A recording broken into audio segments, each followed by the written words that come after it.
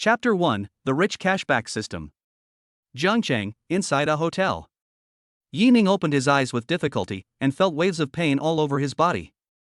The scattered clothes and the lingering rose scent in the nose all show how crazy last night was. Tilt your head slightly. Under the burgundy curly hair, a delicate face comes into view. The slightly furrowed brows made the woman look cold and elegant with a hint of charm. Yining never dreamed that he would have a relationship with such a stunning beauty. The key point is that he still doesn't know her name. Yining is 25 years old this year. He only has an ordinary bachelor's degree. After graduation, he joined an advertising company in Zhangcheng as a salesperson. After 3 years of hard work, I finally got the position of sales team leader, which was not bad. But just yesterday, I accidentally caught my boss having a secret meeting with someone else in the office. The boss was afraid that the matter would be exposed, so he fired Yining directly. Yining's girlfriend of 2 years also resolutely broke up with him after learning that he was fired from the company.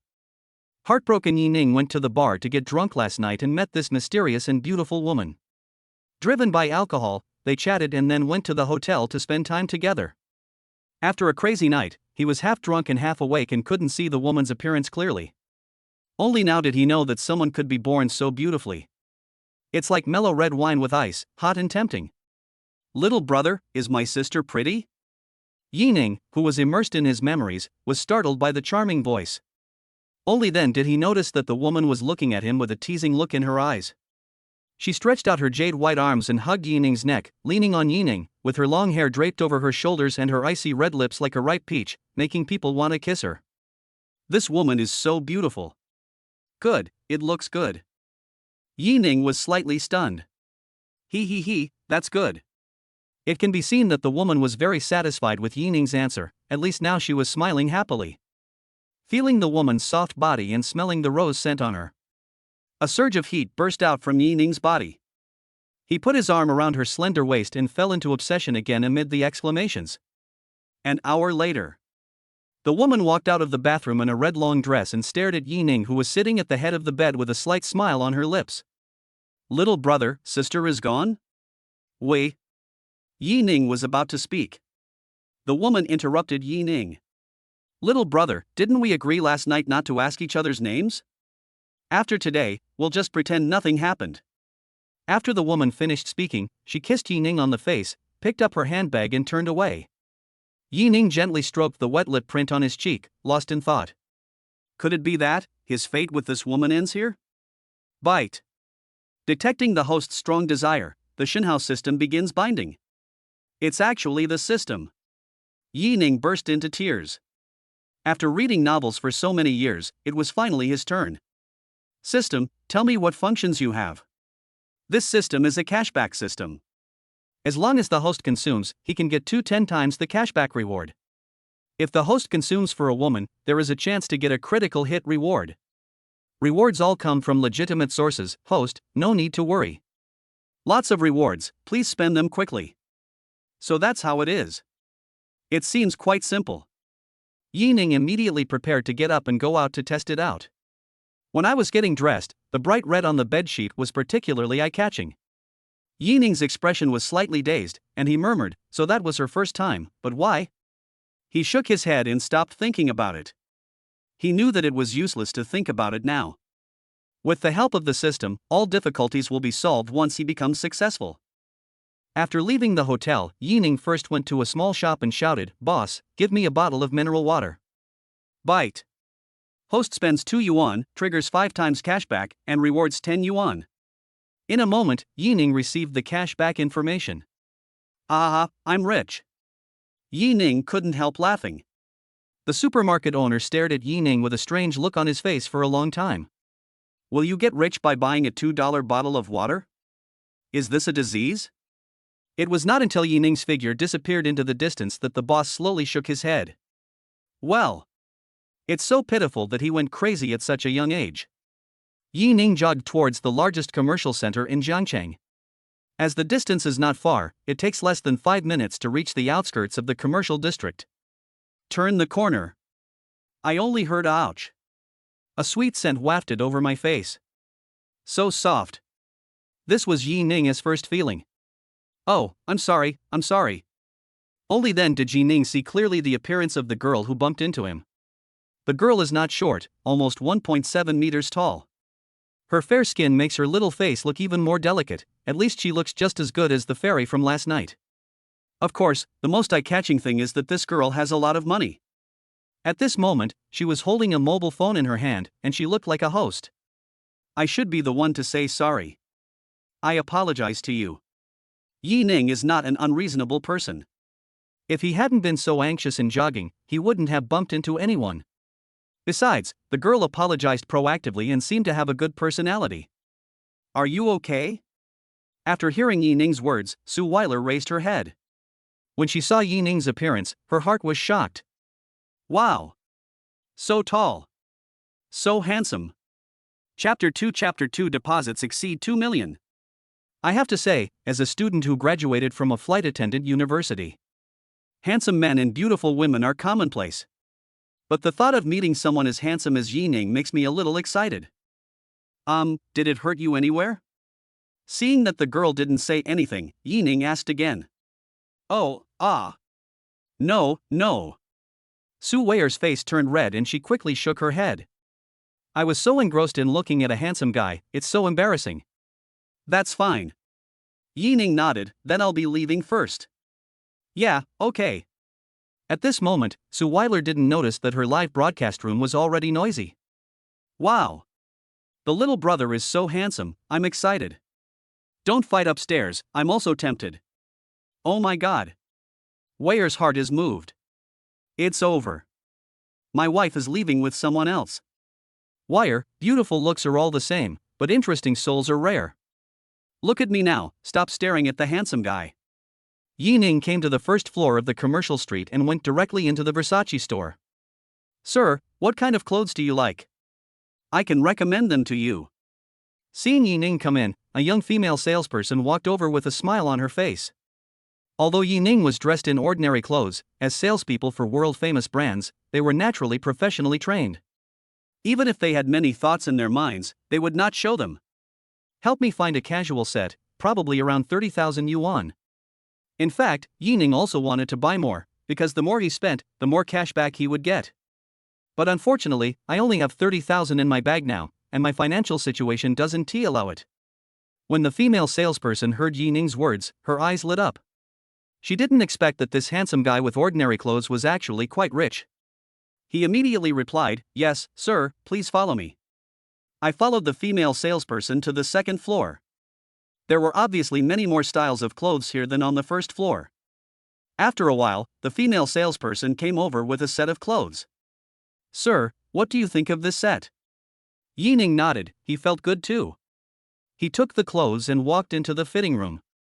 The moment Yi Ning walked out, the saleswoman's eyes were sparkling with stars. This is so cool. Looking at himself in the mirror, Yi Ning was also very satisfied. It is said that clothes make the man and saddles make the horse. Wearing this outfit will instantly elevate your appearance to a higher level. How much is this set? The original price of this set is 31,800, but now it's 5% off, so it's only 30,210. It's okay, a few hundred more would have been over budget. Okay, cut the tag off, I'll just wear this one. Okay, sir, please come over here and pay. The female salesperson was delighted. With a sales volume of more than 30,000, she could still get a lot of commission. Bite. Congratulations to the host for spending 30210, triggering an 8x cashback, a reward of 241680. It's an 8-fold cashback, and I got 240,000. So cool. The speed at which money is made is truly unparalleled. Then, Yi Ning came to Vacheron Constantin. He had been eyeing a watch for a long time, but due to financial pressure, he could not afford it. After all, it was a luxury item worth nearly 200,000 yuan, which was beyond the imagination of Yi Ning before. But now he has no worries and buys whatever he likes. Just this one, wrap it up for me. Yi Ning pointed to a men's watch, priced at 199,800. Sir, won't you try it first? The salesperson was a little confused. It was the first time she saw someone asking for payment just by looking at her. This is 199,800, not 19.80. No, where do I pay? Yi Ning pointed to another women's watch and said, pack this one up too and give it to me together. Although that lady's watch is much cheaper, it still costs more than 30,000 yuan. More than 200,000 yuan, and it was spent so easily? Okay, I'll print the receipt for you now. The salesperson tried hard to suppress his excitement, and his hands were shaking slightly as he packed the items. Bite.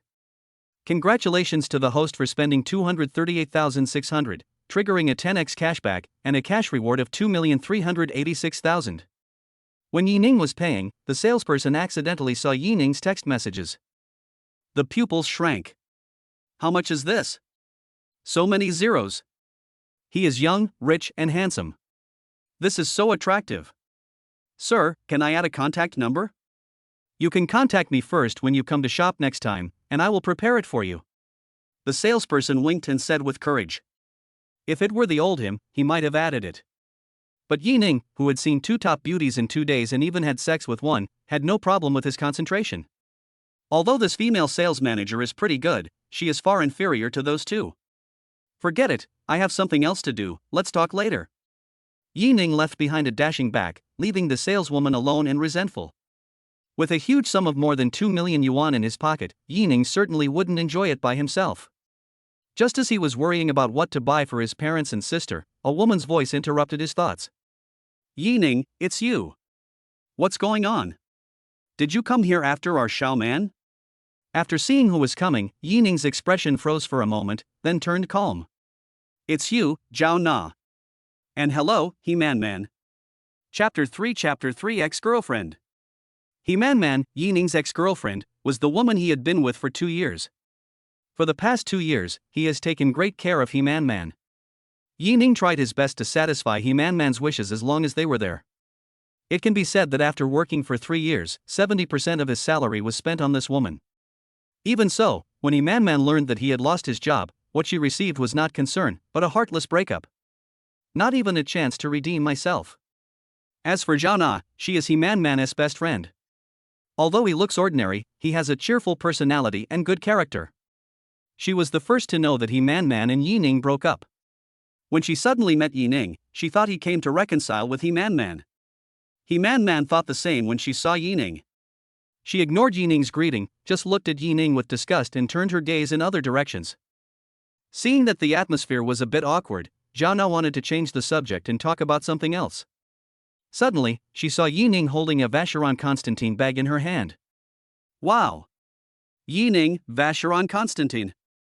You spent a fortune this time. Zhao Na's eyes lit up. Let me see quickly, what did you buy?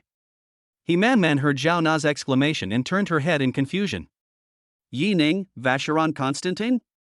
These 2 words should never come together, okay? Although He-Man Man didn't know it, she knew it clearly. The prices of the things in Vacheron Constantine are outrageous. Any product costs 5 figures. Especially those mechanical watches, ranging from tens of thousands to hundreds of thousands, or even millions. How could Yining, who had lost his job, afford such a luxury item? Thinking of this, He-Man Man looked at Yining with disdain, and then said, Yining, why didn't I see it before? When did you become so hypocritical? Hypocrisy? Me? Yining pointed at himself, puzzled. Seeing that Yining didn't refute, He-Man Man raised her neck proudly and said arrogantly, do you think you can really afford it just because you have a handbag that others don't want? Do you know what this is? This is Vacheron Constantine. A luxury product worth tens of thousands of dollars. Can you afford it? You want to win me back with an empty bag? I'm telling you, it's impossible. Seeing He-Man Man's victorious attitude, Yining felt that he was really blind before. Otherwise, why would he find such a girlfriend, and the key is that he tolerated her for 2 years. Yining's eyes turned cold and he said, He-Man Man, don't be so self-indulgent. I never meant to get back together with you. Besides, whether I can afford Vacheron Constantine or not has nothing to do with you. After saying that, Yining walked forward, not wanting to argue too much with He-Man Man. Ha, you're exposed, right? Yining, don't you know what your living standard is? You have no ambition at all, and you're so fake. I was so blind to fall in love with you. When He-Man Man was about to say something, the female clerk from Vacheron Constantine came jogging over. Panting, he said, wait a minute, sir. I forgot to take your receipt. If you need to return or exchange a watch, you need an invoice. The sudden change made He-Man-Man's expression change, and even Zhaona opened her mouth wide with an incredible look on her face. Especially the amount of more than 200,000 yuan clearly printed on the bill is so conspicuous. It was like a sharp knife stabbing He-Man-Man's eyes, it hurt so much. Beauty, you got the wrong guy, how could he possibly afford your Vacheron Constantin watch? He-Man-Man forced a smile and couldn't help asking. How could I have made a mistake? This gentleman bought 2 watches, one for men and one for women, just 5 minutes ago, and I was the one who received him. The saleswoman explained with a smile. Then he continued, not counting our Vacheron Constantin watch, the clothes you're wearing, sir, would cost tens of thousands of dollars. As a clerk at Vacheron Constantin, he is very familiar with luxury goods. How could she not recognize the Versace logo? What? He-Man-Man was shocked. Just now she thought Yining's clothes were quite nice, and they were completely different from what Yining wore before. Now take a closer look, isn't this Versace? The question is, where did he get so much money? But none of this matters. She just needs to be with Yining again, and all these things will belong to her, He-Man-Man. She didn't believe that Yining had no feelings for her after just 2 days.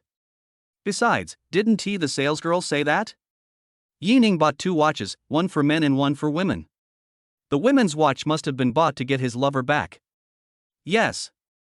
That must be it. Thinking of this, He-Man-Man pretended to be delicate and said, Yining, why didn't you tell me that you bought me such an expensive thing? It's really annoying. As she spoke, He-Man-Man stretched out her right hand and said, help me put it on quickly. I forgive you. Yining didn't expect He-Man-Man to be so weird.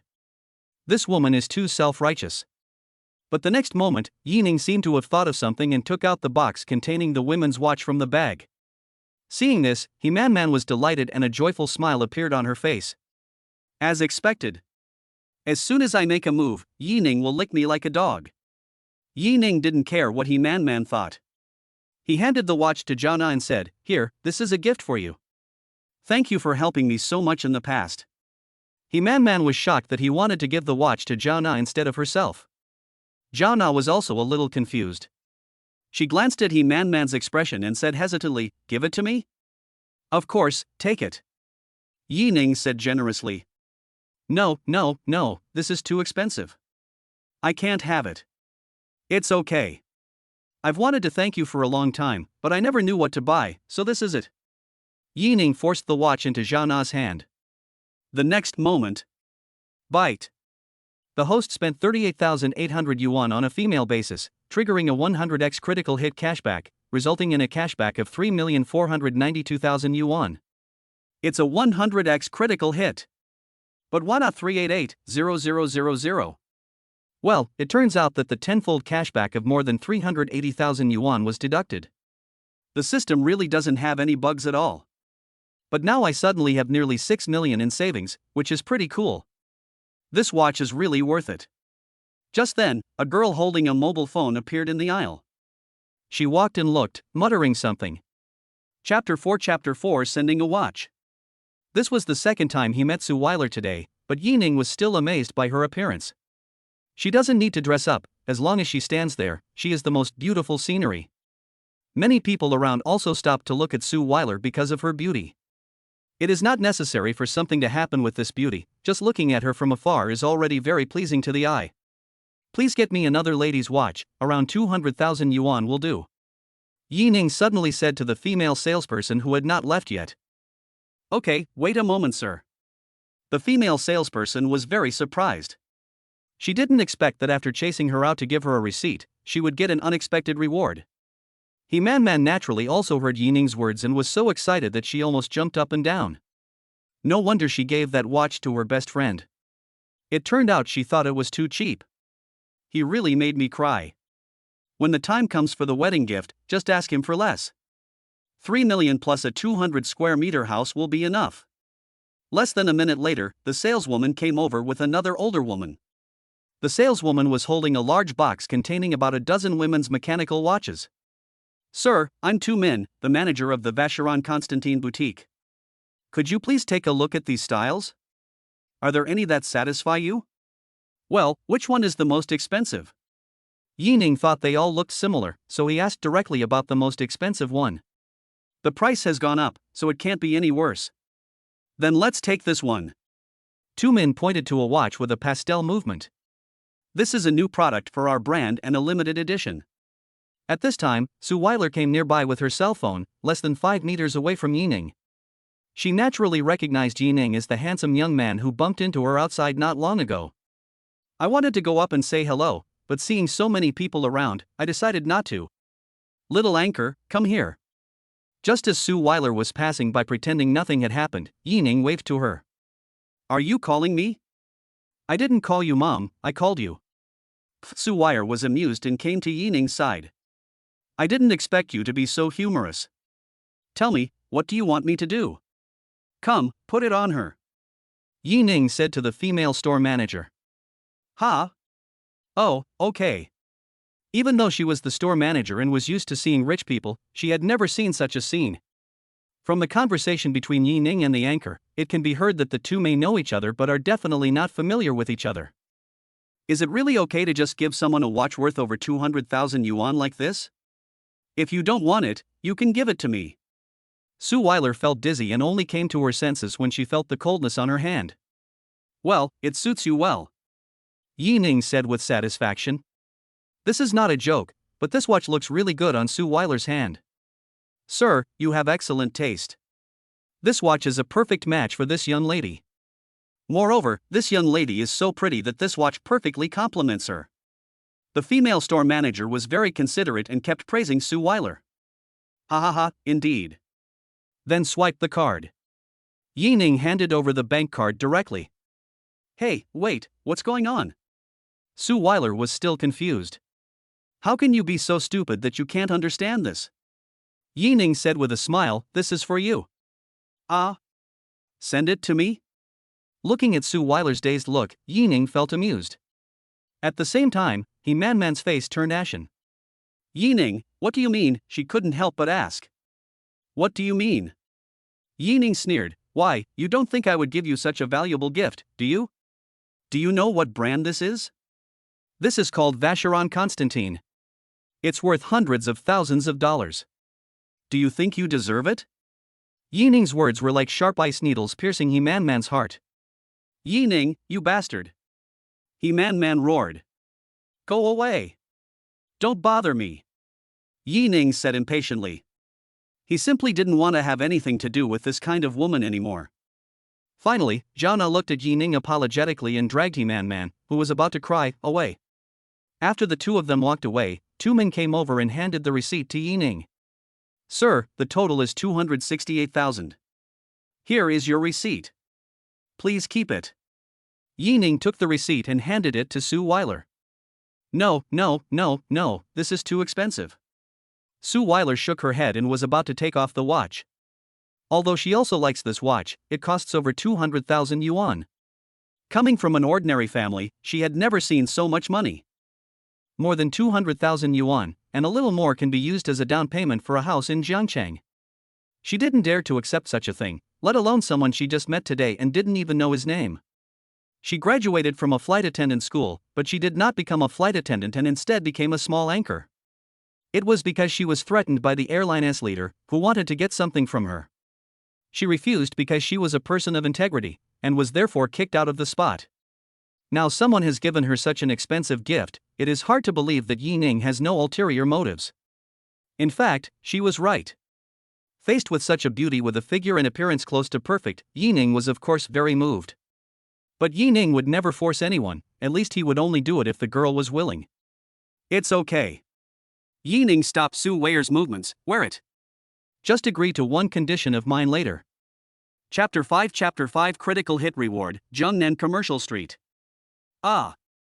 No, absolutely not. You really are a bad person. Woo.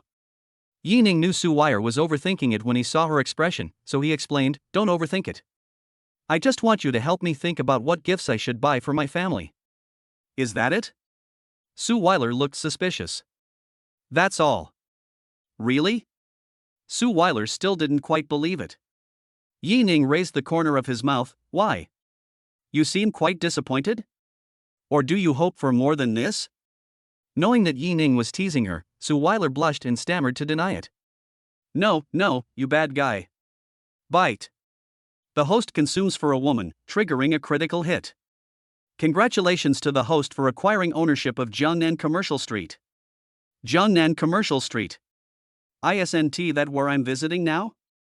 Moreover, the Jiangnan building and Jiangnan Hotel at the end of the commercial street also belong to the Jiangnan Commercial Street. The total amount is close to 3 billion. Yining stared at Suile with burning eyes. This woman was his lucky star. What are you going to do? Suile said timidly. Yining chuckled and took a step forward. What can I do? We agreed that we can't.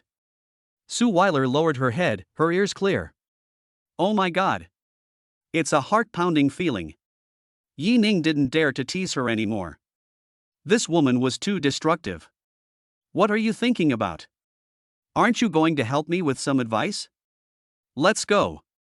Oh, okay. Suile raised her head again. My name is Suile. What's your name? The two of them shopped for nearly 2 hours, and Yining spent almost 1 million to buy everything. Bought jewelry and cosmetics for Yi's mother. As for Lao Yi, it was a few bottles of good wine. Since my younger sister Yishagwa was about to take the college entrance examination, I bought her another watch, which was also more practical. However, this time there was no critical hit, and only about 5 million in cash was returned. Now Yining's savings have reached 10 million. This is 10 million in cash. There are definitely not many people in Jiangcheng who can come up with so much cash flow. Not to mention Yining and the entire Jiangnan Commercial Street.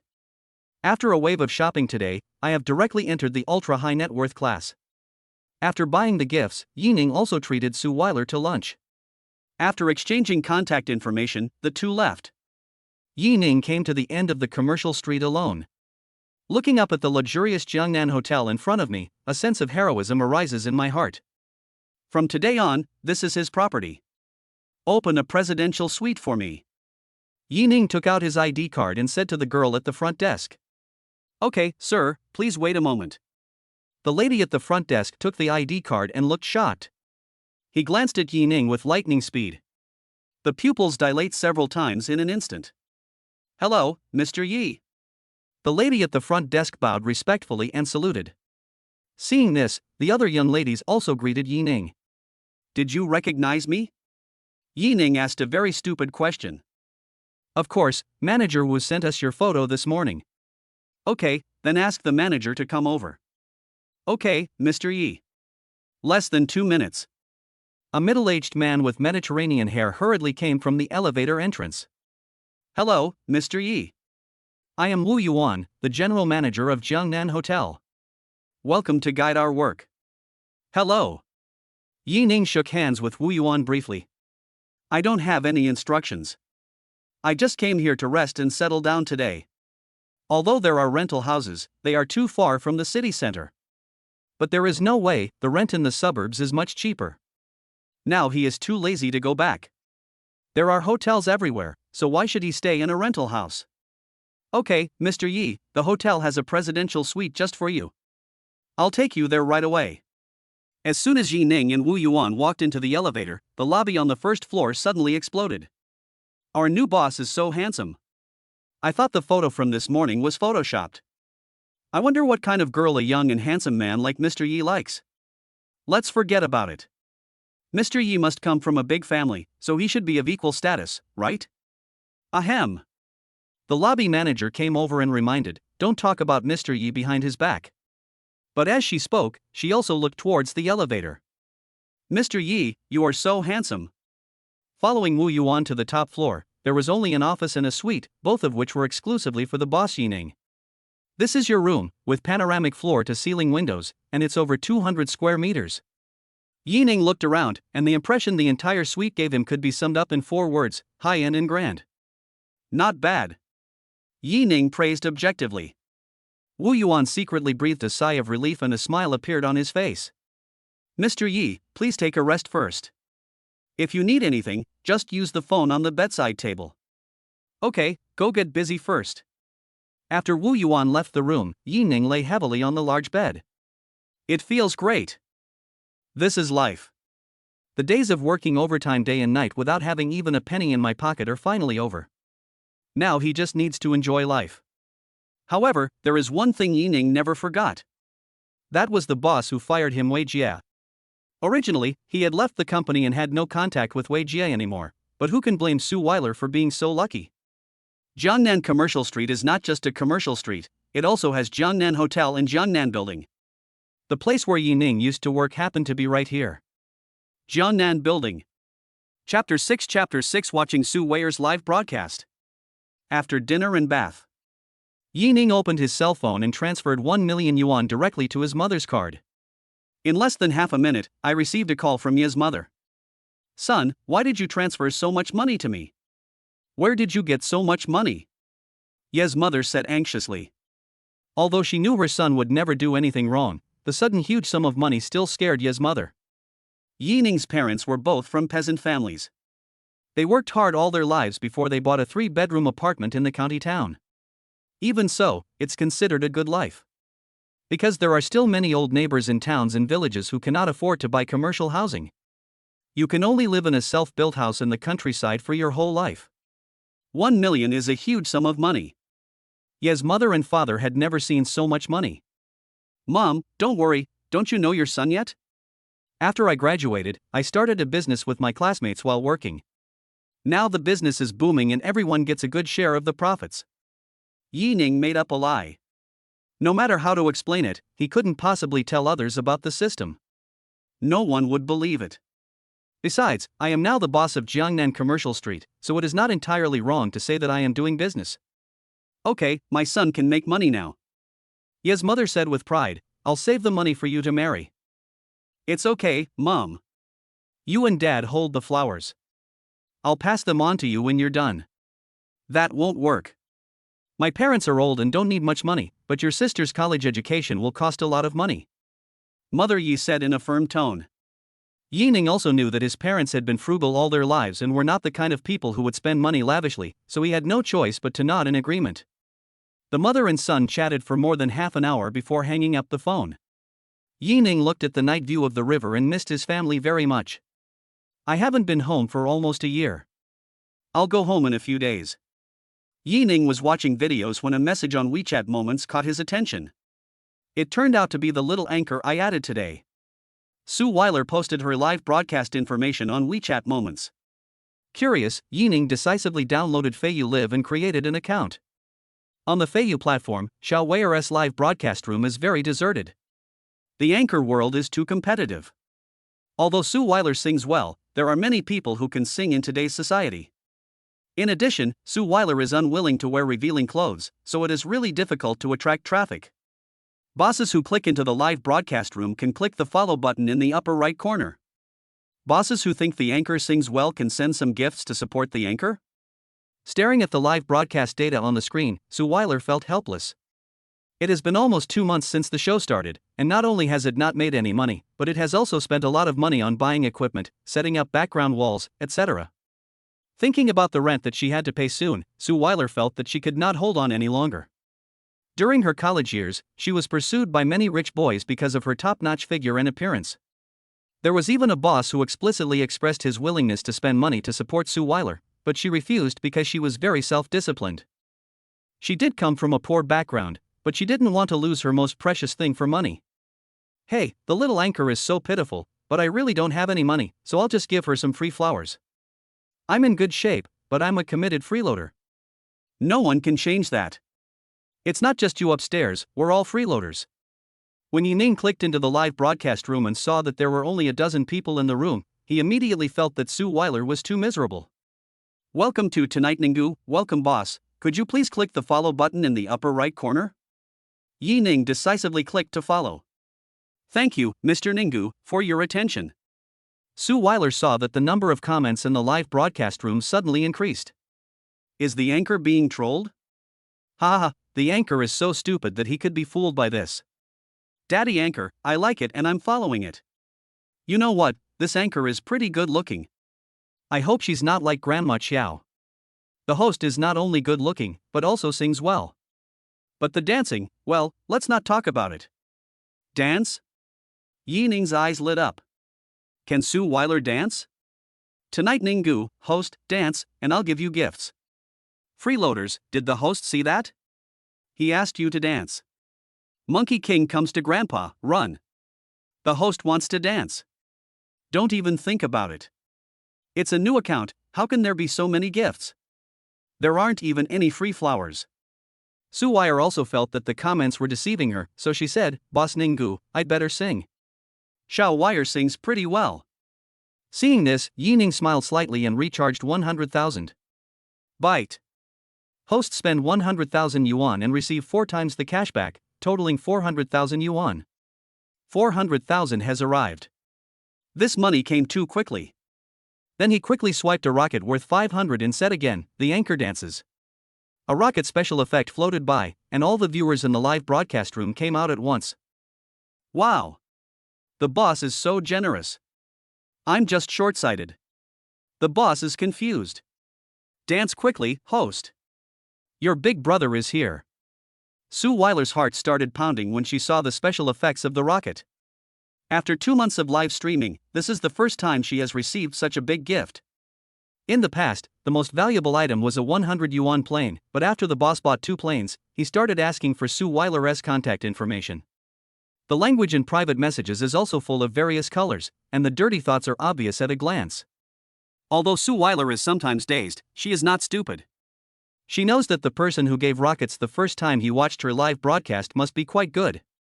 Although I don't know what this person is thinking, I must at least protect this boss called Tonight Ninggu. Okay, since Boss Ninggu wants to see it, Xiao Wei will perform a dance. Chapter 7 100,000 Reward. In order to dance, Suile even changed into a set of hanfu. Yining stared at Suile's pretty face on the screen and enjoyed it very much. But he didn't think so the next second. The reason is simple. It's just that Suile's dancing is so explosive. Not to mention that it is too different from dance, it can only be said that it has nothing to do with it. However, it attracted a large number of barrages. Ha ha ha, Boss Ninggu, do you regret it? I was already going to the bathroom, why are you showing me this? 365-day abstinence challenge, day 1. I don't believe you when you say it's a dance, but I do believe you when you say it's a lion dance. Oh my god, the anchor is doing the lion dance online, can you please stop it?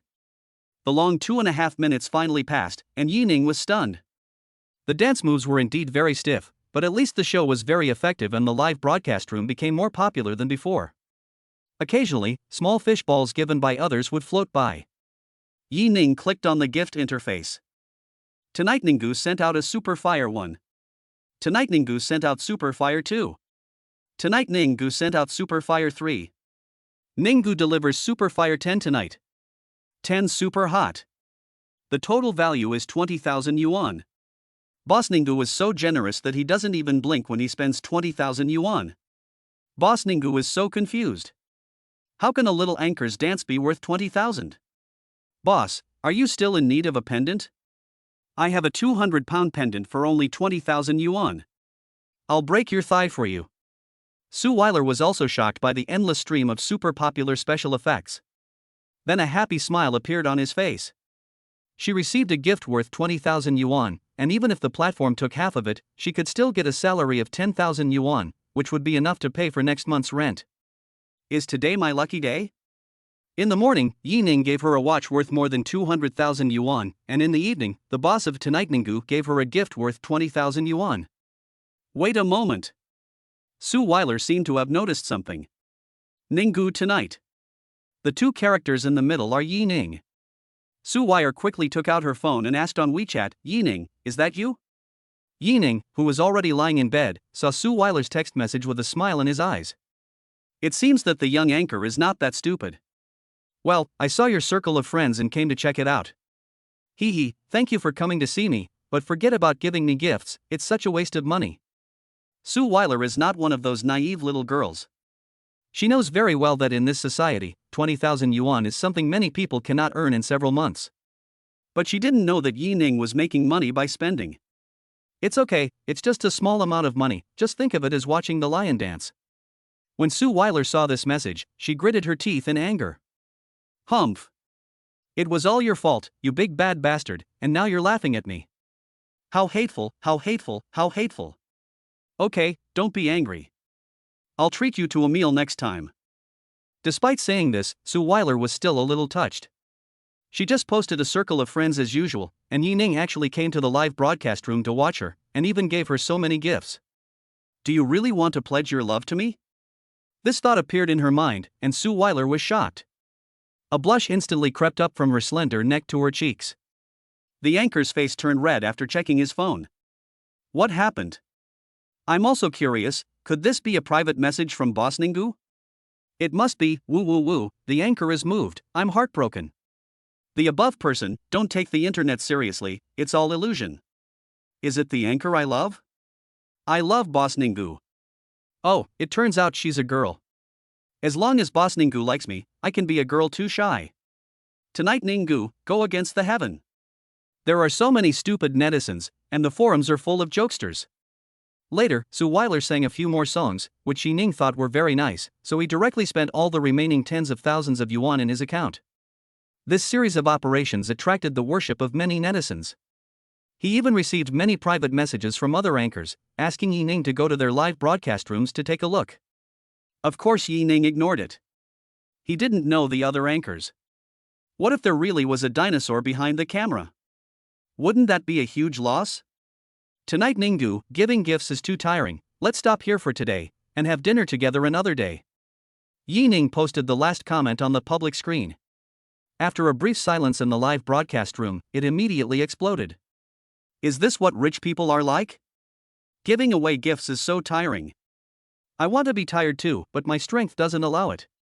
Are you focusing on the wrong thing? The boss is going to have dinner with the anchor. So what?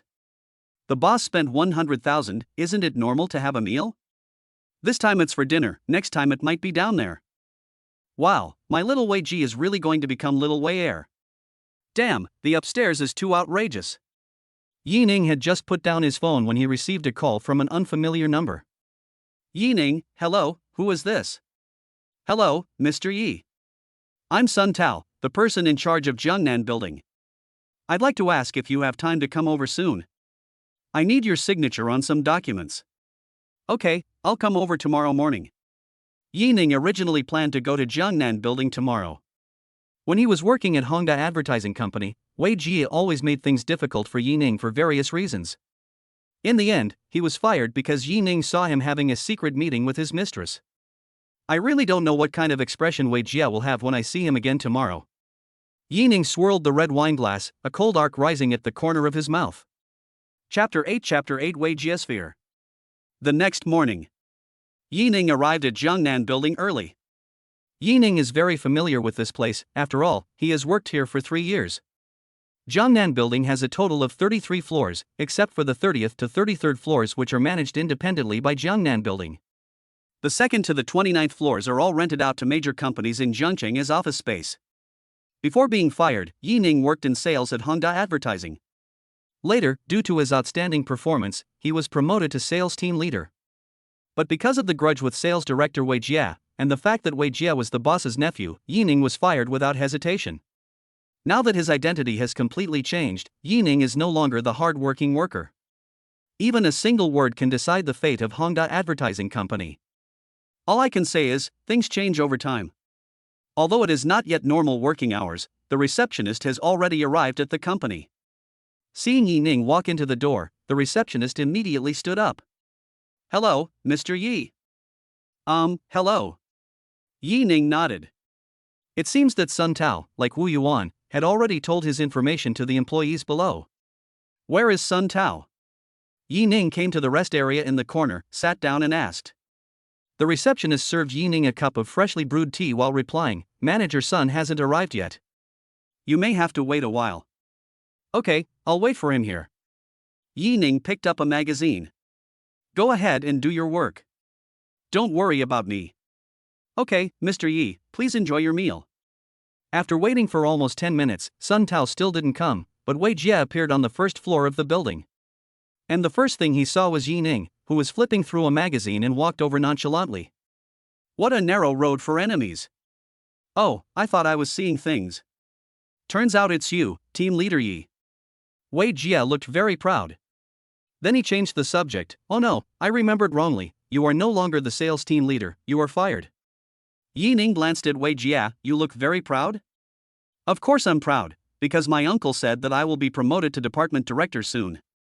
And you, can you still find a job with a monthly salary of 3,000 yuan? Wei Jie was not a good student in his early years and failed to get into junior college. He only attended adult night school after he started working. He looked down on college students from the bottom of his heart. Do those college students who have graduated for a few years earn as much as Wei Jie? Just like Yi Ning now, he is a complete loser. Wei Jie never considered that if he didn't have the help of his relatives, he wouldn't know what he would be doing now. You know what? My uncle and I have already made an appointment with the new owner of this building. Once the cooperation is negotiated, my position can be promoted. Hey, why should I say so much to a loser like you? We are not on the same level. Wei Jie shook his head and put on a regretful expression. He didn't notice that Yi Ning's eyes became strange. New boss? Collaboration? When did this happen? How come I don't know? Wei Jie, I advise you to go back. The cooperation you've been dreaming of is no longer possible. Yi Ning said slowly, I suggest you find a new office space as soon as possible, otherwise it would be ridiculous to become a homeless dog. Ha ha ha. Wei Jie sneered at Yi Ning's words, who do you think you are? Do you think you can interfere with manager Sun Tao's decision? Can you interfere? Would it be better if you just ask him directly? Yi Ning pointed to the entrance of the gate. Sun Tao, wearing a dark suit, walked into the door with a big belly. At the signal of the girl at the front desk, I immediately saw Yi Ning sitting in the rest area and walked towards the side without stopping. When Wei Jie saw Sun Tao, the person in charge of the building, he immediately changed to a flattering look. He extended his right hand and said, Hello, Manager Sunday. I'm Wei Jie, the director of Honda Advertising. You can just call me Xiao Wei. But Sun Tao ignored him and walked straight to Yi Ning, lowering his head slightly and said, Hello, Mr. Yi, I'm sorry I'm late. The sound of Mr. Yi was like a huge stone hitting Wei Jie, making him dizzy. A huge wave of doubt arose in his mind. Why would the general manager of Jiangnan Building respectfully call Yi Ning Mr. Yi? Wei Jie cast his trembling eyes towards the smiling Yi Ning, and even found it difficult to breathe. You, who are you? Although he had some guesses, he still didn't give up and held on to a glimmer of hope in his heart. Never, ever let it be the situation you guessed. If it's true, then we're doomed. Yi Ning said calmly, I am the new boss of Jiangnan Building, Yi Ning, as you mentioned. I wonder if Manager Wei is satisfied with this answer. No, it's impossible. I don't believe it. Wei Jie shouted in despair, Manager Sun, tell me, this is fake, this is fake. Yes, Manager Sun, we met yesterday and we discussed cooperation. We discussed it. Wei Jie was like a headless fly, eager to grasp any hope. But Sun Tao is not a fool. He had long seen that Yi Ning and Wei Jie would definitely not get along. No matter what, he would not plead for Wei Jie. Sun Tao. Yi Ning's tone was cold. Sun Tao's forehead was covered with sweat. Boss Yi, please give your instructions. Is what he said true? Have you really agreed on any cooperation? Of course not. Sun Tao wiped his cheek gently. It's just that the boss of Hongda came over with him yesterday and wanted to cooperate with us, but I didn't agree. So the deal didn't work out? Yes. Then why are you letting him croak here all the time? Don't you know I'm really upset now? Chapter 9 Buying a car with the anchor. Sun Tao was already feeling uncomfortable because he had angered his new boss during their first meeting. Looking at Wei Jie, the culprit, he wanted to kick him to death. Wei Jie, get out of here. Give your uncle a message. His contract expires at the end of this month. Ask him to move out of our Jiangnan building. When Wei Jie heard Sun Tao's words, he felt like the sky was falling. No. Manager Sun, President Yi. Give me another chance, don't kick us out. Wei Jie's pleading voices came one after another. Seeing Yi Ning's dark face, Sun Tao made a decision immediately. Where's the security guard? What are you still looking at? Drag this guy out. He's an eyesore. Seeing Yi Ning's expression gradually return to normal, Sun Tao secretly breathed a sigh of relief. It seems that his position as general manager has been saved. Boss Hongda will come to find us later, you can handle it yourself. Yi Ning said calmly. Okay, Mr. Yi. If there are any companies in this building that have cooperation with Hongda, tell them to cut ties with me as soon as possible, otherwise, get out. Yes. Afterwards, Yining held a staff meeting in the building's conference room. Increased salaries for all employees in the company by 20%. This move received unanimous praise from all employees. Yining didn't want to participate in management, so he left these hard tasks to Sun Tao and others. So for several days, he stayed in the luxurious suite of the hotel, living a life of having everything provided for him. After staying in the hotel for a few days, Yining always felt that staying in a hotel was not interesting. Although the hotel service is indeed good, it still doesn't feel like home. It's time to buy a car and a house. Yining did it right away. He took out his cell phone and called the young anchor Suile. Suile has been in a good mood these days. Ever since she met Yining, her luck seemed to have improved. Now there are a lot more people watching her live broadcast every day than before, and her career is gradually improving. But for some reason, she still felt a little empty in her heart after not seeing Yining for a few days. When she received Yining's call, she smiled happily. She got up early, dressed up, and then took a car to the place they had agreed to meet. Yining, he. Suile patted Yining's shoulder as a greeting. Today, Suile wore a beige floral dress, revealing her slender calves, making her look particularly tall. With the exquisite makeup on her face, she is absolutely beautiful. Yining was stunned for a moment, then his expression became clear again. Although it happened quickly, Suile still noticed the momentary surprise in Yining's eyes. The smile on Suile's face became even more intense.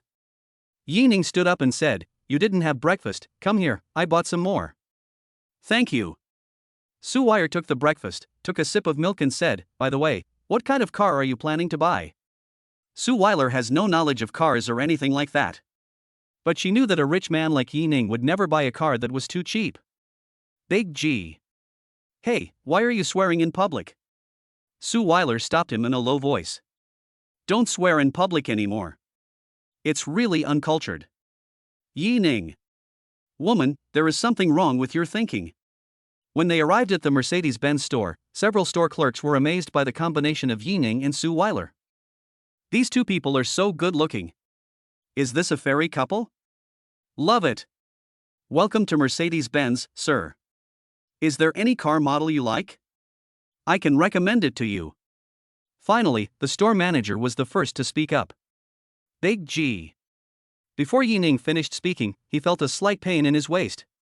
"What are you doing, Aya?" Suile pouted and said angrily, "I told you not to talk properly."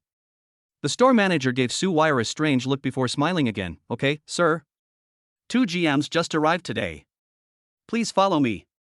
After hearing what the store manager said, Suile realized that Big G was actually a model of a car. Thinking of this, Suile blushed instantly, feeling extremely ashamed. Especially when he saw Yining smiling and staring at him with a playful look on his face, he became even more furious. "Yining, you are such a bad guy." Suile gritted her teeth in anger. "Ah, your reaction is so cute." Yining couldn't help but rub Suile's head. Her soft hair was filled with fragrance, refreshing his heart.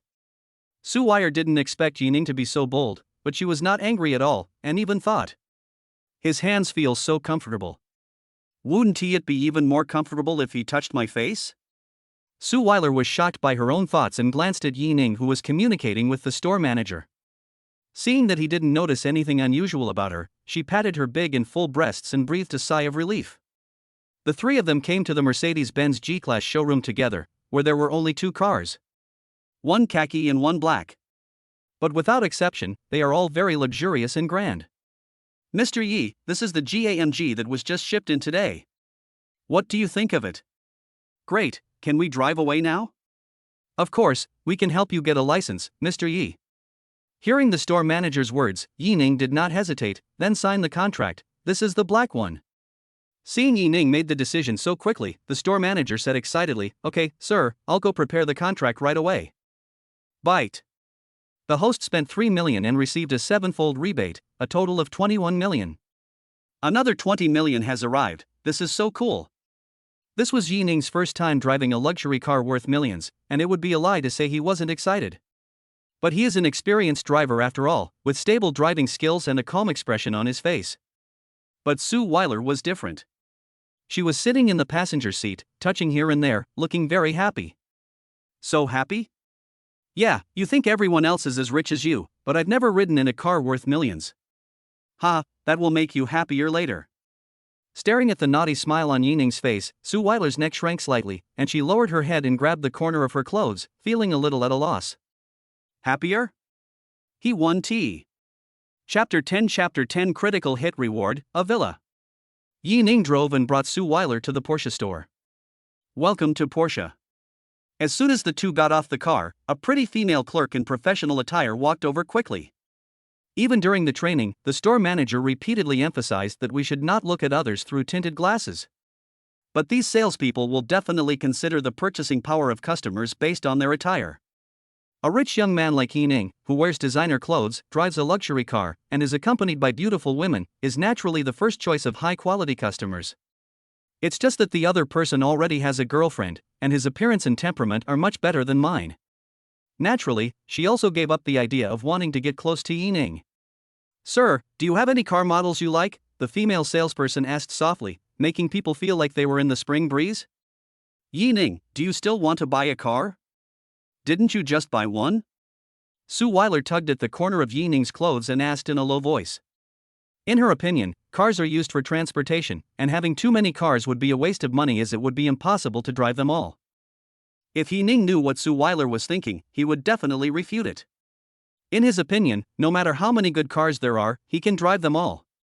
Of course I bought it for you this time. Yining decided to give Suile a car from the very beginning. First, he did have some thoughts about Suile. Second, he is not short of money at all now. Third, if you spend money on girls, there is a chance that you will get a critical hit reward, especially with the lucky Suile around. After hearing this, the female clerk looked at Suile with envy. How come she hadn't met this man who was so handsome and so generous to his girlfriend? Buy it for me. No. Suile shook her head and refused. You gave me such an expensive watch last time, and you gave me a car today. No, I can't accept such an expensive thing from you. Seeing this, the female clerk naturally would not waste this opportunity. What if this handsome guy really listens to his girlfriend and doesn't buy it?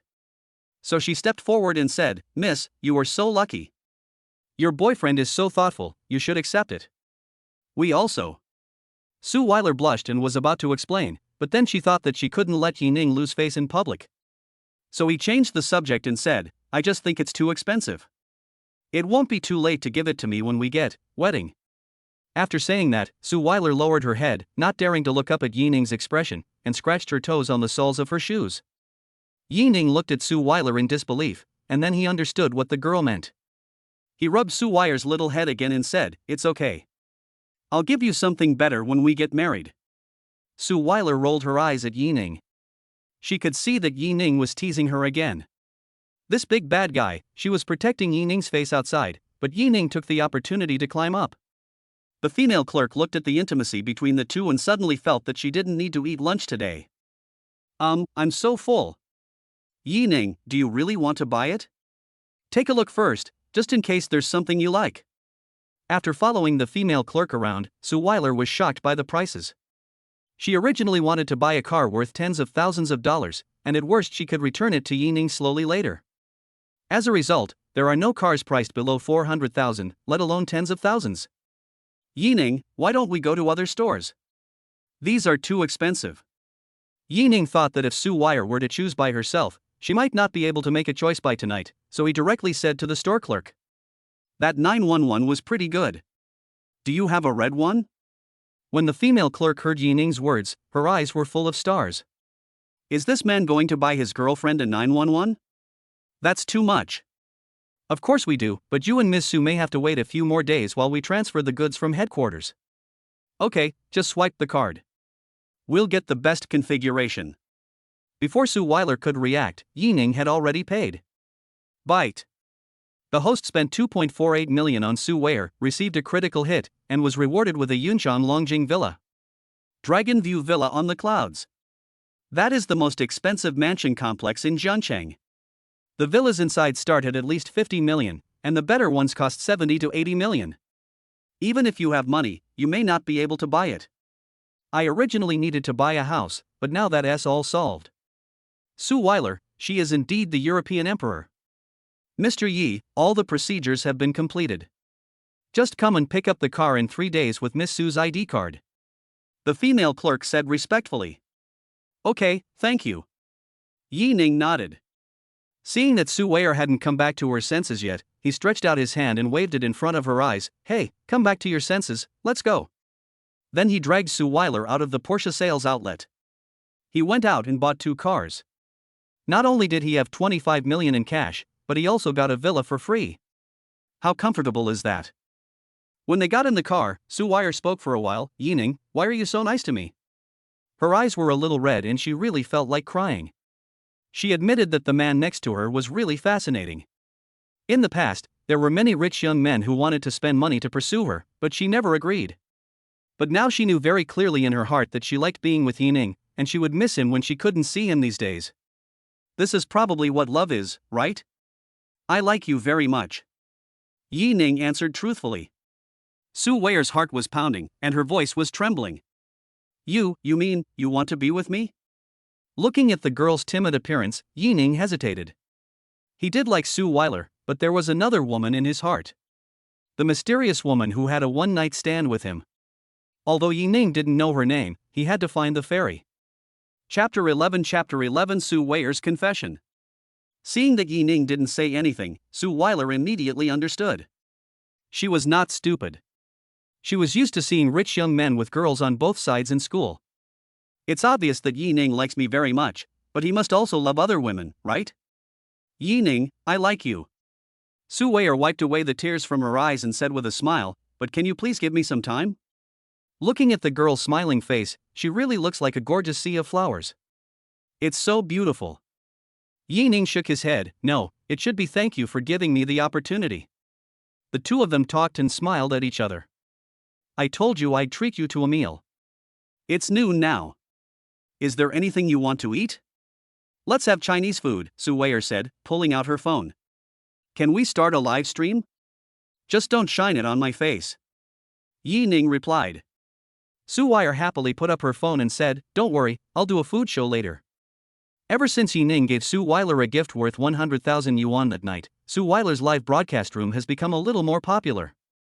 There used to be only a dozen people in the live broadcast room, but now there are usually 100 or 200 people in the evening, and even more if we are lucky. Occasionally, the boss would give him tips, but of course it was a drop in the bucket compared to Yi Ning. Hello, good afternoon everyone. Suile greeted the camera. After a while, the barrage of comments gradually increased. Suile started broadcasting in the morning. I can watch Suile while eating. Wow, is the anchor wearing a skirt today? Let's see her legs.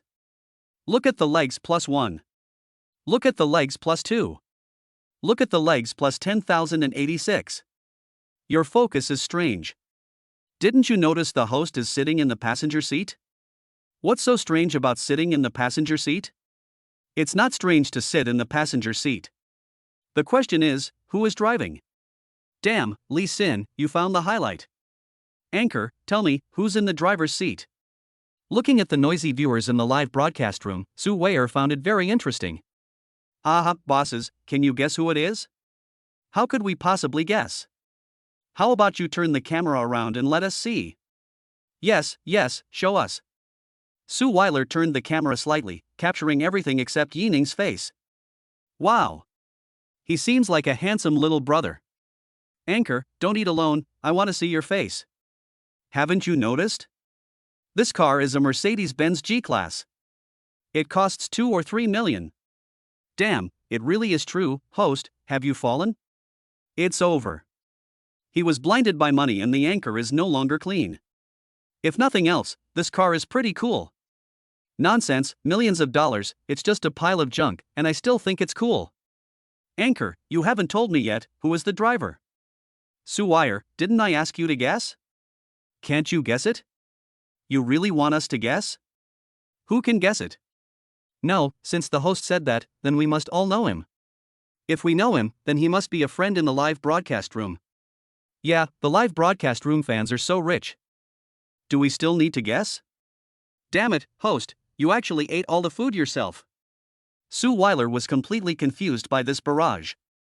Eating alone? She? What does that mean? Boss Ninggu belongs to everyone. That's right, hand over brother Ninggu, don't be ungrateful. Yi Ning also glanced at the barrage of comments and found it very funny to see these people's outrageous remarks. Ha ha ha, what a bunch of idiot netizens. Yi Ning shook his head and complained. Wow, brother Ninggu is speaking, and his voice is so nice. You're still listening to the sound, I've already got the paper. You're still taking the paper, and I'm already smoking. You're still smoking, and my hands are gone to ashes. The one upstairs, how can you still type? Tongue typing to prove innocence. Awesome. Following the navigation instructions, Yi Ning brought Suile to a private restaurant. The overall layout of the house is like a courtyard house, but it is larger than the average courtyard house. Moreover, it has pavilions, towers, bridges, and flowing water. Quiet and elegant, with pleasant scenery. Let us not talk about the taste, at least the view. Oh no, the price is very special. Sir, how many are you? The waiter was wearing a slit cheongsam and had elegant manners. Just the two of us. The waiter gestured with his hand and said, Yes, sir, please follow me. Yi Ning and Suile came to a dining table in a corner. The waiter pulled up the bamboo curtain, and the beautiful view of the pond outside was like a painting. It's so beautiful. Suile couldn't help but sigh. Yi Ning saw Suile's lips curl up slightly, and her eyes were fixed on the lotus flowers on the water with a smile. She is like a lotus emerging from the water, competing with the blooming lotus for beauty. Indeed, it's very beautiful. Yi Ning agreed. Suile turned her head and saw Yi Ning's eyes fixed on her, and blush crept up her cheeks again. Since the camera was always facing Suile, her expressions were clearly seen by the viewers in the live broadcast room. Hey! Now I'm sure that the anchor is really in love. I'm so sour, eat lemon. I haven't even watched the host eat yet, but I'm already full, woof woof. At this time, the waiter also came to the table with the menu. He asked softly, Sir, can we order now? Chapter 12 Suile's initiative. Okay. Yi Ning nodded and pointed at the picture on the menu. Let's take this 8,888 set meal. 2 servings. The waitress looked a little surprised, then returned to normal, but the smile on her face became even more intense. Many people come here to eat their private dishes, but not many people order the most expensive set meal without hesitation. This is a set meal for 8,888 yuan, which is more than 17,000 yuan for 2 people. It is not affordable for ordinary people. Okay, please wait a moment. The waitress left quickly. Suile was so frightened by the numbers on the menu that she stuck out her tongue. A meal costs nearly 20,000 yuan. Is it made of gold? Can eating it make you immortal? Then he thought that Yi Ning had spent several million this morning, and suddenly he felt that this 10,000 was nothing. Ah! Am I getting carried away? 17,000 is just a small number to me. What's wrong? Yi Ning couldn't help but ask when he saw Suile's conflicted expression. Suile immediately put on a fierce look and said, It's so expensive. If it doesn't taste good later, I'll have to argue with the boss.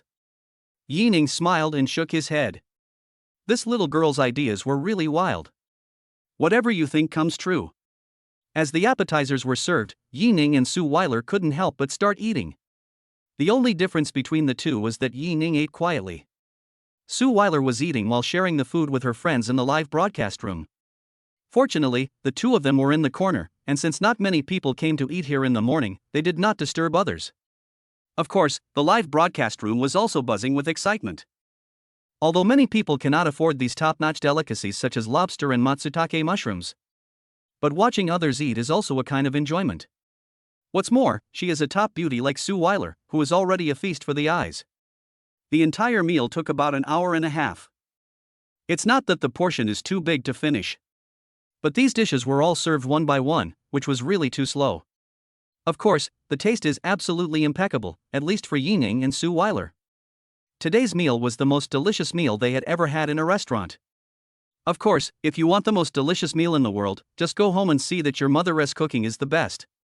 Not only does she understand your taste best, but her table also includes a flavor that you will never forget. I call this feeling family affection, or human touch. After eating and drinking, Yi Ning went to the front desk to pay the bill. Bite. The host spent 8,888 yuan and received a 10-fold rebate, a total of 88,880 yuan.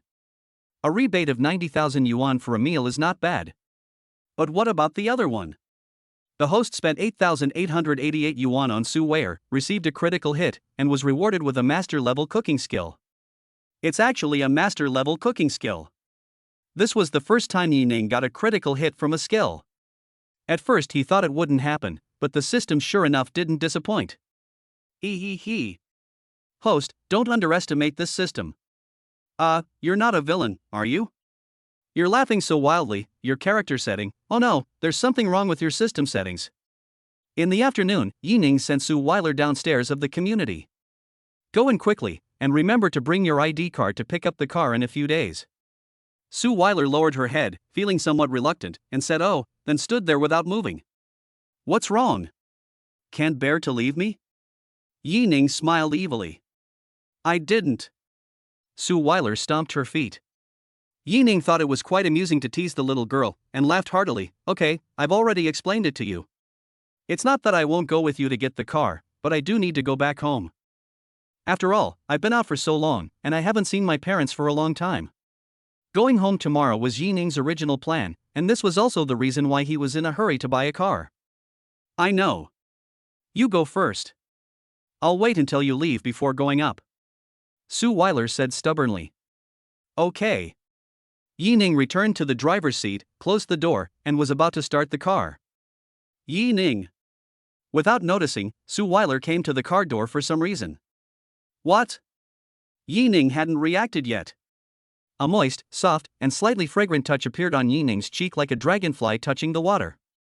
Yining was stunned at first, then a wicked smile appeared on his face. Excuse me, Miss Su, what are you doing? I'll give you a stamp to prevent you from forgetting me. Suile said proudly. It's just that the red ears make it not very convincing. Yining didn't expose her, pretending to be shameless. Then I'll be at a huge loss. No, I have to stamp your seal too. As he said this, he stuck his head out of the window. You wish, lol. Accompanied by a gust of fragrant wind, Suile ran into the gate of the community with a red face. Seeing Suile looking shy, Yining smiled and shook his head. This little girl is so cute. After leaving Suile's community, Yining drove to the Yunshan Longjing Villa district. This place is in the suburbs, and the air and greenery are much better than in the city center. The most important thing is that there is an artificial river here, and the most expensive villa in Yunshan Longjing is built along the artificial river. As soon as Yining's car arrived at the gate, a young security guard came over. Sir, welcome to Yunshan Longjing. How can I help you? Chapter 13 Critical Hit Reward, 30% of Feiyu Live shares. Yunshan Longjing is worthy of being the most expensive luxury residential community in Jiangcheng, and the quality of the security guards is very high. Of course, this also has something to do with the car Yining drives. A car worth several million is still very classy in Jiangcheng. Well, I bought a villa here. Can you help me register the license plate information? My name is Yining. Yining explained. After hearing Yining's words, the security guard became more respectful. Mr. Yi, please wait a moment. I will notify the property manager to come and help you. In less than 3 minutes, a short-haired woman wearing a suit, a short skirt, glasses, and high heels came walking quickly. The woman's appearance is naturally good. To be able to work as a property manager in Yunshan Longjing, she must at least leave a good impression on the owners with her appearance. Of course, it is still far inferior to the beauty like Suile. The short-haired woman, holding a tablet computer, came to Yining's car window and bowed, saying, Hello, Mr. Yi. I'm Luo Rongrong, the property manager of Yunshan Longjing. I'm here to help you with the paperwork. Could you please show me your ID card, Mr. Yi? Okay. Yining handed his ID card to Luo Rongrong. In less than 2 minutes, after Luo Rongrong took a photo of Yining, the procedures were completed. Okay, Mr. Yi, I'll take you to Building 7 now. I'll lead the way for you. Please follow me. No need, just sit in the passenger seat and help me find the way. Yining said. Okay, Mr. Yi, excuse me for interrupting you. Only when Luo Rongrong sat in the passenger seat did she really see Yining's handsome face. Even though she had seen countless handsome men, she was still surprised. Yining didn't pay much attention to Luo Rongrong's expression. He followed her instructions and slowly came to a villa by the river. We've arrived at Building 7, Mr. Yi. Welcome home again. If you need anything, you can call me directly. I will be at your service. Luo Rongrong got out of the car reluctantly. She had noticed in the car just now that Yining didn't even glance at her secretly. It seemed that Yining had no interest in her at all, which made Luo Rongrong feel a little disappointed, and she even became a little insecure about her appearance. Walk through the garden and into the villa gate. The first thing you see is a huge living room with a ceiling height of at least 7 meters. The villa is divided into 2 floors. There is only one bedroom on the first floor, and the rest are living rooms, dining rooms, etc. The second floor is all suites and there is a large open-air balcony. Of course, as one of the top luxury homes in Jiangcheng, this villa, valued at 80 million yuan, comes with a swimming pool as standard. Yining was naturally very satisfied with such a house. Then I think about my parents who still live in an old 3-bedroom, 1 living room apartment, which is narrow and small. Yining decided that when he returned home this time, he must buy a big house like this in his hometown. Parents have worked hard all their lives, it's time for them to enjoy themselves. At night, Yining was bored and watching videos when several private messages popped up. It was a private message from a fan in Suile's live broadcast room. Boss Ninggu, are you there? Xiao Weier will be playing PK in 10 days, are you coming? PK? It is a competition between anchors to see which side has more fans who spend more money and then advance. As long as you can make it into the top 10, it is not impossible to become a big anchor with an annual income of millions. Yining knew that Suile must not have told him because she didn't want to waste his money, but since he knew it, he would definitely help. Come. Yining did not hesitate. Then, Yining directly recharged 10 million in Feiyu Live. Bite. The anchor spent 10 million for Suile, received a critical hit, and was rewarded with 30% of Feiyu Live shares. Damn it! As one of the most well-known live streaming platforms in the country, Feiyu Live has a market value of around 15 billion yuan.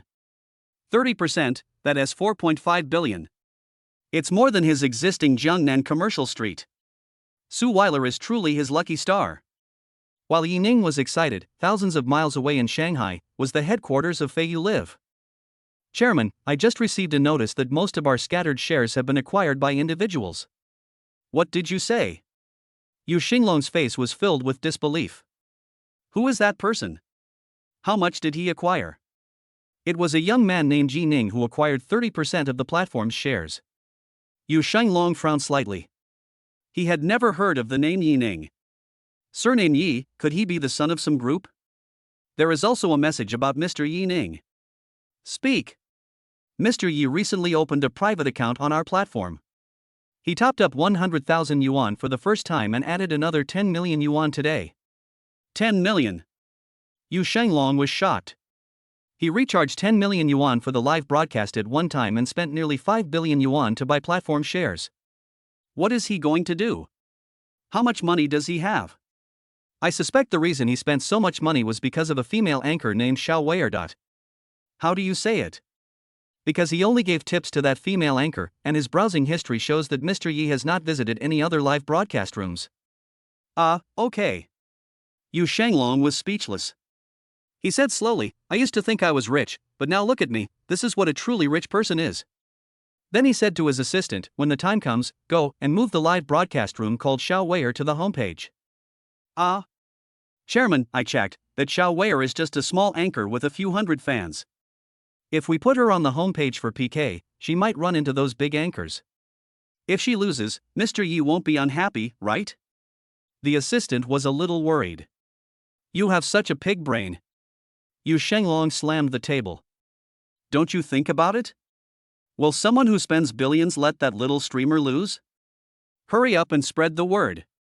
Suile was broadcasting well, but suddenly a large number of people poured into the live broadcast room, and the skyrocketing popularity made her unable to react. It wasn't until someone told her that the live broadcast room was on the homepage that she understood what was going on. Of course Yi Ning didn't know about this. He was already packing up the things he would take with him tomorrow.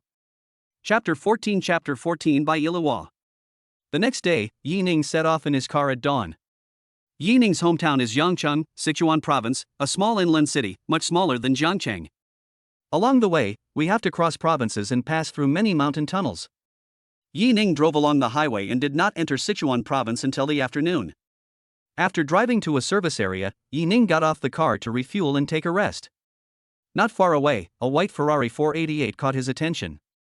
Of course, the girl in white standing next to the Ferrari is also a beautiful sight. Bailawa was on the phone, with a few beads of sweat on her seemingly calm face, indicating that she was not at peace inside. She also drove from Jiangcheng to Sichuan province, but she did not go to Yangcheng, but to the provincial capital Jincheng. Unexpectedly, the car broke down on the road. Fortunately, it was near a service area. It would have been dangerous if I had parked the car on the highway. The problem now is that she is trapped here waiting for the tow truck to arrive, and her original plan seems to be disrupted. Yining walked a little closer, heard Bailawa's voice, and got a general idea of what was going on. "Hello, do you need my help?" Yining came to Bailawa and asked. Only then did he finally see the face of the woman in white clearly. Originally, Yining thought that he was lucky enough to meet such peerless beauties as Suile and that enchantress. But at this moment, he realized that his lucky star was still shining. This is definitely a beauty on the same level as Suile, like a beauty walking out of a painting. Moreover, the feeling this woman in front of him gave him was completely different from that fairy in Suile. The fairy is charming, and Suile is pure. This woman was calm, like a thin layer of frost frozen on the surface of a lake, unable to stir up even a single ripple. Bailawa looked at Yining, then said, "I'm going to Jincheng, but my car broke down. Even if I wait for the trailer to come, I can't go to Jincheng now." Bailawa added. "Then we're on the same route. I happen to be going back to Yangcheng, which is not far from Jincheng. I'll give you a ride?" Bailawa didn't say anything and stared at Yining for a long time. Yining felt a little uneasy being stared at by the woman in white, so he could only ask again, "Is there any problem?"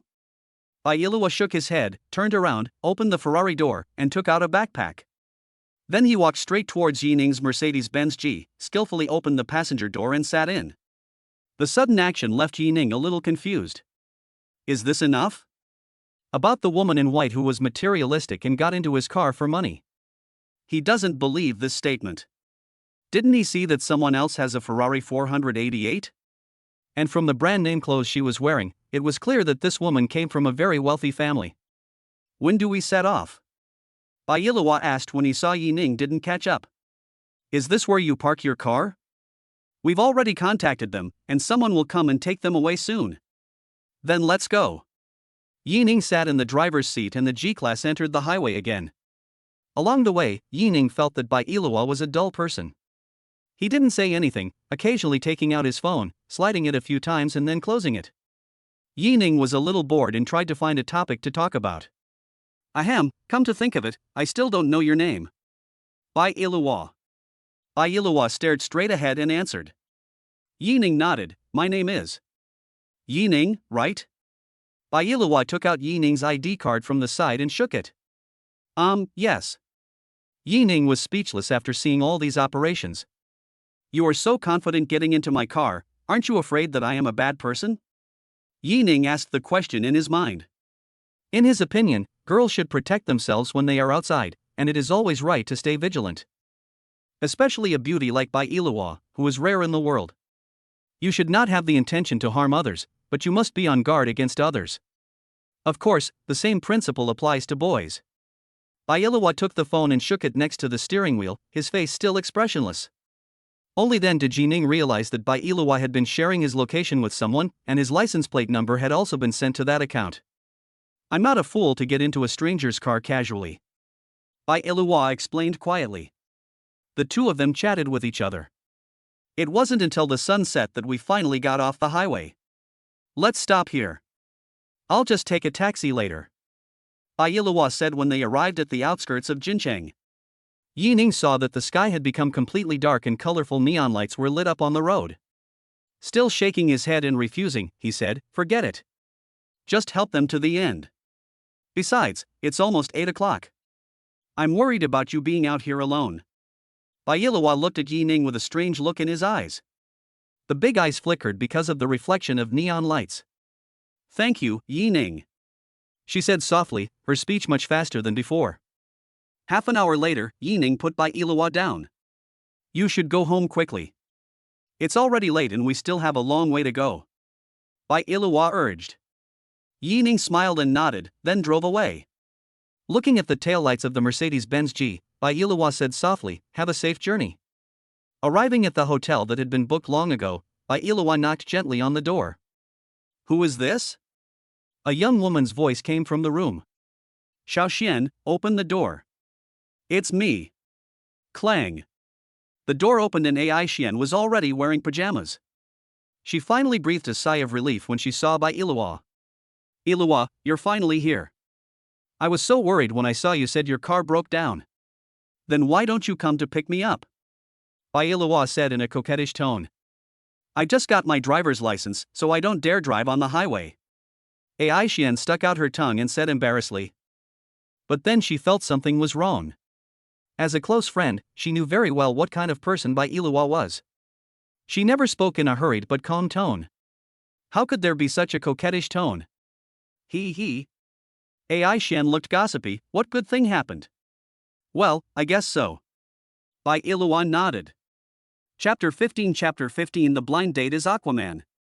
When we returned to Yangcheng, it was already 10 o'clock in the evening. After driving for a whole day, Yining was already hungry, and there was definitely no food to eat when he got home.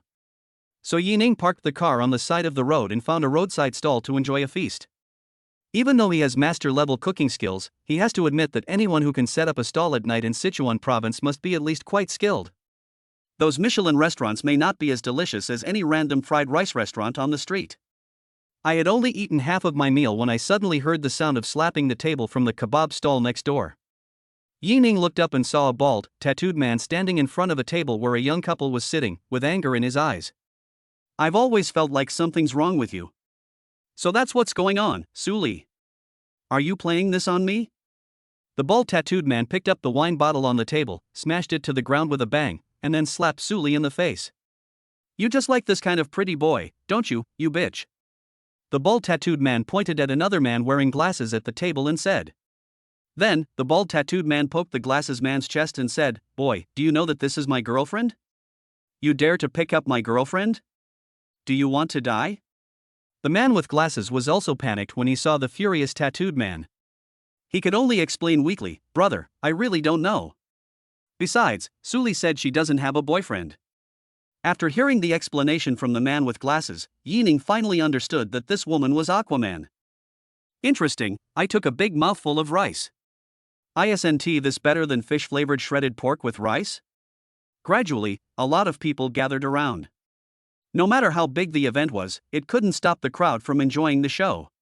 In the end, in order to prevent both sides from fighting, someone quietly called the police and several people were taken back to the police station. When Yining drove back home, it was almost 11 o'clock. Clang. Take out the key and open the door. Finally back. Yining exclaimed as he looked at the familiar layout of the house.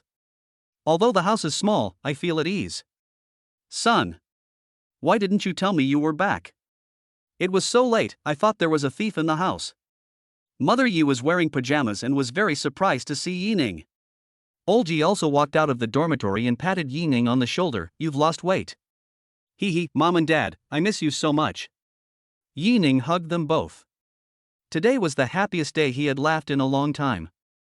"You're such a grown-up, but you still don't know how to be more steady." Olji pushed Yining away and spoke harshly. "My son just came back. What do you think he is doing?" Ye's mother pulled Yining to look left and right. "My son is so handsome." "Of course, don't you see whose child it is?" Olji was very proud. This is true. When Olji and Ye's mother were young, they were both famous handsome men and beautiful women in Murakami. This damn appearance-oriented society. It's just right that you're back. We can do what your third aunt mentioned. Mother Yi seemed to remember something and hurried into the dormitory. Yining was confused. "Dad, what happened to my mom?" "Your third aunt came a while ago and said she wanted to introduce you to a girl. Since you broke up recently, your mother agreed." Ah. Yining didn't expect that he would encounter a blind date.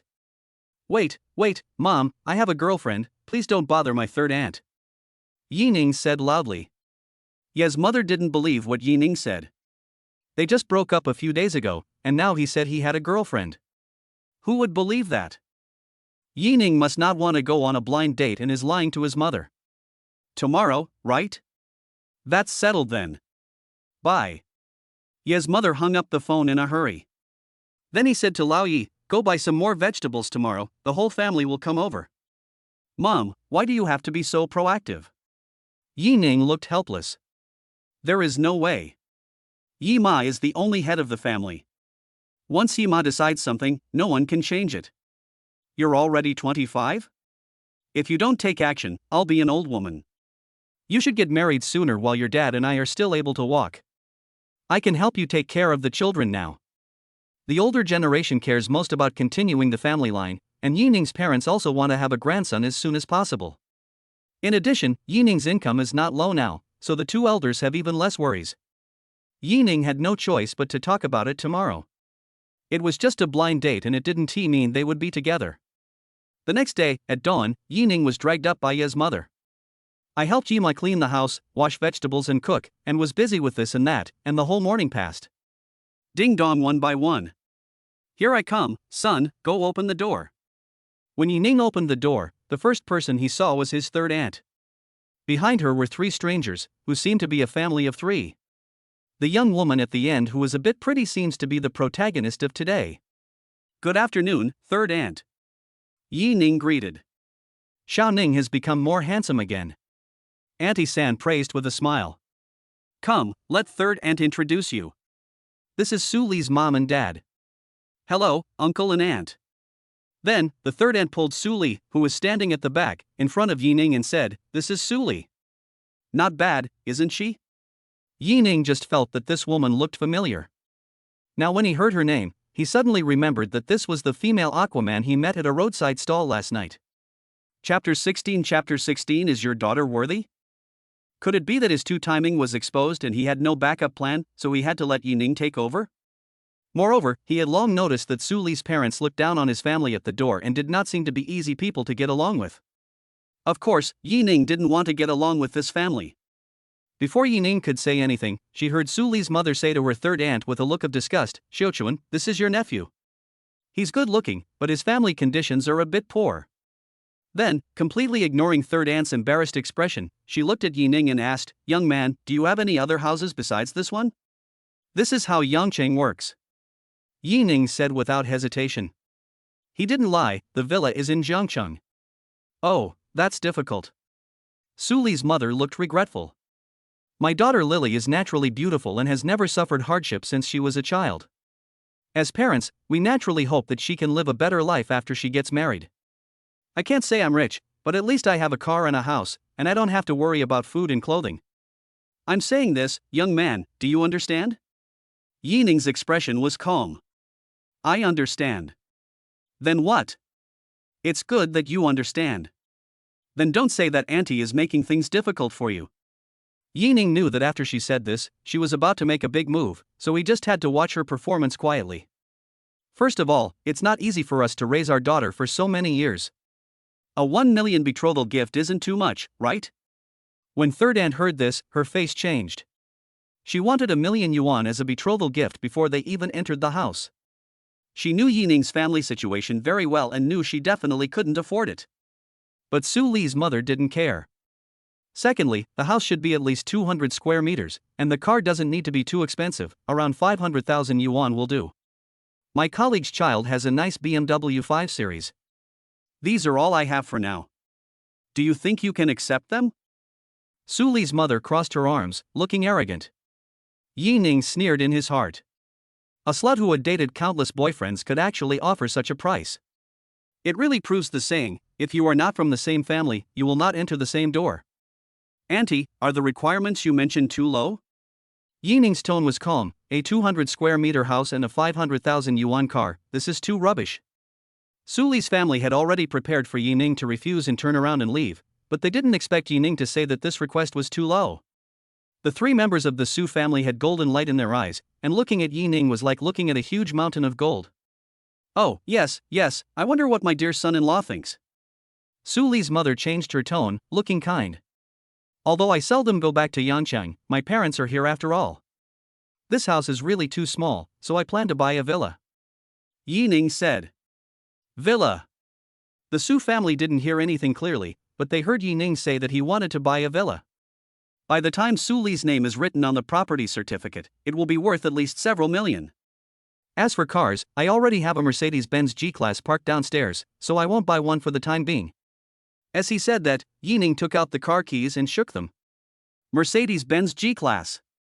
It turned out that the black G-Class they saw downstairs just now was Yining's.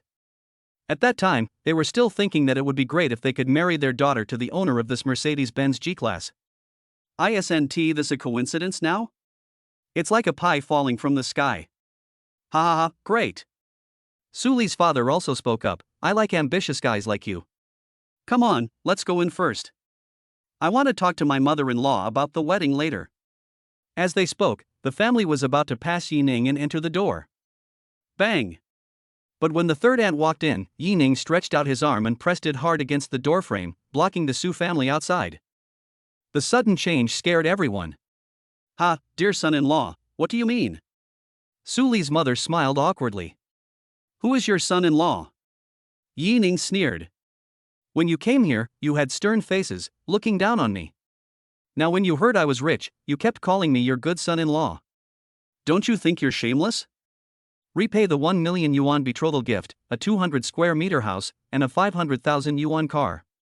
Yining sneered, do you think your daughter is worthy? Yining, what do you mean? Why do you look down on me?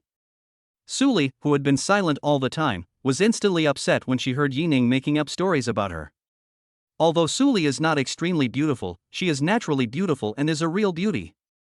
With her conditions, what does a 1 million yuan betrothal gift mean to her? If she wanted, it would not be impossible for her to marry into a wealthy family and become a rich wife. Ah, Suile, it seems the police officers teaching you last night wasn't enough.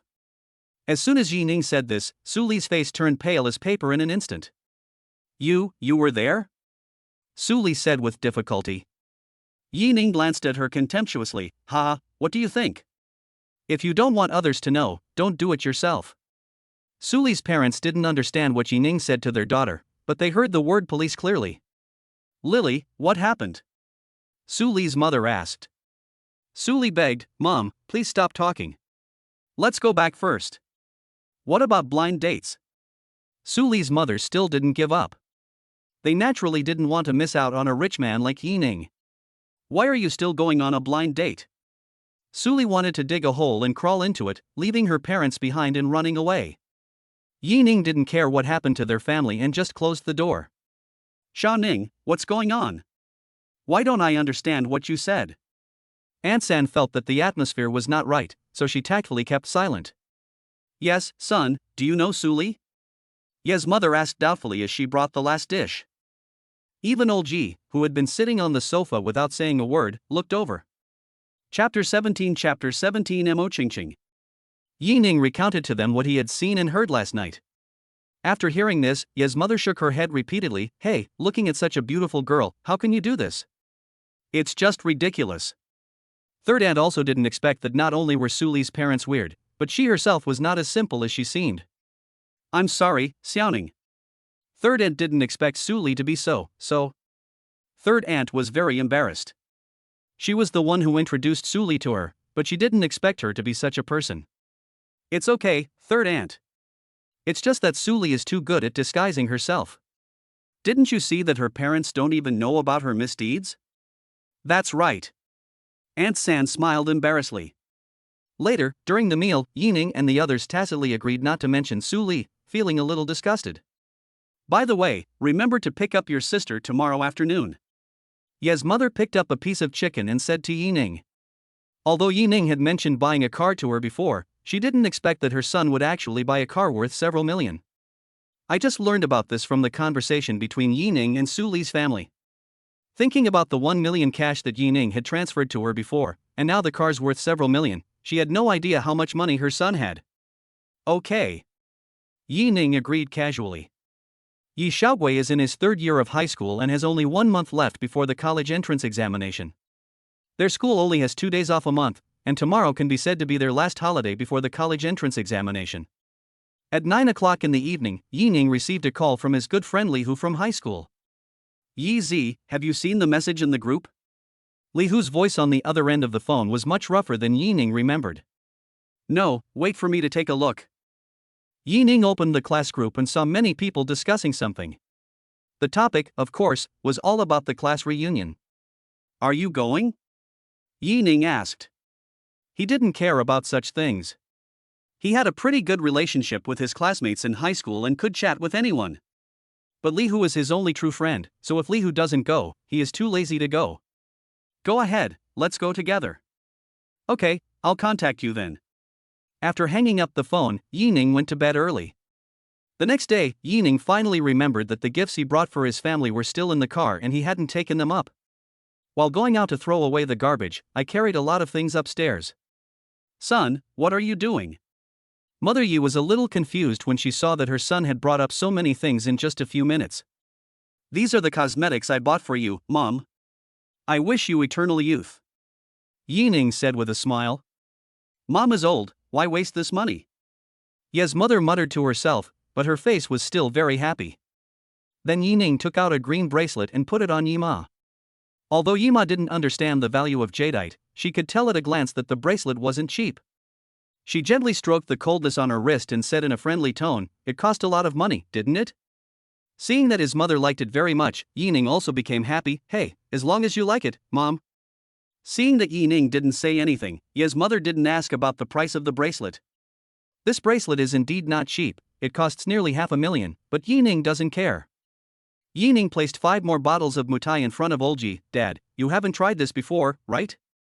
How much is it?" Olji, who only has this hobby, picked up a bottle of wine and asked excitedly. "Not expensive, 50,000. It was obvious that when Olji heard the number Yining said, his hands trembled and he almost dropped the wine on the ground. 10,000 a bottle isn't expensive?" Olji rolled his eyes at Yining unhappily. "Do you know that a month ago, Lao Du's daughter came home and brought him 2 bottles of Maotai worth 2,000 yuan? She showed them off for many days." Yining knew that the Lao Du that Lao Yu was talking about was from this community. He was actually a nice person, but he just liked to show off. Of course, he has a daughter who graduated from a prestigious university, so he has the capital to show off. "Mutai is so expensive. I'll give a bottle to Lao Du and the others to try in a few days." "Ha ha ha." Yining looked at his father's smug expression and was about to say something, but then thought better of it. The 50,000 he mentioned was not the 50,000 that Olji understood. He said 50,000 per bottle, but Lao Yi understood it as 5 bottles for a total of 50,000. I wonder if Olji would be willing to share it if he knew the real price of this wine. In the afternoon, Yining drove to Yangcheng High School. This is not only the school of my younger sister Yi Xiaogua, but also Yining's alma mater. Although the get out of class had not yet ended when Yining arrived at school, there were already many private cars parked on the roadside in front of the school gate. The moment Yining's car appeared at the school gate, many parents noticed it at the first time. This is the Mercedes-Benz G-Class. A car worth millions appearing in a small city like Yangcheng naturally attracted a lot of attention. Yining was sitting in the car watching videos when his eyes were suddenly attracted by a petite young woman wearing a green plain dress and short hair.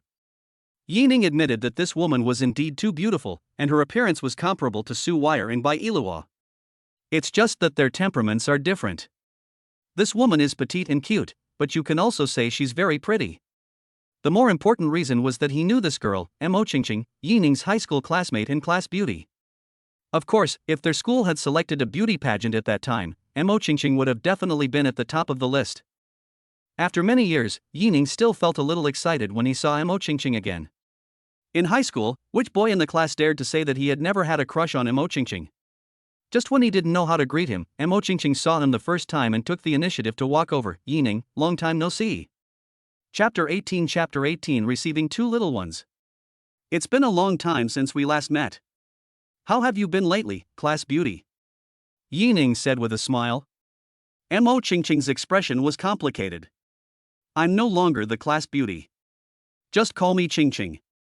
Mo Qingqing didn't say whether she was living well. During her 3 years of high school, she was admitted to Sichuan University, a well-known domestic university, with the highest score in the school because of her excellent academic performance. After graduating from college, Mo Qingqing, who wanted to continue his studies, originally wanted to work part-time and continue to prepare for postgraduate studies. But a sudden change dealt a huge blow to Mo Qingqing, who originally came from a single-parent family. Her mother was diagnosed with kidney failure. The huge medical expenses forced her to give up her plan to take the postgraduate entrance examination. She returned to Yangcheng from Jincheng, where she worked to earn money while taking care of her mother. My younger sister Mo Chanqian is in her senior year of high school and will need a lot of money to go to college. Can this be considered a good life? Thinking of this, the worry between Mo Qingqing's brows grew deeper. When Yi Ning saw Mo Qingqing's expression, he knew that she had not been doing well recently, so he changed the subject immediately. Do you also have a brother or sister in Yangcheng High School? Yeah. Mo Qingqing nodded. My sister Chanqian is in her third year of high school this year. That's a coincidence. My Xiaogui is also going to take the college entrance examination soon. Maybe we're in the same class. Yi Ning joked. Xiaogua? Yi Xiaogua, you are my sister? Mo Qingqing's eyes widened. Do you know my sister? Not only does she know me, she also has a very good relationship with my sister, Mo Qingqing admitted. She felt it was incredible that Mo Chanqian's good sister was actually Yi Ning's sister. The world was really full of coincidences. The two chatted for a while, and the bell for the end of get out of class finally rang. Over the years, this ringtone has never changed. Yes, it has always been like this. Mo Qingqing seemed to be recalling something, and a long-lost smile appeared on her face. The moment Yi Xiaogua and Mo Chanqian both walked out of the school gate, Yi Ning noticed them the first time. Yi Xiaogua is tall. At the age of 18, she is 168 centimeters tall, only slightly shorter than the young anchor Suile. Mo Chanqian is similar to Mo Qingqing, only about 1.6 meters tall. Both of them are petite and cute. But without exception, both of them are top-notch beauties, standing out among all the high school students who have graduated. Xiaogua, I saw my sister. Let's go over there. Following the direction of Mo Chanqian's finger, Mo Qingqing stood quietly like a lotus. But, why does the man next to Sister Qingqing look familiar? Chanqian. Yi Xiaogua grabbed Mo Chanqian's arm. I saw someone who looks like my brother. I'm not like your brother, I am your brother. Yi Ning rolled his eyes. His sister was simply too much. She couldn't even recognize her own brother. I had originally imagined several touching and tearful ways of meeting, but my fantasy was shattered by Yi Xiaogua's heartlessness. Fortunately, Yi Ning even prepared a gift for her, proving that she is really her sister. The more I think about it, the angrier I get. Yi Ning couldn't help but play with Yi Xiaogua's hair, letting her feel the messy beauty. Brother! You touched my hair again. Yi Xiaogua pouted and looked angry, but in the eyes of outsiders, she was just acting coquettishly. It's strange to say, Yi Xiaogua has had a carefree personality since he was a child. She can make friends with the girls in the class and get along well with the boys. Whenever he encounters any problem, he always takes the initiative to solve it and rarely asks others for help. This helped her develop an independent character. But even such a Yi Xiaogua often acts coquettishly when facing Yi Ning, and is even closer to her than Ye's mother. Mo Chanqian next to him looked at Yi Xiaogua in disbelief. At this moment, Yi Xiaogua seemed very unfamiliar to her. She finally saw that Yi Xiaogua could also act like a spoiled child. By the way, brother, this is my good friend, Mo Chanqian. Yi Xiaogua took Mo Chanqian and introduced her. Chanqian, this is the cheap brother I usually show you. Handsome, isn't he? Mo Chanqian looked a little embarrassed and whispered, "Hello, brother Yi Ning," and then said nothing more. If Yi Ning hadn't been close, he might not have been able to hear it. Leading the two little ones, Yi Ning came to Mo Qingqing. Yi Xiaogua also shouted with a smile, "Sister Qingqing." It can be seen that they have known each other for a long time. After knowing that Mo Qingqing came by bus, Yi Ning took the initiative to invite Mo Qingqing and her sister to get on his car. Yi Xiaogua was already surprised to hear that Yi Ning bought a car, but when they arrived next to the Mercedes-Benz G, Yi Xiaogua looked even more incredulous. Brother, is this Mercedes-Benz yours? Yeah, how is it, does it look good? Where did you get so much money? Yi Xiaogua was very curious. Not to mention Yi Xiaogua, even Mo Qingqing and her sister were very curious. They both knew Yi Xiaogua's family situation. Both my parents came from the countryside. They saved some money and bought a house in Yangcheng, an old neighborhood. It can be said that the family conditions of the two sisters are even worse than before their mother fell ill. In such an environment, it is incredible that Yi Ning can drive such an expensive car in just a few years. Of course it was earned by your brother. Yi Ning said. In fact, Yi Ning was also very emotional. If there was no system, he would still be a useless office worker, right? Living a 996 life, facing double pressure from bosses and customers every day. He is very satisfied with his current life and is really grateful to the system. Yi Ning drove towards the hospital in the city center. Because the place where Sister Mo Qingqing is going is the hospital. Chapter 19 Buying a Villa. Inside the car, the atmosphere was a bit depressing. Whenever we talk about hospitals, it could mean something bad is going to happen. Considering the sadness on Mo Qingqing's face when we met, I guess the situation must be quite serious. When they arrived at the hospital entrance, Yi Ning stopped the car. Mo Qingqing took a deep breath and said thank you to Yi Ning. Yi Ning shook his head, indicating that it was not necessary. The two sisters got out of the car and stared at Mo Qingdan's thin back. Yi Ning couldn't help but stick his head out of the window and said, Qingqing, if you have any difficulties, just tell me directly. I will definitely help if I can. Mo Qingqing's delicate body trembled when she heard Yi Ning's words. He turned his head slightly and nodded gently at Yi Ning. As Yi Ning drove away, his shadow could no longer be seen. Mo Qianqian said, Brother Yi Ning is a really nice person, and he's also very capable. Mo Qingqing nodded and smiled faintly. Indeed, he has never changed. On the way home, Yi Ning learned about Mo Qingqing's family situation from Yi Xiaohua. Birth, old age, sickness and death are the fate that people can never escape. This burden was too heavy for Mo Qingqing, who was the same age as Yi Ning. Of course, Yi Ning didn't mind helping Mo Qingqing. But Mo Qingqing didn't say anything, so of course he wouldn't just give the money up. This not only makes outsiders think that the motives are impure, but also hurts Mo Qingqing's self-esteem. He could see that Mo Qingqing was a proud girl. Otherwise, with her capital, it would not be difficult for her to make money from other channels. After taking Yi Xiaohua back home, the family of four was finally reunited. At the dinner table, Yi Ning took out a Patek Philippe lady's watch and gave it to his sister. Wow! Patek Philippe! Yi Xiaohua was so happy that even his favorite chicken leg didn't smell good anymore. He put down his chopsticks and snatched the watch away. She had wanted a watch for a long time, but she never had the money to buy it. Unexpectedly, her brother not only bought her a watch, but also bought her the most expensive Patek Philippe. Yi Ning didn't expect that his sister could actually recognize Patek Philippe. It seems that high school students nowadays have a broader knowledge than Yi Ning and his friends did back then, which of course has both good and bad sides.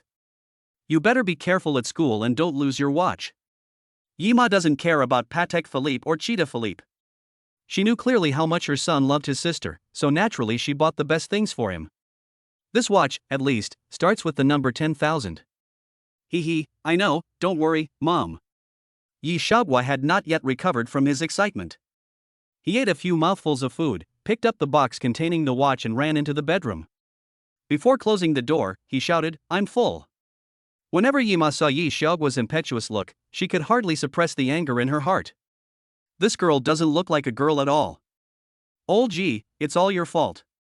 Mother Yi pointed at Old Ji and said through gritted teeth. Seeing his father making a bitter face, Yi Ning covered his mouth to hold back his laughter. Yi Ning, don't laugh. You're just like your father. You only know how to spoil your sister. Forehead. Some things can be avoided on the first day, but you can't avoid them on the 15th day. The father and son looked at each other, their eyes revealing the helplessness of being men. Mom and Dad, Xiaohui is at home, so let's go look at houses as a family tomorrow. After eating and drinking, Yi Ning suggested. As soon as these words were spoken, it was obvious that the two elders' eyes lit up. The house they live in is indeed too small, but it is usually okay for a family of four. During festivals and holidays, when relatives and friends come to visit, the place becomes particularly crowded. Moreover, this is an old community built more than 20 years ago, so various problems always arise. The most important thing is that my son and daughter have grown up. When you start a family in the future, you will need a house, right? Okay, then let's use the 1 million yuan on Mom's card to buy a bigger house. Ye's mother made the final decision. In the small city of Yangcheng, the average house price is only over 7,000 yuan, and 1 million yuan can buy a nice apartment. But Yi Ning felt it was still too small, and his initial goal was only the villa. The next morning, Lao Yi suddenly received a call from the factory and hurried to work. There was no other choice. Yi Ning could only drive the car and take Yi Ma, Yi Xiaohua, and the other two out together. Yi Ning had a goal, so he didn't go to any ordinary real estate projects and went directly to the place with the most expensive housing prices in Yangcheng. Son, why are you here? Houses here are very expensive. Even Ye's mother, who is indifferent to housing prices, has heard of the reputation of Yangcheng Jingshui Bay. If you're going to buy a house, you'll definitely want to buy the best. Otherwise, in 20 or 30 years, it'll still be like the house you live in now, and you'll regret it too late. Mother Yi also thought it made sense. These houses would be given to her son and daughter in the future anyway, so she might as well buy better ones. Welcome to Mirror Water Bay. As soon as Yi Ning parked the car, the salesgirl was already standing by waiting. Is this the treatment for driving a luxury car? Sir, what type of property would you and the two ladies like to see? Villa. Yi Ning said without any hesitation. The salesgirl smiled and nodded, not at all surprised. Are you kidding? Didn't you see that the cars this handsome guy drives are all Mercedes-Benz G-classes worth hundreds of dollars? It would be strange if a rich man of this level didn't buy a villa, right? Sir, all our villas in Jingshui Bay are riverside villas, and they are all fully furnished, so you can move in right away. Yi Ning was fine following the salesgirl, because Jingshui Bay was still far inferior to his Yunshan Longjing villa in Jiangcheng. But Ye's mother and sister Yi Xiaoguo were dazzled. Especially when I heard the price of the villa, it felt like a huge rock was hanging over my heart. Don't show us the others yet. Just tell me which one is the most expensive here.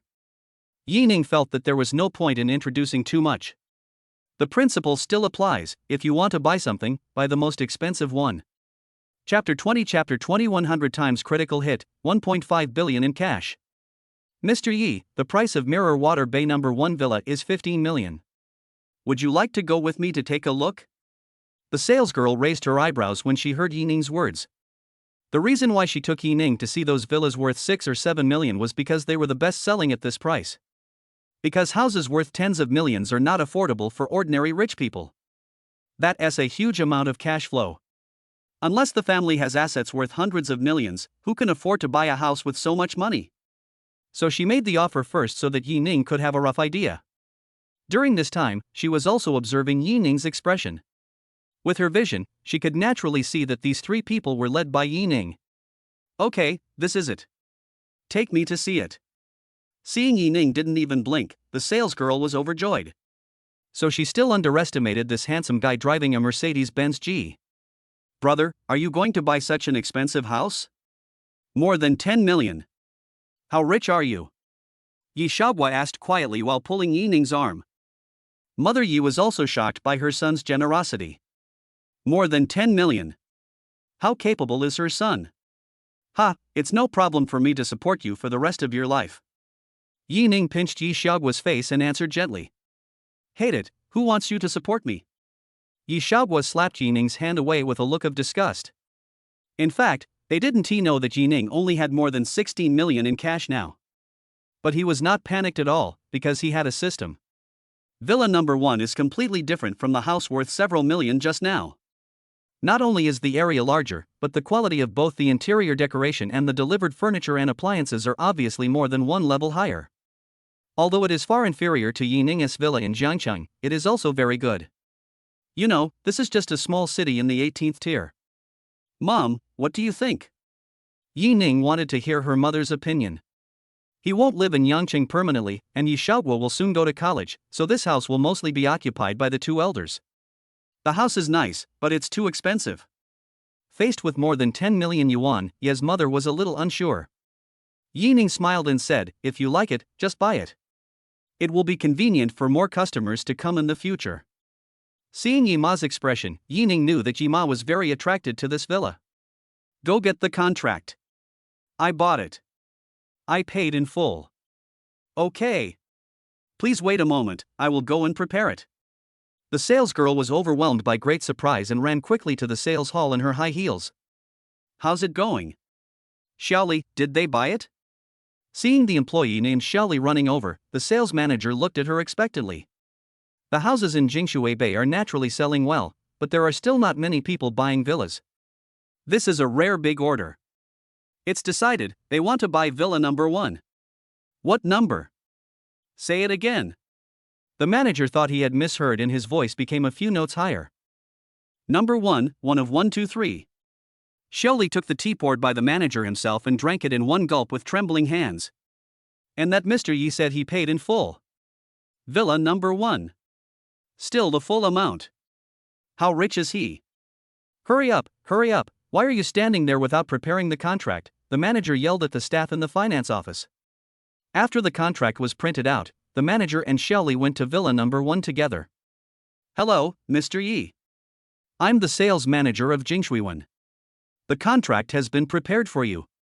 Would you like to sign it now? Well, now. Yining handed the contract to Ye's mother. Mom, I have a house in Jiangcheng, this one will be in your name. Yining would not write his own name, because the system triggers the probability of a critical hit to buy it for a woman. Don't waste any critical strike opportunity. Why write about me? Why not write about Xiaogui, said Ye's mother. That's fine. Yining said. No, Yi Xiaogui didn't finish his words. Sign quickly. Yi Ning and Yi Ma said in unison. Oh. Yi Xiaogui pouted, silently picked up the contract and wrote her name on it. The manager and Shelley, who were sitting nearby, were shocked when they saw this scene. Why do you look so unwilling when the house is in your name? This is 15 million. Bite. The host spent 15 million on Yi Xiaogui and received a 100-fold cash crit, a reward of 1.5 billion. 100 times cash back appears again. Just after spending more than 10 million, 1.5 billion was returned. This is so cool. Fortunately, I didn't write my name, otherwise it would only be 150 million at most. Almost lost more than 1 billion. After buying the house, Yining took Ima and Yi Xiaogui to the shopping mall to shop. I bought a lot of daily necessities, but the total cost was less than tens of thousands of dollars, and there was no critical hit. On the way home, Yining's cell phone suddenly rang. Brother, it's a phone call. Yi Xiaogui held up the cell phone on the back seat and stretched it forward. I'll drive, you pick me up. Yining said casually. Yi Xiaogui looked at the screen and realized that it was a video call, and the caller was a woman named Suile. A sly smile flashed across his face, and he silently turned up the volume of the call to the maximum before pressing the answer button. Yining, I got the car, come and take a look at it. As soon as the video was connected, a clear and pleasant voice came from the other end of the phone, which was very nice. But the next moment, when Suile saw that the person on the screen was not Yining, but a strange little beauty, she subconsciously thought that she had dialed the wrong number. Sorry, I called the wrong number. Seeing Suile was about to hang up the video, Yi Xiaogui quickly stopped her. Sister Wei, you dialed the right number, my brother is driving, my name is Yi Xiaogui. The moment Yining heard Suile's voice, he knew that something bad was going to happen. How could he have forgotten that today was the day Suile would pick up the car? This was especially true when Yi's mother turned around in an instant to look at Yi Xiaogui in the back seat. Chapter 21 Old Yi, Danger. Are you Yining's sister? Hello, Xiaogui, you're so pretty. When Suile learned that this little beauty was Yining's sister, she secretly breathed a sigh of relief, thinking, that's good. At the same time, she was shocked by the powerful genes of Yining's family. Both the brother and sister have divine looks, this is amazing. Yining. Why don't you say anything? Fortunately, it was your sister who answered the phone. If it was your uncle or aunt, it would be so embarrassing. After a moment, Suile said slightly angrily. Suddenly, the car was extremely quiet, and the expressions of Yining and his sister froze. Cough, cough. Yining coughed twice deliberately. When Suile saw that Yining didn't answer and Yi Xiaogui didn't speak, she realized that something was wrong. Xiaogui, it can't be. Suile's momentum obviously weakened a bit. Xiaogui, give me your brother's phone. Without waiting for Yi Xiaogui to speak, his mother was so happy that she reached out to Yi Xiaogui. Suddenly, a beautiful middle-aged woman appeared on Suile's screen, and her eyebrows were somewhat similar to Yining's. Suile's face flushed red as she gritted her teeth and said, ah. She was so panicked that she could hardly hold her phone. The moment Yima saw Suile, her eyes lit up. This girl is so pretty. And her face turned red with shame when she saw me. She must be a simple girl. If you can't call me auntie, then don't call me that. Just call me mom. Mother Yi teased her with a smile. Mom. Puff. Yining was startled by the sudden sound and almost stepped on the brakes by mistake. Yi Xiaogui was also laughing ha in the back seat. Even my usually reserved mother's brain paused for a second after hearing the word mom. Okay. Ye's mother was overjoyed and couldn't stop smiling. The moment Suile accidentally shouted out, her face turned red and she dared not speak. Today is so embarrassing. It's all Yining's fault, that big bad guy. For the next half hour, Suile was questioned by Ye's mother all sorts of questions, and she almost gave out her ID number. The moment she hung up the phone, Suile finally breathed a sigh of relief. Although her face was still flushed, she still hated Yining when she thought of him. But she felt a little inexplicably happy. It was obvious that Yining's mother liked her very much. At least I've passed the first level. If I get married in the future. Oops. Suile, you have no shame, you just keep imagining nonsense. Suile rested her forehead on the steering wheel of the Porsche 911, sometimes shy, sometimes giggling. After hanging up the phone, Ye's mother still looked unsatisfied. Son, this girl is good, I like her very much. He handed Yining's phone to Yishagwa and asked, when will you bring it back for me and your dad to see? Yining understood. Things have developed to this point. No matter how he explains, Yima has already regarded Suile as her daughter-in-law. So I could only deal with it by saying, I'll try my best. What do you mean by try your best? Ye's mother pretended to be angry. Next time, if you don't bring Xiao Su with you, don't come back. Yining didn't expect that in just a short while, his own mother would no longer recognize him. Mom, you're two. What? Ye's mother narrowed her eyes. Yining smiled awkwardly. That's very reasonable, very reasonable. Humph. Ye's mother showed a victorious expression. Yishagwa laughed so hard in the back seat that his stomach hurt. He held his stomach and frowned, unable to even straighten his back. Yining prepared today's dinner. Under Yima's suspicious gaze, Yining brought out boiled pork slices, bamboo shoot chicken, husband and wife lung slices and other main dishes one after another. To be honest, Yining has never cooked by himself since he acquired master-level cooking skills. But when Ye's mother saw the dinner made by her son, she was still extremely surprised. Not to mention the taste, at least in terms of color, these dishes are better than hers. At dinner time, Lao Yi also returned home. The first thing he did was take off his thin coat and go into the bathroom. Today's dishes are delicious. Olji washed his face and came to the dining table. Well, I've improved it a little bit. Try it and see which one is better than the previous one. Before Yining and his sister could say anything, Ye's mother spoke first, and at the same time, she gently picked up a piece of beef for Olji. Olji didn't suspect anything and put the beef into his mouth. The unique aroma of beef mixed with sauce bursts on the tip of your tongue. Fragrant. Olji took a sip of wine and a satisfied expression appeared on his face. How is it? Is that better than what I made before? The corners of Yima's mouth curled up, and she always had a smile on her face. Although he was a little surprised at why his wife was acting strangely today, Lao Yi didn't think too much about it. Moreover, today's meals are indeed a great improvement over before. As a husband, he naturally wants to praise his wife's improved cooking skills. Today's dish is indeed. Ahem. Yining covered his mouth with his fist. Sorry, I choked. At the same time, Olji finally discovered that his daughter Yishagwa kept winking at him. When I thought about my wife speaking a little strangely than usual, I was so scared that I shrank my neck. So that is how it is. Oh my god, that was close. Go on, what's wrong with today's food? Ye's mother asked with a smile in her eyes. However, this smile was so icy in old Ye's eyes that a chill kept rising from his feet. Today's dishes are indeed not as delicious as before. Old Ye said solemnly. Wife, don't change. Normal is the best. Old Ye stared at Yima's eyes affectionately. Yima narrowed her eyes and smiled. Really? Certainly. That's fine. Eat the food and taste our son's cooking. Mother Yi was busy and picked up a chicken leg for Old Yi. Didn't you say you did it? Old Yi pretended to be surprised. Did I say that? No. Old Yi and the brother and sister all shook their heads and said in unison. After dinner, Yining leaned on the balcony to rest with a cup of tea. Ring, ring, ring. The cell phone rang. I picked up the phone and saw Mo Qingqing's name on the screen. Chapter 22 Classmates Reunion. Originally, Yining thought that Mo Qingqing was seeking help because of her mother's illness. But Mo Qingqing just asked him if he would attend the class reunion. After getting Yining's affirmation, Mo Qingqing expressed her desire to be with Yining. Yining readily agreed to this request. The next afternoon. Yining drove Yi Xiaoguo and arrived downstairs of Mo Qingqing's house according to the navigation. Sisters Mo Qingqing and Mo Chanqian seemed to have been waiting for a while. Yi Xiaoguo and Mo Chanqian sat in the back seat tacitly, leaving the only passenger seat to Mo Qingqing.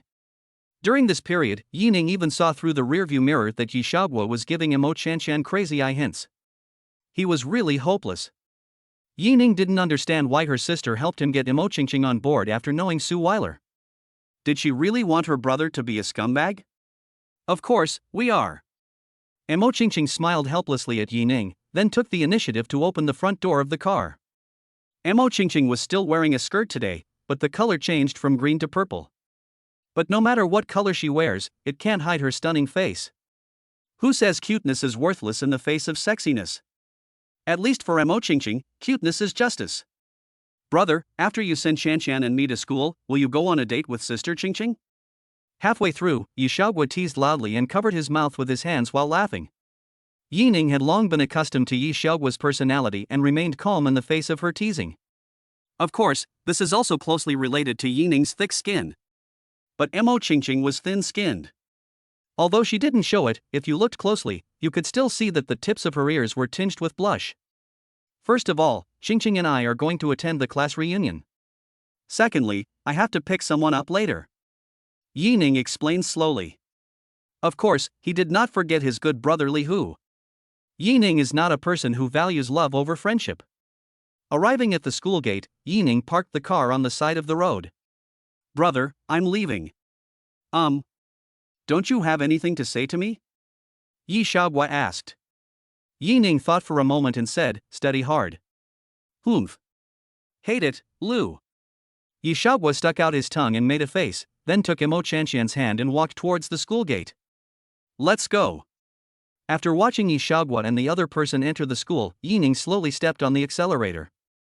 Li Hu's family lived in an old-style bungalow on the outskirts of the city. When Yining was in high school, he visited his home many times. But Li Hu was not good at studying. Although he managed to get into a junior college, he dropped out of school for various reasons.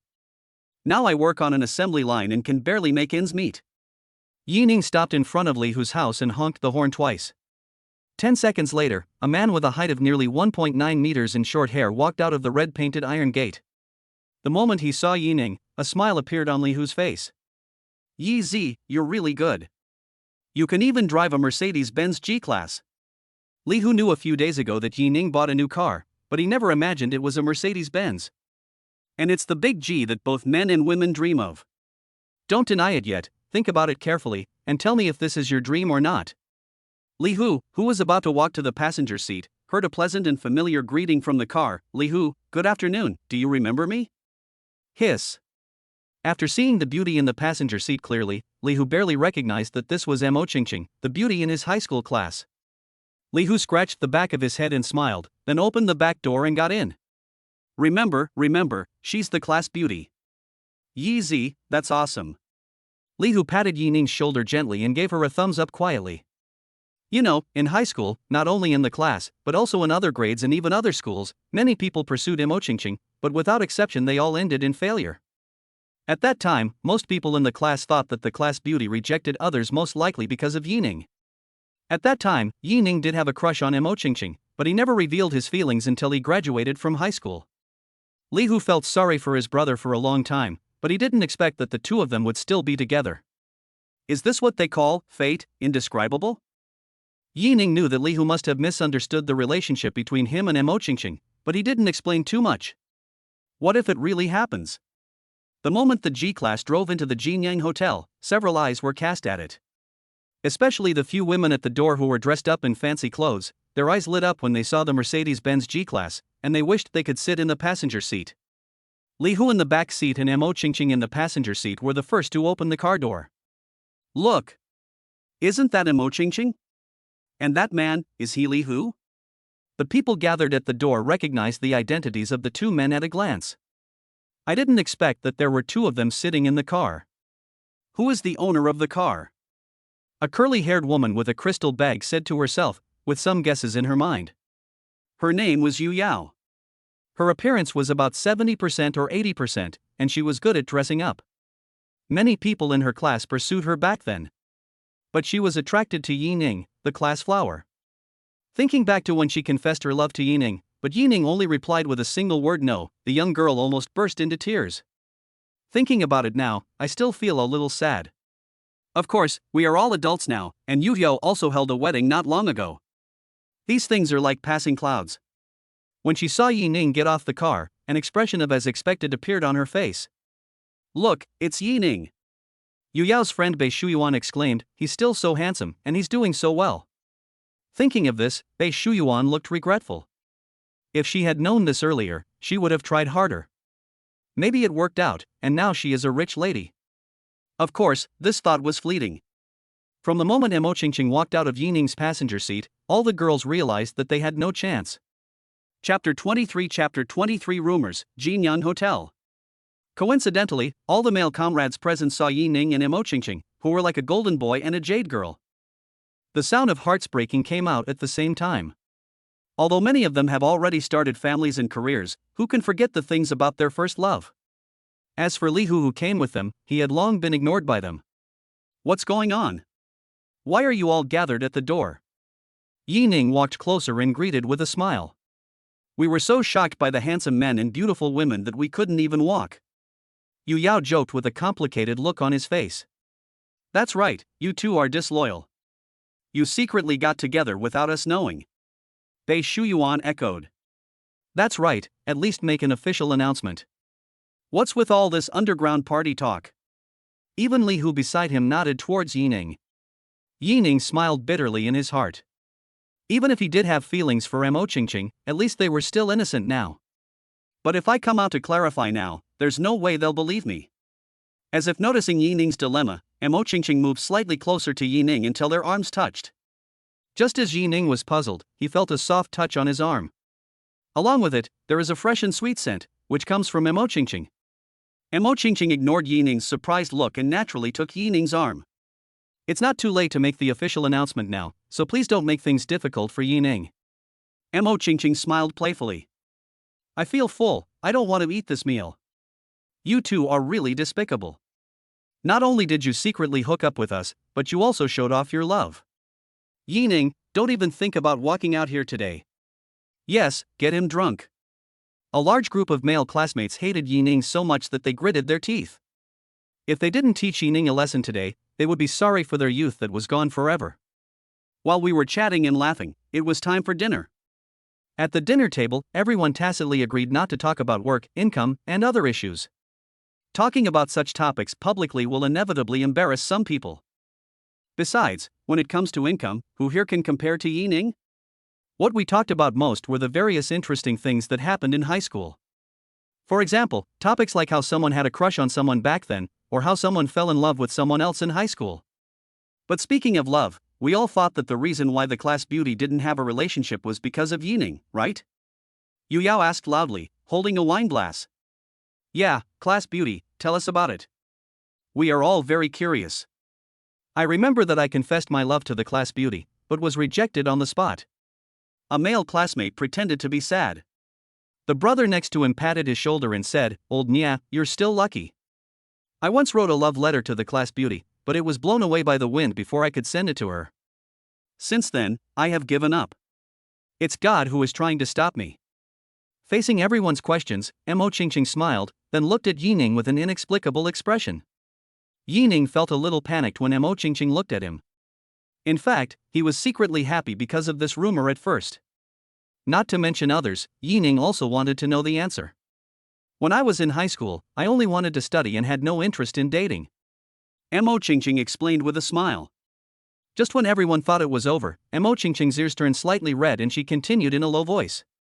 But, I was also embarrassed by this rumor before, and now, it's the same. After saying that, Mo Qingqing turned her face to the other side with the wine glass in her hand, leaving Yining with a beautiful back view. Oh, so that's how it is. The rumors are confirmed. Yining, I really envy you. A group of people started to make a fuss, looking at Yining and the others, and sending their blessings. Only Yining stayed where he was, reaching out his hand towards Mo Qingqing, as if wanting to grab something. When his 5 fingers were about to touch Mo Qingqing's collar, he bent them and finally let them go. I'm sorry, Qingqing. Yining said in a low voice. When Yi Ning said this, Mo Qingqing's delicate body trembled slightly. After a moment of silence, Mo Qingqing turned around, with a smile on her face, and raised her glass to Yi Ning. Yi Ning understood what he meant, clinked glasses, and drank it all in one gulp. Yi Ning drank a lot today, and Mo Qingqing even more so. After eating and drinking, everyone present walked unsteadily and was in danger of falling down at any time. Yi Ning took advantage of the break in the bathroom to rush to the cashier. "Sir, your total spending is 25,800 yuan. How do you want to pay?" "Swipe the card." Yi Ning took out a bank card. "By the way, please help me get 20 standard rooms." Thinking that everyone had drunk a lot, it would be a good idea to have someone to pick us up. If not, we can still stay here tonight. "Yes, sir." Bite. Host spends 32,800 yuan, gets a critical hit, and is rewarded with ownership of the Jinyang Hotel. The sound of the system made Yi Ning feel less drunk. Although the Jinyang Hotel is far inferior to the Jiangnan Hotel in Jiangcheng, only a fool would not spend tens of thousands of dollars on a hotel. In one word, awesome. Yi Ning returned to the dining table and told everyone that he had paid for the meal and booked a room. Finally, with the farewells coming one after another, the class reunion finally came to an end. Yi Ning hugged the half-drunk and half-awake Mo Qingqing, and came to the door of their respective rooms with the classmates who planned to stay here for one night. Chapter 24 Mo Qingqing's decision. Several male classmates gave Yi Ning a look that all men understood, and then entered the room. Even Li Hu whispered in Yi Ning's ear, "Be careful. Get down here." Yi Ning cursed with a smile. Li Hu chuckled, and his burly body disappeared from Yi Ning's sight. There were 2 beds in the standard room. Yi Ning helped Mo Qingqing lie down on one of the beds. "Qingqing, Qingqing." Yi Ning pushed Mo Qingqing's shoulder and said, "Wake up first, wash up and then go to sleep." Mo Qingqing looked at Yi Ning with empty eyes, chuckled twice, and then closed her eyes again. "It seems that this girl is completely drunk. I really don't know why she drank so much." Mo Qingqing's face was covered with a drunken blush, which made her look very lovely. I couldn't help swallowing and resisting the urge. He took out a towel to help Mo Qingqing clean her cheeks, and was busy until the early morning. After taking a shower and walking out of the bathroom, I saw Mo Qingqing sleeping soundly, so I could only go to the other bed and fall asleep. The next morning, Yi Ning, who was sleeping, vaguely heard the sound of running water. After frowning briefly, he opened his sleepy eyes. At the same time, the shower was turned off, the bathroom door was pushed open, and Mo Qingqing walked out of the bathroom wrapped in a bath towel. Her hair was wet, with water droplets on the ends. Even without makeup, she was still absolutely beautiful. The white shoulders are exposed, and the beautiful collarbone is clearly visible. Yi Ning was stunned. Mo Qingqing now looked like a lotus flower emerging from the water, so beautiful. Of course, Mo Qingqing's capital is still a little lacking, after all, she is petite. "You're awake." After Mo Qing finished showering, he came into the house and saw Yi Ning staring at him in a daze. She was shy, but also a little secretly happy. "Yi Ning, last night." "I didn't do anything last night." Yi Ning explained immediately. A flash of disappointment passed through his eyes, and Mo Qingqing nodded. Then she picked up the hairdryer on the table and asked, "Can you help me blow dry my hair?" "Okay." Yi Ning got up, took the hairdryer, and came behind Mo Qingqing. It feels cool to the touch and has a fresh scent of shampoo. Mo Qingqing's hair is really good and very smooth. In the end, Yi Ning even didn't want to let go. "Okay." Yi Ning turned off the hairdryer and put it down. Mo Qingqing didn't turn around, but her frail body seemed to be trembling. "Yi Ning, do I look good?" Mo Qingqing seemed to be crying. The sudden question made Yi Ning think he had misheard. "Qingqing, what did you say?" "Did I say I'm good looking?" Mo Qingqing's voice was a little louder. "Nice." This time, Yi Ning spoke his mind without hesitation. "Why is that?" "I deliberately got drunk last night to give you a chance. Why are you still indifferent?" Mo Qingqing turned around, her eyes red. Yi Ning's heart was filled with the fervor of thousands of horses galloping. Damn it! Could it be that the correct answer was to just get started last night? But Yi Ning denied it immediately. He was indeed attracted to Mo Qingqing, but at least both of them had to be sober, right? "Yi Ning, I'm really tired. You should have heard what Xiaogua said about my family's situation, right?" Yi Ning nodded to indicate that he had heard of it. "Yi Ning, take me and lend me 500,000, okay? Mo Qingqing buried her head in Yining's chest, and her slender arms tightly wrapped around Yining's waist. Feeling the delicate body trembling in his arms, Yining felt mixed emotions. It is hard to imagine how much courage this strong girl mustered to make such a decision. He stretched out his right hand, gently stroked the back of Mo Qingqing's head, and stroked her hair back and forth. Perhaps it was because she felt the warmth of Yining's palm that Mo Qingqing gradually stopped being nervous. Qingqing, I told you that as long as you ask, I will help you. Yining also wanted Mo Qingqing, but not under such circumstances. He didn't want anything else to be mixed in his relationship with Mo Qingqing. But I really don't know how to tell you. Mo Qingqing's voice was soft, as if she was acting coquettishly. It's okay, just consider it a loan from you. You can owe it for as long as you want. 500,000, Yining really doesn't care. If it is really necessary, what does 5 million or 50 million mean? After saying that, Yining transferred 1 million to Mo Qingqing on the spot. Seeing the transfer information, Mo Qingqing exclaimed, "It's much more. Didn't I say 500,000? Why did you transfer so much?" Not much, not much. After Auntie recovers, shouldn't she buy some nutritional supplements? These all cost money. This is 1 million. How can I pay it back? A trace of worry flashed across Mo Qingqing's face. Yining smiled wickedly, "If you can't pay it back, then don't pay it back. What's the meaning? Just think of it as a betrothal gift, ha ha ha." Mo Qingqing thought for a long time before she understood what Yining meant. She pouted and said coquettishly, "Hateful. I see you coax other girls like this." This morning, she accidentally saw Yining's mobile phone on the bedside table. There was a chat message from a girl on the screen, and she understood instantly. But she wouldn't bring it up, and continued, "Besides, who would ask for 1 million yuan in betrothal gifts?"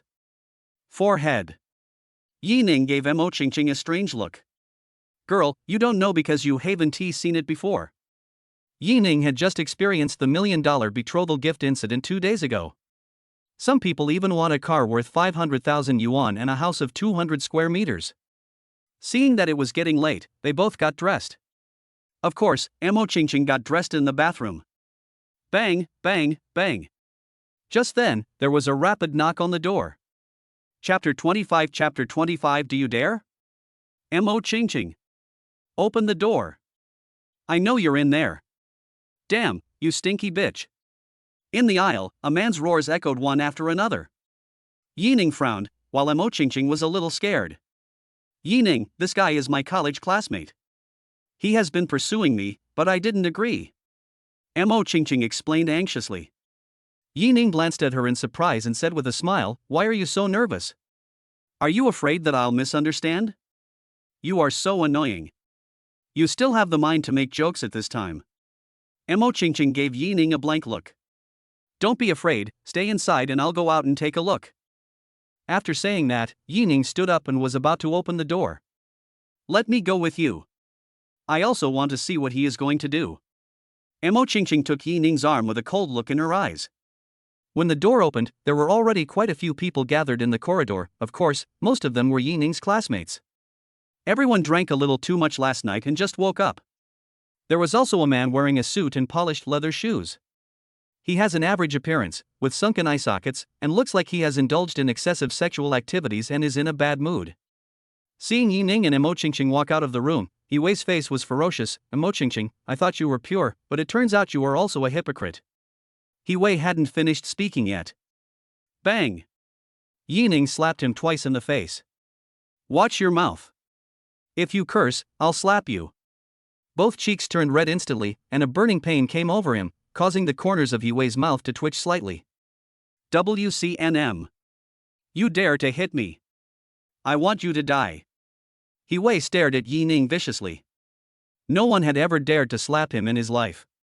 "And you, Mo Qingqing, this is the man, right? I gave you 500,000 yuan but you refused to do it and just followed a pretty boy like this. Bitch." Yiwei roared. Seeing that Yiwei was still swearing, Yining kicked Yiwei in the stomach and kicked him 2 meters away.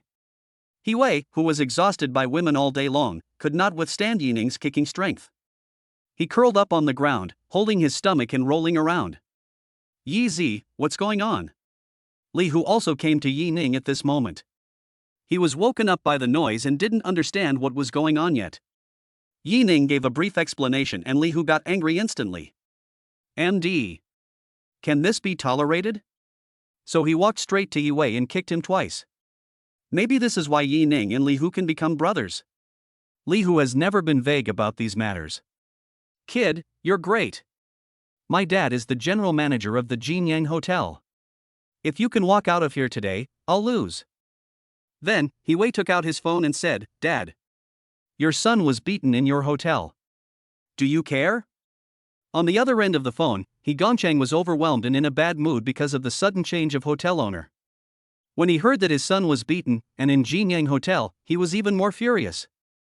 Didn't you tell me who your father is? I have said it, but the other side has more people and is very arrogant. Dad, please come over here quickly. Okay, I'll be there right away. After hanging up the phone, Yi Wei returned to his initial arrogance. Boy, you're done. Yi Zi, the situation is not right. How about we retreat first? Li Hu suggested in a low voice. As the saying goes, a good man never suffers a loss in front of him. After all, this is someone else's territory, and we will lose if we start fighting. Mo Qingqing held Yi Ning's hand a little tighter and looked at him with concern. Several old classmates also advised, Yi Ning, why don't you listen to Li Hu and leave the hotel first? Only Yi Ning looked calm. Don't be afraid, just wait and see. Then he patted Li Hu's shoulder and said, Huzi, do you want to be a leader?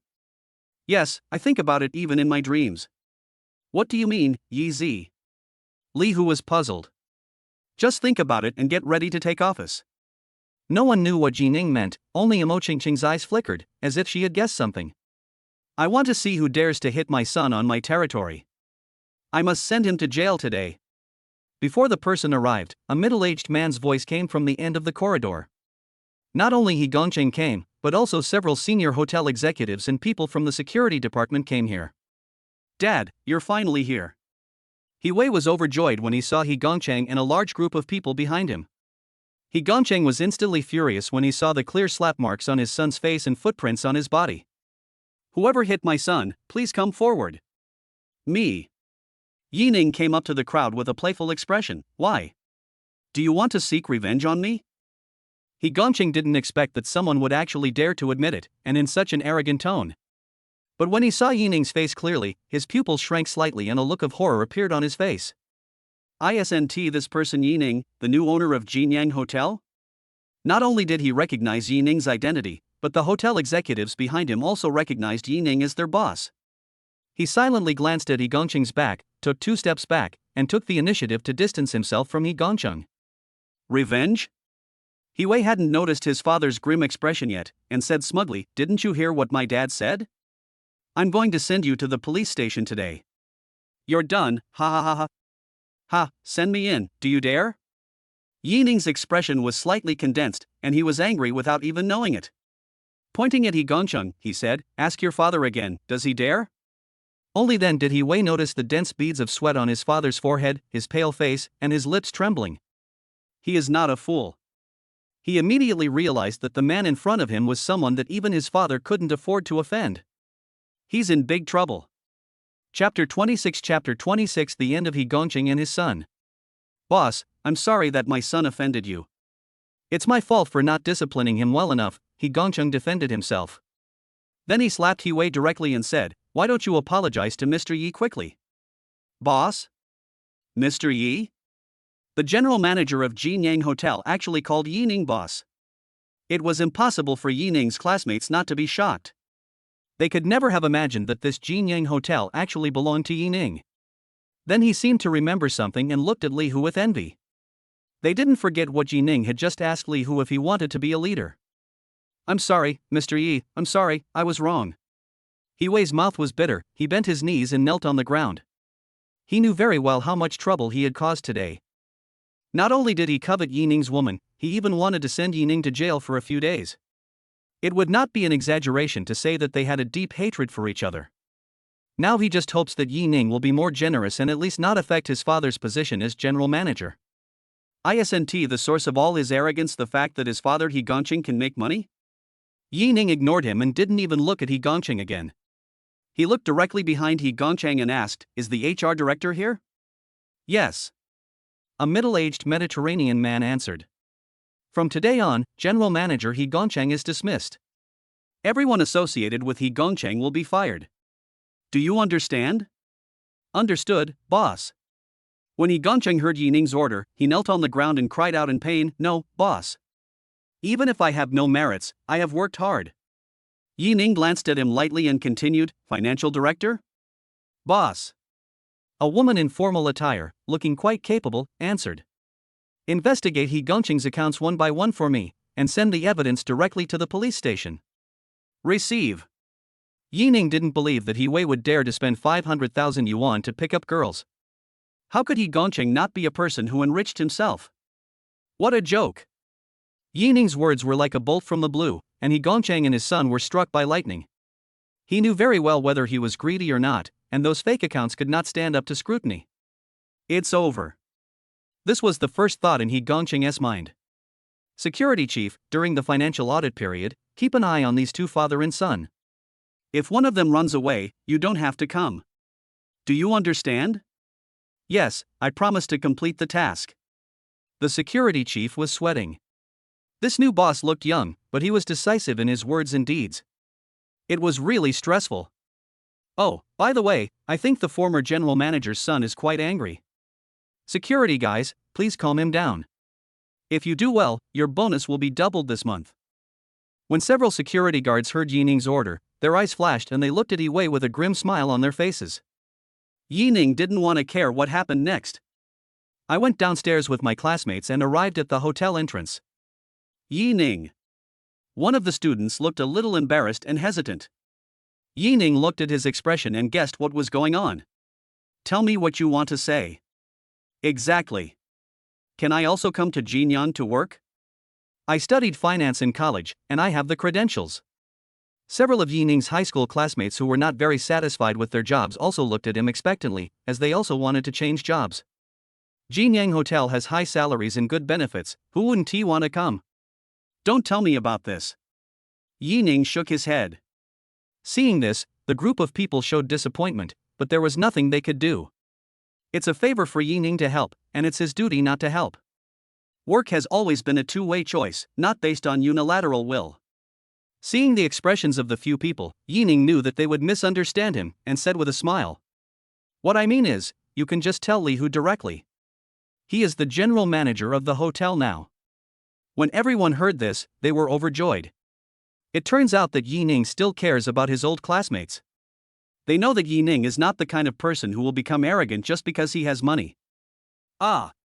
Yi Zi, you are not kidding? Li Hu was dumbfounded. Am I kidding? From today on, you are the general manager of Jinyang Hotel. Li Hu never thought that as a high school graduate, he could become the general manager of the famous Jinyang Hotel in Yongcheng. He rubbed his hands and said, Aren't you afraid that I will ruin your hotel? Let it go bankrupt, it's only a couple of 100 million. Yi Ning really didn't care. This amount of money was far less than his assets in Jiangcheng. Besides, he had 1.5 billion in cash in his bag, and he really didn't care about the hotel worth 200 or 300 million. He also believed that people can be trained, and Li Hu learned it slowly. After bidding farewell to his old classmates, Yi Ning first sent Li Hu home, and then took Mo Qingqing to the city hospital. Are you going up there too? Seeing Yi Ning follow her out of the car, Mo Qingqing asked in confusion. What? I just received the betrothal gift and you still can't let me meet my mother-in-law. Yi Ning teased. Mo Qingqing blushed, glared at Yi Ning with her beautiful eyes, then turned and walked towards the inpatient building. Of course, she pretended to be unaware of Yi Ning who was following behind her. Only when Yi Ning wasn't looking would she smile from time to time, revealing a few white teeth. Yi Ning quickly stepped forward, grabbed Mo Qingqing's delicate little hand, and held it in his palm. Mo Qingqing struggled a little, then let Yi Ning do as he pleased. Just looking to the other side, revealing his crimson little ears, so cute. Chapter 27 Li Qingru. Hospital, inside the ward. Behind the long white curtain, a beautiful middle-aged woman was sitting on the bed, holding a cup of hot water in her hand. Her face was pale and sickly, and she stared blankly at the scenery outside the window. Mom, why are you sitting up? Mo Qingqing saw her mother and quickly walked to the bedside. Seeing her daughter busying around, Li Qingru felt distressed. She knew very well that her daughter had given up too much for her. Sometimes she really wanted to just leave, but every time she saw her two daughters, Emo Qingqing and Emo Chanqian, she felt that it was great to be alive. Qingqing, who is this? Li Qingru of course noticed Yi Ning, who came to the ward with Emo Qingqing. Mom, this is Yi Ning, my high school classmate. Following Emo Qingqing's introduction, Yi Ning also took the initiative to greet and put the fruit basket in his hand on the bedside table. Hello, Auntie. Li Qingru nodded and said, hello. His eyes were always on Yi Ning. Needless to say, Yi Ning's appearance is good, and he is also of good height. Her smile was very sunny. Li Qingru nodded secretly, thinking that her daughter had good taste. Of course she understood that Yi Ning was not just her daughter's classmate. Otherwise, why didn't her daughter bring other classmates to the hospital, but only brought Yi Ning? Secondly, when Emo Qingqing introduced Yi Ning, she acted like a little girl, and it was clear that she had someone in her heart. Of course, she doesn't have high expectations for her son-in-law, as long as he is good to her daughter. Is Li Qingru's family here? A nurse came to the door of the ward with a notebook. Emo Qingqing stepped forward immediately. The two chatted in low voices for a few words, and then Emo Qingqing followed the nurse out of the ward. Li Qingru looked worried when she saw this scene. How could she not know that this meant her daughter was asking her to pay for her hospital expenses again? After staying in the hospital for 2 months, Emo Qingqing paid the medical bills almost every week. Although Emo Qingqing never said how much money he spent, it was definitely not a small amount. And she knew very well that the subsequent surgery fees would be the real hefty sum. Yi Ning noticed Emo Qingqing's mother's expression and smiled to comfort her. Auntie, just take good care of your illness. You don't have to worry about the expenses. Li Qingru forced a smile and shook her head. How could she not be worried? Serious illnesses cost money like water. Especially for a case of kidney failure like hers, surgery and a kidney transplant would cost hundreds of thousands of dollars. Xiao Yi, are you also from Yangchang? Li Qingru suddenly asked. Yes, Auntie. Yi Ning nodded. It's just that most of my properties are in Jiangcheng, so I rarely come back. Li Qingru raised her eyebrows after hearing this. From what Yi Ning said, it seemed like he wanted to start a company and be the boss. You start your own company? Li Qingru asked doubtfully. No, I just made a lot of investments. Li Qingru was a little surprised. A young man in his 20s said that he was doing investment. Does that mean Yi Ning is a rich second generation? Thinking of this, Li Qingru's expression changed slightly. Could it be that this person is not my daughter's classmate at all, but my daughter is lying to cover up the truth? Perhaps in order to earn money for medical expenses, my daughter reached some kind of deal with this man named Yi Ning? If that's the case, she would rather die. At this time, Emo Qingqing also walked into the ward with Li Qingru's attending physician. This is your mother's condition. Fortunately, you have prepared the money for the surgery, otherwise the consequences would be disastrous if you delay it for a few more days. The doctor looked solemn. Then he looked at Li Qingru and reminded her, tell your mother to relax and eat light meals for the next few days. You can have the surgery in 3 days. Okay, thank you Dr. Jiang. Emo Qingqing looked delighted. Her mother was finally saved. All this is thanks to Yi Ning. It was Yi Ning who gave her hope and saved her family. Qingqing, come here. After the doctor left, Li Qingru looked serious. When Emo Qingqing arrived at the bedside, Li Qingru stared into her daughter's eyes. Tell me the truth, what is your relationship with Xiaoye? Mom, why are you asking this? Emo Qingqing felt a little embarrassed. If you are just classmates, where will the surgery fee come from?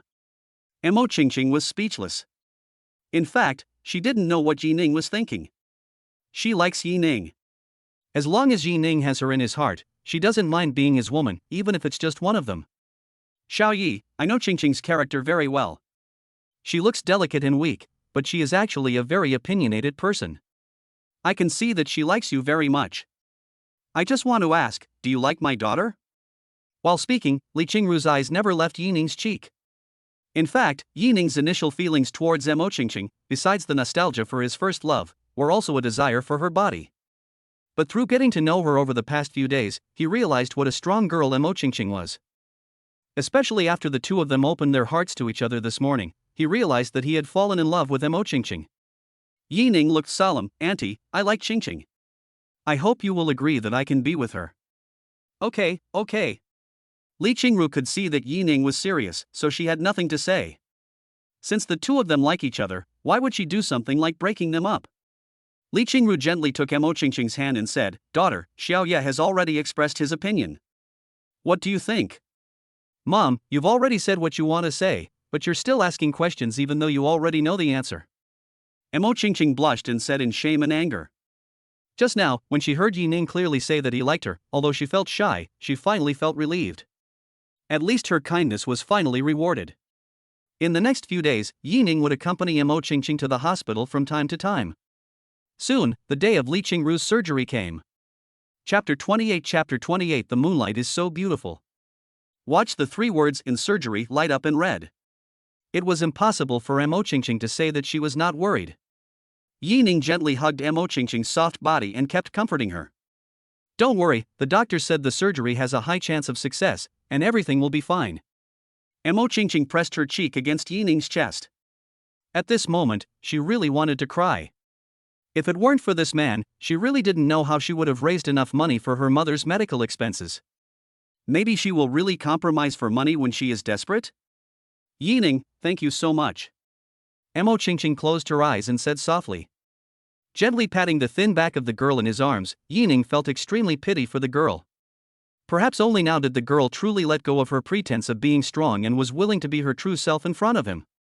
3 hours later, the operating room was finally opened. "Doctor, how is it?" Yining asked immediately. Mo Qingqing also stood up, and the palms of her hands holding Yining were sweating. The doctor took off his mask and said tiredly, "Don't worry, the operation was successful. You only need to stay in the hospital for half a month for observation. If there are no other problems, you can be discharged." Call. Yining and the others finally put their minds at ease. Bite. The host spent 500,000 on Li Qingru, achieved a critical hit, and was rewarded with ownership of Jiangcheng Kangda Hospital. Before, Yining was wondering why there was no system reminder. It turns out we have to wait until the surgery is completed, which is not bad either. Jiangcheng Kangda Hospital. This is the best private hospital in Jiangcheng. It is well known in Jiangcheng both in terms of doctor qualifications and hospital reputation. It even has a good reputation in several surrounding provinces. Now Yining has more than just 1.5 billion in cash. There are also Jiangnan Commercial Street, Jiangnan Building, Jiangnan Hotel, 30% of Feiyu Lavish shares, Yunshan Longjing Villa, Jinyang Hotel, and now Jiangcheng Kangda Hospital. The total assets added up to tens of billions. Officially become a super rich man worth tens of billions. Yining and Mo Qingqing met Li Qingru again, and she was already in the intensive care unit. Now the two can only visit each other through the window. After the critical period is over tomorrow, they can be transferred to the VLP ward. Yes, Yining upgraded the ward for Li Qingru so that she could feel more at ease. A day later, Li Qingru's critical period was over, and she looked rosy and recovered well. Mo Qingqing smiled happily. She hadn't felt so relaxed for a long time. After leaving the hospital, the two went to Yangchun High School together and told Mo Qianqian the news across the school gate. Mo Qianqian cried with joy. Now, she could finally devote all her heart and soul to the college entrance examination. After dinner, it was already 9 o'clock in the evening. In the evening breeze, the two walked side by side along the river. Yining. The moon is so beautiful tonight. Yes. Yining. Today is the happiest day I've had in a long time. You will be so happy every day from now on. Yining. Lower your head a little. Mo Qingqing's voice was as soft as a mosquito. What? Yining didn't hear clearly and unconsciously leaned his face over. I'm calling you, come closer. Suddenly, a soft and cool touch appeared on Yining's lips, followed by a sweet breath. Separate as soon as you touch. After a long silence, Mo Qingqing said shyly, why don't you say something? As an undergraduate, are you at a loss for words at this moment? Yining thought for a moment and said, I can't leave you anymore. It's too old-fashioned. Mo Qingqing turned her head to the side and said dissatisfiedly. I love you. Too direct. My heart goes on? What is that? Mo Qingqing pouted. Yining, not knowing what to say, put one arm around Mo Qingqing's slender waist and the other hand on the back of her head. The two kissed again. The cool touch of the tongue made the two more and more addicted, and they fell deeper and deeper. After a long time, their lips parted. Yining leaned over and whispered in Emochingching's ear, "It's too noisy here. Even if you want to think of words, you have to be in a quiet environment, right?" Emochingching's eyes were as charming as silk. "Then why don't you find a quiet place to think about it slowly?" An hour later, in a luxury suite in a riverside hotel.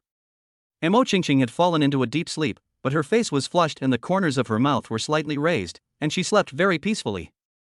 Yining gently stroked Emochingching's smooth and beautiful back, his eyes full of pity. Turning to look out the window. The night is deep and the moon is bright. Tonight is truly beautiful. The next day, the sun was already high in the sky. Yining and Emochingching both woke up. Emochingching raised her head and looked at Yining, then buried her head again, feeling extremely embarrassed. Looking at Emochingching at this moment, Yining couldn't help swallowing. "Climb your hands up the mountain." "No." Emochingching frowned slightly, and said in a soft voice, "It hurts." Yining became alert and suppressed the heat, not continuing. It seems that everyone's physique is different. Although it was also the fairy's first time, she seemed to be fine at the time. By the time the two of them walked out of the hotel, it was time for lunch. On the way to the parking lot, Yining supported Emochingching and took small steps. Occasionally, he could hear Emochingching gasping in pain. Although he felt sorry for Emochingching, as the culprit, he couldn't help but smile. Emochingching was furious when she saw Yining's smug expression. This bad guy is so hateful. During lunch, a phone call interrupted the conversation between Yining and Emochingching. "Hello, Mr. Yi. I am Wu Jishir, the director of Jiangcheng Kanga Hospital. Are you available now?" An old man's voice came from the other end of the phone, and it can be heard that he was in full energy. "Hello, Dean Wu. If you have anything to say, please tell me directly." Yining has absolute respect for the profession of doctor. Chapter 29, The Eve of Farewell. "Mr. Yi, I have some documents that need your signature. Do you have time recently?" Yining hesitated for a moment. "I'm in Sichuan province now. Can I go back to Jiangcheng the day after tomorrow?" "Okay, Mr. Yi, I'll call you when the time comes." After hanging up the phone, Yining looked at Emochingching with an apologetic look and remained silent. The two of them were really together last night, but they wanted to leave immediately. The scumbag was confirmed. Emochingching saw Yining's apology. Although she was reluctant, she was not a hypocritical woman. "It's okay, you go to Jiangcheng first. I'll come to find you when my mother recovers," Emochingching said gently. Yining pinched Emochingching's soft hand and was very moved. What a sensible woman. He also wants to be a considerate man. It is worth mentioning that the day before leaving, Yining and the two elders finally moved the last package into the villa. From then on, the family officially said goodbye to the house they had lived in for 20 years. Of course, both Ye's mother and old Yi are nostalgic people. After several discussions, they still don't plan to sell the old house. Yining didn't care, just regarded it as a memory. After having his first dinner in his new home, Yining felt extremely satisfied. "After working for several years, my dream finally came true. I finally let my parents live in a big villa that they never dared to imagine before." After dinner, Yining didn't expect Bai Yiluo to send him a message on his own initiative. "Bai Yiluo, Yining, are you still in Yangcheng?" Yining, "Yes, but I'm going to Jiangcheng tomorrow." "Bai Yiluo, that's perfect. I'm also planning to go back to Jiangcheng tomorrow. Can I take your car?" Although Yining didn't understand why Bai Yiluo didn't take a plane or high-speed rail, it was nice to have a companion on the road rather than being alone. Although Bai Yiluo is a taciturn person, she is also a top-notch beauty. Yining immediately replied, "Okay, see you tomorrow." As the sky grew darker, Yining put the things he would take tomorrow into the car. While I was drinking water, Emochingching called. Yining is leaving for Jiangcheng tomorrow, and Emochingching, who is just beginning to fall in love, is naturally reluctant to let him go. "Yining, I miss you," Emochingching whispered softly, and her voice was like a breeze blowing into Yining's ears. Yining's mouth suddenly became dry. "I'm going to look for you." "Where are you now?" I'm at home, do you want to come?" "Wait for me." Yining hung up the phone, said something to his parents, and drove his Mercedes-Benz G straight to Emochingching's house. "Why is he going out at this time?" Old Yi asked, puzzled. Ye's mother gave a meaningful smile. What else could it be? Your son has so many secrets.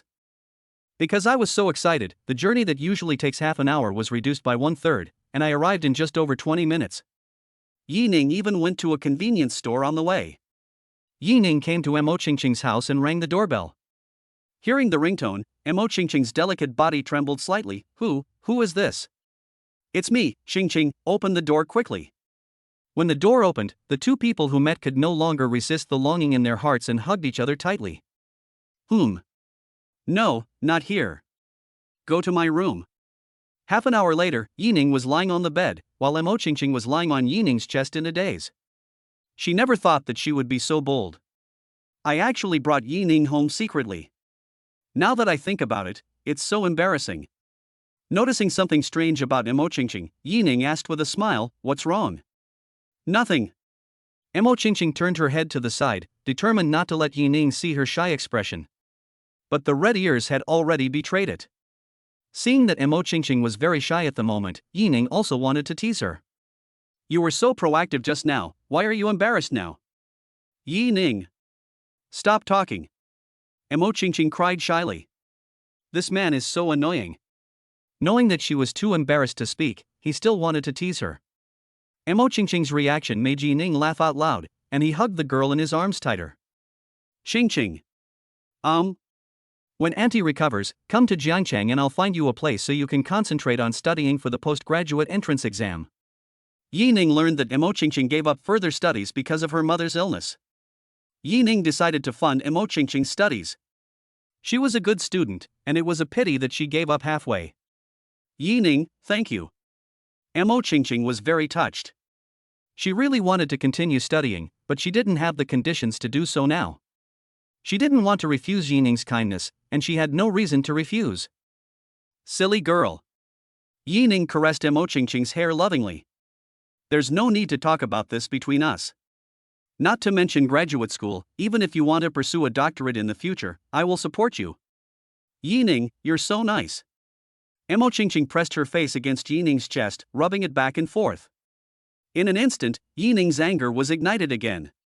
Mo Qingqing noticed that Yining was acting strangely, and her little face turned red so much that water was about to come out of it. But she did not refuse. Instead, she silently stretched out her arms and hooked them around Yining's neck. The next second, the moon was hidden in the clouds and the candlelight flickered. The next morning, Mo Qingqing had a tired look on her face and was sleeping soundly. In contrast, Yining woke up before dawn, his eyes were bright and he was in excellent condition. Yining carefully put on her clothes, washed up, and prepared breakfast herself. After breakfast, Yining sealed Mo Qingqing's portion with plastic wrap. Seeing that Mo Qingqing showed no sign of waking up, Yining didn't have the heart to disturb her anymore. He touched her face lightly and quietly left Mo Qingqing's house. Chapter 30 Returning to Jiangcheng with Bai Iluwa. After going home to say goodbye to his parents, Yining set out on the journey back to Jiangcheng. At 9 o'clock in the morning, Yining arrived on time downstairs of the hotel where Bai Iluwa had stayed that day. After receiving Yining's message, Bai Iluwa, who had been prepared, walked downstairs, recognized Yining's big G at a glance, and stepped forward. The moment Bai Iluwa appeared at the door of the hotel, Yining recognized her at a glance. Her appearance and temperament are so outstanding that just by standing there quietly, she is the most stunning person in the world. Today, she is still wearing a pure white dress, with long black hair like a waterfall, a delicate face, and is incredibly beautiful. "I haven't seen you for a few days, and you're still as beautiful as ever." Yining joked after Bai Iluwa sat in the passenger seat. Bai Iluwa looked at Yining with her beautiful eyes, and then nodded. "Thank you, you are handsome too." Her tone was very serious, as if every word she said had been carefully considered. This was not the first time Yining had met her, and he knew that Bai Iluwa was like this. "I didn't expect you to praise people." "I'm not blind, I'm just telling the truth," Bai Iluwa said expressionlessly. Forehead. "This stunning beauty is good in every way, except that chatting with her is so boring. You say she has low emotional intelligence, but she can still come up with a few words about anything. Let's put it bluntly, when facing your topic, she always has a calm tone. By the way, I still don't know what you do." After all, the two of them are half-writing buddies, and Yining still wants to get to know more about this quiet woman. "I'm a junior at Jiangcheng University." Yining was slightly surprised. He didn't realize that Bai Ilua hadn't graduated yet.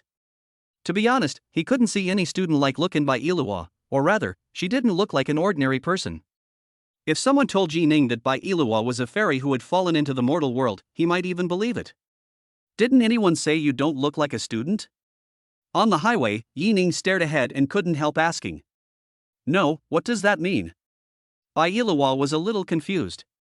This was the first time Yi Ning saw an expression on her face. It turned out that this girl had a paralyzed expression. And this expression is cute no matter how you look at it. This is a heart-pounding feeling. Yi Ning took a deep breath and suppressed the throbbing in his heart. I feel that you are very mature, without the youthful aura of a student. No. Bai Ilua shook his head in denial, and said seriously, I'm still the campus belle of our school. They all say on the internet that I'm their youth. Puff. Girl, do we have the same idea about youth? Of course, Yi Ning was not surprised at all that Bai Ilua said she was the school belle. It would be strange if such a beautiful girl like her was not voted as the school belle, okay? Although everyone's definition of beauty is different. There are 1,000 Hamlets for 1,000 readers. But there are some people who just look like what most people like. Bai Ilua is obviously such a person. As the vehicle drove into the mountain city, the sky turned from clear to cloudy, and then it became even more overcast as we went further ahead. Thunder could be faintly heard in the distance. For a moment, there was a strong wind. On the highway, leaves were flying and dust was rising. When the strong wind suddenly stopped, heavy rain poured down. At the same time, thunder rumbled and lightning flashed like silver. Yi Ning stared at the front intently. On such a road, any carelessness could put his life in danger. There's a service area ahead. Bai Ilua pointed ahead. Yi Ning nodded. It was obviously irrational to drive on the highway in such a dangerous situation. Arriving at the service area, Yi Ning found a corner to park the car. Seeing that the rain was getting heavier, it seemed that he might not be able to go back today. Fortunately, Yi Ning had a lot of food in his car that his mother had put in the car that morning, and even a huge thermos cup filled with hot water. It turned out to be right to listen to my mother. At 8 o'clock in the evening, the heavy rain showed no sign of stopping, but instead became heavier. Yi Ning looked at Bai Ilua beside him and said, It seems that we can only go back tomorrow. Yeah. Bai Ilua stared at the splashes of water hitting the windshield and replied softly. Yi Ning lowered the driver's seat and said half-jokingly, Just make do with it tonight. If you feel cold at night, you can hug me. Bai Ilua looked at Yi Ning who was already lying down, frowned and thought for a long time before refusing, Not now. At the same time, he followed Yi Ning's example and lay down. Not yet? Then it will be okay from now on? And the way she looked just now, it seemed like she had really thought about this problem carefully. Yi Ning couldn't help but turn his head to Bai Ilua, and her beautiful face came into view. This extremely exquisite face cannot be faulted no matter from which direction you look at it. The two of them were very close, and Yi Ning could smell the fragrance of orchids. The fragrance is very light, but quiet and long-lasting. Just like Bai Ilua's personality, quiet, but can't help wanting to get close. What are you doing? Suddenly, Bai Ilua opened his eyes. Yi Ning shuddered and came back to his senses. Only then did he realize that he was very close to Bai Ilua. I'm sorry, I was just fascinated by you. Yi Ning smiled embarrassedly and turned his head back. Bai Ilua hummed and closed his eyes again. Stop thinking about it and go to sleep. We have to travel tomorrow. Bai Ilua's voice like the gentle breeze came to his ears, and Yi Ning finally felt a little sleepy. Yi Ning, who had his eyes closed, didn't notice that Bai Ilua's mouth corners were raised from time to time, as if he was forcibly enduring something. In the middle of the night, when Yi Ning was sleeping soundly, he suddenly felt something cold in his arms. Yi Ning opened his eyes and found Bai Ilua, who was soaked all over, in his arms. Chapter 31 Mutation. At this moment, Bai Ilua's body was cold, her lips were pale, and she was trembling while hugging Yi Ning. Yi Ning touched Bai Ilua's forehead. It was so hot. It must be at least 39 degrees Celsius. Oh no! It is necessary to go to the hospital to help Bai Ilua reduce his fever. Other methods are no longer effective. But at this time, at least we should help Bai Ilua keep warm first. Yi Ning turned over and went to the back row, taking all the clothes he brought with him. He held Bai Ilua in his arms and patted her cheek gently. Ilua, can you hear me? Bai Ilua looked away with difficulty. Seeing that she was still conscious, Yining breathed a sigh of relief. I'll help you take off your skirt and put on my clothes first, okay? Well, okay. Bai Yiluo said without any hesitation. Yining no longer hesitated and unzipped Bai Yiluo's back. The beautiful back as smooth as jade is revealed, which is definitely the most beautiful scenery. But Yining had no time to appreciate it and took off Bai Yiluo's skirt. Immediately change her into your own clothes and pants, put on her coat, and fasten her seatbelt. Don't be afraid, Yiluo. I'll take you to the hospital now. Yining said to Bai Yiluo as he started the car. In heavy rain, on the highway, a Mercedes-Benz G-Class was speeding in the wind and rain. More than 10 minutes later, Yining finally saw a fork in the road. After turning the corner, you will arrive at the toll station in a short while. According to the navigation, Yining drove Bai Yiluo towards the nearest hospital. Doctor! Come quickly, doctor! Arriving at the hospital gate, Yining parked the car, picked up Bai Yiluo in his arms and ran towards the outpatient building. What's going on? The doctor on duty, wearing a white coat, trotted over. He got caught in the rain and has a high fever. Yining said anxiously. Follow me now. When paying the medical bills, the system seemed to have a critical hit, but Yining had no time to care about it.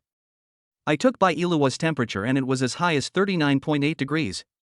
Fortunately, it was delivered in time, otherwise the consequences would be unimaginable. Staring at Bai Yiluo who was sleeping soundly on the hospital bed, Yining finally let go of his worries. This girl really scared him this time. Only now did he see the system reward, 15% of Anqin Pharmaceutical shares. After a busy night, Yining felt tired and lay down beside Bai Yiluo's bed and fell into a deep sleep.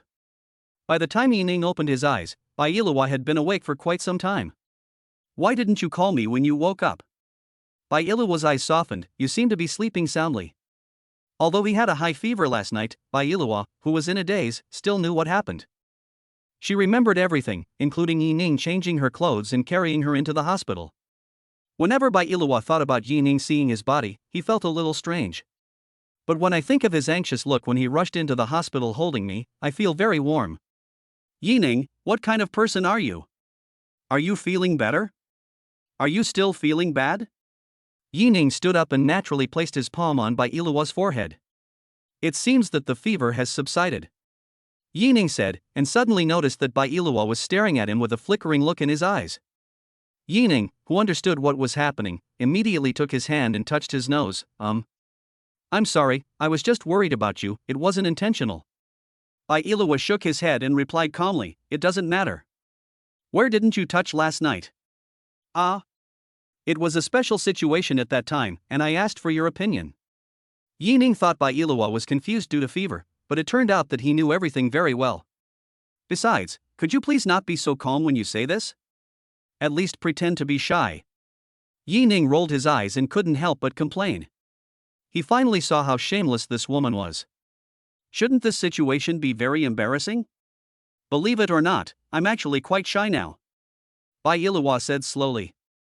Yining didn't expect that this woman would also feel embarrassed. He looked at Bai Yiluo in surprise and found that her face was calm without a trace of blush on it. I couldn't help but pout. Mama's right, the more beautiful a woman is, the more likely she is to lie. What? Seeing Yining's actions, Bai Yiluo frowned slightly. Nothing. Is this called shyness? What the hell is there to be embarrassed about? Afterwards, Yining also heard Bai Yiluo's explanation that the reason she was caught in the rain last night was because she went out to the bathroom in the middle of the night. But the wind was really strong, and even with an umbrella, I got soaked all over. I originally thought I would wait for the clothes to dry slowly, but I caught a cold when I fell asleep, which led to a high fever. Although Bai Yiluo's fever had subsided, it was still obvious that she was still a little weak. Yining decided to stay in the hospital for one more night and go back tomorrow. Remembering the agreement with Director Wu of Jiangcheng Kanga Hospital, Yining also called him to explain the situation. Wu Jisher also expressed his understanding and told Yining not to worry too much. Yining's words were naturally heard by Bai Yiluo, who was lying on the hospital bed, and he was a little surprised. Director Wu of Jiangcheng Kanga Hospital is not someone you can meet just by asking. But even with such a great medical expert, Yining could treat him as an equal. What is Yining's identity? Why have I never heard of him in the circle before? Although she was curious, she wasn't the type to casually inquire about someone's identity. If Yining didn't say it, she wouldn't ask. Afterwards, Yining also received news from Mo Qingqing and Suile. Mo Qingqing said that she missed Yining. Although Suile only asked Yining when he would return to Jiangchang, her words revealed her longing for him. Yining replied one by one. Hey! If you are handsome, people will notice you. There is nothing you can do about it. The next day, Yining woke up on the sofa in the VIP ward. Seeing that Bai Ilua was fully recovered, Yining and the others had breakfast and drove on the road again. After a bumpy journey, we finally arrived back in Jiangcheng around 3 in the afternoon. Not long after, a Mercedes-Benz G drove into Jiangcheng University. Under the gaze of many students from Jiangcheng University, he walked through the teaching building and headed towards the female dormitory. Chapter 32 Sending Bai Ilua back to school. Park the car outside the girls' dormitory. We're finally here. Yining twisted his neck. He was really exhausted these past few days. Yining, I'm sorry to trouble you this time. Bai Ilua looked at Yining with her beautiful eyes and thanked him sincerely. If she hadn't met Yining on the way to Sichuan province, she would have had to return the same way. Not to mention that Yining sent her to the hospital and took care of her for so long. Although there were many unexpected events along the way, she was still quite happy throughout the whole process. It's okay, we are friends. Yining said generously. Friends? Bai Ilua muttered. As if remembering something, he said mysteriously to Yining, as a friend, I will give you a gift. Close your eyes first. Gift? Still need to close your eyes. Could it be that? Yining was a little excited, closing his eyes with a look of anticipation. Then I heard the sound of a zipper and someone rummaging through something. Yining was a little disappointed. It seemed that this was not what he expected. He thought that Bai Ilua, this emotionless woman, had come to her senses, but it seemed that she hadn't. Okay, open your eyes. Hearing Bai Ilua's words, Yining opened his eyes and saw Bai Ilua holding a painting in front of him. This is a sketch, and the person in the sketch is himself. Lying on the edge of the bed, looking like he was fast asleep. This is? Yining was very surprised. It was the first time he received such a gift. That day you were sleeping beside the hospital bed, and I quietly drew this. How about it? Do you like it? Yining nodded, I like it, thank you. By the way. Bai Ilua suddenly looked into Yining's eyes and said word by word, did you think I was going to kiss you just now? Cough cough cough. Yining really didn't know what Bai Ilua's train of thought was. She was talking about painting 1 second and then switched to this topic the next.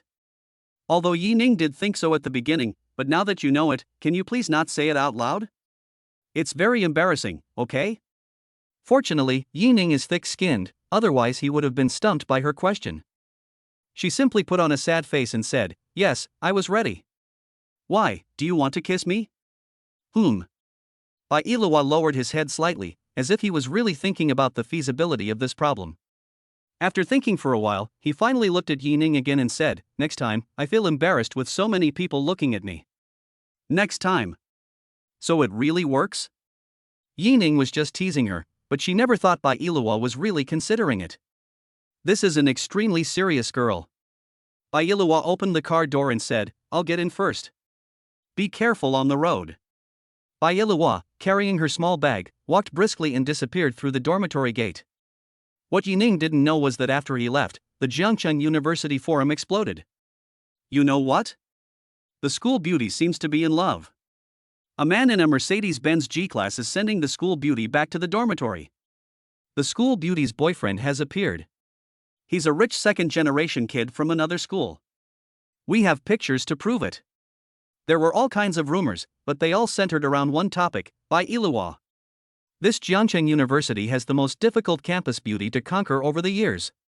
The rumor that Bai Ilua's boyfriend is a rich second generation was soon seen by her good friend Ai Xian.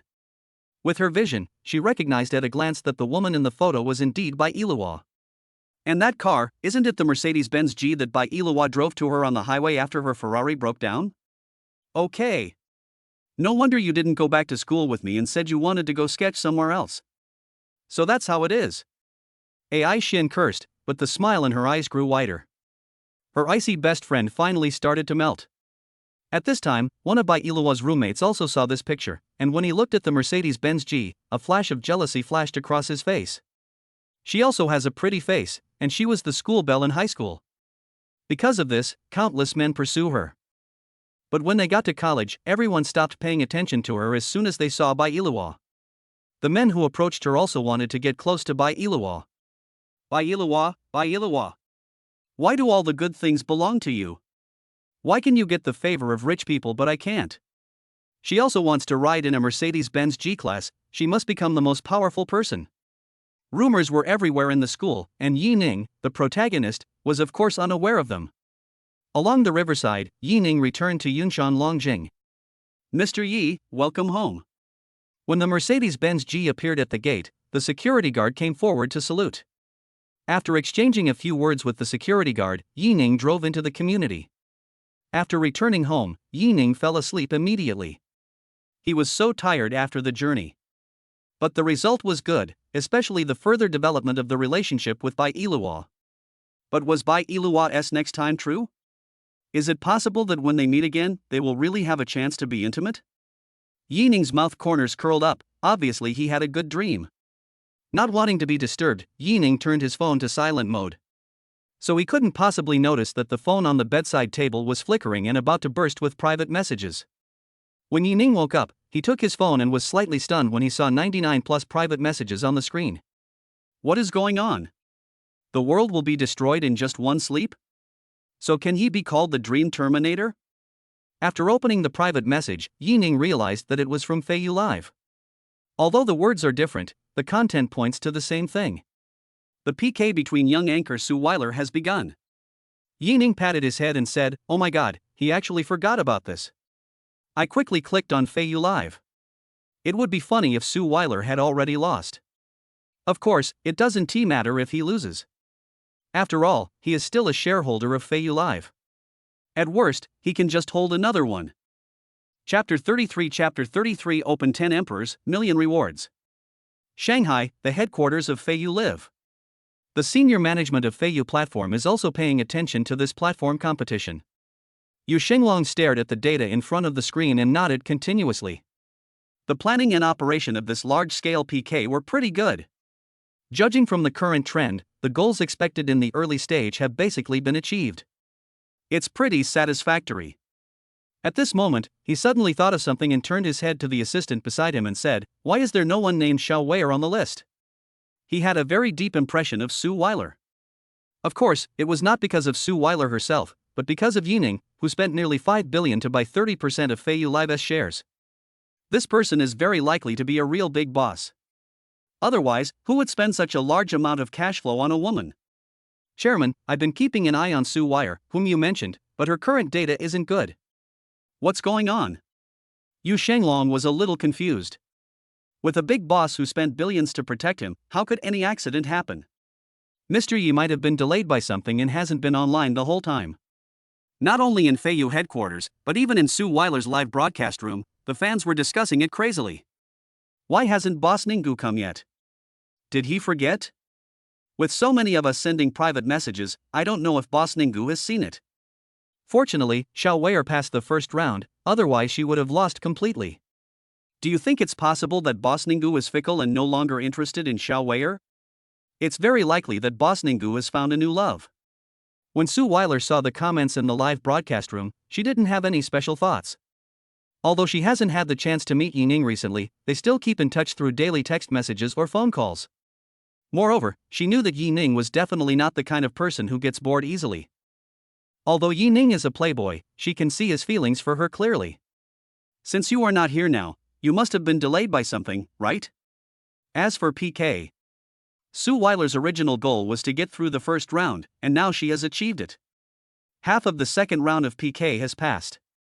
Suile's progress bar is only a fraction of the other parties. The host opposite looked at Suile with disdain and said sarcastically, "Sister, why isn't your eldest brother doing well? Do you want me to help you with a plane to show off?" Having said that, without waiting for Suile to answer, she actually gave Suile a plane. When Shuang's fans saw this, they all said that the anchor was so kind. Another wave of airplane and rocket special effects fills the screen. Thank you all for the gifts. Xuan loves you guys so much, love you guys. You guys over there can come and see me, I can give you a different experience. Both of them pouted, and their words hinted at something. Even when there were 2 minutes left on the PK progress bar, Xuan was still teaching Suile a lesson in a condescending manner. Sister, I don't think you're suitable to be a streamer. You can send me a private message later and I'll teach you. Of course, forget about today. I have to compete in the next round later. I really envy you, my sister, for having some free time. Unlike my sister, she's too busy. The host's smug looks made Suile's old fans in the live broadcast room grit their teeth in anger. Fuck. Looking at her, I really want to kick her. Exactly. Is it really that great to have over 100,000 worth of gifts in a PK match? Boss Ninggu alone gave away 100,000. Boss Ninggu, come quickly. Your little whale has been badly bullied.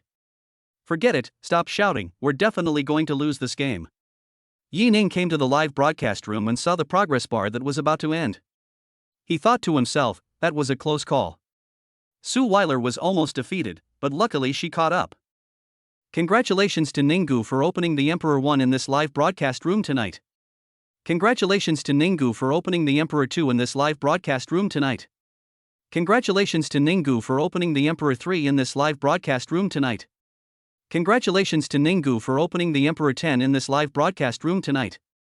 Suddenly, a barrage of special effects hit. Everyone in the live broadcast room was stunned. Emperor. Still 10. This is more than 1 million. Tonight Ninggu, I'm sorry for being late, I'll just brush 10 emperors first as a token of my appreciation. Boss Ninggu is finally here. I haven't seen him for a few days, but he's still as charming as ever. Boss Ninggu, you are worthy of being me. To be honest, I thought you, Boss Ninggu, had fallen in love with someone else, but now I know that you truly love Suile. I agree to this marriage. The boss's Versailles, over 1 million is just a token of appreciation. Little anchor, come back to your senses. Boss Ninggu is coming to marry you on a rainbow cloud. Suile was also frightened by the activation of the Emperor's super special effects. I only came to my senses after seeing the comments from the viewers in the live broadcast room. Thanks to Boss Ninggu for opening the 10 emperors. Suile was smiling very happily at this moment. Although it is related to the PK promotion, the more important reason is the appearance of Yi Ning. When Xuan saw the first emperor appear in Suile's live broadcast room, her expression turned extremely ugly in an instant. But since her total reward for this PK was more than 150,000, as long as this emperor boss didn't continue to brush, she could still advance. Therefore, the anchors Xuan kept repeating in their hearts, don't brush, don't brush. However, things went against one's wishes. After one emperor passed away, a steady stream of emperor special effects were activated.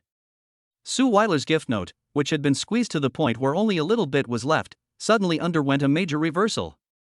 Now she was being suppressed by Suile. Although they knew they would not win, they could only pretend to cry and act pitiful. Brothers, please help Xuan. The Emperor's special effects on the opposite side are so pretty, Xuan wants them too. But the boss in her live broadcast room is just a small boss worth a few million. It's already great if she can earn tens of thousands, how can she possibly become an emperor? At this time, an ID named Jinya Ninggu came to Xuan's live broadcast room. Chapter 34 Yi Ning's counterattack. They both rubbed their eyes, thinking they had seen it wrong. That's right. It's the super boss on the opposite side who has opened 10 emperors. He really came. Could it be that he didn't just give gifts to Suile? That means she still has a chance. Moreover, this is a super boss.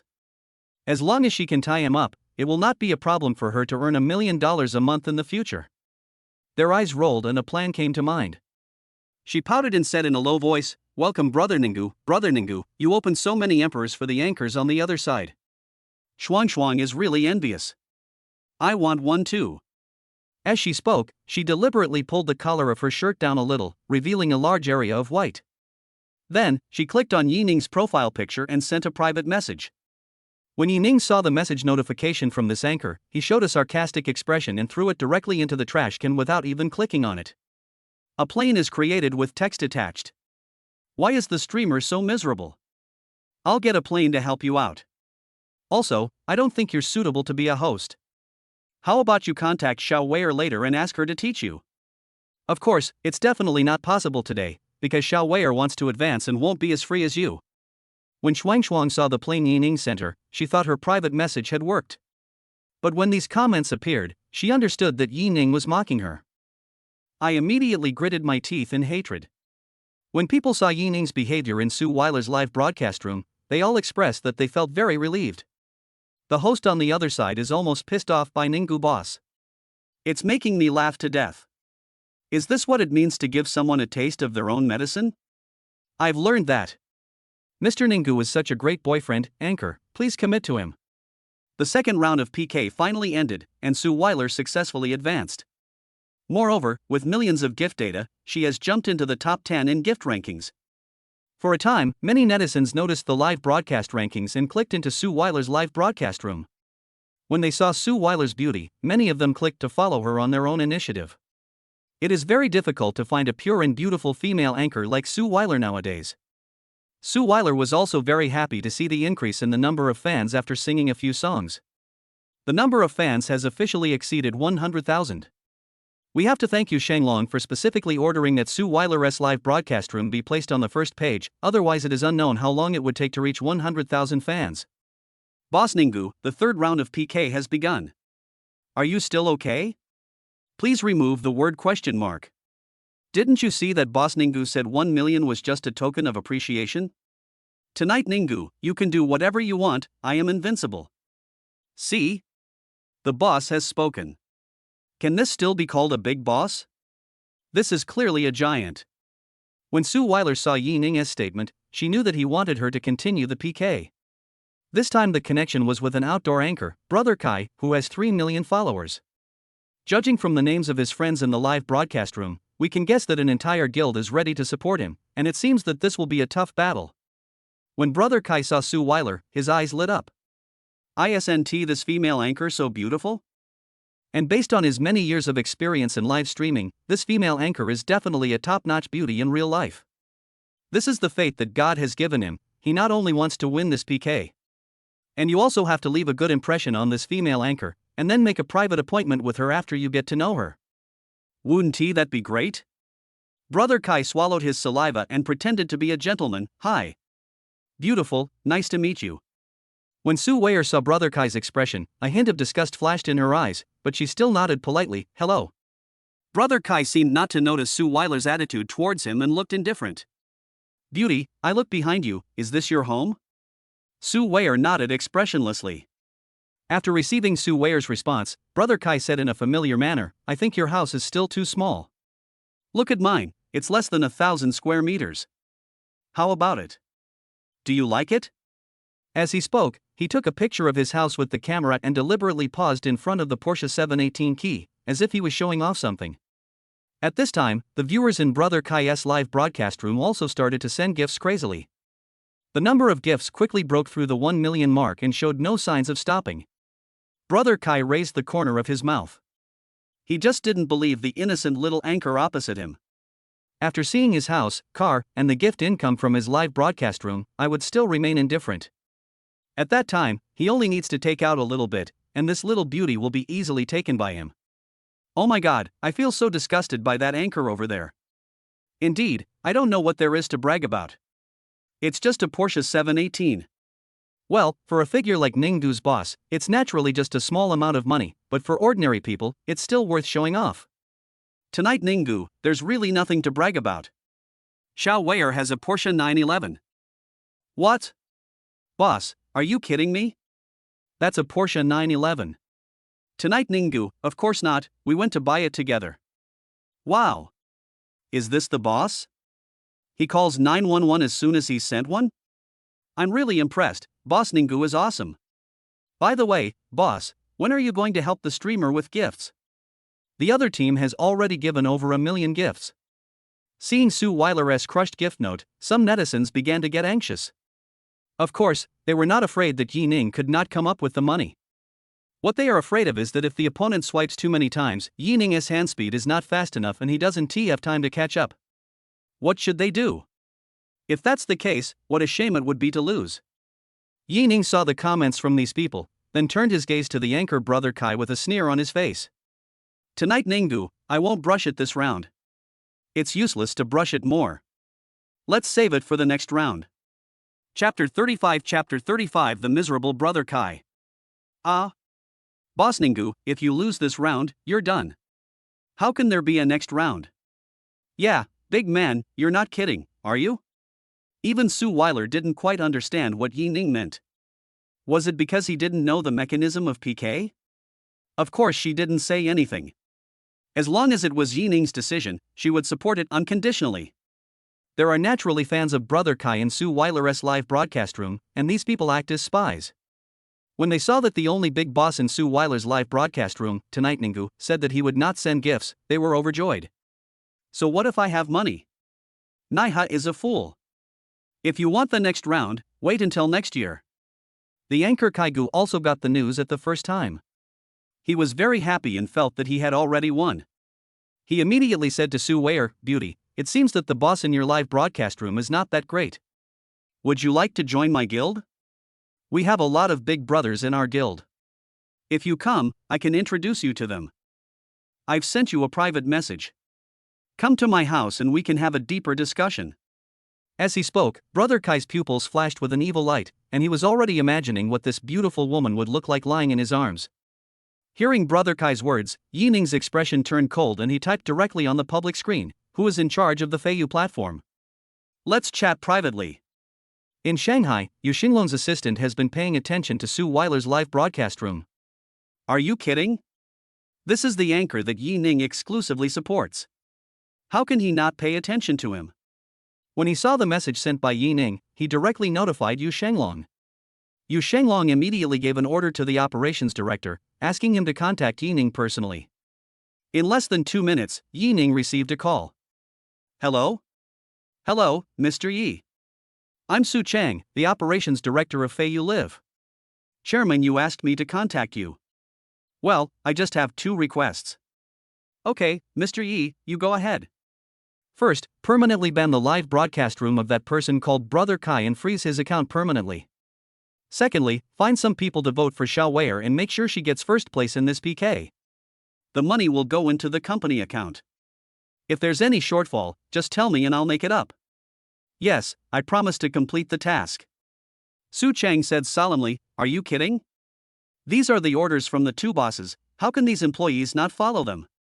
In the live broadcast room, when Brother Kai was about to ask Suile for her phone number, suddenly, the screen went black.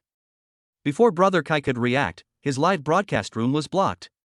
In less than a minute, he couldn't even log into his account. What was going on?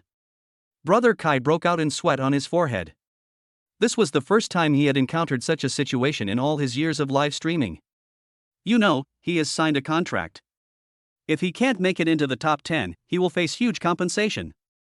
Brother Kai's guild was also notified immediately. When they asked if they were willing, the staff only left 1 sentence. He pissed off the real boss. When the guild master heard this explanation, cold sweat broke out on his back. Don't underestimate him because he is the president of a guild and his family has assets worth nearly 100 million. But compared with those big guys, there is still a world of difference. As for the people Brother Kai provoked, is there any need to say more?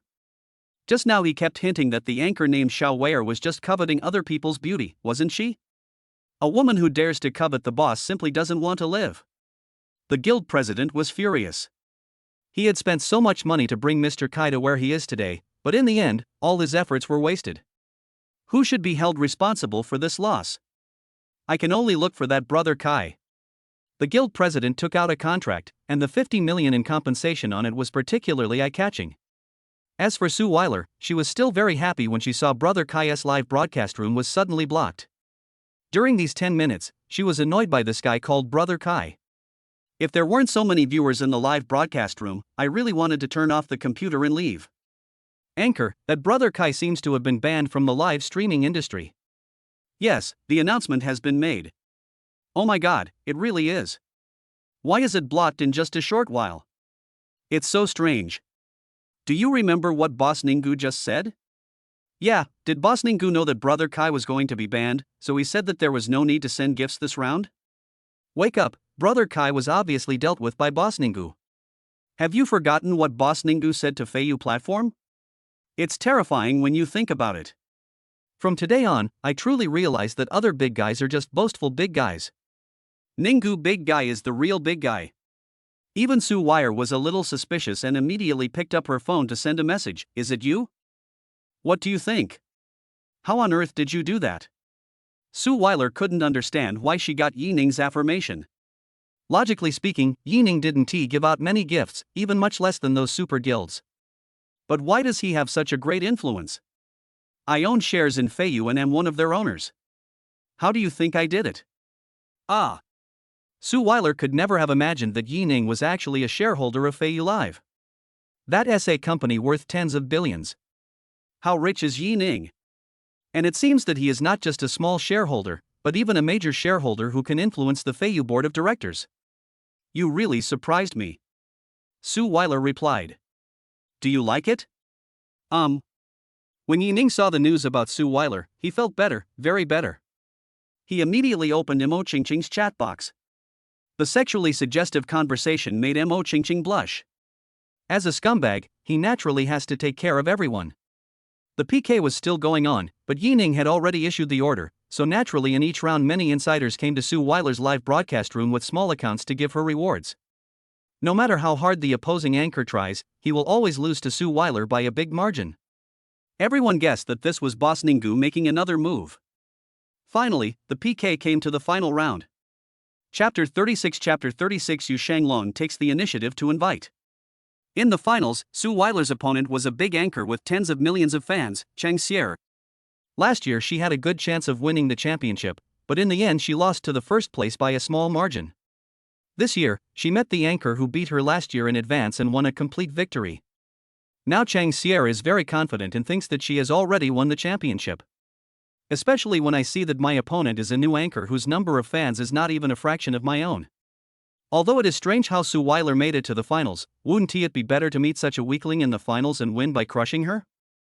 Thinking of this, Cheng Xier pretended to be weak in the live broadcast room and said, "Brothers in the live broadcast room, there seems to be a very powerful boss on the other side. Xier is very scared. Brothers must help me." Seeing Cheng Xier's appearance, the viewers in the live broadcast room blushed and started shouting. "Don't worry, Xier, we'll help you get on the list when the PK starts." Right.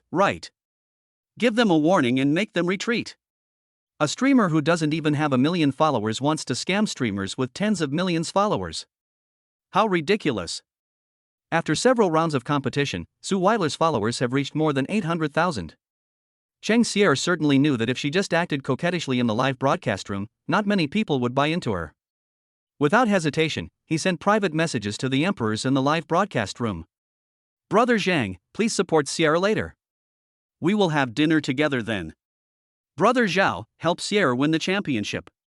I can also wear the clothes you mentioned last time. Brother Qian, Xier bought a new set of pajamas. Can you help Xier check the quality in a few days?" The other viewers in the live broadcast room didn't know that in just this moment, the goddess in their hearts, Cheng Xier, had made appointments with no less than 20 big brothers. If Yining knew, he would not be able to help but admire Cheng Xier. This is a role model in the industry. Make great contributions to the cause. Just when Cheng Xier had begun to imagine her speech after winning the championship, the gift channel finally opened. In an instant, the gift note showed a huge gap of 9-1, forming a crushing trend. Cheng Xier looked very proud and thought to herself, "It's just as I expected." Just as I was about to thank the bosses for their tips, I suddenly saw a barrage of comments flying by. Holy crap! The other team is so strong. We farmed 3 million, and we were still crushed by them. What? Being crushed by the opponent? Cheng Xier rubbed her eyes and looked carefully. Only then did I realize that the gift progress bar was indeed 9-1. But it was not what she imagined. She was 9 and Suile was 1. Quite the opposite. How is this possible? How could a small anchor with only a few 100,000 fans have so many bosses giving her money? Cheng Xier almost couldn't hold the mouse steadily, and silently clicked on Suile's live broadcast room to check. Shocked. Is this still a human being? There are hundreds of emperors alone, plus various other VIPs and countless rewards. It would be impossible to get it without tens of millions. What kind of terrifying existence is the boss behind her? On Suile's list, Ninggu's name was at the top of the list tonight. The reward amount actually reached tens of millions. The key is the gifts I gave to Suile today. Looking at Ninggu's name tonight, Chang Xier was very jealous. 10 million, and that as for one day. If I give it to her, doesn't it mean that she will get 7 million from this man today, excluding the platform's commission? Think about the list of people in her live broadcast room. The reason why they gave her hundreds of thousands of tips was that she earned them with her body.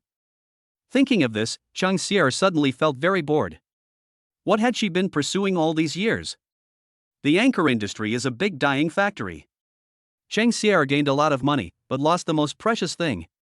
Staring at the young and beautiful Suile opposite her, Chang Xier felt a strong sense of inferiority in her heart. For the first time, she felt so dirty. It's like broken eggs that have been left for a long time, it stinks. After the live broadcast, Suile's gift list reached more than 39 million, and Chang Xier couldn't even get a fraction of hers. Including the rewards from the previous PK matches, Suile received nearly 60 million in rewards today. The number of fans has also exceeded 5 million, officially becoming a big anchor. At this time, a special effect of opening the Emperor appeared, attracting the attention of many netizens. Wow! It's Yu Shenglong. Yu Shenglong even came to open the Emperor account for the anchor. Xiao Wei'er is so impressive. What do you mean Xiao Wei'er has a face? It's clearly the face of Ninggu boss. Who is Yu Shenglong you are talking about? Isn't he just an emperor? Hasn't the host received enough emperors tonight? You don't even know Yu Shenglong? He's the chairman of Feiyu Live. Yeah, it's a gift from the head of Feiyu Live. Do you think it's impressive? Some ignorant netizens then realized that it was the chairman of Feiyu Live who had come, and it was the official account. Although Suile knew that Yi Ning was a shareholder of Feiyu Live, Yu Shenglong's arrival still caught her by surprise. Suile was very excited. All of this was brought to her by Yi Ning. She has been lucky ever since she met Yi Ning. She was even somewhat thankful that she had not been forced to give up her position as a flight attendant because of those troubles. Then it is very likely that I will never meet Yi Ning, and I will not make a name for myself in the live broadcast room like today. Yu Shenglong directly typed on the public screen, "The host sings well, keep it up."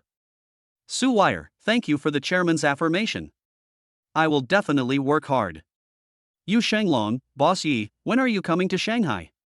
Let's have a drink together. Tonight Ninggu, okay, I will definitely go when the time comes. Yu Shenglong, ha, that's fine. Neither of them sent private messages, but chatted directly in the live broadcast room.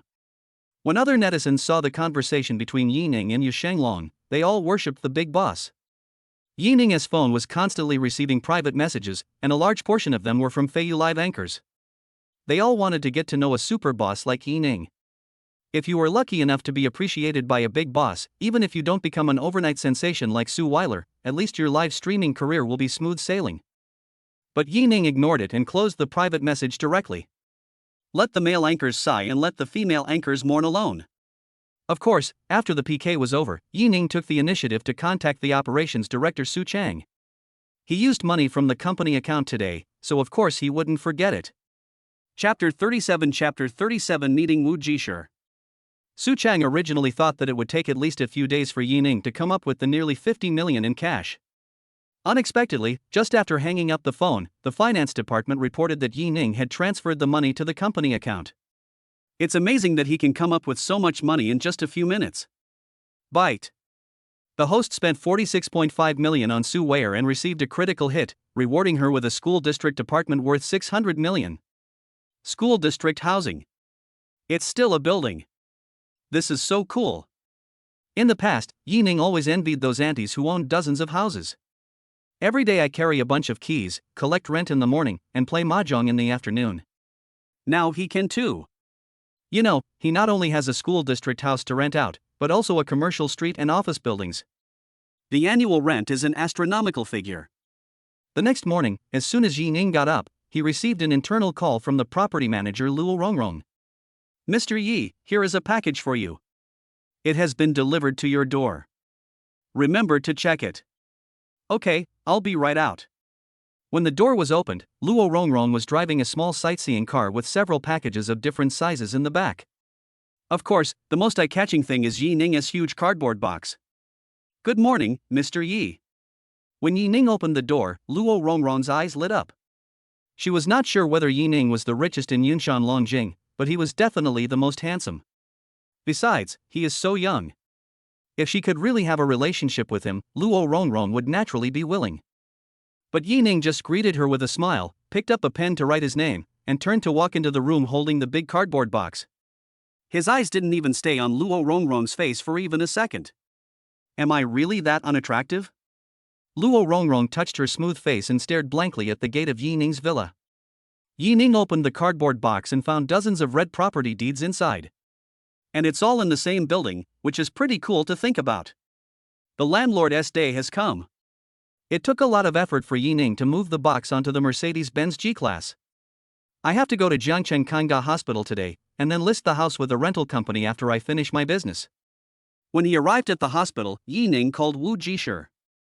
President Wu, where is your office? I'll come over now. Wu Jisher was taking a break when he received Yining's call. Mr. Yi, have you arrived? I'll come downstairs to pick you up. Yining said nonchalantly, President Wu, just tell me the location.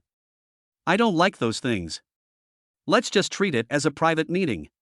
After hearing what Yining said, Wu Jisher developed some favorable impression towards Yining. He had a good impression of Yining during their previous phone call, and after spending some time together, he felt that Yining was not the kind of person who put on airs. Although Wu Jisher did not come to the hospital gate, when Yining came to the office building, I still saw a little old man wearing a white coat, who looked to be in his 70s and had a ruddy complexion. Dean Wu? Seeing that Wu Jisher seemed not to see him, Yining took the initiative to step forward and greet him. Hearing Yining's words, Wu Jisher finally widened his eyes, his face filled with shock. Are you Mr. Yi? Yes, it's me. Yining took the initiative to shake hands with Wu Jisher. It was impossible for Wu Jisher not to be shocked when he saw Yining. The main reason is that Yining is too young. Although he could tell from the phone that Yining was definitely not too old, he never imagined that Yining was a young man in his 20s. When Wu Jisher and Yining walked into the office building, other hospital workers couldn't help but look over. They didn't know who Yining was. But who doesn't know Wu Jisher at Jiangcheng Kangda Hospital? In other words, in the entire Jiangcheng, who, as long as they work in the medical industry, doesn't know Wu Jisher? Originally, Wu Jisher was at the door of the office building, and they thought he was waiting for some important person. I didn't expect it was just a young man in his 20s. And it seems that Wu Jisher has great respect for this young man. They stared at Yining's face for a long time, replaying this person's appearance in their minds countless times. If you meet this person again in the future, don't make friends with him, but at least don't provoke him. In the dean's office, Yining talked with Wu Jisher for more than an hour. He didn't want to be involved in management. So I just discussed the basic direction of the hospital's future development with Wu Jisher. Most of the power is still given to this old man. Wu Jisher secretly breathed a sigh of relief and gradually felt at ease. He was not wrong. Yining was not the kind of person who would forget his principles for the sake of profit and be blinded by money. Just like the special medical fund for poor children that the hospital had previously established. This money actually came from the owner of Kangda Hospital, that is, Yining's money. But Yining did not hesitate at all and was determined to keep the project, even doubling the financial assistance. This move deeply moved Wu Jisher, an old man who has been practicing medicine for decades. It is said that doctors have a kind heart. Although Yining is not a doctor, he will try his best to help others. After finishing the conversation with Wu Jisher, Yining went to the first floor and headed to the bathroom. Suddenly, I saw a plump middle-aged beautiful woman in her 30s rushing out of the office at the end of the corridor. The woman's face was filled with indignation. She angrily looked at the man in the room and cursed, Lu Hong, you accepted bribes privately and enriched yourself. Aren't you afraid of being reported? Report? Ha, you might as well ask, who here dares to report me? Extremely arrogant remarks were heard in the office. Immediately afterwards, a fat man with big ears and a fleshy face came into the corridor. He stared at the beautiful woman with lustful eyes and said, Xiaoton, I told you, it's easy to get me to sign. First, find a place tonight, and we can have a drink and talk slowly. Or, let your president come and talk to me in person.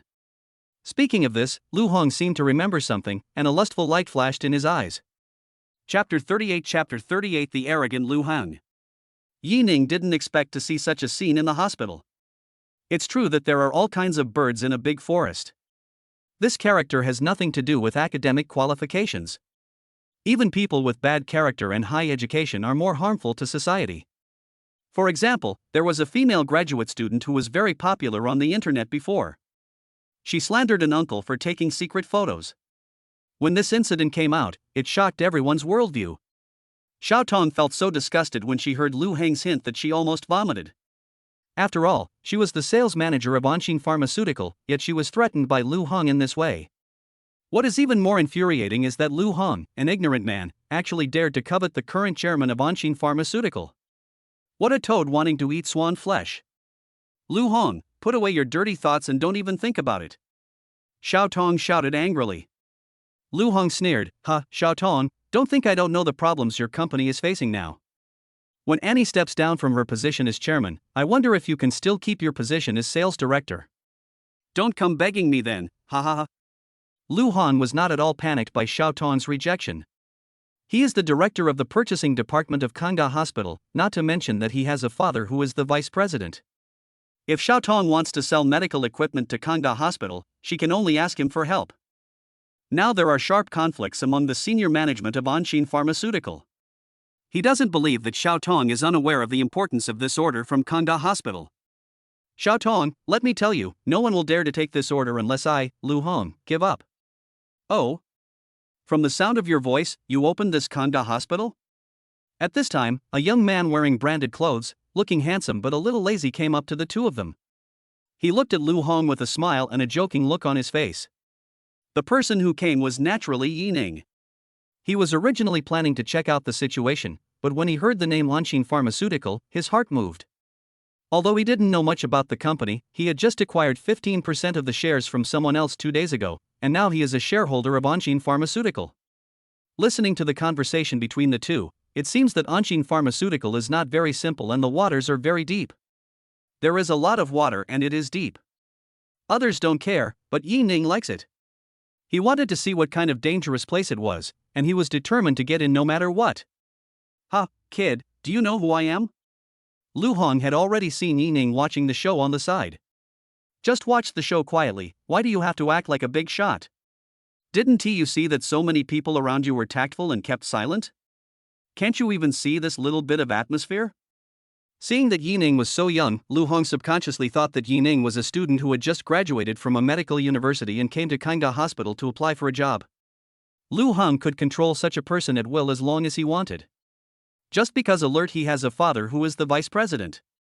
Without answering Lu Heng's question, Yi Ning just smiled faintly and took a step forward. I don't know who you are, and I don't want to know.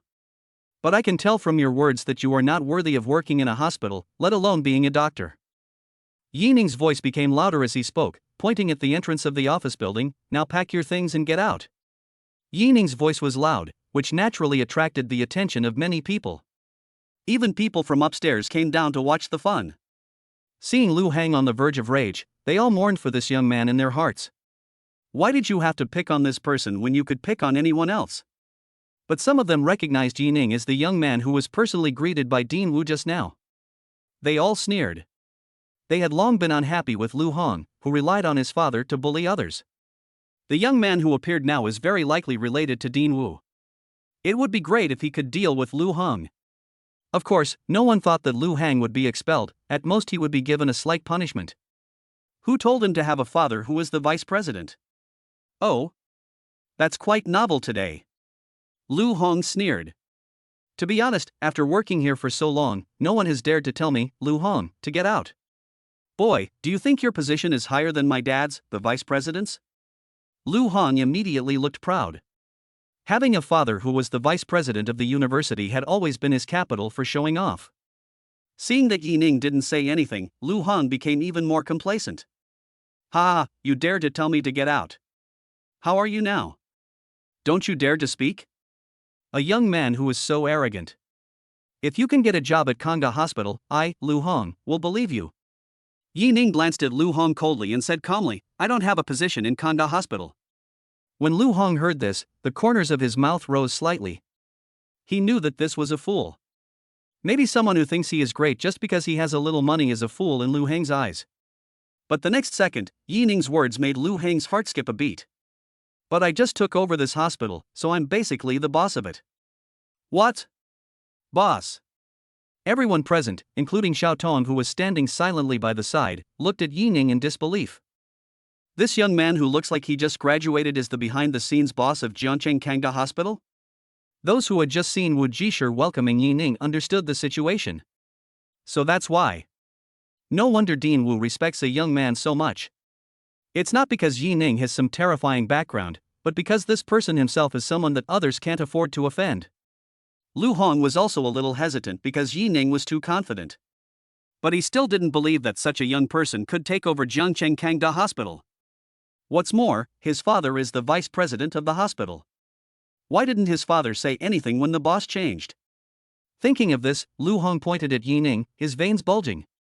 How dare you spread rumors and cause trouble in the hospital? Do you think I dare not touch you? Chapter 39 Unhappy. I think you're so bold. You actually openly pointed fingers at Mr. Yi. Do you think your father can really protect you? Just as Lu Hong finished speaking, an old man's voice came from the stairs. Except for Yining, everyone present had their pupils shrink slightly, because they were extremely familiar with this voice. This is the voice of Dean Wu Jishir, and even he calls Yining sir. Mr. Yi, are you okay? Amidst everyone's shocked gazes, Wu Jishir came to Yining's side. Wu Jishir's attitude proved Yining's words. This person is really the boss of Kangda Hospital, and he can make them pack up and leave with just one word. Lu Hong was now sweating coldly on his back. He never thought that he would actually provoke the boss. He even attempted to attack the boss when he revealed his identity. Mr. Yi, I was wrong. I spoke without thinking. Please forgive me. Lu Hong looked panicked and kept bowing to Yining to apologize. Forgive? Yining sneered, I told you that you are not worthy of being a doctor. Now get out of here. President Wu, and his father, the vice president, should also investigate thoroughly. If there are any problems, they should be dealt with accordingly. Yining sighed deeply, there are such parasites in every walk of life. They enjoy the fruits of the people's labor, but in turn use the power granted by the people to abuse their power. It is really hard for Yining to forgive such a person. Oh, Xiao Tong, right? Wait here for a moment. I want to talk to Dean Wu. I have something else to talk to you about later. Xiao Tong was slightly surprised when she heard Yining's words. She didn't know why a big boss like Yining would leave her alone. Could it be that he had some unique hobby? Thinking of this, Xiao Tong couldn't help blushing. But now she needs Yining's help, so of course she dare not disobey Yining's wishes. As for if Yining really has any other needs at that time, we can only deal with them according to the situation. Yining and Wu Jishir walked out of the office building and came to an empty flower bed. At first, neither of them spoke. After a long silence, Yining spoke first. Dean Wu, I hope this will only happen once. Yining's face was calm, but his tone revealed a hint of indifference. Wu Jishir nodded and assured, don't worry, Mr. Yi, I will investigate the matter of Lu's father and son thoroughly. Yining shook his head. You know that's not what I'm talking about. Since your intentions are good, I'm playing this game with you. Wu Jishir was shocked, then a bitter smile appeared on his face. In the end, he was discovered by Yining. He had originally admired this young boss very much, but it was not until now that he truly felt that this young man was amazing. Yes, all this was arranged by Wu Jishir. Lu Hang and his son have too much power in the hospital, and even he, the dean, cannot control them. This led to the two of them abusing their power and corrupting the atmosphere in the hospital. It just so happens that in recent days, someone has been coming to Anshin Pharmaceutical every day to look for Lu Hong, the purchasing director. So Wu Jishir wanted to let Yining, the new boss, see it and give the father and son a lesson. Although the starting point was good, the goal was achieved. But he did take advantage of Yining. Yining really hated people like Lu Hong, but he still felt a little unhappy about being used for no reason. Don't worry, Mr. Yi. I had no choice this time. I will never appear again. Well, that's good. After the two finished their conversation, Yining found Xiao Tong. I didn't pay much attention to it just now, but now that I have some free time, I'll take a closer look. To men, this woman is really attractive. If we only talk about appearance, Xiao Tong is far inferior to Bai Ilua and others. At most, she is a pretty beauty. But when it comes to figure, Xiao Tong really has a curvy figure, full of plumpness and full of charm. This is what other people call a beauty. No wonder Lu Hong is so obsessed with her. Regardless of whether his character is good or bad, at least Lu Hong has a good vision. Mr. Yi, could you please stop staring at me like that? Although she is already a 35-year-old mother, Xiaotong is still a little uncomfortable being stared at by a man in his 20s. Of course, I'm not used to it because Yi Ning is very handsome. If he was ugly, I would be disgusted. There is no way. In a society where looks matter, being handsome really makes things more convenient. Not to mention modern society, wasn't it the same in ancient society? If a man is handsome, I will marry him. If you are ugly, I will repay you even if I have to work like a slave in my next life. Ahem. Yi Ning cursed himself in his heart for being shameless. There are already people like him. Ching. Why are you still staring at a young woman? I'm sorry. Yi Ning apologized and said, how about this, it's almost noon, I'll treat you to a meal, and then we can talk. Have a meal? And then talk again? What to talk about? Are you sure you're not flirting? Xiaotong's face flushed red, and she looked at Yi Ning with a strange look. He looks like a handsome young man, but it turns out that he really has a special fetish. But thinking that she absolutely could not lose Kinda Hospital as a big customer, Xiaotong could only nod. I hope it's not what I think. If it is, I can only adapt to the situation. Let's go then. After dinner I have to go to the real estate agency. I'm pretty busy today. When Xiaotong heard Yi Ning's words, her body trembled and she almost fell down. The mountains shook. So, do I have to go to a real estate agency? You're thinking about supporting me before we even have a meal? She looked at Yi Ning's back with her beautiful eyes, gritted her teeth, and took a firm step as if she was ready to sacrifice herself. Chapter 40 Anshin Pharmaceutical. Is there anything you want to eat? Yi Ning asked casually while driving. Xiaotong shook her head and said, I'll follow your instructions, Mr. Yi. Okay then, let's go to the Jiangnan Hotel. That's not bad, right? As a boss, Yi Ning is either picking up girls or on his way to pick up girls almost every day. I hardly paid attention to my own business. I had to eat anyway, so I decided to go and take a look. No, it's not good, right? Xiaotong said hesitantly. Is this man so impatient? Go directly to the hotel? After having dinner at the hotel, how could Xiaotong run away? What's wrong with that? The food there is pretty good, don't worry. Yi Ning was a little surprised. Didn't you say you could eat whatever you wanted? Is this the fickle side of women? As soon as Yi Ning's car entered the Jiangnan Hotel, the security guy saluted in a standard manner. Hello, Mr. Yi. Yi Ning smiled and nodded, not bad, quite energetic. I am quite satisfied with the hotel. It seems that Wu Yuan manages it very well. Yi Ning thought, let us give the Jiangnan Hotel employees a salary increase next month. Xiaotong's pupils flickered in the passenger seat. She was not deaf, and she had just clearly heard the security guard of Jiangnan Hotel call Yi Ning Mr. Yi. Could it be that he also has shares in Jiangnan Hotel? Moreover, Jiangnan Hotel is part of Jiangnan Commercial Street. So Yi Ning is not only the behind-the-scenes boss of Jiangcheng Kinda Hospital, but also has property in Jiangnan Commercial Street? Thinking of this, Xiaotong suddenly felt that this handsome man was quite mysterious. How many identities does he have? Boss, you're here? Yi Ning parked the car, and as soon as the two of them walked to the lobby door, Wu Yuan, who got the news first, was already waiting. The tall reception ladies on both sides also bowed. Hello, Mr. Yi. Well, hello. Yi Ning greeted and patted Wu Yuan on the shoulder. Well done. Starting next month, all employees' bonuses will be doubled. When the hotel staff heard Yi Ning's words, they all smiled excitedly. At Jiangnan Hotel, as long as you don't make any particularly big mistakes, you will receive a bonus every month, and it's not low. If the bonus doubles next month, wouldn't that be equivalent to double salary? How could they not be happy with such good news? It's great to have such a generous boss. Under Wu Yuan's arrangement, a pretty receptionist brought Yi Ning and the other person to a huge private room. The private room is luxuriously decorated and magnificent. After understanding Xiaotong's taste, Yi Ning ordered a few special dishes at random. When the receptionist left the room, she glanced enviously at Xiaotong, who was sitting opposite Yi Ning. After going out, he looked at the slightly immature front of him with a sad face. Men really like big ones. Even Mr. Yi, a rare man in the world, is the same. And Mr. Ye's taste is really unique, he actually likes less. Yining didn't know that after having a meal with Xiao Tong, he ended up being labeled a thief. After the food was served, Yining started to get down to business. I heard Lu Hong say that there are disagreements among the shareholders of Anshin Pharmaceutical. What's going on? Please tell me in detail. Xiao Tong thought of many countermeasures to deal with Yining's attack later. I just didn't expect that Yining just wanted to understand the internal conflicts of Anshin Pharmaceutical. Mr. Yi, is this what you want to talk to me about? Xiao Tong asked doubtfully. What else? Yining frowned slightly. He didn't know what Xiao Tong meant.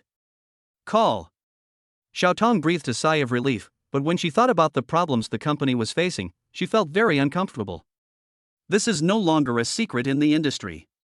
If Mr. Yi wants to hear it, I'll tell you about it. Later, Xiao Tong said that Yining was listening nearby and had a general understanding of the whole thing. It turned out that the former chairman of Anshin Pharmaceutical died suddenly in a car accident. The current chairman is Annie, the only daughter of the previous chairman. However, Annie is very young, and many shareholders within the company do not respect her. In particular, Lu Jiandong, the second largest shareholder who holds a large portion of Anshin Pharmaceutical shares, has long coveted the position of chairman. He joined forces with a group of small shareholders to suppress An's position in the company, and faced a very difficult situation. Now that Anshin Pharmaceutical's performance is gradually declining, more and more shareholders are beginning to turn to Lu Jiandong. In particular, not long ago, Kanga Hospital expressed its desire to terminate its cooperative relationship with Anshin Pharmaceutical. It made An's situation even more difficult. Xiao Tong came here to re-establish cooperation with Kanga Hospital and help Annie overcome the difficulties. Have Kanga and Anshin always been cooperating with each other? Yining asked with shrimp in his mouth. Xiao Tong nodded, yes, we've been in partnership since the old chairman, and it's been at least 10 years. Then why did it suddenly terminate? Is there any quality problem? No. Xiao Tong hesitated and didn't say anything after denying it. Yining immediately understood that this was also Lu Jiandong's way of weakening Annie's position. It seems that what Xiao Tong said before about Lu Hang accepting bribes privately was not groundless. Although Xiao Tong didn't know why Yining was interested in Anshin Pharmaceutical's problems, she couldn't care less. Now she just wants to know whether the cooperation between the two families can be re-established. As long as Yining makes the final decision, it doesn't matter who obstructs him. Boss Yi, actually. Chapter 41 First Kiss. Yining is not only the controller of Jiangcheng Kangda Hospital, but also a shareholder of Anshin Pharmaceutical. So even without Xiao Tong mentioning it, he would let the two sides continue to cooperate. Xiao Tong didn't expect Yining to agree so readily and without any hesitation. Without thinking too much, the cooperation with Kangda Hospital was finally retained. Although it cannot completely solve the problems that Chairman Annie is facing now, it at least relieves a lot of pressure. In fact, Yining just wanted to keep the money within the family. Since everyone was making money, it would be better to give it to his own people. Of course, he is not short of money nowadays. After dinner, the two went their separate ways. Yining thought that he hadn't seen Suile for a long time. Since he had to go to the real estate agency anyway, he might as well make an appointment to go together. Faced with Yining's invitation, Suile readily agreed. When I drove to Suile's building, she had already put on exquisite makeup and was waiting for a long time. How is it? Does it look good? Suile smiled happily and saw stars twinkling in Yining's eyes. When she smiles, there are two little dimples on her cheeks, which is so sweet. It looks good. I like it very much. Yining couldn't help but hold her in his arms. Smelling the fragrance on her body, Yining felt that this life was worth it. Suile was startled by Yining's sudden action. After a brief moment of tension, I felt Yining's embrace was so warm and gradually relaxed. Yining, it's not good for us to do this. In public, hugging Yining, Suile's face was still a little embarrassed and red. Why? We're not together yet. This is something only couples do. Suile's voice became smaller and smaller, but she still didn't let go of her arms around Yining. Typical example of someone who says one thing but does another. You want me to be your boyfriend? Are you kidding? Yining pretended to be surprised. Suddenly, red was visibly seeping out of Suile's eyes. If you pout your mouth, you can even hang a bucket on it. I'm going to cry, comfort me. Suile raised her head and looked at Yining with an unhappy look on her face. Of course she wouldn't think that Yining didn't want her anymore. If Yining really gave up on someone, he would never mention that name again. Just like Yining's ex-girlfriend, Man, whom he met in the commercial street before. Since then, Suile never heard Yining mention Man, as if she had never known this person. With Yining's personality, would he take the initiative to look for her even if he didn't like her?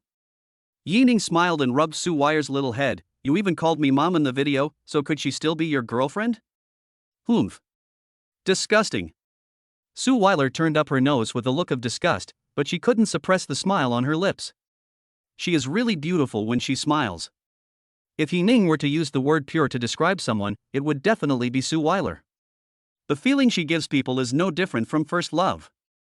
Staring at Suile's bright red little mouth, Yining couldn't help but put his face close to it. Why did this man launch a sneak attack again? What a bad guy. Although she thought so in her heart, Suile still tilted her head upwards, slowly closed her eyes, hooked her arms around Yining's neck, and let Yining do what he wanted. After a long time, Yining reluctantly left. Licking his lips, with a nostalgic expression and a smirk on his face. Still laughing. It's you. Suile glared at Yining fiercely and didn't want to pay attention to him. Large and full, with frequent ups and downs, and deep breaths. You have to learn to breathe through your nose, otherwise you won't be able to kiss for long. Yining reminded. Suile pursed her lips and said sourly, Do you think everyone is as skilled as you? Today is Suile's first kiss. Yining is such a bad guy, he takes advantage of others and still acts like a good boy. Yining didn't know how to start. He really has a say in this matter. But why do I feel a faint sense of pride in my heart? Seeing Yining not saying anything, Suile became jealous. This bad guy didn't even try to defend himself and seemed quite proud of himself. Although she felt a little uncomfortable, she would not be angry. She knew that Yining was so outstanding that there must be many girls who liked him. If she got angry every time, she would have died of anger long ago. By the way, what are we going to do later? Yining just asked her out, but he hadn't told her where they were going today. As soon as the words fell, Suile saw Yining and asked in surprise, Is it okay? Suile was stunned for a moment, then immediately understood what Yining meant. Blushing, she punched Yining directly. Yes, you big-headed ghost. Sometimes, she really wanted to open Yining's head to see what was inside. It's just a joke. Yining explained with a smile, I got a house and plan to rent it out and become a landlord. Suile was not surprised that Yining had extra properties. That's perfect. I want to move to a new place. Why don't you go to the agent and just rent it to me? Suile clapped her hands. Yining knew that Suile had misunderstood what he meant. Then I'll give you one and rent out the rest. Yining said indifferently. The environment in Suile's community is indeed a bit poor, it would be nice to move to another place. Don't you only have one house? Do you have any others? When I say a house, I mean a building. It's all mine. Driving out of the complex, while Suile was still lost in thought, Yining said, When the time comes, pick the one you like and live in it. The rest will be given to the real estate company. You can give it directly to the community property management, and they can also help with renting it out. Oh? That's great. I'll show you the house. Yining turned the car around and drove towards the school district housing. Chapter 42 Emerald City. Jiangcheng University Town. There are 7 or 8 undergraduate and technical colleges here, including Jiangcheng University and Jiangcheng Normal University. Because there are so many students, the business is developed and the housing prices here are naturally not cheap. The housing prices in Jade City, owned by Yining, are the most expensive in the university town. Each unit of the 2-family house with 1 elevator is about 400 square meters and is priced at nearly 10 million yuan. Sir, to enter the Emerald City you need the permission of the owner. We can help you contact them. Driving a Mercedes-Benz G, the two were stopped by the community security guard at the gate of Jade City. Yining casually took out a property deed from the box and said, I am the owner. By the way, please ask your property management to come over. I have something to discuss with him. The security guard had never seen anyone put the property certificate in a cardboard box, and it was such a big box, could it be full of them? Is this person buying a house like buying clothes? This is not how wholesale works. Today, he finally met a truly rich person. Smiling, he watched Yi Ning enter the residential complex and the community security guard immediately contacted the property manager. When Emerald City Property received the call, its first reaction was that the big boss who bought the building had appeared. When they learned the news yesterday, everyone was stunned. He had long wanted to meet the man who bought the building, and today he actually came in person. After tidying up his suit, the property manager rushed to building number 6 with a nervous mood. Yi Ning took Suile to visit the decoration, and finally Suile chose an apartment on the 22nd floor. The two walked out of the elevator and saw a man in a suit waiting at the door for a long time. "You must be Mr. Yi, right? I'm Liao Pang, the property manager of Emerald City." "I'm delighted." Before Liao Pang finished speaking, Yi Ning exclaimed in surprise, "Liao Pang. Is that you?" "Ah. You are Yi Ning." From the moment Yi Ning walked out of the elevator, he felt that this person looked familiar, very much like his college classmate. But then he felt that he had made a mistake.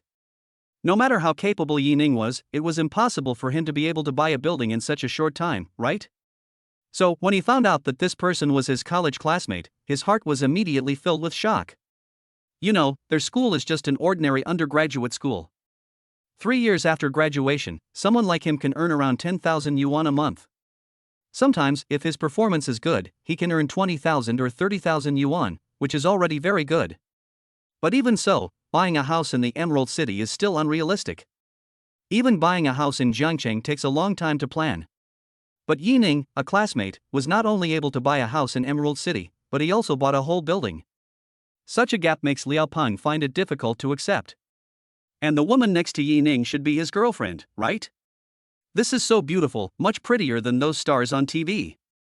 "Yi Ning, are you the owner of building number 6? Liao Peng took a deep breath and asked with his eyes wide open. "Yes." Yi Ning nodded. Although he had already guessed it, Liao Peng still felt dizzy after getting Yi Ning's confirmation. You are exaggerating." Liao Peng himself didn't notice that his voice was trembling when he spoke. He had never done that before, but now, facing Yi Ning, he was actually a little restrained. It's not his fault. Just think about it, if someone you know is actually a super boss, how many people can remain calm? Haha, let's not talk about that. Yi Ning smiled lightly. "By the way, I contacted the property management because I wanted to rent out the house." "Since it's you, Liao Peng, that's even better." Yi Ning kept the ones from the 20th to the 25th floors and gave the rest to Liao Peng without hesitation. Liao Peng felt slightly touched. When they were in college, he and Yi Ning were only classmates and had almost no other interactions. Although Yi Ning would rent out these houses regardless of whether he was the property manager or not. But there is no doubt that he still accepted Yi Ning's favor. Looking at Yi Ning and Suile holding hands and walking out of the community, Liao Peng looked envious. This is the winner in life. Immediately afterwards, Liao Peng took out his mobile phone and couldn't help sharing it in the class group. "Liao Peng, do you know who I just bumped into? Li Wei, Dilraba Dilmarat? Gulanaza? Lu Quan, or Malzahar? Liao Peng, what the hell is going on? He's a classmate of ours, and he even bought a house in Emerald City. Li Wei, holy crap? Could it be Jiang Xian? I always thought his family was quite wealthy. Lu Quan, maybe he's the squad leader. We have only graduated for a few years, and without the support of our families, how many of us can afford to buy a house in Emerald City? So subconsciously, we all think that they are students whose living conditions are relatively good. Jiang Xian, don't spread rumors." Jiang Xian looked at his phone. He was also very curious about who in his class could afford a house in Emerald City. Although he was not particularly rich, he lived a good life in Jiangcheng. His family assets were worth tens of millions, but it was still a fantasy for him to buy a house in Suile City. "Jiang Shui, I'm still abroad, it's not me." Jiang Xian and squad leader Jiang Shui denied it one after another, and everyone was very curious about it. Apart from these two people, who else has such financial strength? "Li Wei, Liao Peng, stop fishing and tell me." Liao Peng stared at the screen and laughed. "I won't tell you his name, but he's just a very handsome man." Very handsome. After seeing this news, everyone knew who Liao Peng was talking about. There are still a few handsome guys in their class. But when it comes to being handsome, it's only Yi Ning. That's a real school idol level face. When he was in college, even though he knew that Yi Ning's family conditions were average, there were still many young girls who pursued him madly, Not to mention that they are rich now. Everyone looked at the message from Liao Pengfa with dull expressions.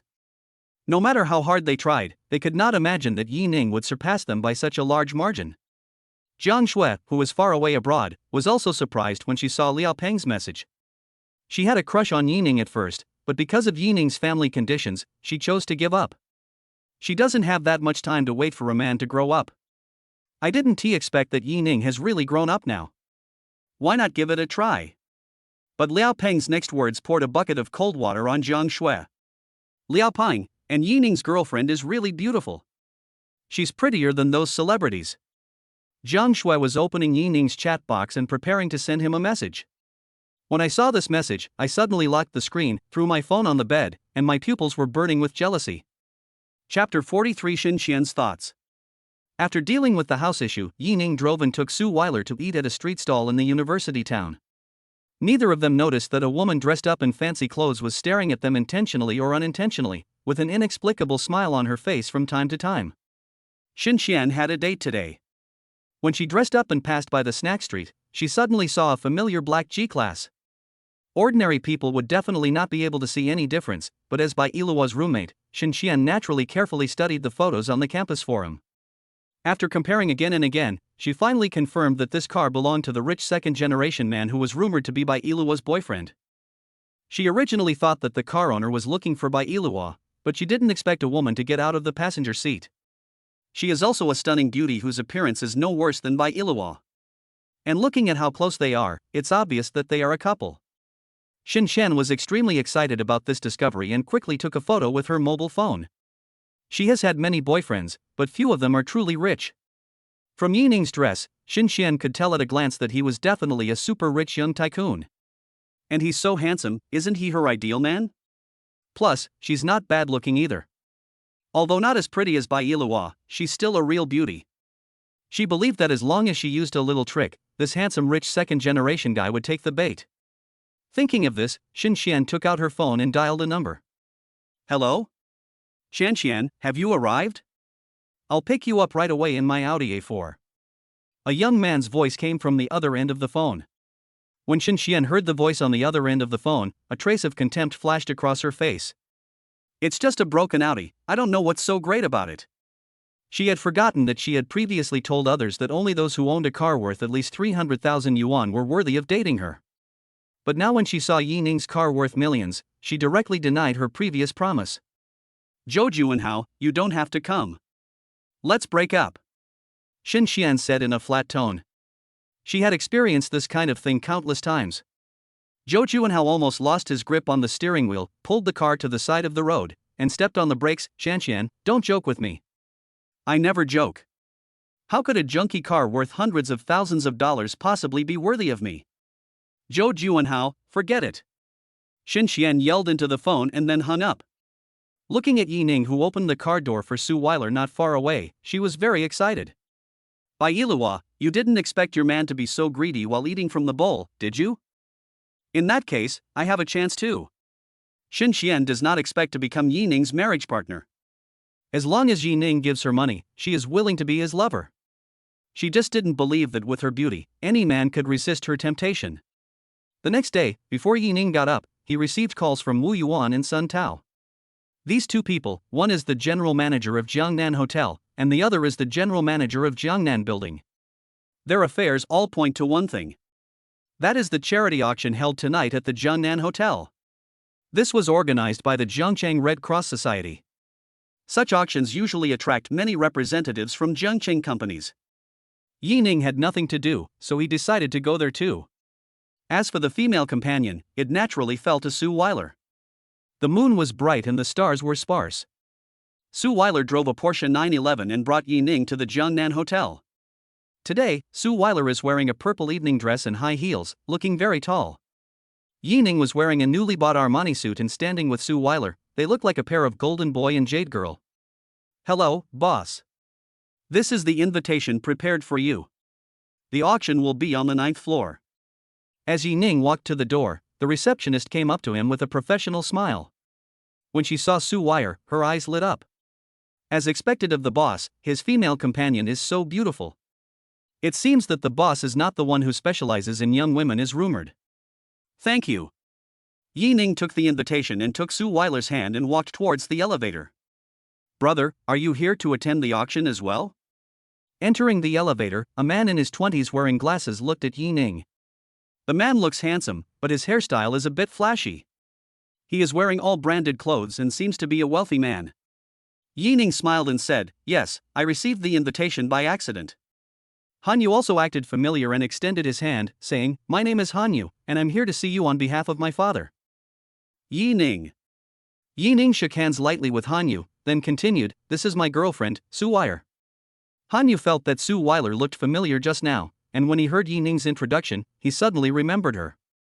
Someone exclaimed in the elevator, "Could it be that Xiao Weier from the Feiyu platform?"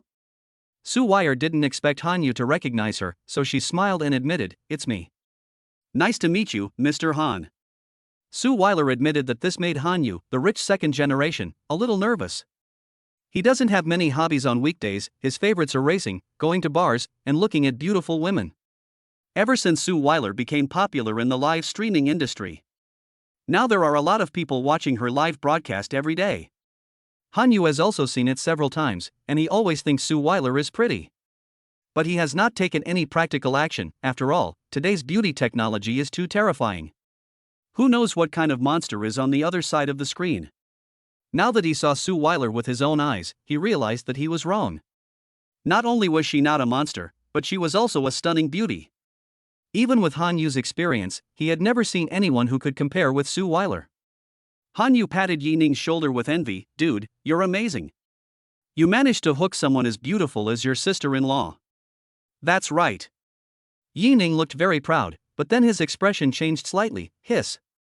The twisting pain in his waist made Yi Ning feel a little overwhelmed. Chapter 44 Lu Tianxiang. When Yi Ning arrived, he did not attract much attention. However, Suile next to him attracted the attention of many people present. "This is so beautiful. With this woman here tonight, all other women pale in comparison." Some of those who usually pay attention to the internet also recognized Suile's identity. But there are still very few people who take the initiative to greet each other. "Didn't you see Suile holding hands with a handsome guy? Among those who can come here, whose family is simple. Naturally, no one will cause trouble at will. Olji, what's your number?" In just a few words, Yi Ning had changed from brother to Olji in Hanyu's mouth. Number 7. It was because of Hanyu's inquiry that Yi Ning noticed that there was a number on the invitation. He thought everyone could sit wherever they wanted. Number 7. Hanyu couldn't believe it. He took the invitation from Yi Ning's hand and looked at it carefully. It really is number 7. Hanyu originally thought that Yi Ning was just a rich second generation who came here to see the world like him. It seems there are other identities. You know, it's not easy to get the top 10 numbers in an auction. Hanyu's family is a leading enterprise in Jiangcheng's building materials industry. The company's market value is 5 billion. But the invitation his father received was only for the 25th. It seems that Yi Ning's identity is even more terrifying than he imagined. Suile took Yi Ning's arm and they both sat down in the front row. Yi Ning's arrival aroused the curiosity of many people in the hall. Those who can sit in the front row are either senior executives of the Red Cross or representatives of Jiangcheng's billion-dollar enterprises. Could it be that Yi Ning is the offspring of some unknown billionaire tycoon? "Mr. Yi, I didn't expect you to come too." Hearing the voice, Yi Ning turned around and found that it was Xiao Tong, whom he had met not long ago. Today Xiao Tong is wearing a bright dress, and the tight skirt shows off her figure to the fullest. Especially the two plump breasts, they are so magnificent. "Hello, Director Xiao, have you also received an invitation?" Yi Ning asked with a smile. Seeing Suile beside Yi Ning, Xiao Tong understood. No wonder when he met Yi Ning that day, although he showed a hint of desire, he did not make any requests in the end. It turned out that it was because Yi Ning had such a beautiful woman by his side. In all her years of work, she has only seen 2 beauties of this level. One is the one next to Yi Ning, and the other is Anqin Pharmaceutical's current chairman, Annie. Of course not. Xiao Tong shook her head and smiled bitterly. Of course I don't have the qualifications. It was Director N who sent me here. Annie? Yi Ning nodded. That's not surprising. Although Anshin Pharmaceutical is facing considerable difficulties now, it is a leading pharmaceutical company in Zhangcheng. Anne's prestige is naturally not small, so it is reasonable for her to receive the invitation. At this moment, an inappropriate voice came from beside Xiao Tong. "Director Xiao, do you know this beautiful woman? Won't you introduce her to me?" Next to Xiao Tong, a short man wearing designer clothes was staring at Suile with a dazed look in his eyes. Lu Tianxiang felt that he was quite lucky today. Originally, when his father asked him to attend the charity auction, he didn't want to come. "I finally got here and met such a beautiful woman like Suile." He originally thought that only Anne could make his heart flutter, but it turns out there is a beauty of the same level as Anne. Now Annie and her father are still in a tug-of-war stage, and he is still some way short of getting Annie. Let's use this woman to fill the loneliness in my heart. As for Yi Ning, he had long been ignored by him. He had never seen anyone like Yi Ning in Jiangqing's circle. At most, he was just a good-looking pretty boy. The moment Lu Tianxiang opened his mouth, Xiao Tong felt something was wrong. How could she forget that there was this rich second generation who was attracted by her beauty with them? Lu Tianxiang's reputation in the circle is not good at all. This is the kind of scumbag who falls in love with every girl he meets, and specifically targets those pure and innocent girls, and then abandons them after getting them. "Hello, beautiful lady. I'm Lu Tianxiang from Anshin Pharmaceuticals. My father is the general manager of Anshin Pharmaceuticals." Seeing that Xiao Tong didn't say anything, Lu Tianxiang eagerly introduced himself to Suile. He believed that as long as he revealed his identity, no matter how aloof Suile was, she would fall into his arms. But Suile ignored Lu Tianxiang's initiative to talk to her, and didn't even look at him, but leaned her head on Yi Ning's shoulder. Yi Ning also took the opportunity to put his arm around Suile's delicate shoulders. He. Lu Tianxiang didn't expect his plan to fail, and when he saw the intimate interaction between Suile and Yi Ning, he became even more furious. How could a woman of this level lie in someone else's arms? Now he has regarded Suile as his own woman. How could Lu Tianxiang tolerate his woman lying in the arms of another man? "Miss, did you not hear me clearly? I am." Before Lu Tianxiang could say anything, Yi Ning turned around and looked at him with a slightly cold look. "Don't you know you're noisy? Since no one's paying attention to you, just shut up, okay? Who are you? How dare you control me?" Lu Tianxiang slammed the armrest and stood up quickly. He originally wanted to find a reason to teach Yi Ning a lesson, but he didn't expect this guy to be so stupid as to come to him. Yi Ning looked at him sarcastically. "Who am I? If I say I can tell you to get out of here, do you believe me?" If it weren't for Xiao Tong, he really wanted to get this second-generation guy out of here. Xiao Tong anxiously pulled Lu Tianxiang. "Mr. Lu, please sit down first. This is Mr. Yi Ning, the owner of Kanda Hospital. Please don't cause trouble." Then, she looked at Yi Ning again, with an apologetic look on her face. "Mr. Yi, I'm sorry. We were wrong today. I apologize to you on behalf of Mr. Lu." Feeling Suile pulling his sleeve, Yi Ning's serious expression gradually relaxed. He decided to give Xiao Tong some face. After all, she was his employee. But although Yi Ning thinks so, some people don't think so. Lu Tianxiang pointed at Yi Ning's nose and said angrily, "Okay, you are the boss of Kanda Hospital. It seems that you agreed to cooperate. I am going to seek revenge on you." As soon as Lu Tianxiang finished speaking, there was a pop sound. A bright red palm print fell on his face. Chapter 45 Critical Attack Koenigsegg 1-1. "You dare to hit me?" Lu Tianxiang stared at Yi Ning, covering his swollen cheeks, in disbelief. He's grown up this big, who dares to hit him? Not to mention, who would dare to provoke him, the son of Lu Jiandong, in public? Everyone at the scene turned their eyes to Yi Ning with puzzled expressions. But none of them stepped forward to dissuade them, as they kept silent and did not care. This big show happened before the auction even started. On one side is the son of Lu Jiandong of Anshin Pharmaceutical, and on the other side is the mysterious new boss of Kanda Hospital. Neither of them is a good person. Even Hanyu, who was sitting farther away, looked over here. "Yes." Yi Ning sneered and nodded. "I hit you, what? Don't you accept it? You don't want to drink a toast, but you have to be beaten to feel better, right?" Originally, Yi Ning didn't want to pay any attention to Lu Tianxiang, but he kept getting more and more demanding. Lu Tianxiang didn't expect Yi Ning to be so strong and not afraid of him at all. Now he was slapped in public and lost all his face. If he doesn't get it back, how can Lu Tianxiang survive? You give it to me.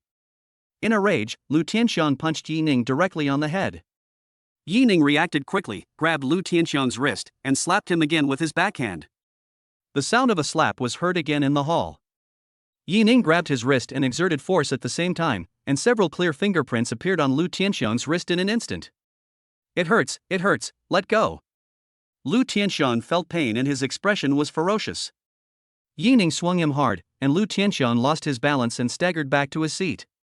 Remember, this is the last time, don't be shameless. Yi Ning had a stern face and his words were cold. Lu Tianxiang felt his hair stand on end.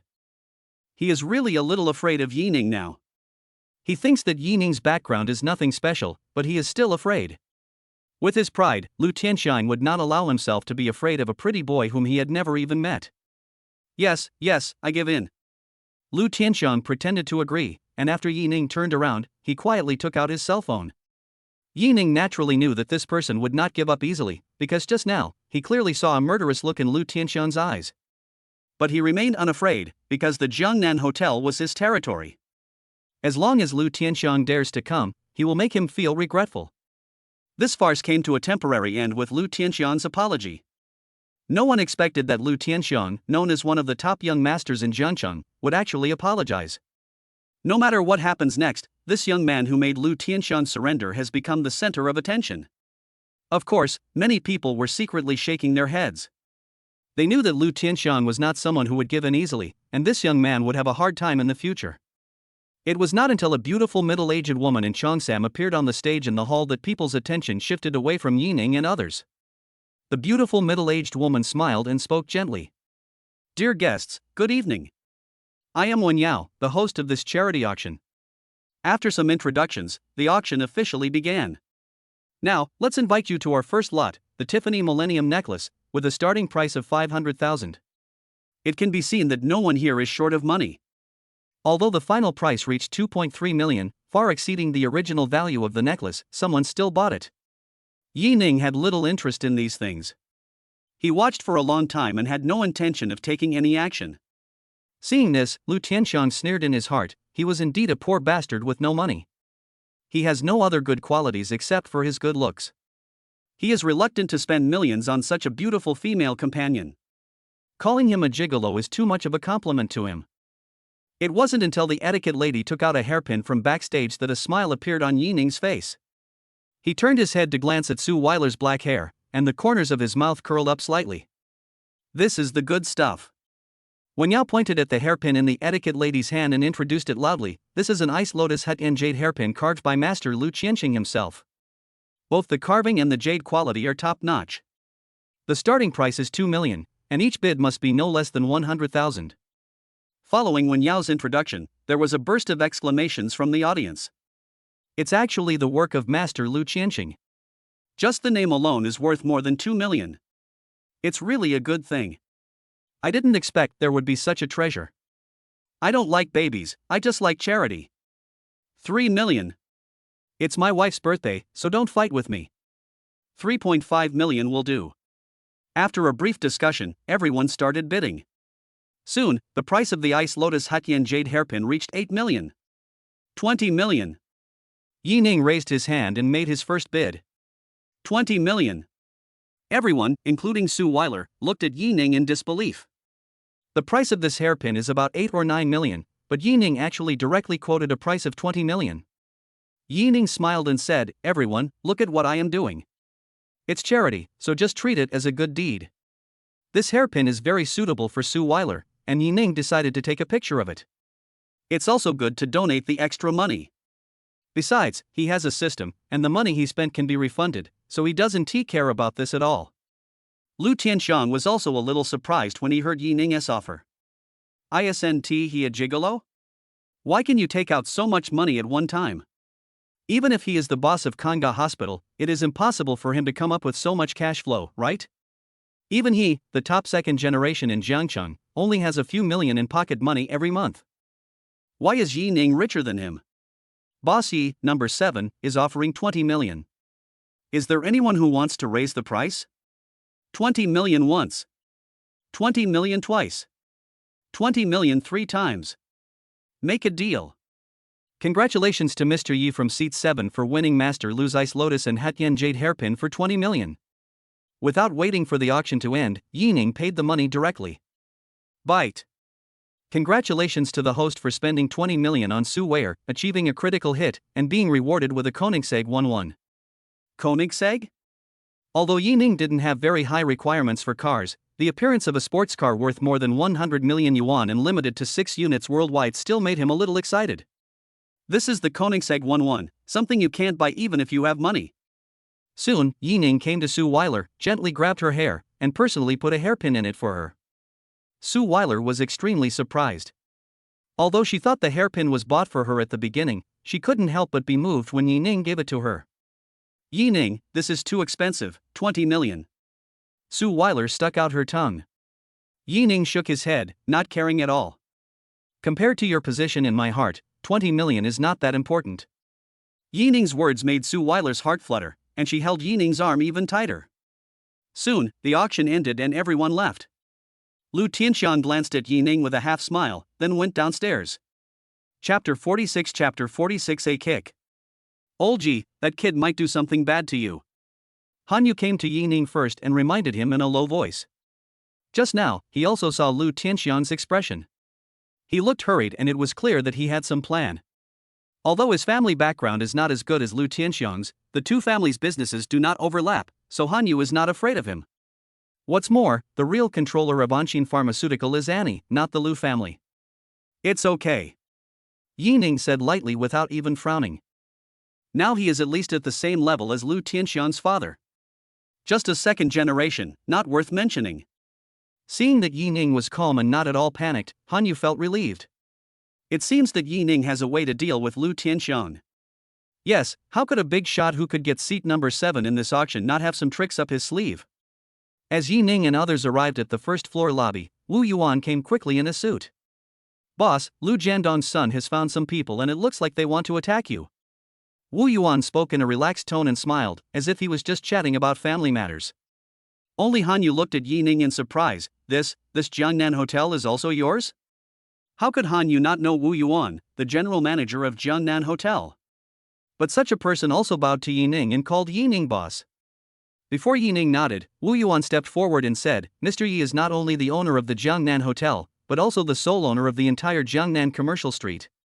After hearing this, Hanyu truly understood how terrifying Yining's background was.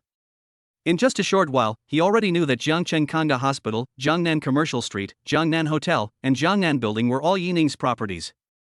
Adding all of these together is no less than his family's total assets. Is there anything else to say?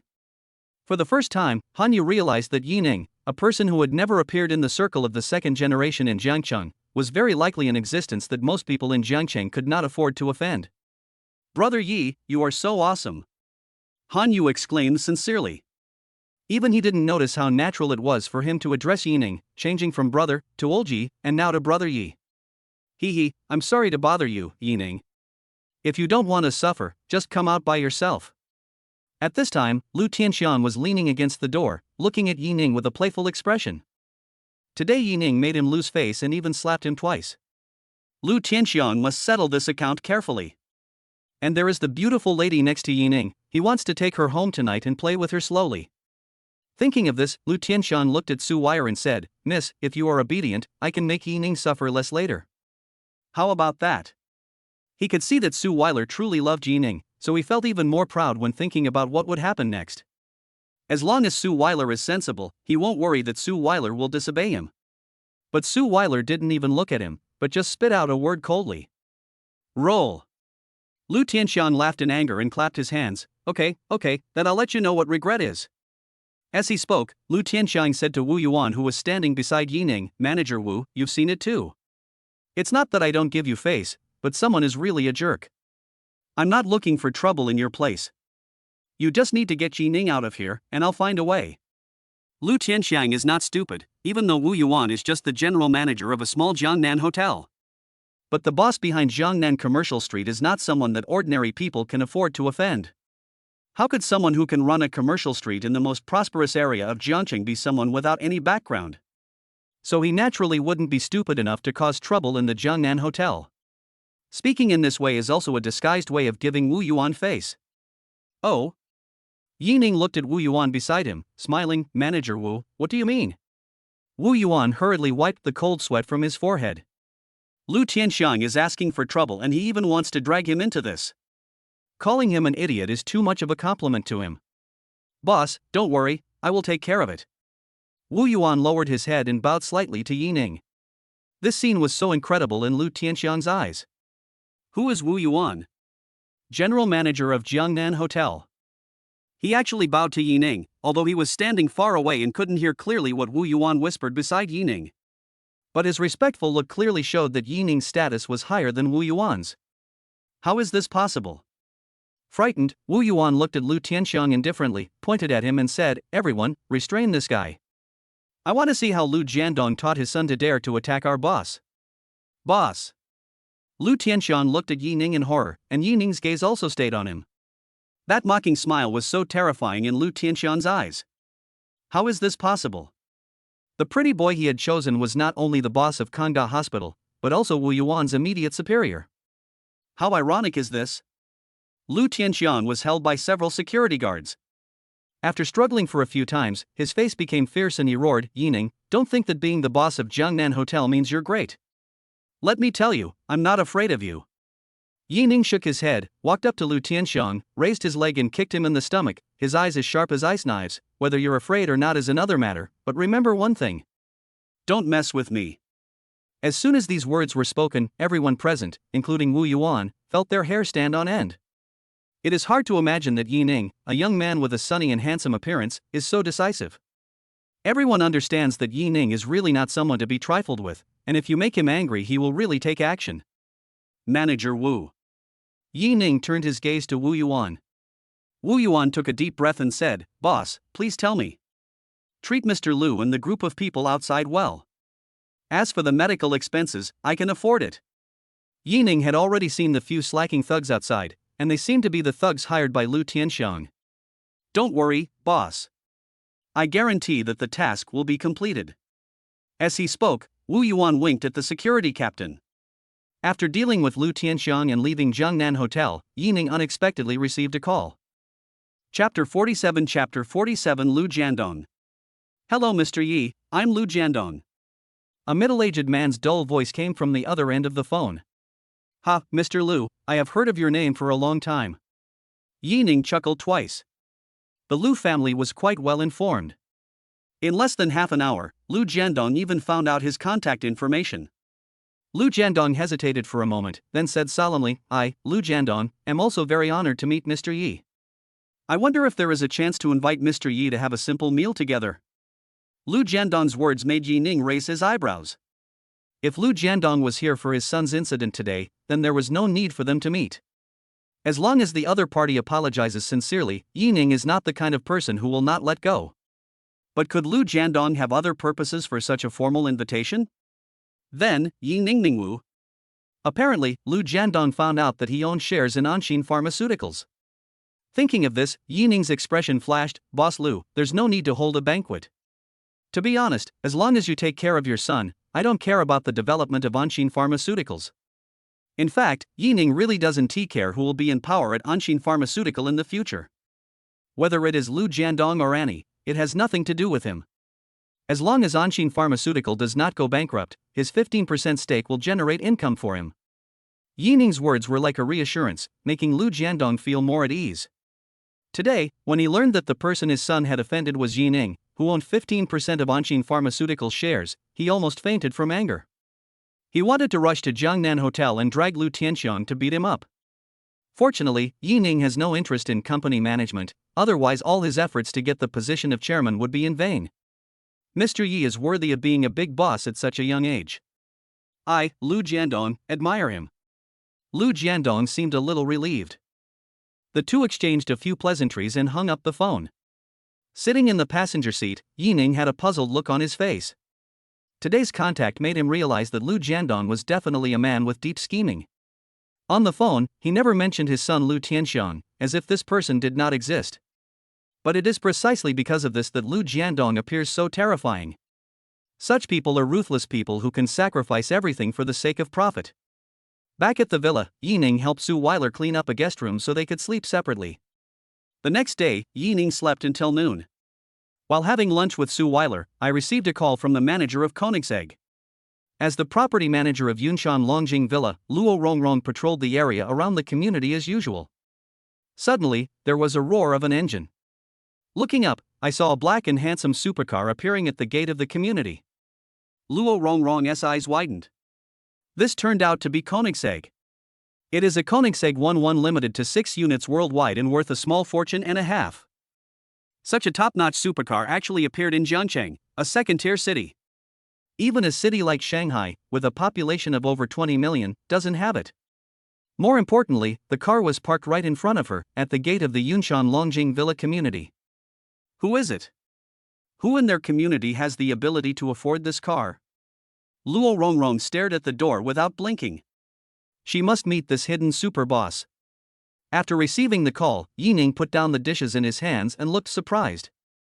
Which man doesn't like a sports car? Although with his current net worth, buying a sports car worth tens of millions is not a burden at all. But after thinking about it, he decided to give up. With a Mercedes-Benz G-Class, Yining is already very satisfied with his current life. However, when the Koenigsegg 11 was delivered to his door, he still couldn't hide his joy. What's wrong? Why are you so happy? Suile asked. Come on, let me show you your husband's new car.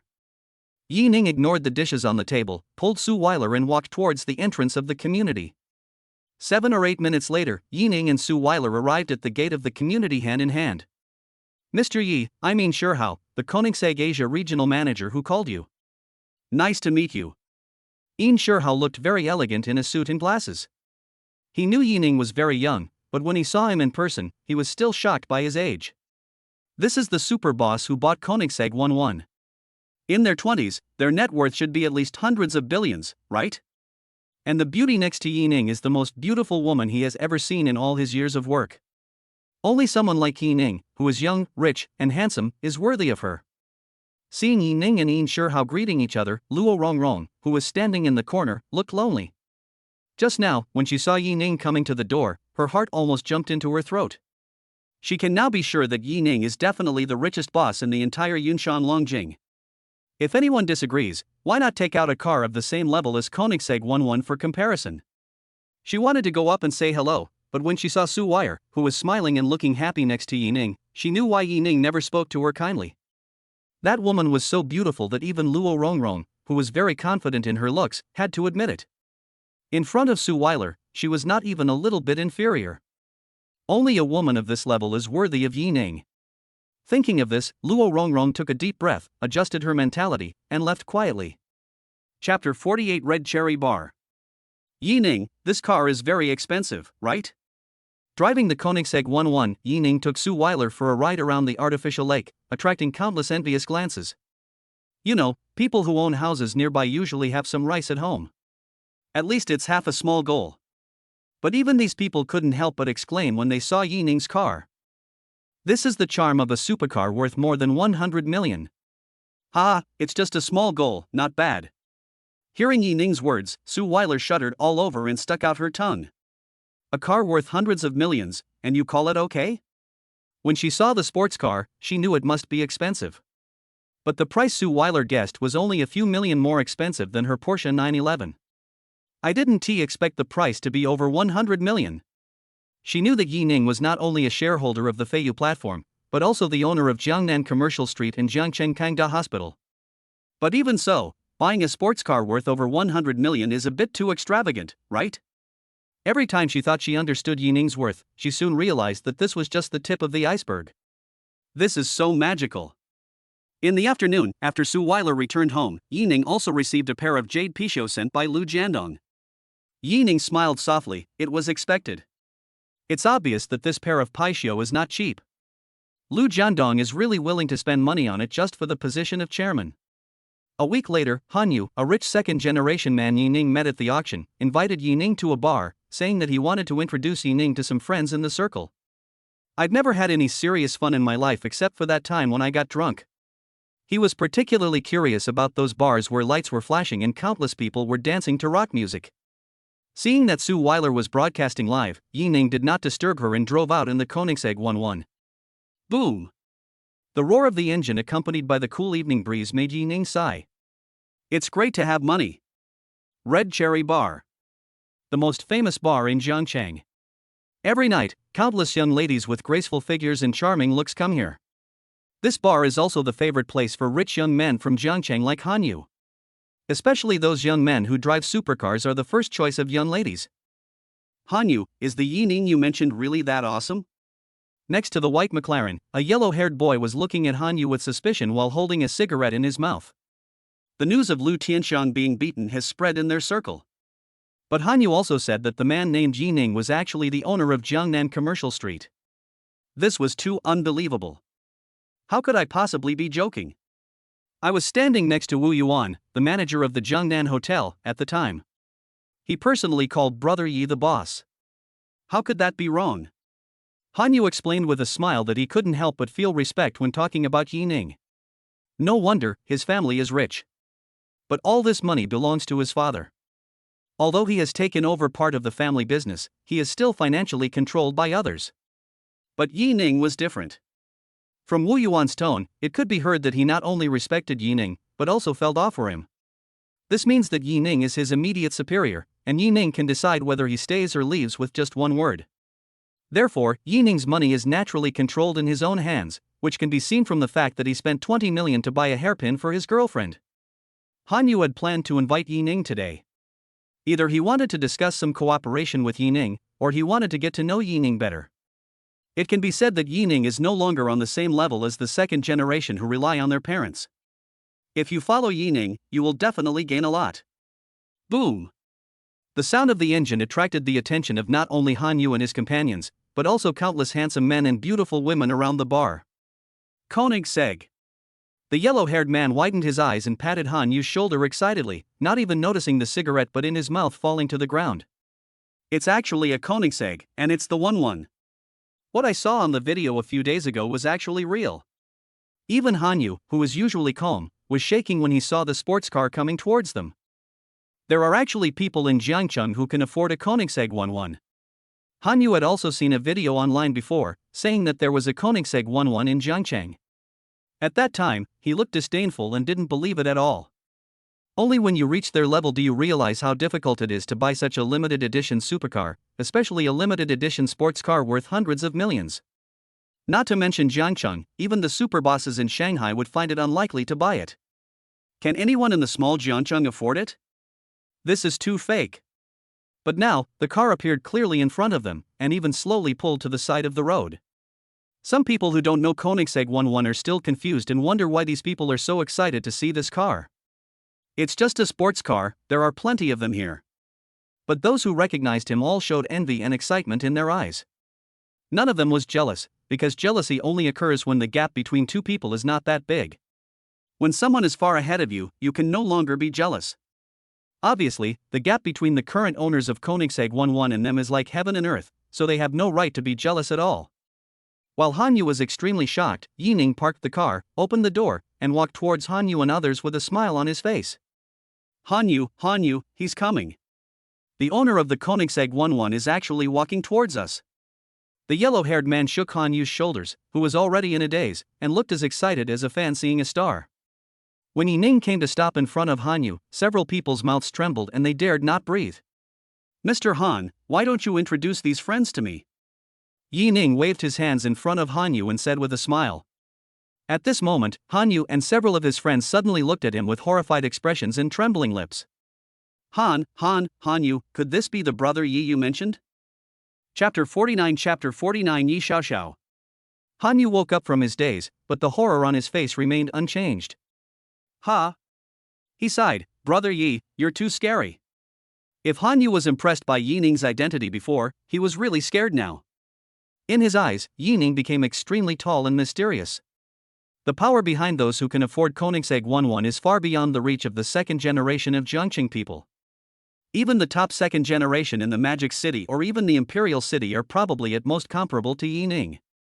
He didn't dare to imagine Yining's true identity. If there was any intention to investigate further before, that idea has now completely vanished. Brother Yi, let me introduce you. Yi Ning waved his hand to interrupt Han Yu, saying indifferently, there's no need to use honorifics between us. Let's just keep it like before. Han Yu's attitude made Yi Ning feel a little uncomfortable. They are people of similar age, and it's good for them to be friends as equals. Yi Ning's words made Han Yu and several second-generation people immediately like him a lot more. You know, let alone buying a Koenigsegg 1-1, even if it's just a sports car worth tens of millions, many people would be too proud. He looks like he dislikes everyone. But Yi Ning is an exception. Okay, Brother Yi. Han Yu's tense nerves relaxed a little, and he said with a smile, this yellow-haired guy is Zhou Chen, his family is in the clothing business. The flashy guy in a suit is Liao Shen, and Lai Jingxuan is owned by his family. This is AI Yang, the furniture maker. Brother Yi, just call him Glasses. After saying hello, Yi Ning followed a few people into the Hongying bar. As soon as I arrived in the hall, a little fat man in a suit ran over with a smile on his face, rubbing his hands and looking ingratiating. Mr. Han, you haven't been here for a long time. Then, he looked at Zhou Chen and the others and greeted them one by one. It seems that Han Yu and his friends are regulars here. Xiao Wang, let me introduce you. This is Brother Yi Ning. Please don't neglect him. Han Yu said, putting his arm around the fat boy's shoulder. Wang Quan's heart skipped a beat. Yi Ning was walking in the last row with Han Yu and others. He thought Yi Ning was just a little follower. I didn't expect that it was someone that a young master like Han Yu would call brother. Could he be an ordinary person? Brother Yi, I'm sorry for my negligence just now. I hope you can forgive me. Wang Quan bowed and apologized. Yi Ning smiled and shook his head, not caring at all. Then, Wang Quan took them to booth number 1, which was the largest and most expensive booth in the entire Hongying bar. Mr. Han, is it the same old rules today? Wang Quan asked. Brother Yi? Han Yu looked at Yi Ning, wanting to ask for his opinion. Yi Ning just shook his head and said, I don't understand these things. Just follow my instructions. Okay. Han Yu nodded, let's follow the old rules. After a while, Wang Quan led 4 coolly dressed beauties to the booth. He also sent for the table to be filled with wine. 3 of the beauties were obviously the drinking companions that Han Yu and his friends often ordered. They sat down and chatted happily. The last beautiful girl came to sit next to Yi Ning, with her head down, a little shy. She must have just started working there for a short time. What's your name? Yi Ning picked up the wine glass and took a sip. Brother Yi, just call me Yingying. Yingying said a little embarrassedly. Manager Wang Quan had just introduced Yi Ning to her and reminded her many times to give him a good reception. Yi Ning nodded and said with a smile, don't be embarrassed, I'm actually here to experience it too. Seeing that Han Yu and others were already getting along well with the beauties, even Liao Shen, who was wearing a suit, had already started to get involved. Yi Ning was also speechless. He was indeed a show-off. This beauty named Yingying is pretty, but she is still far inferior to Suile, so Yi Ning has no interest in her. So, the 2 of them just drank 1 cup at a time. There was no physical contact, just chatting. Yingying also relaxed a little and often chatted with Yi Ning about some interesting things in life. After drinking 2 bottles of wine, Yi Ning said hello to Han Yu and the others and went to the bathroom. While washing my hands, a familiar figure flashed by in the mirror. Yi Ning suddenly turned around and saw a beautiful woman dressed as a student running through the corridor. She looked panic-stricken and extremely anxious. Behind her, a man with tattoos on his arms and a ferocious look stretched out his big hand and tried to grab the woman's hair. Yi Ning's expression changed, and he quickly raised his leg and kicked the tattooed man in the stomach. Bang! The tattooed man fell to the ground. The huge impact made him feel a burning pain in his stomach. Yi Ning didn't care about the tattooed man, and directly grabbed the woman's wrist and half-hugged her delicate body. He frowned and asked in a slightly cold tone, Xiao, what's going on? Why are you in a place like this? The woman in his arms was Yi Ning's cousin, Yi Xiao. Yi Xiao is studying at Jiangcheng Medical University. It is not as good as those double first-class universities, but it is also a good university. At least if you study hard, you will have no problem getting into a regular hospital after graduation. Yi Xiao has been a very well-behaved and sensible child since she was young. How could she appear in such a mixed place? Not to mention being chased by someone who clearly looked like a gangster. If he hadn't happened to be in the Hongying bar today, the consequences would have been unimaginable. Thinking of this, Yi Ning's eyes became even colder. Chapter 50 The Strong Yi Ning. Yi Xiaoxiao was suddenly pulled into the arms of a stranger. She was extremely scared and was about to scream when she heard Yi Ning's familiar voice. Suddenly, a great sense of grievance filled my whole body. Her eyes were crimson and tears were streaming down her cheeks like beans. He hugged Yi Ning's tall body and shouted, "Brother!" "Whoa whoa!" Yi Xiaoxiao's voice did not cause any ripples in the noisy bar. But to Yi Ning, it was deafening and touched his heart. He could clearly feel Yi Xiaoxiao's trembling body and deeply understand Yi Xiaoxiao's fear and grievance. He didn't want to think about it, nor did he dare to think about what would have happened if he hadn't come today or if he hadn't met Yi Xiaoxiao. What will be her end? "Xiaoxiao, tell me what happened." Yi Ning wiped her tears and said softly, "Telling, I will help you seek justice." Yi Ning's words made Yi Xiaoxiao feel extremely relieved. But she seemed to remember something, her face turned pale, and she shook her head frantically. "Brother, let's go quickly, we can't afford to offend those people.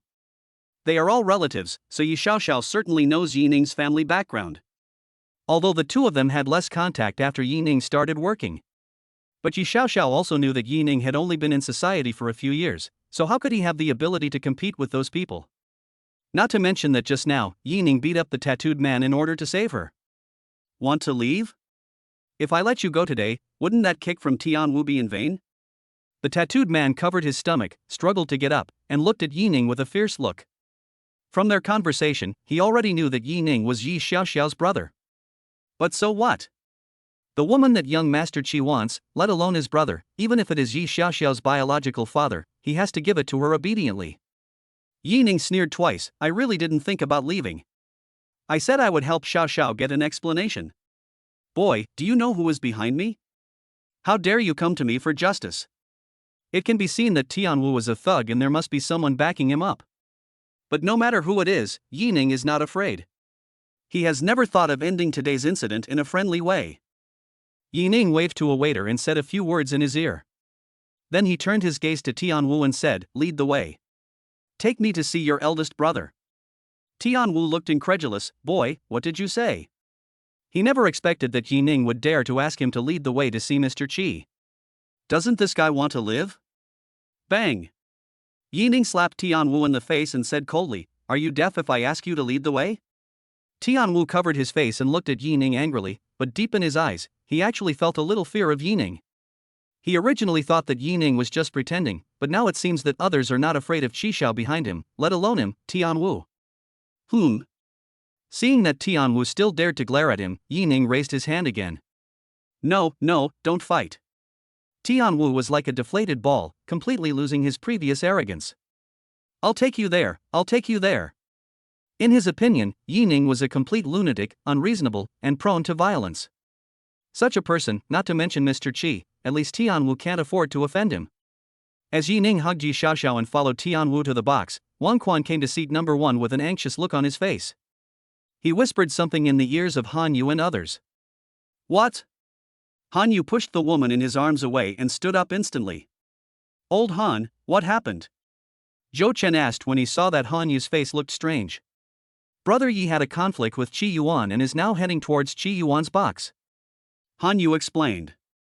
Qi Yuan is so arrogant that he even dares to mess with Brother Yi. Let's go and take a look together. Liao Xian and Ai Yang also stood up. At a time like this, it was necessary to support the scene. Qi Yuan and the others all knew that his family had opened several large hot spring resorts in Jiangcheng. With assets of over 1 billion yuan, he is considered a prominent second-generation rich man in Jiangcheng. But compared with their family conditions, the Qi family is obviously much worse, not to mention Yi Ning who owns the Koenigsegg 11. When they arrived at the door of the private room, Yi Xiaoxiao became even more frightened and held Yi Ning's arm even tighter. Just now, she had finally managed to escape from here. Don't be afraid, I'm here." Yi Ning comforted.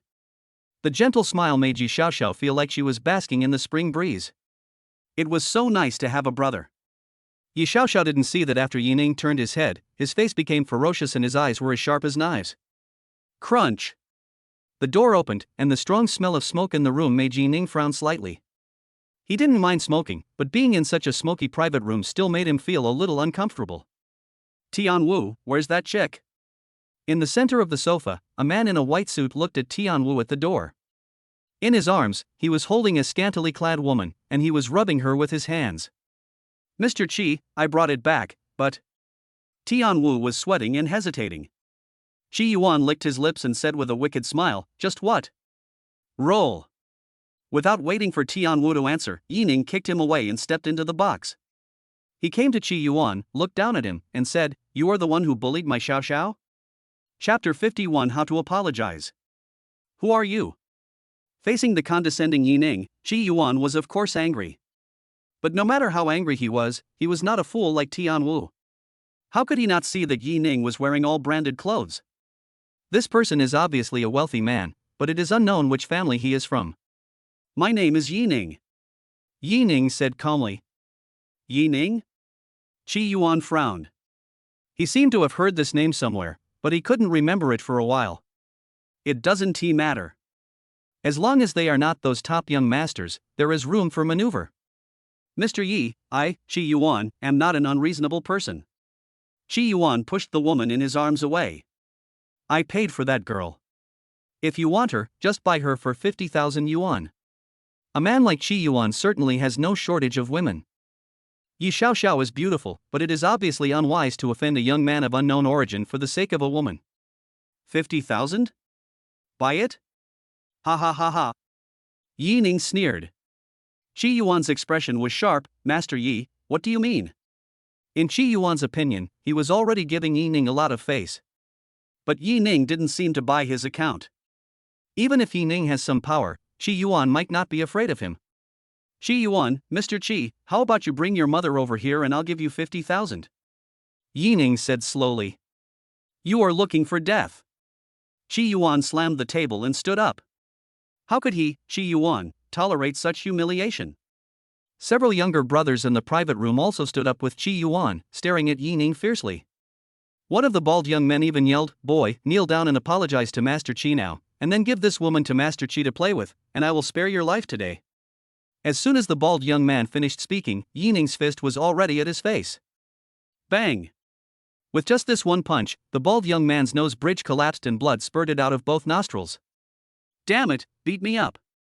Without Qi Yuan's command, the other brothers were already ready to take action. "Qi Yuan, if you dare to touch Brother Yi, I think you don't want to live anymore." Outside the door, Han Yu and his men put their hands in their pockets and kicked the door open. He breathed a sigh of relief when he saw Yining standing in the center unharmed. "Who dares to stop me? Believe it or not." Qi Yuan was also overwhelmed by anger, but when he saw Han Yu and others, his mind instantly became clear. Because no matter whether it was Han Yu, Zhou Chen, Liao Xian or Ai Yang, he couldn't afford to offend any of these young masters. Even his father has to curry favor with Han Yu's father. How could Qi Yuan dare to have any other thoughts? "Brother Yi, are you okay? Brother Yi. Brother Yi. Brother Yi." Han Yu and his companions ignored Qi Yuan and went straight behind Yining. "Well, luckily you arrived in time." Yining nodded. Then he pointed at Qi Yuan and asked, "Do you know this person?" Liao Xian stepped forward and replied, "Qi Yuan, my family runs a hot spring parlor, so we have a little money." "Yeah." Yining glanced at Qi Yuan and pulled Yi Xiao Xiao to his side. He introduced her, "This is my sister. If I hadn't met her today, she would have been fucked by this guy." "What?" Han Yu stared at Qi Yuan, "Really? Mr. Qi?" Qi Yuan was already scared when he saw Han Yu and the others. When he heard several young masters calling Yining brother, he was even more panicked. Qi Yuan was at a loss and now only hoped that Yining would let him go. Tianwu, Baldi and several other younger brothers in the room were so frightened by the scene that they dared not speak. "Are you kidding? Any one of these young masters can kill them, not to mention the mysterious and terrifying Yining. Han, Mr. Han, I was also implicated. I hope Brother Yi can forgive me." Qi Yuan explained tremblingly. Bang! Yining kicked Qi Yuan in the waist. Qi Yuan couldn't bear the strength and fell sideways. Yining took a step forward and kicked Qi Yuan in the abdomen. "If you want to beg for mercy, you have to act like you're begging for mercy. Can't you even kneel down?" Even though Han Yu had seen Yining beat Lu Tianxiang, he was still shocked by the violent Yining at this moment. Not to mention Zhou Chen and others who just met Yining today. It turned out that Yining, who had given them the impression of being approachable at the door of the bar, could actually be so violent when he got angry. As for the bald guys who were in the box at the beginning, they were already scared silly. When Tianwu saw that his elder brother Qi Yuan was beaten to death, he suddenly felt that he was still relatively okay. No, Brother Yi, I was wrong. Brother Yi, I kneel down to you. Brother Yi, I'm sorry. Miss Yi, I'm sorry, hiss, ah. No one rushed forward to stop Yining. The box was now extremely quiet. The only sounds could be heard, Yining beating people and Qi Yuan begging for mercy. Brother, let's forget it. In the end, Yi Xiaoxiao stepped forward and gently pulled the corner of Yining's clothes. Seeing Qi Yuan with a bruised face and blood on his forehead, she was really afraid that he would be beaten to death or crippled by his brother. Yining stopped at this point, but Qi Yuan still didn't dare to stand up. He knelt on the spot and kowtowed madly. At this time, Yining asked in a cold voice, "You said you were also implicated, what exactly is going on?" Cough, cough, puff. Qi Yuan spat out a bloody tooth and hurriedly explained. Brother Yi, it's her. This is the woman who brought Miss Yi here and charged me 10,000 yuan. Qi Yuan pointed at a woman with dyed blonde hair and seductive clothes in the corner, his tone sinister. Chapter 52 Reason. When the blonde woman saw Yining turning his gaze towards her, she was immediately frightened. Especially when he met Yining's eyes that were like the abyss, he felt a chill. Brother, this is my classmate Zhao Yuan. Yi Xiaoxiao came to Yining and said in a low voice. What exactly happened? Yining asked. I was looking for a part-time job, and she said she knew a job that would make quick money. She never thought of bringing me to the bar. I wanted to leave, but she held me back and wouldn't let me go. Yi Xiaoxiao's words made Yining furious. He felt that Yi Xiaoxiao should not appear in such a place, and it turned out that she was deceived. I was tricked by my classmates. Is that so? Yining narrowed his eyes slightly. Zhao Yuan, who was hiding in the corner, was frightened and hurriedly argued. I just came here to drink with you, I didn't ask for. Bang! Yining was so angry that he slapped Zhao Yuan in the face with his backhand. Do you think I'm a fool? A layer of powder on Zhao Yuan's face fell off and soon became swollen. Zhao Yuan's tears burst out in an instant, but she still didn't dare to refute. She could only look at Yi Xiaoxiao, hoping that Yi Xiaoxiao would let her go for the sake of their friendship. But Yi Xiaoxiao not only ignored her, she even walked away. She was not stupid at all and knew that the current situation was actually caused by Zhao Yuan. She was grateful that Zhao Yuan introduced her to a part-time job, but it was definitely not this one. Not to mention that Qi Yuan also said that Zhao Yuan took 10,000 yuan from him. Yi Xiaoxiao was sold for 10,000 yuan. This so-called classmate friendship is shit. Yining didn't care about Zhao Yuan's emotions and took out his cell phone in front of everyone to call Wu Jisher. Mr. Yi, do you have anything to talk to the old man about? Wu Jisher asked on the other end of the phone. Yining, Dean Wu, do you have any connections at Jiangcheng Medical University? Wu Jisher, yes, I am the honorary vice president of Jiangcheng Medical University. That's good. There is a girl named Zhao Yuan in your school. Let's open it. Yining said calmly. Okay, I'll go to the school in person tomorrow. Wu Jisher didn't even ask the reason and agreed directly. No. Master Yi, I was wrong. Please hit me, don't fire me. I beg you not to fire me. Although she didn't know who was on the other end of Yining's phone, Zhao Yuan was no fool. She knew that since Yining said he wanted to fire her, he must have the ability to do so. If she was really expelled from Jiangcheng Medical University, all her efforts over the years would be wasted. She would rather Yining teach her a lesson here than be expelled from school. Xiao, we are friends, we are classmates, please help me, persuade your brother, I beg you. Zhao Yuan knelt, moved her knees to Yi Xiaoxiao's legs, hugged Yi Xiaoxiao's legs and cried for mercy. But Yining grabbed Zhao Yuan's hair and pushed her away. Get out now. This matter ends here. If you dare to say another word, I will call the police right now. Zhao Yuan shuddered all over and sobbed without daring to make a sound. She knew that with Yining's methods, and considering that she had already deceived Yi Xiaoxiao, she would definitely end up in trouble if she really called the police. Seeing Yi Xiaoxiao's face turning away, Zhao Yuan looked dejected. She could only take out 10,000 yuan in cash from her handbag, put it on the table, and left sadly. Brother Yi, do you need me to ask someone to teach her a lesson? Han Yu asked. Yi Ning shook his head. Let's stop here. Then he looked at Qi Yuan again and said, Mr. Qi, today is just a small lesson. It won't be so easy next time. When Qi Yuan heard Yi Ning's words, he secretly breathed a sigh of relief. At least Yi Ning was going to let him go. Don't worry, Master Yi, I promise there won't be a next time. Yeah. Yi Ning stretched out his hand, hugged Yi Xiaoxiao, and said to Han Yu and the others, let's go. Yi Ning and others left the private room, and Qi Yuan slumped on the sofa, feeling a little scared. Arriving at the hall, Yi Ning said to Han Yu, I'm going back today. Let's play together next time. Han Yu and others also expressed their understanding. Brother, is this your car? When I brought Yi Xiaoxiao to the Koenigsegg 11, she was really shocked. She doesn't know much about cars, but this car doesn't look cheap at all. It must cost at least a few million, right? It's mine. Yi Ning nodded, without further explanation, and drove Yi Xiaoxiao away from Hongying Bar. Stay at my place for one night. I'll take you to school tomorrow. How about that? Thinking that the school was about to close at this time, Yi Xiaoxiao agreed to the proposal. Quietly watching Yi Ning driving seriously, Yi Xiaoxiao felt for the first time that her brother was so mysterious. Not only does he know the rich young man from Jiangcheng, he is also very rich. Even just one phone call could fire Zhao Yuan. This is too amazing. What's wrong? Seeing Yi Xiaoxiao staring at him intently, Yi Ning asked with a smile. No, I just think you've changed a lot, brother. By the way, brother, won't your sister-in-law be angry if you go to the bar? Yi Xiaoxiao joked. Which sister-in-law are you talking about? Yi Ning pondered. Of course it's He Man Man. Could there be other sisters-in-law? Yi Xiaoxiao had met He Man Man before when she went to Yi Ning's rental house to play. Chapter 53 Yi Xiaoxiao and her roommate. He Man Man and I broke up a long time ago.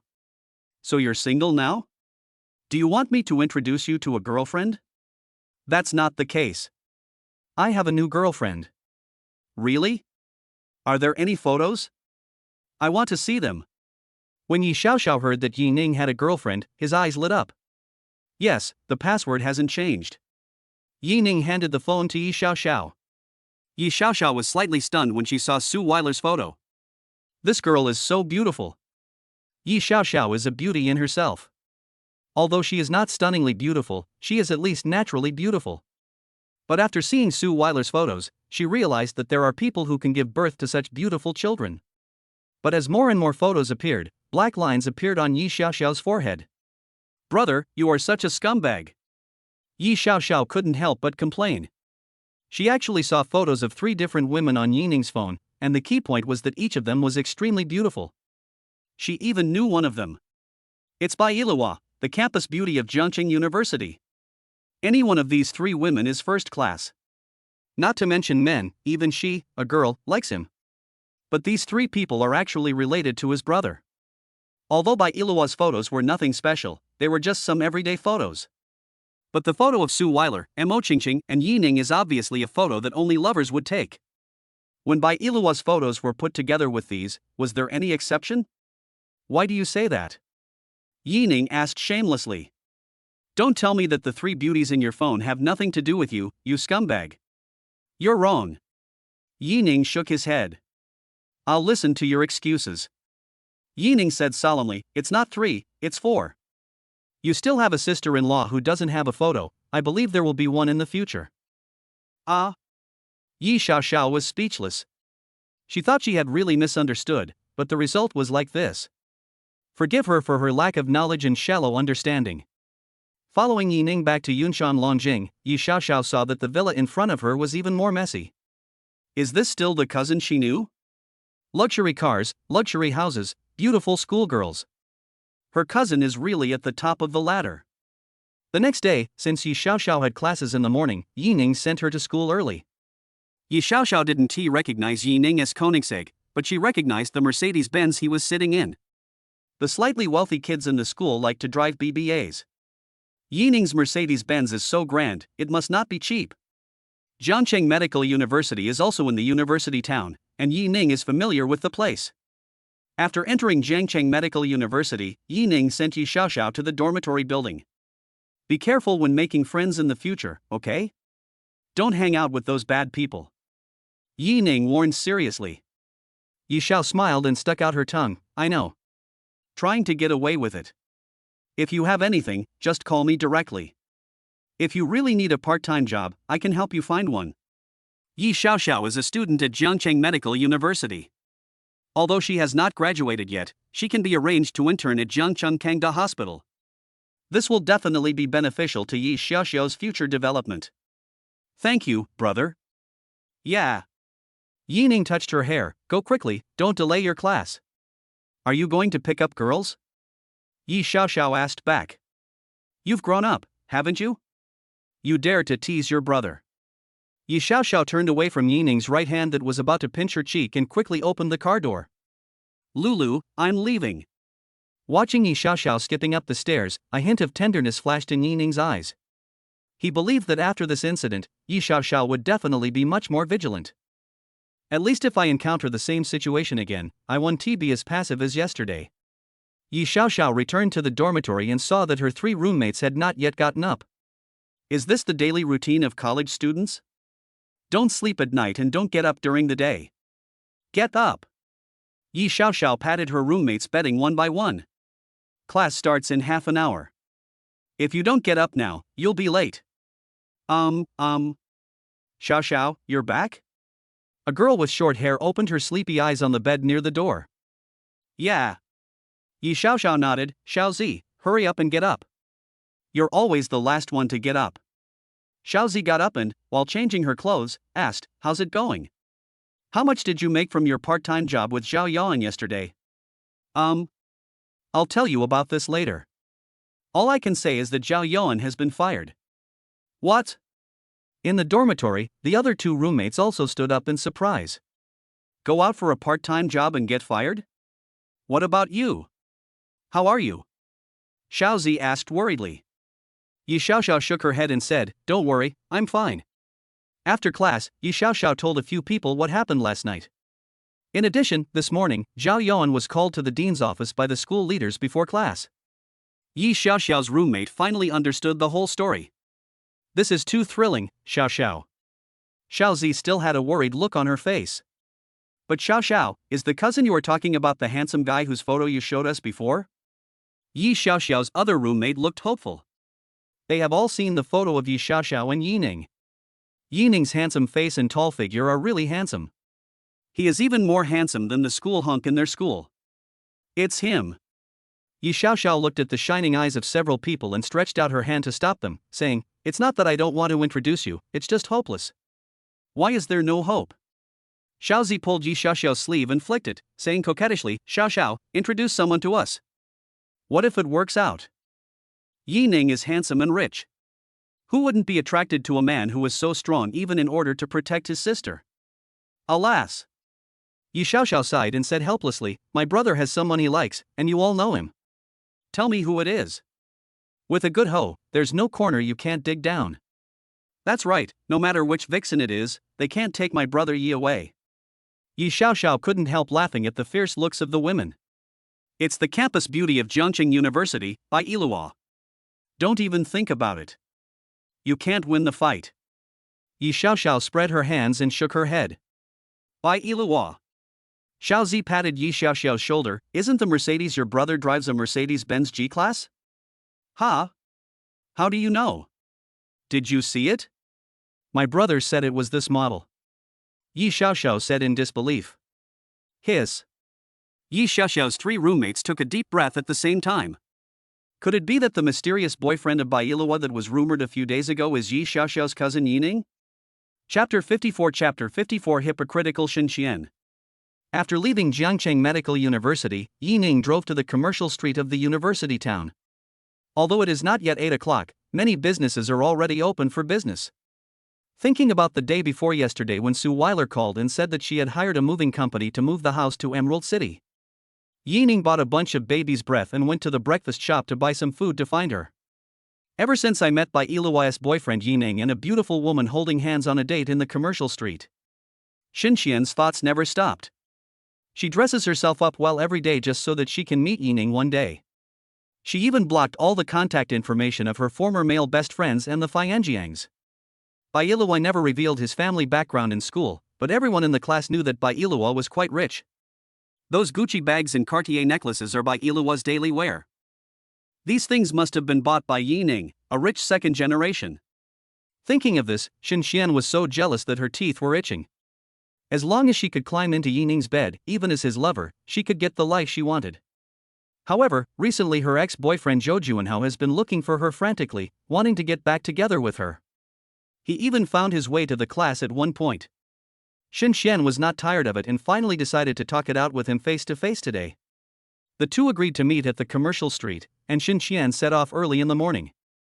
Xinxian, who was originally in a bad mood, was immediately overjoyed when she saw a black Mercedes-Benz G parked on the side of the road. Looking around, I finally saw that familiar figure in front of the breakfast shop. Right. That's right. That person is Yining. Xinxian was ecstatic and walked towards Yining. Little brother, your flowers are so beautiful, where did you buy them? Yining turned around and saw a woman dressed seductively and smelling strongly of perfume behind him. She stared at the baby's breath in his hand intently, looking like she liked it very much. It's the flower shop over there. You can see it when you turn the corner. Yining pointed in the direction of the flower shop and said calmly. Seeing that Chenggong was talking to Yining, Xinxian couldn't help but feel happy. Pretending to beg, little brother, can you take me there? I don't know the way. Sorry, I have something to do later. You can just walk along the street. The sign is very conspicuous. Yining refused without hesitation. I saw Yining taking buns and soy milk from the stall owner, paying and preparing to leave. Xinxian felt a little anxious. Suddenly, a figure appeared in her sight. Xinxian's eyes rolled and a plan emerged in her mind. Xianxian, you're finally here. Look, this is the LV bag I bought for you. It's 18,000 yuan. Do you like it? Zhou Juanhao came to Xinxian and handed her a gift box. He knew that Xinxian liked luxury goods, so he spent a lot of money this time in order to get back together with Xinxian. Zhou Juanhao was very confident that after giving the bag to Xinxian, she would definitely change her mind. Maybe I can eat meat tonight. However, what he got in return was not Xinxian's reconciliation, but a disdainful sneer. Zhou Juanhao, stop it. I already said I don't like you, and I have a boyfriend. Who is it? Xinxian, tell me. When Zhou Juanhao heard that Xinxian had a new boyfriend, he was like a lit barrel of explosives, with veins bulging on his forehead. This is my boyfriend, Yining. He is richer and more handsome than you. Xinxian pointed at Yining next to the Mercedes-Benz with a proud look on her face. But she didn't notice that Yining was frowning tightly. This woman actually knew his name, but she just pretended not to know him. The key point is that she used him as a shield.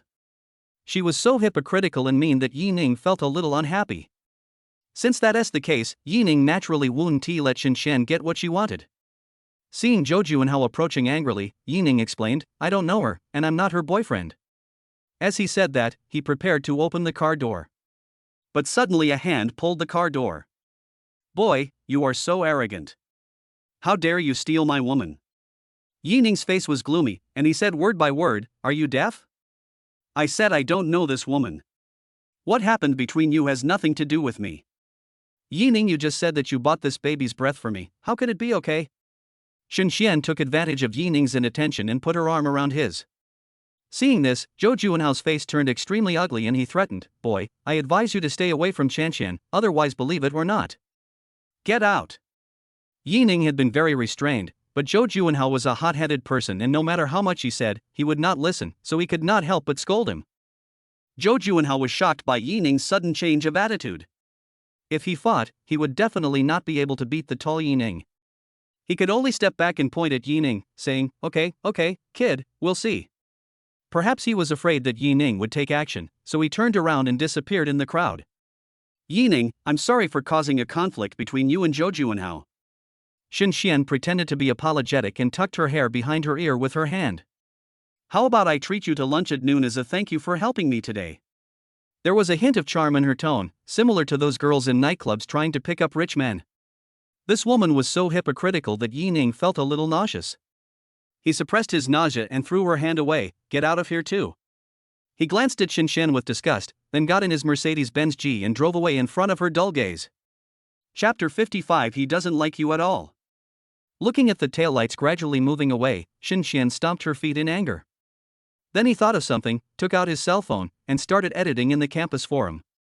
Family, who understands? I met a jerk today. At the end, there is also a photo of the Mercedes-Benz G-Class. Of course Yining didn't know that after becoming famous for sending Bai Yiluo back to school last time, he became famous again today because of Xinxian's post.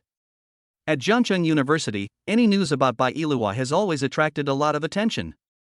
This time, a rumor that Bai Yiluo's rich second-generation boyfriend was a scumbag pushed Yining to the forefront. Yiluo, look! Everyone on the school forum is talking about your fiancé. During lunch, Ai Xian handed the phone to Bai Yiluo. Bai Yiluo was puzzled as to why the people around her had strange expressions when they saw her today. It was not until Ai Xian reminded her that she understood what was going on after seeing the post posted by Xinxian. But Bai Yiluo was very smart. Even if he recognized Yining's car in the photo, he would not believe Xinxian's one-sided statement. Yiluo, what do you think? Ai Xian looked at her best friend with worry. Although Bai Yiluo kept explaining to Ai Xian that Yining and she were not in a boyfriend-girlfriend relationship. But based on Ai Xian's understanding of Bai Yiluo, she could still see that this otherworldly woman treated Yining differently from others. At least, Bai Yiluo has feelings for Yining. This is Bai Yiluo's first love, so Ai Xian naturally doesn't want her to be discouraged. But at this moment, Bai Yiluo was not as depressed or angry as Ai Xian had expected. His expression was calm and composed. While looking through what Xinxian had written, he slowly ate the food on the plate. After reading it, Bai Yiluo returned the phone to Ai Xian and shook his head, fake. Yiluo, you weren't there, how do you know it's fake? Suddenly, Xinxian's voice came from behind Bai Yiluo. She was seen carrying a plate and sitting directly next to Bai Yiluo. Yiluo, I'm not kidding. Your boyfriend is disgusting. He even tried to touch me this morning. If I hadn't dodged quickly, he would have succeeded. Xinxian patted her chest and pretended to be still frightened. I advise you to break up with him as soon as possible. He's just a scumbag who only wants to hit on any beautiful woman he sees. I really don't know what he's like in private. After a long speech, he criticized Yining to the point of being useless. After talking for so long, Xinxian felt dry mouth. But there was no expression on Bai Yiluo's face, not even a frown. Taking out a tissue to wipe his little mouth, Bai Yiluo picked up the dinner plate and stood up. Xiaoxian, are you full? If you are, let's go. It was as if he didn't even see Xinxian, treating her as air, and what she said was almost like a fart. Bai Yiluo, don't you believe what I say? Seeing Bai Yiluo was about to leave, Xinxian panicked and stood up and shouted loudly. I don't believe it, but at least it's impossible for him to harass you because he doesn't even think highly of you. With just one sentence, Xinxian's mouth was shut. Bai Yiluo carried the dinner tray and left calmly with Ai Xian, who was trying to hold back her laughter. He doesn't like you at all. He doesn't like you at all. He doesn't like you at all. In Xinxian's mind, Bai Yiluo's words repeated countless times. She recalled the look of disgust in Yining's eyes when he told her to get lost that morning. Xinxian felt a lump in her throat and burst into tears as she lay on the table. Yiluo, you are so awesome. Xinxian must be pissed off by you. After walking out of the cafeteria, Ai Xian laughed out loud. This is what her best friend is like. When you don't provoke her, she is like a quiet fairy. If you make her angry, it's a good thing she doesn't make you cry. The key is her cautious and serious attitude when speaking, which makes it hard not to be convinced. When Yining arrived at the bottom of building number 6 in Emerald City, he happened to meet Liao Pang and two young women looking at the house. Seeing Yining, Liao Pang, who was in high spirits, was even more surprised. Yining, I was just about to call you to transfer the money today, and you came. Because Yining gave him the rental rights of building number 6, Liao Pang's income at least doubled this month. Therefore, he was sincerely grateful to Yining. No need, just transfer the money directly to my card. Yining said with a smile. He believed that with a brand as big as Emerald Bay, it would not do something like withholding rent from landlords, which would damage its own reputation. Okay.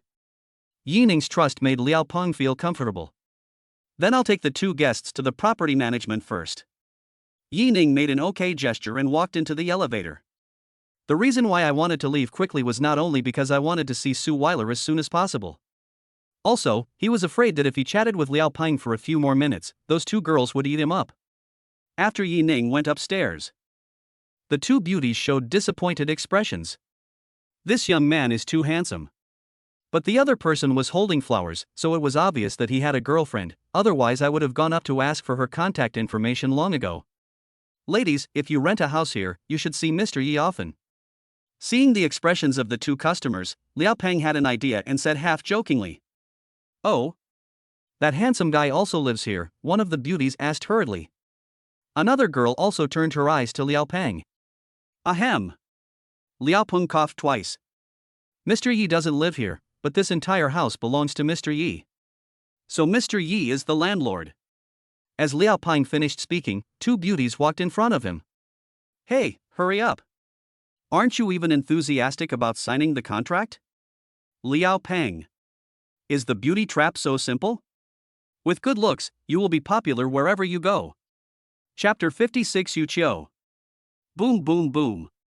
Xiao Weier, are you there? Open the door. After a while, the sound of slippers tapping could be faintly heard from inside the house. Yining was originally planning to call Suile, but he was surprised to find that she got up so early. Crunch. The door opened. Why did you get up so early today? Did you miss me? Yining gave a naughty smile and immediately handed over the flowers in his hand. But the person in the house did not take the baby's breath because it was not Suile who opened the door. Instead, she was a middle-aged woman in her 40s, dressed in ordinary clothes. Sorry, I took the wrong way. Yining apologized. Just as he was about to turn around, the woman who opened the door asked, Are you looking for Suile? Yes, sister, it's you? Yining guessed slightly. Seeing Yining nod, the woman smiled and took out a pair of slippers from the shoe cabinet next to her shoes, and said softly, I'm Suile's mother, come in. Yining understood, took a step back, and bowed slightly. Hello, auntie, my name is Yining, and I'm Suile's boyfriend. You can call me Xiao Yi or Xiao Ning. Yu Qiu, who was originally wondering what the relationship between this young handsome man and his daughter was, couldn't help but feel happy when he heard Yining take the initiative to say it. She asked her daughter to find a boyfriend during college, but with so many people pursuing her, she didn't get any of them. Suile rejected all the boys introduced by her friends. This incident made Yu Qiu very helpless. She even once wondered if her daughter had a problem with her sexual orientation. When she saw Yining today, the thing she had been worrying about for a long time finally got an answer. It's not that Suile doesn't want to fall in love, but that she hasn't met someone she likes. Sitting on the sofa, Yining saw Yu Qiu holding the teapot and quickly stood up. Auntie, let me help you. Okay, help me get the tea leaves from the cabinet. Suile's mother is not very tall, but Suile is 1.7 meters tall. It seems that she inherited her father's genes. Yu Qiu placed the brewed teapot on the table and just sat down when the door at the end of the corridor was pushed open. Then came out a girl wearing a thin nightgown that revealed her half-crescent breasts, with fluffy hair and sleepy eyes. Mom, what are you doing so early in the morning? You're making all that banging noise. Suile rubbed her eyes, pouted her lips, and spoke in a sweet voice, like a spoiled child. From the first time he met Suile, Yining knew that this girl had considerable assets. But when he actually saw it, he realized how magnificent it was. The Mariana Trench is too deep. Moreover, Suile has fair and delicate skin, and she still looks radiant even without applying body lotion. A little dazzled and dizzy. Cough cough. Yu Qiu pretended to cough twice. Mom, you have a cold. Before Suile could finish her words, she finally saw Yining sitting on the sofa. In an instant, a blush crept up from her collarbone to her cheek. Suile hugged the bear in her arms and ran quickly to the bedroom. With a bang. The door was closed, with only the brown bear stuffed animal stuck to the door swinging back and forth. Oh, this girl. Yu Qiu closed his eyes, rubbed his forehead and shook his head. Half an hour later, Suile dressed neatly and walked into the living room in small steps. Yining, why didn't you tell me you were coming? Suile said with a hint of blame in her tone. Her nightgown is low on the top and high on the bottom, and it's also very thin. I shouldn't have worn it if I had known. If only Yu Qiu was there, Suile would of course not care. If it was just her and Yining, although it would be embarrassing, it would be within her acceptable range. But as luck would have it, she was wearing a nightgown and was exposed to the sight of both her mother and Yining. This is so embarrassing. Even now, Suile's face was still burning with shame. especially when she accidentally caught a glimpse of Yining's mouth corners that turned up from time to time, as if he had picked up money. Suile couldn't help rolling her eyes. "Daughter, why didn't you tell your mother about your boyfriend? If Xiaoning hadn't come today, you were planning to keep it a secret from me forever, right?" Yuqiu said unhappily. Suile knew clearly that this was the issue she cared about the most, yet she was still hiding it even though she had a boyfriend. This was ridiculous. Besides, Yining is so handsome, and standing together with her daughter, they are a perfect match. "Are you afraid that she won't agree?" "Mom, we haven't reached that stage yet," Suile argued cunningly. That's right, Yining and Suile are not officially together. But the two of them kissed and hugged each other. Even the house Suile lives in now belongs to Yining. Is there any room for error? It hasn't reached that stage yet. Which stage has it not reached yet? Yuqiu asked. I can see from your face that you're not going to marry anyone but Xiaoning. What else do you want? Yuqiu's words made Suile even more embarrassed. Mom, what are you talking about? Then he turned his gaze to Yining and said, You don't even know how to help me. Do you think it's fun to see my mother scolding me all the time? Yining nodded solemnly. I think Auntie is right. I even want to pour her a cup of cappuccino. Suile. Look, Xiaoning knows what I'm saying is right and doesn't bother to pay attention to you. Yuqiu stood up and said, Xiaoning, you sit and chat with this girl. I'm going to buy some groceries and we'll have lunch here at noon. Auntie, let's go out for lunch. I'll treat you today. Yining suggested. Those things out there are so expensive and unhygienic. You guys go ahead and chat first. After saying that, Yuqiu picked up the small handbag on the sofa and went downstairs. Only Yining and Suile were left in the room. Seeing Suile, who was as delicate as a flower bud, Yining's heart was beating fast. You, what are you doing? Suile moved back slightly, lowered her head slightly, and lifted her black hair behind her ears. Her pretty face is rosy, like a ripe peach. How could Yining tolerate such a well-behaved and beautiful girl? As Suile moaned, he pulled her into his arms. Chapter 57 Mother-in-law visits son-in-law. Yining was extremely fascinated by the faint fragrance emanating from Suile. Did you miss me? Yining gently rested his chin against Suile's hair. Yeah, I do. Suile closed her eyes and buried her head in Yining's arms. Only when she is with this man will she let down her guard and would rather show him all the good things. Although it was not the first time he kissed Suile, Yining was reluctant to let go of her soft and warm red lips. It was not until Suile almost couldn't breathe that Yining let her go with a smile. I've made progress compared to last time, but I still need to practice. Yining said proudly. You just know how to bully me. Suile turned her face away and ignored him. But the bright red little earlobe was not convincing at all. Everyone knows that Yining is the kind of person who takes advantage of others and acts like a good boy. He must be feeling extremely proud now. The two of them were in love with each other until Yuqiu came back, and then they calmed down. Seeing Yuqiu's slightly meaningful look, even the shameless Yining felt a little embarrassed and couldn't help touching his nose. Not to mention Suile, she had already run into the room in shame and anger. Afterwards, Yining also helped Yuqiu. Although with his master-level cooking skills, the food he makes is definitely more delicious than Yuqiu's. But Yining still gave the position of head chef to Yuqiu, and he just played a supporting role. Even so, Yuqiu continued to praise Yining for his ability. Now she likes Yining more and more. Not only is he sensible, but he can also cook, which is very good. At the dinner table, Yuqiu kept picking up food for Yining.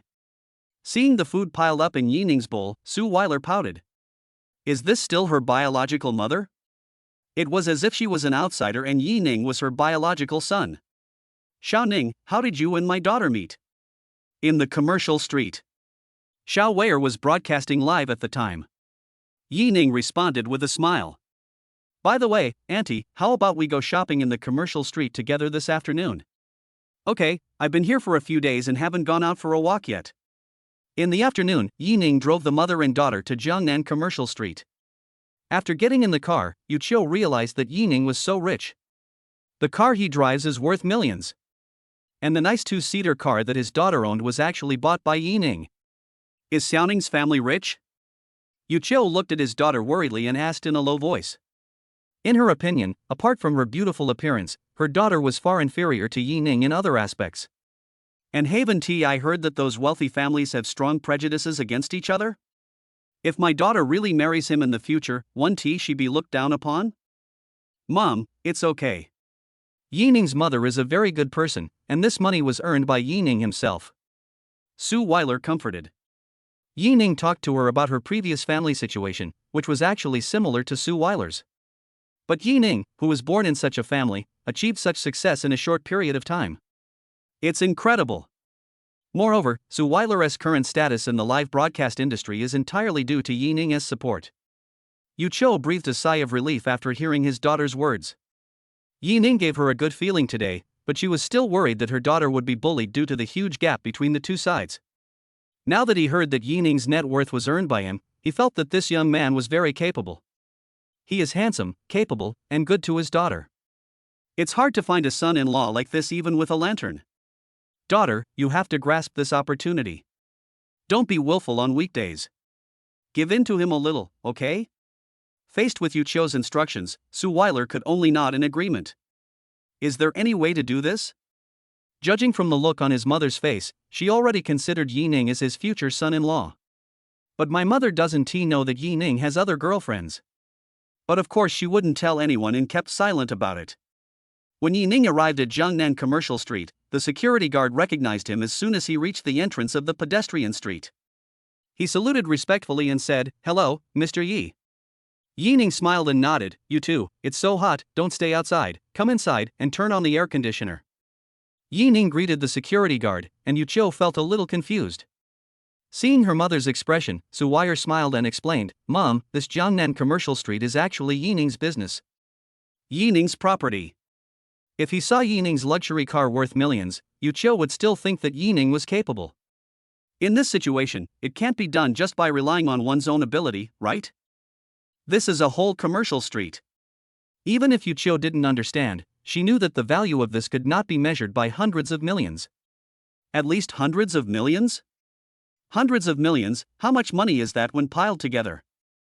Thinking of this, Yu Cho glanced at Yi Ning, then looked at his daughter, with an inexplicable expression. "Mom, what's that look in your eyes?" Suile saw a complicated look in her mother's eyes, with a hint of disgust. Right. It's actually disgust. She was disliked by her own mother. Who could she turn to for justice? "I'm just curious, how come Yi Ning, such a powerful boss, falls for you?" Yu Cho rested his chin on his hand and thought with a frown. Suile. "Oh no, I've become a substitute, right?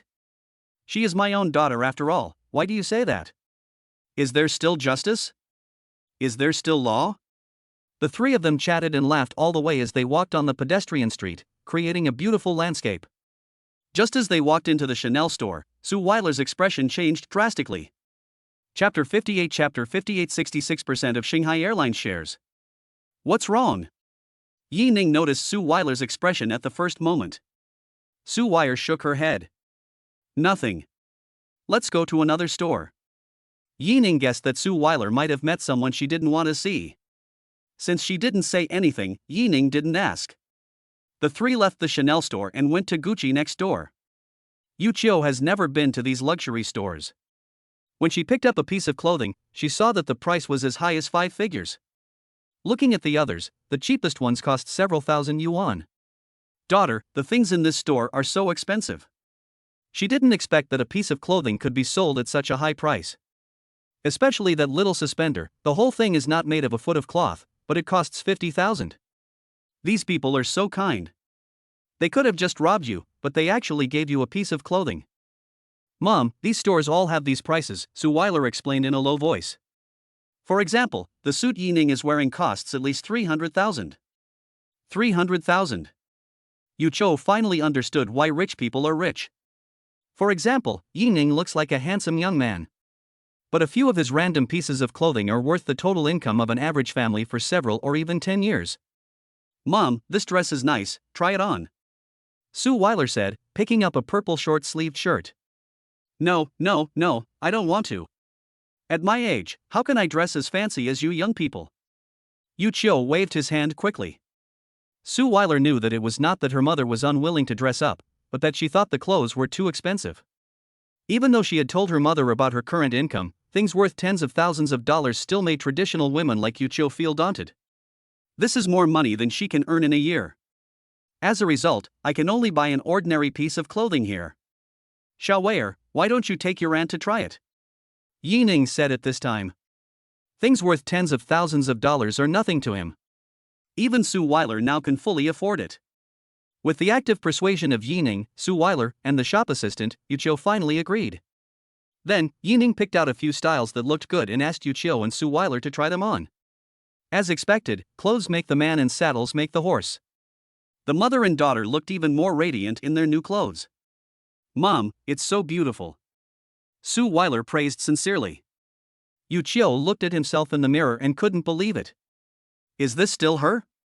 It feels like a completely different person. Yining came to Suile's side and whispered in her ear, "Wife, you look good too." The sunny and fresh scent of Yining, coupled with the itchy smell beside her ear, made Suile feel numb all over. Her face suddenly turned redder. Although she was shy, she was delighted by Yining's praise. My heart was pounding so hard that it almost reached my throat. This big bad guy flirts with her anytime and anywhere. Yining and Suile's little interaction naturally attracted the attention of the store clerk. She looked at Suile with envy. She felt so lucky to have a man who was rich, handsome, and most importantly, doted on his girlfriend. Pack it all up and help us calculate the price. Yining's words startled the shop assistant. She had been working at Gucci for a few months, but she had never seen anyone so extravagant. These clothes cost at least tens of millions. Sir, do you mean to pack them all up? She couldn't believe her ears and took a step forward to confirm again. Even the shop assistant who was used to seeing rich people was frightened, let alone Yuchio who was visiting a luxury store for the first time. Yining's words made Yuchio's body stiffen and his fingers clenched tightly. Even Suile, who was used to seeing Yining's spending, couldn't help but shake her body. Sure enough, Yining is still the same Yining. You thought his most handsome feature was his looks, but it was actually the aura he exuded when spending money. Yining nodded, all of it, it won't cost much. It doesn't cost much? Tens of millions or even hundreds of millions is not a lot of money? Only a wealthy man like Yining is qualified to say such things, right? Even Suile, a big anchor who earns tens of millions a month, doesn't have the ability to be so arrogant. Okay, sir, please wait a moment. The shop assistant was overwhelmed with surprise. She knew without a doubt that this month's commission would be at least twice as much as before. A few minutes later, the clerk handed Yining a receipt and said, "Sir, the total is 1.18 million. How do you want to pay?" "Yining, how about I do it?" Suile stepped forward and said. These clothes were almost all hers and her mother's. Yining only bought a belt. "It's okay, just think of it as a gift for Auntie." Yining naturally had to pay the money himself. Just kidding, he could get cash back for spending money. Besides, with Suile as my lucky star, there is a high chance of a critical hit. Ding! The host spends 80,000 and gets 5 times the cashback, a total of 400,000 cashback.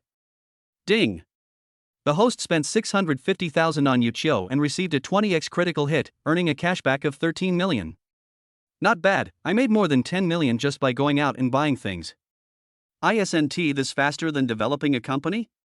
Of course, Big Head hasn't arrived yet. Yining looked at Suile with burning eyes. This girl was the real treasure. As expected. Bite. The host spent 450,000 on Suile and received a critical hit, rewarding her with 66% of Shanghai Airlines shares, worth 12 billion. Chapter 59 Father and Daughter. 66% shares of Shanghai Airlines. Even if Yining now has tens of billions, he even has 1.5 billion in cash. It is still very exciting to suddenly gain absolute control of an airline. Yining tilted his head and looked Suile up and down, which made Suile feel scared. Almost every time Yining bought something for her, he would look at her with such eager eyes. Suile had no idea what Yining was thinking at the moment. Yining, could this little beauty be the girl of luck? Just when Yining was feeling proud of himself for hooking up with the girl of luck, a woman's voice interrupted his thoughts. Suile. It's you, it's been a long time. Husband, come quickly, look who I met. Next to Suile stood a young woman with heavy makeup. The woman looked to be about the same age as Suile and had a pretty appearance. Although she is not as beautiful as Suile, she is still considered a beauty. Like Suile, this woman was also very tall, even taller than Suile. At this moment, she looked towards the store entrance and greeted the bald middle-aged man. The middle-aged man looked to be in his 40s. Although he was not short, his huge belly and baldness made him look far from handsome. If Yining hadn't heard the woman call him husband with his own ears, he would have thought they were a father and daughter. Faced with the woman's enthusiasm, Suile's expression was not very good. Because she not only knew these two people, but was also very familiar with them. The reason why she pulled Yining away from the Chanel store just now was because she saw these two people inside. I didn't expect to meet him again. The young woman's name was Lu Sun. She was Suile's college classmate and both of them were studying to be flight attendants. The husband she mentioned is Zhang Wanyan, the Minister of Commerce of Shanghai Airlines, who has great power. A few months ago, it was this person who came to Suile's school to recruit flight attendants. Zhang Wanyan was a naive man and had seduced many flight attendants. Especially those young girls who have just entered society and are ignorant. In order to avoid being expelled by Zhang Wanyan, they can only climb into his bed obediently. From the moment Zhang Wanyan saw Suile for the first time, he began to pursue her madly. In his decades of life, he had never seen a woman as beautiful as Suile. Suile has a pure appearance, tall figure, and charming body. Every point attracted Zhang Wanyan. He swore that he must get this woman. But what he didn't expect was that in the face of his threat, Suile didn't even consider it and directly refused. In the end, she even left the aviation industry and stopped being a flight attendant. This incident once became a regret for Zhang Wanyan. I didn't expect to meet Suile again in this commercial street today. It was such a pleasant surprise. Zhang Wanyan's mind, which had been dormant for a long time, became active again. Mr. Su, oh no, I should call you Miss Su now. It's great to meet you. Zhang Wanyan came to Lu Sun with a look of surprise and extended his right hand to Suile in a gentlemanly manner. Seeing Suile's fair and tender hands, Zhang Wanyan couldn't help swallowing. But Suile ignored him and took the packaging bag from the clerk. He said coldly, "I'm sorry, I don't know you, and I don't have time to get to know you." After saying that, she turned her gaze to Yining and Yuqiu. "Mom, husband, let's go." Husband? Is Suile already married? Only then did Zhang Wanyan notice Yining, who was wearing casual clothes. Yining is so handsome, standing there without saying anything, he thought he was a male model in the Gucci store. I didn't expect that he was Suile's husband. As for Lu Sun, she was very jealous when she knew that Suile had such a handsome husband. Why is her man a fat, greasy, bald man with a big belly? But Suile has a young, handsome, and elegant husband. Why? In addition, Suile bought so many things, it is obvious that she is very rich. 80% of this money was given by this handsome young man. For Zhang Wanyan and Lu Sun, Suile's call of husband was like a steel knife. But to Yining, Suile's name was like the gentle breeze and drizzle in spring. Soft, gentle, and so sweet. It would be better if he called a few more times. Yining put on a gentle face and gently took the things from Suile's hand. He held her hand tightly and said, "Okay, honey." As Suile's mother, Yuqiu watched the couple perform silently. Wait. Seeing that Yining and the other two were about to leave, Zhang Wanyan stood up. You are very lucky, young man. You are so lucky to marry a fairy like Miss Su. Yining smiled calmly and replied, "You are lucky. For someone like you to have a daughter like this is simply a miracle." How could Yining not hear that Zhang Wanyan was actually mocking him? He should have just retorted directly. You. Zhang Wanyan pointed at Yining and said disdainfully, "You are so sharp-tongued, Miss Su. You have poor judgment. Your husband is too frivolous. You are indeed a steady person, but I don't know if your daughter can bear it." Yining sneered. Ah, very good. I, Zhang Wanyan, have been the Minister of Commerce of Shanghai Airlines for so long, and I've never seen a junior as arrogant as you. I've never seen anyone like you. Yining said halfway, looking surprised. Wait, you just said you were the Minister of Commerce of that place? Chapter 60 I am the chairman. Shanghai Airlines. Zhang Wanyan raised his head and said proudly, "I'm the Minister of Commerce of Shanghai Airlines." What's wrong? Are you scared? Seeing Yining's surprised look, Zhang Wanyan thought that Yining was frightened by his identity. That's normal, even though Yining seems to have some money. But he is so young, at most a small rich second generation in Zhangcheng. The company he works for, Shanghai Airlines, is one of the top 10 airlines in the country. How prestigious is it to be the Minister of Commerce in a place like this? How could a small rich second generation from Jiangcheng like He Ning be able to commit fraud? Forehead. Isn't this too much of a coincidence? Having just acquired 66% of the shares of Shanghai Airlines, now I run into Zhang Wannian from Shanghai Airlines? Suile had talked to him before about why he switched from the flight attendant industry to become an anchor. It seems that this person is the man who wants to take advantage of Suile. If this person simply liked Suile, He Ning might not say anything. But Zhang Wannian still had feelings for Suile even though he knew she had a husband, and He Ning would not tolerate him for that. Mr. Yi, I'm Peng Yuran, the manager of the Jiangcheng Gucci store. Nice to meet you. Just then, a woman in a small suit and glasses came to He Ning and shook hands with him excitedly. Mr. Yi, I am the store manager of Chanel. Welcome to inspect it. Mr. Yi, I'm the owner of Van Cleef Arpels, welcome. In an instant, almost all the store managers on the first floor arrived at the door of the Gucci store and greeted He Ning one after another. As the only boss of Jiangnan Commercial Street, in the eyes of these business owners, He Ning is the real breadwinner. Only by currying favor with He Ning can they survive. In Jiangcheng, which commercial street can compare with Jiangnan Commercial Street in terms of prosperity? Opening a store here is not just about the large flow of people, but also about the face of the luxury brand. Suile and Yu Qiu had already known that He Ning was the boss here, so they looked calm. But Zhang Wannian and Lu Sun didn't know. Seeing He Ning being flattered by so many bosses, he was immediately shocked. Especially Zhang Wannian, he suddenly felt that He Ning was not as simple as the rich second generation he had imagined. Perhaps stopping He Ning and the other two just now was the stupidest decision Zhang Wannian had ever made in his life. Let's go. Seeing that the situation was not good, Zhang Wannian tried to leave quietly. Zhang Wannian was afraid that He Ning would cause trouble for him, as this was obviously someone else's territory. But He Ning naturally wouldn't give him this opportunity. He said loudly to the patrolling security personnel, "Help me control those two and don't let them get away." Yes. Boss. Several big men came together and surrounded Zhang Wannian and the other man. He Ning put his hands in his pockets and walked step by step to Zhang Wannian. He jokingly said, "Run, why don't you run? Boy, I'm the Minister of Commerce of Shanghai Airlines. You have to think it through." Even if he was surrounded by a group of people, Zhang Wannian really didn't believe that He Ning would dare to do anything to him.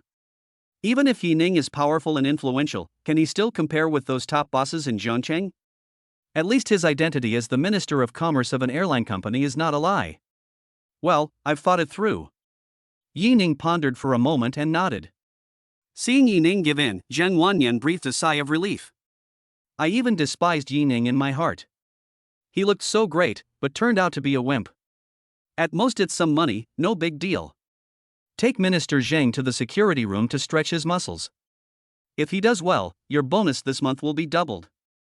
When they heard that the bonus would be doubled, the security guards' eyes lit up. They all grinned and stared at Zhang Wannian with a smile. Boy! Believe it or not.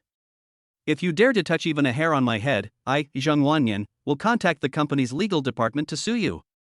But He Ning was not frightened as Zhang Wannian imagined. Instead, he smiled and said, I don't believe it, because you have been fired by Shanghai Airlines. As he spoke, He Ning took the phone screen and shook it in front of Zhang Wannian. The number displayed above is the phone number of Moko, the general manager of Shanghai Airlines and the second largest shareholder. Moko's furious voice came from the other end of the phone. Zhang Wannian. You're so arrogant. You even dare to threaten the chairman. You're fired. Our Shanghai temple is too small to accommodate a giant like you. Zhang Wannian was horrified. What did he hear? Chairman? Moko actually called He Ning the chairman? Is there anything more terrifying than this? There has always been a rumor in Shanghai Airlines that there is a mysterious boss above Moko. Many people believe it, but more people scoff at the rumor. Zhang Wannian is just like that. He doesn't believe in any mysterious boss. Is there really a mysterious boss who would ignore his own business? Or an airline with a revenue of nearly 20 billion? What a joke! But now he knows he was wrong. And it's terribly wrong. Because this unbelievably young man in front of him was actually the only big boss of their Shanghai Airlines. the super rich man who controls the absolute shares of Shanghai Airlines. Don, Chairman, please forgive me. Zhang Wanyan didn't finish his words when he saw Yining's teasing look and his expression darkened. He knew that no matter how much he begged for mercy, it would be useless. He is just a small commerce minister, yet he dares to covet the chairman's woman. Is there any way for him to survive? Yining didn't even look at him. He put the phone to his ear and said, "Have the Human Resources Department check and fire everyone who was assigned by Zhang Wanyan. Also, regarding Zhang Wanyan's misconduct, we need to collect all the evidence and witnesses, and then the Ministry of Justice will prosecute him." Moka's heart sank slightly. Is this the big boss whom he has never met but controls most of the company's shares? It is really unusual that the first order was so decisive. Yes, I'll do it right away, Moka said seriously. Zhang Wanyan's eyes were filled with despair. He knew he was finished. But Lu Sun beside him had an unusual expression. This was the man she wanted, and only such a man could give her the life she wanted. So I mustered up my courage and said, "Handsome guy, do you think I'm beautiful?" Yining glanced at her calmly and said calmly, "Even if you don't have a mother, it's not a reason for you to mistreat yourself. The flight attendant industry is not suitable for you. Write your resignation letter yourself." But Suile on the side almost laughed out loud. Her little face turned red and she looked very uncomfortable. "You are so bad." After the three of them left, Suile whispered in Yining's ear, "I have something even worse. Do you want to try it, honey?" Yining said with a chuckle. Suile didn't expect him to be so bold, and she carefully glanced at Chucho who was walking in front of her. Seeing that she didn't react, I breathed a sigh of relief. Chapter 61 Meng is getting married. A week later, at midnight, the moon was bright and the stars were sparse. Yining drove to the river. At this time, apart from roadside barbecue restaurants, only 24-hour convenience stores are still open. "Fourth brother, sit down." Seeing Yining coming over, a burly man at the small dining table greeted him warmly. The table was already filled with freshly grilled skewers, and it looked like they had been waiting for quite a while. Yining walked over after hearing the voice, a smile on his face, and greeted, "Boss, it's been a long time." The burly man was Yining's college roommate, named Meng Du. Meng Du is not a native of Jiangcheng, but a real man from northeast China. In addition to the eldest brother Meng Du and the fourth brother Yining, there are also the second brother Li Bin and the third brother Qian Wentao. After graduation, Li Bin and Qian Wentao both took the postgraduate entrance examination, and both passed and left Jiangcheng. The contact between the few of them gradually became less and less. Only Meng Du and Yining would get together from time to time.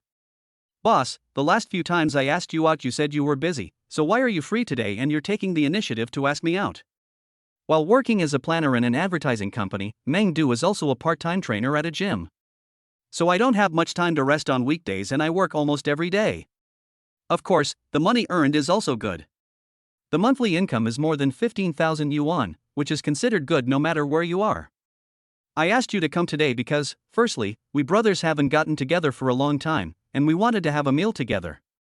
Secondly, I want to officially announce that I'm getting married." "Really? Congratulations." Yining congratulated. Because he was driving, he didn't want to drink, but he still picked up the glass in front of him and toasted Meng Du. He was really happy for Meng Du. When he was in college, Meng Du was a quiet person. The type who blushes for a long time when talking to girls. But one day, Meng Du brought Tangyuan, the beauty of the mathematics department, to Yining and others. The three people in the dormitory were stunned. They scratched their heads and couldn't figure out how this taciturn guy got a girlfriend, not to mention that she was the most beautiful girl in the school. Later, during a three-party meeting in the dormitory, they learned that it was Tangyuan who took the initiative to pursue Meng Du. It made several people hate it so much that their teeth itched. In fact, when the relationship between the two was exposed, many people were not optimistic. Think the gap is too big. Although Meng Du looks good, he comes from the countryside and his financial situation is not good. He often worked part-time outside when he was in college. Tangyuan is a native of Jiangcheng and his family owns a house in the city center. Even if you can't be considered rich, at least you can live a comfortable life. Moreover, Tangyuan has many suitors, including some rich young men. Many people in the class thought that graduation season was the breakup season for the two of them. But a few years later, the relationship is still as strong as ever, and the two are about to get married. Yining has watched them come this far, and now that they are finally about to achieve their goal, he sincerely wishes them all the best. What? After a few years, you finally managed to deal with your mother-in-law? Yining raised his eyebrows at Meng Du and said with a grin. Yining knew this before, if Tang Iran's mother had not disagreed with their marriage. Based on their feelings, they might have been together for a long time. There's no way around it. Meng is not a native of Jiangcheng and his family isn't well off, so it's normal for the girl's parents to make some reasonable demands. Fortunately, Meng is very hardworking and motivated. He has made a name for himself in this Jiangcheng city alone. Hearing Yining's words, Meng Du's expression froze slightly, and the hand holding the wineglass paused. A complex expression appeared on his face, and he shook his head and said, "No, it was Ran who secretly took the household registration book and ran away.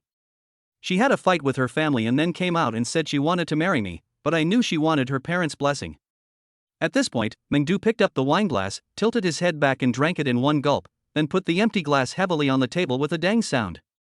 Yining nodded, staring at the depressed man in front of him without saying a word. What he saw most in Meng Du was helplessness. This is a competitive and indomitable man from northeast China. But they will also be overwhelmed by the huge pressure.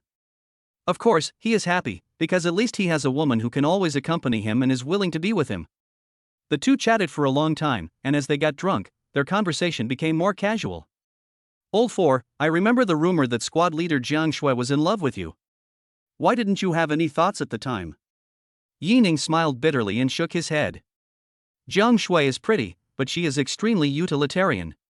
He still remembered that when he was about to graduate from his senior year, Jiang Shui came to see him alone. I asked him a question, "What does your family do?" Yining was also confused at the time, but still said that his parents were farmers. Suddenly, Jiang Shui's face was filled with disappointment. He left without even saying hello. Later, when Yining heard others say that Jiang Shui had a crush on him, he finally understood what she meant at that time. I don't dare to have any thoughts. Her family situation is completely different from mine. There's no way it's going to work out. Yining has a lot to say about this. What about now? I heard Jiang Shui is going back to China soon. Chapter 62. You still have Koenigsegg 1-1. I heard that she's going to treat us old classmates to a meal when she returns to China, and teacher Wang will also be there. Why didn't you get the notice? Yining shook his head. He really didn't know about this. During college, he and Jiang Shui had a pretty good relationship. But if you want to say how close they are, it's south not even close. So when it was rumored that Jiang Shui liked him, perhaps she was just slightly attracted to Yining's looks. Back then, I was the handsome guy in the school. Now that so many years have passed, maybe he has already forgotten it. At least if Meng didn't mention Jiang Shui today, Yining wouldn't remember her. Hey, never mind. I don't care about other things. Anyway, you have to come to my wedding. Of course, let's drink. Yining picked up the wineglass with a smile. In this way, the two of them drank until 2 in the morning. Yining called a designated driver and took Meng Du directly to his villa. And sent a message to Tang Iran to explain. The next day, the sun was already high in the sky. Yining was making tea and leisurely watching Pleasant Goat and Big Wolf in the living room on the first floor. I heard Mei Yangyang say, "I don't want to be in the same pot with Fei Yangyang." I almost spit out the tea in my mouth. Suddenly I heard the sound of a door opening upstairs and looked up. Meng Du rubbed his eyes, looking uncomfortable after sobering up. Hey, wake up. Oh. I will never drink so late again. I went to the toilet twice but still feel uncomfortable. Meng Du said in pain, holding his stomach. But you're really surprising. Everyone said you made a fortune, but I didn't expect you could even live in a big house. I heard from Liao Ping before that Yining bought a house in Emerald City. Now it seems that the large flat in Emerald City is not really a luxury house. This villa is now worth at least 50 million. This decoration, this layout, but I'm uneducated, so I can only say fuck. Meng Du touched the carved railings in the corridor with a look of enjoyment. Even the boss of their company can't afford such a house. I really don't know how Yining earned it. Or is it that this guy is a super rich second generation? He hid his identity during college, and after 3 years, he invited the young master to return? It shouldn't be that ridiculous, right? What? Are you interested? Just buy one. Yining teased. Meng Du rolled his eyes and walked down the stairs. Do you think everyone is as rich as you? My goal is to buy a 3-bedroom apartment in the future. That would be great. He now has more than 100,000 yuan in savings. After working for a few more years, he should be able to pay a down payment for a house in the vicinity of Zhangcheng. He didn't dare think about living in the city center. Even if he had a down payment, the pressure of paying the mortgage in the future would be no joke. By the way, there are porridge and buns on the table. Do you have any plans for the afternoon? Yining asked while crossing his legs. Mengdu brought porridge to Yining and sat down next to him, stuffing half a bun into his mouth and puffing out his lips. Go back and change your clothes later. You still have classes this afternoon. Yining nodded. Okay, then I'll take you there after dinner. You eat first. I have something to do now, so I'll be out for a while. Yining got up and went upstairs to the bedroom. Under Mengdu's puzzled gaze, she picked up a bag and left the villa. Half an hour later, Yining returned home. Let's go. I'll take you back. Okay. After packing up my things, I went to the parking lot. Holy crap! You're actually driving a Mercedes-Benz G-Class. This is a man's dream car. Last night, Mengdu was so drunk that he had no idea what kind of car he was in. Now I see it is the Mercedes-Benz G. His eyes were shining. He really likes this car. Not to mention the G-Class, he can't even afford an ordinary Mercedes-Benz. After working for a few years, he bought a Chang'an as a means of transportation, which was already quite impressive. Don't keep staring at the one in front of you, there's another one next to it. Another one? After Yining's reminder, Mengdu saw that a black sports car was parked behind the Mercedes-Benz G. It turned out to be Koenigsegg 11. Fourth brother, this is too exaggerated. Mengdu's lips trembled. He knew that Yining was very rich, with a villa worth tens of millions and cars worth millions. But these things seem so insignificant in front of the Koenigsegg 11. This is a car that even the truly wealthy can't afford. At this moment, Mengdu truly understood how extraordinary Yining was. This teammate who had played duo with him in the dormitory back then was ahead of everyone else. You can't even see his tail. Do you want to try it? Yining shook the key in his hand. Mengdu rubbed his hands and said, of course. But not this Koenigsegg, I'll just try the G-Class. It's okay, just drive. Yining looked indifferent. Mengdu shook his head. He really didn't dare to drive the Koenigsegg. His hands were shaking before he even started. How can something worth more than 100 million be a trivial matter? After taking the key to the Mercedes-Benz G-Class, Meng Dugong sat in it and closed his eyes to feel the spaciousness and comfort that the car brought him. He is a big guy, so this kind of car is comfortable for him to drive. Tie pants are really hot. Let's go. Yining sat in the passenger seat and closed the car door. Okay. Mengdu made a gesture, stepped on the accelerator, and roared away. Half an hour later, the two arrived at an apartment in the west of the city. Chapter 63 Suile wants to take a shower? Let's go upstairs and sit down. At the door of the apartment, Mengdu invited with a cigarette in his mouth. Yining shook his head. Forget it. You still have a fitness class later. After saying that, Yining took out a red envelope the size of a folder from the trunk and handed it to Mengdu. You and your sister-in-law are getting married, I'll give you the gift money first. It'll take another 2 months. It's okay, take it. Yining stuffed it into Mengdu's hands. He quickly got into the car and ran away without looking back. Mengdu was completely bewildered, and before he could even see Yining's taillights, he realized that the red envelope seemed a bit too big. And it feels so thick inside, could it be all money? How much money does this cost? I went upstairs with a nervous mood. You're back. Tang Yuan opened the door and immediately noticed the red envelope in Mengdu's hand. What is this? Seeing such a big red envelope, she suspected that she had seen it wrong. Mengdu shook his head. Yining gave it to me, I haven't opened it yet. It's really a red envelope. But this scale is a bit exaggerated. Is it all money? Tang Yuan asked. If it were all money, it would be at least over 100,000. I don't know, I haven't opened it yet. As he said that, Mengdu placed the red envelope on the table and opened it carefully. Faintly, a hint of dark red flashed by. Mengdu pulled it out and saw that it was actually a square real estate certificate. There were also several property transfer contracts and a bunch of keys. The couple's pupils shrank slightly, and after looking at each other, they slowly opened the property certificate. Their names were clearly written on the property title. Mengdu and Tangyuan swallowed their saliva at the same time, opened their mouths, and didn't know what to do. Emerald City. 400 square meters. Household heads, Mengdu and Tangyuan.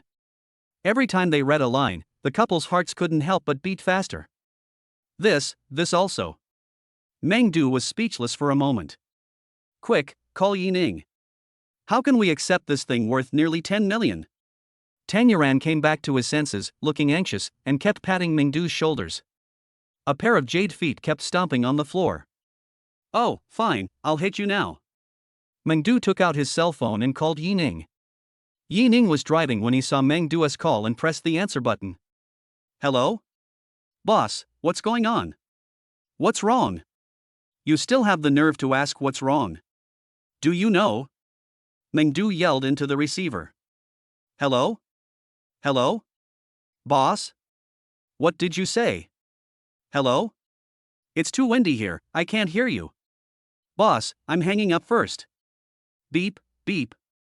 Mengdu and Tangyuan. Mengdu gritted his teeth and dialed the number again. Hello, the number you dialed is currently busy.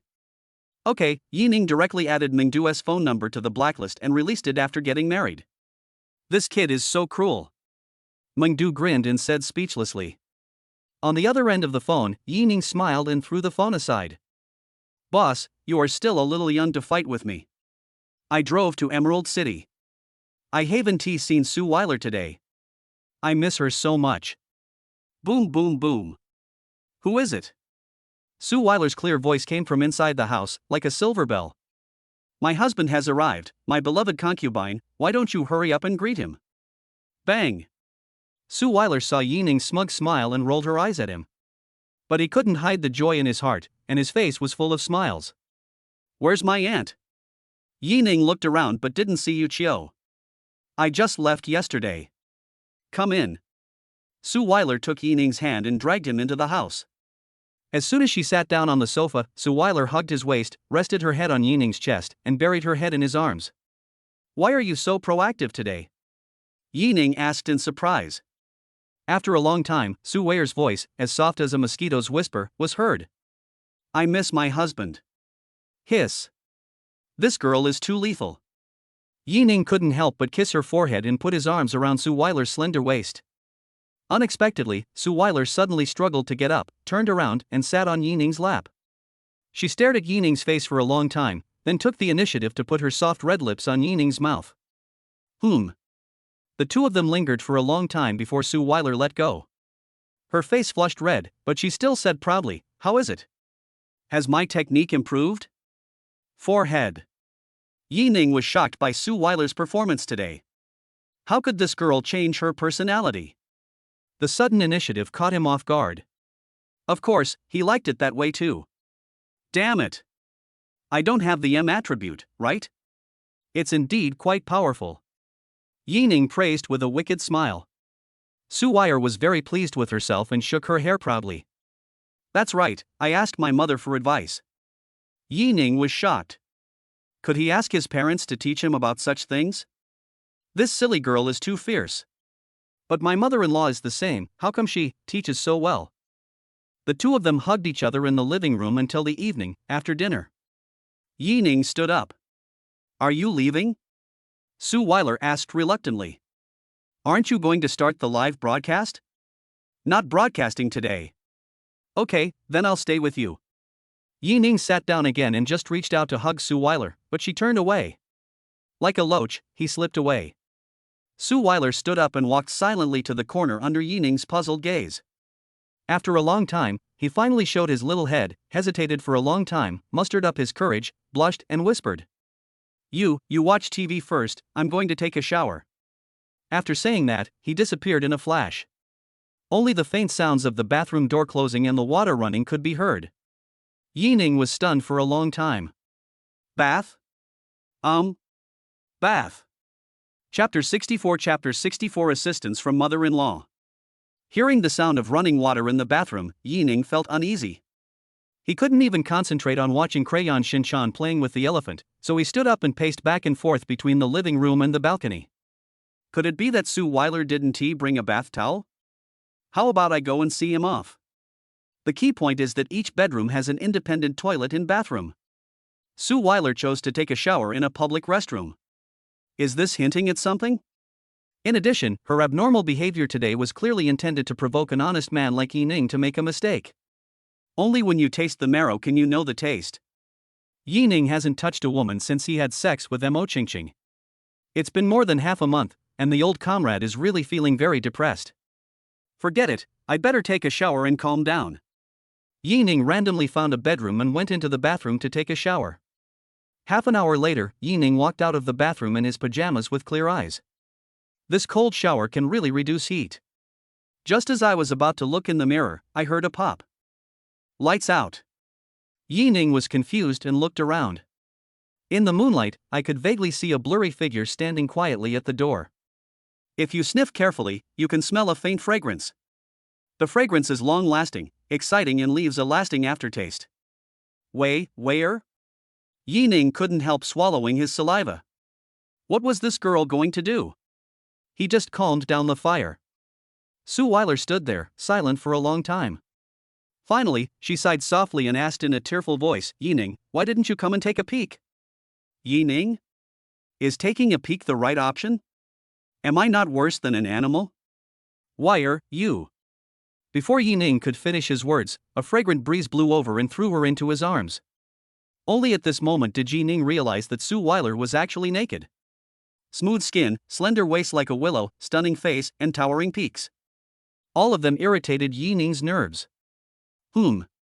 Why? Yi-ning, want me? I'm going shopping. Of course Yi-ning would not hesitate any longer. At this time, why should he pretend to be a gentleman? No, my mom has already bought it. Suile's face was burning hot, as red as the sunset in the evening. Although there was only faint moonlight now, Yi-ning could still see clearly. I really don't know how this woman, who is usually extremely shy, can muster up so much courage tonight. Auntie, oh no, mother-in-law, I like you. Just as Yi-ning gently placed Suile on the soft silk quilt bed, the cell phone suddenly rang. Yi-ning, phone call. No. Oh, answer it quickly, what if it's urgent? Suile pushed Yi-ning's chest and persuaded him. In her opinion, it was great that a big boss like Yi-ning could often spend time with her. It must be some free time squeezed out from being very busy on weekdays. Someone is calling now, maybe it's something important in the company. Okay. Yi-ning looked angry. He picked up the phone without even looking at who it was. Who is it? Tell me what's going on. Being interrupted at the critical moment, it would be strange if Yi-ning's tone could be good. Third brother, even though you blocked my number, you didn't expect me to call you using your sister-in-law's number. On the other end of the phone, Mingdu's hearty laughter came. Even if Yi-ning didn't turn on the speakerphone, Suile could hear it clearly. When I looked up again, I saw that Yi-ning's face was dark and there were countless black lines on his forehead. I almost couldn't help laughing out loud. Mingdu. Yi-ning yelled into the phone, gritting his teeth, get as far away from me as you can. If you dare call me again, I'll call you every night until you're sated. After saying that, he hung up the phone and threw it aside. He stared at Suile, who was beaming with joy beneath him, with a fierce gleam in his eyes. Licking his lips, showing his fangs. You like to laugh, right? Let's see if you can still laugh later. Yi-ning, no, I was wrong. Suile pretended to be timid. There's no point in admitting your mistake. You lit the fire tonight yourself. The spring breeze blows, and the leaves rustle. Under the quiet night sky, there are only a few kittens' cries, which makes people think deeply. On the other end of the phone, Mingdu was completely confused by the scolding. What the hell is going on? Even if you really don't want to return the property certificate, there's no need to get so angry, right? He could tell that Yi-ning was really angry. Can two brothers do this just as a joke? No. I need to make another call and ask clearly. The relationship between us brothers cannot fade away. Tanyaran, who was standing next to him, understood something from Yi-ning's words. He snatched the phone away and gave Mingdu a cold look. Why is this person so stupid? If you call him now, maybe your friendship will really end. Ha? Why? Tang Yuan shook his head speechlessly, too lazy to explain to this idiot Sichuan dialect, fool, but not an insult, just a friendly name. The next day, the dawn began to appear. Yi Ning opened his eyes, stretched, and felt extremely comfortable. After half a month, I finally tasted meat again. It felt so good. Suile in his arms was still asleep, her beautiful eyes were closed, her long eyelashes were curved, she looked very cute. Yi Ning stared at her for a long time, and couldn't help but lean over and kiss her smooth forehead. Chapter 65 Encountering Zhao Na. At this time, Yi Ning saw that Suile's tightly closed eyes were twitching constantly, and the corners of his mouth couldn't help but rise. The smiling little face was bright red. It turned out that the girl had woken up a long time ago and was embarrassed to open her eyes. Yi Ning smiled evilly, feeling playful. He reached his hands into the quilt and scratched Suile's waist violently. Ha ha, Yi Ning, stop, let go, ha ha ha. No, stop tickling me, I'm ticklish, ha ha. After some fun, Suile almost laughed to tears.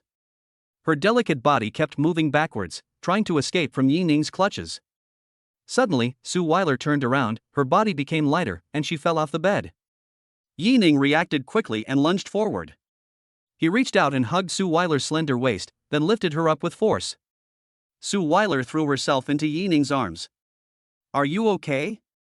Yi Ning gently patted Suile's smooth and beautiful back and comforted her. Suile shook her head, yeah, it's okay. She said she was fine, but her heart was beating fast. If you measure her heart rate now, it would be at least 120. Of course, this wasn't because I was scared from almost falling off the bed just now. It was because the two of them were facing each other calmly and hugging each other. She could clearly feel every muscle in Yi Ning's body, which was too embarrassing.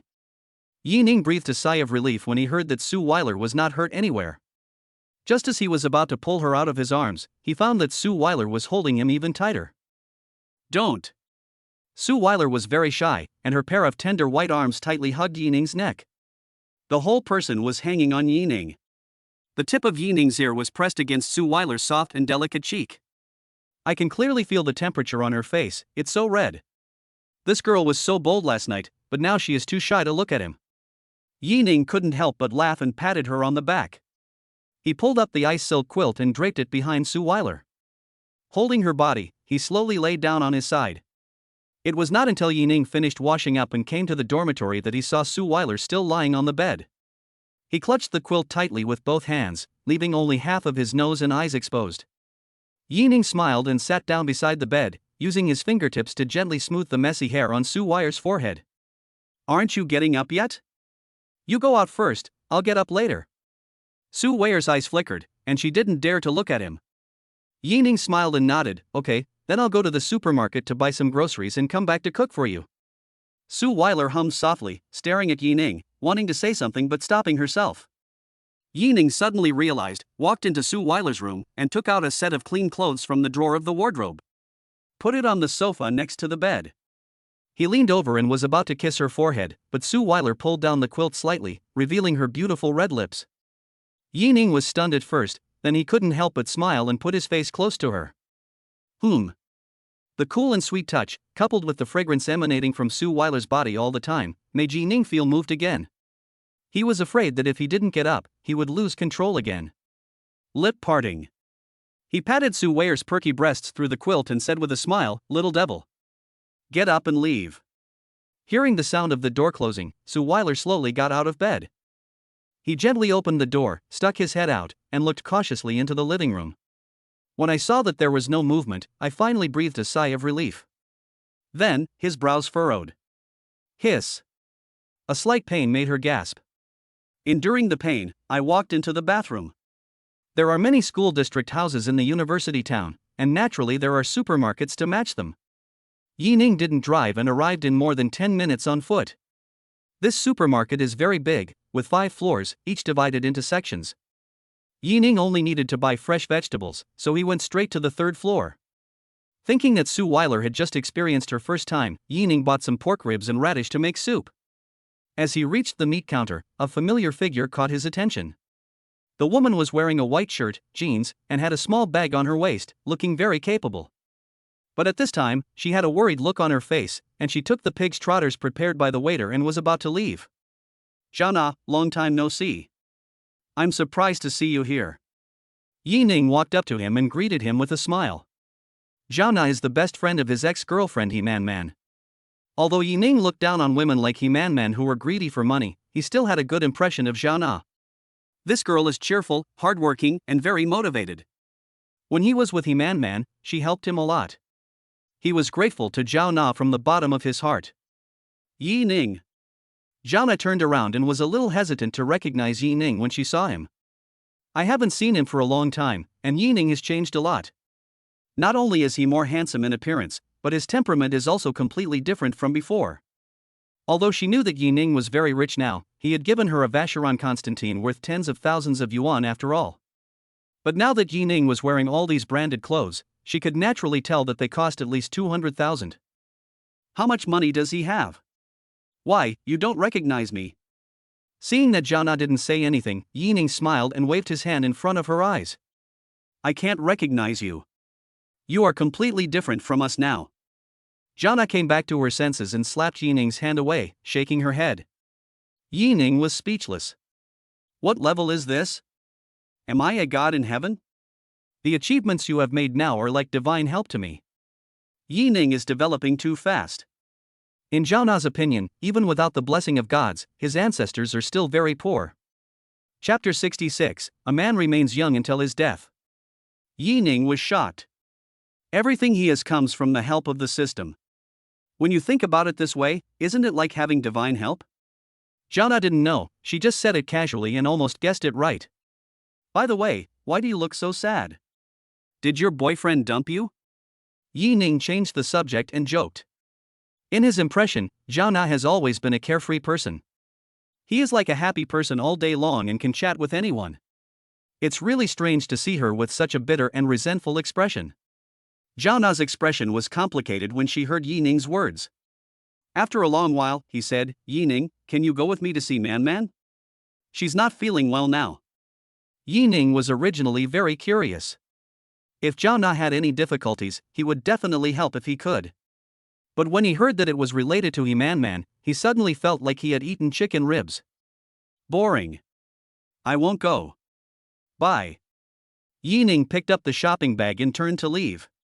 Unexpectedly, Jiana grabbed Yi Ning's arm and begged, wait a minute, Yi Ning Man just had surgery, so? Yi Ning sneered, do I have any relationship with her? What's wrong with the surgery? Could it be an abortion? Could it be my child? I'm telling you, Jiana, I'm so grateful for all the care you've given me before. But this has nothing to do with other people.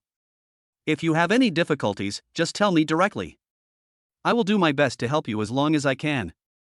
But He Man can't. She and I have nothing to do with each other. That's all I have to say. I hope you won't use her to ruin our friendship. After saying that, Yi Ning broke free from Jiana's hand and left without looking back. Jiana stood there with a dazed expression, looking at Yi Ning's receding back, without saying a word for a long time. Yi Ning paid the bill and walked out of the supermarket, feeling a little heavy. It's not that he still has feelings for He Man, but he feels that what he said to Jiana was too harsh. She has always had a good relationship with He Man, but now that He Man is in poor health, she is desperately trying all kinds of treatments. Thinking of this, Yi Ning picked up his phone and sent an apology text message to Jiana. Jiana, I'm sorry. I got a little excited today and said a few harsh words. I hope you don't take it to heart. Yeah, it's okay. 2 minutes later, Yi Ning received a reply from Jiana, smiled slightly, and walked towards the Emerald City. When I returned to Suile's home, I saw her just out of the bath, standing in front of the mirror fiddling with the hairdryer. Yi Ning walked over, took the hairdryer from Suile's hand, lifted her hair and helped her dry it. This scene seems familiar. Suddenly, Yi Ning thought of Mo Qingqing from Yangcheng. At that time at Jinyan Hotel, he helped Mo Qingqing blow dry her hair in the same way. What's wrong? Suile asked in confusion when she saw Yi Ning standing still. Yi Ning came back to his senses. No. Continue with the work at hand. Through the mirror, Suile naturally saw Yi Ning grabbing her hair in a daze. He shrugged, snorted softly, and didn't say much. This bad guy must have blow-dried other women's hair. Damn it! Damn it! Damn it!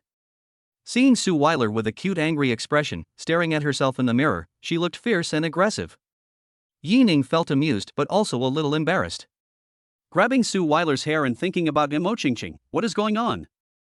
It is said that a man remains a young man until he dies. The ancients were right. Okay. Yining placed the hairdryer on the sink, leaned over slightly, and put his arms around Suile's waist from behind. Angry? Humph. Suile raised an eyebrow. If it were you, what would you do? Yining smiled awkwardly and scratched the back of his head.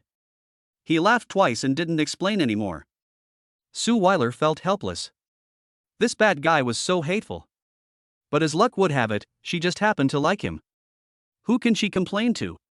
Especially after last night, I've already boarded the train and can't get a refund on my ticket. Until now, Suile didn't want to think about it so much. As long as she could always be with Yining, she would be satisfied. I'm going to cook for you, go watch TV for a while. Just as he was about to let go of his hands, Suile held him back. Pout to show dissatisfaction. Seeing her like this, Yining hugged her again, found her peach-like lips, and kissed them. A few minutes later, Yining let go of Suile and turned to walk towards the kitchen. Seeing Yining walk out of the bathroom, Suile felt her legs go a little weak. I looked up at myself in the mirror, my pupils were sparkling and watery. The beautiful collarbone seemed to be dyed red, extending all the way to the tip of the ear. He put his hands on his face, and for a moment he couldn't believe that he was such a bold person. Well, it's all because her mother came over a few days ago. He indoctrinated her with a confusing knowledge of matters between men and women. Even the small umbrella is well prepared. Now, the big bad wolf finally ate Little Red Riding Hood. Yining came to the kitchen and saw freshly washed quilt covers and sheets hanging on the living balcony outside the glass door. It was exactly the same thing he and Suile did last night when they slept together. In the bright sunshine, a dark red mark can be vaguely seen in the center of the sheet. Chapter 67 I'll wear it for you tonight, okay? At noon, Suile walked out of the bedroom shyly in response to Yining's call. Seeing the steaming pork rib soup on the table, he looked incredulous. In the morning, Yining said she wanted to buy some vegetables and cook, and she thought they were semi-finished products. I didn't expect that Yining, the big boss, could actually cook. And it looks pretty good. Coupled with the aroma of bone soup mixed with radish filling the restaurant, Suile couldn't help swallowing. Seeing Suile standing there in a daze, Yining smiled and pulled her to sit next to him. Then he filled a bowl with his own hands and placed it in front of her. Why are you still standing there? Come on and eat. Do you want me to feed you? No. Suile knew that Yining was flirting with her again, and she rejected it arrogantly. Pick up a piece of meat and put it in your mouth. The lingering aroma of meat and the sweetness of the soup base instantly made her watery eyes light up. This is so delicious. How could Yining's cooking be so delicious? Seeing Suile's reaction, Yining knew that this meal was very much to her taste. He hooked the hair stuck to her cheek with his fingertips and moved it behind Suile's little ear. Her profile, which was as white as fat, and her straight nose were revealed, outlining a perfect picture of purity and beauty. Suile felt itchy on her face, but she did not reject it. Instead, she felt very comfortable and was very happy in her heart. After lunch, Suile snuggled in Yining's arms. The unique sweet fragrance made Yining couldn't help but feel excited. Suile naturally felt something strange about Yining's body, and her pretty face flushed instantly. She shyly turned her head and glanced at Yining secretly. Ahem. Yining laughed dryly and explained, force majeure, force majeure. I thought Suile would say something to him, but not only did she not say anything, she hooked her arms around Yining's neck. She whispered softly in his ear, Yining, my mom bought me some clothes the other day. Can I wear them for you tonight? Boom. Suile's words were like an aphrodisiac, instantly breaking him down. Okay. Yining's throat was dry and he was burning with desire. For the next few days, Yining stayed at Suile's house. There is no special purpose, but after she finishes her live broadcast every day, I can give her a good massage to relieve her fatigue. That day, Yining took Suile for a walk in the square. Suddenly, I heard the roar of an engine. Immediately afterwards, a red Ferrari 599 whizzed past on the road. Yining was slightly surprised. This was the second Ferrari he had seen in Zhangcheng. Another one is by Eloy's white Ferrari 488. Although Jiangcheng is not big, there are still many rich people. People like Han Yu own luxury cars like the Toyota Corolla, the Toyota Mazda, and Porsche. Just then, Yining's phone rang. Hello? Old Han, what do you want to talk to me about? Brother Yi, he. Han Yu sounded a little guilty on the other end of the phone. After a long pause, Yining said simply, just tell me what you want to say. How can a grown man speak like a woman? Just as he finished speaking, he saw Suile staring at him with her beautiful eyes, her white jade fingers already placed on Yining's waist. Yining laughed shyly and said silently with his lips, wife, I'm just kidding. Seeing Yining calling her wife, Suile's face turned red, and the corners of her mouth raised a little before she let go of Yining's hand on her waist. Oh, if you're embarrassed, let me tell you. At this time, Yining heard Zhou Chen's impatient voice. Zhou Chen snatched Han Yu's phone away and said, hello, Brother Yi, this is Zhou Chen. We'd like to borrow your Koenigsegg for a drive. What do you think? Hey, is that all? Yining was speechless. Why did Han Yu spend so much time on such a small matter? Just take it and open it. When do you want it? Yining asked directly. Han Yu and others didn't expect Yining to be so decisive and not care about the Koenigsegg 11, which was just a small target. They were all prepared to give Yining some money to rent a car, but Yining lent it to them without even thinking about it. Without any hesitation, and without setting any conditions. Brother Yi, thank you so much. Liao Xian and Ai Yang were also standing by, very surprised. Brother Yi, there will be a car race tomorrow at Dongshan. Do you want to come and watch it? Han Yu asked. I won't go. Come to Yunshan Longjing tomorrow morning. Building number 7 will be mine. Brother Yi. You're awesome. You bought a house in Yunshan Longjing. Hearing Yining's words, Han Yu couldn't help but worship him. His family is very rich, but they would not spend nearly 100 million to buy a house. Because all this money is in the company's account, 100 million can solve many unexpected problems. But Yining not only bought a car worth more than 100 million yuan, but also bought a house worth nearly 100 million yuan. This is no longer just about being rich. This requires a large amount of cash flow to support it. Since Yining is willing to buy it, it means that he has more cash for logistical support. The two chatted for a few minutes and hung up the phone. Yining, are you going back tonight? Suile heard Yining ask Han Yu to go to Yunshan Longjing tomorrow morning, so he probably won't stay in Feitsui City tonight. Well, let's go back to the villa tonight, but you have to come with me. Yining lifted Suile's smooth chin and said with a smile. Chapter 68 The Law of True Fragrance. Suile. This big bad guy. Flirting with me anytime, anywhere. I, Suile, 1T fall for your tricks. I'll walk back from here and 1T go to the villa with you. Half an hour later, Yining drove a Mercedes-Benz G with Suile sitting in the passenger seat and headed towards Yunshan Longjing. There was also a black plastic bag on the back seat. The bag not only contained Suile's spare clothes, but also 2 cosplays. If you look closely, you can see cat ears and a cat tail. Suile turned her face away, closed her eyes, and didn't dare to look at Yining. But a pair of delicate hands that had nowhere to rest had already wrinkled the corners of her clothes. If you squint a little, you can see Yining's evil smile in the rearview mirror. Pervert! Suile cursed in her heart. I really don't know where Yining learned these tricks. You torture her in different ways every day. Don't you feel tired?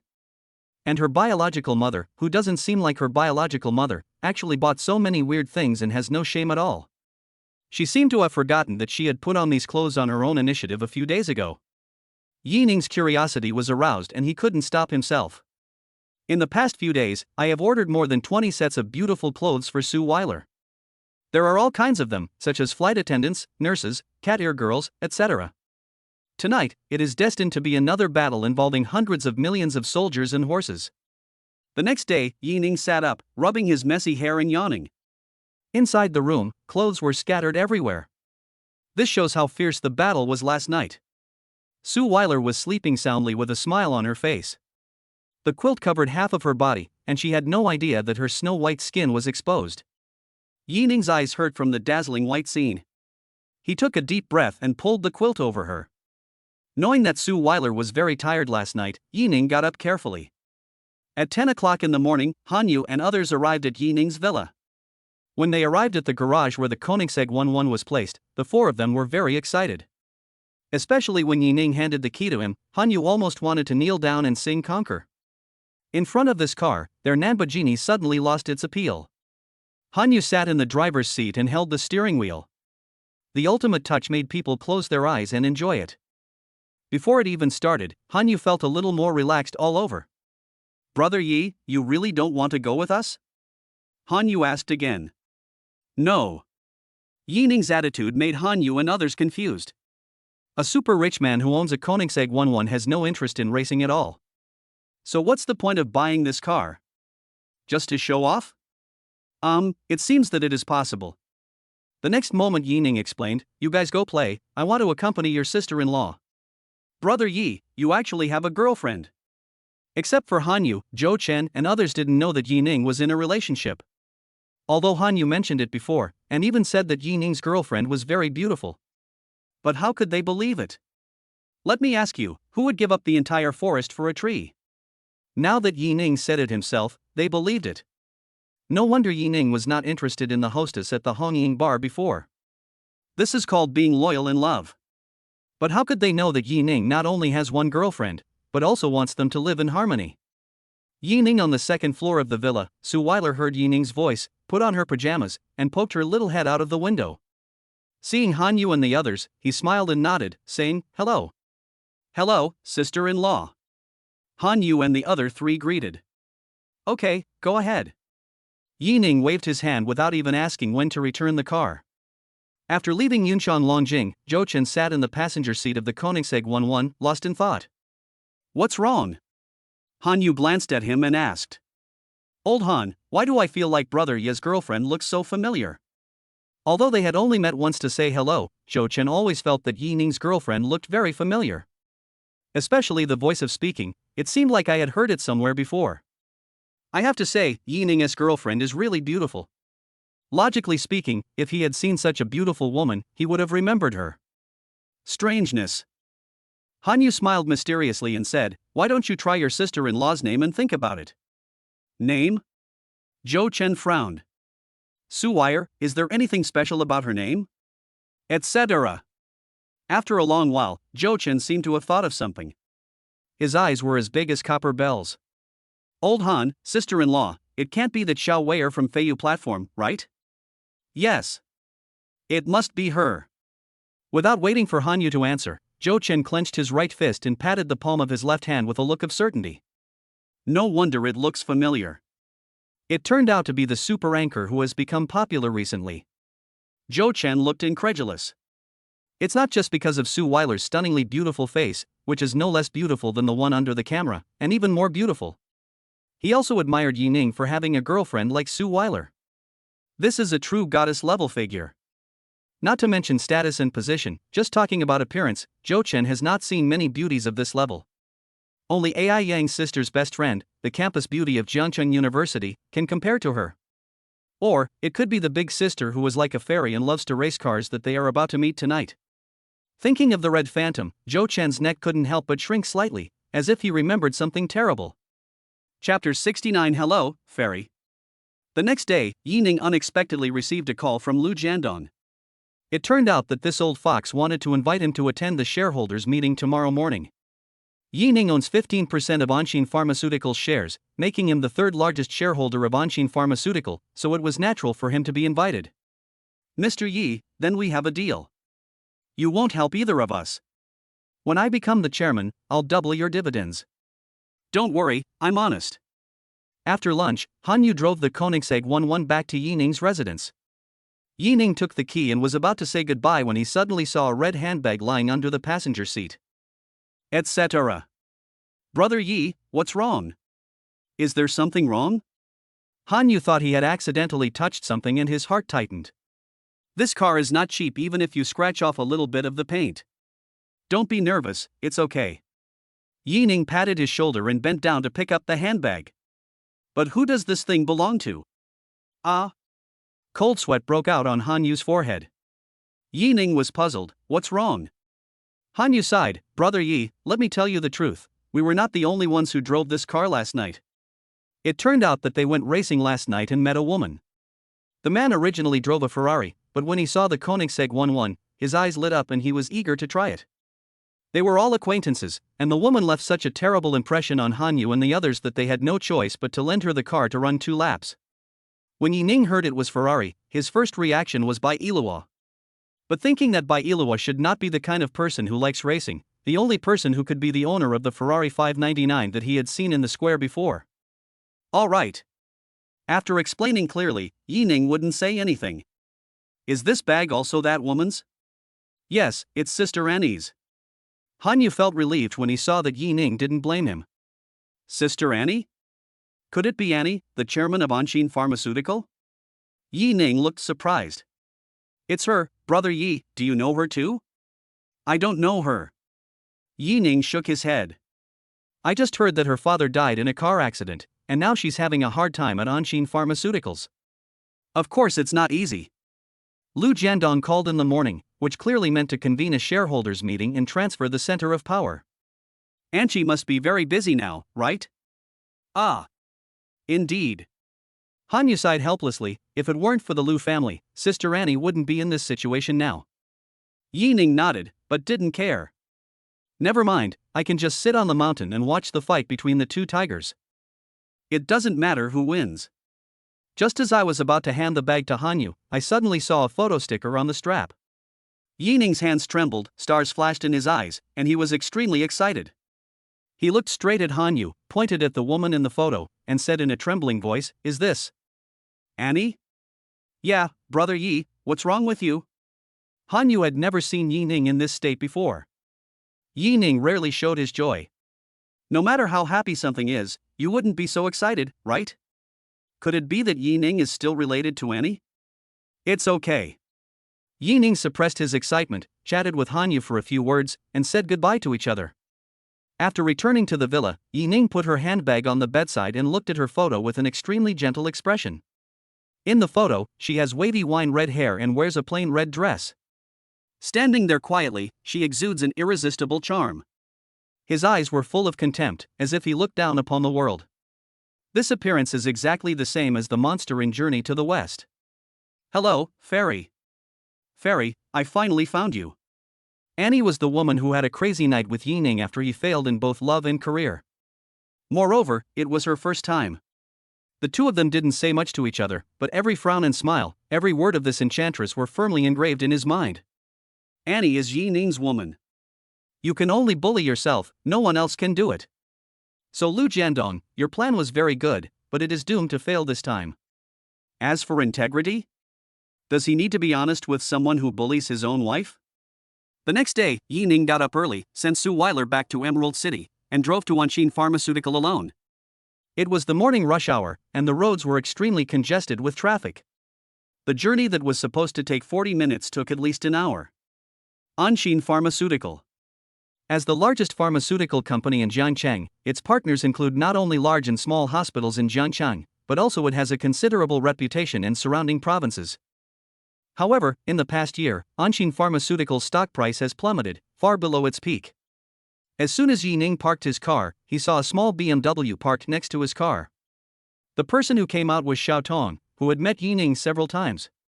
She put on makeup, but it still couldn't hide the fatigue on her face. Not to mention, those worried eyes can make people feel sad even from a distance. Hi. Director Xiao, good morning. Yining waved at Xiao Tong with a smile on his face. Only then did Xiao Tong see a young man in a suit, with excellent looks and temperament, walking towards her. Mr. Yi? Why are you here? Xiao Tong asked in surprise. At today's shareholders meeting, is there anyone here who wants to discuss business with Jiangcheng Kangda Hospital? Besides, who in the sales department has such a big face? How could they actually invite Yining himself to come? Chapter 70 First Meeting with Lu Jiandong. Of course I came to see you. Since we parted that day, I've been thinking about you day and night. Yining teased with a smile. Xiao Tong pursed her lips and didn't want to answer. If it were before the auction, she might still believe Yining's words. But ever since she met Suile at the auction, she no longer had such thoughts. Although Xiao Tong is very confident about her appearance and figure, she is very self-aware in front of Suile. The reason is simple, Suile is so beautiful. Especially the pure aura she exuded, even Xiao Tong herself was reluctant to destroy it. This is a fresh and refined beauty. Just like the lotus in the pond. It is hollow inside and straight outside, without vines or branches. Its fragrance becomes clearer as it gets farther away. It stands tall and clean, and can be admired from a distance but not played with. A girl like this cannot be desecrated by others. In terms of appearance, her immediate superior, and can be compared to her. No one can compare to that youthful, beautiful, and clean feeling. Let me ask you, with a girlfriend like this, will Yining fall in love with other women? Obviously, Xiao Tong didn't understand Yining. If it were Yining, he would answer with certainty, yes. Because of you, Mr. Yin, I like you very much too. Director Xiao, where will the shareholders' meeting be held? Yining asked. Xiao Tong was guessing the purpose of Yining's visit to Wanxin Pharmaceutical. She was a little surprised to hear Yining's words, but she didn't ask any more questions. In the office lobby. I want to go there too. Let's go together. Xiao Tong replied. Yining nodded, as long as someone leads the way. Along the way, many employees gave the two of them strange looks. Xiao Tong, a beautiful young woman from Wanxin Pharmaceutical, was walking with a strange man. Besides, this young man is too handsome. In addition, Yining always had a faint smile on his face, which made many young unmarried women admire him. Everyone speculated about the relationship between Yining and Xiao Tong. There were even rumors that Xiao Tong was so bold that she openly brought a gigolo to the company. Yining naturally ignored what others said and followed Xiao Tong all the way to the office building without any obstruction. Ahem. Mr. Yi, I'm sorry, there are a lot of young girls in our company, and that's the atmosphere. Xiao Tong coughed twice and explained a little embarrassedly. Yining shook his head. He didn't care about these rumors. He is very handsome and there were many rumors about him when he was a student. If he had to worry about every single one of them, he would have been twisted into a donut long ago. Mr. Yi, which shareholder invited you? Xiao Tong had never thought that Yining was a shareholder of the company. If he was a shareholder, would he have never appeared in the company? So, it should be a shareholder who asked Yining to discuss cooperation. Ha ha, Director Xiao, why can't I be a shareholder? Yining laughed a few times, opened the text message on his mobile phone and waved it in front of the etiquette lady, signed and walked into the door. Seeing Yining's smooth operations, Xiao Tong was stunned. She racked her brains but could never imagine that Yining was actually her immediate superior. From a former business partner, he was instantly downgraded to Yining's employee. Mr. Yi. Mr. Yi. Xiao Tong's tone was obscure and she didn't know what to say for a moment. Yining waved his hand, looking indifferent. He has never cared about what people call him. Ha ha, Mr. Yi, welcome, welcome. Suddenly, a hearty laughter rang out in the hall. A middle-aged man wearing a suit and glasses, dressed elegantly and casually, walked towards Yining and extended his right hand. Yining's mouth corners slightly raised, his expression puzzled, but he also stretched out his hand. You are Mr. Liu, right? Seeing is believing. I have long admired you. Two people, one old and one young, met in this hall in front of everyone. Although it was the first time we met, we looked like old friends.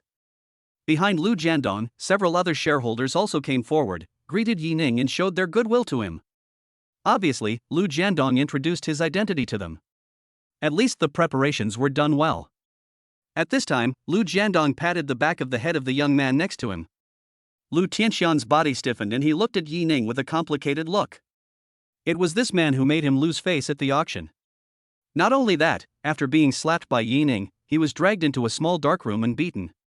Afterwards, his father not only did not support him, but even scolded him harshly. Now I have to apologize in person.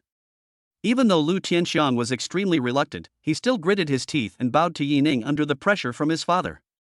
I'm sorry, Mr. Yi. I offended you that day. I hope you will be magnanimous and forgive me. At the end of his speech, Lu Tianxiang's tone was filled with tears and he seemed very aggrieved. But in order to prevent his father's plan from being ruined, apologizing to Yining is his only way out. It's okay. It's normal for young people to be impulsive. You should think carefully before doing anything in the future. Yining replied in a mature manner. As the third largest shareholder of Wanxin Pharmaceutical, Yining naturally would not put himself on the same level as Lu Tianxiang. Now he is of the same status as Lu Jiandong. It can be said that in the entire Anshin Pharmaceutical, except for Lu Jiandong and Annie, the rest are inferior to him. Chapter 71 Panicked Xiaotong. On the side, Xiaotong's expression changed slightly, but soon returned to normal. But her heart was filled with turbulent waves. But after the shock, there is also deep concern about today's shareholders' meeting. Yi Ning was obviously invited by Lu Jiandong. No matter how many shares Yi Ning holds, he is very likely to stand on Lu Jiandong's side. As the chairman, An's already precarious situation seemed even more difficult at this moment. Thinking of this, she gritted her teeth and walked towards Yi Ning. Mr. Yi, could we talk alone? Seeing Lu Jiandong and others leave, Xiaotong came to Yi Ning and invited him in a voice that only the two of them could hear. To outsiders, Xiaotong's body was pressed tightly against Yi Ning's. Especially the huge and full breast that was about to burst out, almost trapping Yi Ning's entire arm. So much so that Yi Ning could smell an inexplicable sweetness. So intimate? There is something wrong with these two people. Faced with the strange looks from all around, Xiaotong's face turned slightly red. But he still couldn't distance himself from Yi Ning. If you want to pull Yi Ning into Annie's camp, now is the time. Oh? I wonder what Director Xiao wants to say to me. Yi Ning said jokingly. Mr. Yi, there are too many people here. Can we go to my office to talk? Ha ha ha. Yi Ning shook his head and laughed. If you want me to support Annie, then there's no need to say it. In front of everyone, Yi Ning spoke directly. He knew what Xiaotong was planning, and he also saw Xiaotong's determination. This is truly a man who is dedicated to his duties. Yi Ning was very relieved that Annie's situation at Anshin Pharmaceutical was not so bad that it was hopeless. At least there are veterans like Xiaotong who used to follow Annie's father and are willing to support her. After hearing Yi Ning's words, Xiaotong's face turned pale as paper. She was rejected before she could even say anything, and in front of so many employees. A trace of bitterness flowed across the corners of his mouth. Is it true that Mr. Ren will be kicked out of the board of directors after today? Just when Xiaotong fell into deep despair, Yi Ning asked, Director Xiao, where is Annie's office? Can you take me there? When Xiaotong heard Yi Ning's words, her eyes lit up. Could it be that there is still hope for the situation to turn around? Okay, I'll take you there. Xiaotong said hurriedly, leading Yi Ning into the elevator. Xiaoyan, is the chairman here? Arriving outside Annie's office, Xiaotong looked at a girl in her 20s and asked anxiously. Secretary Xiaoyan shook her head and said, the chairman went to the conference room 2 minutes ago. Ah. Alas. Xiaotong looked disappointed. She believed that with Annie's abilities, there was a great chance of winning over Yi Ning. At least it can prevent Yi Ning from standing on Lu Jiandong's side. As luck would have it, Annie arrived at the meeting room early. The only opportunity for negotiation was not seized. There is a high probability that all efforts will be in vain. Yi Ning stepped forward and said with a smile, It's okay, I'm here to return something. Your chairman's bag is here with me. As he spoke, Yi Ning handed the small red leather bag in his hand to Xiaoyan. This situation caught Xiaotong and her secretary Xiaoyan off guard. Annie's bag was left with Yi Ning? Does this man have a good relationship with the chairman? The chairman is 27 years old and has never been heard to have any special relationship with any man. Only Lu Tianxiang was like a sticky candy, bothering her from time to time. But Annie never gave Lu Tianxiang a good look. Could it be that Yi Ning is the reason why Annie rejected other men? Xiaotong kept looking at Yi Ning. She admitted that this man was very handsome and had at least tens of billions of dollars in wealth, making him a truly outstanding young man. But doesn't Yi Ning have a girlfriend? Could it be that this man is two-timing? Even on one of the boats, was she still the usually stern, cold and scary Anne? This is too unbelievable. But if that were the case, Yi Ning would definitely stand on Annie's side. Maybe he is the biggest contributor to Annie's comeback today. Ahem, Mr. Yi, you? Thinking of this, Xiaotong looked at Yi Ning with hope. Yi Ning smiled mysteriously and said confidently, as long as your chairman holds 35% of the shares, she will not lose today. Ah! The two beauties screamed at the same time and almost jumped up with excitement. When Yi Ning said this, he was actually telling them that he held 15% of the shares. Add to that the 37% stake that Annie inherited from the old chairman, and she has already secured victory over Lu Jiandong. Not to mention that there are several small shareholders who are also on Annie's side. Mr. Yi, you are so handsome. Xiaotong said sincerely. No wonder Yi Ning just said, if it's to help Annie, there's no need to say more. So that's what it means. Even Xiaoyan beside her kept nodding her head. Ah, don't praise me yet, there will be more handsome ones later. Yi Ning winked at the two of them. Xiaotong is already a mature woman in her 30s taking care of children. She has long been accustomed to these things and naturally has a certain resistance. But Xiaoyan is just a young girl who has graduated from college for less than 2 years. When she met Yi Ning's eyes, her little face turned red. Of course, a big part of the reason for their willingness is because Yi Ning is so handsome.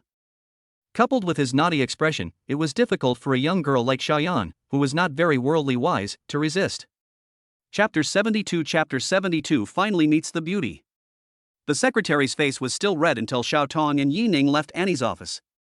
This shows how shy this little girl is.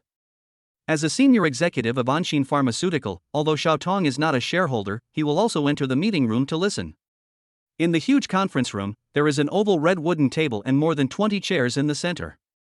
Dozens of small tables and chairs were placed on 3 levels around the entire conference room. Obviously, the center is where the shareholders sit, and the seats for the company's management are located around it. Yi Ning and Xiaotong arrived relatively late. Many people stood up to greet Xiaotong, while some remained motionless. Today, the meeting room is filled with tension. The atmosphere was tense, like a show of force. As for Yi Ning, who was walking with Xiaotong, many people thought he was a newly promoted junior supervisor. But Yi Ning did not sit down at the outermost edge. Instead, he walked past Xiaotong and went straight to the center.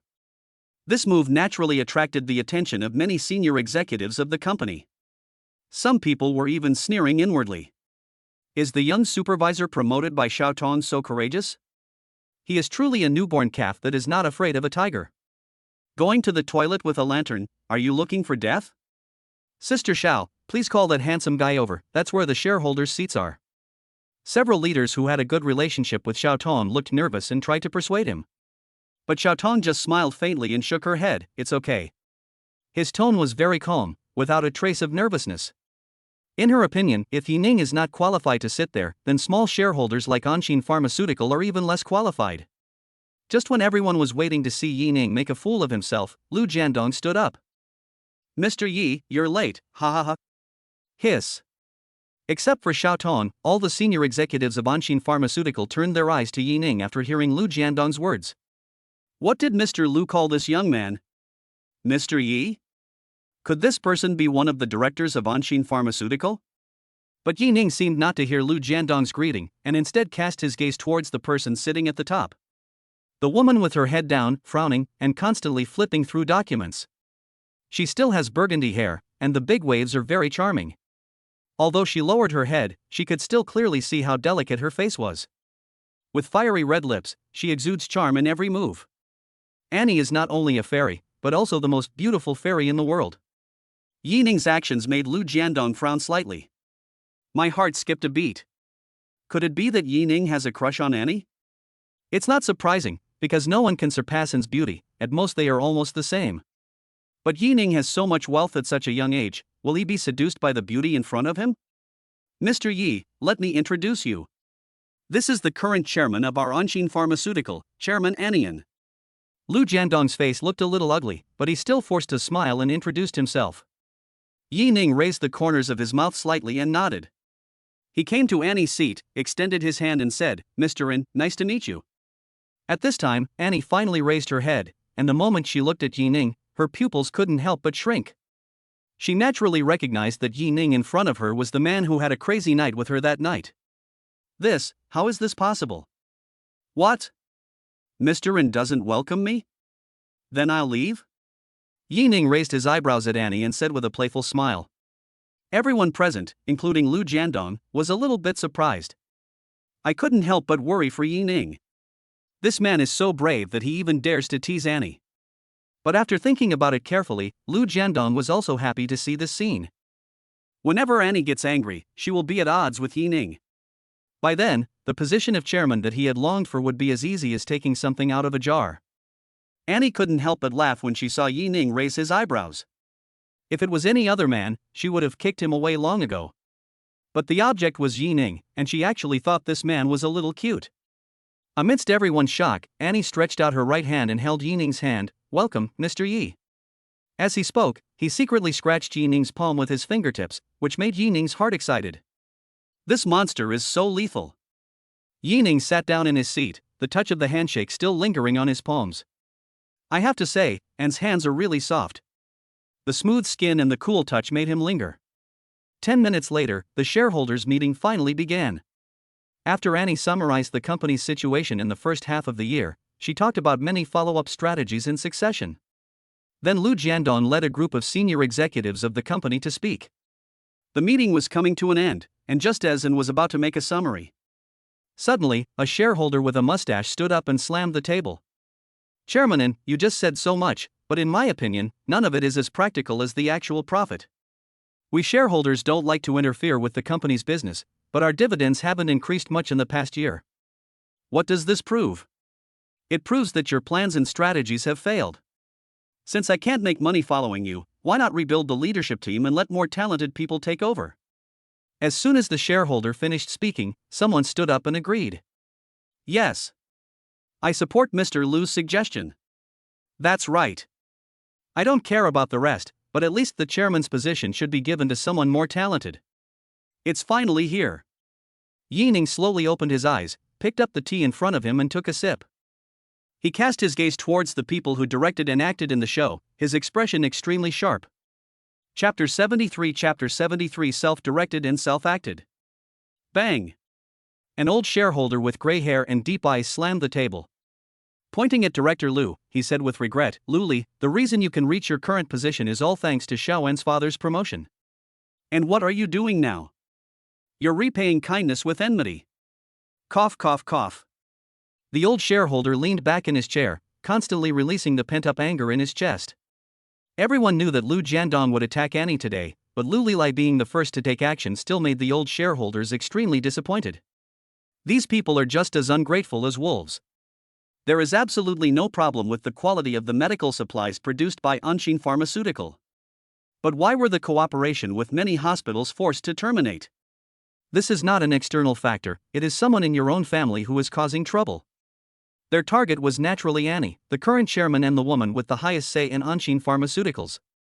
Lu Li was scolded by the old shareholder until his face turned red and he felt ashamed and angry. But he still spoke loudly and confidently, "Let's put things aside. Now, we are discussing the company's performance. It cannot be linked to personal feelings.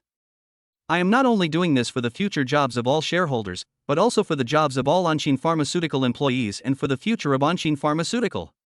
Lu Li held his head high and spoke righteously. It seems like he is really someone who can sacrifice himself for the benefit of others. But everyone understands that he is a hypocrite who is greedy for money and changes his attitude according to the situation. All right. Director Lu, how can you arbitrarily arrange things for the chairman? No one would have thought that the person who stopped Lu Li would be Lu Jiandong. Even Yi Ning's expression flashed with surprise. But after thinking about it for a while, he reacted and looked at Lu Jiandong deeply. This person is very cunning and can be said to be a real character. He wanted to take that position, but he didn't want outsiders to say that he had ulterior motives. It was really a good show. Lu Jiandong stood up and said loudly, "Currently, our Anshin Pharmaceutical is facing many difficulties, but I believe that the chairman is just young and lacks experience. As long as everyone gives her more time, she will definitely be able to lead Anshin Pharmaceutical to new heights." The words seemed to defend An, but in fact they hinted at her lack of management ability. And he calmly painted a big picture for everyone present. In today's society, everyone knows that making big promises is just a trick. Some shareholders who did not want to participate in the fight between Lu Jiandong and Annie and only wanted dividends could not help but fall into deep thought. In the past year, the dividends they received from Anshin Pharmaceutical did not increase much compared with previous years. How many more years will it take to reach the level we had when the old chairman was here? As a result, many people began to consider Lu Li's suggestions. How about changing the chairman? What if it really achieves unexpected results? Seeing several neutral shareholders fall into deep thought, Lu Jiandong felt relieved. He immediately gave Lu Li a secret wink. Lu Li understood, and with a look of grievance on his face, he pleaded, "Boss Lu, it's not me, Lu Li, who is arguing with the chairman, but my family is really struggling to make ends meet. Please, Boss Lu, please understand and be considerate of us small shareholders." "That's right. Lu Li clapped his hands and pretended to be suddenly enlightened. Mr. Lu, as the general manager of the company, you are very familiar with everything about it. You are also the second largest shareholder. You are fully qualified and capable of serving as chairman. After saying that, he did not forget to emphasize twice, yes.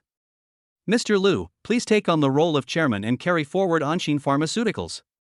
As soon as Lu Li finished speaking, a number of shareholders who supported Lu Jiandong expressed their support. Please invite Mr. Lu to be the chairman. Yes. I, Old Qian, am the first to agree that Mr. Lu should take the position of chairman. Faced with the support of Lu Li and others, Lu Jiandong looked embarrassed. After hesitating for a long time, he turned his gaze to Annie. Mr. N, what do you think? Annie watched Lu Jiandong acting quietly, feeling awe-inspiring. Lu Jiandong wanted to replace her. This was something all the senior executives in the company knew. How could she not know it? Originally, the two of them had reached a delicate balance by adding the shares they held and those supported by their respective shareholders. But today, Lu Jiandong is doing everything under the guise of considering the interests of shareholders. Get the few who remain neutral to side with him. He is truly an old fox. Annie looked at Lu Jiandong and the shareholders who supported him with interest. He silently threw a stack of documents onto the table. Boss Lu, before you listen to my opinion, please take a look at these things first. Facing the pressure from Lu Jiandong and others, Annie remained calm. Many people thought that Annie was just holding on, but Lu Jiandong was not. It is true that the person who knows you best is often your enemy. Lu Jiandong knew that Annie was not the kind of person who would act without purpose. Since she can remain calm, it means that she really has the means to deal with the current crisis. Just now, Anne's face was as quiet as a lake without breeze, eerily quiet. This already made Lu Jiandong have a bad feeling. Now Anne threw out a thick stack of documents, which made his heart skip a beat and his eyelids twitch wildly. Chapter 74: Anne's Counterattack. Mr. Lu, why are you standing there? Look quickly. Annie urged. His tone was extremely cold, without a trace of emotion. This made everyone present shudder, and they suddenly felt a chill rising from the soles of their feet. Not to mention Lu Jiandong, Annie's words were like a death warrant. This made cold sweat break out on his forehead, even though he was usually calm. He swallowed, his claws trembling as he grabbed the document. Finally, Lu Jiandong touched the papers. The thing was not cold, but to Lu Jiandong, it was like putting his hand into an icy deep pool, the frost biting his bones. He wanted to pull his hand back, but he didn't have the courage to do it in front of everyone. Lu Jiandong took a deep breath, made up his mind, and took the document in his hand. When I looked closely, suddenly, a violent flash of lightning appeared in my mind, followed by a loud thunder. This is impossible. Lu Jiandong's hands were shaking, he was panic-stricken and terrified. Because printed on the document was the evidence of his bribery of senior executives from major hospitals over the past year. Besides Jiangcheng Kangda Hospital controlled by Yining. Without exception, all of them signed termination agreements with Anshin Pharmaceutical. Just when everyone was puzzled by Lu Jiandong's performance, Annie stood up. A pair of beautiful eyes, as cold as ice, and as scorching as the sun that burns the soul. Impossible? Annie's eyes were bloodshot and she was furious. Lu Jiandong, General Manager Lu, what is impossible with you? When you did something so detrimental to others and yourself, why didn't you think about whether it was possible? When you were instigating your good-for-nothing son to provoke me, did you ever think about whether it was possible? When you were deceiving the shareholders into standing by your side and using any means necessary to achieve your goal, did you ever consider whether this was possible? After saying that, Annie snatched the thing from Lu Jiandong's hand and threw it hard in the faces of the shareholders who supported Lu Jiandong. Open your eyes and take a good look. This is what General Manager Lu, who you all call diligent, conscientious, and wholeheartedly dedicated to the company and everyone, has done. Annie was so angry that her chest was heaving and veins on her hands were bulging. After saying this, he lost his balance and staggered back. Yining was quick-witted and quick-handed. He stood up suddenly and put his arms around Annie's soft waist. Help her sit down slowly. I saw that her eyes were bloodshot and her beautiful oval face was pale and looked exhausted. A hint of guilt flashed in Yining's eyes. This woman must have been very tired collecting this evidence. If he had found Xiaotong earlier and gotten to know Annie better, she wouldn't be having such a hard time today. Yining didn't notice that everyone present was in an uproar. There are two reasons. First of all, of course, was the stack of documents that Annie took out, on which every item and clause recorded Lu Jiandong's misdeeds in detail. The second thing is that Yi Ning actually hugged Annie, the beautiful and cold chairman of Anshin Pharmaceuticals. What was even stranger was that Anne didn't seem to be resisting at all. Even their movements seemed very natural, as if they were lovers who had been in love for a long time. Only Xiao Tong, who was sitting far away, showed a look of understanding. It seems that she was not wrong, the chairman and Yi Ning were really having an affair. Annie is a few years younger than her. She treats Annie as her boss at work, but like a younger sister in life. Now that there is a man who is willing to take care of Annie, Xiao Tong is naturally happy for her. But then I became a little worried. Yi Ning has other women, and that woman named Suile is no less beautiful than Annie. Yi Ning too, why would he be a scumbag when he is so handsome? Well. Xiao Tong couldn't help but sigh and could only shake her head helplessly. Some things were not something she could interfere with. This, Lu Jiandong, you really have evil intentions, cough cough cough. The old shareholder who had supported Annie from the beginning read the document and pointed at Lu Jiandong with his dry finger. Boss Lu, is this true? Lu Jiandong, how dare you deceive us? Lu Jiandong, I understand that you want the position of chairman, but you actually dared to do something so hypocritical. For a moment, the voices supporting Lu Jiandong turned into condemnation from everyone. These shareholders are like fence-sitters, they go whichever way the wind blows. Especially when it comes to their wallets. Faced with everyone's accusations, Lu Jiandong slumped dejectedly in his chair. He, who was originally elegant, became very helpless. Finally, he seemed to remember something and looked at Yi Ning. Right. And Yi Ning. He is the third largest shareholder of Essence Pharmaceuticals. Yi Ning is a typical businessman. If you give him enough benefits, he will be able to win him over. As long as Yi Ning supports him, he still has hope of turning the tables. Mr. Yi, as the company's third largest shareholder, what is your opinion?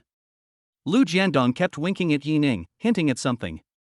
Yi Ning stared at Lu Jiandong in astonishment for a long time. Isn't this a fool?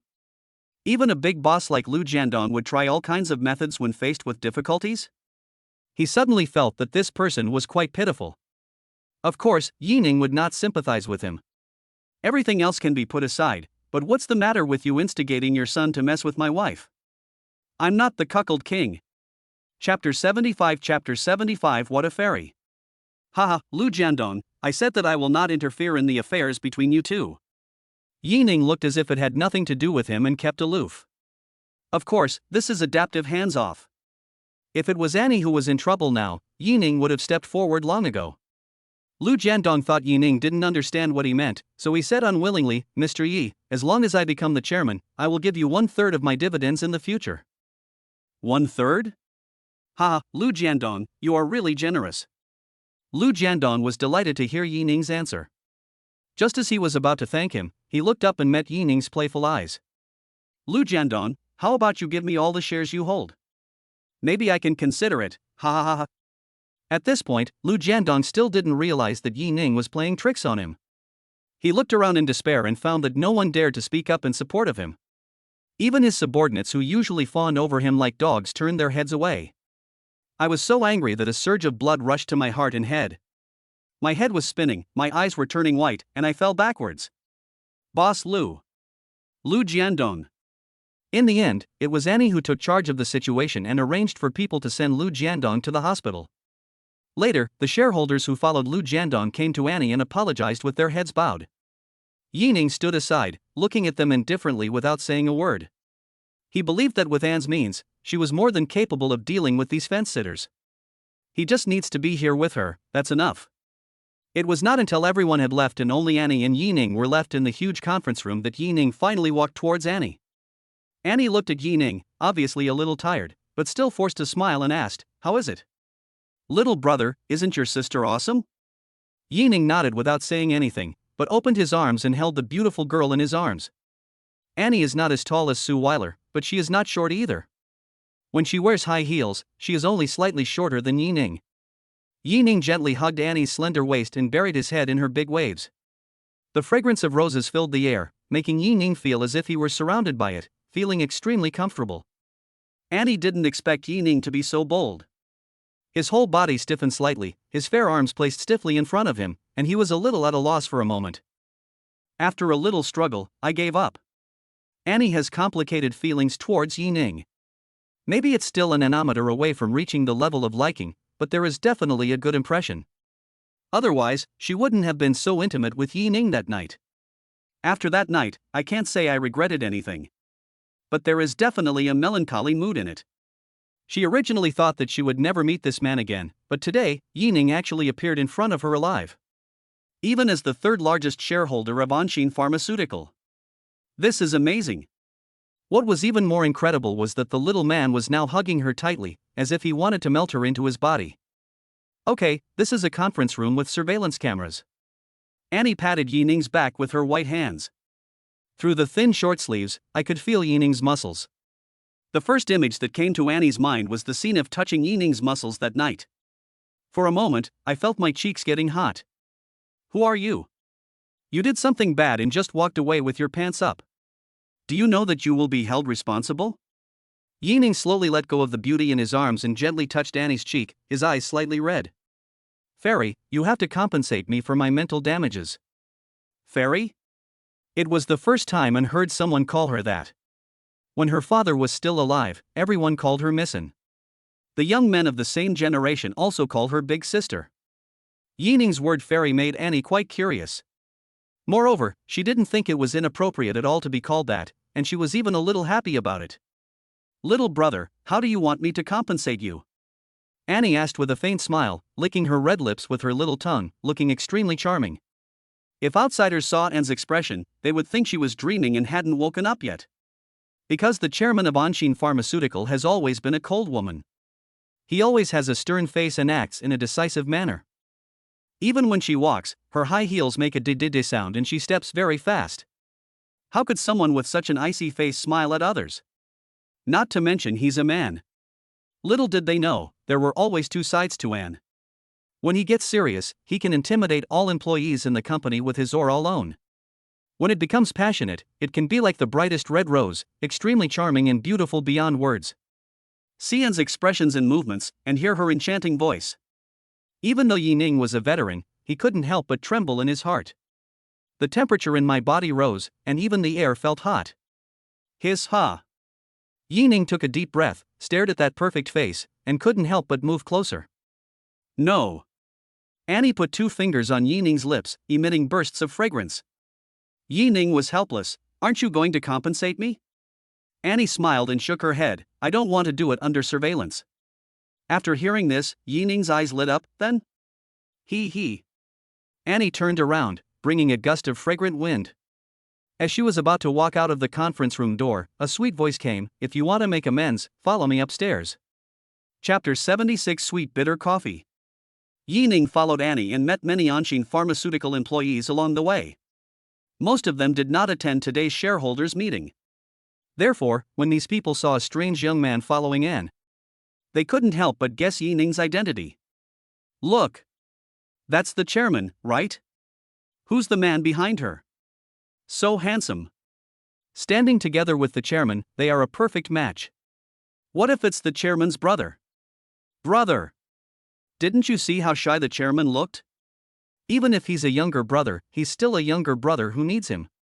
Although I didn't see the chairman being shy, your analysis seems to make some sense. Following Annie to her office, Secretary Shayan made a cup of coffee for each of them, then tactfully closed the door and left. Yining picked up the coffee and took a sip. A strong bitterness flows in the mouth, filling the taste buds. Yining frowned, pursed his lips, and quickly put it down. He was afraid that if he took another bite like that, the whole village would have to wait for the food to be served. You don't like this? Seeing Yining's reaction, Annie felt a little amused. She took a small spoon in her hand and kept stirring in her cup of coffee. I can't appreciate it, coffee and Thai pants are spicy. Yining shook his head in disgust.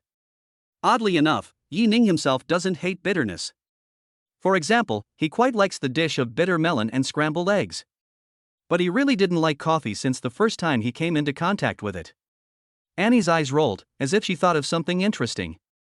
She leaned slightly towards Yining, and put her slender white arms on Yining's shoulders. She put her little mouth close to Yining's ear and whispered softly, "Little brother, I have some sweet coffee here, do you want some?" After saying that, she deliberately extended the tip of her tongue and lightly stroked Yining's earlobe.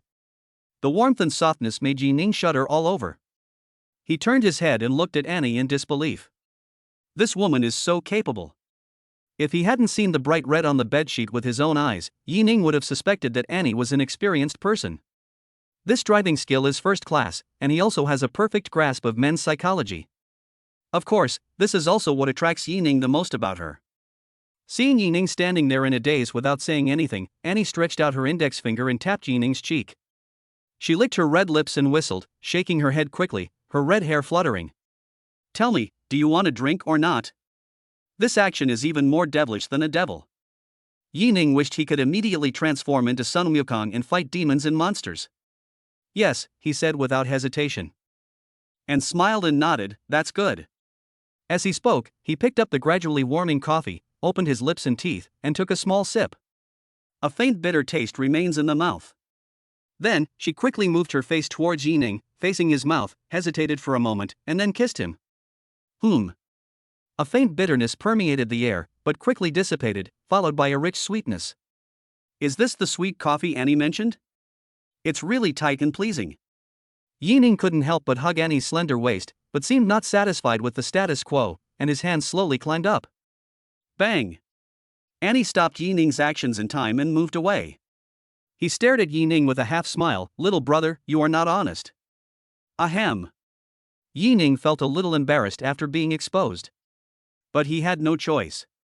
The situation has become like this. As the most affectionate person in Jiangcheng, how could he not take any action? "Okay, I've given you my compensation, so let me rest for a while." Annie crossed her fingers and stretched forward. She bent down and took off her high heels, revealing a pair of jade feet wrapped in stockings. He found a comfortable position, rested his head on Yining's thighs, and closed his eyes. During this time, there was always a faint smile on Anne's lips. She was completely different from her usual cold self. Perhaps, only Yining can appreciate her other side. She is like a locked diary, and only the person with the key can open the lock in her heart. Yining put one arm around Annie's slender waist and held her delicate face with the other. Suddenly I felt that this moment was so beautiful. Ever since meeting Annie, Yining's world has changed dramatically. It can be said that the source of everything can be traced back to that night. Fortunately, he saw this woman again today and naturally held her in his arms. As he thought about it, Yining felt his eyelids getting heavy and he fell asleep unknowingly. When he woke up, the person in his arms was gone. I vaguely heard someone whispering outside the office door. The next second, the door slowly opened and in walked in quietly in a pair of slippers. Yining reacted quickly and closed his eyes immediately. Russell. Although In walked very lightly, if you listened carefully, you could still make out a little bit of sound. Yining clearly felt that Annie had walked in front of him. After a long time, the fragrance of the roses became stronger and a warm breath approached. A soft touch on the face. Yining opened his eyes and hugged Annie while she wasn't paying attention. "Ah! Ugh!" and screamed, but her red lips were immediately blocked. Chapter 77 Lu Tianxiang instigates. Boom boom boom. In the office, the two kissed passionately, and when they were in the middle of passion, a knock on the door brought them back to reality. "Mr. N, Director Lu wants to see you." Secretary Xiaoyan's voice came from outside the door. Rustling. Annie was as fast as lightning and quickly pushed Yining away. She stood up and perfunctorily straightened her wrinkled skirt and messy hair. He came to the office chair and sat down seriously. Annie's actions made Yining laugh silently. Especially after seeing Annie give him a cold look, his expression became extremely serious, just like the Ice Queen on the top of the snowy mountain. The speed of face-changing is comparable to that of Sichuan opera face-changing. I won't watch the intangible cultural heritage without you. Aha! Annie cleared her throat. "Come in." Yining was wondering who this Director Lu was. When the door opened, it turned out to be Lu Tianxiang, the stupid son of a landlord. Seeing Yining sitting on the sofa, Lu Tianxiang was stunned. Following Yining, I suddenly found the pair of red high heels placed under the coffee table. He looked a little ugly, as if he had thought of something. In Anshin, who doesn't know that Lu Tianxiang is pursuing Annie? Even if his father Lu Jiandong encouraged him, it was because he coveted the shares in Annie's hands. But only he himself knew that he really wanted to win Anne's favor. However, now he saw Annie's high heels at Yi Ning's feet. Not to mention that the two of them stayed in the office together for so long. What are Yi Ning and Annie doing? What else can this do? Do you want to play the exciting and thrilling happy match? Thinking of this, Lu Tianxiang felt a surge of anger in his heart. Taking a deep breath, he forced his anger down. Annie, why is he here? Lu Tianxiang gritted his teeth, his tone questioning. Director Lu, you should address me as chairman. Annie's eyes narrowed, and her tone was icy. Also, Chairman Yi is the third largest shareholder of Anshin Pharmaceuticals. Is it strange for him to appear in my office? When Yi Ning heard the first words Lu Tianxiang said, he was speechless. It is true that he is the stupid son of a landlord. How could a subordinate question his boss without knowing the truth as soon as he walks in? Even if it was Lu Jiandong, he could only question Annie. He wouldn't question her with a cold face as if his mother had died. Lu Tianxiang was speechless after hearing Annie's words. Seeing that Annie had no intention of asking Yi Ning to leave, she didn't say anything more. I could only change the subject and said, Director In, my cousin's wife just came to me and said she was fired. Is that true? That's it. After hearing Lu Tianxiang's words, Annie felt bored and answered while staring at the computer screen. Yes, I fired her personally. The finance department has already started settling her salary. Hearing Annie's lukewarm words, Lu Tianxiang asked anxiously, Why, Mr. In, he's my relative. What's wrong with your relative? Your relative can do nothing all day and become a small supervisor without knowing anything? If everyone in the company is like you, appointing people based on personal connections, wouldn't that be chaos? What do you want the people below to think? What do you want those who actually create benefits for the company to think? Annie scolded. But Lu Tianxiang wanted to say something. But Annie waved her hands impatiently. Director Lu, don't say anything. This matter is non-negotiable. If you have nothing else to do, please leave. Seeing that Annie was so tough and didn't give him any face at all, Lu Tianxiang could only sigh helplessly. He knew that Annie was targeting their Lu family. Today I just fired a small supervisor, but who knows who it will be tomorrow. But now he can be said to be helpless. His greatest support was lying in the hospital, and he could only watch helplessly as the power cultivated by his father was gradually disintegrated by Annie. Before leaving, Lu Tianxiang glanced at Yi Ning. Seeing that Yi Ning's eyes were focused on Annie, she didn't even bother to look at him. Treating him as air, the flame of humiliation rose in my heart. An idea flashed in his mind, and Lu Tianxiang said to Yi Ning with a smile. Mr. Yi, I was ignorant before and offended my sister-in-law. I am really sorry. After saying this, he bowed deeply before turning and leaving, with a very sincere attitude. As soon as these words were spoken, Yi Ning secretly thought that something was wrong. When the office closed again, he and Anne were the only ones left in the room. I glanced at Anne secretly and saw her examining herself with great interest.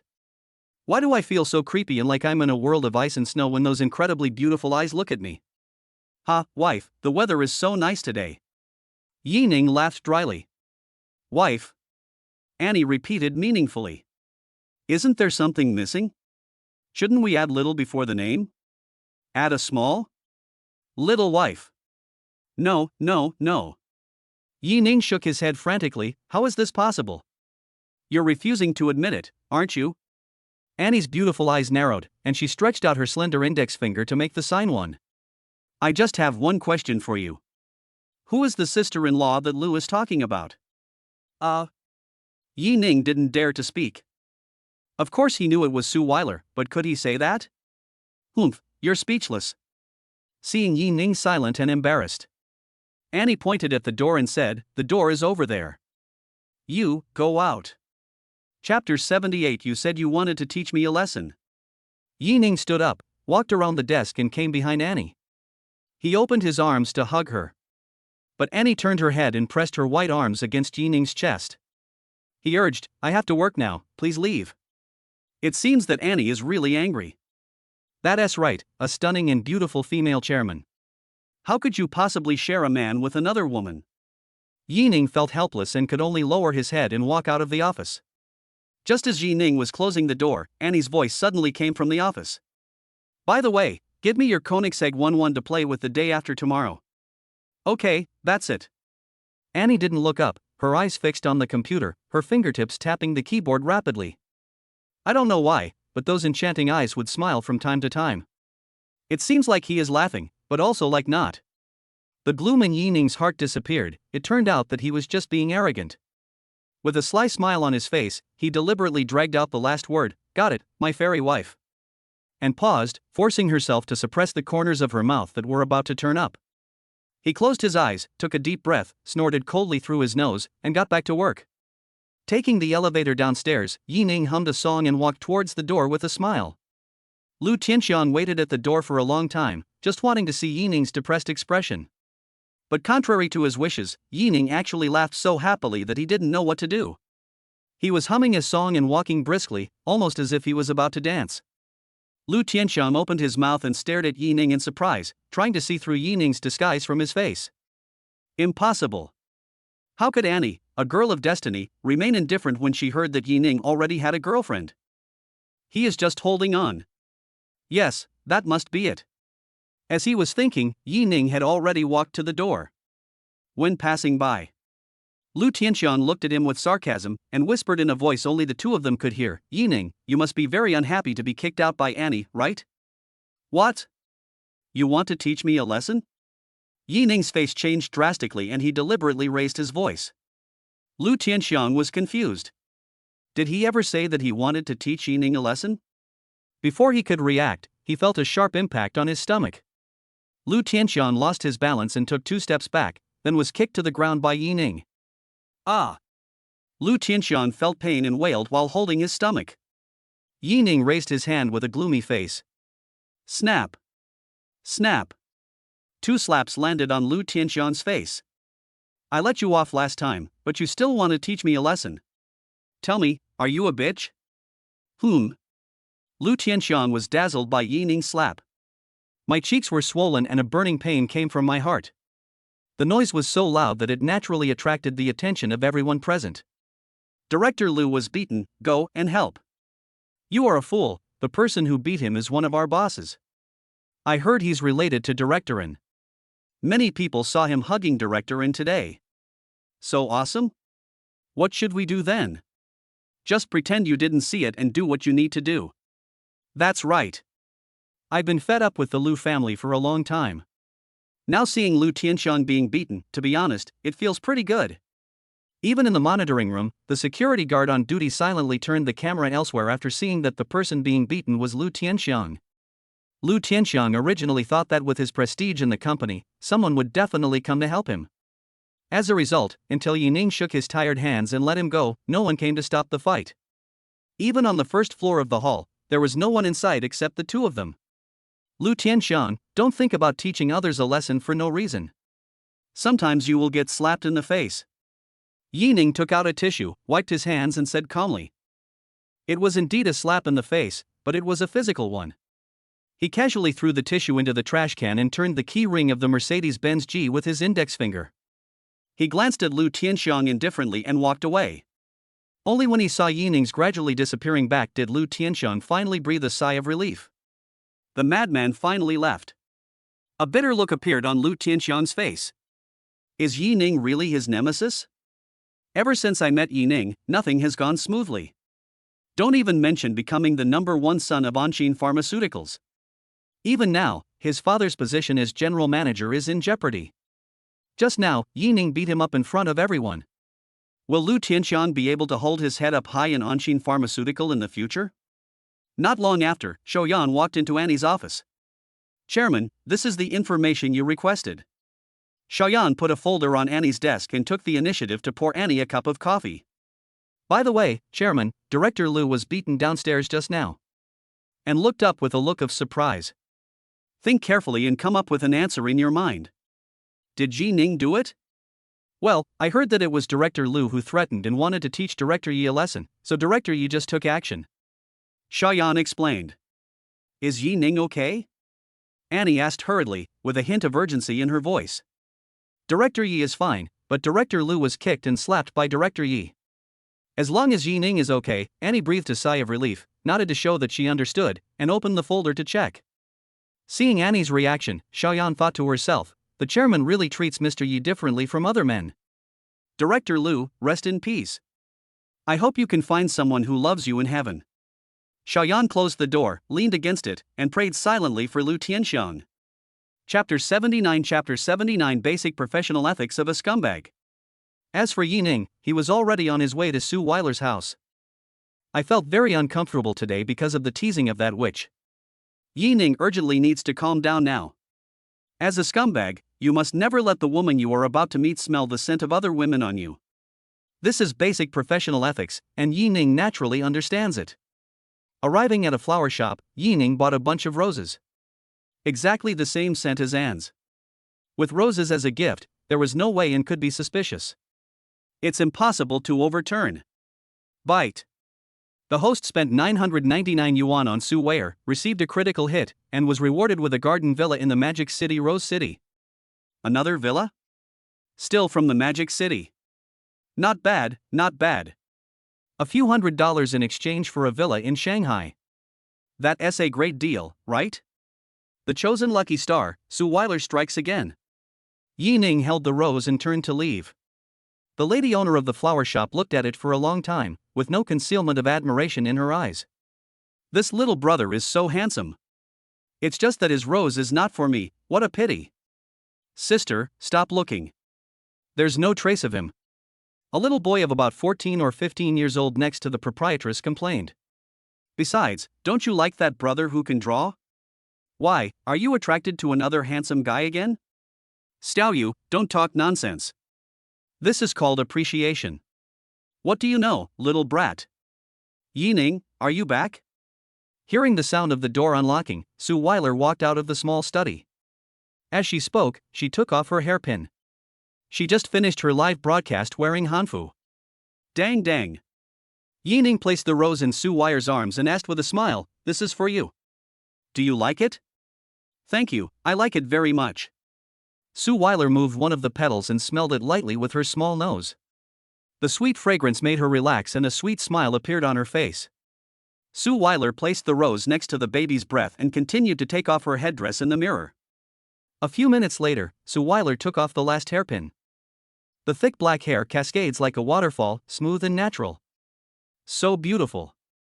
Yining stared at the gorgeous girl in front of him, his breathing a little rapid.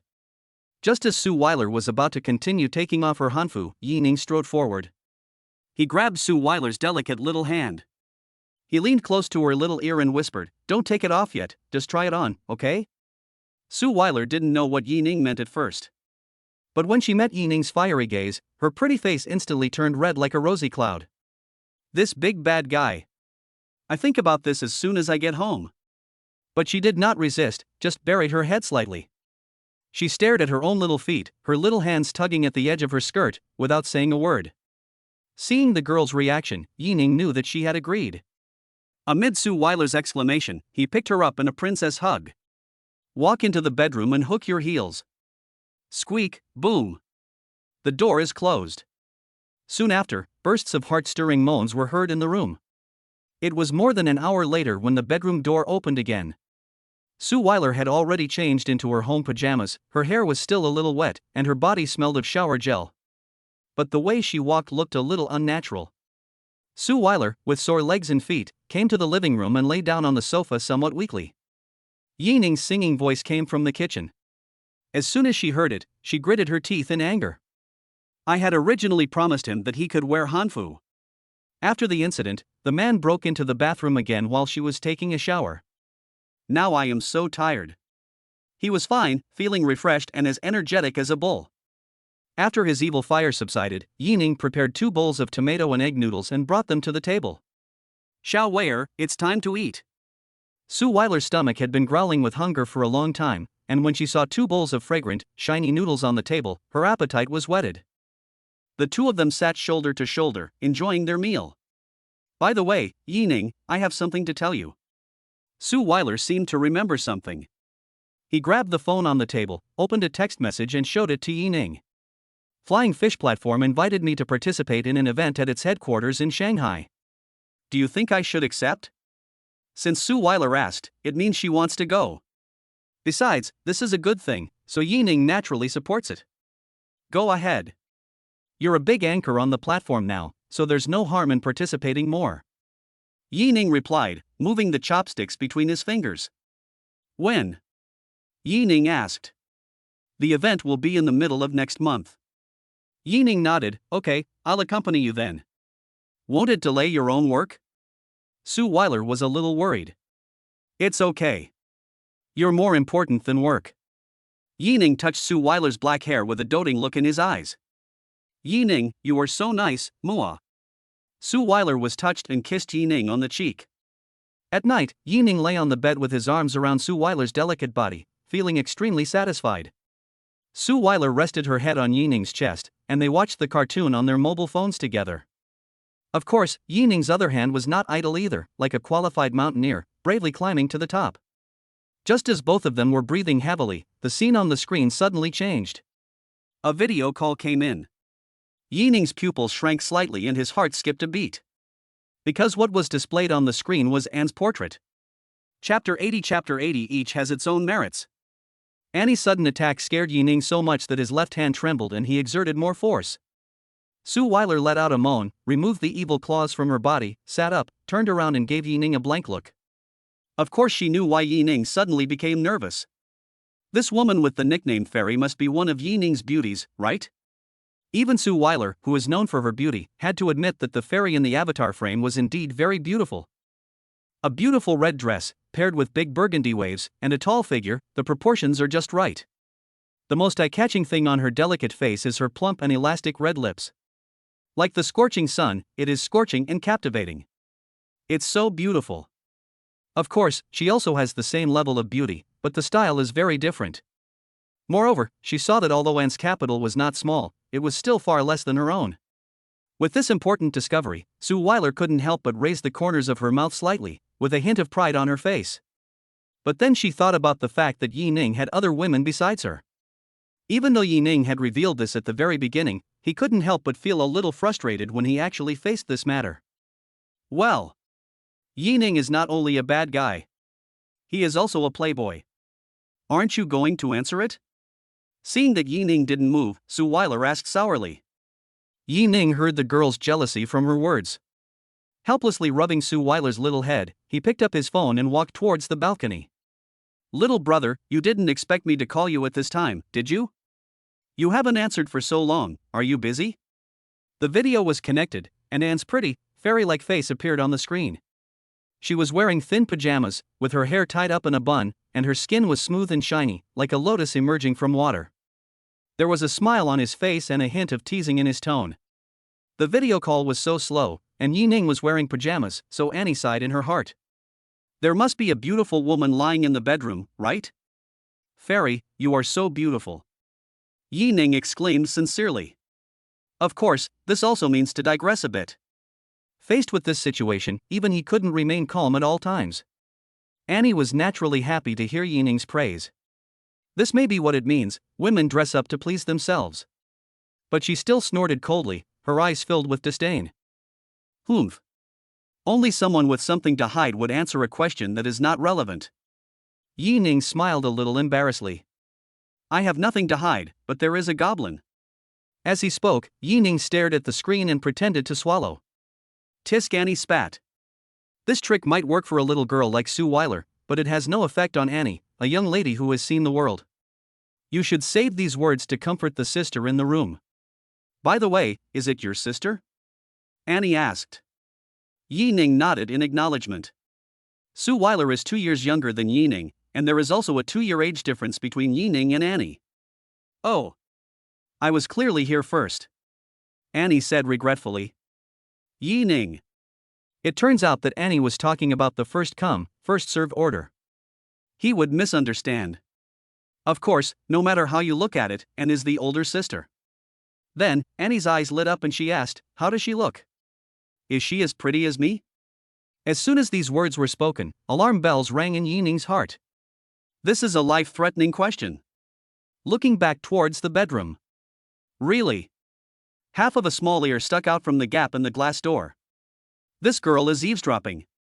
Ahem. Yi-Ning coughed twice and said seriously, you and she are both beautiful, each with their own merits. After hearing this, Annie giggled a few times and nodded. Since he can compare to her, he must be good. This philandering little brother has quite high requirements for women. Give her the phone so I can meet the little sister," Annie said excitedly. There was a strange look in Yining's eyes. Come to think of it, shouldn't Suile be her love rival? Why did he look so excited after hearing Suile's beautiful answer? Wait, his fairy can't be the type that is popular with both men and women, right? Hiss. Yining felt that he needed to be on guard against this. Just as I was about to find a reason to refuse, I heard the sound of the glass door opening. Suile came to Yining, looking a little nervous. Dang finally mustered up the courage and shook his hand, which was on the railing. Nuonua said, "Yining, I also want to talk to my sister, okay?" Suile's pleading eyes instantly broke down Yining's defenses. Well, here you go. After handing the phone to Suile, Yining stood still. I pricked up my ears, wanting to hear what the two would talk about. This is not gossip for him, but if he is not careful and the harem catches fire, he will be the one burned. At this moment, Annie said, "Little sister, find a quiet place first, and let's talk about things between women."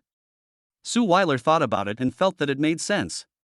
She smiled and nodded, then walked towards the room where she usually broadcast live with her mobile phone. After closing the door, she also locked it to prevent some bad guys from eavesdropping. As for her behavior of eavesdropping on Yining's conversation just now, she had long ignored it. Chapter 81 Under Pajamas. Suile's series of movements were smooth and flowing, and Yining looked at the empty bedroom with a confused look on his face. Is this the tacit understanding between women? Yining stayed alone in the empty room for a long time, and finally heard the sound of Suile opening the door. This was accompanied by the laughter of the two women. Suile walked into the dormitory with her cell phone, her face flushed, her little hands covering her mouth, and she was laughing so hard that her body was shaking. The huge rock hanging in Yining's heart finally fell to the ground. It can be seen that the two girls were chatting happily and getting along very harmoniously. No matter what happens when we actually meet in the future, at least we have made a good start now. It's getting late, sister. I won't disturb you two from spending the night together. Suile is thin-skinned and can't stand Annie's teasing. Smiling slightly shyly, she looked at the screen and occasionally glanced at Yining lying on the bed. Big, sparkling eyes, with pupils as clear as water. By the way, you must answer the question I asked you just now. Annie continued to hint. Suile's face turned even redder, but she nodded to show that she understood. Just as Yining was wondering what strange questions Annie had asked Suile, Annie shouted into the phone, "Little brother, I like this little sister very much. Please don't bully her." After saying that, Annie decisively hung up the phone with a few seductive giggles. Yining was quite curious about the question Annie had just asked. Especially when seeing Suile's cute look at this moment, she was so shy that she clutched her naughty little toes. There are even more questions in my mind. Suile, what did Annie say to you just now? Yining took Suile's delicate hand. With a little force, Suile fell into his arms. After Suile met Yining's starry eyes, she seemed to remember something and felt even more embarrassed. Her heart was pounding, her expression shy. She stuck out her tongue at Yining. "I won't tell you, for now." You won't tell me? I wonder if you dare not tell me. Yining curled up the corners of his mouth and smiled evilly. He found the area on Suile's waist that was most ticklish and started scratching it hard. Ha ha ha. Yining, don't. I'm about to cry. Suile was most afraid of this and kept begging for mercy. Will you tell me? I don't. Suile pouted. Okay, then don't blame me. Eh? When did you change into this? Yining asked in surprise. Suile actually had a JK under her loose pajamas. Faced with Yining's doubts, Suile did not answer. She just turned her face to the side, revealing her rosy white neck through her long black hair. Even Yining was visibly stunned by the beautiful scenery. His breathing stopped, and only his hand slowly embraced Suile's slender waist. Suile fell into his arms obediently, hooked her middle finger, and tucked the hair on her face behind her ears, revealing a pure and beautiful side profile. The cherry-like little mouth was so charming and tempting that Yining was deeply attracted by it. He turned off the light and everything around him fell into darkness. A gentle breeze blew, and the mimosa on the balcony silently closed its leaves. 2 days later, Yining returned to the villa and drove a Koenigsegg 11 that weighed 1.5 small cars to Anshin Pharmaceutical. There was a lot of traffic along the road, and the sound of horns was heard one after another. Among the many private cars, a black supercar stands out. Whether it is the roar of the engine or the handsome appearance that dazzles the eyes, countless passers-by couldn't help but stop and watch. This is so cool. Honey, I'll marry you if you buy me that car. On the way, a woman dressed seductively spoke in a coquettish tone to the slightly plump man next to her. The slightly plump man looked in the direction the woman pointed. The target was actually a Koenigsegg supercar. And it's Koenigsegg 11. My dear, is it okay? The charming woman shook the chubby man's hand and kept acting coquettishly. The slightly plump man didn't say anything, but silently opened the woman's handbag, took out the mirror and handed it to her. When the seductive woman was confused, the stern voice of the slightly fat man was heard. Look at yourself in the mirror, then look at me. Don't even mention the Koenigsegg 11, even an ordinary supercar. Do you think you're worthy of it? Or do you think I can afford it? After saying that, he ignored the shy and angry expression of the charming girl, shook off her hand, and walked towards the bus stop alone. Yining naturally knew that driving this car would attract countless eyes. Even when he arrived at the Anshin pharmaceutical parking lot, many drivers still gave way to him, fearing that he would be scratched. Director Xiao, what a coincidence, it's us two again, and in the same position. Yining walked out of the car, saw Xiao Tong parked the car, and greeted her with a smile. Mr. Yi, oh no, Mr. Yi. Xiao Tong opened her mouth wide and looked at Yining in surprise. Is this your car? Yeah, it's okay. Yining patted the roof of the car and said with a smile. Xiao Tong pouted. This is not just okay, this is simply amazing, okay? Even if she didn't know much about cars, she knew that this car was not her little mini that could be scammed. She even had a vague feeling that Yining's car was much more expensive than the chairman's Ferrari. Otherwise, why didn't those employees who were looking for parking spaces park their cars here?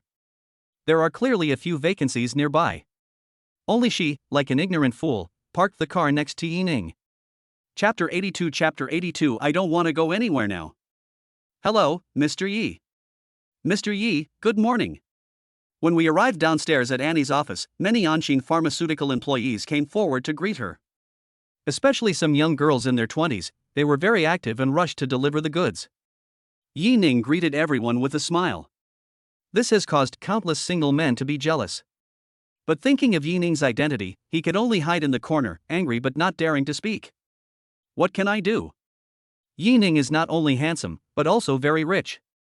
Rumor has it that Yining is the successor trained by a family in the Magic City or the Imperial Capital. One of the reasons I came to Jiangcheng was for Annie. The second reason is to return to the family in 3 years and take control of the power. Such a top young master must not be provoked. Finally arriving at Annie's office door, Yining tried knocking. Boom boom boom. Come in. Anne's voice came.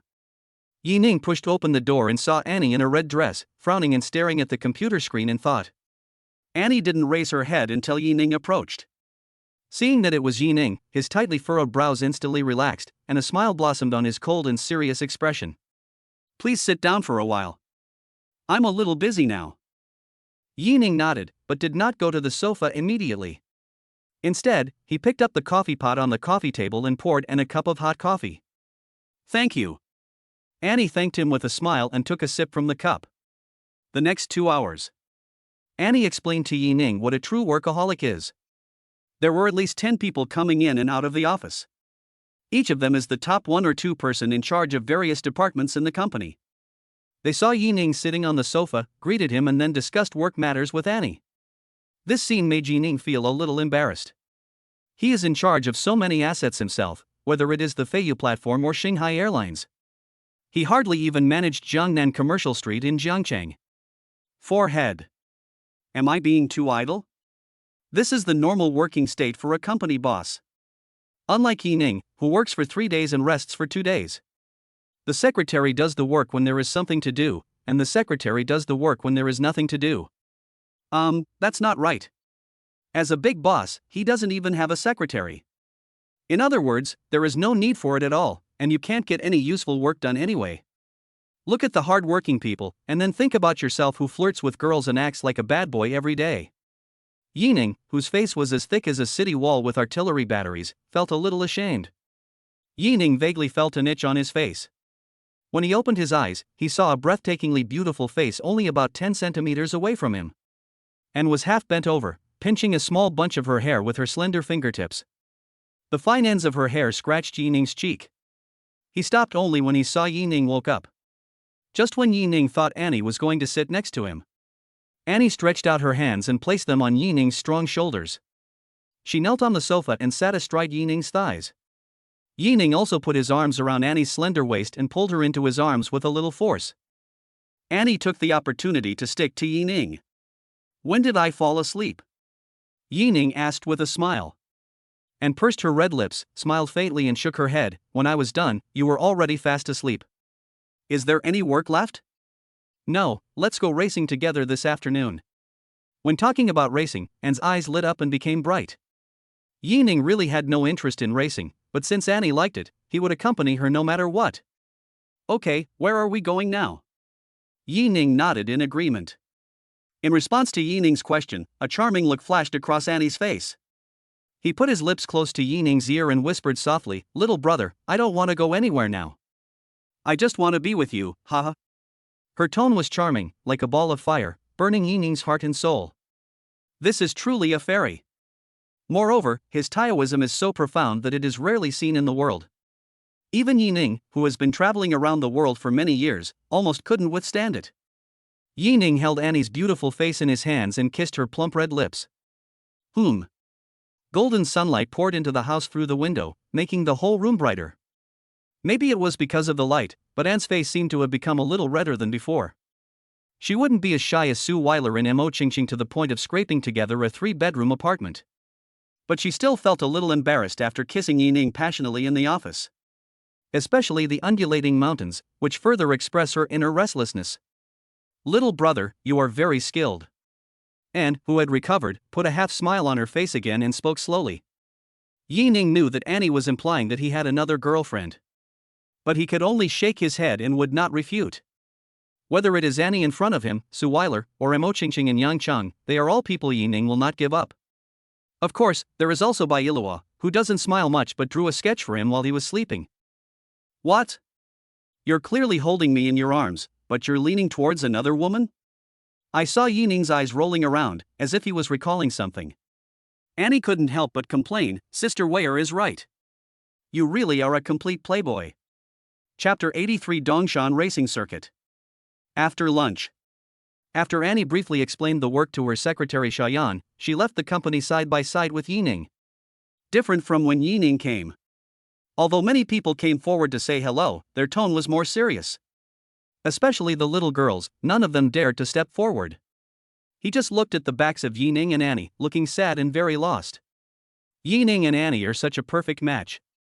When they are together, they are truly a perfect match. Not to mention competing within, the little girls don't even have the courage to face her. Walking into the deserted parking lot, Annie took Yining's arm. The two of them were very close. The soft touch stirred the surface of the lake in Yining's heart, and his heart was excited. Although it is not as big as Xiao Wei's, it is also very full. As for Mo Qingqing, forehead. It doesn't matter, small ones are cute too. When he came to Yining's car, he took the initiative to hand over the driving rights to Annie. And pursed her sexy red lips and smiled. "Little brother, you are so good, Mua." He kissed Yining on the corner of his mouth, leaving a faint red mark. Sitting in the driver's seat, and touched the steering wheel, her charming eyes shining. He stared straight ahead with an excited expression. The engine buzzed. Like a wild beast in the mountains, it roared, echoing in the silent parking lot. "Hold on tight." As in spoke, she stepped on the accelerator and sped away. Koenigsegg 11 once again became the most handsome guy on the road, especially when the driver was a very beautiful young lady. It even caused many male compatriots to shout, "Rich woman looking for support. I don't want to work hard anymore." Yining was also envied because of this. He is so handsome and sits in the passenger seat. You can tell at first glance that he is a gigolo. This is Yining's first time at Dongshan Circuit.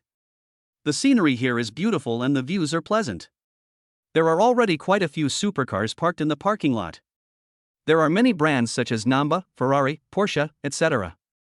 Of course, the prices of these cars are mostly around 6 million, and very few exceed 10 million. There is no car of the same level as Yining's Koenigsegg 11. Because Yining's car is not something that can be bought with money, the rich kids in Jiangcheng are far from being able to afford such things. Old Han, look. Koenigsegg. Liao Xin patted Han Yu's shoulder and pointed to the front and exclaimed. Oh. Don't be so surprised. Is there anything better than Brother Yi's Koenigsegg 11? Han Yu looked indifferent. But he still looked in the direction Liao Xin pointed. Seeing the dark shadow clearly, Han Yu's pupil shrank slightly. Holy crap. It really is Brother Yi's car. The voice was so loud that Zhou Chen and Ai Yang noticed the Koenigsegg 11 at the first moment. They all widened their eyes in surprise. Why is Yining here? Doesn't he dislike racing? Racing is not as important as the sweet time he and his sister-in-law have. But if you say that this is not Yining's car, Han Yu and the others will definitely not believe it. Let me ask, besides Yining, who else in Jiangcheng can afford this car? The Koenigsegg 11 was getting closer and closer, and just stopped not far from Han Yu and the others. A moment later. Sure enough, I saw Yining's handsome figure.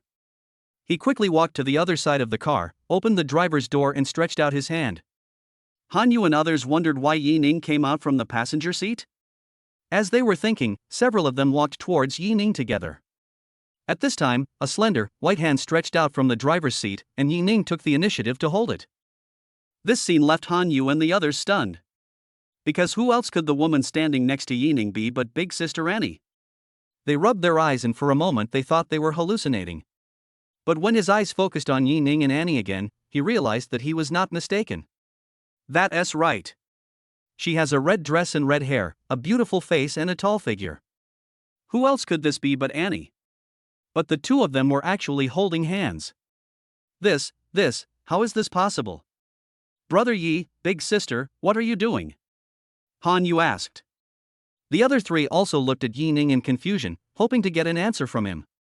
Just when Yining was thinking that the title of Big Sister was quite interesting, Annie raised her in Yining's hands and smiled, can't you see that? After that, she gently lifted her red hair that was a little messy due to the wind, and said, "We are together." Hiss. Han Yu and others took a deep breath. Although there were speculations, it was still a bit surprising when Anne admitted it herself. Especially the Big Sister actually announced their relationship with a look of joy on her face. There is no trace of falsification. The other second-generation people who knew Anne and were present were equally dumbfounded. In their hearts, Anne has always been synonymous with indifference. As for the Big Sister's appearance, it is indeed impeccable. But there are very few people pursuing her. It's not that I don't want to, but I dare not. Annie's family background is among the best in the second-generation circle in Jiangcheng. Coupled with Annie's own master's degree in finance from the Imperial Capital University, she can beat all the young men present. Chapter 84 Song. Especially after Annie took over Anshin Pharmaceutical, she transformed into an icy beauty chairman. With all these halos on her head, let alone asking for a relationship, even talking to her on a daily basis is a bit scary. Because they had already quietly placed Anne on the same level as their fathers. But she is just such a big sister. He actually announced in front of everyone today that he was in love. This is too surprising. In fact, many people have cast sympathetic glances towards Yining. Yes, it is mercy. Because no one thinks that Yining can control Annie. Even Han Yu and others felt that their brother Yi was a little too brave. The Big Sister has such a strong personality, can brother Yi have a good life with her? What's more, there is a beautiful anchor woman as beautiful as Annie hidden in Yining's golden house. Thinking of this, he couldn't help but worry for Yining. Brother Yi, do you have to be so brave? You dare to step on any boat. Aren't you worried about capsizing? Yining was a little confused by their looks. But he didn't care. After greeting Han Yu and the others, Annie took his hand and went to the apartment not far away. The apartment is white in color and not tall, with only more than 10 floors, but it covers a very large area. As soon as the two walked into the door, a thin, middle-aged man in a suit walked over quickly. Shaoan, everything you need is ready. The thin middle-aged man said with a relaxed look. Annie smiled and nodded, Uncle Chu, thank you for your help. The thin, middle-aged man smiled and shook his head. It's no trouble. We are all your employees. Just tell us what you need. As he spoke, his eyes swept over Annie and Yining's hands holding each other, before focusing his attention on Yining. With a pleased smile on his face, he asked, "This must be Yining, he is indeed a handsome man." "Uncle Chu, you're welcome," Yining responded with a smile. Although he didn't know the person in front of him, it was right for him to shout after Annie. Okay. Chu Zhongji clapped his hands and said with a nostalgic look, "If your father knew, he would definitely bless you." Chu Zhongji was originally Annie's father's driver. Chu Zhongji has been following her father since before Annie was born. Even when Annie was a child, Chu Zhongji picked her up and dropped her off at school. It can be said that Chu Zhongji watched Annie grow from a baby to the chairman she is today. But in all these years, he had never seen Annie like a boy. This was very regretful for Chu Zhongji, who regarded Annie as his daughter. Now, Annie finally has a boyfriend, and he can see that this girl cares about Yining very much. After hearing Chu Zhongji's words, Annie took a deep breath. He lowered his head and whispered affirmatively, "Yes, he will." Annie's tone was a little low, and Yining knew that she was missing her father. He held her hand a little tighter, passing the warmth to her through his palm. Of course, Annie noticed it and smiled slightly at Yining's affectionate face. At this moment, she is no longer the cold and aloof chairman, nor is she the enchanting enchantress. She was just a lovable girl who had lost her father. "Hurry up and change your clothes. The track starts in half an hour." Chu Zhongji looked down at his watch and urged. "Okay, see you later, Uncle Chu." Annie waved. Yining also nodded towards Chu Zhongji. "Uncle Chu, we'll go up first." The two walked into the elevator hand in hand, and Annie told Yining some things about herself. It turns out that this huge Dongshan racetrack was a 25th birthday gift given to Annie by her father. As a result, a year later, his father died in a car accident. And likes to drive herself and doesn't need a driver. Chu Zhongji volunteered to come to the Dongshan racing circuit to help manage it. Yining finally understood why Annie was so serious at Anshin Pharmaceuticals. He didn't act like a boss in front of Chu Zhongji at all, and even respected him very much. Annie is the owner of the Dongshan racing circuit, so naturally she has a room that belongs to her alone. Open the door and the whole room is spacious and bright. Especially the floor-to-ceiling windows in the townhouses make the view more open. Even the tall tower on the opposite hill is clearly visible. The scenery here is so beautiful. Yining exclaimed sincerely. "Do you like it? I'll ask Uncle Chu to reserve a room just for you." Yining shook his head, staring at Annie's delicate face and said with a smile, No, we can just use one room." As he spoke, he put his arm around Annie's waist and lifted her slightly, pressing her two soft breasts against Yining's body. "Little brother, we are here to race, you will waste time by doing this." Annie put her arms around Yining's neck and said with a smile.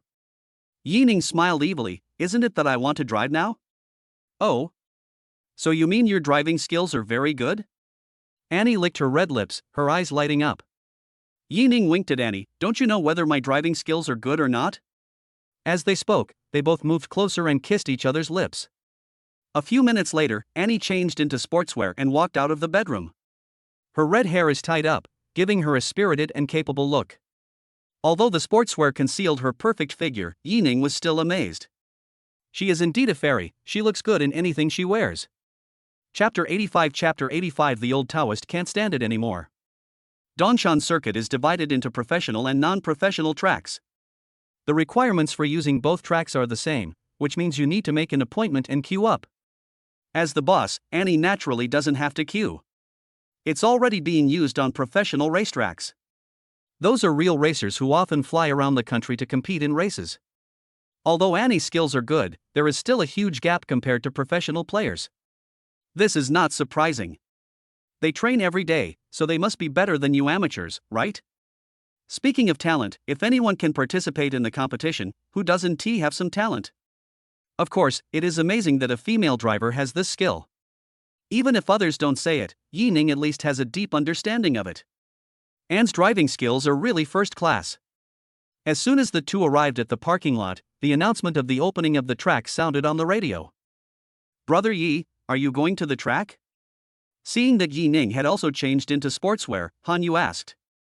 From time to time, you can hear the loud roar of engines on the professional racing track. Yining shrank his neck and shook his head. "No, I'll just cheer you on." "Then what clothes do you want to change into?" Han Yu asked with regret. Yining thought for a moment and said solemnly, "I'm afraid of getting my suit worth hundreds of thousands of dollars dirty." "Great. Han Yu gave a thumbs up, "You're awesome." After saying that, Han Yu and his companions walked towards their car. You really won't come with me? Coming to the Koenigsegg 11, and asked. I won't go. Yi Ning answered very firmly. If you run a few laps with me, I will take you home tonight. Annie whispered in Yi Ning's ear. The charming and alluring heart made Yi Ning's body tremble. Ever since he met Annie again, this enchantress has been seducing him every day. But every time I only drink the soup and don't eat the meat. Thinking about it now, Suile has suffered a lot. At this moment, the goblin actually put forward this condition. Isn't this purely a test for the old Taoist priest? As an old Taoist priest traveling around the world, it is his duty to exorcise demons and monsters. Yi Ning nodded heavily and said seriously, if I don't go, who will go? Fairy, come on, follow me to the bed, or get in the car. Annie looked at Yi Ning's determined eyes and couldn't help but feel a little amused. He shook his head, opened the car door and bent down to get in. Buzz. Buzz. Buzz. In the parking lot, the roar of engines was deafening, one after another. More than 10 supercars appeared at the starting point at the same time. The most eye-catching one is naturally Yi Ning's Koenigsegg 11. In fact, many people have already taken out their mobile phones to take pictures and show off to their friends. This is a truly top-notch car. Let alone driving it, even seeing it is a great honor. Following the sound of a beep on the radio, all kinds of supercars galloped away like unbridled horses. Yi Ning gripped the seatbelt in front of him tightly with both hands and stared straight ahead. As Annie continued to accelerate, he felt like he was about to fly. Don't panic, we're still a long way off. Annie is indeed a veteran in speed racing and seems to be at ease. The fingers on the steering wheel were like paddling the water, one after another, very easily. Yi Ning secretly glanced at the dashboard and saw that the car speed had reached about 220. My heart skipped a beat and I silently shifted my gaze. But Anne was obviously not satisfied with the status quo. She continued to accelerate and overtook the cars in front of her one by one. It can be seen that her skills are better than many amateurs. He is worthy of being the owner of Dongshan Racing Circuit. Finally completing the last lap, Annie's Koenigsegg 11 crossed the finish line first. After getting off the car, Yi Ning suddenly felt dizzy. Are you okay? Seeing Yi Ning closing his eyes and gently rubbing his temples, Annie supported Yi Ning with a worried look and a little bit of self-blame. It's okay, just take a rest. Yi Ning shook his head and drank 2 sips of mineral water. He felt much more relaxed. Not to mention, although he felt a little dizzy, Yi Ning still felt pretty good when he saw the afterimages rapidly receding on both sides of the track. After sitting in the rest area for more than 20 minutes, Yi Ning gradually felt better. Thinking of the condition Annie had mentioned before, Yi Ning was instantly moved. Ahem. Yi Ning coughed twice deliberately. Fairy, should we go back? When Annie met Yi Ning's expectant eyes, she knew what he was thinking. What? Little brother, are you so impatient? Annie asked with a smile. Indeed. Yi Ning nodded seriously, he is indeed very impatient. Now it was Annie's turn to be speechless. Was this what she meant just now? She gave Yi Ning a blank look, her beautiful eyes revealing infinite charm. Then why are you still standing there? Hurry up and catch up. Don't you want to go back early? They both went to Anne's room to take a shower and change clothes. After taking a shower, Annie changed into her skirt and walked out of the bathroom. She saw Yi Ning holding a bottle of water, standing in front of the floor-to-ceiling window and drinking it with his head tilted back. Through the light, Yi Ning's Adam's apple bulging up and down was clearly visible.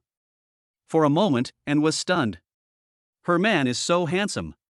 She slowly came behind Yi Ning, put her arms around his waist from behind, and put her face on his back. Are you done washing? Yi Ning asked. Then let's go. Annie didn't let go of her hands. No, let me hold you for a while longer. Yi Ning gently lifted the 2 smooth white breasts on her belly and said softly, can't I hold them when I get back later? At this moment, Annie whispered in Yi Ning's ear, when we get home later, it should be you who hugs me from behind. Hiss. Yi Ning's hands suddenly trembled. I can't hold on any longer. Chapter 86 Me Wrong, Critical Hit Reward Financial Building. Yi Ning and Annie came to the apartment lobby and happened to meet Chu Zhongji, the person in charge of Dongshan Racing Track. Uncle Chu. Uncle Chu. Annie and Yi Ning greeted together. Xiaoan, Yining, are you leaving? The face in the song is smiling. Ever since he learned from the phone yesterday that Annie was in love, he has been very happy. Especially after seeing Yining, his face was always filled with smiles. Even the employees in Dongshan were discussing privately that Manager Chu was in a really good mood today. Yes, I want to take Yining to meet my stepmother. After listening to it, Chu Zhongji suddenly understood and nodded, as it should be. Xiaoran's life, I won't say any more. After a heavy sigh, he focused his gaze on Yining. Yining, you must treat Xiaoan well. No matter what the outcome is in the future, you must not hurt her. The words in the song are powerful and cannot be questioned. He knew that for young people nowadays, breaking up and getting back together was the norm. If Yining and Annie really find that they are not suitable after talking to each other, there will be nothing that can be done. But he didn't want him to be sad, at least he didn't want her to be unhappy all the time. Yining nodded seriously. Uncle Chu, don't worry, I will cherish her. Since I met Annie, I realized that the world is still a beautiful place. This statement is not wrong. If he hadn't bound the system after that day, he wouldn't be living his current life. I wouldn't have met Mo Qingqing, Suile, and Bai Iluo. And I will never meet a goblin again. Annie stood aside, and when she heard Yining's words, the corners of her mouth rose noticeably. A pair of captivating eyes blinked, and there were peach blossoms in the pupils, which were intoxicating. Okay. I feel relieved when you say that. Chu Zhongju spoke in a deep voice, and reached out to pat Yining's shoulder. It's getting late, let's go back. Chu Zhongji habitually checked his watch and reminded with a smile, Xiaoan, remember to say hello to Xiaorong for me. Got it. Goodbye, Uncle Chu. After a long separation, there were still many people waiting in line in the parking lot. However, Han Yu and his companion's car was no longer there, so they probably went somewhere to have fun. Annie handed the car keys to Yining and motioned him to drive. Yining only found out after following Annie's guidance. It turned out that her home and his villa in Yunshan Longjing were in the same area and not far away. If you think about it carefully, this is a high-end residential area developed by many real estate developers. There are many villa communities, making it one of the gathering places for wealthy businessmen in Jiangcheng. And comes from a prominent family, so it's normal for her to have a house in this area.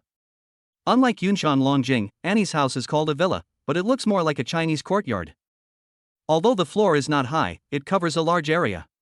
Yining particularly liked the small bridge, flowing water, pavilions and waterside terraces in the yard. It's not a bad idea to spend money to buy a house here. Near, you're back today. Perhaps hearing the sound of the courtyard gate being pushed open, a beautiful woman in plain clothes, with her hair tied up, who looked to be about 37 or 38 years old, walked out of the hall. Mi Rong was very happy to see that the person standing at the door was Annie. And has now taken over her father's position and is busy almost every day. Except during holidays, she rarely goes home and usually lives in the staff dormitory of Anshin Pharmaceutical. Mi Rong was about to step forward when she saw a handsome man standing next to Annie. Just when she was puzzled, and spoke first. Mom, this is Yining, my boyfriend. Annie took the initiative to hold Yining's arm and secretly poked Yining's waist with her fingers. Yining understood and handed over the gift he had bought on the way. Hello, Aunt Mi, my name is Yining, and I'm Annie's boyfriend. You can just teach me Xiao Ning. To be honest, if Yining met Mi Rong normally, he would never call her aunt. Because Mi Rong is only a dozen years older than herself, she should call her sister. But who says she is Annie's stepmother? She is of a higher generation than Annie. Mi Rong stood there in a daze for a long time, only coming to her senses when Yining handed the gift to her. With a look of surprise, he shouted, "Near! You actually found a boyfriend." Her reaction left Yining confused. Even if Annie is an IC chairman who keeps strangers away, there's no need to be so surprised to suddenly find a boyfriend, right? And I'm so handsome. Isn't it normal for Annie to like him? Perhaps feeling that her reaction was a bit excessive, Mi Rong calmed herself down and smiled a little embarrassedly. He took the paper bag from Yining's hand and combed the two messy hairs. I'm sorry, Xiaoning. Did Auntie scare you just now? No, Auntie. Annie has a very strong aura, so it's really difficult for other men to get close to her. Yining shook his head and explained with a smile. Mi Rong looked at Yining with a strange look, then lowered her head and took out the silk scarf from the paper bag. With a look of joy on her face, she thanked him, Xiaoning, thank you.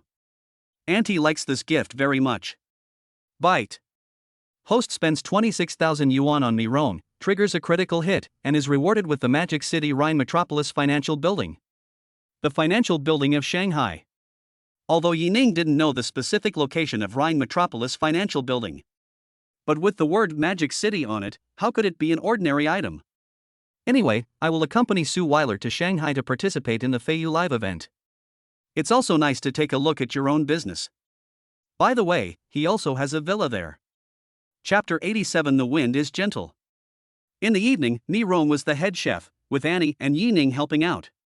Yining couldn't believe that Annie, as the chairman, was also very skilled in cutting vegetables and cooking. Apparently he often cooks his own meals at home. Beautiful and intelligent is a term specifically used to describe fairies. Yining smiled happily, as if he had found a treasure. While Mi Rong was cooking, she drove Yining and Annie out of the kitchen. The two of them snuggled up to each other on the sofa and watched TV. Yining felt his shoulders sink. And placed her hands on his shoulders, breathing sweetly as if to ask for credit. He, little brother, you didn't expect that I can cook, right? Yining smiled and nodded, then put his arm around Annie's waist. It's really a surprise. Ha, this is a surprise, but what if there's an even bigger surprise later? What's a bigger surprise? Yining raised the corner of his mouth with a cunning look on his face.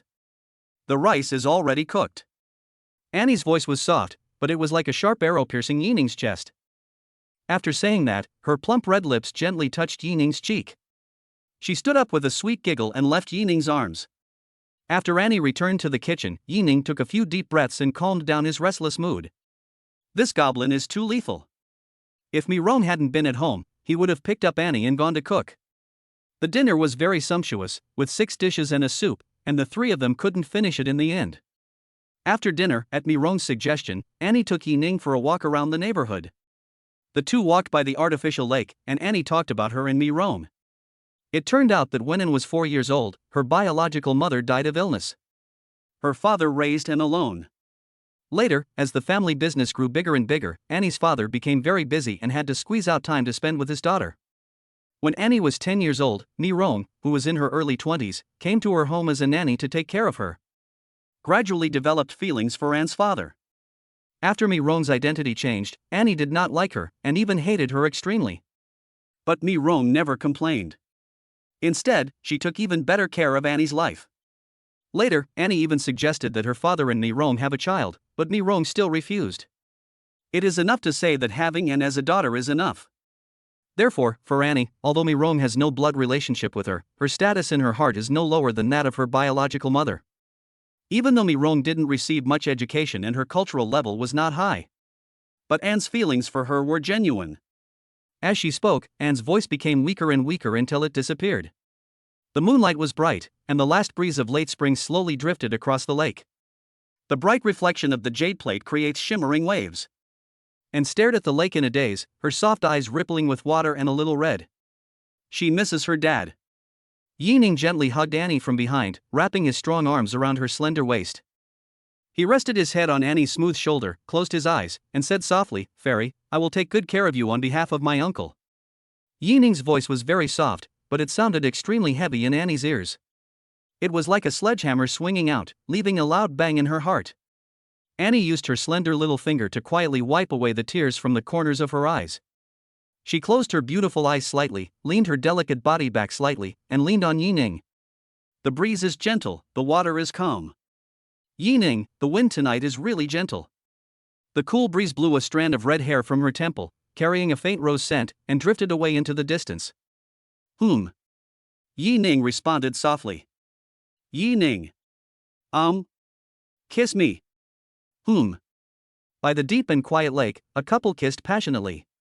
The two closed their eyes and carefully felt each other's gentle breath. The handsome man and the beautiful woman snuggled together tightly, painting a beautiful picture under the boundless moonlight. A quarter of an hour later, the two walked home hand in hand. After saying hello? When Mi Rong saw Annie holding Yining's hand and walking into her own dormitory, a hint of surprise flashed in her eyes. Then he smiled and nodded, then stood up and left the living room. In Anne's room. "Fairy, why do I feel like my aunt is looking at me strangely?" Yining finally couldn't help but ask. "When we first met today, Mi Rong looked a little strange." At first he thought he was seeing things.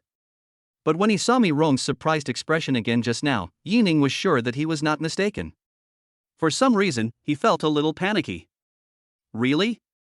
Annie wanted to laugh, but still asked with interest. Have?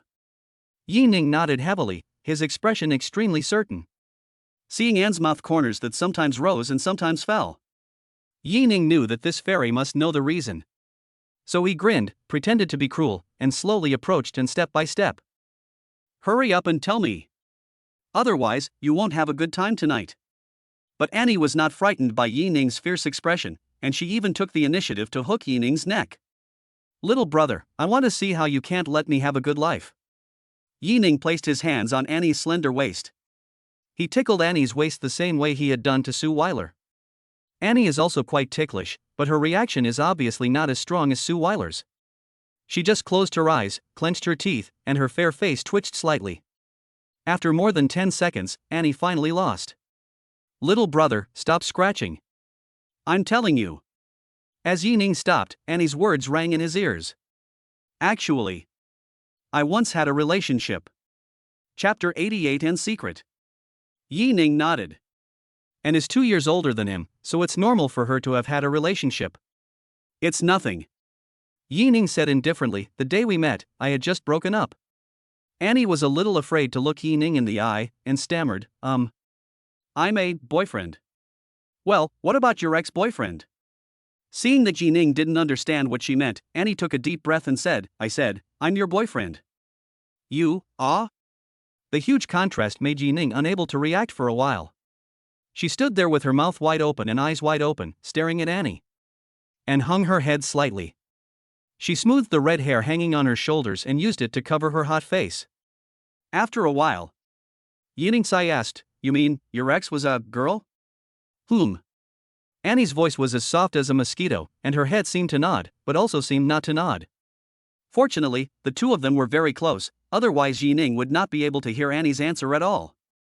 After receiving Annie's affirmation, Yining let out a heavy breath. He finally understood why Mi Rong stared at him with a strange look for several times. Because Mi Rong knew that Annie liked women before. So when I heard Annie introduce Yining, I said, You actually found a boyfriend. The focus of their words is not on love, but on gender. My family, who knows, my girlfriend used to be a Sayuri. Even, they were the attacking side. What about your ex? Ex-girlfriend? Yining always felt that this sentence was so weird. Don't worry, she's already married. Anne replied softly. Yining said unhappily, Did I say I was worried? Etc. Yining became alert after he finished speaking. Could it be that this enchantress is really attracted to both men and women? His Xiaoweir, his Qingqing, and possibly his Bailuo, wouldn't they really be swept away by this enchantress? Thinking of this, I actually started to feel a little worried. What? Are you scared? Seeing Yining staring at her warily, Annie understood what the man was thinking after a little thought. Ahem, no. Yining shook his head and pretended to be calm. Annie's pupils flickered, she stood on tiptoe and gently pressed her lips against Yining's. Separate as soon as you touch. A pair of snow-white arms exerted a little force and tightly wrapped around Yining's waist and back. The little ear pressed against Yining's hard chest, listening to his heartbeat, and explained. You really don't have to worry. First, my ex was my best friend.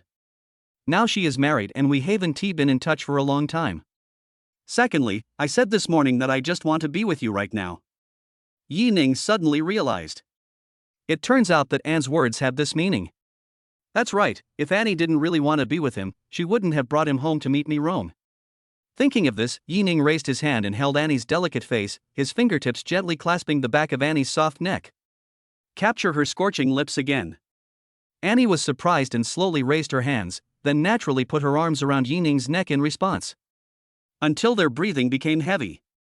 Boom, boom, boom. There was a soft knock at the door. The two of them stopped moving at the same time, opened their eyes and pricked up their ears. Xiaoning, I'm afraid you young people don't understand. When you buy something, hang it on the door handle. Remember to take it. After Mi Rong finished speaking, the tapping sound of slippers gradually faded away.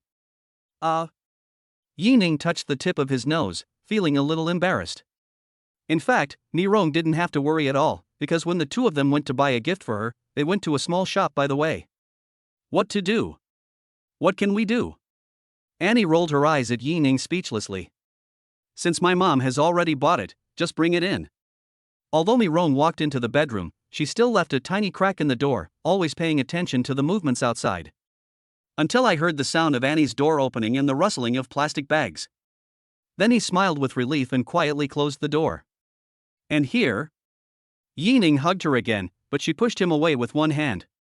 Go take a shower quickly, don't you want to sleep? Annie said with a smile. Okay, let's take a shower together. As he spoke, Yi Ning pushed Annie's thin shoulders and headed towards the bathroom. No, no. Annie shook her head firmly. Go to the bathroom outside. It's all the same. Are you going or not? Annie glared at him. Hey, okay. Seeing Yi Ning leave, Annie quietly came to the door and put her ear to the door and listened for a long time. Then she mysteriously took out a red sailor suit, a cat ear headband and a cattail toy from her handbag. Wait until Yi Ning returns to the room while wiping her hair with a towel. Suddenly, I saw Anne walking out of the bathroom wearing a sailor suit, cat ears on her head, and a tail tied behind her. He walked forward slowly and lightly. Her every move reveals her charm, like a blood-red rose, so beautiful beyond words. Gurgle. Yi Ning's eyes were dull, his throat was bulging, and he swallowed his saliva. Annie seemed to be very satisfied with Yi Ning's behavior. She raised her red lips and glanced at him. Little brother, do I look good? Fairy, you are so beautiful. So what are you waiting for? And opened her arms. Yi Ning stepped forward, squatted slightly, and picked her up. In late spring, the first cicada chirps echo across the quiet night sky, like a pair of giant hands covering the sky, tearing open the curtain of summer. Chapter 89 Going Home, Duingying. Early June. With Yi Ning's help, Yi Xiaoxiao and several of her good friends successfully entered Jiangcheng Kangda Hospital for internship. By the way, Yi Ning also treated a few girls to a big meal at the Jiangnan Hotel.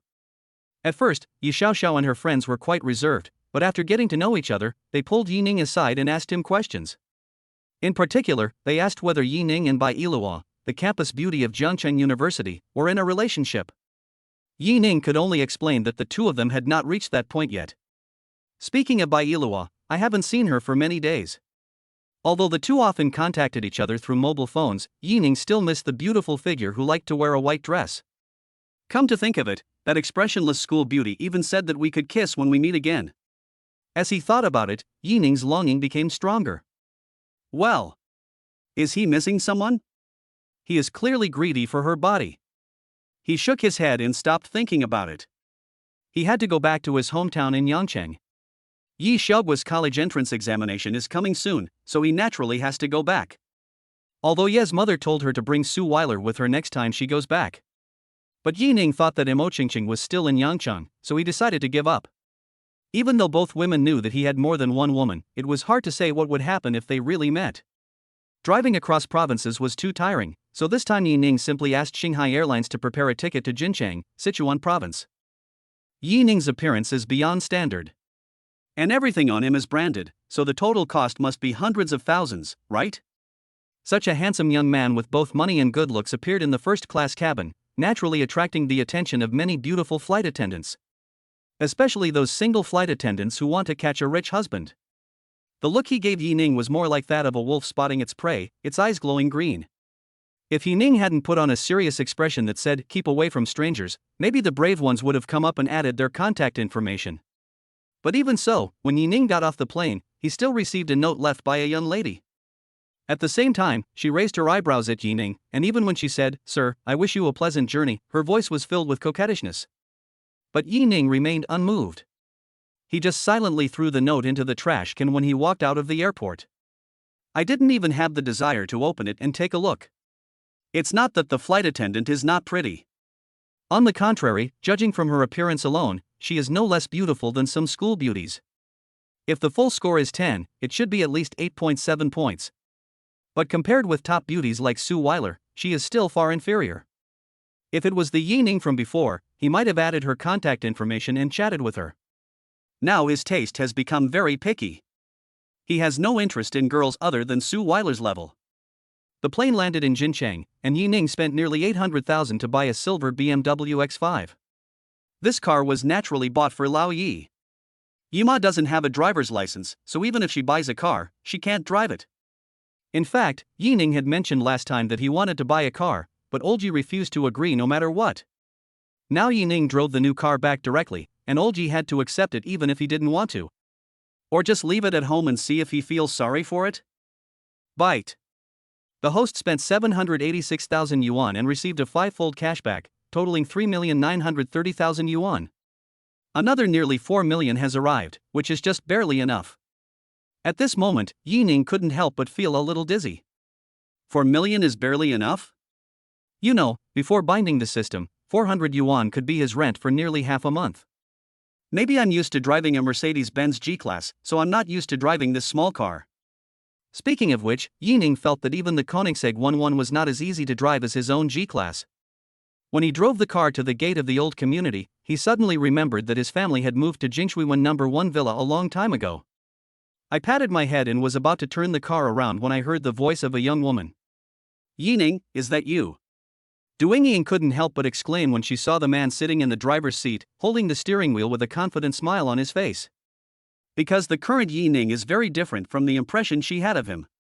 Although Yining's appearance has not changed much, he just changed his hairstyle.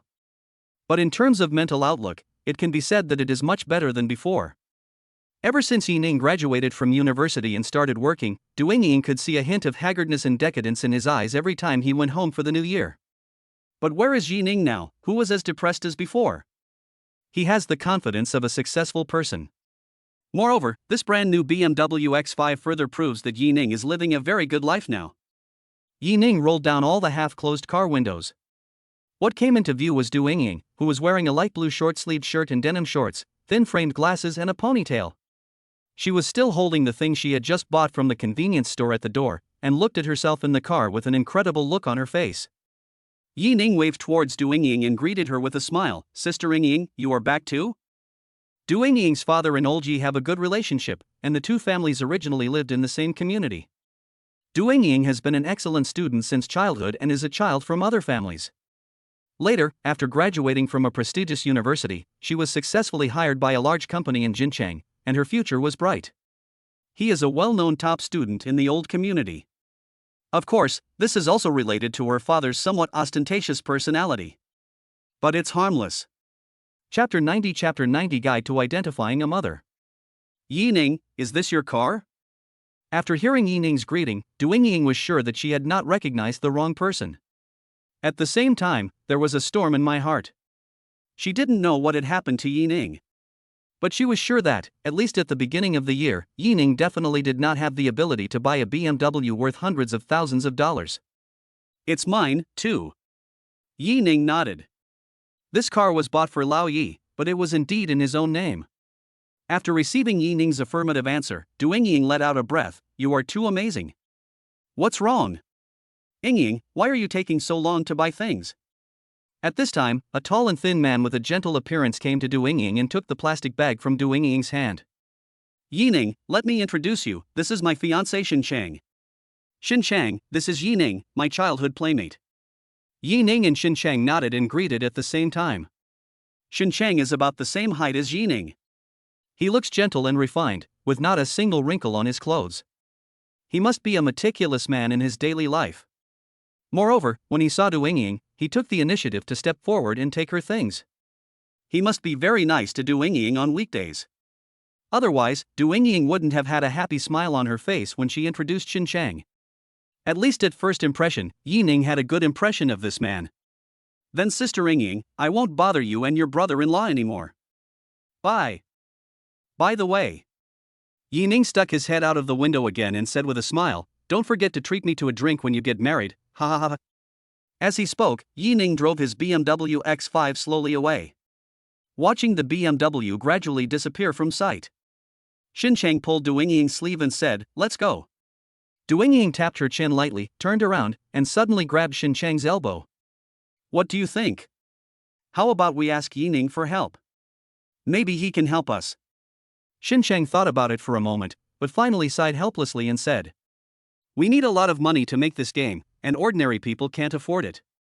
Although your childhood friend is young and can drive a car worth hundreds of thousands of dollars, it's still difficult for him to come up with tens of millions in cash. After hearing this, the golden light in Du Yingying's pupils disappeared and a dejected look appeared on her face. Xin Chang is right. Even if someone else has tens of millions in cash, why would they invest in you? But now, they really have no choice. After leaving the old community, Yining took half an hour to reach Jingshui Bay. "Hello sir, how can I help you?" When Yining's car stopped, the handsome security guard walked to the car window and asked kindly. Before Yining could answer, a middle-aged man wearing a suit and tie, who looked like a small leader, walked over.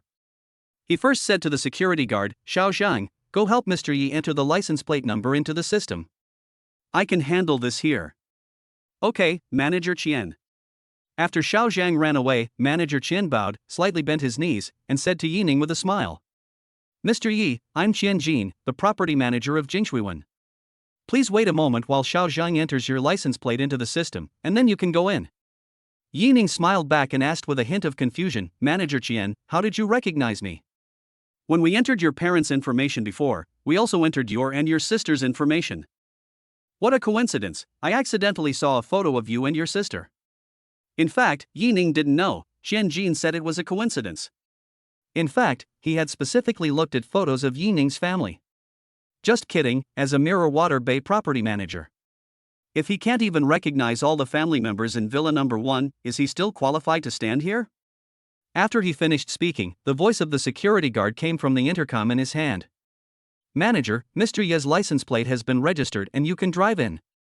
"Okay." Qian Jin replied, looked at Yining and bowed, "Mr. Yi, welcome home." "Thank you, sorry for the trouble." Yining nodded slightly, stepped on the accelerator lightly, and the BMW X5 slowly drove into the community. 2 minutes later, we finally arrived at Villa Number 1. Yining got out of the car and knocked on the dark security door. "Who is it?"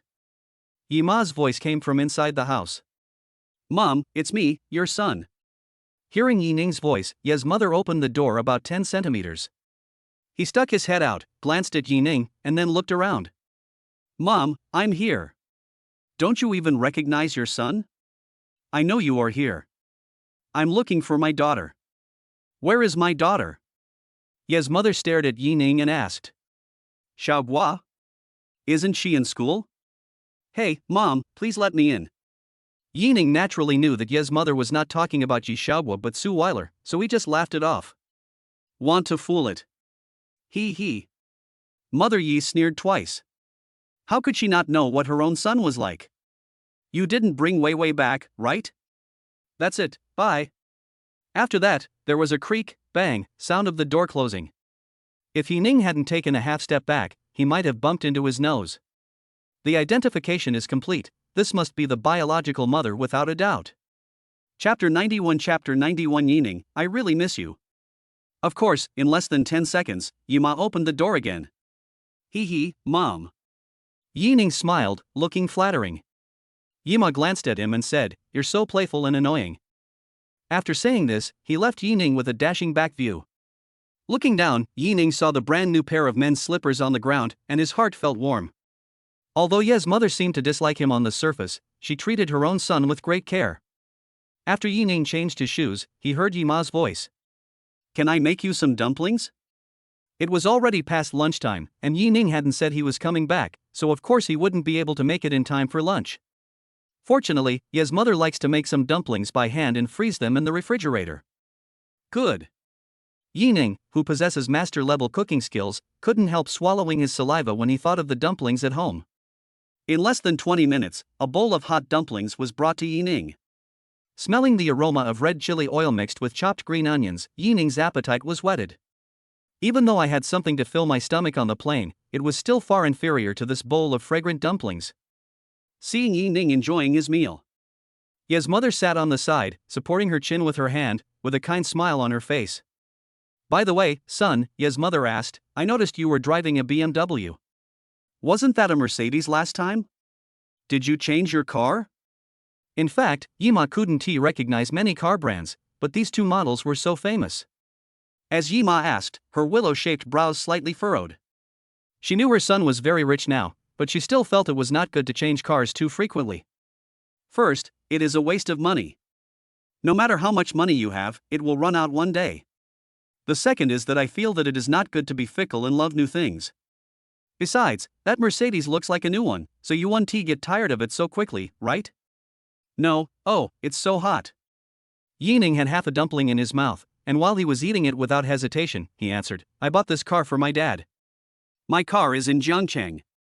Ye's mother showed a relieved smile on her face. When your father comes back, he will definitely be very happy. Really? Didn't he refuse the last time I asked him to buy it? TSK, you listened to him? Yi Ma sneered disdainfully. After you left, he nags me almost every day. He's just too embarrassed to do that. Forehead. Yining was speechless. I didn't expect that my dad actually has a tsundere personality. This is really like a knife stabbing PG. It really opened my eyes. Sure enough, when Lao Yi returned home in the evening, he spotted the BMW X5 in the garage at a glance. When he heard that this was the car Yining bought for him, he muttered that it was a waste of money. But he kept touching left and looking right. Sitting in the driver's seat, turning the steering wheel, I had a lot of fun. He had a happy face, like a little kid who got a lollipop. In early summer, the temperature rises. However, Lao Yi seemed a little cold. Otherwise, why were the two fingers holding the cigarette shaking constantly? That night, Olji couldn't wait to take Ye's mother out for a ride. Seeing the two elders going out hand in hand, they completely ignored their own son. Yining silently shed sad tears. Is this the example that parents are the true love and children are the accident? Yining stayed alone in his empty room, watching new anime and chatting with a few girlfriends. When Mo Qingqing heard Yining say that he was returning to Yangcheng, she immediately replied that she wanted to come and see him. Seeing that it was getting late, Yining told Mo Qingqing that he would meet her tomorrow morning. Mo Qingqing did not reply to the message. About half an hour later, a call came to Yining's cell phone. Yining quickly picked up the phone, because the caller was Mo Qingqing. Hello? Qingqing? It sounded a bit noisy from Mo Qingqing's end, with the sound of square dancing, so it must be outside. Yining, you didn't expect that I'm downstairs at your house. Mo Qingqing's playful voice came from the other end of the phone, crisp and pleasant. Downstairs from his house? Yining understood it in a flash. I didn't tell Mo Qingqing about the move, and she thought I was still living in the old neighborhood. At this moment, Yining was extremely moved. In order to see him, Mo Qingqing went to his house at night regardless of everything, so what was he still hesitating about? Qingqing, please stay nearby and don't leave. I'll come find you right now. It will probably take about 40 minutes. Ah? Yining, you're not at home? Mo Qingqing asked in surprise, with a hint of loss in her tone. I'm sorry, Qingqing, I forgot to tell you that I moved and now I don't live in the old neighborhood. Then I'll go back first. Mo Qingqing pouted and said aggrievedly.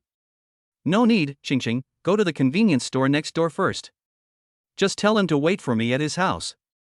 Uncle Ma is a very nice person.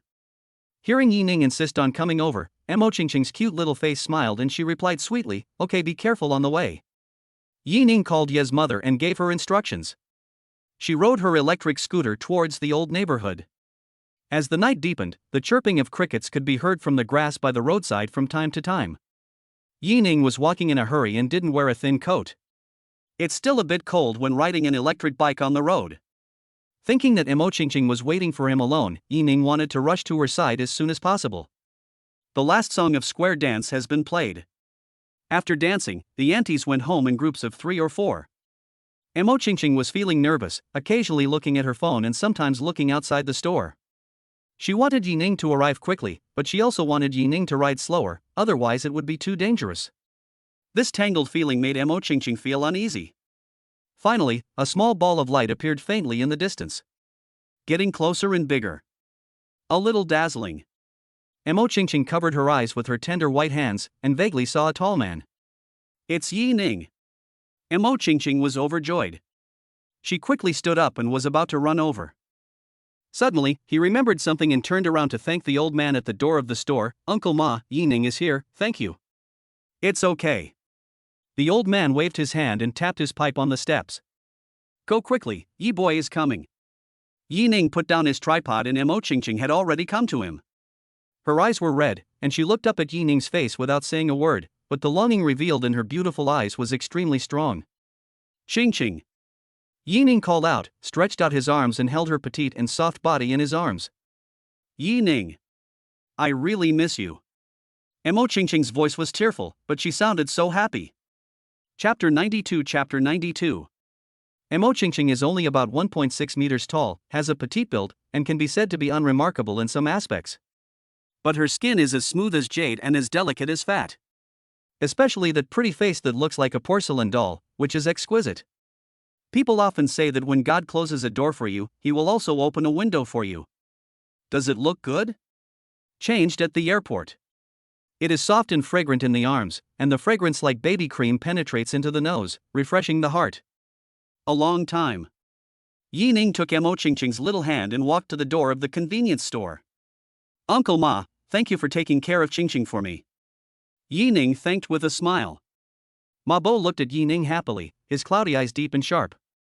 Young man Yi, this little girl is pretty and polite, not bad. He praised it and held the cigarette holder with a look of enjoyment on his face. After hearing what Ma Bo said, Yining took Mo Chingching's hand and changed the position, interlocking their fingers. Chingching is indeed the best girl in the world. Yining nodded affirmatively. Of course, I added silently in my heart, one of. Well. There's really nothing we can do. Who told us to be such a scumbag? The fish pond is so big that you have to think before you speak. It's so sad. If there is such a thing in the future, please do come more often. Seeing the proud expression on Yining's face, Ma Bo smiled kindly.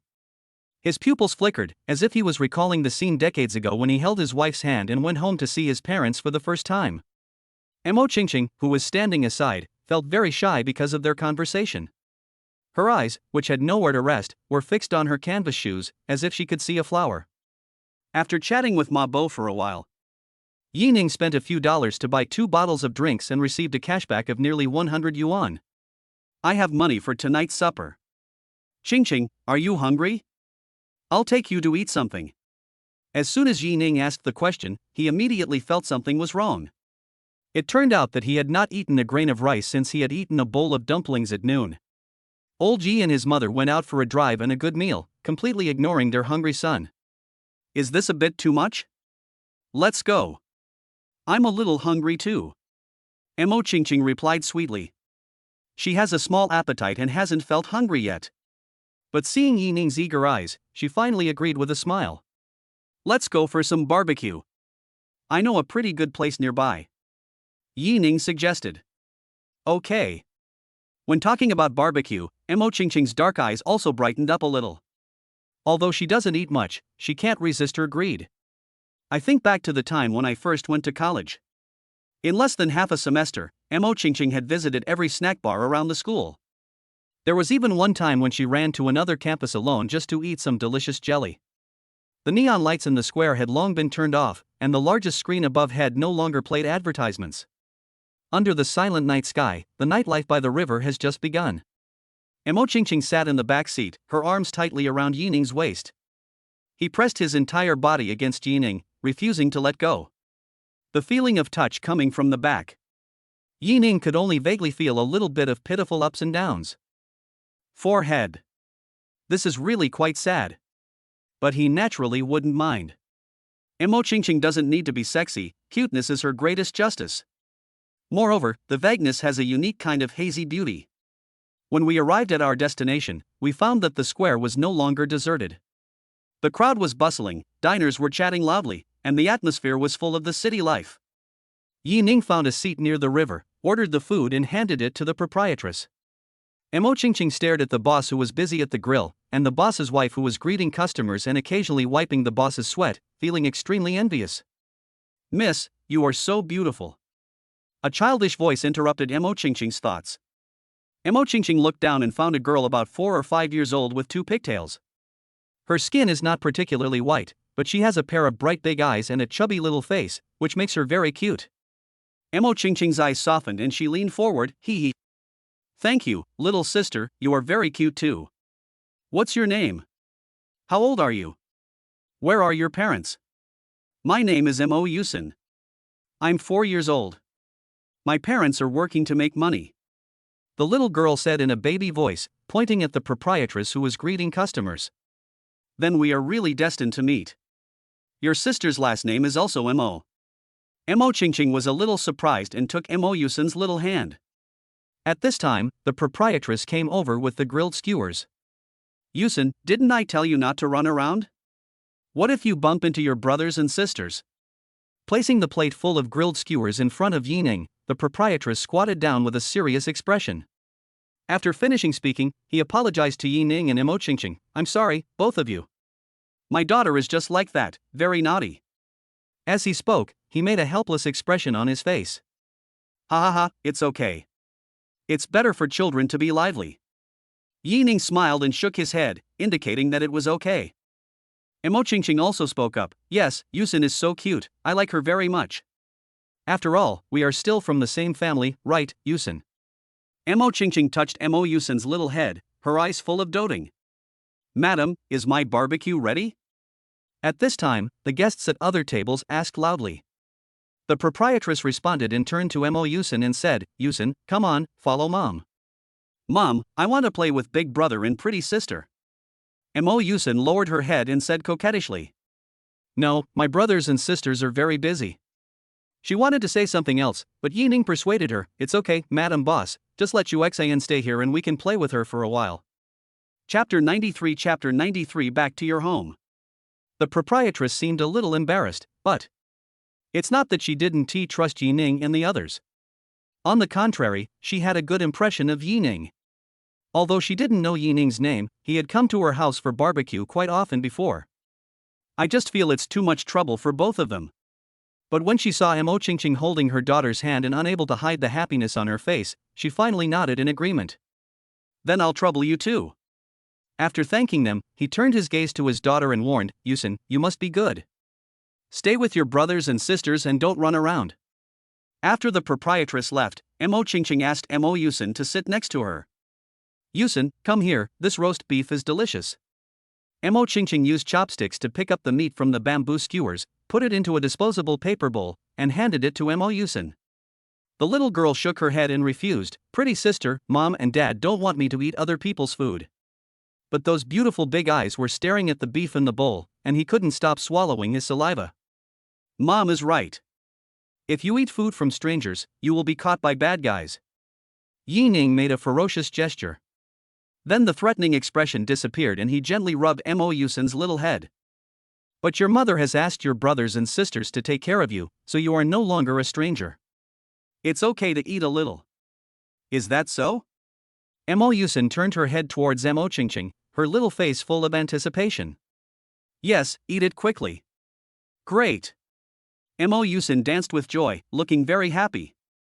He picked up the beef not very skillfully and put it into his little mouth, with a look of satisfaction on his face. 10 meters away, the proprietress saw the three people talking and laughing, and her eyes softened. In this line of work, the afternoons and evenings are the busiest. In the past, it was okay to have elderly people at home, as they could help take care of the children. Now that my parents are not around, I have to squeeze in time to pick up my daughter from kindergarten. Not to mention playing with her, there is no chance at all. Tonight was the happiest time that Mo Yusen had laughed in all these days. How about I talk to my husband later and take a couple of days off to take our daughter out for a good trip? By the time Yining and the others finished eating, it was already 11 o'clock in the evening. Bite. Host spends 126 yuan and gets triple cashback, a total of 378 yuan. It's a shame there's no critical hit, but it's okay. Although Xiao Yusen looked reluctant to leave, she still grabbed the corner of the boss lady's clothes and waved goodbye sensibly. However, Yining found Mo Chingching's performance very interesting. I look back every 3 steps, especially when I'm on an electric bike, I look over there from time to time. Are you so reluctant? Then just have one child. Yining teased. No. Mo Chingching's face flushed. Now she has to take care of her mother and work part-time at the same time. How can she have the energy to have a baby? Moreover, I have to prepare for the postgraduate entrance examination, so I have even less time to think about having children. Seeing that Yining didn't say anything, Mo Chingching grabbed his shirt and applied a little force. He bit his lower lip and remained silent for a long time before finally mustering up the courage to whisper. Wait until I finish my exams, then we'll be there, at. His voice grew softer and softer, and his head lowered lower and lower. A cool breeze blew against her face, but her cheeks felt hot from shame, as if they were being burned by fire. What? Yi Ning raised the corner of his mouth and revealed an evil smile. You. Humph. Mo Qingqing was ashamed and angry, and gently hit Yi Ning's strong back. This person is so bad. I know I'd be too shy to talk about this, but he still has to ask me about it every time. Just ask. When you see yourself blushing, you like to laugh at others. How could there be such a hateful person? Passing by a store that did good business at night, Yi Ning asked Mo Qingqing to wait in the car and hurried over. Mo Qingqing looked at the 4 words on the sign and knew what Yi Ning was going to buy. She gave Yi Ning a cold look, her pretty little face turning red. But it didn't stop me, instead I felt a little bit of anticipation. Ah, young man, you are blessed. The boss saw Mo Qingqing standing next to the electric bike through the translucent door curtain and secretly gave Yi Ning a thumbs up. Haha, that's natural. Yi Ning winked at the boss, and the 2 strange men smiled in tacit understanding at the same time. It's tacitly understood. Here, take it. Yi Ning handed the black plastic bag to Mo Qingqing. I don't want it. Really? No.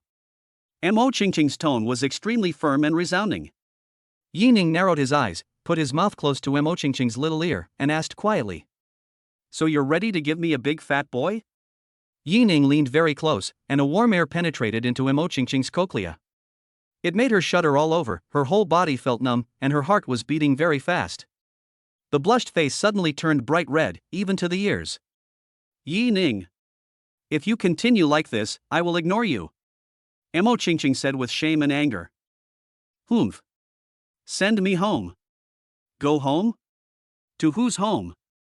Of course, I'm going back to your home. After Mo Qingqing finished speaking, she clenched her teeth, her limbs feeling sore and numb. The moonlight was bright, and Mo Qingqing looked shy, clinging tightly to Yi Ning's back.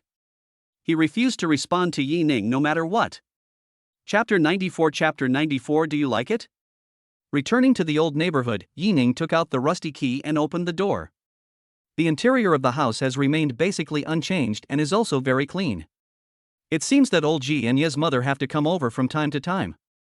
It's not surprising, the 2 elders' communication circle is here. Especially since all of Yi Ma's card playing friends are here, this is her biggest hobby. How can she give it up just because of moving? Although the rich old ladies in the villa area also like to play cards, their wins and losses are not small. Yi Ma is indeed not short of money now, but she only does it for entertainment, not for gambling. So we can't play together. Just closed the door. Mo Qingqing threw herself into Yi Ning's arms. With the ball. That's not right, you bumped into people with beans, right? Feeling the soft body in his arms, Yi Ning realized that Mo Qingqing's whole body was extremely warm at this moment. Combined with the fragrance emanating from her body, Yi Ning's eyes became blurred. Yi Ning, now. I want to.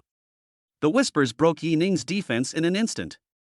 The firm heart of Tao was shattered in an instant. Yi Ning easily picked up Mo Qingqing, bent down to kiss her cherry lips, and walked towards the bathroom step by step. The next morning, Yi Ning felt something strange in his sleep. He suddenly opened his eyes, his pupils widened. Qingqing, you. Hearing Yi Ning's surprised voice, Mo Qingqing raised her head, her pretty face red like a ripe apple. She asked timidly, do you like it? Yi Ning suddenly felt dry mouth and heavy breathing. Soon after, the beautiful spring scenery reappeared in the messy bedroom. Near noon, Yi Ning pulled Mo Qingqing out the door. As soon as I arrived at the garden downstairs in the community, I happened to meet Du Yingying and Xin Chang. Yi Ning, is this your girlfriend? Du Yingying stared at Mo Qingqing and sighed that the girl was so beautiful. Yi Ning nodded in acknowledgement and introduced each other. Qingqing, you are so beautiful, and how come your skin is so good? Du Yingying praised sincerely. Du Yingying is naturally pretty, and people often approach her when she walks on the street. But the Mo Qingqing in front of her was no less beautiful than any other girl she had ever met. Although of average height, her proportions are very good. Especially that stunning face, so charming and without any flaws. He, Sister Yingying, you are very beautiful too. After hearing this, Xin Chang on the side looked at Du Yingying and nodded heavily in agreement. Du Yingying smiled slightly. She knew that she was indeed a beauty in the eyes of most people. But she also knows that one should know oneself. Compared with Mo Qingqing, there is still a big gap between them. This girl is the kind of beauty that you can never forget after seeing her once. Even in a place like Jincheng where there are so many beautiful women, there are not many pretty ladies with such beauty. Yining, you are so lucky to be favored by a beauty like Qingqing. Du Yingying said from the bottom of her heart. Mo Qingqing took a small step forward and explained hurriedly, No, I'm the lucky one because Yining accepted me. Du Yingying looked at Mo Qingqing in surprise as she kept defending Yining. She didn't expect that this little beauty would defend Yining so much. How much does she like him? It was obvious that he wanted to pour out his heart to Yining. Yining, you must cherish her. There are not many girls like Qingqing in today's society. Yining was quite proud. Qingqing has always been my white moonlight. At the same time, he reached out and gently smoothed Mo Qingqing's hair. This girl is so likable. I feel so lucky to have met her. Yining stared at Mo Qingqing's profile with gentle eyes. Seeing this, Du Yingying and Qingcheng felt that they were fed. Obviously, they are a couple. Forget it, I won't talk to you anymore. I'm afraid if I talk to you anymore, you won't have to eat lunch. Just as he was about to turn around and leave, he suddenly stopped. By the way, Yining, is Xiaogua about to take the college entrance examination? Well, in 2 days. Yining nodded. He came back just to cheer his sister up. One of you two siblings is already working, and the other is about to go to college. Time flies so fast. Du Yingying murmured as she looked into the distance. Indeed. Yining was about to agree when he suddenly noticed something strange. Wait, isn't that right? Du Yingying asked in surprise, what's wrong? You're clearly not more than 2 years older than me, so why are you talking like an older person? Have you been possessed? Yining seemed to have discovered some horrible secret. His eyes widened and his pupils shrank slightly. He pulled Mo Qingqing's soft little hand and silently took a half step back. I'll take your sister away. Du Yingying scolded with a smile. Hiss. You still want to take over Xiaogua's body? I will never agree. Forget it, I'm too lazy to argue with you. Knowing that she couldn't win the argument with Yining, Du Yingying took Qingcheng's hand and turned away. Instead, Qingcheng quietly put his other hand behind his back, gave Yining a thumbs up, and silently praised him. He is a taciturn man, so how could he win over Du Yingying in an argument? Today I saw someone who could choke his fiancée into silence, and I actually felt a little good about it. Why? Are you happy? Just when Qingcheng was secretly happy, a cold voice came to his ears. Qingcheng was startled and said, Is there? Ha ha. Du Yingying sneered, my relative is gone. After hearing these words, Qingcheng couldn't help but tremble all over. I smiled bitterly in my heart. It is said that there are obstacles before marriage and saviors after marriage. He isn't even married yet, why is he already scared? Chapter 95 College Entrance Examination is coming. 2 days later. The sun is shining brightly and the sky is clear. Under the scorching summer sun, senior high school students entered the examination hall one after another. As in previous years, the examination venue for Yangcheng High School students is Yangcheng Foreign Language School. On that day, La Yi drove and arrived at Yangcheng Foreign Language School early. Not long after, we finally saw buses with banners hanging on them arriving at the school gate one after another. Yining was looking for a bus from Yangcheng High School. I felt someone tap my shoulder gently. Brother! He, didn't expect me to appear behind you, did you? Yi Xiaogui was wearing a blue and white school uniform short-sleeved shirt and thin school pants, with a ponytail, exuding a youthful campus atmosphere. She was very surprised to see Yining before the exam. Although her brother didn't say anything, he still came to the examination room to cheer her on the day of the college entrance examination. She was so happy. Let's go. Yining rubbed Yi Xiaogui's thick hair with a doting look in his eyes. Mom and Dad are here too, I'll take you there. Yi Xiaogui smiled and tapped her fair chin, then took 2 steps forward and took Yining's arm. By the way, where is Qianqian? Yining asked. Yi Xiaogui stared at Yining meaningfully for a long time, then said with a hint of meaning, Brother, you're not asking about Qianqian, are you? Yining was a little embarrassed. Since Yi Xiaogui and Mo Qianqian did not walk together, then Mo Qingqing should have come to the scene like him. As for asking Mo Qianqian, it was of course just a side note. Humph. I knew it. Yi Xiaoguo looked disdainful. At the same time, a hint of worry flashed across her expression. Why hadn't she noticed her brother was so unfaithful before? While flirting with Sister Wei, he was also dating Sister Qingqing. There might even be a beautiful sister that she doesn't know about. What should I do if something really happens to me one day? After a few steps, the two saw Yi Ma and Olji standing on the side of the road.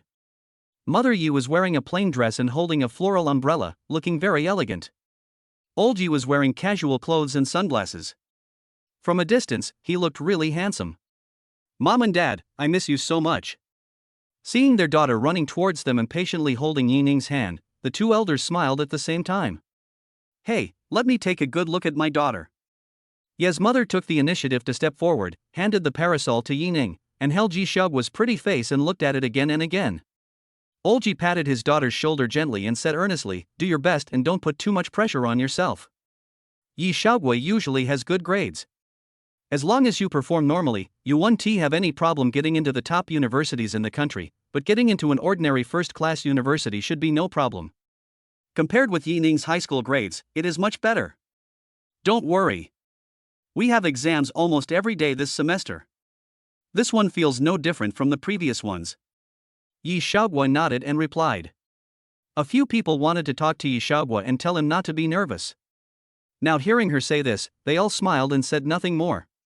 It can be said that no one present, including Yining, understands the types of questions and test-taking skills of today's college entrance examination better than Yi Xiaoguo. Two people who know nothing, plus one who knows a little, teaching one who is proficient, isn't that just nonsense? Sometimes, 3 cobblers may not be as good as 1 zhuge liang.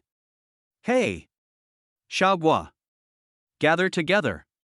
I could vaguely hear a voice calling Yi Xiaoguo from afar.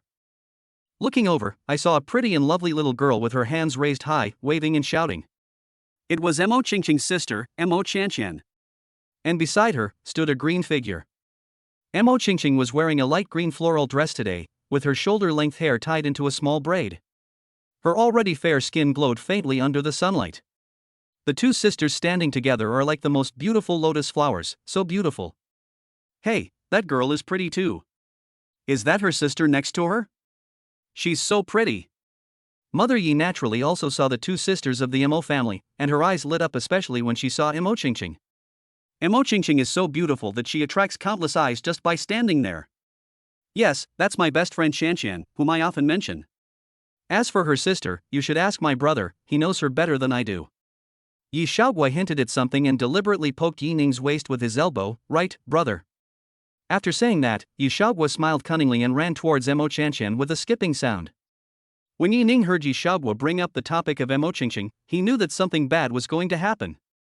Sure enough, just as Yi Xiaoguo walked a short distance, Yi Ma's gaze quickly shifted to him. Son, there's something behind what Xiaoguo said just now. Can you analyze it for me? What does she mean? What do you mean? Yining felt a little guilty and kept winking at Olji. But Olji was not only indifferent, but also whistled as if it had nothing to do with him. You're not going to tell me, right? Then let me ask directly, what is your relationship with that girl? We were high school classmates.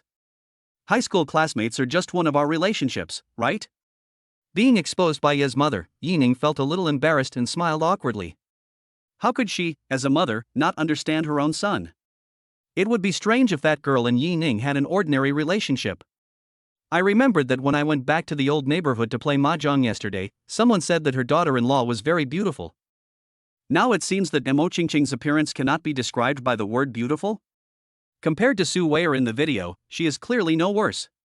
That's not right. There are still big gaps in some aspects. Son, what about Wei Wei? Did you break up? Mother Yi looked into Yining's eyes. Ahem. No. Ha. Ye's mother sneered, poked Yining's temple, and said angrily, just keep messing around. What are you still standing there for? Why don't you go and pull that girl over here for your dad and me to see? What's the point of letting someone bask in the sun all the time? Oh. Looking at Yining's back, Ye's mother looked helpless. In the past, if Ye's mother saw such a beautiful girl liking her son, she would wake up laughing in her dreams. Now, she didn't know what to do for a moment. Looking at Mo Qingqing holding hands with Yining in the distance, and then thinking of the innocent-looking Suile, she felt dizzy. As soon as he turned around, he saw Olji looking at Yining and his wife and nodding uncontrollably. What? Are you envious? Yima's eyes narrowed slightly. Olji was shocked and asked, Me? What am I envious of? What is there for me to envy? It's better not to. Seeing his mother look away, Olji felt relieved. While the two were talking, Yining took Mo Qingqing's hand and walked towards them. As Yining and the other person approached, Mo Qingqing's facial features became clearer. A pair of big eyes sparkling like stars, a straight nose and a small mouth. Especially the flawless white skin, which is so smooth and delicate that it seems to be broken. She lowered her head and hid half of her body behind Yining, looking a little embarrassed. Chapter 96 Mo Qingqing meets her parents. After Yining pinched her little hand, Mo Qingqing finally plucked up the courage and took half a step forward. Uncle, auntie okay, my name is Mo Qingqing. Mo Qingqing's palms were sweating, and when she spoke to Yining's parents, her teeth were trembling. The crystal-clear little ears were incredibly red and looked extremely shy. This kind of appearance is so attractive. Yima was captured by Mo Qingqing in an instant. She couldn't feel the slightest bit of dissatisfaction towards this girl. I really don't know what my son has done. Let such a pure-hearted woman follow him wholeheartedly. My daughter, come here, don't be afraid. Mother Yi stepped forward, took Mo Qingqing's hand, and showed joy on her face. Mo Qingqing looked back at Yining and saw Yining nodded. He lowered his little head and let Yima lead the way. The two sat in the back seat and engaged in another textbook round of questioning. When Yima heard that Mo Qingqing gave up the opportunity to further her studies because of her mother Li Qingru's illness, it's inevitable to feel pity. This girl looks weak on the outside, but she is very strong on the inside. As soon as he entered society, he shouldered the burden of the family. Although she didn't ask, she knew it must be her son who helped. Otherwise, how many families can afford to pay hundreds of thousands of dollars in medical expenses? If this kind of thing happened to the Yi family back then, what would they do now? In the next 2 days, the whole family including Mo Qingqing will come to Yangcheng Foreign Language Middle School to accompany the exam. Until the last English exam, the announcement of collecting papers sounded and the college entrance examination officially ended. Looking at Yi Xiaoguo holding Mo Qianqian's hand with a relaxed look on his face, the two of them walked out of the school gate at the same time. Yining and the others breathed a sigh of relief. At least judging from their expressions, the two of them performed pretty well. Dad, Mom. He. Yi Xiaoguo jumped up and down. Uncle, Aunt, hello. Mo Qianqian was much quieter and greeted Yi's mother and Olji first. Then, their eyes were focused on Yining and Mo Qingqing's interlocked hands. See, Qianqian, I told you we would become real sisters. Mo Qianqian also nodded heavily in agreement and smiled very happily. Since their last meeting, she could tell that her sister liked Yining. Now that the two of them are finally together, as a younger sister, she is naturally happy for Mo Qingqing. Let's go. I've prepared some delicious food for you too. Let's reward you. Mother Yi said. Since the BMW X5 couldn't accommodate all the passengers, Yining and Mo Qingqing suggested that they take a taxi. In a taxi. Mo Qingqing closed her eyes, smiled, and leaned in Yining's arms. Her white jade fingers gently rubbed Yining's hand on her abdomen, feeling extremely comfortable. Yining, the college entrance examination is over. Are you going back to Zhongchen? Mo Qingqing's tone was slightly depressed. She knew that Yining would not stay in Yangcheng for long. Yining naturally couldn't bear to leave Mo Qingqing, so he suggested, Qingqing, why don't you and Auntie come with me to Jiangcheng? I can help you prepare a house for you to live with your aunt. It's not just Mo Qingqing. In fact, Yining also intends to let his parents move to Jiangcheng. But they all said that Yangcheng is their roots and they cannot leave it. Even if Yining has more money in the future. When I get old, I will return to this small town. This city carries all his childhood memories and encompasses every bit of his childhood. It can be said that before going to college, his world was only as big as Yangcheng. When he grows old, he also hopes that his world will become as small as Yangcheng. My mother probably won't agree. Mo Qingqing shook her head. After hearing this, Yining also expressed his understanding, saying that it was normal to have such thoughts. After refusing, Mo Qingqing continued, but, in 2 months, my mother should be almost fully recovered. Then, I'll take her to Jiangcheng for a trip and visit you while I'm there, okay? Mo Qingqing's little face was full of hope. Naturally, she didn't want to be separated from Yining for too long. As long as I go to Jiangcheng, even if I can't meet Yining every day, at least we will interact more frequently. Okay. Yining pressed his face against Mo Qingqing's head and rubbed it again and again. He would definitely support Mo Qingqing's decision.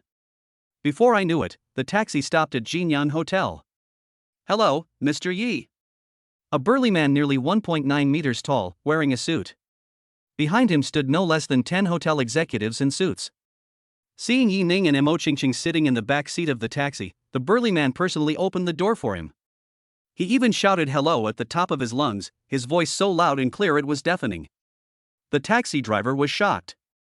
He looked at Yining in the rearview mirror with a strange look in his eyes. From the very beginning, he felt that this young couple with extremely high looks were not simple. Although the girl was dressed in ordinary clothes, she had an exquisite and pretty face. Men are even more amazing. Not only are they handsome, but they also exude the aura of a superior in their every move. The current situation further confirms the taxi driver's guess. But it is really rare that a big boss would take a taxi with his girlfriend. Helping Mo Qingqing get out of the car, Yining couldn't help but punch the burly man in front of him in the chest when he saw his show-off look. He laughed and scolded, of course, once you become the general manager, your words and actions will change drastically. The burly man was naturally Yining's good brother, Li Hu. Originally, Yining thought that this kid still needed some time to grow. Unexpectedly, it seems that I have done a good job now, at least I haven't made any serious mistakes. He. Li Hu scratched the back of his head, feeling a little embarrassed. How could he manage a hotel? He is still learning from others. It was just something Yining had asked him to do, so he naturally had to do his best. It's not just because Yining is the owner of Jinyang Hotel, the bigger reason is that Yining and he are brothers. If he couldn't even do this, then he would resign and go back to work as a screwdriver without Yining telling him to. Afterwards, Yining greeted the employees behind Li Hu one by one. Under the guidance of Li Hu, Yining came to the private room on the top floor of the hotel. The entire private room is nearly 100 square meters, but there is only a round dining table in the middle. In the private room, there were two waiters with handsome appearance and tall stature. Olji, Ye's mother, Xiaoguo, and Mo Qianqian were already sitting there waiting for them. Brother, you're here. Elder sister. Son, bring Qingqing here quickly. Seeing Yining and the other person walking into the private room, several people greeted them in unison. Staring at the heartwarming scene in front of him, Yining felt very warm inside. This is the life that Yining pursues. Let's go. Yining took Mo Qingqing's hand, they smiled at each other and walked over together. After offering a toast, Li Hu found an excuse to leave the private room. At the dinner table, Yi Xiaoguo, the happy guy, is the most lively one. But Ye's mother ordered her not to drink any alcohol and asked her to pout her lips and drink the soy milk in big gulps. Even Mo Qianqian, a shy girl, ate a lot more than usual without the pressure of the college entrance examination. After dinner. After Olji drank, his mother took him home in a taxi. Mo Qingqing sat in the passenger seat, holding a thermos box of food packed for Li Qingru. Two little ones are behind. Looking at the two people in front who didn't show any dog food but were full of dog food all the time, they whispered and giggled. Chapter 97 Target, Jiangcheng University. When I saw Li Qingru again, she looked much better than a month ago. Isn't the overall mental outlook much better? Li Qingru welcomed Yining and his sister very much. In the past month, although Mo Qingqing didn't say it, Li Qingru could see that her daughter missed Yining very much. Every time I receive a call from Yining, it feels like I've been injected with stimulants and I get very excited. Xiaoning, Qingqing has always been sensible, but she can be a little willful sometimes. If you two really have any disagreements, Auntie hopes you will be more tolerant of her. The eldest daughter's whole mind is on Yining. She hopes that the two of them can continue to have a good relationship and not be upset by trivial things in life. If the two really separate, the one who will be hurt the most will definitely be their daughter. Yining nodded seriously and placed Mo Qingqing's small hand between his own hands. Don't worry, Auntie. I will definitely cherish Qingqing. Li Qingru nodded with relief. I feel relieved with your words. Mo Qingqing felt a little embarrassed when Yining held her hand in front of everyone. Especially after hearing Yining's assurance, her fair little face was flushed with a light blush, and she was so beautiful that she could shame the moon and flowers. The little hand struggled a little, but when it found that Yining was holding it firmly, it let him hold it. But in her heart, she was naturally very happy, and all her expressions were just due to shyness. Mo Chanshan was also happy for her sister. She stared at her sister's face, which she dared not lift up, with a smile on her face. Only Yi Xiaoguo rolled his eyes. Yi Xiaoguo believed his brother when he said that he would cherish Sister Qingqing and treat her well. But he won't only be nice to Sister Qingqing. As for Sister Weier, maybe his brother said the same thing to her mother. You smell of her perfume on you, it's my nose's fault. If there were any other sisters, she simply couldn't bear to think about it.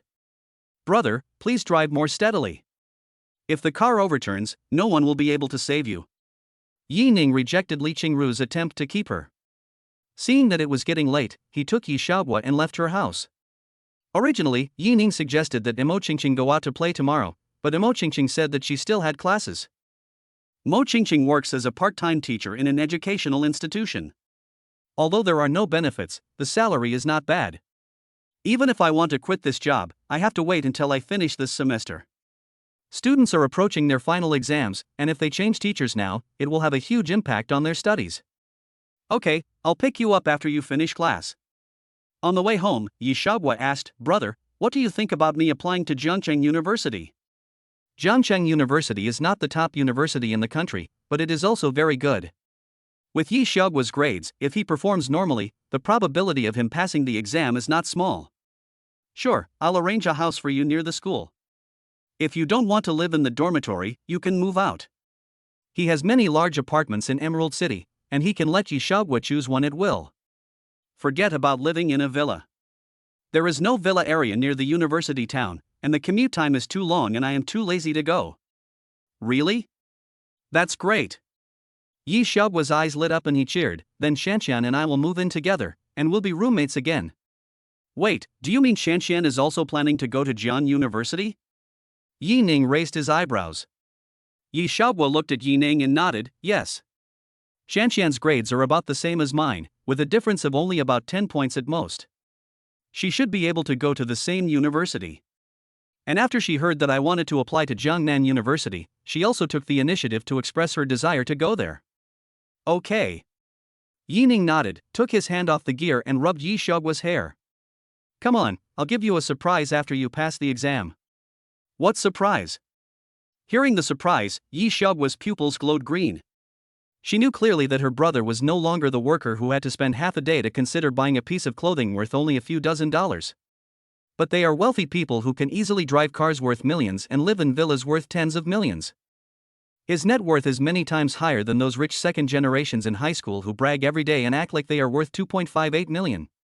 Looking at the Patek Philippe watch in his hand, could the surprise Yi Ning mentioned be just an ordinary thing? Yi Ning hesitated for a moment and then said, how about this, if you get admitted to Jiangcheng University and learn how to drive during the summer vacation, I'll give you a sports car.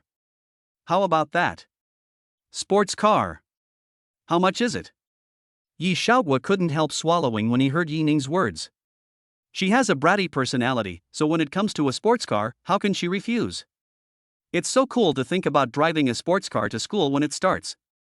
Seeing Yi Xiaoguo so excited, Yi Ning felt a little amused. But if you think about it, it's normal. Don't say that women don't like cars, otherwise why do so many people require a car and a house when getting married? They just don't know much about cars, but when it comes to driving, especially luxury cars, who doesn't like it? As long as you like it, the price doesn't matter. Ah, brother, you are so nice, love you. Yi Xiaoguo closed one eye and playfully made a heart shape with her hands to Yi Ning. Once she gets her admission letter and driver's license, she will be a real car owner. Still a supercar. Just thinking about it, Yi Xiaoguo's two slender legs couldn't help but tremble. Chapter 98 Yi Ning's doubts. More than a month before the college entrance examination, Yi Xiaoguo did not return home. So today, it was her second time to come to Jingshui Bay. The last time she came to buy a house, there were still a lot of furniture in the house that had not been purchased. Now when I see the big villa with all the facilities, I am as excited as a little kid. I ran up and down, visiting every room. Especially when she saw the bedroom that was carefully built for her, she lay down on the bed and didn't want to get up at all. Hold the brand new pillow, cover your face with it, and take a deep breath of the faint fragrance. Do you like it? Yi Ning sat on the edge of the bed, gently touched her head, and asked with a smile. Yeah. Yi Xiaogua stood up slightly, put his head on Yining's palm, closed his eyes and twisted his little head. I used to scoff at the way my classmates showed off how rich their families were. Now I know how great it is to have money. Yi Xiaogua said with some insight. Although our family was not in financial difficulty before, we definitely couldn't say that our conditions were very good either. Otherwise, she would not have given up dance lessons and devoted herself to learning cultural knowledge. It can be said that Yi Xiaogua truly felt the whole process of his family's sudden transformation from ordinary to extremely wealthy. Now, even her house has a regular aunt who comes to clean it every week. Yi Xiaogua had never imagined such a life. I can only say that her brother Yining is really awesome. In just a few years, they earned wealth that other families could not earn in several lifetimes. If Yining heard Yi Xiaogua's thoughts, she would retort, "Girl, you are too conservative. Your brother's wealth now is something that many families cannot earn in 100 lifetimes." The next day, after lunch, Yi Xiaogua took his mother to the driving school to sign up. As a result, Yi's mother, who had prepared all the change, was unable to go to the old community to fight, and she kept muttering to herself. At around 4 o'clock in the afternoon, Yining, the only one who stayed in the villa, also went out and headed to the educational institution where Mo Qingqing was. Fortunately, it was not too far. Yining arrived at his destination in less than half an hour by bus. Finally got rid of the two big sisters in the car who were wearing gold and silver and wanted Yining's contact information. After getting off the car, Yining felt a pang of fear whenever he thought of those two pairs of hungry wolf-like eyes. Thinking that Mo Qingqing also took public transportation to and from get off work on weekdays, Yining wondered why he was so careless. It's time to buy her a car. Even if Mo Qingqing goes to Jiangcheng in the future, I can just buy her one locally. Since it is a training institution, most of Mo Qingqing's courses are scheduled on weekends. There are not many students attending classes on weekdays. As Yining walked out of the elevator, a golden glint flashed in the eyes of the front desk teacher in the institution. First of all, of course, it is Yining's appearance that is very attractive no matter where he is. Could this handsome guy be the protagonist in those romance novels? Secondly, it is Yining's dress. From a distance, it looks no different from what ordinary people wear. Upon closer inspection, I realized that they were Armani shirts and casual pants, and Versace leather shoes. Plus the shiny watch on her left wrist that she couldn't even name. It would be strange if this person's identity was ordinary. "Sir, how old are your children?" "We offer classes from elementary school to high school." The teacher at the front desk thought that Yining probably came for consultation because of his younger brother or sister's learning problems. Yining smiled and shook his head. "No, I'm here to look for someone, Mo Qingqing, Teacher Mo, do you know?" When the three words Teacher Mo were mentioned, Yining actually had some bad thoughts in his heart. If Qingqing were to wear a teacher's uniform, it would be so. Ahem. MD.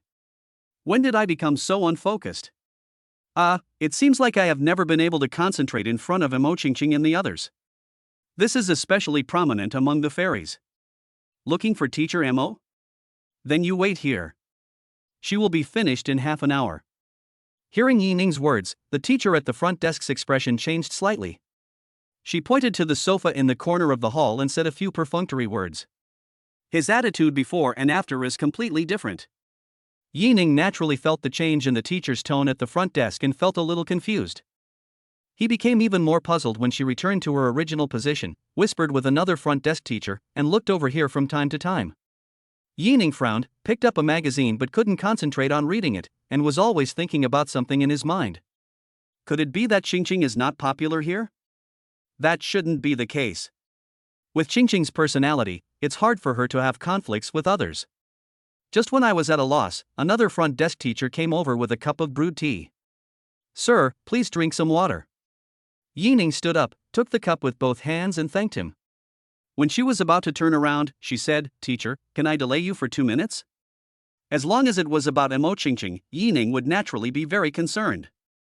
The teacher at the front desk hesitated for a moment, but after seeing Yining's sincere eyes, she nodded. "Thank you." After thanking him, Yining couldn't wait to ask, "I want to ask, how is Ms. Mo Qingqing feeling when she works here?" "Feeling?" The teacher at the front desk was a little confused. She knew that Yining's question must be about Mo Qingqing, but she didn't expect that he would only ask this. Despite her doubts, she still replied, "It's okay. At least Teacher Mo is one of the most popular teachers here." Chapter 99 Teaching and Educating People. It's true that she is one of the most popular teachers among students, but she is also the one we in the office despise the most.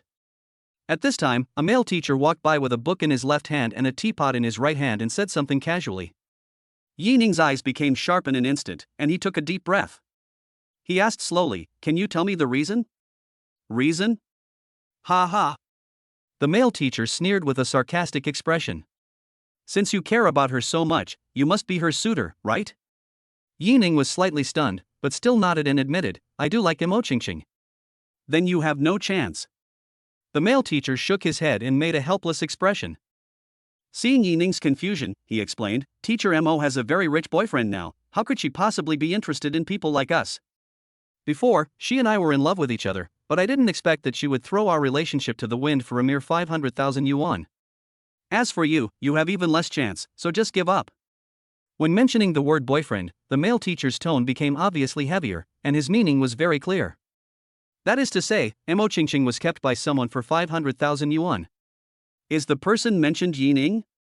As for Mo Qingqing's betrayal of her feelings for him, Yi Ning sneered. If Mo Qingqing was really that kind of person, would she wait until Yi Ning returned to Yangcheng? At that time, He Wei clearly offered Mo Qingqing 500,000 yuan to be with him. The answer is obvious, the man in front of me is lying. Not only did he lie, he also slandered Mo Qingqing's reputation. You mean, you and Mo Qingqing were together before? Yi Ning stood up, his right hand formed into a claw, tightly clasped on his thigh. If you look closely, you can easily see the bulging veins on the back of Yi Ning's hands. The look she gave the male teacher was extremely cold, her pupils like the abyss, piercing her heart. That's right. We were together in college and often went to hotels on weekends. When the male teacher was boasting, Yi Ning suddenly slapped him in the face. Bang! As if he was not satisfied, he kicked the male teacher to the ground. The male teacher was not paying attention and the teacup in his hand flew far away and broke into pieces. The male teacher cried out in pain and was about to stand up, but he felt his heart sink. Yi Ning put his knee on his chest and swung his palm to slap him. Snap! Snap! Snap! Snap! Snap! Snap! After several rounds, the male teacher's face was swollen. Stop it! Why are you still standing there? Hurry up and help Teacher Chen pull him away. Everyone in the office heard the noise and came forward to help, pulling Yi Ning aside. A female principal who looked to be in her 40s and wore glasses questioned, "Sir, I don't know why you had to start a fight in school. This is a place for teaching and educating people." Of course she was very angry, because the person Yi Ning beat was her employee. As a principal, if she can't even protect her own employees, what use is she? Principal Li. I'm going to sue him. Bah! Boy, you're done. I won't forgive you. Someone supported the male teacher, and he seemed to stand up straight and speak in an arrogant tone. Teaching and educating people. Bang! Yi Ning slammed the table hard, and the glass teacup on it jumped with a clang. What a great teacher. If there is a teacher who lies all the time and slanders others, I wonder what kind of students he will teach. Yi Ning pointed at the male teacher's nose, raging, and shouted, "I'm going to hire a lawyer right now." Do you dare to say that you didn't slander Mo Qingqing? Do you dare? Seeing Yi Ning defending Mo Qingqing so much, the male teacher felt a pang in his heart. He naturally knew that what he said was false. He just liked Mo Qingqing unilaterally before and kept pursuing her but was always rejected. More than a month ago, he confessed his feelings to Mo Qingqing as usual. But Mo Qingqing said she had a boyfriend. This incident hit him hard. Everyone knows that Mo Qingqing urgently needs money because of her family's illness. So when Mo Qingqing said she had a man, he thought that Mo Qingqing was being kept for money. In order to take revenge on Mo Qingqing, through his narration, it gradually became clear that Mo Qingqing had betrayed their relationship. When he met Yi Ning today, he originally wanted to show his superiority in front of Yi Ning and make Yi Ning give up. Unexpectedly, Yi Ning would start fighting over a disagreement, and he was extremely protective of Mo Qingqing. Who are you? Why do you care about what happens between me and Mo Qingqing? He asked stubbornly. The lowest person is invincible. Yi Ning never thought that this person could be so disgusting. Maybe he made up the lie himself, and as he kept making it up, even he believed it. But Yi Ning would not tolerate him and punched him, causing the male teacher to bleed from his nose. Listen carefully, I am Mo Qingqing's man Yi Ning. What? Are you going to cause trouble for me? Yi Ning's every word was so precise that all the male teachers and the female principal felt their hearts tremble. But the female principal still said in a deep voice, "Mr. Yi, if you do it again, we will have to take extraordinary measures." Facing the female principal's threat, Yi Ning laughed in anger. "Very good." Then he took out his cell phone and called Li Hu. Yi Ning said in a serious tone, "Li Hu." Li Hu, who was in a meeting, gestured to the employees sitting around him and said, "Boss, please speak." At work, Li Hu would use respectful titles when addressing Yi Ning. "Stop everything you are doing and bring all the staff from the hotel's legal and security departments to Sunshine Educational Institution. If it causes trouble to the guests, there is no need to explain, just pay 5 times the compensation." After saying that, Yi Ning hung up the phone. He glanced lightly at the female principal who was staring at him with her mouth open, and the male teacher who was standing beside them trembling. There must be an explanation for what happened today, otherwise, as the owner of the Jinyang Hotel, where will my dignity be? How can I explain the slander against my lover? Chapter 100: The Price. No one could have imagined that this young and handsome man in front of them could be so strong. What's even more terrifying is that this man is the owner of the Jinyang Hotel. Yi Ning lay on the sofa with her legs crossed. With his right hand resting on the mahogany armrest, he tapped the armrest lightly with his index finger, making a do-do-do sound. "Mr. Yi, this may be a misunderstanding." When the female principal heard Yi Ning claiming to be the owner of Jinyang Hotel, she felt uneasy. Jinyang Hotel might be a very common place in Jiangcheng. But in Yangcheng, it has become synonymous with high consumption. It can be said that 60% of Yangcheng's slightly formal high-end gatherings will be held at the Jinyang Hotel. Is the boss behind the Jinyang Hotel really someone she, the principal of a small training institution, can afford to offend? Moreover, the aura of a superior that Yi Ning exudes is even stronger than that of the CEO who founded the Sunshine Education Institution. This young man might not have lied to them. His true identity might be more than just a hotel owner. Misunderstanding?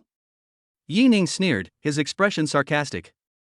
"I heard this person talking nonsense and slandering my lover in front of me with my own ears. Now you tell me it's a misunderstanding, don't you think it's ridiculous? Slander? Defamation?" The headmistress finally understood the seriousness of the situation. "What's going on?" The female principal turned her head to look at the male teacher named Chen without allowing any explanation. The male teacher was trembling and hesitantly recounted the events one by one. By this time, he could no longer lie. "If you still dare to lie now, as long as you find Mo Qingqing and confront her, the truth will be revealed." Except for the male teacher's words, no one at the scene made a sound. But everyone could clearly see that the principal's face was getting darker and darker, and his expression was becoming more and more gloomy. The male teacher became more and more panicked as he spoke, to the point that in the end, he could barely stand. He staggered 2 steps and collapsed on the floor. Combined with his bruised face and nose, it was really funny. "You." After listening to the male teacher's narration, the female principal pointed at him with a dark face and trembling fingertips. "Chen Junjie, Teacher Chen, do you know that defaming others is a crime? Not to mention, Teacher Mo is also a part-time teacher in our institution and your colleague. Is your jealousy really that strong?" The female principal was very disappointed. She was planning to praise Chen Junjie's teaching quality at the meeting next week. Even a red envelope of reward was prepared for him. She didn't expect that something so disappointing would happen today. "Mr. Yi, I..." The female principal was about to say something when Yi Ning interrupted her with a wave of her hand. "You don't have to apologize. I don't want to hear it," Yi Ning said impatiently. "And you, Chen Junjie, right? Since you dare to spread rumors about my lover, prepare to face legal action. I want you to know that if an adult makes a mistake, he or she will be held legally responsible." "Mr. Yi, I was wrong. I apologize to you, I apologize to Mr. Mo, and I will compensate you." When Chen Junjie heard that he was going to be sued, he was extremely terrified. It is a fact that he spread rumors and slandered others, and there is no room for excuse. If he really goes to court, his life will be over. Even if he doesn't face jail time, it will be impossible for him to continue working as a teacher in the future. "Ha ha ha, pay compensation?" Yi Ning's lips flashed with sarcasm. "Do you think I'm someone who needs that little money? You should discuss these matters with my legal department. If you dare to mess with my woman, I will make you pay the price." Chen Junjie opened his mouth and stared at Yi Ning with a dull expression. His face was pale, he knelt there weakly, and his heart was filled with despair. Yi Ning's attitude was so firm that there was no way he would be let go no matter what. Finally, a bell rang. The female principal gave a wink and the teacher at the front desk hurried to Mo Qingqing's classroom. Mo Qingqing was a little confused for a moment, but when she saw the panicked expression on the teacher's face at the front desk, she knew something must have happened. As soon as she walked into the lobby, Li Hu and others, wearing uniform suits, just walked out of the elevator. When the female principal saw Li Hu and his group, her expression changed slightly. She had been praying that Yi Ning was just pretending, but the current situation made her last bit of hope shatter like a bubble. "Hello, boss." Li Hu and others greeted in unison. His words were so majestic that they shocked all the teachers in the Sunshine Education Institution the moment he opened his mouth. They all looked at Yi Ning's handsome and stern face in disbelief. Is this an employee of Jinyang Hotel? Only Yi Ning can gain their respect like this, right?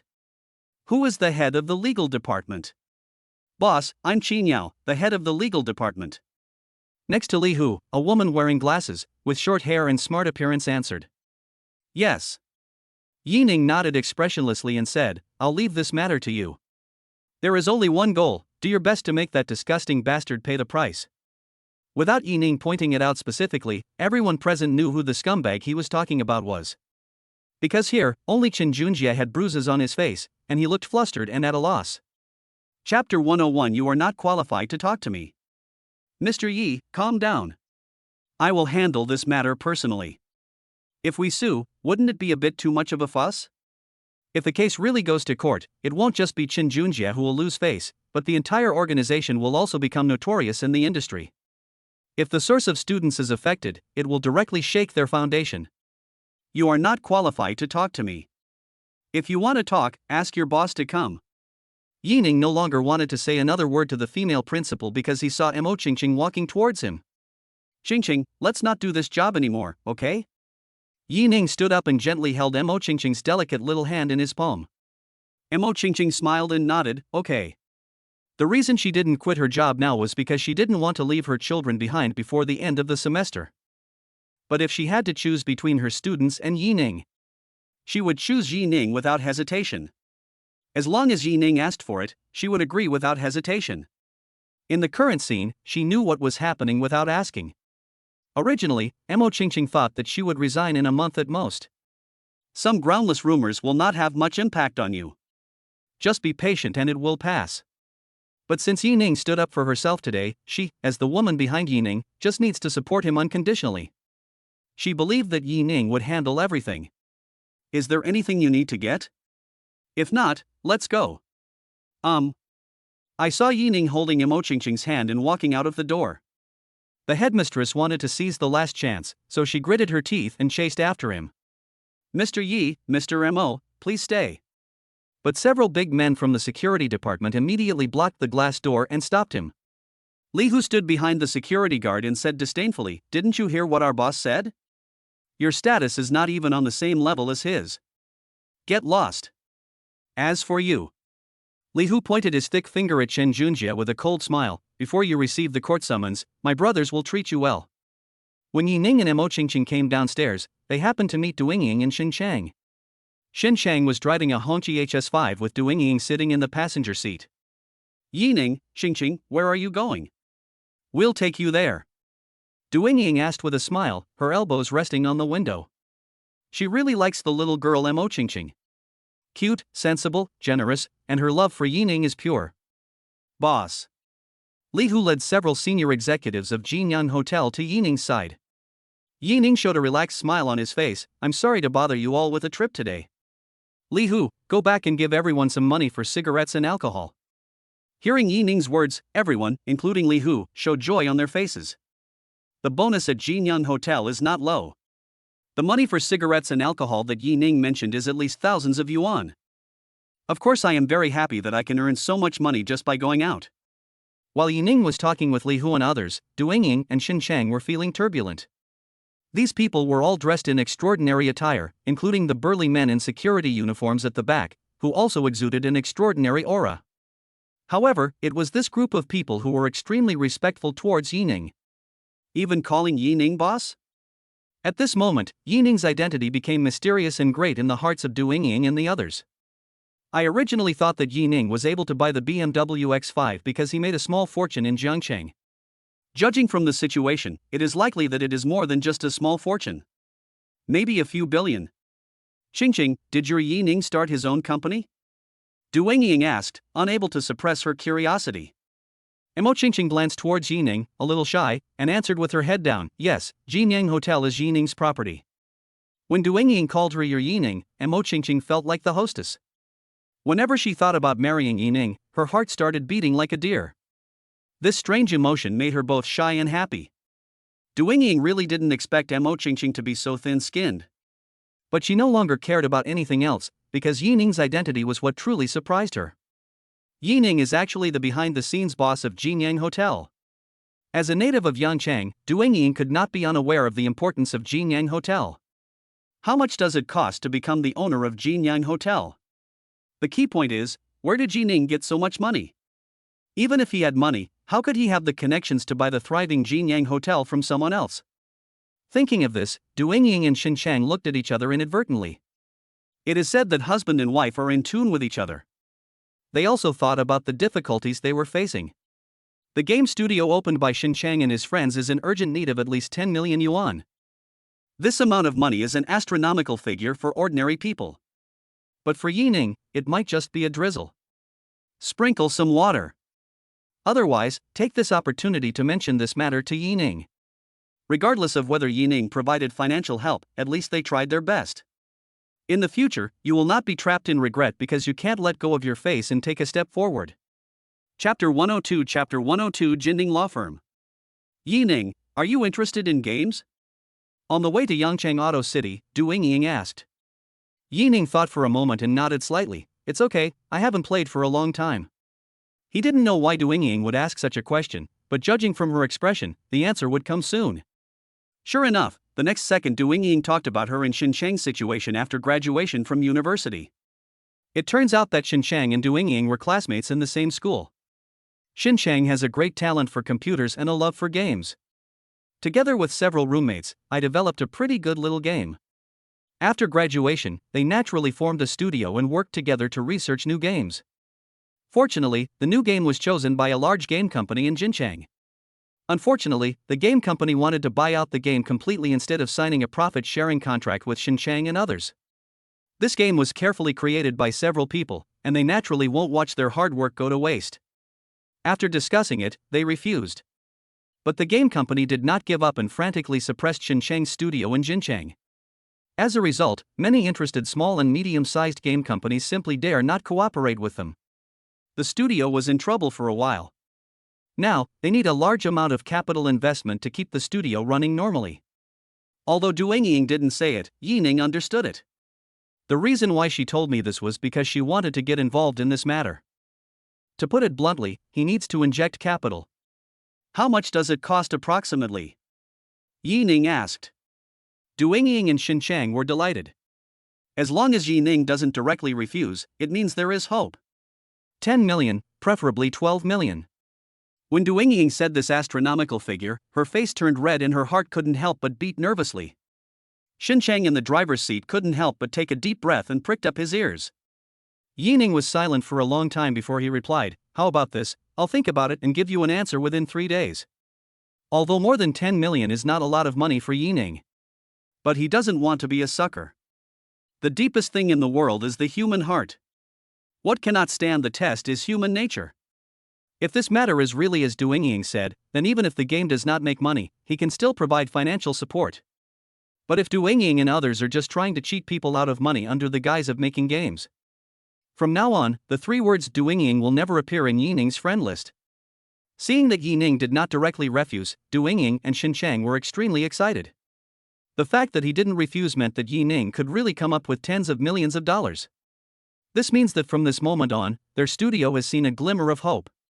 Arriving at Yangchang Auto City, Yining took Mo Qingqing to visit several 4S stores. In the end, Mo Qingqing set her eyes on a BMW M2 worth 600,000 yuan. In fact, Mo Qingqing initially had her eyes on a Chang'an car priced around 100,000 yuan. But Yining refused and insisted on buying her a car worth at least 500,000 yuan. Bite. The host spent 598,000 on Emochingching, received a critical hit, and was rewarded with the Magic City Jinding law firm. Another critical hit. It's still a law firm. With such a law firm, Yining will find it much easier to do things in the future. At least when you are suing someone, you should be confident enough. The car I bought for Emochingching was naturally for her to drive. It's not okay for Yining to drive every time. Letting a woman drive occasionally is quite interesting, or no? It has a unique flavor, doesn't it? Yining sat in the passenger seat, took out his cell phone and sent a message to Annie. Yining, Fairy, how much do you know about game companies? Annie, I don't know much about it, but you can ask Hanyu. Yining, isn't his family in the building materials business? Could they also be involved in a gaming company? Annie, no, 2 years ago, Hanyu used the money his family gave him to start an internet business for a while. Although he didn't make any money, he didn't lose much either. Yining didn't expect that Hanyu, the second generation who was always surrounded by luxury cars, beautiful women, and young models in the club, actually had a real career. Therefore, the probability of a playboy emerging from a wealthy family is actually not high.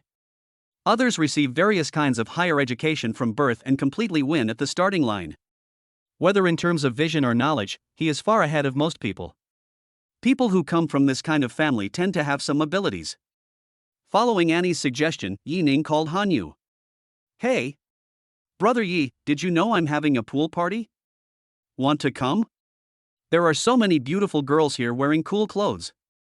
The sound of rock music came from the other end of the phone, mixed with the silvery laughter of different women. If Hanyu hadn't spoken loudly enough, I wouldn't have been able to hear what he said. Several black lines appeared on Yining's forehead. He had just recovered from the fact that Hanyu had worked in an internet company. I couldn't help but admire him a little. As a result, when I called him, I heard that this guy was having a pool party. What a pretty little sister in a swimsuit. Hanyu, give me back my admiration just now. Chapter 103 Chapter 103 Chapter Siyuan. Old Han, I heard that you know a lot about the internet? Yining went straight to the point. When Hanyu heard Yining asking about the internet, he sat up from the beach chair and pushed the beauty in his arms away. Brother Yi, are you going to enter the internet? Hanyu knew that Yining had his own commercial street and hospital, and he should be taking the industrial route. It's like this. Yining repeated what Duingying had just said to Hanyu. When Hanyu heard that it was about making games, he became even more excited. He had thought about making games before, but he never had the chance. Now, a studio that is in urgent need of funds and has been favored by a large internet company in Jincheng is in front of him.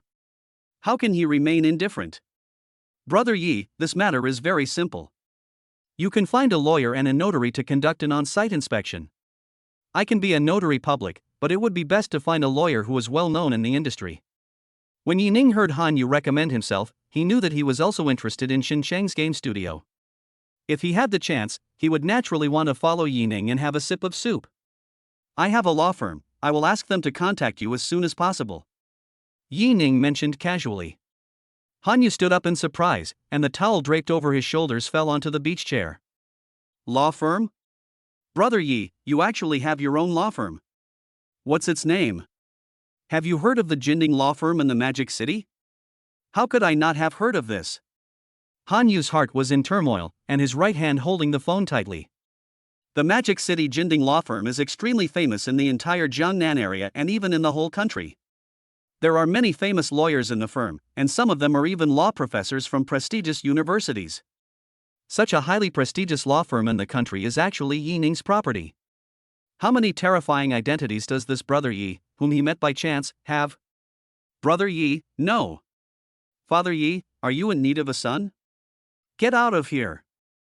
You don't need a son, a grandson will do, Master Yi. After hanging up the phone, Yining contacted the senior management of Jinding law firm, briefly explained the reason, and gave them Hanyu's contact information. After doing all this, I found that Emochingching had already parked the car steadily in the commercial area. She sat quietly in the driver's seat, took Yining's free hand, and watched Yining make a phone call quietly without disturbing him the whole time. Only after Yining hung up the phone did she let go of Yining's hand and turned around to get her bag. But at the moment their fingertips separated, Yining accelerated forward and grabbed Emochingching's delicate hand. Pull it slightly towards you. Ah.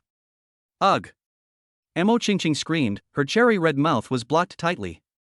It seemed that neither of them wanted to let go of the soft, sweet touch, and neither of them even retreated. Even when Yining climbed up Mo Qingqing's slender waist, Mo Qingqing hooked her hands around Yining's neck. After a long and wet kiss, Mo Qingqing finally gave in. Her little purse was slightly heaving, her pretty face was flushed, and she was breathing deeply. I'm a little tired from kissing. Let's go, I'll take you to eat something. Yining raised the corner of his mouth and said jokingly. Humph. Mo Qingqing picked up her purse and opened the car door with her backhand.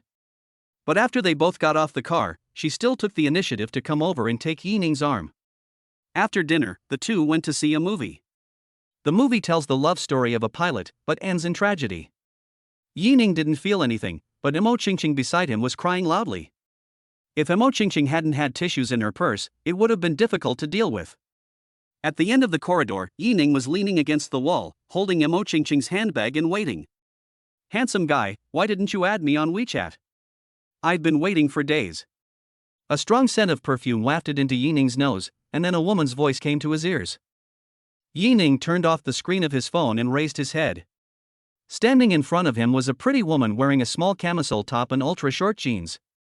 At this moment, she was staring at Yining with a resentful look on her face. The woman looked somewhat familiar, but Yining was sure that he did not know her. He frowned slightly and asked, "Excuse me, who are you?"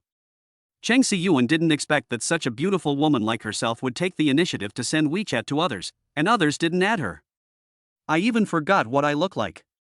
She had been extremely confident about her appearance since she was a child, but at this moment she felt a little doubtful. Is there really a man who wouldn't be moved when he sees me? Handsome guy, I'm a flight attendant, do you remember?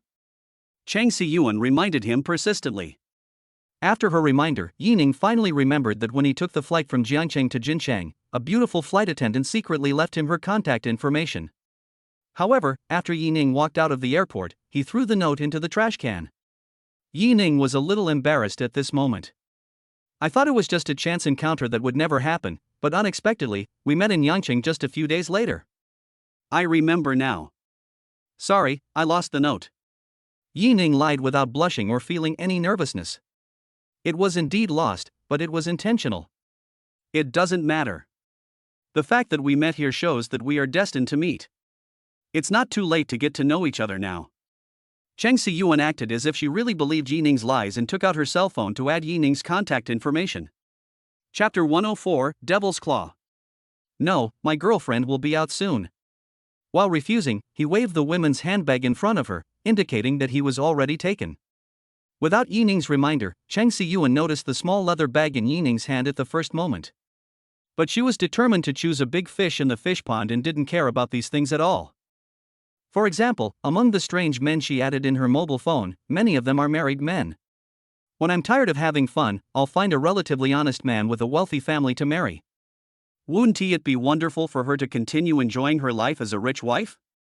It's okay, handsome guy, I don't mind. As long as you don't say anything and I don't say anything, your girlfriend won't know.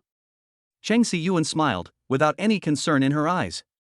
But she didn't expect that this appearance of hers was what Yining despised the most. This woman in front of me must often add the contact information of various men, right? Even after others have clearly rejected you, you still refuse to give up. It looks like the fish pond is quite big. And now I am also a fish that she wants to put into the pond. But I mind. Yining threw down these words, no longer looking at her, and walked straight to the bathroom door. Through the mirror on the wall, he saw the petite and cute figure in front of the sink. Looking up and seeing Yining in the mirror, Mo Qingqing's bright eyes were filled with a smile, as if they could speak. Suddenly, Mo Qingqing seemed to have discovered something. Yining, who is this? After Mo Qingqing reminded him, Yining realized that Cheng Siyuan was still following him. What else do you want to do? Yining's tone was slightly cold. He was a little annoyed by this woman who didn't know when to advance or retreat. No, sorry. Cheng Siyuan seemed really scared by Yining. She hurriedly apologized and turned around to leave quickly. She was indeed intimidated by Yining's slightly angry tone. But a more important reason that made her give up approaching Yining was because she saw the appearance of Yining's girlfriend. Mo Qingqing's exquisite and beautiful face made Cheng Siyuan, who always prided herself on her looks, feel ashamed. This was the second time this had happened to her in as many years. When I was in college, there was also a junior girl who had an incomparably pure face. With that face, the junior girl took the title of school beauty from her head as soon as she entered the school. Today, I met another beauty of the same level as that schoolmate. He even wanted to snatch Yining from her. He really overestimated his own abilities. In the elevator, Yining told Mo Qingqing what had just happened. Mo Qingqing expressed her full understanding. With Yining's looks, it would be strange if no beautiful women came up to chat with him. If she was jealous of something like this, she would have died of jealousy long ago. When we came out of the cinema, it was almost midnight. The moon is bright and the stars are sparse, the clouds are rolling and the wind is clear. This time Yining was driving and Mo Qingqing was sitting in the passenger seat. The BMW M2 came near Jingshui Bay, but Yining did not stop. Instead, it bypassed Jingshui Bay and headed out of the city. Yining, where are you taking me? Gradually, they came to a country road without even a streetlight. Apart from the dark shadows of the trees, only a few scattered lights can be vaguely seen in the distance. Coupled with the sounds of cooing of birds and chirping of insects, the quiet and secluded surroundings have a unique flavor. If it were Mo Qingqing, she would definitely not dare to come to this remote countryside alone at night. But with Yining by her side, Mo Qingqing didn't feel there was anything to be afraid of. On the contrary, in this quiet place late at night, her round eyes twinkled and she was a little excited. Cross a stone bridge and go up along the winding mountain road. After about half an hour, we finally reached the top of the mountain. At the top of the mountain, find a platform with a wide view and park the car steadily. It was mid-June now. But the night breeze still brings a little coolness. A cool breeze blew, and Mo Qingqing unconsciously leaned closer to Yining.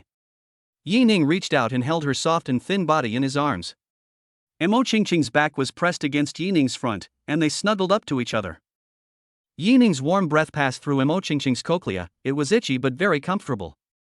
Mo Qingqing's cheeks were hot, like a sunset glow. If it wasn't too late to see clearly at night, Yining would definitely be able to see the shy and beautiful face of the beauty in his arms. Yining, A devilish claw climbed up the tender flesh. Mo Qingqing closed her beautiful eyes and moaned. Her curved eyebrows trembled slightly, and her delicate and straight nose let out bursts of soft humming sounds. Carry me back. Mo Qingqing's whole body was numb and her knees were bent. If Yining hadn't supported her, she would have fallen down. Where to go? Mo Qingqing opened her eyes, tilted her head slightly, and frowned. You said, As her mouth was blocked, Mo Qingqing felt her body lighten and was picked up by Yining with both hands. Seems to know what's going to happen next. Mo Qingqing hooked her hands tightly around Yining's neck and buried her little face deeply in Yining's chest. With every step closer to the car, Mo Qingqing's cheeks turned redder. When Yining put her down in the seat, Mo Qingqing's face was already as pale as the sunset glow. It is so beautiful and tempting that if you twist it gently, you might actually squeeze out water. Chapter 105, Capital Injection. Bad guy. Mo Qingqing muttered. What did you say? I said, you're a bad guy. Although she was lying on her back on the seat, Mo Qingqing did not let go of the arm that was hooked around Yining. But his eyes were wandering and he didn't dare to look directly into Yining's eyes. He, little girl, I have something worse. The moon is bright in the sky. Inside the BMW M2, Yining transformed into a wolf, baring his sharp fangs at a frightened little cutie. The fragrant carriage swayed, the silent hills, and the delicate moans were faintly visible, touching the heart. 2 days later, Yining received news that Han Yu had arrived in Yangcheng Jinyang Hotel, in the luxurious private room on the top floor. Brother Yi. You're finally here. Hello, Mr. Yi. I'm Pei Zhang, who spoke to you 2 days ago. In the private room, except Han Yu. There is also Pei Zhang from Jinding Law Firm. Yining and Mo Qingqing were the last two to arrive. After all, he is the protagonist, so he usually appears last. Yining took Mo Qingqing to introduce them to each other. Pei Zhang's expression remained normal, only Han Yu's jaw dropped when he saw Mo Qingqing. Brother Yi is so awesome. Having Suile and Big Sister wasn't enough, he even dared to keep a mistress in a golden house in Yangcheng. Of course, what shocked Han Yu the most was that everyone around Yining is a top beauty. Others were extremely lucky to get the favor of one of them, but Yining got 3 at once. This is just what he saw with his own eyes, there might be more behind the scenes. At the dinner table, Hanyu told Yining about the game studio opened by Xinchang and his roommate. It is indeed as Du Yingying said, there is no exaggeration. Hanyu then highly praised the new game they developed and said that there was great room for profit. Yining actually doesn't care whether this game can make money. When he heard that Du Yingying and Xinchang did not lie to him, a relaxed smile appeared on his face. He doesn't care whether he makes money or how much money he makes. If he really wanted to make money, his net worth would be more than just tens of billions. Nowadays, what he wants more is to enjoy life. Having family, love and friendship is enough. Seeing Yining's expression, Mo Qingqing knew that he had made a decision. I was secretly happy for Du Yingying and Xinchang. In the afternoon, Xinchang and Du Yingying rushed to Jinyang Hotel with excitement. Because Yining told them directly on the phone to come over to discuss the issue of share distribution. This means that Yining has decided to invest money in their studio. Xinchang, wearing a brand new suit, standing next to Du Yingying, who had exquisite makeup, was a match made in heaven. Sister Yingying, let me introduce you. This is Hanyu, my good brother, and this is my lawyer Pei Zhang. After Yining helped introduce them, the talks between the two sides got down to business. During the meeting, a video link was even used to allow several of Xinchang's roommates to join the meeting. By the way, old Han, do you want to ask Zhou Chen and the others, what if they also want to invest? Yining picked up the pen, suddenly remembered something, looked at Hanyu and asked. Brother Yi, forget about it. The three of them are very clean. They don't have any money. Yining felt a little confused after hearing this. Logically speaking, as second-generation people of the same level as Hanyu, Zhou Chen and his friends should have at least a few million in their pockets, right? Hanyu naturally knew what Yining was thinking, and then explained. That kid Zhou Chen is always picking up girls. His dad gives him 100,000 yuan a month, but he spends it all on women. Last year, Liao Xian became obsessed with MiHoYo and spent several million yuan on it. After that, his pocket money was controlled by his family. As for Ai Yang, he was cheated of money and feelings by a senior student in college and was played for a fool by others. Now, every expenditure of his is under the strict control of his sister. I never thought that these three weirdos would be so miserable. Hanyu, on the other hand, is doing very well. He even held a pool party a few days ago, surrounded by women and looking very cool. Finally, Yining decided to invest 15 million, accounting for 60%. Hanyu contributed 5 million, accounting for 20%. The remaining 20% was shared by Xinchang and his roommates. This distribution ratio has far exceeded the expectations of Xinchang and others. What they originally thought was that Yining would take out 12 million and take away 90% of the shares, and they would be satisfied with 10%. Unexpectedly, they not only received 20 million in funding, but also 20% of the shares. Now this contract is equivalent to giving money to them. Old Han, you don't have to suffer any loss by following me. After Xinchang and Du Yingying left, Yining patted Hanyu's shoulder and said. Hanyu shook his head and said seriously, Brother Yi, I don't feel like I've lost out at all. I'm really optimistic about this game. I'll be returning to Jiangcheng tomorrow to reopen the company. Yining was slightly stunned after hearing this. He originally thought that Hanyu was concerned about his own face, but now it seems that this is not the case. Come to think of it, if Xinchang and his team didn't make a good game, the large internet company in Jincheng wouldn't have proposed a direct buyout. In this way, perhaps in the near future, Xinchang and his team's games may really become very popular. Could it be that the stock price he holds will really bring him an unexpected surprise? Chapter 106 Poor Hanyu. The next day, Yining and Hanyu boarded the plane back to Jiangcheng. Originally Yi Shaogua also wanted to go with them, but was forcibly stopped by Ye's mother. This caused Yi Shaogui to hide in the room alone and sulk, feeling very unhappy. Finally, she got Yining's promise that she could go to Jiangcheng after she passed the driving test, and a smile appeared on her face again. Brother Yi, look, that girl is pretty good. In the first-class cabin, Hanyu stared at the front intently. Yining finally understood why Hanyu and Zhou Chen could get along well. Zhou Chen is obviously the type who would go for pretty women as soon as he sees them. Hanyu, however, is a typical dull person. Although not as direct as Zhou Chen, when he meets someone he likes, he will also trick them into bed step by step. Of course, Yining couldn't resist the temptation of beauty. But ever since he linked himself to the system, all the women he met were stunningly beautiful, and his standards had become much higher. For example, the pretty girl he met at the Hongyang bar before was indeed pretty, but she did not arouse Yining's interest at all. Looking in the direction Han Yu pointed, Yining was slightly stunned. Because the woman Han Yu was talking about was none other than the flight attendant who had chatted up with him not long ago. This is the third time the two have met. Even Yining thought it was such a coincidence. But today, Cheng Siyuan's makeup was not as heavy as in the past few days, and she only put on a little light makeup. This actually makes people feel a lot more comfortable. But whenever Yining thought that this woman was a sea king and liked to seduce married men, he felt very uncomfortable. This woman is a sea king, you can't control her. Seeing Han Yu eager to try, Yining reminded him. Sea king. Han Yu's eyes flickered and he became even more excited when he heard Yining's words. Isn't that better? I just want to be inside her, not her life. Yining. Well, it seems I underestimated you. When Cheng Siyuan approached, Han Yu seized the opportunity to hand her the prepared phone number. He also winked at Cheng Siyuan provocatively. Strangely, Cheng Siyuan just gave Han Yu a polite smile and left calmly. Han Yu was not given any chance to continue communicating. Yining on the side was also a little surprised. Cheng Siyuan's behavior was completely different from the one he remembered her in. Han Yu is not bad looking either. Of course he is not as good as Yining, but he is still a handsome guy. Coupled with the brand name clothes he was wearing that were worth 200,000 or 300,000, it was easy for anyone with a discerning eye to tell that he was a rich young man. Isn't this exactly the type of person a female sea king likes, Cheng Siyuan? Oh, never mind. Anyway, whether she is the real Aquaman or the fake Aquaman, it has nothing to do with me. After getting off the plane, Han Yu stood in the square and did not leave immediately.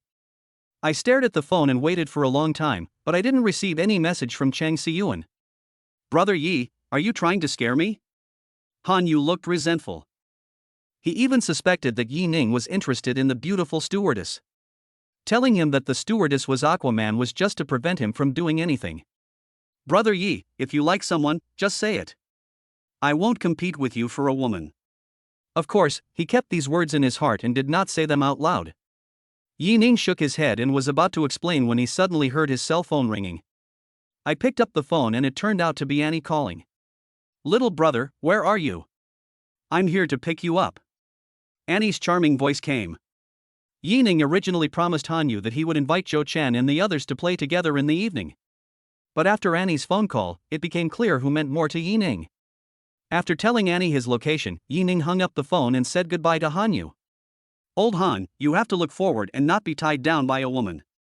Yining patted Han Yu's shoulder and said earnestly, your sister-in-law came to pick me up in person. Brother is leaving. Han Yu thought Yining's words made some sense at first, but he didn't expect Yining's next sentence to be about women. Wait, Brother Yi, aren't you going out with us tonight? Didn't you say you can't be tied down by a woman? That's not possible. Yining nodded and continued to explain. But I'm not a transvestite, and I don't have more than one woman, so this sentence doesn't work for me. Looking at Yining's graceful back as he left, Han Yu was determined to become someone like Yining who embraced the entire forest. Wait, did Brother Yi just call me a she-male? Damn it! Brother Yi, I'm not a she-male. Han Yu shouted loudly towards Yining in the distance. Little did he know that almost everyone in the square was looking at him with strange expressions. Even some parents with children consciously kept their children away from Han Yu. Handsome boy. Han Yu felt someone patting his shoulder from behind, followed by a coquettish voice. Could it be that? Didn't the beautiful stewardess contact him by phone but came to see him in person? Han Yu was very excited and tugged at the tie in front of him. He put on a standard gentleman smile and turned around. Hey beautiful, tonight, damn, who the hell are you? It didn't matter that I turned around, I saw a stranger with purple hair in front of me. The key point is that this person speaks in a very coquettish voice, but he is a middle-aged man with an unshaven beard. Especially when her fingertips were drawing circles on his chest, her eyes were giving him loving glances. Handsome guy, you're back from Thailand, right? There's a Futanari party tonight, waiting for you kiss. Chapter 107 Isn't it great? Yining naturally didn't know the dilemma Han Yu was facing now. Even if he knew, he would not go back to save him, because he can't even save himself now. Standing at the door of the Porsche Panamera, Yining fell into deep thought. Just now he was wondering why Annie didn't drive her own Ferrari 599. So it was because of this. Why are you standing at the door? Get in. Annie urged from the driver's seat with a half-smile on her face. If the back door wasn't open and Suile was sitting inside looking at him eagerly, would he be so embarrassed? Yining pinched the tip of his nose. Where do I sit? It's up to you. Annie glanced at Yining with an expression that looked like she was enjoying a good show. I even regretted not buying some sunflower seeds and drinks on the way here. Seeing Yining hesitant, Suile lowered her head and whispered, Sister Annie, let's not embarrass him. Ha! Suile's words made Yining secretly breathe a sigh of relief. It turns out that Xiao Wei'er loves her husband very much, unlike a certain witch. He. You'd better not get caught by me, or I'll make you taste the power of the Taoist's golden snake whip. Yining, please sit next to Sister Annie, he.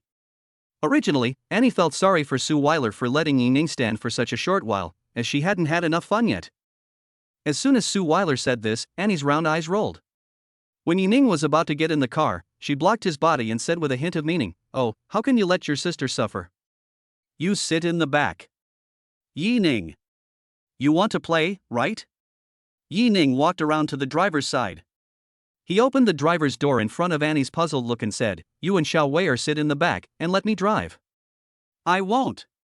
And refused firmly. Very good. Yining nodded and bent down to unbuckle Annie's seatbelt. Reach out to hug her. Ah, no, you're cheating. When Annie punched his chest with her little fist, Yining felt like he was being tickled by a kitten. He stretched out his neck and kissed Anne's plump, rosy little mouth. Behave yourself. In full view of everyone, even with Suile behind him, he kissed Yining. Even though she was thick-skinned, she still felt a little embarrassed. She could only remain silent with her face buried, covering her cheeks with her beautiful red hair. Yining carried him into the back seat of the Panamera. Sitting in the driver's seat, I looked through the rearview mirror and met Annie's charming eyes. Yining's lips curled up, revealing a winner's smile. Annie rolled her eyes at him, not wanting to pay attention to him, and took Suile's hand to communicate. Sister Wei'er, the things you told me last time are really useful. My mother taught me all that, and Yining happened to like it. Hearing Annie's words, Suile's fair face turned red as fire. With his head lowered and his hands clasped together, it seemed as if he could weave a flower. Did you Zhou teach him? Did he like it? Yining's eyes widened as he suddenly realized something. While eating goblin meat that night, he wondered why goblins had props like cat ears. It turns out that he had learned from Suile. Well, Suile is so fierce. How can she talk about what happened in the room so casually? From now on, please be sure to teach Qingqing Church. Seeing the two women chatting happily, Yining slowly let go of the huge stone in his heart. I hope that when Mo Qingqing and Bai Iluan meet them in the future, the atmosphere will be just as harmonious. Wait a moment. How did these two get together? Questions popped up in his mind one after another, but Yining didn't ask any questions. We will meet sooner or later anyway, so let's just treat it as a warm-up. After leaving the airport, at Annie's request, Yining drove straight to Emerald City. All vehicles coming from outside Emerald City need to be registered. But Yining drove straight into the community, which meant that this was not Annie's first time here. Annie and Suile, two beautiful women walking together, naturally attracted a lot of attention. But these two are so beautiful. If a man without any strength sees this, he really doesn't dare to go up and talk to her. Especially the charming woman with red hair and red dress, her every move is full of the aura of a superior. The identity is definitely not simple. If you provoke her, you might die without knowing how. As the saying goes, lust is like a sword hanging over your head. You still have to think carefully and act within your ability before doing anything. Of course, for a beauty of this level, it is very lucky to be able to admire her from afar. But, what's going on with the man next to them? In public, Suile and Annie each held one of Yining's arms. The three of them talked and laughed, and disappeared at the elevator entrance. Little brother, isn't it nice to be held by me and Sister Wei'er? Is there? Yining had a smile in his eyes and a look of satisfaction. To be honest, it feels really good. Especially Suile, she was satisfied both mentally and tactily. Although the fairies is not as grand as Suile's, it is not small either. In addition, both of them are beauties with different styles. One is a beautiful lotus, the other is a thorny rose. What's not to like? Arriving at the door, Suile opened it. The aroma of food wafts in the air, making one's mouth water. Yining had tasted Suile's cooking, and although it was good, it was still a little worse than this. Then it can only be a goblin. Although I knew this woman could cook, I didn't expect her to be so skilled. Chapter 108 Chapter 108 Changing People Under the Moon. On the table, there was braised fish, stewed pork ribs, dry pot shrimp, and every dish looked very good. Yining was touched and felt warmth all over his body. It feels so good to come home and have your loved ones prepare a meal for you. Not to mention that Yining now has two. It's double the joy. Eat quickly, make sure you're full. While Suile was in the bathroom, Annie leaned over and whispered in Yining's ear. Let me eat more at night. Annie teased while tickling Yining's palm with her fingertips. This goblin is so brave. She started seducing him while still at Suile's house. Wait a minute, you're not leaving tonight? Yining reacted and asked in surprise. Why? You really want me to leave? Of course not. Yining shook his head, a strange light flashing in his eyes. What does this mean? Is there any special program tonight? Just thinking about it makes me excited. I drank a large glass of juice, but my mouth was still dry. If he hadn't been so hungry, how could he have had the mood to eat at this moment? It wasn't until Suile wiped her hands and walked out of the bathroom that Annie quickly sat up straight, looking as if nothing had happened. Suile felt that the two of them were acting strangely, but she didn't say anything and sat down to eat together. Yining, the platform activities will start in 5 days. How about we set off the day after tomorrow? Suile asked as she put the peeled shrimps into Yining's bowl. Yining thought for a moment and nodded in agreement. Okay, I'll have someone prepare the plane tickets later. It is indeed very convenient to have your own airline. You don't have to worry about not being able to buy plane tickets. Yining was also looking forward to this trip to the Magic City. He has never been to Shanghai in his life. I have heard for a long time that it is the country's economic center and a gathering place for the country's elites. It is an international metropolis. Not to mention, Yining has many industries in Shanghai, but as the boss, he has never visited them. For example, Rose City Garden Villa and Rhine Metropolis Financial Building. Naturally, he would go to these two places. There are also Jinding Law Firm and Feiyu Live headquarters. The entire Shanghai industry is worth at least hundreds of billions. He had it so easy being a hands-off boss that he just left billions of dollars lying around without a care in the world. Take this opportunity to show up and make yourself familiar to the gangsters. After dinner, the three of them sat on the sofa and watched TV. They chatted occasionally. The sky gradually darkened. The whole living room was filled with an ambiguous atmosphere. Smelling the fragrant aroma emanating from the two women, Yining couldn't help swallowing his saliva. Just touched Suile's white jade fingers. She was like a kitten with its fur standing on end. Her body trembled and she quickly retracted her hand. I'm going live. Throwing down these words, he ran towards the studio. Yining stretched out 5 fingers, but hadn't said anything to try to keep him. There was a loud bang and the door closed tightly. Fairy, we. Yining turned his gaze to Annie. And stood up, covered her mouth and yawned, then walked towards the guest room. Yining's eyes lit up, he rubbed his hands, stood up and followed Annie. But just as he was about to walk in, Annie locked him outside. Forehead. Fairy, what does this mean? Don't you want to eat enough? Am I the only one who has wrong thoughts? I knocked on the door a few times, but Annie still didn't come to open the door. Yining knew that he had been fooled by the goblin. I returned to the living room in disappointment, staring at the content on TV but couldn't concentrate on anything. Yining curled up on the sofa, almost falling asleep. The door of the guest room opened and Anne walked out in a thin nightgown. Yining woke up immediately and followed her steps with his eyes. After she filled a glass of water, she glanced at Yining on the sofa casually, said nothing, and walked towards the guest room. Seeing Annie return to the room, Yining was slightly disappointed. I tried to knock on Annie's door several times, but finally gave up. Just as a strong sense of sleepiness came over Yining and he was about to go to the bedroom to sleep, he passed by Annie's door.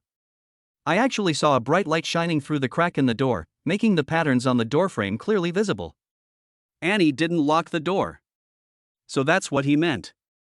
Yining raised the corners of his mouth slightly and slowly pushed open the door. And was seen sitting on the bed, her red hair flowing naturally like a waterfall. He held a magazine in his hand and flipped through it carefully. Fairy, I'm here to feed you. Yining came to the bed and said with a smile. Annie looked up at Yining with a look of disgust on her face. Go take a shower first, and eat slowly later. Hiss. Yining took a breath, suppressed the heat in his body, and rushed into the bathroom. Only by changing the hot water to cold water can Yi Xiaoning calm down a little. More than 10 minutes later, Yining wiped his hair with a towel and walked out of the bathroom.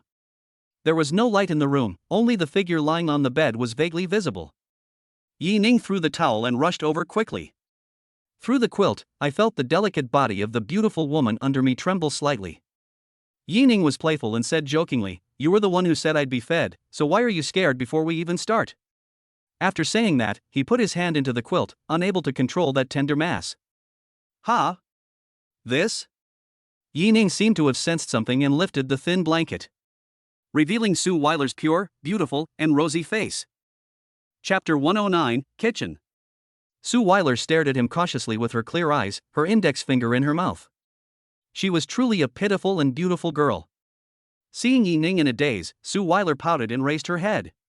The cold thin lips pressed against Yining's mouth, then quickly separated. Lying on the bed, with arms open, she showed Yining her most beautiful posture. Perfect proportions outlined fascinating curves. "Hubby, hug me," Suile said coquettishly. The tone was soft and gentle, which was just the right aphrodisiac for Yining. His strong arms wrapped around Suile's soft waist. The next moment, a soft humming sounded in the house. Looking down at Suile's beautiful sleeping face, Yining couldn't help but poke her tender cheeks with his fingertips. While sleeping, Suile felt itchy on her face, her eyelids twitched, and her nose twitched. Turning over, the quilt on her shoulders slipped off, revealing her white arms.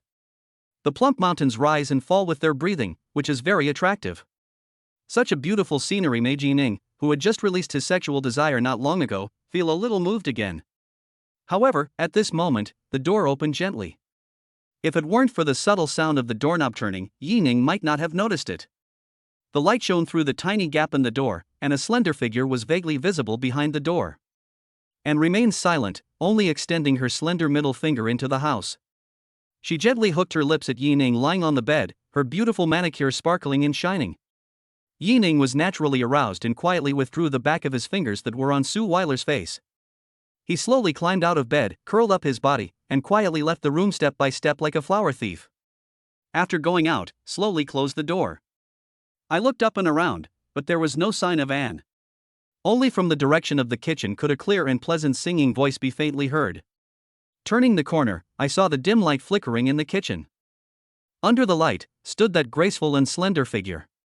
She was wearing an apron, with her back to him, and was washing something. Yining walked into the restaurant, his breathing becoming heavier. His eyes were burning as he stared straight at the goblin. Staring at a gorgeous little demon wearing only a lace apron. As if she heard Yining's light footsteps, Annie paused and turned her head slightly, but did not look back.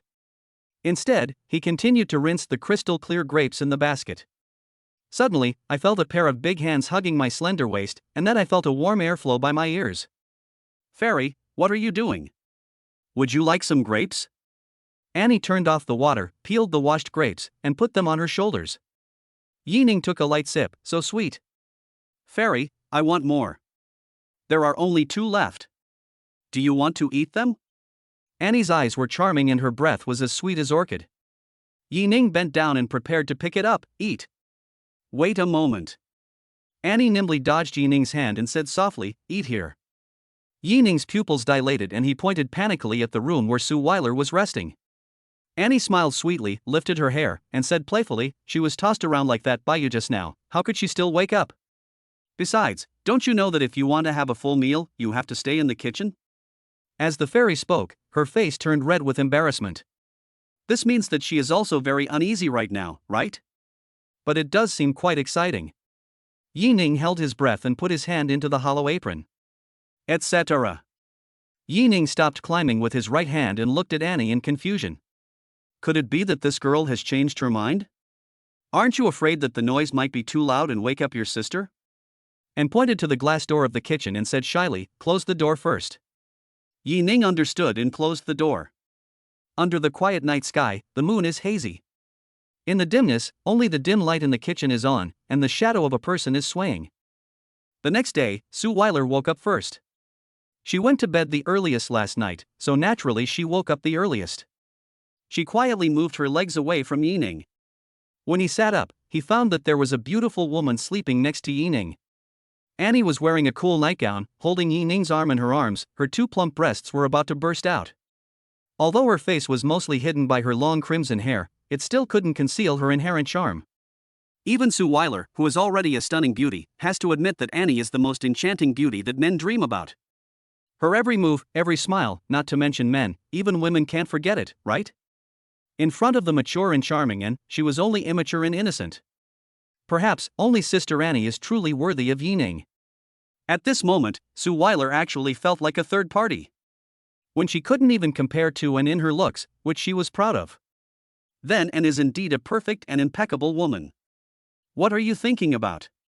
Yining noticed something unusual and opened his eyes. He saw Suile with red eyes, staring at him and Annie in a daze. Gently tapping her fair and smooth forehead, Suile was startled and came back to her senses. Suile, don't worry, you are no worse than anyone else. Yining comforted gently. At the same time, he quietly sat up and held her in his arms. He naturally knew what Suile was worried about. But she was really worrying too much. In Yining's heart, since Suile is willing to be his little kitten, he will naturally cherish her for the rest of his life.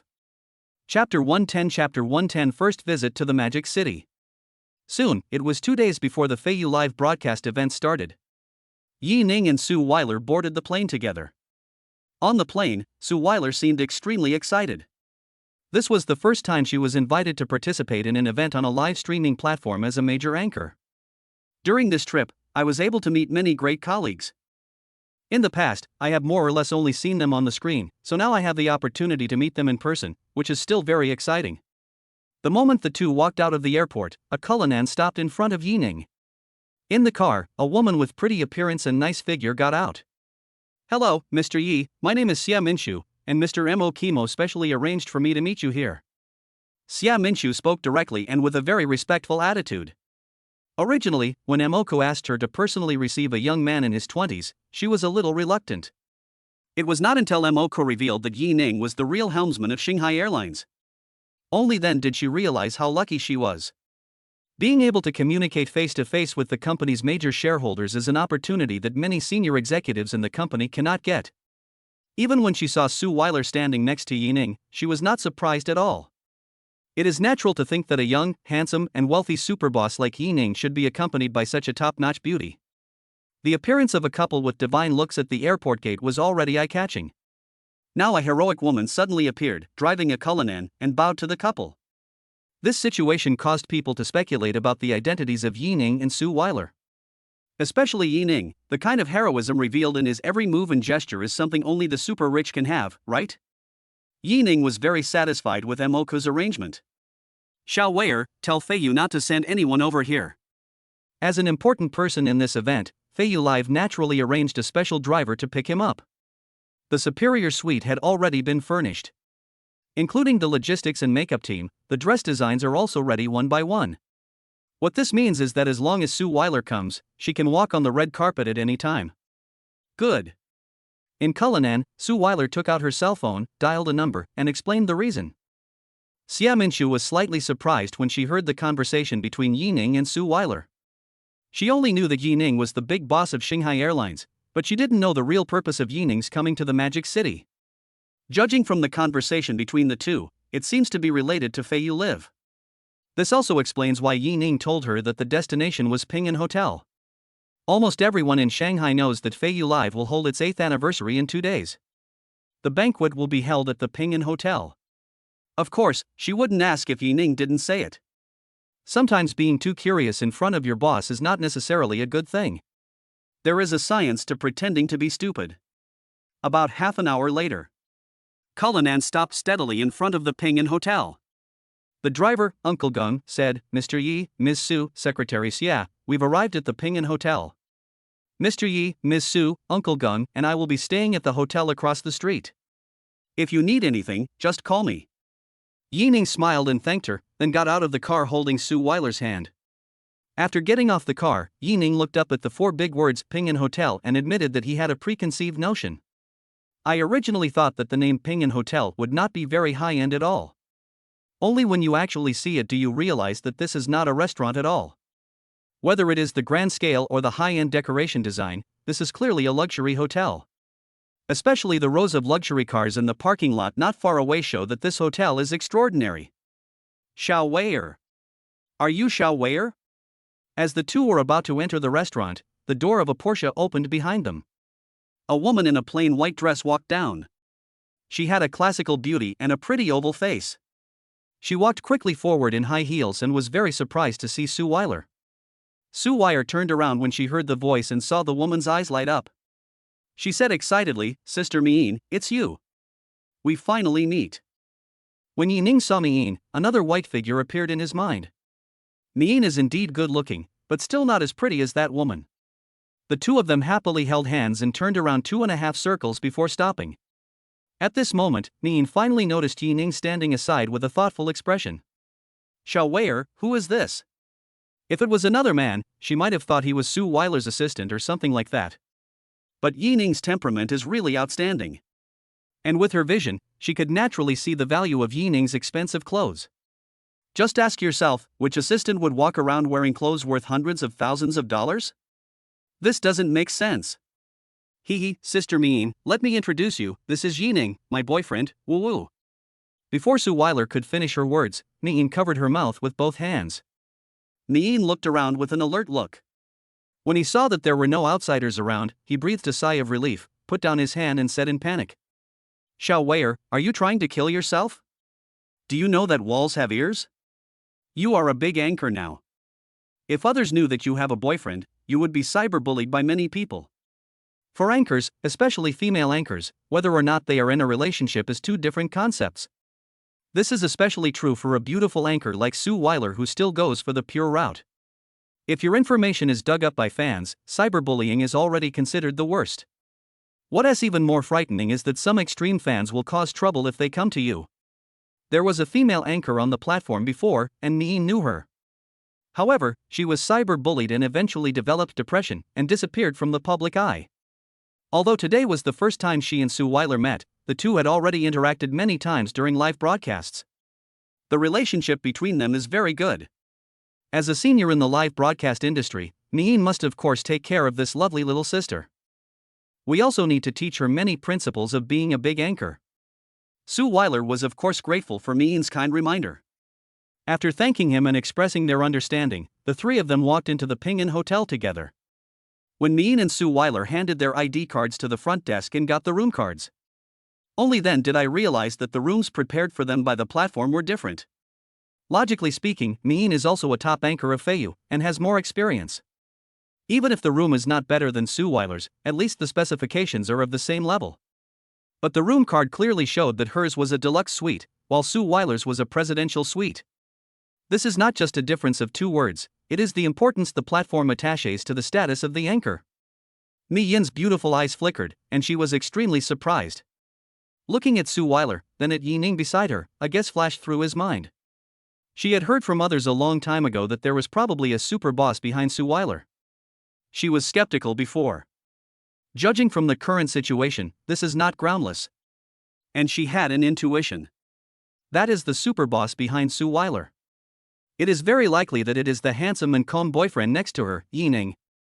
The two people's suites are not on the same level, and naturally not on the same floor. Miin reached her floor first.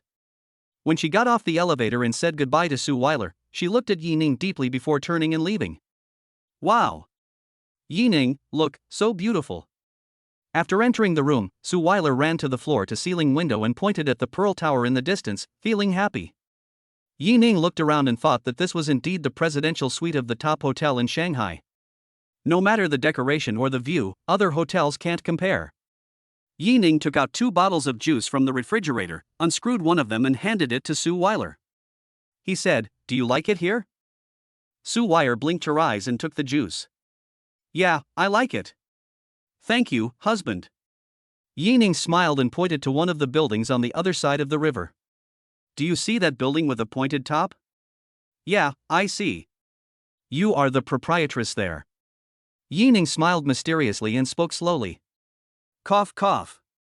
Suile was dumbfounded and choked by the water. She thought Yi Ning was going to say something like the lights on the building were beautiful at night. Unexpectedly, she turned out to be the owner of that building. What does this mean? Could it be that Yi Ning has many industries in this magic city where the land prices are as high as sky high? Just pointing at something has something to do with him? Of course, she had no doubt about Yi Ning's words. After all, Yi Ning is so rich, is there any need to lie to her?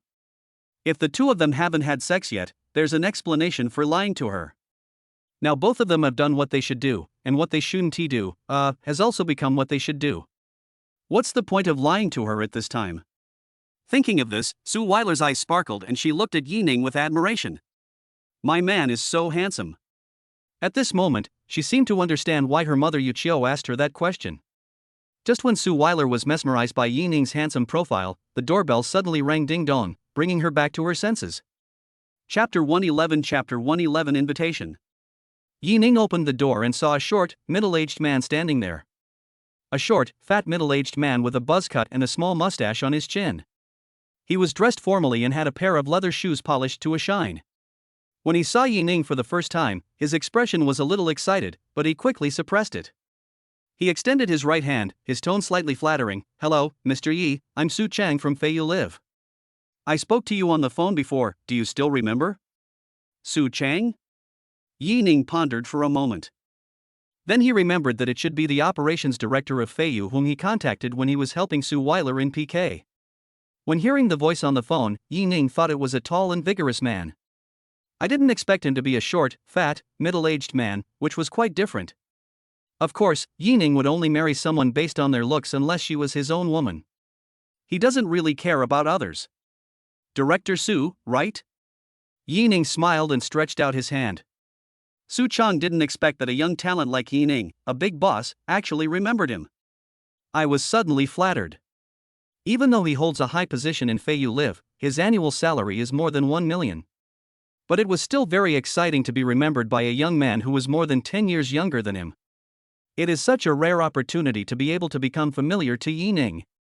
Because the person in front of him holds 30% of Feiyu Live's shares and is the second largest shareholder after Mr. Yu Shenglong. Just one sentence can determine whether he can be promoted from an annual income of 1 million to an annual income of tens of millions. After shaking hands, Su Chang explained why he was there. It turned out that Yu Shenglong, the CEO of Feiyu Live, invited him to attend the dinner tonight. This is a banquet between Feiyu Live shareholders and senior executives to get to know each other. Yi Ning glanced at Suile in the room and agreed with a smile. Okay, 7 o'clock in the evening, right? I'll be there then. Su Chang naturally recognized Suile standing on the balcony, but he didn't say a word. After getting Yi Ning's answer, he bowed slightly and left on the pretext of something. I have a party tonight. Will you come with me? After closing the door, Yi Ning hugged Suile from behind and asked in her ear. Suile shook her head. I won't go. Sister Min and I will go out to eat together tonight. Yi Ning nodded his chin. Then I'll let Xia Minchu go with you? Yi Ning was not very reassured about leaving Suile and Min, two girls, in this unfamiliar city.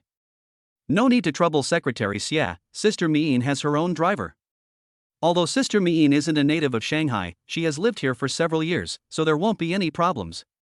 After hearing this, Yi Ning finally agreed.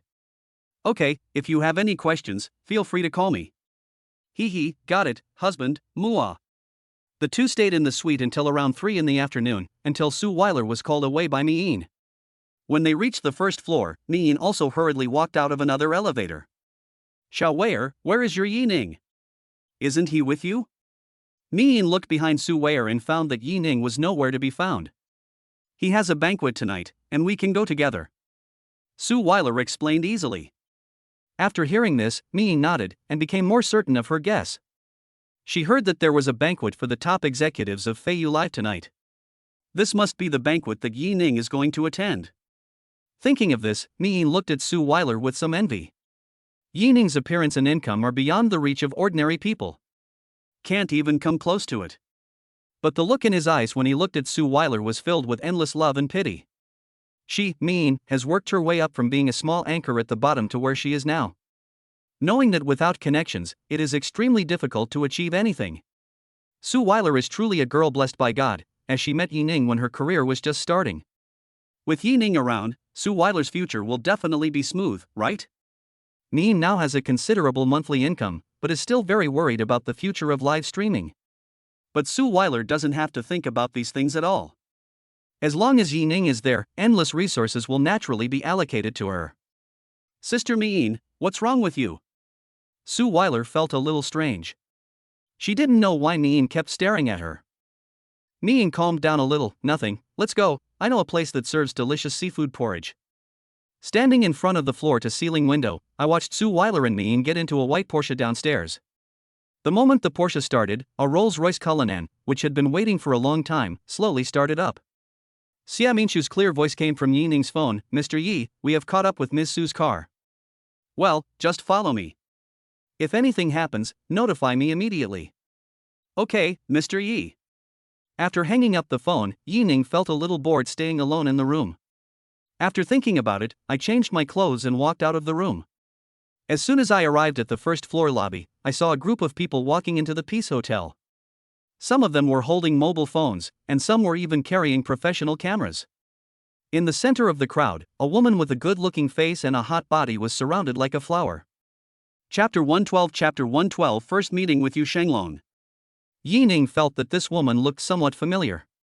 After thinking about it carefully, I remembered this person's identity.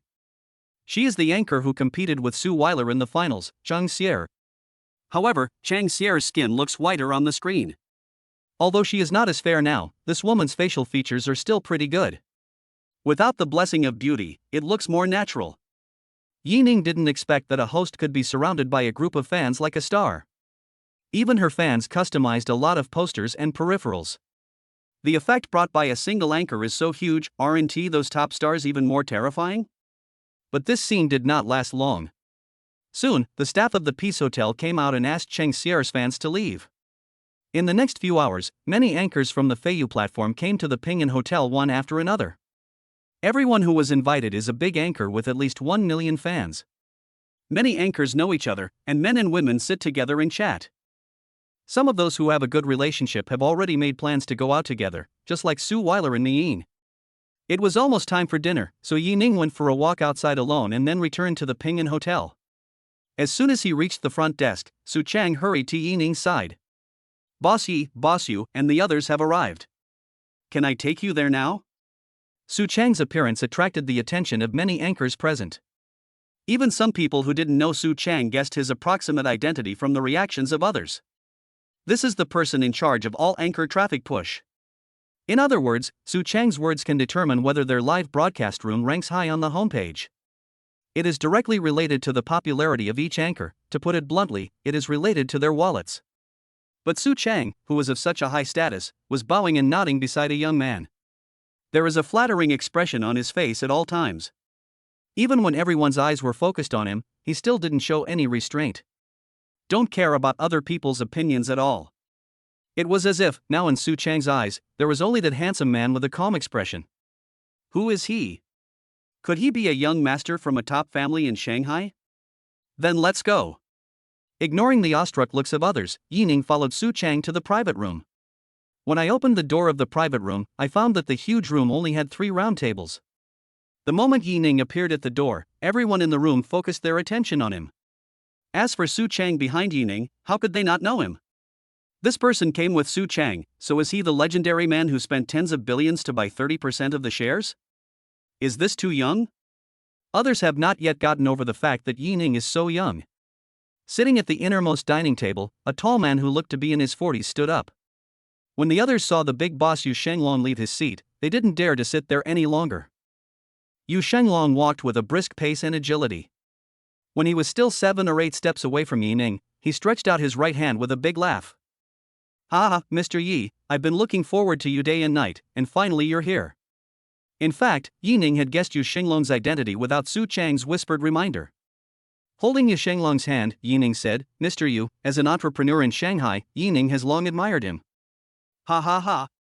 Yu Shenglong laughed out loud, turned around and looked at everyone, and said loudly, "Let me introduce to you all, this is Mr. Yining, the second largest shareholder of Feiyu Live." Welcome everyone. After a round of applause, Yu Shenglong invited Yining to the main table at the innermost part. According to Yu Shanglong, the people sitting at this table are all major shareholders of Feiyu Live. In addition to several other shareholders, there were two people who left the deepest impression on Yining. One of them is called Lin Xian, who wears glasses and looks humble and elegant. The other one is named He Kaishu, and he seems to have a good relationship with Lin Xian. The reason why they made Yining remember them. One reason is that the two are the third and fourth shareholders of Feiyu Live respectively. The second is that these two people are very young and look to be in their early 30s. At such a young age, it is difficult to earn such a net worth on one's own. Therefore, the identities of these two people are probably not as simple as they seem. Yining didn't know that when he was guessing the identities of Lin Xian and He Kaishu. The two men were also trying to figure out his origins. The education they both received since childhood was far beyond what ordinary people could obtain, so their vision was naturally not low. His vision is indeed sharp. But the two people who were born standing on the ceiling could not see through Yining. I just feel that Yining is completely different from ordinary rich young men. He has neither the arrogance of a playboy nor the restraint of a family heir. It would not be right to say that he was an ordinary person from an ordinary family. Because the aura of controlling others and the way he raises his hands and steps is something that ordinary people cannot imitate at all. The two couldn't help but look at each other, and both saw confusion and puzzlement in each other's pupils. After a few drinks, Yining gradually became familiar with several shareholders of Feiyu Live. Just as the senior executives at other tables came over to toast Yining and others, the door of the private room suddenly opened. A man in his 20s or 30s walked in with a stack of folders in his hands. After scanning the entire audience, he walked towards Lin Xian with an anxious look on his face. Chapter 113 Tianqian Entertainment. The man leaned over and whispered something in Lin Xian's ear. And Lin Xian's expression gradually became ugly, more uncomfortable than eating bitter melon. Everyone remained silent at the same time, because everyone knew that the problem Lin Xian was facing was not small. Then, Lin Xian stood up, apologized, and left in a hurry. Yining noticed that only He Kaishu fell into deep thought, most likely because he guessed Lin Xian's predicament. And Lin Xian's departure was just a small episode. The banquet lasted for 2.5 hours. After eating and drinking, Yining and others came to the gate of Ping'an Hotel together. Just then, a Rolls-Royce Cullinan stopped at the door. Suile and Mien got out of the car. One was a pure beauty, the other a classical beauty. Both were very beautiful. Especially Suile, just with that face, many people recall the good times of their first love. Mr. Yi is really lucky, ha ha ha. Yu Shanglong naturally recognized Suile. He had seen Suile's photos more than once, and even personally gave Suile the emperor's gift. He knew Suile was very beautiful, but seeing her in person was truly amazing to him. This is a woman of impeccable beauty. Mien beside her can be called the goddess of countless otakus. But compared to Suile, he is still a step behind. After hearing Yu Shanglong's words, several men who had some thoughts in their minds couldn't help but break out in cold sweat. That's right, how could such a beauty not have someone backing her up? What's wrong? Yining walked over and took Suile's handbag. You don't look very happy. Suile's smile was a little forced. If it were an outsider, they might not be able to see through her disguise. But Yining had been sleeping in the same bed with her for so long, and he knew at a glance that she was not in a good mood at the moment. Hubby, I seem to have caused you some trouble. Seeing that she couldn't deceive Yining, Suile shook Yining's arm. With his head down and his lips pouting, he looked like a child who had made a mistake. Yining patted her little hands, then turned his gaze to Xia Minshu, frowning slightly. What happened? Xia Minshu didn't dare to hide anything and told everything. It turned out that when Suile and Mien were having dinner in a restaurant, they met a man who claimed to be a scout. The man was stunned by Suile's beauty from the moment he saw her. They were so excited that they wanted to recruit Suile to their company to become a star. But Suile felt that her current life was pretty good, so she refused without thinking. I thought the matter would just pass, but who would have thought that the man still wouldn't give up? Half an hour later, he actually brought the senior executives of Tianqian Entertainment to find Suile again. After being rejected by Suile for the second time, the senior management of Tianqian Entertainment directly threatened Suile. He said frankly that if Suile didn't obey, she would not be able to pursue a career as an anchor in the future. Someone who could clearly investigate Suile's identity in just half an hour was obviously not a simple person. If Xia Minshu had not stepped in, the two of them would probably still be harassed by each other. Yining's face darkened after hearing this. Do you know the specific situation of Tianchen Entertainment? Yi Ning looked at Xia Minshu and asked.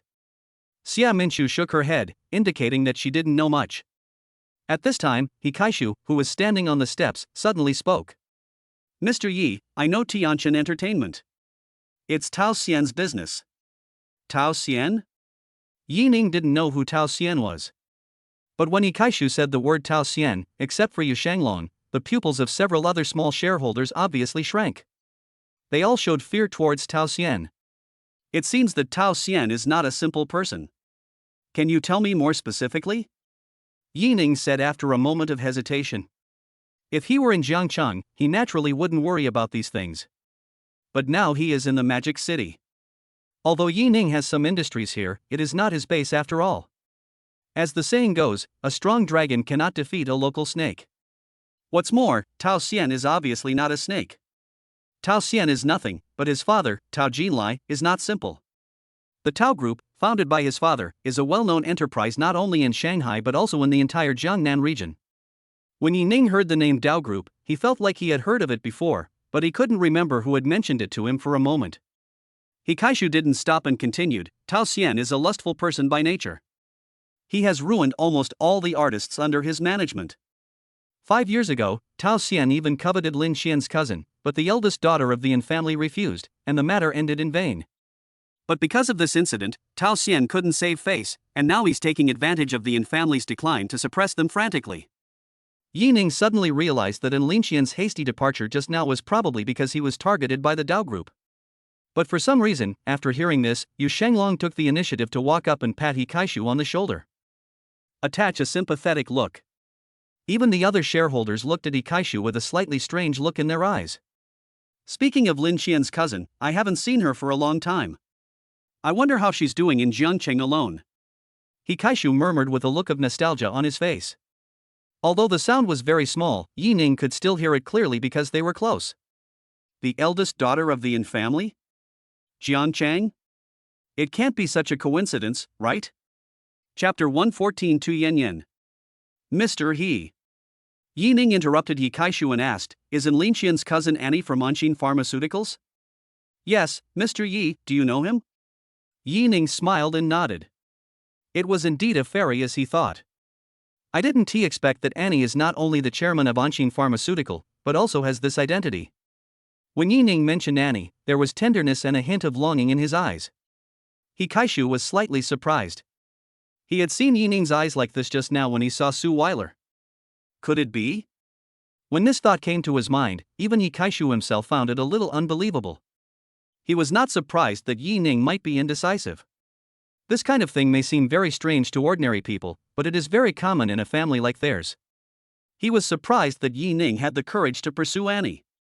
As for the fact that Annie and Yi Ning were already in a relationship, this degree had already exceeded his inherent impression of Annie. Yes, Annie is my lover. Yi Ning admitted generously. What? Everyone present, including Yu Shanglong, stared at Yi Ning with wide eyes. What did Yi Ning say just now? The eldest daughter of the Yin family is actually in a relationship with Yi Ning. Is there any news more explosive than this? Are you sure that the Annie you mentioned and Hikaishu are the same person? If so, is she still the same woman they know? But think about it carefully, Yi Ning dared to say it in front of everyone.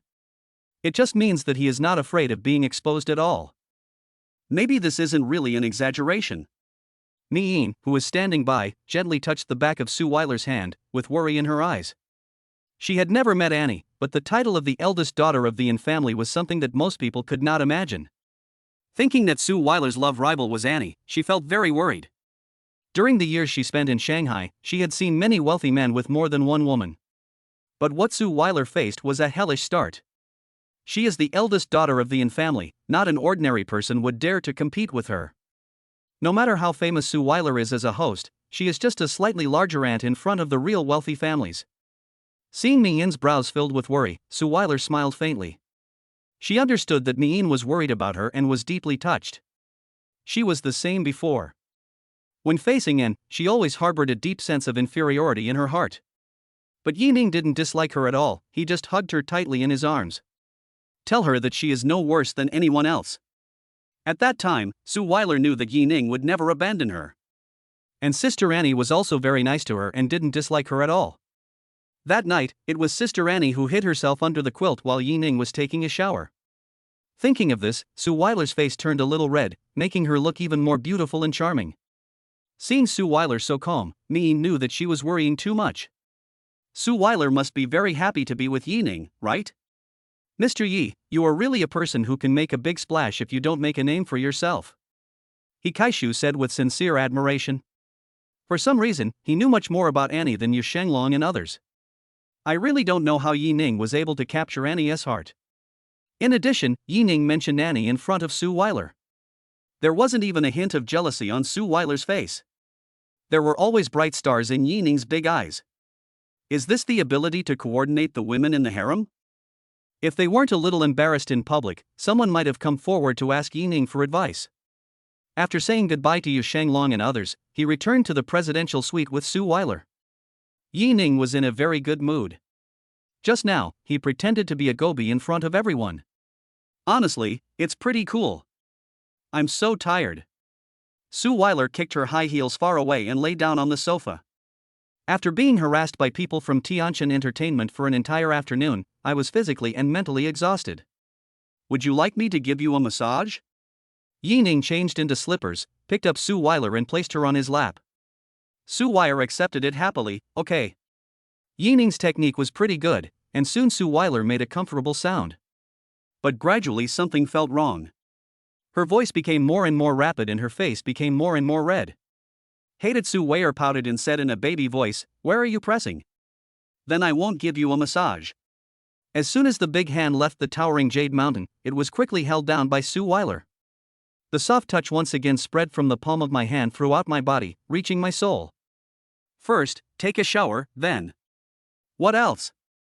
Yi-Ning couldn't help but stare at her and laugh. Suile rolled her eyes at Yi-Ning and said angrily, "You know." After saying that, he opened his arms honestly and said, "Carry me." How could Yi-Ning bear this pitiful and touching look? He picked up Suile and walked towards the bathroom. He took one step at a time, and when he reached the bathroom door, he was left without a piece of cloth. On the other side, Hikaishu returned home. A woman with a soft face and wearing a thin nightgown walked over slowly. "Why did you drink so much?" Tu Yanyan frowned, but took the initiative to help Hikaishu change his coat. After a while, she came from the kitchen and handed him a cup of brewed scented tea. Hikaishu drank half of it in one gulp and breathed a sigh of relief. With a smile in his eyes, he looked at Tu Yanyan. After a long while, he spoke mysteriously, "Yanyan, do you know who I met today? Aren't you going to the banquet with your good brother?" "Yes, at the banquet, I ran into Yi-Ning, the man I mentioned to you before who spent billions to buy 30% of Feiyu Live's shares." "Is there anything special?" Tu Yanyan was puzzled. As the second largest shareholder of Feiyu Live, isn't it normal for him to attend the banquet? "It's nothing to others, but it's really special to you." Seeing this, Tu Yanyan said impatiently, "If you keep on keeping me in suspense, I won't listen anymore." After saying that, he was about to stand up. "Hey!" Hikaishu hurriedly pulled him back and explained, "Yi-Ning said it himself that Annie is his lover." After he said this, Hikaishu's eyes never left Tu Yanyan's face. He even didn't want to blink, for fear of missing Tu Yanyan's expression. "What did you say?" Tu Yanyan stood up straight, staring at Hikaishu with her mouth wide open, dumbfounded. He hurriedly asked, "Could you be mistaken?" Hikaishu was very satisfied with Tu Yanyan's reaction and laughed. "I thought it was incredible at first, but it must be right." Hikaishu's tone was firm and very confident, leaving no room for doubt. As his first wife, Tu Yanyan knew that Hikaishu was not the type of person who could figure skate. It was precisely because she knew him that Tu Yanyan was shocked. Annie. Tu Yanyan may understand her better than she does herself. Because Tu Yanyan is not only Annie's best friend, but also her first love. Chapter 115 Best New Star Female Anchor. The day after tomorrow marks the 8th anniversary of Feiyu Live. Will Yi-Ning be there too? Yes. Hikaishu nodded as a matter of course. Tu Yanyan said with interest, "I want to go too." "Ah? Didn't you hate participating in these activities the most in the past?"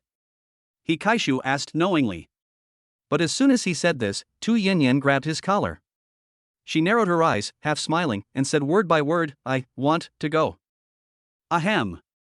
Hikaishu coughed twice and whispered, "Just go, you sound like I can stop you." time quickly arrived at the 8th anniversary of Fei Yu Live. On this day, most of the invited hosts were present, and many fans also came to the scene. Of course, not many fans are eligible to enter the inner field, and only a few lucky ones can get tickets.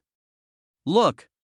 That's the top player in the Fei Yu gaming area, Tianyi, with 20 million followers. I saw my sister Piao Miao. And there's also the virtual streamer I'm promoting, HHSDD. Even though the real person hasn't shown up, his presence is enough. Look! Isn't that Xiao Weier? As soon as these words were spoken, everyone's attention was drawn over. Suile wore a beige long dress with translucent gauze draped over her white shoulders. Her hair is draped over her shoulders and her makeup is exquisite. With her beautiful face and slim figure, she becomes the focus of everyone's attention as soon as she appears. She's really so beautiful. I originally thought she looked so good in front of the camera because of the beauty filter. Forgive my short-sightedness. I seem to be thinking of my first love. Did your first love have the character Wei in his name? You shameless bastard. Who is that classical beauty walking with her? Even Niyin can't see it. On behalf of all the musical notes, I despise you. Suile and Niyin entered the hall together with the host's introduction. Seeing that her seat was next to Yining, Suile walked over happily. Only Niyin looked confused. Why is her seat next to Yining? Which little genius arranged this? Yining, let's change seats. Niyin said a little embarrassedly. Yining noticed Miyin's embarrassment and nodded in agreement, okay. He also didn't expect that the person arranging the seats would place Niyin and Suile's seats on his left and right. What does this mean? Did they misunderstand something? Or are you hinting at something? Of course, this is just a small episode. As the host introduced the guests, more and more anchors came in one after another. Yining supported his head with one hand and played with his mobile phone boredly. I don't know how long it took, but I heard a few exclamations from the neighbors. Why is she here? I didn't expect her to come along. It's really strange. Yining didn't understand what was going on, so he looked up in the direction those people were looking. I saw a soft and gentle woman, holding Ye Kaishu's arm, walking slowly towards me. The two men stopped in front of Yining. Ye Kaishu introduced Tu Yanyan beside him. Yanyan, this is Yining. He's quite handsome. Tu Yanyan was obviously very interested in Yining when she saw him. He stared at Yining's face and looked at her carefully, making Yining feel a little embarrassed. He could only turn his gaze to Ye Kaishu standing beside him and asked doubtfully, Mr. He, who is this? Oh, I forgot to introduce her to you. Ye Kaishu scratched the back of his head. This is my wife, your former love rival, Tu Yanyan. My wife, your former rival? What does this mean? Suile was completely confused by Ye Kaishu's confusing introduction. After thinking for a long time but still unable to figure out the relationship, he had no choice but to give up and could only look at Yining with a puzzled look. Niyin seemed to have discovered some important secret and looked very excited. He grabbed Suile's hand and shook it continuously. He looked at Ye Kaishu for a while, then at Yining. He kept winking at Suile. Yining looked at Yining speechlessly. This girl looks like a classical beauty, simple and innocent. In fact, the thoughts are not pure at all. I was imagining all sorts of random things in my head. How come I didn't realize she was a rotten girl before? But he was too lazy to explain, because the woman in front of him, Tu Yanyan, was the one who really surprised him. And Ye Kaishu was actually the man who married his witchy ex-girlfriend. Come to think of it, I should really thank Ye Kaishu. If it weren't for him, Annie wouldn't have gone to the bar to drink because of a broken heart. You will not develop an inseparable relationship with the fairy. Maybe the binding system is related to him. Yining. Tu Yanyan spoke, bringing Yining back to his senses. Is this little beauty next to you also your woman? She pointed at Suile and asked seriously. Yining casually glanced at Tu Yanyan's upper body, then compared it with the familiar Suile, and felt dissatisfied in his heart. How can this be a little beauty? This is clearly a great beauty. To be honest, ever since I met Suile, he had never seen a woman as slim as Suile but with such a magnificent figure. Of course, he wouldn't say these words out loud. If I had to talk about it, it was when I was alone with Suile in bed. So what? Yining asked back. Tu Yanyan shook her head without saying anything, just grinned, looked deeply at Yining and Suile, and walked towards her seat. Yining didn't know what she meant. Could it be that he still has feelings for Annie? Looking in the direction of Hikaishu, I saw him talking and laughing with Tu Yen. They look no different from any other couple. It seems like they have a good relationship and don't seem to have any conflicts. Yining turned around, shook his head, and stopped thinking about it. Yining, what did Mr. Yi mean by what he said just now? Suile whispered. Yining didn't know how to explain for a moment. Seeing Yining's expression, Yin became even more certain of his guess. Pulling Suile's sleeve, he said excitedly, Suile, I know, I'll tell you. Just when Suile was about to put her ear closer, Yining put his arms around Suile's slender waist. He exerted a little force on his arms to bring her closer to him. And he said to Yin with a serious face, You don't know, don't lead my little wayer astray. Then he looked at Suile seriously, Don't listen to Yin's nonsense. If you want to know, you can ask your sister Annie. Do you understand? Suile nodded in confusion. She could never have imagined that this matter could involve Anne. But Suile always obeyed Yining's words. After all the hosts and guests arrived, the event finally began. After a series of carefully rehearsed song and dance performances, the event came to the second part, the award ceremony. Yining, look at the cheat sheet I prepared. Suile opened her palm and waved it in front of Yining. As the anchor with the fastest increase in fans in the past 2 months, Suile naturally also received a prize. Soon, the host on the stage called out Suile's name. Now, please welcome the winner of Best Rising Female Anchor, Suile. Chapter 116 ending. Accompanied by loud applause, Suile walked up to the podium with brisk steps. She is naturally beautiful. Under the spotlight, Suile is now in full splendor. Just like the person in the painting, so beautiful.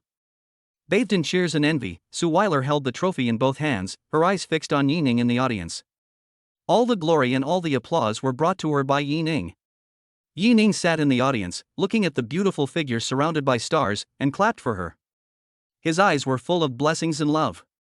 At this moment, the two of them only had each other in their eyes. Any flattery, envy and jealousy around them has nothing to do with them. After delivering her acceptance speech, Suile walked off the stage holding the trophy and flowers. As she reached the backstage, 2 middle-aged men, one tall and one short, blocked her way. Ms. Su, we meet again. The shorter middle-aged man greeted her and stated his purpose. I wonder if Miss Su has considered it carefully. We came here with sincerity this time. Yes, we at Tianshan Entertainment are very sincere. As long as Miss Su agrees, resources will not be a problem. The taller man echoed. It seemed like a negotiation, but the tone did not allow Weyer to refuse. In fact, the two of them had already handed over Suile's photo to Tao Xian, chairman of Tianshan Entertainment, yesterday. The moment Tao Xian saw Suile's photo, he was stunned by her beauty. As an international metropolis, there are countless beauties in Shanghai. As the son of the Tao Group, Tao Xian naturally has no shortage of women and has seen countless women. Even among the women he supports now, there is one who is extremely beautiful. But that woman was too worldly and didn't have the pure first love vibe of Suile at all. If Suile was captured by him, plus the beauty in the Golden House. What a wonderful experience it would be for two people to serve him together. Therefore, he directly gave the death order. No matter what, Suile must be recruited into Tianshan Entertainment. As long as she entered Tianshan Entertainment, Suile would fall into his clutches. Eat whenever you want. I rejected you yesterday. Please don't bother me again. Suile frowned and refused again. She never thought about entering the entertainment industry, let alone becoming a star. She was already a little unhappy because of the other party's persistence yesterday. Not to mention that they had threatened me. And now she also understood that these two people were not trying to discover any potential female artists. It was clearly to help their immediate boss, the young master of the Tao family, find a woman. Thinking of this, Suile felt that the other party was more and more hypocritical and disgusting. Especially when I think of the two people in front of me, they are dressed neatly but are extremely dirty inside. I even felt nauseous. Miss Su, please don't be so hasty to refuse. If you come to Tianshan Entertainment, we will also help you arrange an opportunity to meet with the top young masters in the Magic City. I believe that with Miss Su's looks, with a little effort, she will be able to enter the upper class soon. By then, whether it's wealth or status, you will have reached a level that a small anchor can't even imagine. When speaking, the two people from Tianshan Entertainment looked very confident. because they have used these methods to seduce many young and beautiful girls. Everyone dreams of becoming famous overnight. Who doesn't want to suddenly become rich and become a superior person? Now that this opportunity is in front of Suile, they don't believe that Suile won't be tempted. I'll say it one last time, I refuse. Suile said patiently, her tone firm and powerful.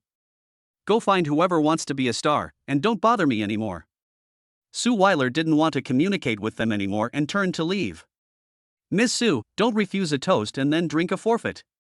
Do you know what will happen if you offend us? Seeing that Suile dared to refuse, the shorter middle-aged man looked unhappy and threatened her harshly. In his opinion, he was already giving Suile a lot of face by personally inviting her again and again. She was so ungrateful that she refused repeatedly. Rejecting himself is a small matter, but by doing this, Suile is slapping Mr. Tao in the face in disguise.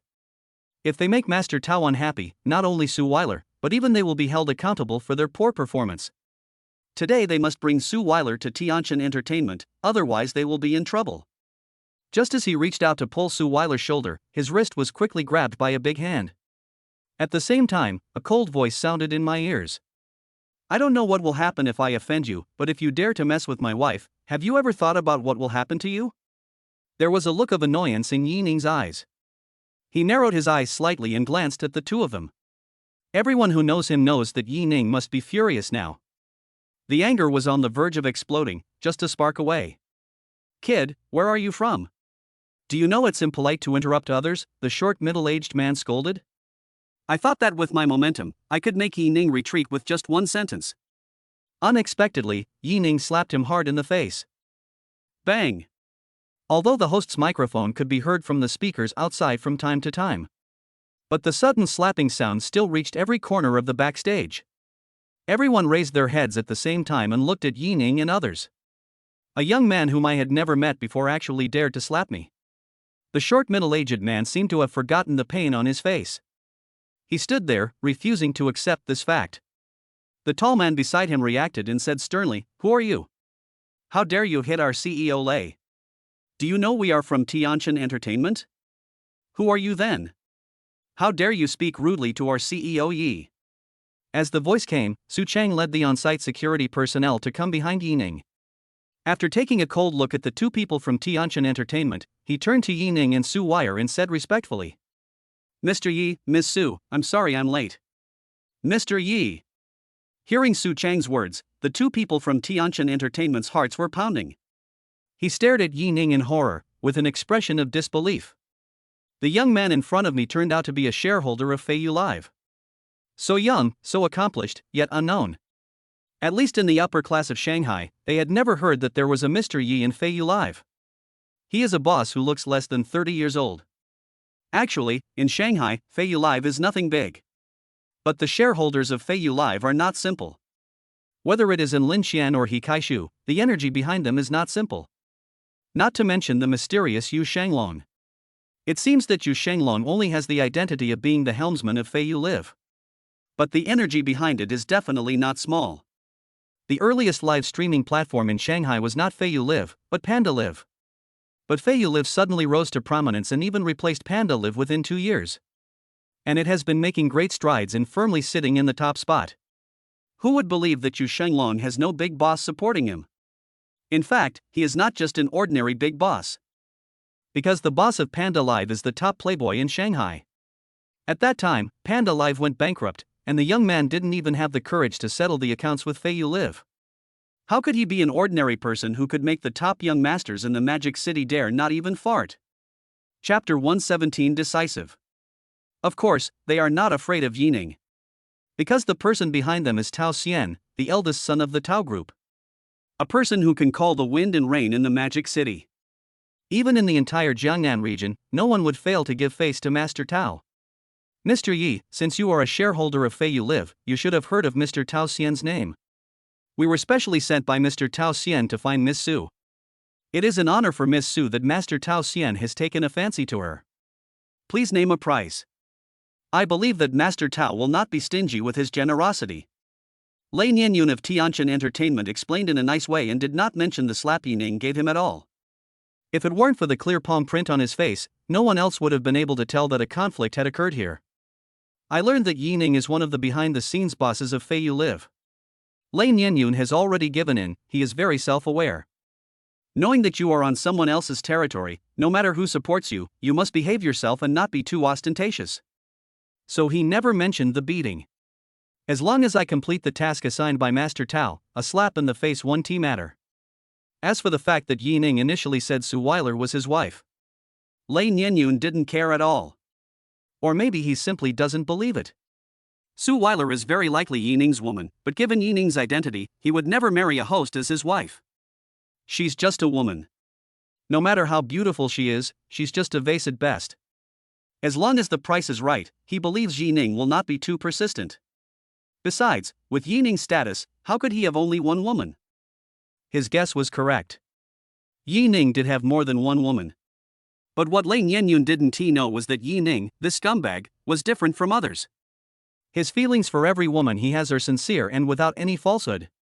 If Suile leaves him voluntarily, he will naturally let go. But Suile's whole heart is on Yining, it's impossible. So Lei Nianyun's words undoubtedly touched Yining's sore spot. Yining raised the corner of his mouth slightly, and said indifferently, "Are you sure you want me to name a price?" Hearing Yining's words, Lei Nianyun felt relieved. He clenched his fists, secretly proud of himself. He felt he had made the right bet. Sure enough, these young masters who grew up with a silver spoon in their mouths are all the same. He doesn't care about his woman's life or death at all. To them, women are simply consumables. Perhaps none of them are as valuable as the few pieces of clothing in your wardrobe. Lei Nianyun nodded and agreed, "Yes, Mr. Yi, as long as you name the price, I will not hesitate." Okay. Yining nodded and clapped, very satisfied. Then he raised his right hand and spread his 5 fingers. "How about this number? 5 million? Okay, that's settled." Lei Nianyun was overjoyed and quickly agreed. I thought Yining would ask for a huge sum, but I didn't expect it to be only 5 million. You know, Suile, the top anchor of Feiyu, only wants 5 million. This can no longer be described as cheap, it is simply free. Come to think of it, Master Tao is the top young master in Shanghai. Even a second generation like Yining would want to curry favor with him. Thinking of this, Lei Nianyun straightened his back again, feeling very proud. But the next second, the smile on Yining's face disappeared, and he became as gloomy as rain, with a bit of ferocity. He put his 5 fingers together and swung them at Lei Nianyun's old face with all his strength. Snap! Snap! Snap! A series of slaps turned Lei Nianyun into a pig's head. In fact, Lei Nianyun had already reacted when Yining slapped him for the second time. Just as he was about to dodge, he was held by 2 security guards and couldn't move. He could only watch Yining whipping him wildly left and right. Ah! Stop it! Have you ever thought about the consequences of Master Tao finding out when you act this way? Ah! Mr. Yi, don't. I was wrong. I'm sorry. Lei Nianyun was beaten so hard that he wailed in pain, and the words in his mouth gradually changed from threats to pleas for mercy. Because he found that Tao Xian's name had no power at all in Yining's eyes. They are not afraid at all. Seeing Yining stop, Su Chang took the initiative to put a tissue on the ground and said, "Boss Yi, wipe your hands. What should we do with these 2 people?" Yining glanced at Lei Nianyun and said without emotion, "Break his arm and throw him out." Hiss. Everyone was frightened by Yining's ruthlessness and couldn't help but gasp. Even Suile, who had been silent, took 2 steps forward and silently took Yining's hand, interlocking their fingers. Yining patted the back of Suile's hand and said with a smile, "Let's go." As soon as he turned around, he heard Lei Nianyun pleading, "Mr. Yi, we know we were wrong. This matter ends here today. I will definitely not say anything bad about you to Master Tao when I go back. He won't cause you any trouble. I only ask you to let me go." Yining stopped but did not turn around. He sneered, "Looking for trouble with me? Sure, then you can have that Tao Xian go directly to the Jinding law firm or the Rhine Metropolitan Financial Building. If all else fails, you can just go directly to the Shanghai Airlines headquarters building. As long as Tao Xian comes, I, as the host, will naturally welcome him." After saying that, he pulled the dazed Suile away. Not to mention Suile, no one present was not frightened by Yining's words. What do these words mean? Jinding law firm, Rhine Metropolis Financial Building, and even more terrifying is Shanghai Airlines. Judging from what Yining said, are these all his properties? If he wasn't bragging, this would be too shocking.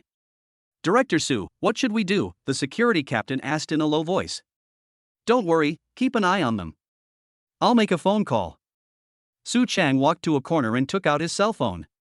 Hello? Mr. Yu. What's the matter?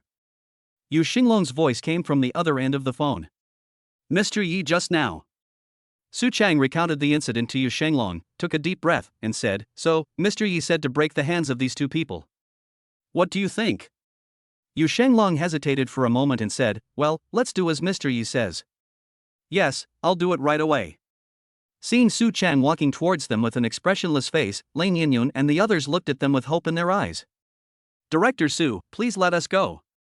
Oh no, let me go. I'll give you money. I have money. Lane Yinyun placed his last hope on Su Chang and negotiated with him with an apologetic smile. But Su Chang didn't listen to him at all. He waved his hand and said, Take him away, break his hand, and then throw him out. Director Su, which hand should be broken? Asked the security captain. Nonsense. You must interrupt them all. I have to teach you this. After Su Chang finished his instructions, he walked towards the hall. Behind him, no matter how loudly Lane Yinyun shouted, it seemed as if he didn't hear him. Chapter 118, Crazy Critical Attack. An hour later. Magic City, top floor of Tianjin Entertainment Building. Bang! The teacup was shattered all over the floor, and even the porcelain flower pot in the corner was chipped off. You useless thing, you can't even handle a little female anchor, what's the use of you? Tao Xian's face was gloomy and his brow bones were raised. Under the 2-meter-long rosewood table, Lane Yinyun stood trembling with fear, his body bent, not daring to refute a word. I could only silently endure the boss Tao Xian's violent scolding. Especially the 2 fresh slap marks covering the purple and swollen cheeks, which looked particularly funny. Let me ask you, who is this Yining you're talking about? After venting his anger, Tao Xian suppressed his anger and asked in a cold tone. No, I don't know his specific background. I only know that Yining is related to Yu Xinglong.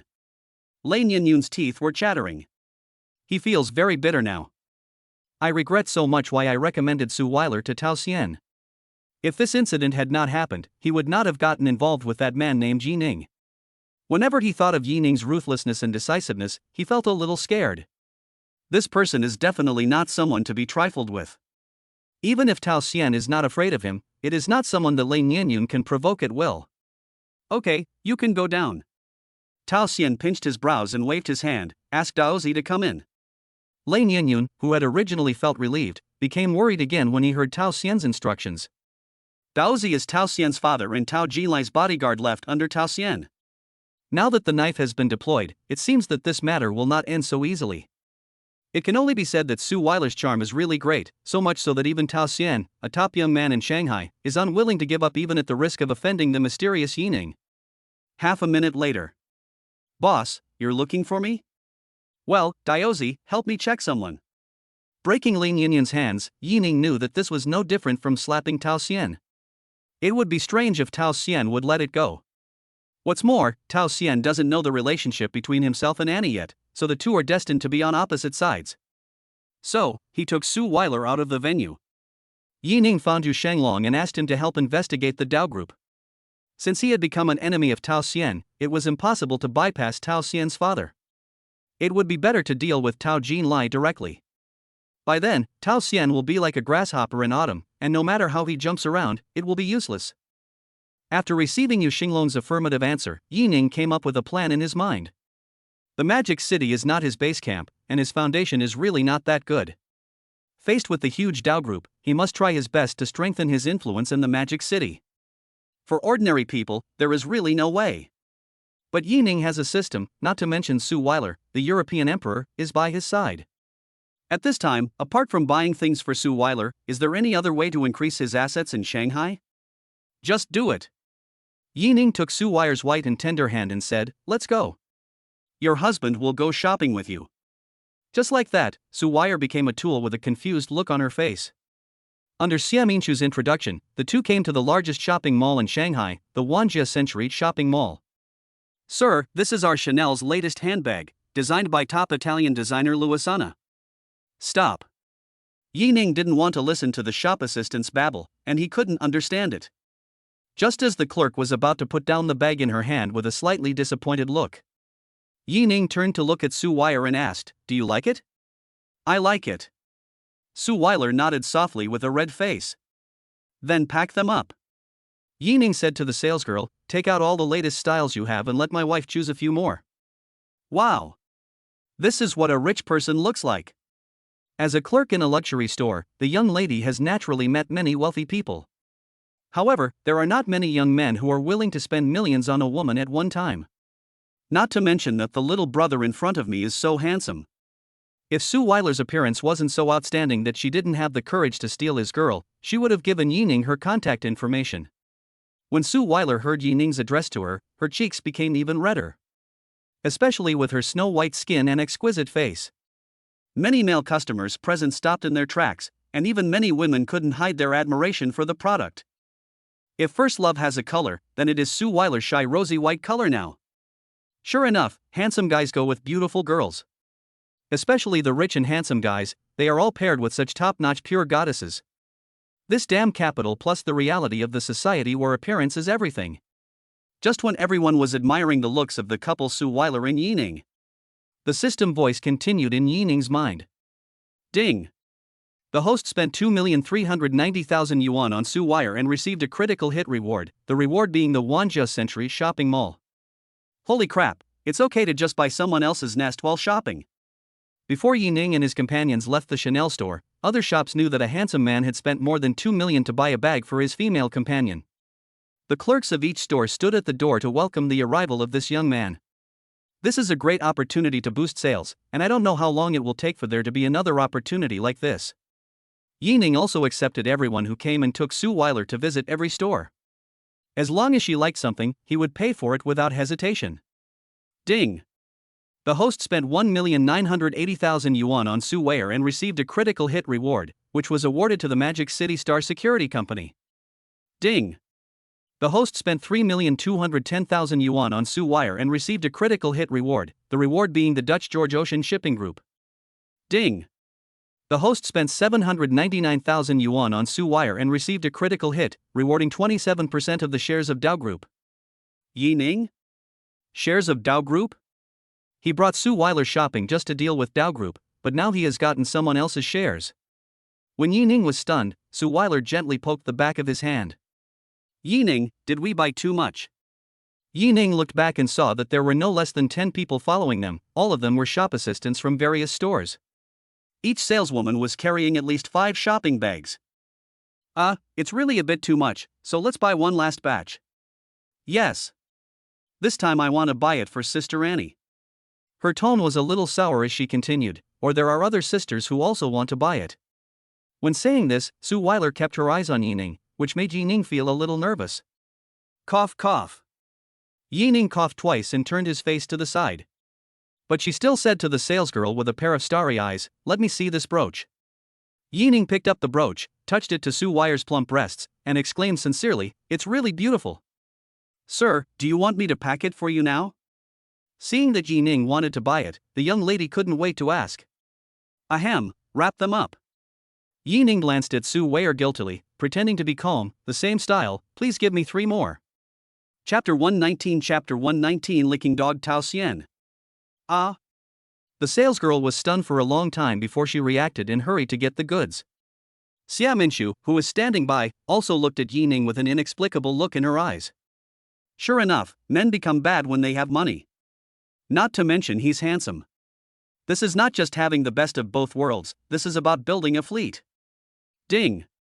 The host spent 1,320,000 yuan on Annie and received a critical hit reward, which includes a master-level combat technique. Ding! The host spent 1,320,000 yuan on Mo Qingqing and received a critical hit reward, Yunshan Harbor. Ding!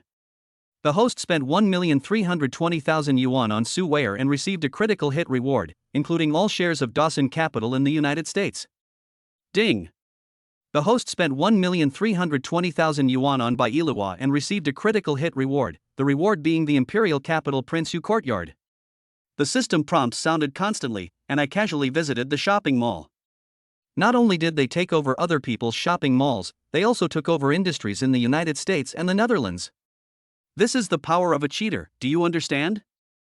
Afterwards, Yining took Suile to buy some jewelry for her family. Even Xia Minshu, who had been following him, received a watch worth 300,000 yuan as a means of escape. However, apart from the necklace bought for Yishagwa, which triggered a critical hit and returned 50 times the money, there was no critical hit reward for the others. But today's trip has yielded enough gains, so Yining is naturally very satisfied.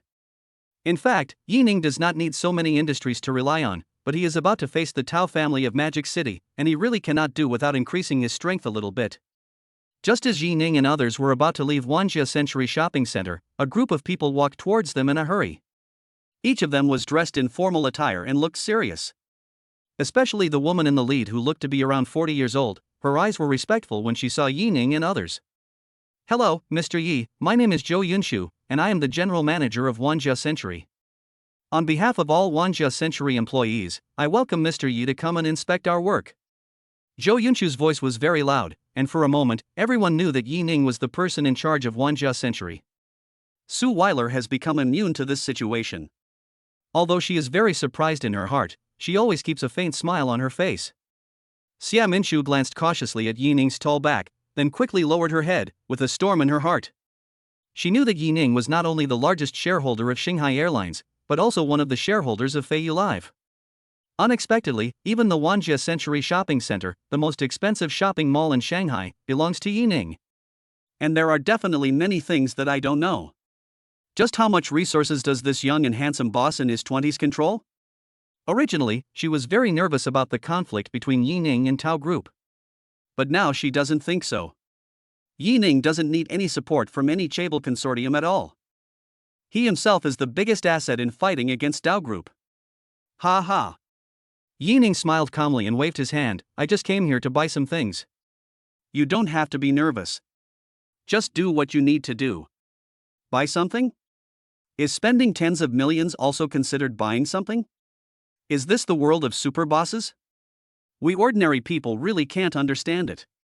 Xia Minshu and other senior executives of Wanjia Century were secretly complaining in their hearts, but of course, they would not say these words out loud. Whether it is envy or jealousy, only the person himself can feel it. After greeting the senior executives of Wanjia Century, Yining took Suile into the Cullinan.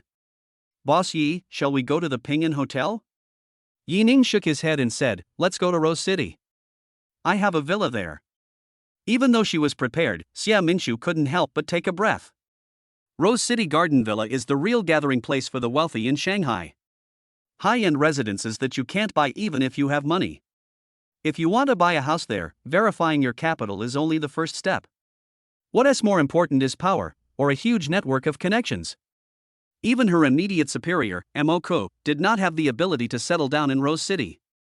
When they arrived in Rose City, the Cullinan was naturally stopped, but after 2.5 minutes of inspection, the vehicle easily drove into the villa area. Walking into the villa, Yining pursed his lips, not very satisfied. The whole villa is well decorated and magnificent. But overall, it is not as big as his villa in Yunshan Longjing in Jiangcheng.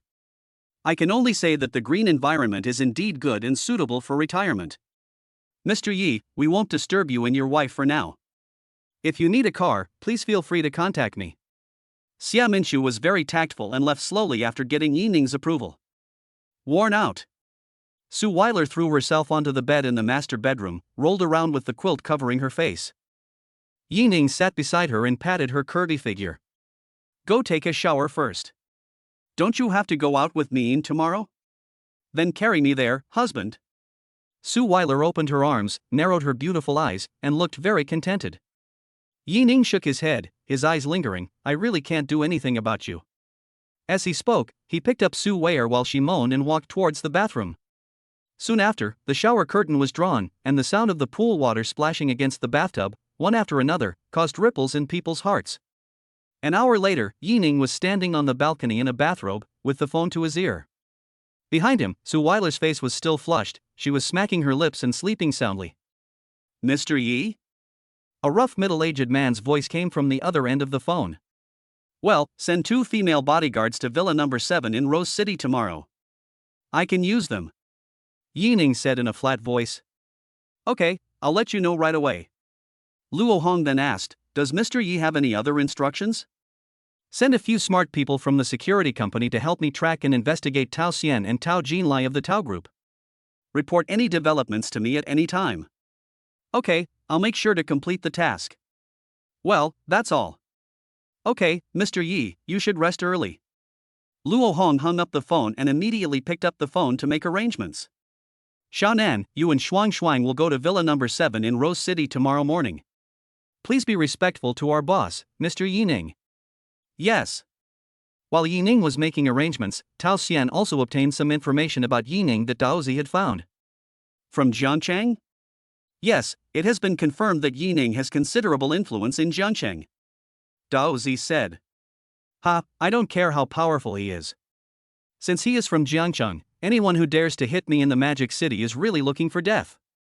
Speaking of Jiangcheng, Tao Xian seemed to remember something, picked up a new phone and dialed a number. Soon, the call was connected. Who is this? A woman's voice came from the other end of the phone, like fire and ice. Hearing the voice, Tao Xian's face flushed visibly and a lustful light flashed in his eyes. Missin, long time no see, how are you? When Annie heard the voice on the other end of the line, she immediately realized who it was and said with disgust, Tao Xian. Are you an idiot? Calling me again to disgust me? Having said that, Annie hung up the phone and blocked Elong. Hearing Annie's scolding, Tao Xian was not angry at all, but smiled like a dog. Then he took out the SIM card from his phone, broke it, and took out a new one and inserted it. If Yining saw this scene, he would definitely give Tao Xian a top-notch Viangyang certificate. This idiot is too lickable.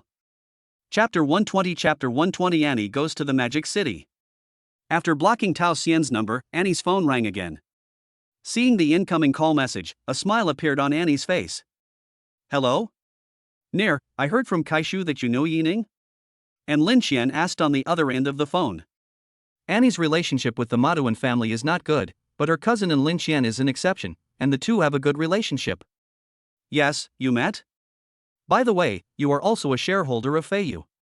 Thinking of Lin Qian's identity, Annie said as a matter of course. Hearing Annie's cheerful tone, and Lin Qian knew that there was indeed an unusual relationship between his cousin and Yining. Then do you know him? And Lin Qian was halfway through his words when Annie interrupted him. I know, but your sister just likes this guy, what can we do? Annie said with a smile on the other end of the phone, with a hint of helplessness in her tone.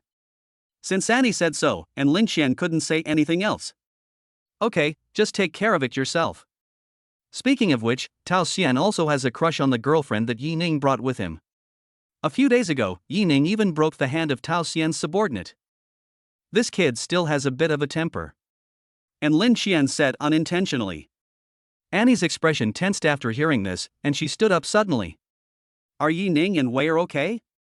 It was the first time that Lin Qian heard that his cousin was so nervous about a man, and he found it a little unbelievable. It's okay for now, but you know Tao Xian. He's not the kind of person who will let things go. Who knows what tricks he might play. After hanging up the phone, Annie immediately called her secretary Shayan and said, book me a flight to Shanghai. I want the nearest one. 3 hours later, Yining was sleeping soundly with Suile in his arms. A cell phone rang. When I picked up the phone, a witch-like voice came from the receiver, my dear husband, where are you? Fairy? Yining didn't expect Annie to call him at this time. I'm in the Magic City. I know you are in Shanghai, but I missed you, so I came to Shanghai to find you. Tell me where you are? Annie curled her red lips and said in a soft voice. Yining sat up immediately. He knew that Annie must have known about the conflict between him and Tao Xian, and that she must have rushed to the Magic City overnight because she was worried about him. He felt warm in his heart. Fairy, are you at the airport? I'll pick you up now. No, just tell me where you live. Be good and stay there. Okay. Annie smiled sweetly as if she had eaten honey. Beside her, Secretary Shayan was secretly shocked. Is this still the IC CEO Annie she knows? This expression would only appear in front of Mr. Yi. At the same time, she couldn't help but sigh that only a man like Mr. Yi, who was handsome, graceful, and wealthy, was worthy of presidenting. Yining originally wanted to contact Xiaminshu, but as soon as he reached the gate of Rose City, he saw a Land Rover parked there. Inside the car sat two young women with short, capable hair and a dashing demeanor. When the two saw Yining, they immediately opened the car door and walked towards Yining. The taller woman among them said respectfully, "Boss Yi, I'm Jin Nan, a bodyguard from Xingqian Security, and this is Li Shuangshuang. We are all here following the instructions of Boss Luo Hong." Yining didn't expect Luo Hong to be so efficient and nodded with satisfaction. "Then come with me to the airport to pick someone up now." "Yes." The car started and Yining sat in the back seat, closing his eyes to rest. Li Shuangshuang, who was sitting in the passenger seat, was alert to her surroundings while constantly looking at Yining through the rearview mirror. "Even though I have seen Yining's photo, I still can't help but feel that the boss behind their Xingqian security company is too young. And he looks so handsome, I really want to take a photo and use it as a screensaver." Thinking of this, Li Shuangshuang secretly took out her mobile phone, quietly pointed the camera at the back and took a picture. Jin Nan naturally noticed Li Shuangshuang's actions and glared at Li Shuangshuang. Li Shuangshuang was unmoved. She took out her mobile phone, opened Jin Nan's chat box, and directly sent the photos she took. Then he pointed his finger at Jin Nan's trouser pocket where his cell phone was. Only then did Jin Nan seem to smile, and then his expression returned to seriousness. Li Shuangshuang was paying attention to Jin Nan's expression changes throughout the whole process. Even though Jin Nan concealed his smile quickly, it still did not escape her eyes. Snort. "I was saying, how could Sister Nan not like a handsome guy like the boss? She won him over with just one photo." "I am so smart, ha ha ha." After about half an hour's drive, we finally arrived at the Magic City Airport. The Shanghai airport is very large. After Yining called to confirm Annie's location, it took him more than 10 minutes to see them. Perhaps because she was too tired, Yining walked closer to the two of them and saw Annie dozing off on the shoulder of her secretary Shayan. "Leaf. Shu." Yining shook his head, indicating not to wake Annie up. He gently pulled Annie's delicate body into his arms, then with a little effort, he lifted her up. Annie was really thin, and Yining had no difficulty carrying her out of the terminal. In fact, when Yining picked her up, Annie woke up for a moment. But when she smelled the familiar scent of Yining and felt his warm embrace, Annie fell asleep again, and felt more peacefully. By the time the Land Rover returned to Rose City Garden Community, it was already dawn. Yining asked Jin Nan, Li Shuangshuang and Annie's secretary Shayan to go and rest, and he carried Annie upstairs. "Husband, are you back?" Perhaps sensing the movement beside her, Suile rubbed her sleepy eyes and sat up. When she woke up, she saw Yining holding a woman on the bed. "Sister Annie?" Suile exclaimed in a low voice. "Well, Annie said she missed us, so she flew here overnight." Yining gently stroked Annie's face and answered softly. As he spoke, Yining reached out and rubbed Suile's soft hair. "Sleep a little longer." "Good." When Yining woke up again, it was almost noon. Suile has left the villa and gone shopping with Miin. Since Yining had already greeted Jin Nan and Li Shuangshuang last night, they also followed Suile out of the villa. Just as Yining finished washing up and walked to the stairs, a phone call came in. Yining picked up the phone. "Who is it?" A man's voice came from the other end of the phone, his tone heavy. "Boss Yi, I'm Tao Xian's father, Tao Jinlai." Yining was not surprised that Tao Jinlai called him. After all, he now holds 27% of Dao Group's shares and holds a very important position in Dao Group. In fact, when Tao Jinlai learned that the scattered shares of Dao Group were acquired by a young man from Jiangcheng, he was very surprised. So he immediately sent his men to investigate Yining. But what he never expected was that before he even met Yining, his son had already become enemies with Yining. If Yining was just a shareholder of Feiyu, perhaps Tao Jinlai would not care too much. However, Yining was able to quietly acquire 27% of Dao Group's shares overnight. How much energy and money does this require? This method is simply horrifying. Faced with such a mysterious person, Tao Jinlai naturally did not want to make enemies with him, so he had to make this call. Chapter 121 Dao Group's largest shareholder. Tao Jinlai's purpose was simple, which was to ease the conflict between him and Yining. Yining was also very clear about this, but he still asked knowingly, "Boss Tao called me personally, what can I do for you?" "Ah, Boss Yi is really amazing. He doesn't look like a young man in his 20s at all. I really admire him." Tao Jinlai laughed a few times and then said, "Since Boss Yi has become the third largest shareholder of our Dao Group, as the president of Dao Group, I naturally have to pay him a visit. I wonder if Boss Yi has time recently." "Oh? Boss Tao, don't you know about what happened between me and your son?" "Forget about the visit. I, Yininka, can't afford it." "What?" Tao Jinlai feigned surprise, his tone tinged with anger. Could it be that my son has offended Boss Yi in some way? What a bastard! Don't worry, Boss Yi. I'll go back and verify it right away. If my son really did something that caused Boss Yi to misunderstand me, I hope Boss Yi will forgive me and not make a fuss about this young man. After hearing what Tao Jinlai said, Yining felt that Tao Jinlai was really a liar. He knew clearly that there was a conflict between him and Tao Xian, but he pretended to be ignorant. He even put himself in the position of Tao Xian's elder, so that he wouldn't argue with him because of Tao Xian. But why would Yining care about face? Tao Xian has even put his hands on his wife, it would be strange if Yining could still tolerate it. Not to mention, Tao Xian covets more than just Yining's wife. Since Mr. Tao said so, I, Yining, am not the kind of person who cares about trivial matters.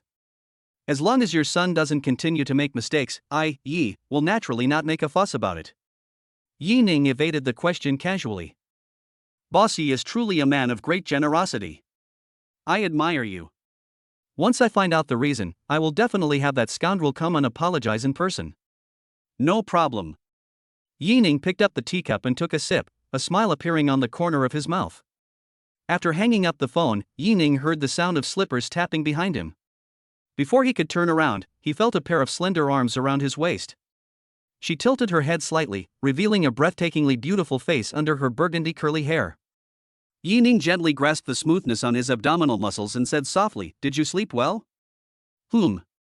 Annie tapped her fair chin lightly, squinted her eyes and said softly, "My dear, I'm hungry." "Then let's eat together." Holding Annie's hand, they went downstairs. Secretary Shayan had already prepared delicious food for them. Annie picked up a piece of soft bun, took a bite, and stars appeared in her charming peach blossom eyes. She licked her tongue and praised, "It tastes good, my dear husband, try it." As she spoke, Annie handed the notched soft bag to Yining's mouth. The neat teeth marks on the top of the soft bun were slightly damp, but Yining didn't mind and took a bite. "It's really good." Yining stared at Annie's red lips and said, not knowing whether he was praising the soft bag or saying something else. When Annie saw Yining's expression, she knew what this guy was thinking. He couldn't help but roll his eyes, spit, and continue to enjoy the food. "By the way, Tao Xian, what are you going to do?" Annie asked seriously. She was very clear about how powerful the Tao family was. Tao Xian looks like a decent person, but he is actually a lustful idiot. But Tao Jinlai is no ordinary person. He is a real old fox who will eat people without leaving any bones behind. If he catches you at any opportunity, you might be doomed. Annie knew that Yining was quite capable, but this demon city was not Yining's base after all. "Don't worry." Yining scratched Annie's palm under the table. "I'm just worried that Tao Xian and Tao Jinlai won't come." "Don't be a coward when the time comes." Annie looked at Yining with a confident look on his face and felt relieved. Perhaps she didn't even notice that there was a hint of admiration in her eyes when she looked at Yining. "My little husband is really handsome." After dinner, Yining received an email from Yu Shenglong about Dow Group. When Yining saw the information that he held 27% of the shares, he couldn't help but admire Yu Shenglong's ability. He just got the shares of Dow Group a day ago, and Yu Shenglong was able to find out quickly. It was really not that simple. Continuing to browse the documents, Yining couldn't help but open his mouth wide when he saw the holder of the largest shareholder of Dow Group. Seeing Yining standing still, Annie took the initiative to sit in Yining's arms, with her hands around Yining's neck. "Is there something wrong?" At the same time, Annie's eyes shifted to the phone screen. The softness in his arms and the scent of roses brought Yining back to his senses. Then he pointed to the line of words at the top of the screen. And leaned forward slightly and read word by word, "George Ocean Shipping Group of Holland holds a 40% stake." "Is there any problem here?" She was a little confused because Dow Group did a lot of business in overseas markets. So shipping is very important. In this case, it is not surprising that the Dutch George Ocean Shipping Group holds shares, right? The third largest shareholder, Yining, holds 27% of the shares. This news made Anne feel even more incredible. Yining put down his phone and reached out to straighten Annie's extremely charming face. He stared into Anne's eyes and said slowly, "If I told you that the Holland George Ocean Shipping Group is your husband's industry, would you still be so calm?" Yining's words made Annie, who had been calm all this time, go blank for a moment. What did Yining say? Did she hear it right? Is he kidding? Really? Anne asked in disbelief, her red lips slightly parted. Yining nodded heavily. It couldn't be more true. Doesn't that mean, my dear husband, you are the current largest shareholder of the Tao Group? When Wen said this, she couldn't help but cover her flaming little mouth with her hands. It seems, that's indeed the case. My dear husband. You are so awesome. Anne was a little excited, and it was not until this moment that she finally felt relieved. Since Yining is the largest shareholder of Tao Group and holds an absolute controlling stake of 67%. So no matter how Tao Jinlai jumps around, he is just a clown in front of Yining. Because in the face of absolute strength, any calculation is a paper tiger and is useless. Annie hugged Yining's hand tighter and offered her sweet lips. The soft little tongue felt like a small loach in Yining's mouth, icy and cool. The atmosphere around them became sweet and sticky. Secretary Shayan had already run into the guest room, leaving a tiny crack in the door as she secretly ate candy. Wow! Mr. An and Mr. Yi are so sweet. Just then, the doorbell rang, breaking the world of Yining and Annie.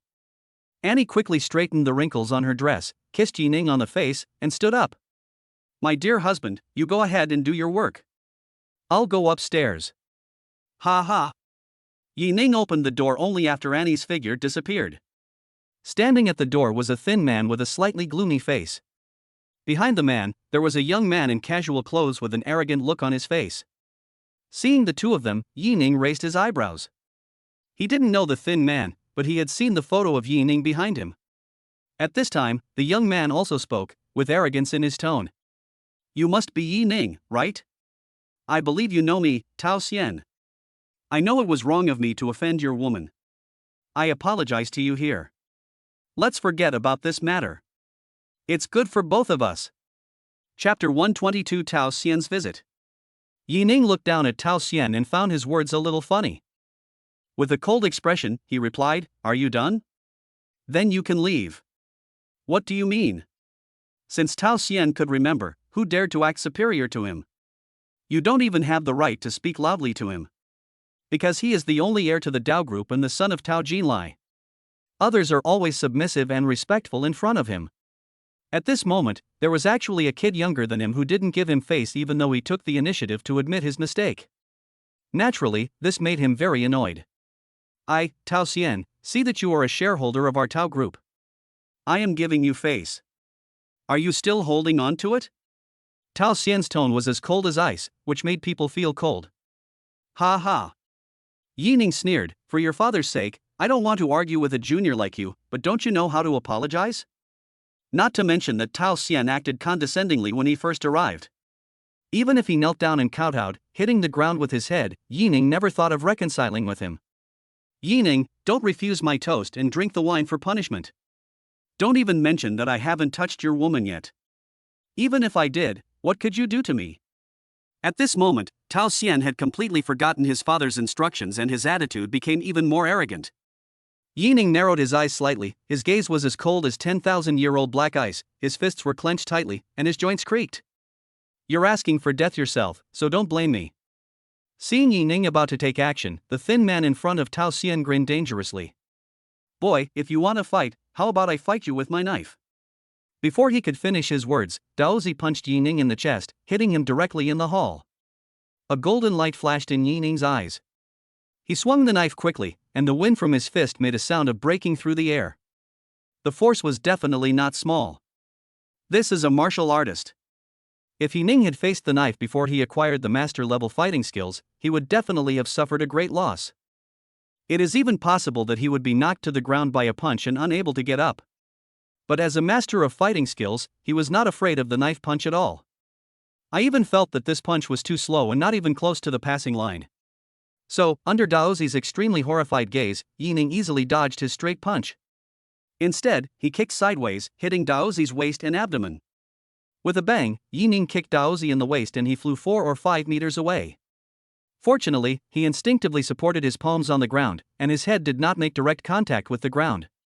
Even so, the palm of the knife was rubbed by the small stones on the ground, leaving several long bloody marks. Even the ground was covered in bloodstains, a dazzling scarlet color. How is it possible? Tao Xian widened his eyes, bloodshot clearly visible in his eyeballs. He never thought that he would lose the knife in a fight. and he was directly crushed without even a chance to fight back. You have to know that Daozi is his father, and Tao Jinlai patted his chest and guaranteed that he is a professional bodyguard who can fully protect his safety. They used to be mercenaries from abroad. However, even such a master was so vulnerable in front of Yining. He naturally wouldn't think that Daozi was weak. There was only one possibility, that is, Yining was too strong. And it was stronger than he had imagined. Ahem. Daozi didn't care about the scar on his palm and could only curl up on the ground, with blood oozing from the corner of his mouth and an expression of extreme pain. He was no longer in shock. The pain in his ribs made it impossible for him to think about anything else. He could clearly feel that his ribs were in danger and on the verge of breaking. If he is not sent to the hospital in time, he may not be able to serve as a bodyguard in the future. Without the knife blocking Tao Xian, Yining came to Tao Xian in 3 or 2 steps. His eyes were as cold as snow, without any emotion. Tao Xian suddenly felt as if he was trapped in a freezing cold wind. Apart from lowering his head, he didn't even dare to move his fingers or even bend them. After 3 or 2 breaths, Tao Xian finally couldn't stand Yining's gaze anymore, and said with trembling teeth, Yining, I apologize to you. Considering that you and my father are both shareholders of the Tao Group, please don't do it. After Tao Xian finished speaking, a look of humiliation appeared on his face. When had he, the prince of the Tao Group, ever begged for mercy like he did today? Not to mention, the other person is younger than him. Mr. Tao, can I take it that you are begging me? Hearing Yining's question, Tao Xian's expression froze, and he clenched his fists tightly, but finally let go reluctantly. His face was as pale as paper, and he answered through gritted teeth, yes. Yining naturally didn't care about Tao Xian's face problem and continued to ask, then don't you know that you need to kneel down to beg for mercy? What did you say? Tao Xian didn't expect Yining to force him to kneel down, which was completely pushing himself into a dead end. For him, who had been spoiled since childhood, this was like having his face stomped into the dirt. How could he bear it? Tao Xian raised his head, his eyes burning with anger, and said word by word, Yining, are you really going to do this? However, Yining did not take a step back as Tao Xian expected. Instead, she slapped him across the face, the slap so loud that even Annie in the room could hear it clearly. Tao Xian felt pain and covered his red and swollen cheeks. He even felt that his back teeth were showing signs of loosening. Are you going to kneel or not? Yining's words were icy, his gaze sharp as a sword. It was not until then that Tao Xian finally realized that Yining had never thought about giving his father any face. No matter what his attitude is when he comes here today, Yining will not forgive him. At this moment, Tao Xian no longer dared to utter a harsh word. The pride and anger in his eyes were completely replaced by fear.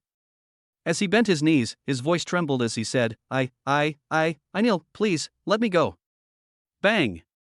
Tao Xian bent his body, supported himself on the ground with his hands, and knelt in front of Yining. The tip of Yining's shoes covered his entire field of vision. Tao Xian desperately hoped that there was a deep hole in the ground, so that he could at least crawl into it.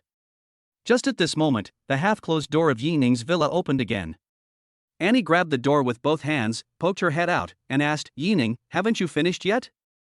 When a familiar female voice came, Tao Xian's pupils throbbed wildly as if there was an earthquake. He immediately raised his head and stared at the face at the door that he had been thinking about day and night. Annie! That's Annie! Annie lives in Yining's villa, and the look in her eyes when she looks at Yining is shining with stars, and the tone she uses when speaking to Yining is so gentle. These two people, Tao Xian felt like he was going crazy. If he was attracted to Suile, it was just because of his beauty. Then Annie is the white moonlight in his mind. How could a woman like this belong to someone else? Especially, this person is Yining, who has a deep hatred for him. No. And must be mine. She is mine. Deep in Tao Xian's heart, he was muttering madly. Chapter 123. Annie's appearance made Tao Xian's eyes filled with even more hatred. Especially, at this moment he was kneeling in front of Yining like a dog. It was so humiliating that and saw it. How embarrassing it was. Tao Xian didn't know how he left Yining's villa with a knife. Today, the Rose City Garden Villa district is like hell to Tao Xian. Watching the Tao family take Tao Xian and the other two away, Yining did not stop them. He just hugged Annie's slender waist with an indifferent look. He knew that after today, the relationship between him and Tao Jinlai was truly torn apart. Even Tao Jinlai, who got the news at this moment, had already started to think about how to deal with himself. But Yining was not afraid at all. Instead, there was a slight smile on the corner of his mouth. It just so happens that he is the same. Dow Group, headquarters in Shanghai. In the chairman's office, the crying of middle-aged women could be heard continuously. Tao Jinlai, Wo, your son has been bullied like that. Wo, how can you remain indifferent? Tao Jinlai, Wu Fingjiao, am telling you, Wo, if you don't help Xianer get revenge, we will get divorced. Tao Jinlai had a gloomy face and sat on the sofa smoking silently. 2 hours ago, when he learned that Yining had injured Dao and forced his son to kneel down, he was so angry that he smashed his cell phone. Now, his legal wife, Tao Xian's biological mother Wu Fingjiao, also came and cried and made a fuss in front of him, which was really annoying. If it was 20 or 30 years ago, when Wu Fingjiao was young and beautiful, and she cried in front of him, he would have enjoyed it very much and liked her coquettish look. But now, she is a fat old lady over 50 years old, and she still acts like this. Tao Jinlai simply couldn't bear it anymore and felt nauseous. If Wu Fingjiao wasn't the elder sister of the chairman of the Huacheng Wu Group and even held some shares in the Wu Group, she would have been of some use to Tao Jinlai. He would have kicked her out long ago. Now Wu Fingjiao is just the legal wife, and Tao Jinlai has many other women outside. In fact, there are 2 women who belong to him in the secretariat next door. Although he hated Wu Fingjiao in his heart, Tao Jinlai was still a little panicked when he heard Wu Fingjiao ask for divorce. His business in Guangdong province relied on the Wu family as a bridge. It was a huge piece of fat meat that he absolutely could not give up. After thinking for a moment, Tao Jinlai stood up, suppressed his nausea, and held Wu Fingjiao's fat and greasy shoulders. Move over to the sofa and sit together. He said earnestly, wife, Xianer is my own son. He was forced to kneel down by that Yi. How could I not help him get revenge? Don't worry, I made arrangements as soon as I received the news. I will make Yining kneel down and apologize to Xianer. Yining forced his son to kneel down and did not give Tao Jinlai any face at all. He was very annoyed. Tao Jinlai is also a well-known business tycoon in Shanghai and even in the entire Jiangnan region. No matter how capable a young man from Jiangcheng is, he is not afraid of him. After hearing this, Wu Fingjiao wiped the tears from her face and said angrily, and that little bitch from the Yin family, she left my son behind and actually hooked up with that Yi girl. Don't let her go. Okay, I'll go to the Yin family in person. The Yin family's goods are still on the ship. In Magic City, whether George Ocean's ship set sail or not is up to me, Tao Jinlai. Tao Jinlai's eyelids were covered with wrinkles, but it still couldn't hide his high-spirited demeanor at the moment. Since he became rich, the thing he is most proud of is the connection with the Dutch George Ocean Shipping Group. In order to obtain the convenience of European maritime commercial transportation, he even gave up 40% of Dow Group's shares at any cost. Give up the position of the largest shareholder of Dow Group. It turned out that his business vision was extremely correct. With the support of the Dutch George Ocean Shipping Group, Dow Group prospered under his leadership. The market value has increased by more than hundreds of times. In the past, Modu was a huge house that was beyond his reach. Now, whether the Yin family can open up the European market depends entirely on Tao Jinlai's mood. Even many foreign trade companies in Jiangnan who want to open up markets in Europe have to curry favor with Tao Jinlai. How arrogant he is now. Although she was just a small and family girl and had some achievements, she was still far behind Tao Jinlai. As for Yining behind Annie, since he insists on breaking up with her, Tao Jinlai will never show mercy. Time quickly came to 3 days later. During these 3 days, everything seemed calm on the surface, but in fact, Yining had been asking Luo Hong from Xingchen Security Company to send people to investigate Tao Jinlai. Early in the morning, Yining was awakened by a ringing phone. With sleepy eyes half closed, Yining reached out to take the mobile phone on the bedside table. I just felt my arm was being pressed down and I couldn't lift it up for a while. He tried to turn his body, but found that his other arm was also firmly restrained. When he regained consciousness, he felt his arms were restrained. And rested her head on his heart, her left arm supporting her delicate neck. As for Suile, she actually hugged Yining's right arm tightly with both hands, and her hand was wrapped by a smooth and soft unknown giant. Combined with the yukatas, stockings, cat ear miniskirts and other things scattered all over the floor, it is not difficult to imagine how exciting the battle in the house was last night. Of course, Yining was very happy. After so much hard work, he finally got what he wanted and enjoyed it well. Annie was awakened by the ringing of the phone. She turned slightly to the side, picked up the phone on the bedside table and handed it to Yining. Then he reached out his hand, hooked Yining's neck, found a comfortable position, and rested his little head on Yining's heart to take a nap. Yining saw that it was Luo Hong calling and quickly picked up the call. Hello? Boss, you asked us to investigate the matter of the Tao family father and son, and we have made some progress. Luo Hong continued. Tao Jinlai initially started his business by running dance halls and bathing centers, using shady methods, but since he started doing business, he has basically washed away his past misdeeds. Especially with the connection to the Dutch George Ocean Shipping Group, Tao Jinlai can be said to have been completely cleared of all charges, and the evidence of previous cases has been almost destroyed. However, I followed the ideas you provided and looked up the person named Daozi, and I actually found something different. Daozi's name is Chiu Xiaodao. He claims to be an orphan from Yunnan province. Before following the father and son of the Tao family, he had lived abroad and had some skills. These are nothing, but 2 days ago, he received a call from a person in Yunnan province. The caller was an illegal resident, but we still found out the other party's identity. Zhou Weigua, 59, is from Yunnan province. He left his original residence early in life, but no one knows where he lived. Send someone over to investigate thoroughly, Yining ordered. Xiao Xiaodao claims to be an orphan, and Zhou Weigua lives in Yun province and never leaves. This is definitely not a simple matter. It is very likely that Zhou Weigua left Yunnan province to work with Tao Jinlai. If so, he must have some evidence of Tao Jinlai and Tao Xian's past crimes. We've sent people there, and they've taken Zhou Weigua into custody. But our people turned his house upside down and couldn't find any evidence at all. Luo Hong's tone revealed helplessness. He insisted that he was just Xiao Xiaodao's distant cousin and didn't know Tao Jinlai at all. We also have no evidence that he worked with Tao Jinlai in his early years. Ha ha. Yining sneered twice. Evidence? You don't need any evidence at all. Just control Xiao Xiaodao.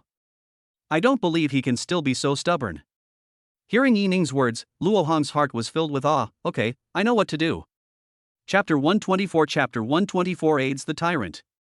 Yining hung up the phone. Annie closed her eyes and rubbed her head against Yining's chin comfortably. What's the phone number of your security chief Luo Hong?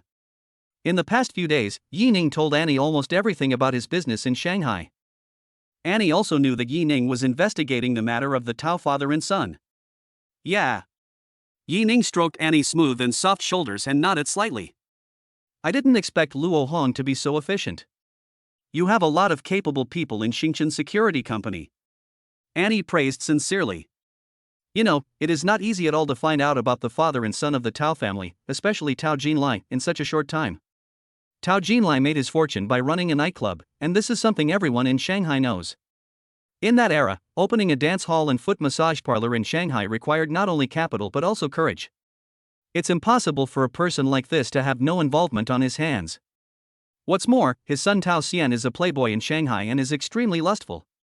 There are indeed many girls who would take shortcuts for money and voluntarily climb into Tao Xian's bed. But there are also more girls who are coerced, bribed, or even directly forced by this scumbag Tao Xian.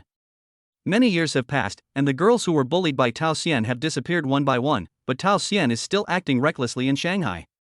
Is it true that none of the girls who were sexually assaulted by Tao Xian sued him? It's impossible just to think about it. There is definitely a large number of people who were silenced by the Tao family with money, and there are also some people who would rather die than compromise, and they were dealt with by Tao Jinlai using extraordinary means. No matter how secretive Tao Jinlai was, as long as he did it, there would be no way he would not leave any clues. Now, Zhou Guowei is an important breakthrough point.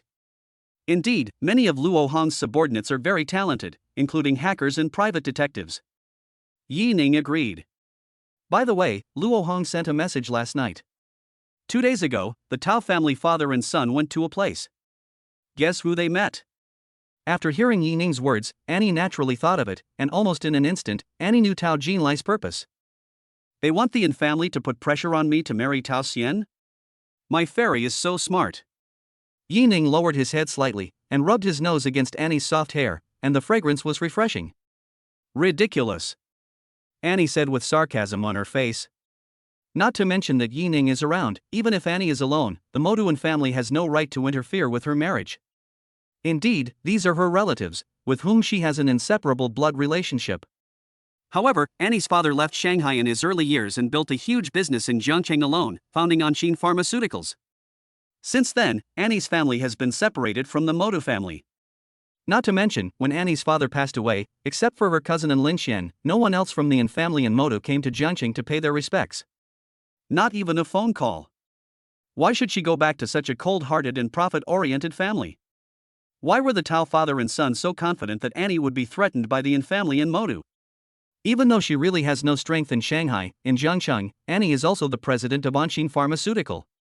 Mr. Yin is a man of high rank and decisiveness in his work. It can be said that in the entire Jiangcheng, the number of people who are richer and more powerful than Annie can be counted on one's fingers. Now, apart from Yi Ning and her stepmother Mi Rong, nothing can threaten Annie anymore. Aha! At this time, Suile beside her also woke up and let out a soft moan as if she had just woken up. When her beautiful eyes opened, she saw Yi Ning and Annie looking at her, both with faint smiles on their faces. Suile's cheeks turned red instantly. She quickly pulled up the corner of the quilt to cover half of her face, revealing a pair of bright big eyes. Yi Ning, Sister Annie, good morning, Suile said in a muffled voice. Ah, Wei, you're so cute. Annie couldn't help but reach out and touch Suile's smooth forehead. Get up, I can hear Xiaoyan coming back with breakfast. After breakfast, Yi Ning received news that Zhou Xiaodao, also known as Daozi, had been controlled by Luo Hong's men. Fairy, you and Xiao Wei should not go out for the next 2 days. Wait until I have dealt with the affairs of the Tao family, and then we will go back to Jiangqing together. Yi Ning opened his arms, hugged the two girls, and reminded them in their ears. This is an extraordinary period, and Yi Ning naturally doesn't want anything to happen to Annie and Suile. Okay. Annie put her arm around Yi Ning's waist and reminded him, you should also pay attention to safety. Suile didn't say anything, but she just tightened her grip on Yi Ning's clothes. You two must protect the two ladies. Remember to call me or Luo Hong if anything happens. Before leaving, Yi Ning instructed Jin Nan and Li Xuanshuang. Okay, boss. When we arrived at the gate of the villa area, a Land Rover Range Rover was already waiting there. Seeing Yi Ning approaching, two muscular men got out of the car on their own initiative. The older man among them spoke first. Boss Yi, I'm Luo Hong, and this is my assistant, Zhou Wen. You can just call him Xiao Zhou. Well, hello. Yi Ning smiled and nodded, then looked at Luo Hong and asked, where is Daozi now? He was seriously injured at the security company, and I even assigned a doctor to take care of him. Very good, come on, take me to see it. Yes. The vehicle slowly drove out of the villa area and sped towards the bustling and noisy city. Less than 10 minutes after Yi Ning left Rose City, Annie received a call from Shanghai. Seeing this string of cold numbers, Annie chuckled, oh, you really know how to keep track of time. Although it was an unfamiliar number, she knew it must be Moto Anja calling. After the ringing lasted for a while, Annie gently clicked the answer button. Who? And asked, knowingly. On the other end of the phone, a middle-aged woman's voice came from the receiver. Nini, I heard you came to Shanghai. Why don't you go home and visit? Your uncle misses you so much, he was still talking about you last night. First, I don't have an uncle. Second, I don't have a home in the Magic City, Annie said without a trace of emotion, so don't call me anymore. After saying that, Annie hung up the phone. Although she had seen through the Yin family's ruthlessness, this phone call still made Annie feel cold all over. As soon as Yi Ning left, the Yin family called. What does this mean? This means that someone has been guarding the entrance of the villa area recently, or someone is in some villa outside, monitoring their every move. If Annie went to the Magic City to settle down at this time, she would definitely become a tool for the Tao father and son to threaten Yi Ning. The Yin family, who are related to her by blood, are aiding and abetting the evil. Tao Xian, Annie, won't give you any chance. Thinking of this, Annie directly called Yi Ning's cell phone and told him what had just happened in her guess. In the Land Rover Range Rover, Yi Ning broke out in a cold sweat after hearing this. He almost buried a hidden danger for his own negligence. Thinking of this, Yi Ning immediately asked Luo Hongjia to send people to the Rose City Villa District to protect the safety of Annie and Suile. Chapter 125 Chiao Weigua compromises. When the Land Rover Range Rover that Yi Ning was riding in drove into the gate of Xingchen Security Company, two business cars left Xingchen Security and drove towards the Rose City Garden Villa District. Boss, we're here. The car stopped and Zhou Wen ran to open the door for Yi Ning. Well, let's go. Take me to see Zhou Xiaodao. Yi Ning nodded at Zhou Wen and said to Luo Hong. Under the leadership of Luo Hong, they came to a huge training hall. Along the way, Yi Ning saw many men and women training in casual clothes. When they saw Yi Ning and others, they came forward to greet them. Boss, this is the training base for our company's security personnel. Across the training hall, the 4-story building in front is where the wounded are treated. I've assigned Zhou Xiaodao there. While introducing herself to Yi Ning, Luo Hong looked at her with awe. He was the one who personally investigated Daozi, so Luo Hong knew very well that Daozi was an extraordinary person. To put it in a different context, Daozi was seriously injured, but his men had to put in quite some effort to control Daozi early this morning. You know, in order to ensure that everything goes smoothly, the men Luo Hong sends out are all capable. Normally, one person can easily deal with 3 or 4 ordinary people. But even such a master, when faced with the injured Dao, still had to send out 3 people to suppress him. This shows how powerful Daozi is. However, even such a skilled Daozi was easily defeated by Yi Ning, and was even crushed by him with great force. Luo Hong had no idea how powerful his boss Yi Ning was. Luo Hong even had a bold guess in his mind, that is, Yi Ning was stronger than all the professional bodyguards in Xingqian security. When this idea came to his mind, even Luo Hong himself was shocked. Soon, Yi Ning and others arrived outside Zhou Xiaodao's ward. At the door of the ward, 2 staff members stood there, one on the left and one on the right, with their heads held high and their chests puffed out, like tall pine and cypress trees. Through the huge glass window, you can clearly see 4 staff members standing in the 4 corners of the ward. In addition, a female doctor wearing a mask and a white coat was examining Zhou Xiaodao's body. After getting the doctor's consent, Yi Ning and the other 2 pushed the door and walked into the ward. Mr. Luo, Assistant Zhou. Seeing the person coming, the female doctor took the initiative to speak. Yes. Director Yin, let me introduce you. This is the boss of our Xingqian security company, Mr. Yi Ning. Luo Hong nodded and introduced Yi Ning's identity to the doctor. At first, when Yi Ning saw Yi Ning, she thought he was a junior of Luo Hong, but she never expected that he was actually the big boss behind Xingqian security. Yi Ning clearly saw a flash of surprise in Yi Ning's beautiful almond-shaped eyes, and then she quickly calmed down. Hello, Mr. Yi, I am Yin Wei, the director of the Xingqian Security and Rehabilitation Department. Yin Wei said with her head slightly lowered. Hello, Director Yin. After greeting, Yi Ning turned his gaze to Zhou Xiaodao lying on the bed. How is his recovery? Not bad, I'll be discharged in another week. Yin Yi didn't know Zhou Xiaodao's background. She still thought that the injured man named Zhou Xiaodao was a big shot in the company. Because there were 4 bodyguards in the ward and 2 bodyguards guarding the door, she had never seen such a configuration, at least so far. Thank you for your hard work, Director Yin. I have something to discuss with the patient right now. Director Yin, please go and do something else first. Okay, Mr. Yi. After Yi left the ward, Yi Ning and others walked towards the bed. Ever since Yi Ning entered the ward, Zhou Xiaodao's eyes have been glued to him.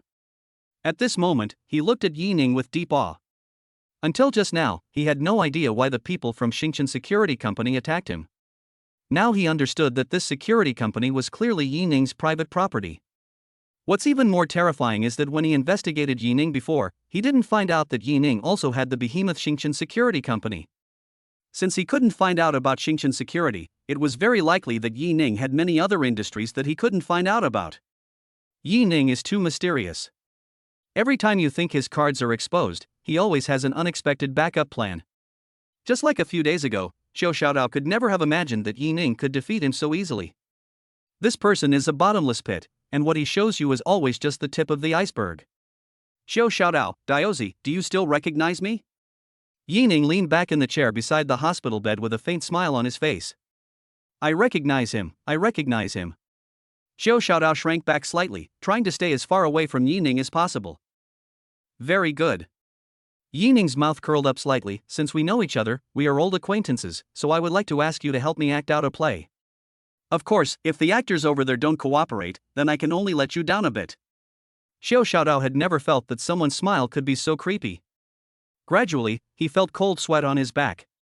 He didn't know if it was a psychological effect, but even the injuries on his waist and abdomen were more painful than before. After saying that, Yi Ning turned his head slightly and said to Luo Hong, let's get started. As Yi Ning gave the order, the large screen in front of the bed lit up, and soon, several figures appeared on the screen. When Zhou Xiaodao looked at the screen, Yi Ning clearly caught the flash of horror and anger in his eyes. Xiao Xiaodao quickly lowered his eyes, but the bulging veins on his neck and the tense muscles on his cheek showed the huge fluctuations in his heart. Of course he recognized the person in the video, that was his biological father, Xiao Weigua. Like Xiao Xiaodao, Xiao Weigua's cloudy eyes were filled with horror and disbelief when he saw Xiao Xiaodao lying on the hospital bed. He has lived for so many years and has long been indifferent to life and death. The only thing he cares about is his son Xiao Xiaodao. Now that Xiao Xiaodao has fallen into the hands of these people, it is obviously not a good thing. At this moment, Yi Ning turned his gaze to the screen, looked at Xiao Weigua and said, "Xiao Weigua, right? Now, I ask questions, you answer them. I remind you, don't try to fool me with lies, otherwise, you will regret it." Yi Ning raised his eyes slightly, his tone calm. "First question, what is your relationship with the person on the bed?" While Yi Ning was speaking, Xiao Weigua was also observing Yi Ning. He really couldn't imagine that the mastermind behind all this was such a young man. Originally, he thought it was Tao Jinlai's business rival, or at least someone of the same age as Tao Jinlai.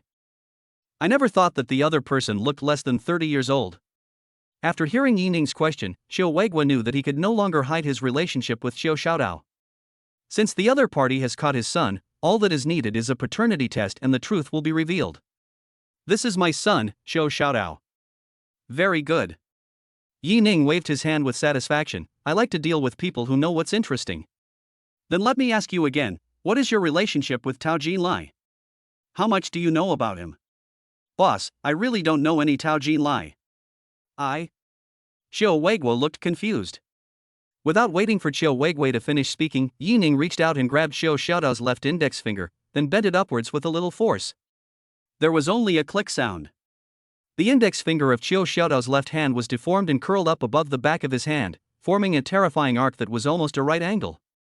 What followed was Xiao Xiaodao's heart-wrenching cry of pain. "Ah!"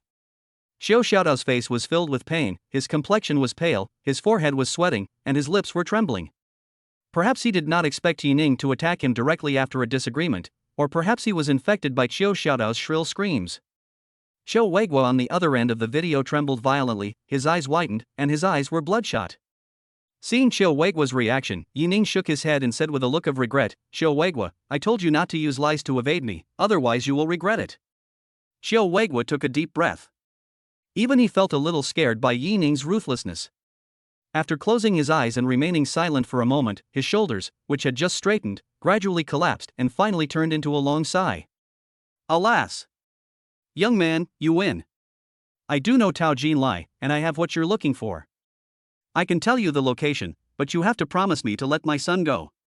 Unexpectedly, Yi Ning shook his head and said, "You are not qualified to negotiate with me. Don't you want to get evidence of Tao Jinlai's fandom?"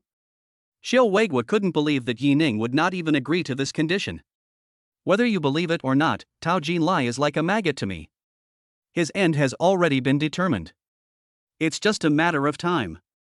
Therefore, the evidence in your hand can only make me happy. Of course, if you don't give it to me and I'm in a bad mood, it won't be as simple as breaking off one of your son's fingers."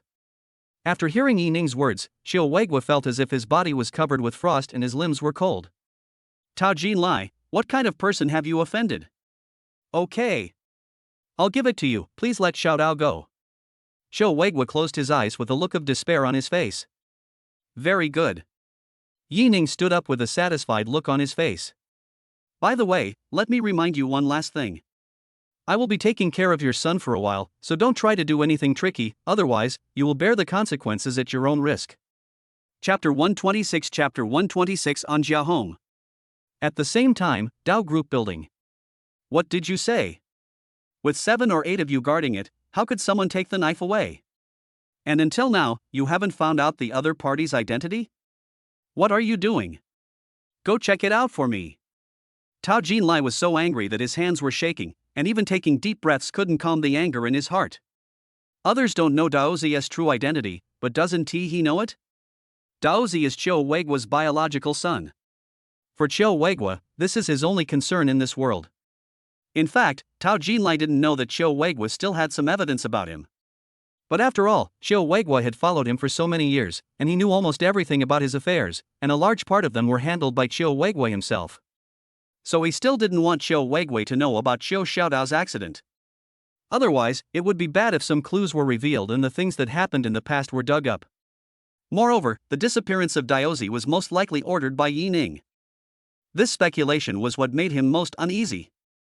They were able to kidnap his people right under his nose and prevent them from finding out where they came from. This means that Yi Ning has some forces in the Magic City that Tao Jinlai doesn't know about, and they are not ordinary small fry. For 3 consecutive days, Yi Ning was busy at the Xingqian Security Company. Tao Jinlai was extremely careful in his actions, but he was caught off guard and eventually revealed his true colors. Luo Hong looked through the organized evidence with a hint of sarcasm on his face. After hearing this, Zhou Wen added, I actually think he was tricked by his son. This Tao Xian is really a traitor. It's no wonder Zhou Wen spoke like that. In fact, judging from the evidence obtained by Qiu Weigua, the materials on Tao Jinlai's early crimes are incomplete or have been destroyed. If Tao Jinlai was convicted based solely on what he had, he would only be imprisoned for a few years at most. But 10 years ago, Tao Xian forced a college student because of his lust for beauty. In fact, Tao Xian did a lot of this kind of thing, but this college girl jumped off the building because she couldn't bear the mental pressure. Tao Xian wanted to offer money to appease the family of the deceased, but the family insisted on appealing. In shock and anger, Tao Xian brought people to the man's house and beat him until he became disabled. However, the parents of the deceased would rather die than surrender. No matter how Tao Xian threatened or tempted them, they insisted on seeking justice for their daughter. Tao Xian had no choice but to tell Tao Jinlai about the matter. Tao Jinlai knew very well that if the other party was allowed to appeal, Tao Xian would be finished. So he decided to go all out and caused a traffic accident, killing the deceased's parents. The driver who hit and killed the 2 people on the opposite side was Qiu Weigua. This move was also Qiu Weigua's last move for Tao Jinlai. He also learned his lesson and left some recordings and chat logs as evidence. In fact, if it weren't for the Qiu Shaodao incident, Qiu Weigua would never have been able to produce the evidence. He left the evidence so that if Qiu Shaodao faced the threat of Tao's father and son in the future, he could use the evidence as a bargaining chip. Unexpectedly, Yi Ning benefited in the end. If we hand over this evidence, not only will Tao Jinlai and Tao Xian be stuck, but Qiu Weigua will also go to jail. As the old saying goes, the love of parents is the most compassionate in the world. Qiu Weigua doesn't care about anything for the sake of his son. Yi Ning shook his head and sighed. Alright, wait for your people to bring Qiu Weigua to the Magic City. Then, hand him over to the police officer along with the evidence. Luo Hong nodded, no problem, boss. After explaining everything, Yi Ning drove his Land Rover Range Rover away from Xingqian Security Company. When Yi Ning returned to the Rose Garden Villa, he found 3 luxury cars parked in the parking lot outside the villa. Next to each car, there was a bodyguard in formal attire standing upright waiting. A hint of surprise flashed across Yi Ning's face, because these people were not employees of the Xingqian Security Company. Since he is not his man, he is most likely from Dao Group. Thinking of this, Yi Ning felt a little nervous. He walked forward quickly and opened the door. When I walked to the entrance, I heard an angry roar from a middle-aged man in the living room. Annie, do you think you can disrespect your elders just because you've grown up? I'm your uncle. How can you talk to me like that? As they were talking, the sound of bang bang bang of people slapping the table could be heard from time to time. What followed was Anne's sneer and sarcasm. Elders? I don't have any elders. If my cousin hadn't been here today, I wouldn't have opened the door for you. Mr. In, put away your hypocritical pretense. We, the Jiangqing family, don't care. Also, I'm warning you, my Annie's personal affairs have nothing to do with your Moduan family. My stepmother doesn't care about me, so who do you think you are? Stepmother? That country nanny? She looks so poor, I don't know what an XAN fell for. Marrying her would be a disgrace to our family. A middle-aged woman spoke.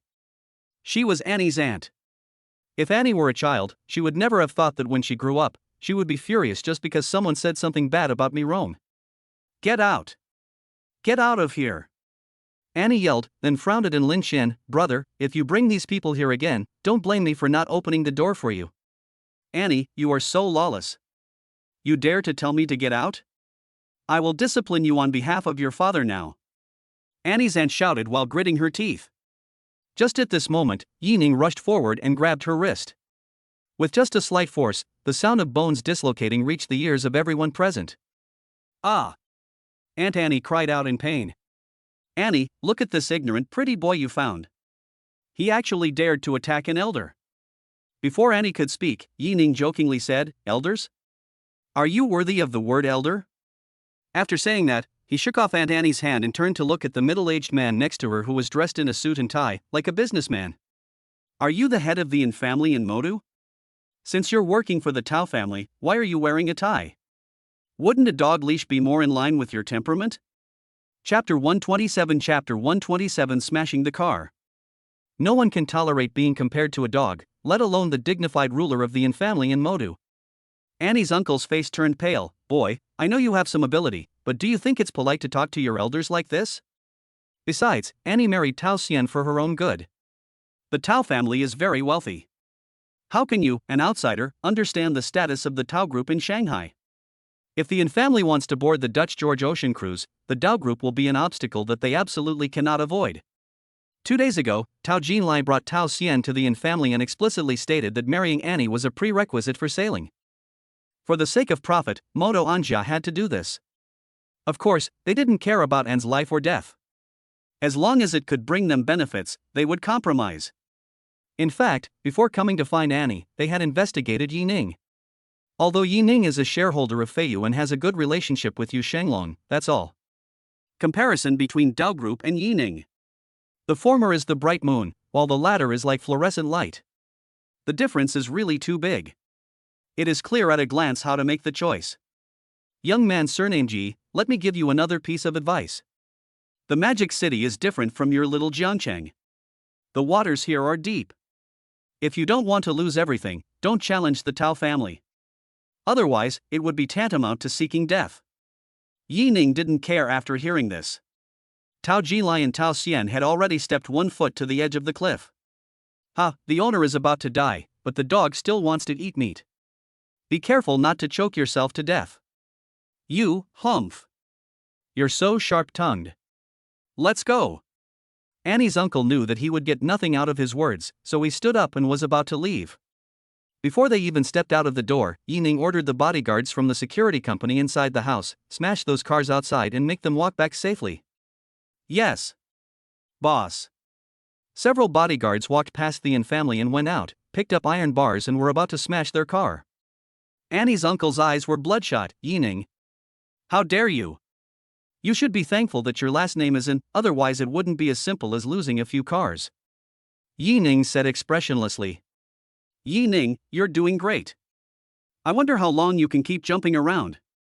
I looked at my car, all of its windows were smashed and the body of the car was covered with potholes of all sizes. Anne's aunt and uncle both looked extremely unhappy. Of course they don't care about a few cars, there are plenty of places to settle down. But this is a matter of face. They lost face in front of a junior. If it gets out, who knows how other powerful people in the Magic City will laugh at them in the future. Even so, they could only grit their teeth and swallow it. He could see that Yi Ning was a madman who would do anything if provoked. And it must be said that there were too many bodyguards around Annie, so the few people he brought with him didn't stand a chance at all. Seeing the Yin family leave in disgrace, Yi Ning's face showed neither joy nor sadness. But he felt a little sad in his heart, sad for Anne, she was so pitiful. Thank you, my dear. Annie walked to Yi Ning, closed her beautiful eyes slightly, and gently leaned her little head on Yi Ning's shoulder. Yi Ning took Annie into his arms and sniffed the faint rose scent emanating from her body. Don't be afraid of the goblins. I won't let anyone bully you. Wire, thank you for speaking up for me just now. You're welcome, Sister Annie. We are good sisters. Suile had never experienced this kind of calculation between relatives, and the paleness on her face had not yet subsided. She had only seen stories about family marriages on TV before, but she didn't expect to see it with her own eyes today. This was also the first time she realized that being born in such a family would also mean having no control over one's own life. Yi Ning, you must help Sister Annie deal with that Tao family member. Suile was also very angry. The man named Tao Xian not only forced her, but also coveted Annie. If they refuse to comply, they will use all kinds of threats and inducements to force them, using every possible means. It's really disgusting. Yi Ning nodded. The father and son of the Tao family would not have a good ending. Well, Tao Xian looks like a gentleman, so how could he be a scumbag? Yi Ning is also a scumbag, but his love is sincere. He sincerely hopes that Yao Jing, Qingqing, Xiaowei and Ilua will be happy. He admitted that his love was indeed a little too much, but he tried his best to warm everyone. For example, right now, while hugging Annie and touching Suile's hair, his other hand was still constantly messaging Imo Chingching and by Iluwa. Yining, Chingching Iluwa, did you receive the brooch? I picked it out specifically for you in Shanghai. Remember to wear it to me next time we meet. I miss you. Mo Chingching? Who is Iluo? By Iluwa, clear. Yining, why don't you take a closer look at the contact's name first? Yining. My dear mother. Yining didn't expect that he, who claimed to be a master of time management, space manipulation, and professional fish farmer, would make such a low-level mistake. What a sin. In this case, the correct thing to do is to play dead first. As a man who has warmed the hearts of thousands of girls, don't explain so much. She loves you and will use her imagination to help you cover up the lie. After Yining had been lying in the villa for 3 days, a call came from the president's office of Dow Group. Excuse me, is this Mr. Yining? It's me. Hello, Mr. Yi. I'm Wei Junlan, President Tao's secretary. President Tao asked me to inform you to attend the shareholders' meeting at headquarters at 2 p.m. tomorrow. Mr. George, the major shareholder, will be there in person. Okay. Yining replied lightly, by the way, Secretary Wei, please tell Mr. Tao to remember to go get a buzz cut with Tao Xian tomorrow, so as not to bother others later, haha. What? Wei Junlan was stunned, thinking she had misheard. Yining said indifferently, it's nothing, just convey your original words.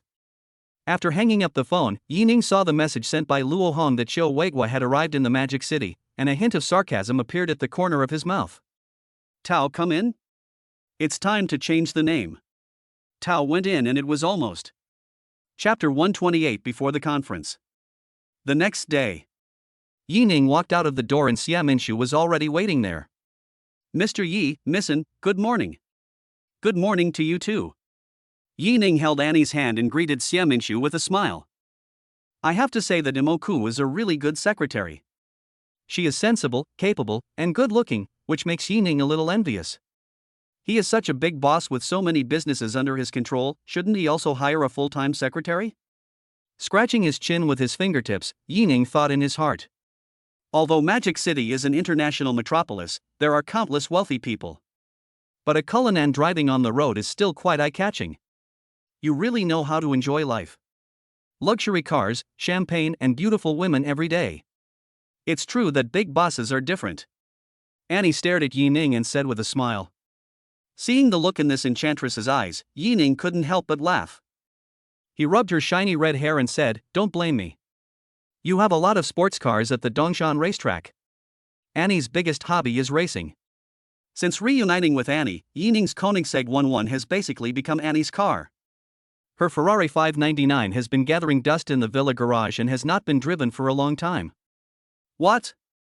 Do you have any objections? Annie's beautiful eyes flashed. No, what can I say? Yining shook his head and changed the subject. This brooch is beautiful, isn't it? It suits you very well. I picked it especially for you. You have good taste, don't you? You have a good eye, but don't try to trick me with the same trick you use on little girls. I know you bought 4 of the same kind at once. Annie spoke slowly, with resentment in her tone.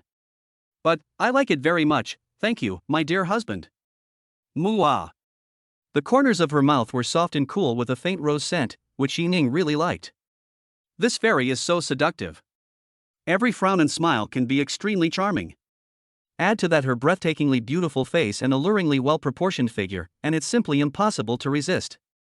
Even Xia Minshu, who was sitting in the passenger seat, had to sigh that this Missin was truly a reincarnated demon. Cullinan arrived at the Dow Group building and took Annie out of the car. As expected of a well-known enterprise throughout Jiangnan, not many companies can afford to build a headquarters building like this. Looking up at the skyscrapers that soared into the sky, Yining nodded with satisfaction. Although it was my first time here, I found that the building was well built. Ha ha ha. Just then, a middle-aged man wearing gold-framed glasses walked out of the Bentley next to him. The man was dressed in a suit and looked very refined. Next to him stood a young woman who looked to be in her early 30s and was very attractive. She was wearing a tight-fitting suit, a knee-length skirt covering her thighs, revealing her slender black silk calves, black high heels, and a briefcase in her hands. She looked quite comfortable at first glance. Mr. Tao, you are late. Yining naturally knew the person who came. Although he had never met him, he had seen his photo countless times. The person next to him should be the woman who called him yesterday, Wei Junlun. It's not late, it's just that Mr. Yi came too early. Mr. Yi, are you afraid that you won't be able to get a seat when the time comes? I'm afraid of missing a good show. Yi Ning said in a flat tone. Tao Jinlai narrowed his eyes slightly and said in a cold tone, Mr. Yi is young, so he should stay out of the fun, otherwise it will be bad for you if it gets into trouble. As soon as he finished speaking, he seemed to have discovered something, and with a serious face, he walked quickly towards the door with Wei Junlun. Following Tao Jinlai's gaze, Yi Ning also saw a Bentley Shangmu slowly stop at the door of the headquarters building. After the car stopped, not only Tao Jinlai, but also several other shareholders who had been waiting on the side for a long time came over. From a distance, I saw an old foreign man with a white beard getting out of a car, followed by a beautiful blonde woman. Yi Ning knew that this person should be George, the former president of the Dutch George Ocean Shipping Group. The old man had deep pupils and exuded the aura of a superior. He always had a smile on his face and shook hands and greeted people around him very kindly. The blonde foreign beauty next to him should be his personal translator. Mr. George, Ms. Alice, on behalf of all the employees of Dow Group, I welcome you. Tao Jinlai tugged at his tie, strode forward, and extended his right hand. Tao, nice to see you again. As the largest shareholder of Dow Group, George never interfered in the production and development of Dow Group. But every year, Dow Group brings him huge profits. In addition, Dow Group also introduced him to many of the company group's transnational ocean business. Therefore, he did not have much contact with Tao Jinlai, but he was still very satisfied with this person. After exchanging a few words with Tao Jinlai, George looked around, looking for something. What are you looking for, Mr. George? Tao Jinlai looked surprised. In his opinion, George would not know anyone else in the Magic City. I'm looking for Yi. George's face was full of excitement. Leaf? Oh. There it is. George finally saw Yi Ning and others standing not far away, and a light flashed in his eyes. Leading the translator Alice, he jogged towards Yi Ning. When Tao Jinlai heard George say he was looking for Yi, he had a bad feeling. When she saw George walking quickly towards Yi Ning, the smile on her face could no longer be maintained. You can clearly see his expression cracking inch by inch, and finally turning into horror. George from the Netherlands actually knew Yi Ning, and looking at George's flattering look, it was as if he had seen his immediate boss. Just as they had just tried to curry favor with George, George was now trying to curry favor with Yi Ning, and even more so. Who is that young man? Why did Mr. George take the initiative to walk towards him? Asked a small shareholder in the crowd. Don't you know him? That's Director Yi Ning, yeah, the third largest shareholder of our Dow Group. I didn't expect that he actually knew Mr. George. Maybe it's more than just acquaintance. Look at Mr. George's movements and expressions. Do they resemble us just now? It seems like this Yi Ning is quite powerful. It's better not to provoke him. In the crowd, several shareholders looked at Yi Ning, then at Tao Jinlai's gloomy expression, and silently distanced themselves from Tao Jinlai. Some of them knew about the conflict between the Tao father and son and Yi Ning. There were even a few people who Tao Jinlai had previously discussed with and were planning to cause trouble for Yi Ning at the meeting today. But the scene just now disrupted all of Tao Jinlai's plans. The relationship between the largest shareholder and the third largest shareholder is unusual. The combined shares held by the two of them must be more than 60%. What are you, Tao Jinlai, in front of this? Which fishing rod are you on? Chapter 129. Good show. Yi, I'm so happy to see you. George took the initiative to shake hands with Yi Ning. Then he turned his head slightly to Alice and said, Alice, this is Mr. Yi Ning I mentioned before. He is the real person in charge of our Dutch George Ocean Shipping Group. Even though she already had a guess in her mind, when she got George's confirmation, Alice couldn't help but dilate her pupils a little. After calming down a bit, Alice put on a proper smile and said in fluent Mandarin, Mr. Yi, I'm Mr. George's secretary and translator. Nice to meet you. I'm very happy to meet you too. This is my lover Annie. Yi Ning patted Annie's back and introduced her. Yi, you really surprise me. I have never seen such a young entrepreneur before. Your lover is also very beautiful and a perfect match for you. George swore there was no compliment in his words. Although there are big differences in aesthetics between the East and the West, and is definitely the kind of woman who cannot be ignored anywhere. In particular, she has a unique temperament that is elegant and noble, yet also charming and seductive, which is something that other women do not have. Even if you ask others to imitate it, they won't be able to do it. As George's secretary, Alice has attended countless banquets of all sizes with George. I have met many corporate daughters, beautiful CEOs, and even royal princesses from certain countries. But at this moment she had to admit that and was definitely one of the most special women she had ever met. It's not just her breathtakingly beautiful appearance, the most important thing is her innate, unique temperament. Even though Alice was not bad, with both beauty and talent, she still felt inferior when facing a woman like Anne. Yi, the meeting time is about to start, shall we go in? George suggested. Good. With Annie holding his arm, Yi Ning came to the door of the building. Tao Jinlai's eyes were bloodshot, as if he hadn't slept for 3 days. If looks could kill, Yi Ning would have been cut into pieces by him by now. But no matter how much hatred he felt in his heart, he still forced a smile on his face. Mr. George, do you know Director Yi? George's beard quivered with laughter, and he looked genuinely happy. This is the first time Yi and I met. Hearing this, Tao Jinlai's slightly pale face showed some color. The forced smile became somewhat real. It turns out that this is their first meeting. That's good, that's good. Based on what happened just now, he once thought that the two were very familiar friends. Yi Ning must have secretly contacted George and introduced him as the third largest shareholder of Dow Group. After all, it was because of him, Tao Jinlai, that Yi Ning was able to get in touch with George. The more Tao Jinlai thought about it, the more he felt that he had guessed the truth. Thinking of this, the frustration and horror just now disappeared. Instead, there was visible pride and a fleeting hint of sarcasm. He looked at Yi Ning with eyes that seemed to say, Yi Ning, do you think you can do whatever you want just by relying on George? Do you know that I am the agent of the Dutch George Ocean Shipping Group in Shanghai? He believed that as the president of a group, George had a broad vision and a good sense of the overall situation. In his struggle with Yi Ning, it is clear what is more important. But just as Tao Jinlai's mind was in a state of confusion, George spoke again. But he is the man behind the scenes of our Dutch George Ocean Shipping Group and my immediate superior, so I have great respect for him. When he said this, George's wrinkled face was serious and it didn't look like he was joking at all. It was this sentence that made the somewhat complacent Tao Jinlai's legs go weak, and he staggered and almost fell on the stairs. He turned around suddenly, and the look in his eyes when he looked at Yi Ning was no longer one of horror, but of deep fear. If Yi Ning and George were good friends, he might be wary of Yi Ning, but he would definitely not be afraid of her. But what did George say? He said Yi Ning was his immediate superior and the person in charge of the entire George Ocean. You know, George Ocean holds 40% of Dow Group's shares and is their largest shareholder. Adding to the 27% shares held by Yi Ning controls a total of 67% of Dow Group's shares. This is already absolute control. That is 67% of the shares. Can Dow Group still be called Dow Group? As long as Yi Ning gives the order, this place can be changed to Yi Group in minutes. Yi Ning, is this the show you asked me to watch? Okay, I admit, I lost. Just at this moment, Yi Ning glanced at Tao Jinlai with an expressionless face. Boss Tao, the first half was pretty good, right? The second half is about to begin. Yi Ning's words made Tao Jinlai's pupils shrink and his back was instantly soaked with sweat.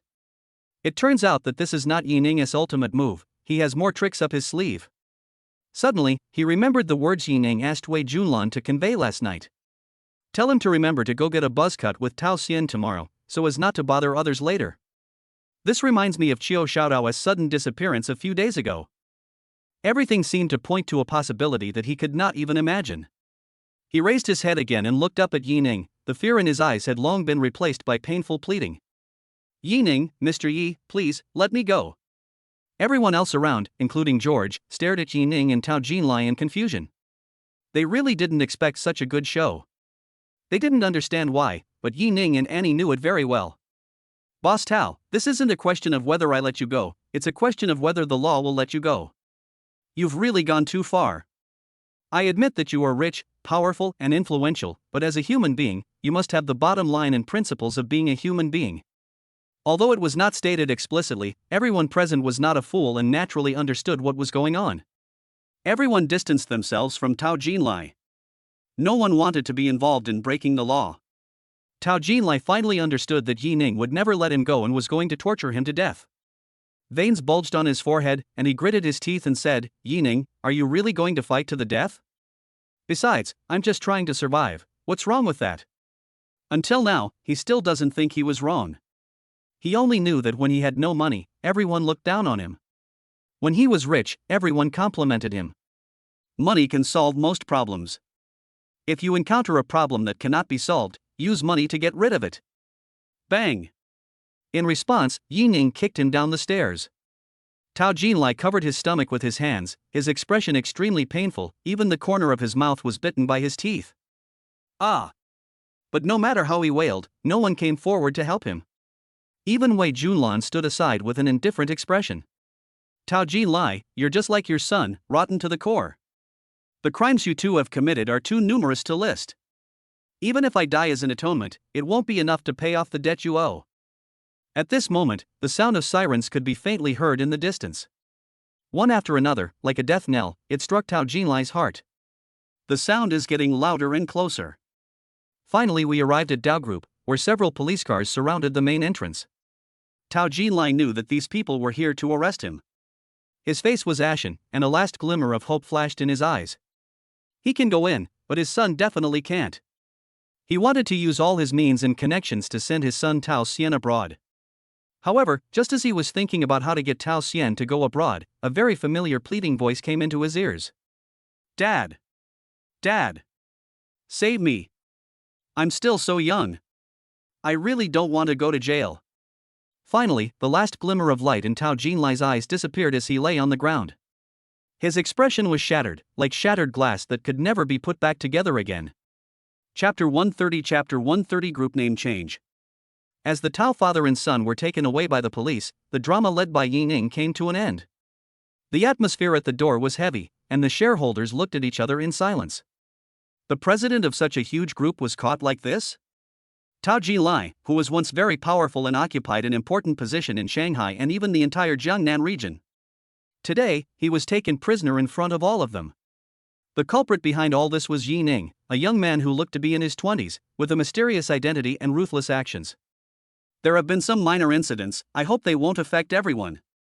The sirens gradually faded away until they disappeared completely. Yi Ning turned around, a smile on his face again, and his voice was as gentle as the spring breeze, making it hard not to feel a good impression of him. But it is this sunny and handsome smile, coupled with a tone as gentle as the wind. But it made all the shareholders present feel terrified. Because they knew that the people standing in front of them were not good men and women at all. Instead, it's a hungry wolf that will bite you to death if they disagree with you, leaving you unable to even turn over. If Yi Ning heard their inner voices, he would definitely jump up and refute loudly. How can he be compared to a hungry wolf? He is so kind and upright, he is a model of patriotism, dedication, integrity, and friendliness. You see, for the sake of the physical and mental health of the Tao father and son, he specially hired Pei Zheng from the Magic City Jinding law firm to help them. He also specifically asked Pei Zheng to take good care of his old friends and make sure they deeply realize their mistakes. Although it is regrettable that Mr. Tao cannot attend the meeting, our shareholders' meeting will not be terminated due to the absence of one person. Yi Ning glanced at his watch casually. It's almost time, let's all go to the meeting room. When everyone arrived at the conference room, Yi Ning naturally sat in the middle seat. By the time everyone was seated, the entire conference room was so quiet that you could hear a pin drop. Everyone turned their eyes to Yi Ning. Yi Ning understood, stood up and nodded. He looked straight ahead, and said sternly, I came here today for only two things. The first thing has just been done. The second thing is that the name of our group needs to be changed. From now on, Dao Group will be officially renamed Anning Group. The propaganda department will promote this on major websites and official WeChat accounts. The design department needs to redesign the group's logo and come up with a practical and feasible plan as soon as possible. Okay, that's all I have to say. As for the rest, Ms. Wei, as Tao Jinlai's secretary, you should follow the meeting procedures as usual. Afterwards, under the chairmanship of Wei Junlan, the meeting went smoothly. Everyone, including Anne, participated in the meeting with full concentration. Only Yi Ning was confused and drowsy after hearing it. After he was woken up by Annie again, he felt more urgent to find a corporate agent. Seeing Wei Junlan speaking eloquently on the stage and the shareholders listening attentively in their seats, Yi Ning suddenly understood. Why are you looking for a corporate agent? Isn't there one right in front of you? She is intellectual and beautiful, smart and generous, and has strong ability to get things done. Yi Ning nodded with interest. Well, this woman is very nice and very capable. Just at this moment, a fragrant breeze suddenly came to my ears. Anne's voice is enchanting and charming, full of temptation. Isn't this Miss Wei pretty good? The teacup Yi Ning was holding trembled slightly, and the tea swayed, almost spilling onto the table. Ahem. He coughed twice and praised seriously, "It's really good, very capable." Yeah. I think he's very capable too. Annie agreed, but there was an unknown meaning in her tone. "She's beautiful, has a great figure, and has a nice voice. I want to recognize her as my sister." No need for that," Yi Ning said embarrassedly, and had a smile on her face, but her tone was cold. "What? You don't agree?" "No." "So you agree?" Yi Ning said frankly, "How could I be that kind of person?" "Humph. That's more like it." Just when Annie looked away and was about to let this playboy go for the time being, Yi Ning leaned close to her ear and whispered, "I just think it's useless for me to agree alone, and I'm not the type to force others. Otherwise, I'll ask her out privately for dinner, a drink, and a bath. Once we're emotionally engaged, maybe we'll be able to enjoy it." "You." Annie stared at Yi Ning's lazy look and became extremely angry. "But now I'm in a meeting again, and it's not the time to settle the score with him, so I have to give up." On the other hand, Yi Ning had already picked up his phone and asked Luo Hong to investigate Wei Junlan. "You know what, although this woman doesn't look as breathtakingly beautiful as In and the others at first glance, but she is the type that looks better the more you look at her, and she would be a good choice as a full-time secretary and corporate agent." No matter how much Yi Ning admires her, he still has to investigate Wei Junlan thoroughly first. 2 hours later, the boring meeting finally ended. Yi Ning stretched and said to George beside him, "George, let me ask you, do we have any cooperation with the Yin family in Modu?" "I'm sorry, Yi, I don't know about that either." George thought for a moment and replied with an apologetic shake of his head. Alice, who was sitting next to him, also shook her head to indicate that she didn't know. Yi Ning thought about it and it made sense. As the president, how could George care about the trivial matters of 1 or 2 ships? "Yi, is there any problem with this in family?" Since Yi Ning mentioned it specifically, it was not just a casual remark. "Well, then go back and inform them that, no matter what, the Dutch George Ocean Shipping Group will absolutely not cooperate with the Moduan family. If any European ocean-going company cooperates with Moduanja, it will be considered a provocation to our group and will be blacklisted."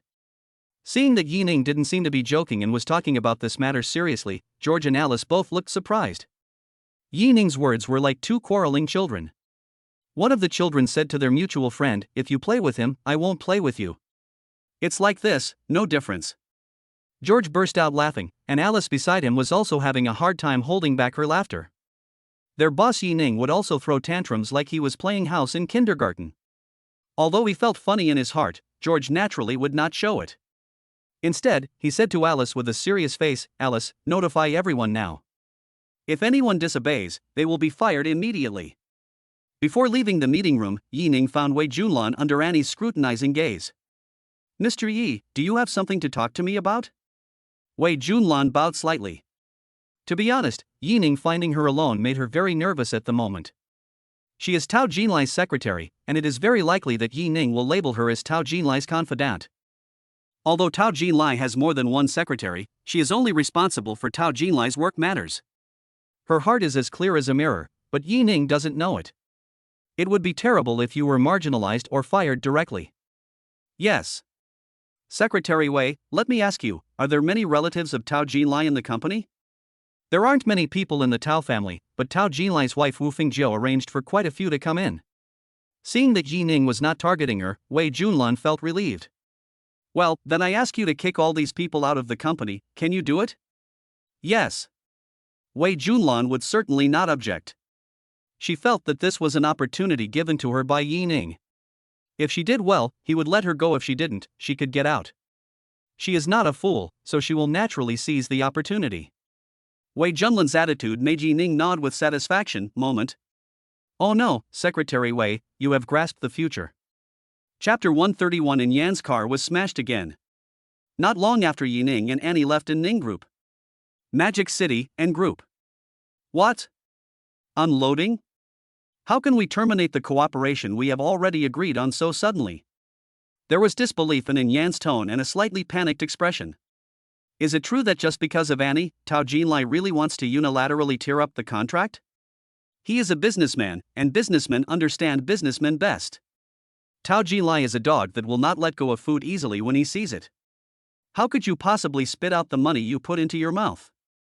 But the 2 full ships of cargo had already been stranded at the dock, and the facts told him that the other party had indeed breached the contract.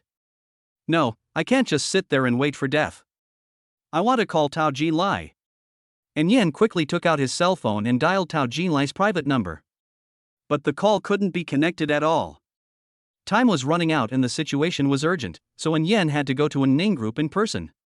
And Yen urged all the way. The journey, which usually takes about half an hour on weekdays, arrived at the downstairs of Ning Group in less than 20 minutes. When the car stopped, Yen got out quickly and walked towards the glass door at full speed. "Hello sir, how can I help you?" asked the receptionist. Yen pinched the contract in his hand and calmed his breath a little. "Let me go to the CEO's office on the top floor. I want to see your CEO Tao." Obviously, this is not Yen's first time to Ning Group, and he is already familiar with the place. "Sorry, we don't have Mr. Tao in Ning Group." Bang! Yen slammed the table. "Are you kidding me? I said I want to meet President Tao Jinlai of your group." The lady at the front desk was obviously startled by the sound of the table being slapped. Although Yen had a bad attitude, she could only swallow her grievances in front of the guests. She pouted and patiently replied, "Sir, Tao Jinlai is indeed no longer the president of our group. He has been arrested." How is this possible? The news was so sudden, like a thunderclap, booming in his mind. You know, he was still talking to Tao Jinlai yesterday, and today Tao Jinlai fell? It's true. The receptionist turned the computer screen towards Yen. "Sir, please take a look. This is the announcement our group just released." With a suspicious look, Yen turned his gaze to the screen. Several pieces of information just released by the group's publicity department are clearly visible. The Tao Group has officially changed its name to Anning Group. The Tao father and son are in jail. The largest shareholder, Mr. Yining, takes the position of president.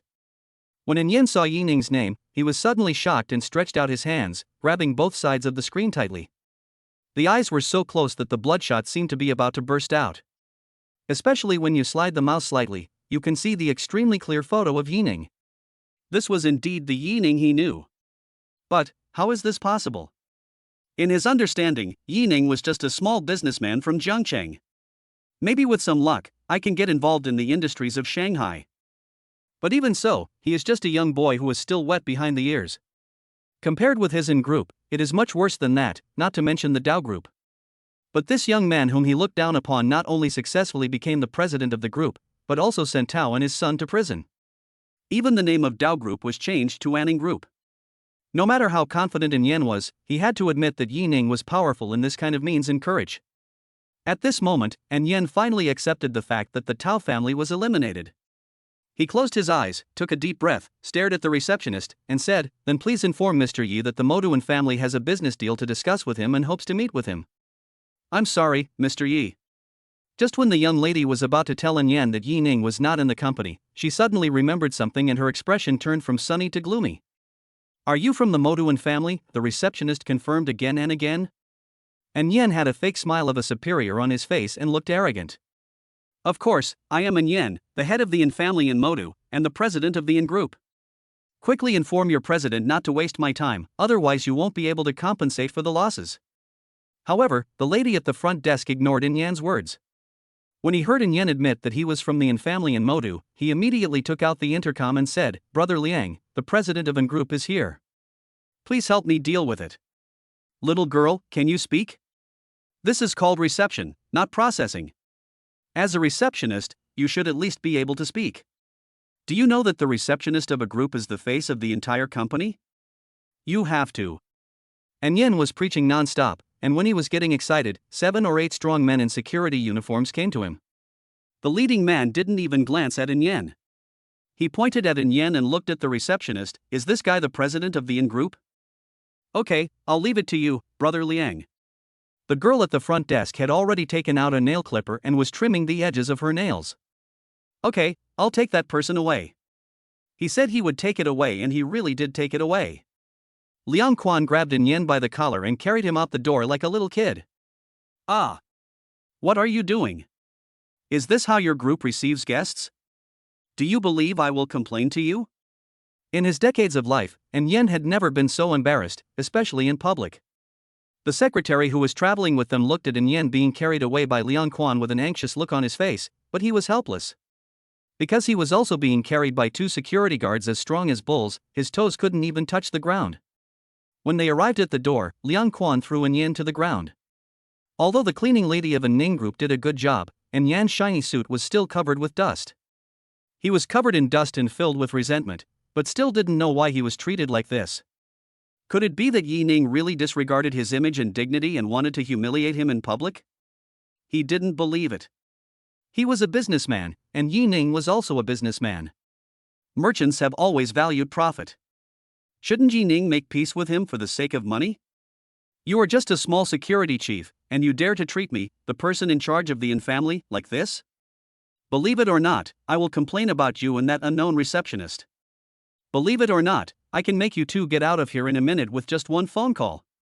An Xin got up and pointed at Liang Quan and shouted. Liang Quan watched him finish his performance with a smile, then shook his head. I don't believe it, because I would get out if I didn't do it. What do you mean? Yen had a bad feeling in his heart. Liang Quan's smile widened, revealing a few large white teeth. Boss Yi has personally issued an order to all employees, ordering that no one from the Moduan family be allowed into the company, with the exception of Madame Annie. Violators will be persuaded to leave. What? Liang Quan's words were like a bolt from the blue, leaving Yan's mind blank and frozen in place. Brother Liang, you forgot, there is one more. At this time, a security guard reminded Liang Quan in his ear. That's right. Brothers, grab your weapons. Liang Quan finally remembered and gave a loud order. Then, as if to set a new example, he was the first to pick up the baton and smash it hard on the windshield of Liang Quan's car. Chapter 132, The Taoist Captures the Monster. With Liang Quan taking the lead, the other security guards naturally rushed forward, hitting them with hammers. Soon, all the car windows were smashed and the ground was covered with broken glass. There are dents all over the hood and doors, not a single spot is intact. Yen wanted to stop it, but there was nothing he could do. I could only watch my new car being scrapped again. This was the second time he had run into a wall in front of Yi Ning, and this time he didn't even get to see Yi Ning.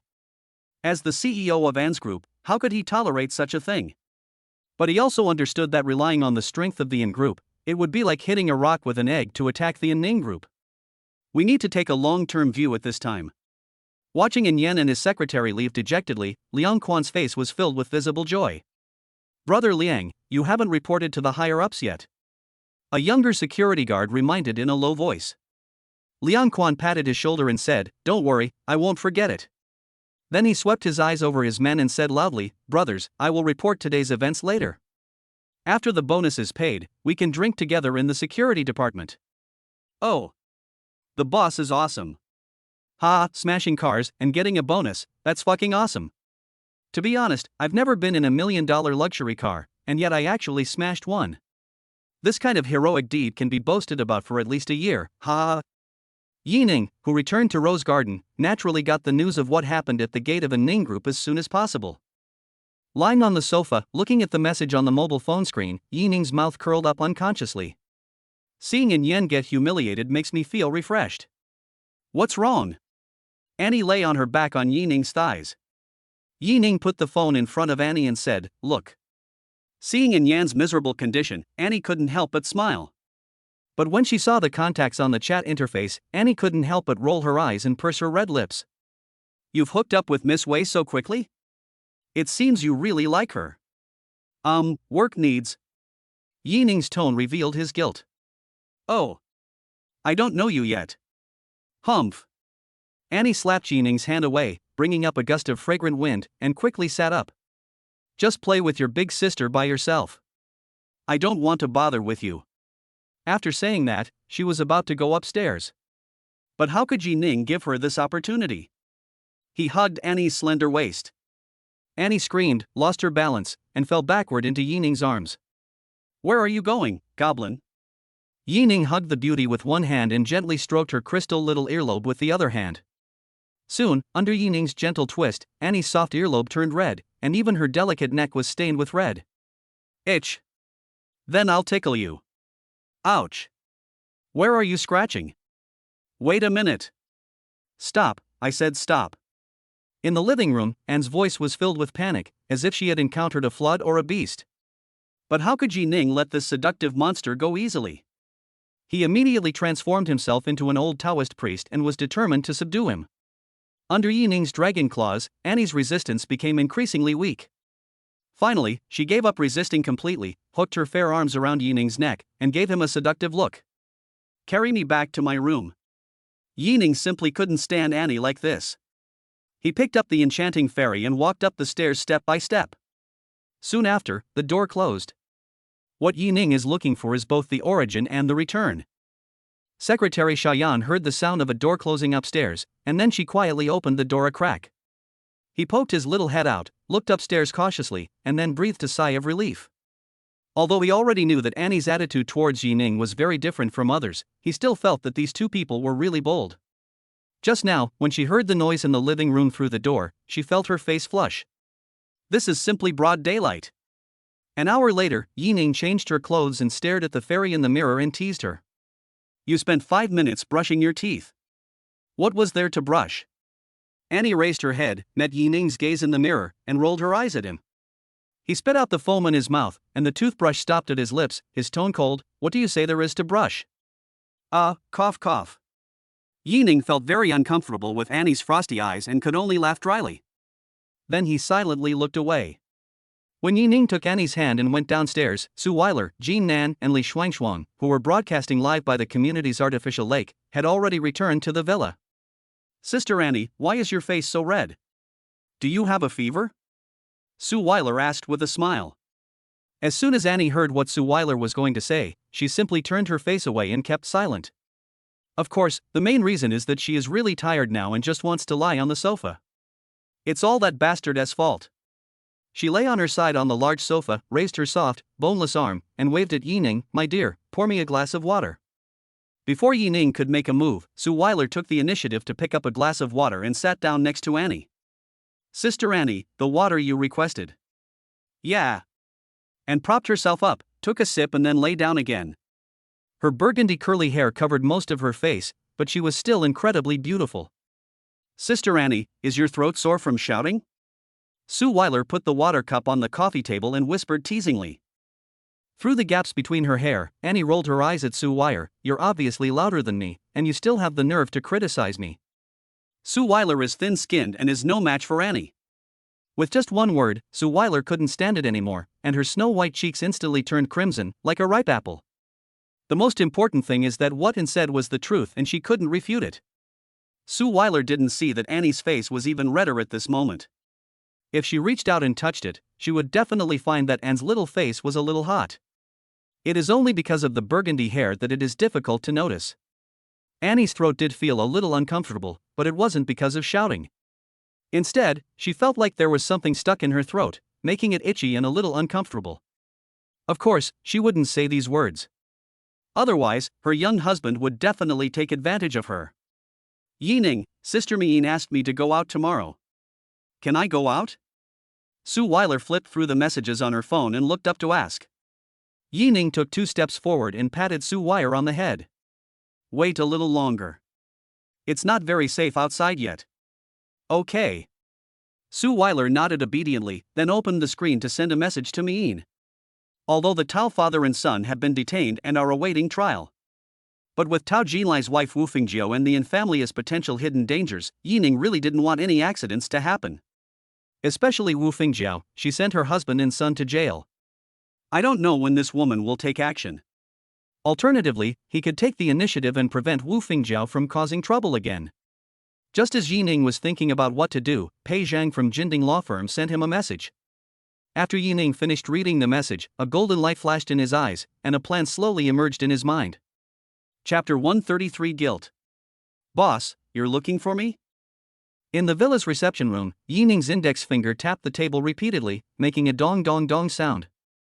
With a look of joy on his face, he said with amusement, I got the news that Tao Xian and Tao Jinlai are not related by blood. This is really exciting. Luo Hong was dumbfounded and even raised his voice a few degrees. He had been investigating the Tao father and son for so long and had never imagined this path. What does the boss want me to do? Since Yi Ning called him personally, it was certainly not just a casual remark. Although Luo Hong and Yi Ning had not spent much time together, he knew that Yi Ning was not such a gossipy person. There must be a deeper purpose for doing this. First, confirm the blood relationship between Tao Xian and Wu Fingjiao. If they are indeed mother and son, investigate his biological father. Luo Hong took a deep breath. It was not difficult to confirm whether Tao Xian and Wu Fingjiao were related by blood. But finding Tao Xian's biological father is not so easy. You know, Tao Xian is already 30 years old. If the situation is really as speculated, this happened more than 30 years ago. Things that happened so long ago are not easy to investigate. But Luo Hong was very clear about the principle of being loyal to the emperor while receiving his salary. No matter how difficult the road is, he will walk on it barefoot. So he agreed seriously, "Okay, boss, I will arrange for someone to investigate right away." Well, thank you for your hard work. Yi Ning also knew that it was not easy to get this done, but he could only pin his hopes on Luo Hong. He thought of Qiu Weigui and Qiu Xiaodao again, and asked casually, "How are the Qiu family father and son doing?" Qiu Weigui is already in prison, and Qiu Xiaodao is still in the company's sanatorium. What do you think, boss? Investigate his deeds one by one, and if he violates the law, hand him over directly to the police. If nothing serious happens, send him abroad, have his limbs amputated, have food delivered to him every day, and let him live out the rest of his life in peace. Okay, boss. I'll do it right away. After hanging up the phone, Yi Ning pinched his eyebrows. Then I saw Suile holding a cup of tea and carefully pushing open the door. "I'm done with the call, have some tea." Suile placed the teacup on the table, then took the initiative to walk behind Yi Ning. He gently supported Yi Ning's head and leaned against her soft body. Yi Ning had a relaxed expression on his face. As soon as he closed his eyes, a pair of soft little hands came to his shoulders and slowly massaged them. "How about this strength?" Suile's voice like a spring echoed in his ears.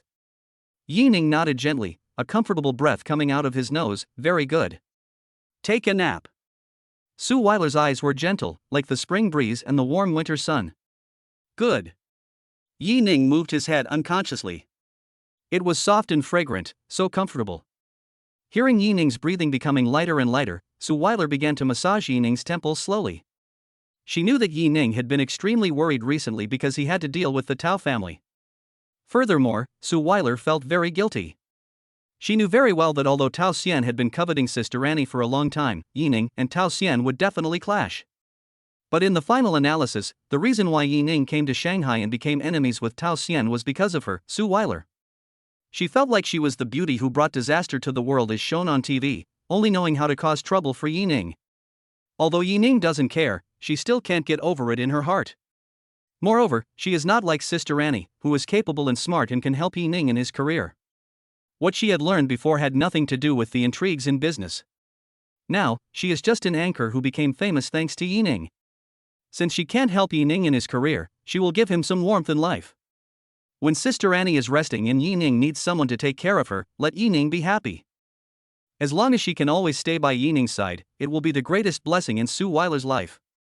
Yi Ning's home was peaceful and quiet, in stark contrast to Wu Fingjiao's home on the other side of the city. My dear son is so young, how can he go to jail?"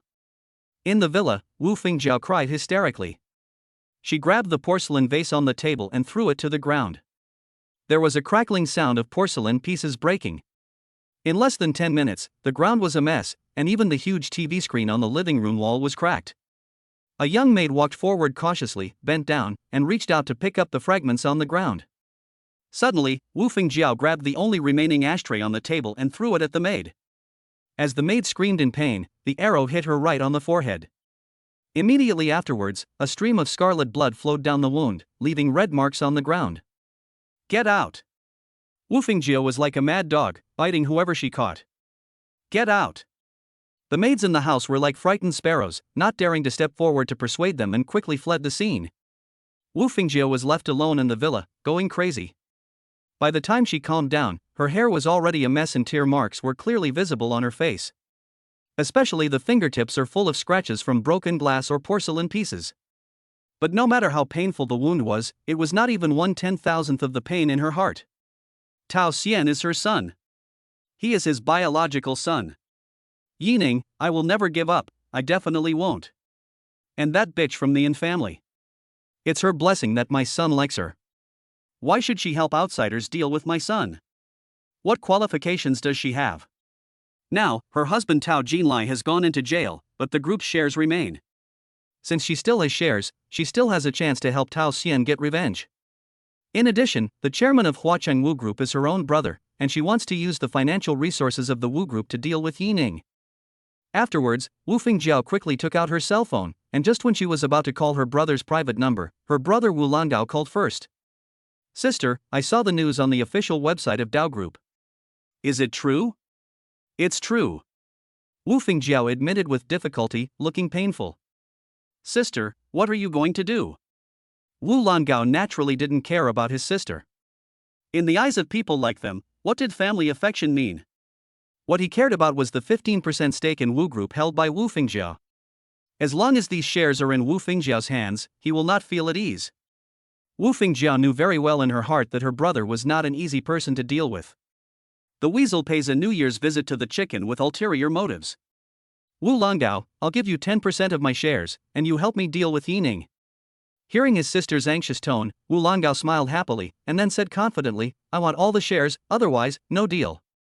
Okay. But you have to promise me that you will rescue my virtuous child. I can't guarantee that. After hanging up the phone, Wu Langao shook his head. It's okay, but you have to try your best.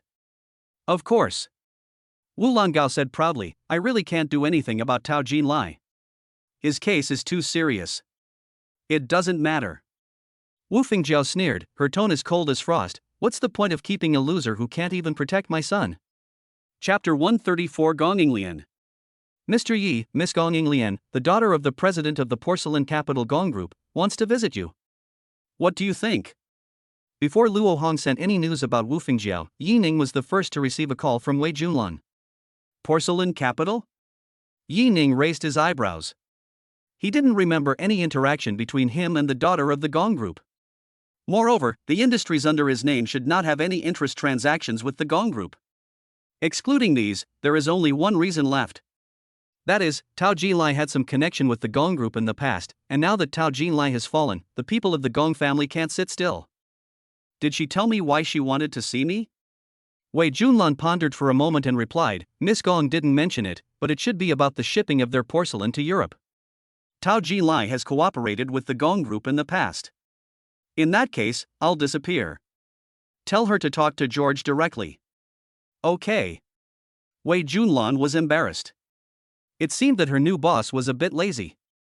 Of course, she didn't dare to say more. By the way, boss, there's a fundraising performance tomorrow night hosted by the Red Star Children's Charity Organization. Do you want to attend? Without waiting for Yining to ask, Wei Junlan took the initiative to explain.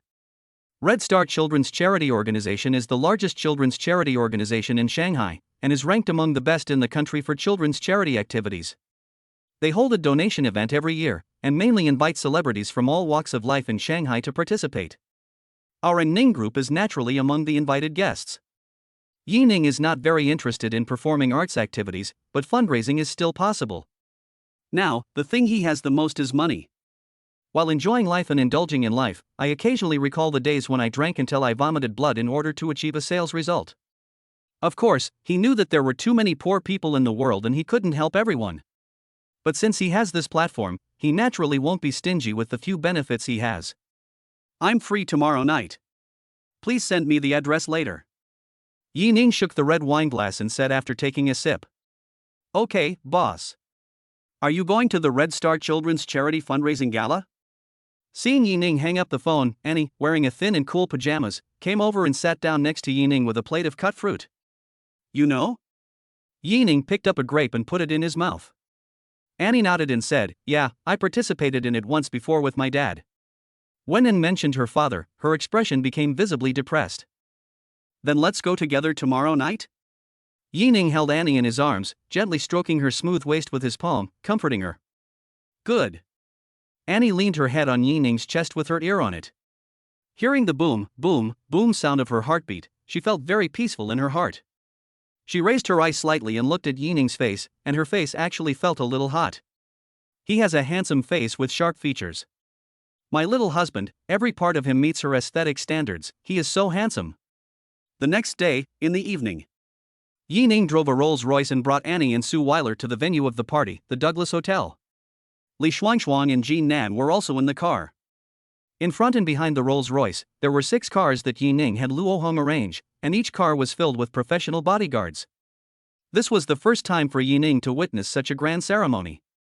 In fact, Yining didn't want to be known to everyone when he went out, and he didn't like to be in the spotlight. But for the safety of the 2 women, he must be cautious. The 2 of them are his only weaknesses in the Magic City. Yining, it's so beautiful here. Suile got out of the car and saw herself standing in the magnificent hall. She looked at the huge crystal chandelier and clapped her hands in surprise. Then, she suddenly calmed down and whispered, "Isn't this a charity gala? Spending so much money on it here is a bit of a miscalculation." "Ah, Miss Su, you're worrying too much. The Red Star organization wouldn't spend so much money on a charity fundraising campaign. This is all sponsored by someone for the venue and funds." A hearty laugh came from behind Yining, and the person who came answered Suile's question by the way. "Mr. Yu, you're here too." When Yining saw Yu Shenglong, a smile appeared on his face. He finally met an acquaintance. "Hey! Just call me Brother Yu." "We're brothers, don't be so distant." Yu Shenglong deliberately put on a stern face. "Ha ha ha, Brother Yu." Hearing Yining change his address, Yu Shenglong's face reappeared with a smile. "That's right. Brother Yi has been very cool recently. Half of the major events that have happened in the Magic City recently are related to Brother Yi." Yu Shenglong knew that Yining was very mysterious and capable. But when it was confirmed that Tao Jinlai was imprisoned, he was still stunned. Everyone in the upper class of Shanghai knows how powerful Tao Jinlai is. Although Yu Shenglong is not afraid of him, he will not take the initiative to provoke the Tao family. Just like that, a famous figure in Shanghai actually fell just like that. Even the name of Tao Jinlai Company was changed, and Yining became the person in charge of the group. It's completely off the mark. Yu Shenglong racked his brains but couldn't figure out how Yining did it. If Yining knew what Yu Shenglong was thinking, he would only say one thing. "My buddy went shopping with his girlfriend, and then went home." After a little fight, Tao Jinlai couldn't resist. Of course, if this were said, no one would believe it. But instead, this is the reality. As the event time approached, more and more people walked into the door of the Douglas Hotel. There is a pot-bellied business owner with a beautiful and slim mistress. There are elegant and refined new business elites who bring beauty with them. There are also many actors and stars that we usually only see on TV and in movies. Led by the receptionist, people walked into the venue one after another. There is a large stage built at the innermost part of the venue. Below the stage, there are hundreds of huge round tables of the same size. In the center of the round table, there is a pot of colorful flowers. It can be seen that although it is a fundraising cultural evening, the level is not low at all, whether in terms of the invited guests or the specifications and layout. Yining and Yu Shenglong were both taken to a round table very close to the stage. "Mr. Yi?" Just as I was about to sit down, a beautiful figure came over from the next table. Such long bears, oh no, such huge legs. When the woman came closer, Yining saw her appearance clearly. Although she was indeed very beautiful. But, after confirming through eye contact, I knew it was someone I didn't know. Of course, out of politeness, Yining stood up and nodded to greet him. "Miss, have we met before?" "Oh, sorry, I forgot to introduce myself." The woman bowed slightly, then showed a suitable smile on her face. "I am Gong Yinglian, the general manager of the porcelain capital Gong Group." It turns out to be Miss Gong. Yining remembered Wei Junlin's introduction yesterday and replied with a faint smile. "Mr. Yi, thank you for giving me the opportunity to sign a contract with Mr. George yesterday." Gong Yinglian bowed slightly with gratitude. She was really grateful to Yining, otherwise she would never have met the president of the Dutch George Ocean Shipping Group. The signing process went very smoothly without any difficulty.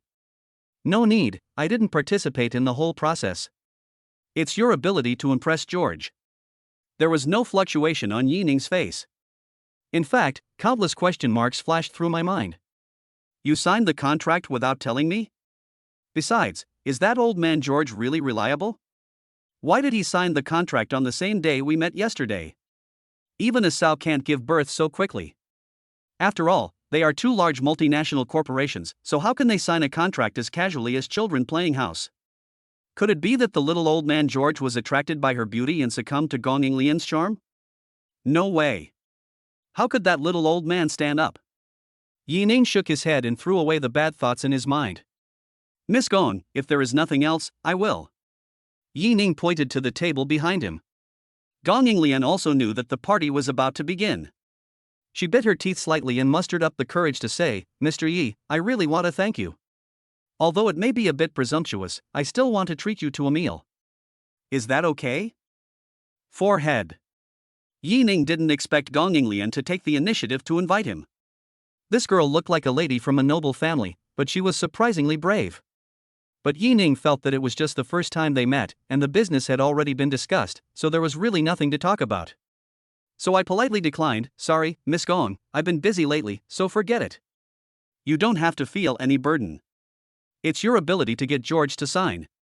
There's really no need to thank me specifically. Gong Lian bit her lower lip lightly. She didn't expect to be rejected the first time she took the initiative to invite a boy to dinner. In fact, she knew it in her heart.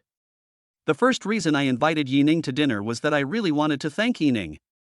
Second, it was because of the recent uproar in Shanghai over the arrest of the Tao father and son, and Yi Ning was the mastermind behind it. Plus, I met Yi Ning today, and he was even more handsome than in the photo. Even though she was born with a silver spoon in her mouth, her heart couldn't help but beat faster. More importantly, her father wanted her to marry the son of the Lu family in the capital. She urgently needs a man as a bargaining chip to fight against her marriage. Yi Ning is the most handsome among the rich men she has ever met, and the richest among the handsome men. Isn't this kind of man just right for this role? Chapter 135 Chapter 136 The Temptation of Going Home. Yi Ning had no idea what Gong Lian was thinking. He had already returned to his seat, sitting between Annie and Suile. Annie leaned closer and whispered in Yi Ning's ear, after chatting for so long, is that Miss Gong interested in you? Probably. I didn't ask in detail. Yi Ning shook his head. No matter what Gong Lian thought, he had no interest in this woman. The main reason was that he felt that this woman was too utilitarian and did things too purposefully. Although this cannot be said to be bad, Yi Ning himself does not particularly like it, so it is better to be polite and distant. He has experience dealing with this kind of thing. I thought there wouldn't be many people attending this charity fundraising gala, but I didn't expect that all the more than 100 large round tables prepared by the hotel were already full. There are quite a lot of people coming. It makes one sigh that Shanghai is indeed an international metropolis with countless wealthy people. He believed that if this party was held in Jiangcheng, there would definitely not be enough wealthy people to attend. About 5 minutes later, all the lights in the hall were turned off, with only one spot in the center of the stage still lit. At this moment, accompanied by the sound of high heels stepping on the ground, a light blue slender figure appeared faintly. The woman came to the center of the stage, holding the microphone in her hand and a decent smile on her face. Dear guests, good evening. I am your host, Wan. We gather here in this midsummer season. The gentle voice is very pleasant, like mountain spring water, crisp and pleasant. In addition, she has a good appearance, delicate features, a slim figure, a thin waist and long legs, and two round and full breasts in front of her body that are about to burst out. The green light in the eyes of many men present was almost unable to be concealed. There was no expression on Yi Ning's face, and he listened calmly to Wan's introduction. However, from the moment he saw Wan, he always felt that he had seen this woman before and she seemed a little familiar. Just when he was confused, Suile beside him answered his question. Is this Wan Yao's sister? They look alike. Wan Yao? Yi Ning lowered his head and thought, feeling as if he had heard this name somewhere before. Suile smoothed her hair and said, yes, we attended a charity auction party a while ago. The hostess was Wan Yao. After hearing this, Yi Ning remembered. It seems that I got my Koenigsegg at that time. Looking closely, Wan and Wan Yao are really about 60% similar. And they both have the surname Wan, so maybe they are really sisters. Brother Yi, what's the matter? Do you like the woman on the stage? Do you want me to help you arrange it? Seeing Yi Ning staring at Wan for a long time, Yu Shanglong thought that Yi Ning also liked her, so he took out his mobile phone and sent a private message to Yi Ning. Yi Ning was speechless when he saw the text message. Is he the kind of person who can't walk when he sees a woman? Besides, he has the fairy in his left hand and Suile in his right hand. With these two top beauties around him, how could other women catch his eye? Moreover, he has been seeing it every day recently, but he is not that hungry yet. Yi Ning opened Yu Xinglong's chat box and typed. Yi Ning, no, don't arrange it. Soon, Yu Xinglong replied. Yu Xinglong, since you don't like it, brother Yi, then I'm going to do it. Yi Ning, take care of yourself. He was indeed a little speechless. It was obvious that the guy liked her, so why did he have to tag him? Is he that hungry? Of course, Yi Ning didn't know that Yu Xinglong had already listed him as a romantic figure like himself. Let me ask you, which boss here comes to the party with two female companions? And one is pure and the other is beautiful. One is like the new sprouts of spring, the other is like the blazing fire of summer. With this configuration, do you dare to say that you, Yi Ning, don't like it? So he could understand Yi Ning's refusal. Perhaps Wen Wan's level was not quite up to his liking. If he met Yi Ning's standards, he would have been carrying a gun to the battlefield long ago. Yu Xinglong thought he knew Yi Ning well enough, but Yi Ning was not the type of person to pick up a gun right away. Cultivating feelings was important.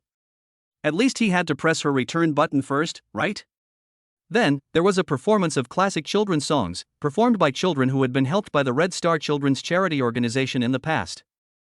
Others might find it boring, but Yi Ning watched it with great interest. The children singing, like a trickle of water, can purify the soul.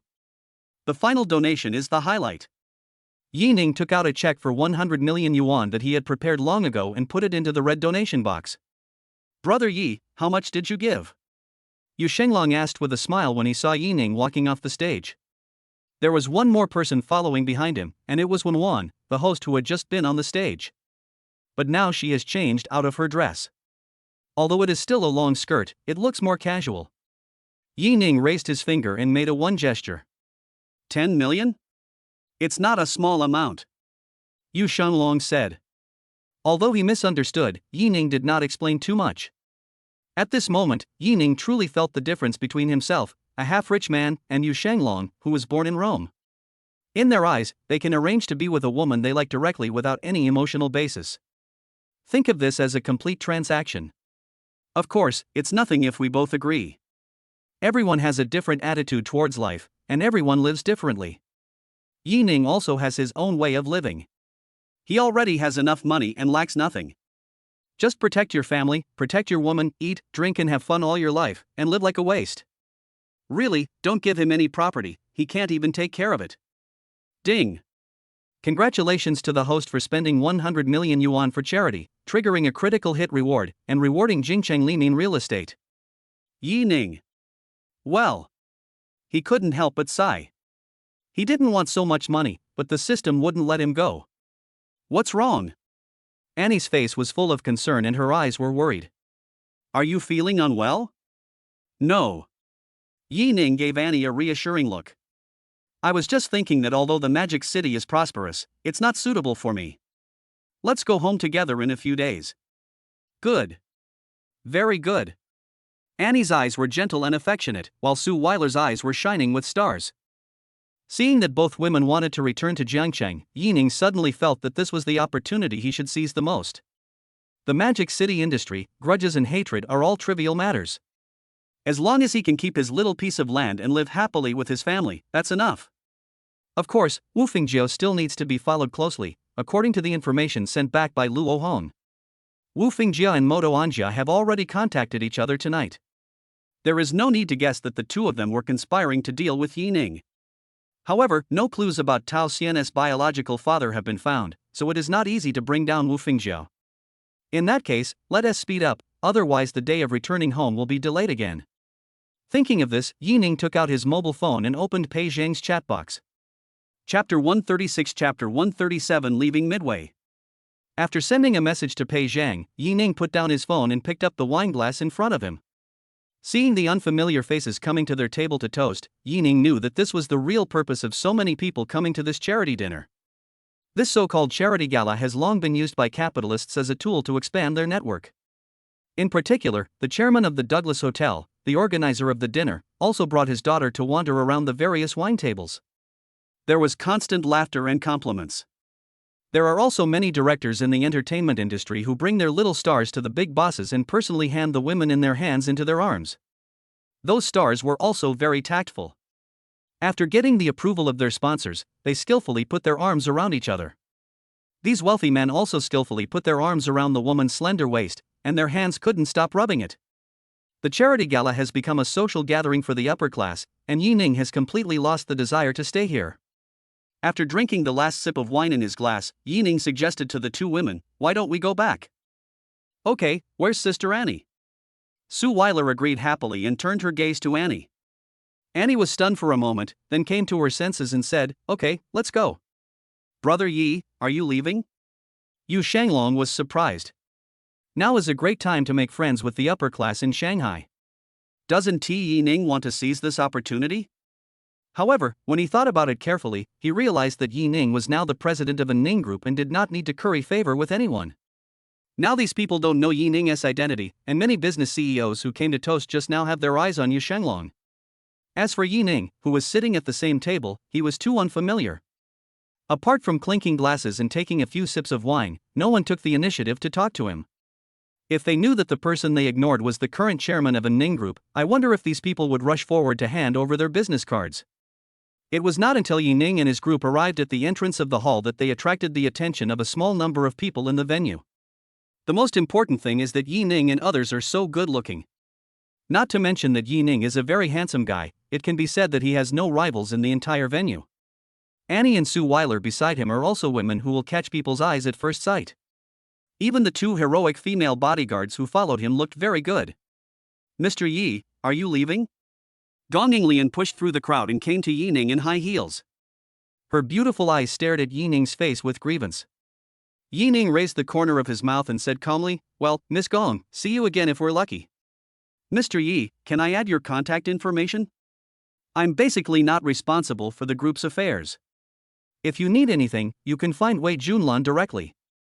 "Forget about adding her as a friend." Yi Ning declined. Then he left the venue without looking back, accompanied by his two beautiful wives and bodyguards.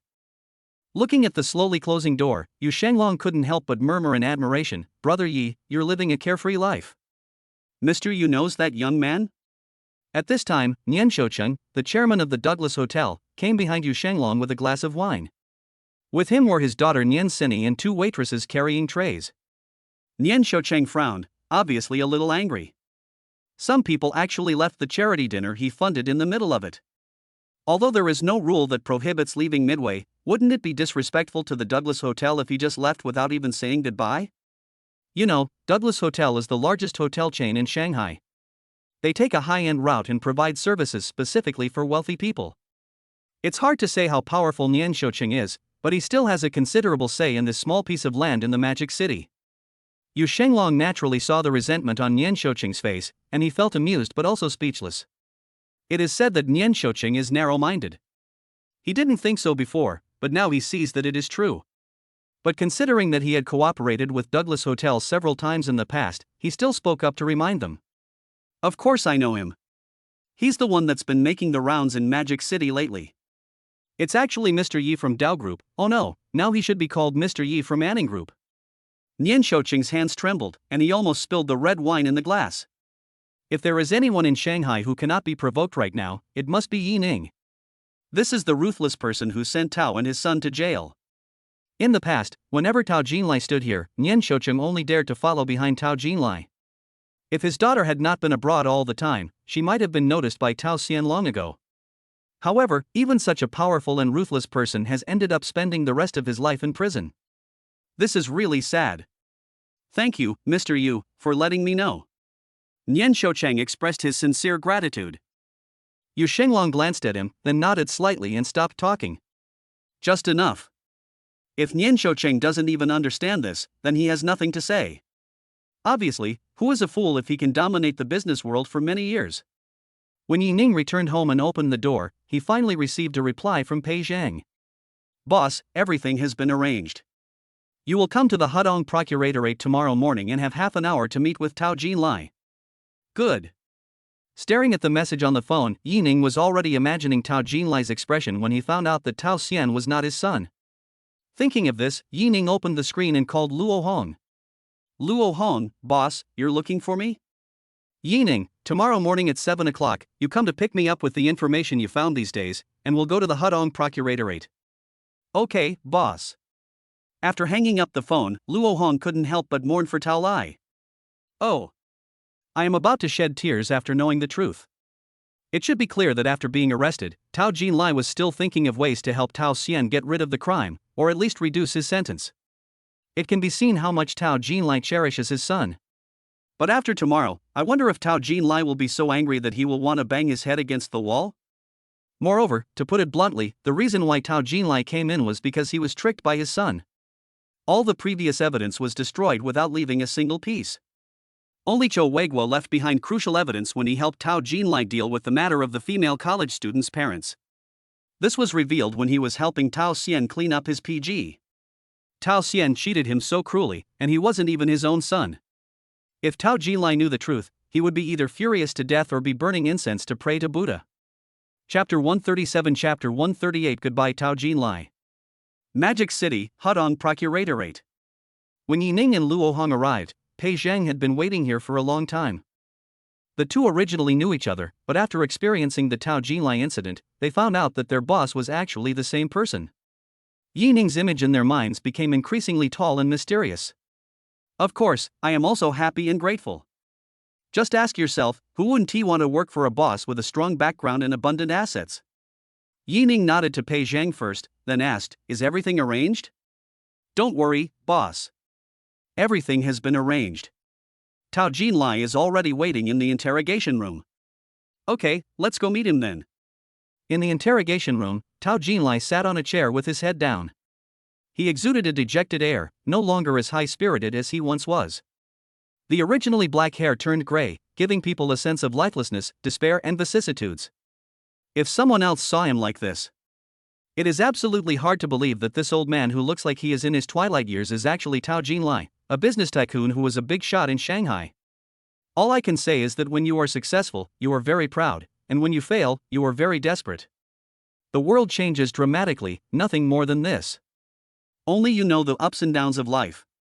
When the door of the interrogation room opened, there was a slight twitch in Tao Jinlai's cloudy eyes. He raised his head and looked silently and calmly at Luo Hong and Pei Zhang, who were the first to walk in from the door. He was already very familiar with these two people, both of them were Yining's subordinates. Especially Pei Zhang, he knew that this was an agent from Jinding law firm and a well-known boss in the legal community. The former Dao Group also had a lot of business dealings with Jinding law firm. Back then, he even personally hired Pei Zhang with a high salary to be the chief consultant of Dao Group's legal department, but Pei Zhang refused. However, now, this famous lawyer has become Yining's sharpest knife against him. He used speed, accuracy, and ruthlessness to the extreme, and accurately penetrated his weak spot, leaving him no chance of recovery. I have explained everything I need to say. Why are you still looking for me? At this time, Tao Jinlai was much calmer. Hearing Tao Jinlai's words, Luo Hong grinned and said, Mr. Tao, it's not us who want to see you. It's not you?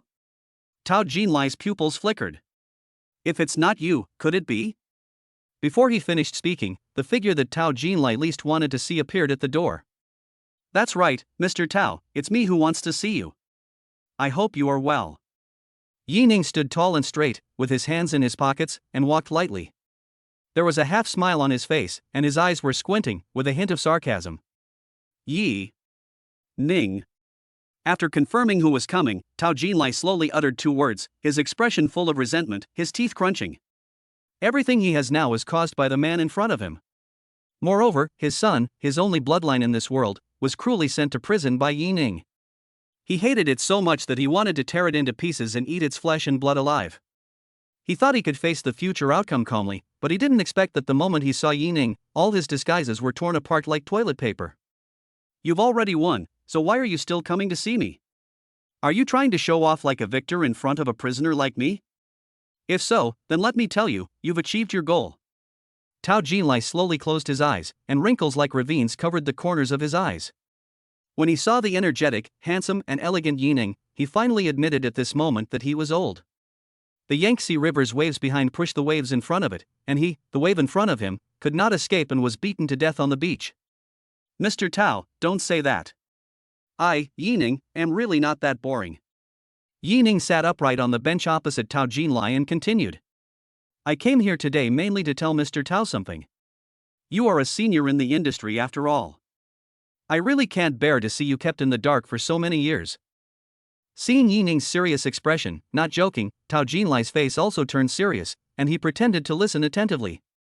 Yi Ning smiled mysteriously, leaned forward slightly, looked into Tao Jinlai's eyes, and said word by word, Mr. Tao, don't you think you and your son Tao Xian look a lot alike? What, do you mean? Tao Jinlai's voice was trembling.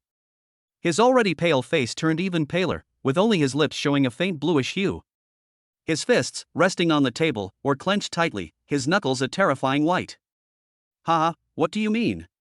Yi Ning stood up, his eyes sharp. This isn't a mental hospital, Mr. Tao, are you crazy? Impossible. You lied to me.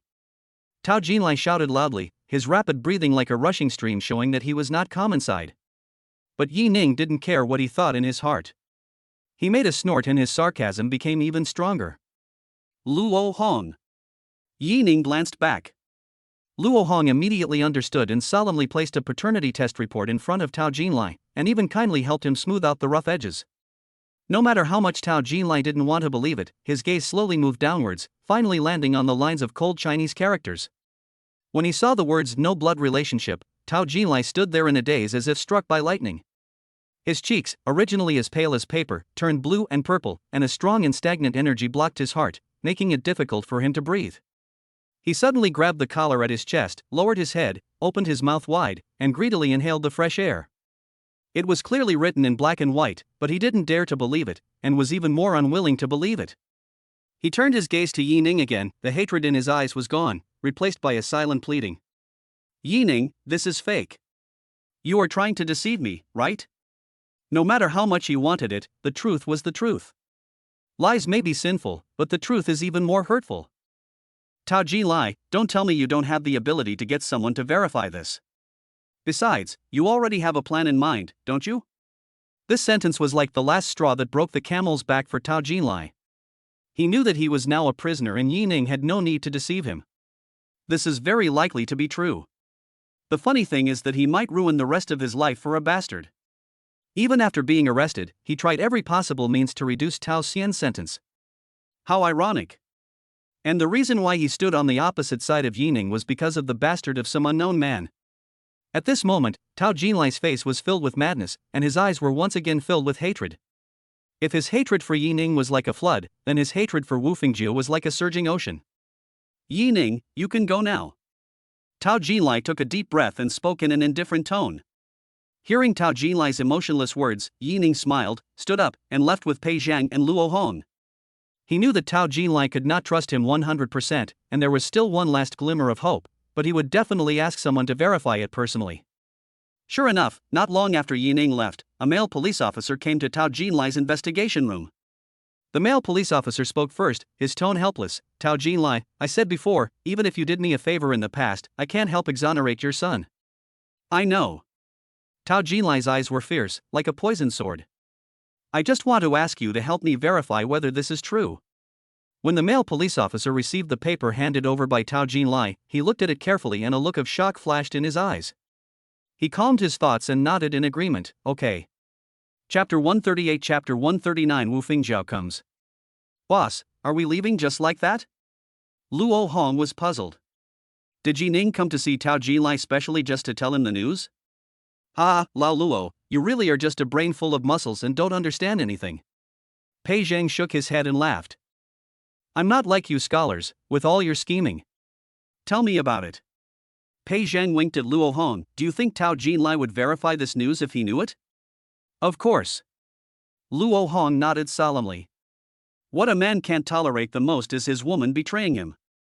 Not to mention, even the son he had raised for decades was not his own. It was like he had been wronged for decades. Who could he turn to for justice? My uncle can tolerate it, but my grandpa can't.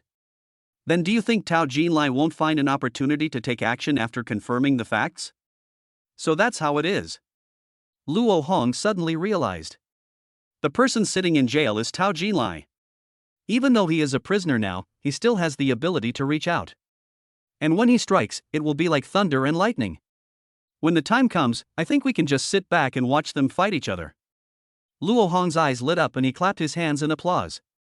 Pei Zhang nodded with satisfaction and patted Luo Hong on the shoulder. This child is teachable. Get out, who is your son? Of course we can't just watch them fight each other. We have to give them some shocking news when necessary. Yi Ning added with a sneer. The next day. Hudong Procuratorate, in the interrogation room. Tao Jinlai grabbed the document handed over by the male police officer with both hands. His eyes were gloomy and veins bulged on his forehead. Ugh, pfft. The blood rushed up to his head, and finally he spat out a mouthful of blood. But he did not faint. On the contrary, the bloodstains on his teeth and in the corners of his mouth made him look even more hideous and terrifying. He opened his mouth but no sound came out, only gurgling sounds in his throat. Only when I was very close could I barely hear that he was muttering the names of Wu Fingjiu and Tao Xian. He hated this woman who had deceived him for decades. I hate this bastard that I had been raising for others for decades without any clear reason. Officer Li, please come in. Tao Jinlai shouted at the door. When Li Yang walked in, he saw blood on the corner of Tao Jinlai's mouth. What's wrong with you? I'm fine. Tao Jinlai waved his hand. Officer Li, can I make a phone call? Who do you want to contact? My personal lawyer, and my niece, Chen Shu. When this name was mentioned, a flash of pain appeared on Tao Jinlai's face, and his eyes were filled with deep guilt. Chen Shu is his brother's daughter. Although they are not related by blood, they are better than real brothers. Accompany him and fight together when he was weak and humble. His brother died young, so he took Chen Shu to his home to take care of her and pay for her schooling. The incident happened 8 years ago. It was a rainy night, with wind, rain, lightning, and thunder. That day, Tao Jinlai and Wu Fingjiu were out drinking with clients because of a big order, so Tao Xian was the only one at home. Chen Shu was traveling for her college entrance examination graduation and coincidentally returned home on that day. At the age of 18, she was graceful and elegant, like a young girl next door who had just grown up, young and beautiful. Tao Xian was a lustful person, so when he saw such a beautiful Chen Shu, he naturally had evil intentions. Especially the JK suit that was soaking wet, which made him feel like a cat scratching an itch and ready to move. Chen Shu had no idea that her fear of catching a cold, so she ran into the bathroom to take a shower would become her lifelong nightmare. After Tao Xian succeeded, he even threatened her not to tell anyone and wanted to have sex with her many times. At that time, Chen Shu was heartbroken and even wanted to die. Just when Tao Xian wanted to attack Chen Shu for the second time, Chen Shu threatened to commit suicide. Due to the loud noise, she was finally discovered by Tao Jinlai. After getting to the bottom of the matter, he was so angry that his blood boiled when he saw his brother's daughter crying heartbreakingly. He picked up a broom and beat Tao Xian so hard that he was covered in bruises. He even had to stay in the hospital for a week before he gradually recovered. But only he knew why he was so cruel to his own son. The main reason was to let his brother's daughter calm down. As long as Chen Shu chose to forgive, Tao Xian would be fine. Under Tao Jinlai's pleading and Wu Fingjiao's threats, Chen Shu could only grit her teeth and swallow all her grievances. In the end, she chose to go abroad and live far away. Even after he finished his studies and returned to Shanghai, he only opened a company there and never returned to the Tao family. He felt guilty towards Chen Shu. Especially when he knew that Tao Xian was not his son, he regretted even more that he had not sent that bastard to jail. Anning Group, President's Office. Boss, it's just as you expected. I just received news that Tao Jinlai has already started to take action. Luo Hong reported respectfully. Yi Ning lay back in the chair, closed his eyes and made a hum sound in his throat. Just then, there was a knock on the door. Knock, knock, knock. Come in. Yi Ning stretched and sat up slightly. When the door opened, Wei Junlan, dressed in formal attire, walked in steadily with her slender legs and high heels. What's up? Yi Ning looked at Wei Junlan with interest. He had learned from the report just now that Wei Junlan was a woman with a clean background. Although she was one of Tao Jinlai's secretaries in the group before, the two of them only communicated about work. Of course, he also got an interesting piece of news from Wei Junlan's life experience. That is, this woman is widowed. Widowed? It's good to be widowed. Being widowed is more conducive to communication. Oh no, communication. Perhaps it was because Yi Ning's eyes were too direct and not concealed at all. Wei Junlan felt numb all over from being stared at, and her fair and pretty face even turned a little red. But she is a married woman after all, and she is in a high position, so she will naturally not lose her composure in front of others. Adjust your breathing slightly and get rid of all the strangeness in your heart. Mr. Yi, all the employees that Tao Jinlai and Wu Fingjiu had placed within the group have been removed, but... Wei Junlan hesitated to speak. Just what? It's just that after Wu Fingjiu heard the news, she rushed to the company and caused a scene. She's still downstairs. She holds Tao Jinlai shares, so no one dares to drive her away. This Wu Fingjiu actually dared to come directly to my house. It's quite interesting. Yining stood up with a smile. Come on, Lao Luo, let's go downstairs to meet her. The three of them left the president's office and quickly got into the elevator and went downstairs. When we got down to the first floor and the elevator door opened, we could hear a woman's sharp and piercing curses. I am Tao Jinlai's wife, the one he married in a formal ceremony. Even if Tao Jinlai goes bankrupt, his shares should be mine. Now I am a shareholder of the group. If you dare not let me join the company, believe it or not, I can fire you at any time. Chapter 139, Chapter 140, Carrying it away. Ms. Wu, it's not that we don't allow you to enter the company, but President Yi has personally stipulated that you must have his consent before you can enter the president's office. The lady at the front desk explained politely, but she felt helpless in the face of Wu Fingjiu's unreasonable behavior. But no matter how much Wu Fingjiu made things difficult for her, she still insisted on not letting Wu Fingjiu enter the president's special elevator leading to the top floor. Seeing the resolute attitude of the front desk and the security guards, Wu Fingjiu was so angry that she started swearing. Then she sneered and mocked. Yining has only been the CEO for a few days, yet he's acting so arrogantly. Doesn't he really take us shareholders seriously? Wu Fingjiu, to be honest, I really don't take you seriously. What's more, you can't be considered a shareholder of our group. Just when the receptionist didn't know how to respond to Wu Fingjiu's words, Yining's voice came like timely rain. She could finally breathe a sigh of relief. Mr. Yi. Hello, Mr. Yi. When Yining arrived, the employees in the hall came forward to greet him. It's not just that Yining is young and handsome, what is more important is that all employees were notified in the work group this morning that their base salary would be increased by 20%. With more money, you will naturally be more motivated. Especially the brothers in the security department, they have already received their bonuses in the past 2 days. Not only did each person receive 2,000 yuan, but there was also departmental funding for a dinner party. This benefit is really enviable. Therefore, they are naturally the ones who greet the loudest. Wu Fingjiu didn't expect that Yining had only taken over the position of president for a few days, but he already had so many people supporting him in the company. He is indeed a scheming person. You are Yining? It's you who caused my son to be imprisoned. How could Wu Fingjiu be in a good mood when she thought about Tao Xian still suffering in prison? She wanted to rush up and beat Yining to vent her anger for her son, but judging from the current situation, she would be asking for trouble if she dared to take action. Yining shook his head expressionlessly. It's your fault for not disciplining Tao Xian enough that he keeps making mistakes. It has nothing to do with me. Humph. You're so sharp-tongued. Wu Fingjiu was born into a wealthy family. In her opinion, she herself is a superior person, so her son Tao Xian is also a superior person. Her son fell in love with those women, and those people should be grateful instead of resisting. What is even more hateful is that some ignorant bitches dared to make things worse, which is simply rebellious against Tiangang. We'll talk about other things later. Let me ask you, why did you kick all my relatives and friends out of the company? You didn't even discuss it with me. What right do you have to do this? Wu Fingjiu was originally quite fat, and now she was talking in a loud voice, with the fat on her body trembling, making her look like a wriggling pig. If you're here to tell me this, then get lost. Yining frowned and said impatiently, I'm the CEO of the group. I can fire whoever I want. It's none of your business. You. Wu Fingjiu was speechless because of Yining's blockage, and her lips were trembling. Good. Very good.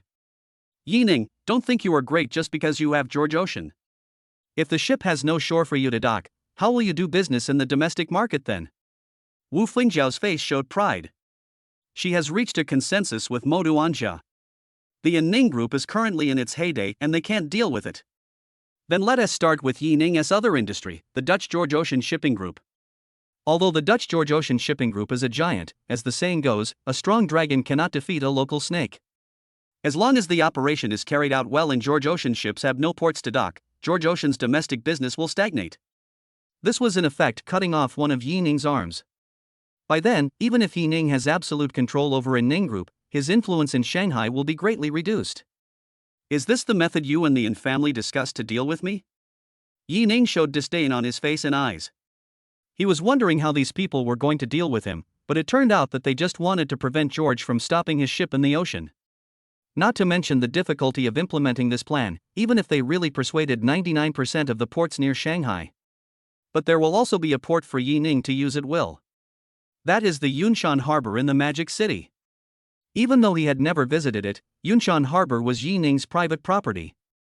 George's ocean-going ship can stop when he wants and leave when he wants. What? Aren't you afraid? Wu Fengjiao's expression changed slightly.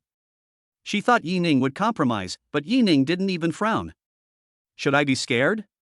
Okay, then I am scared. Can you please go away? Wu Fengjiao's chest heaved with anger. Are you determined to fight to the death? Pa pa.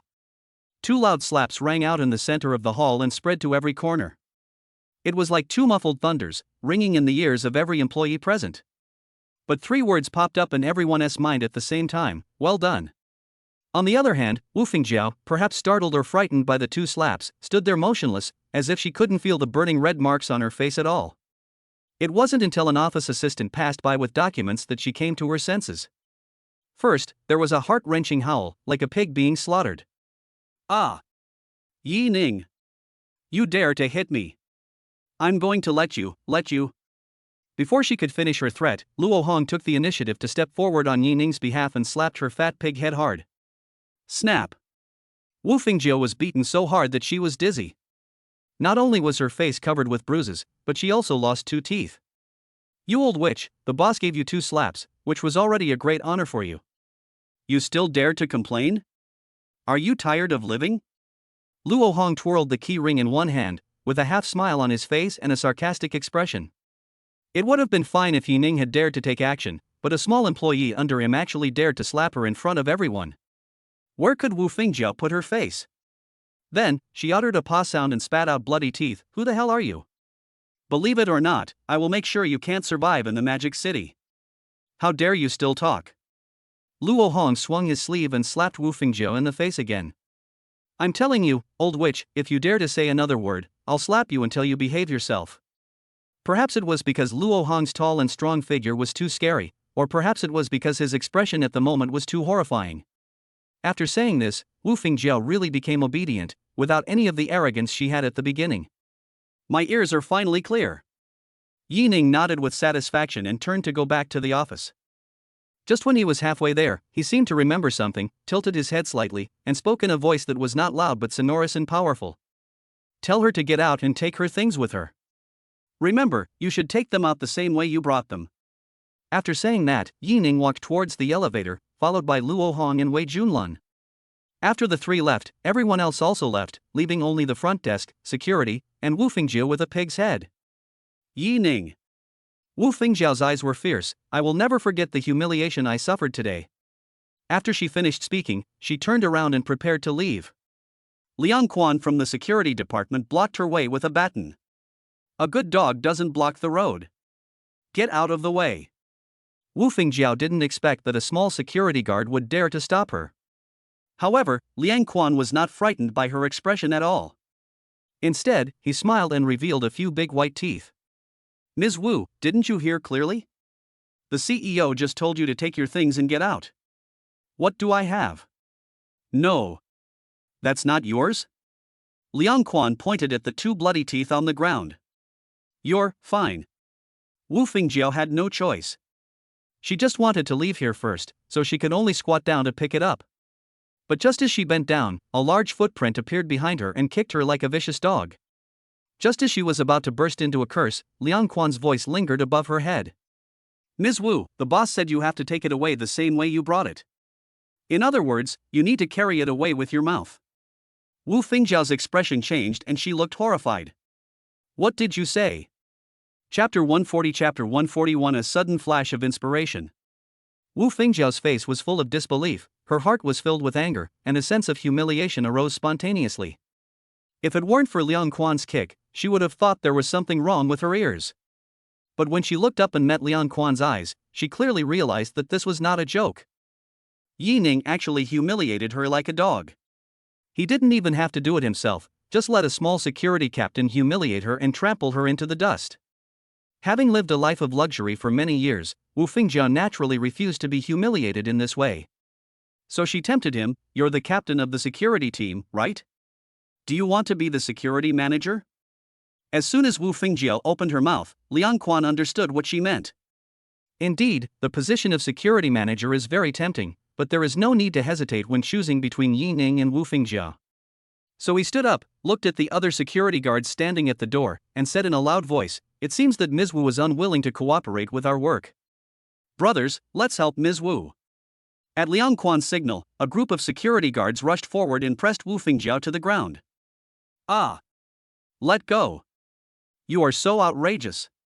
Do you know what will happen if you provoke me?"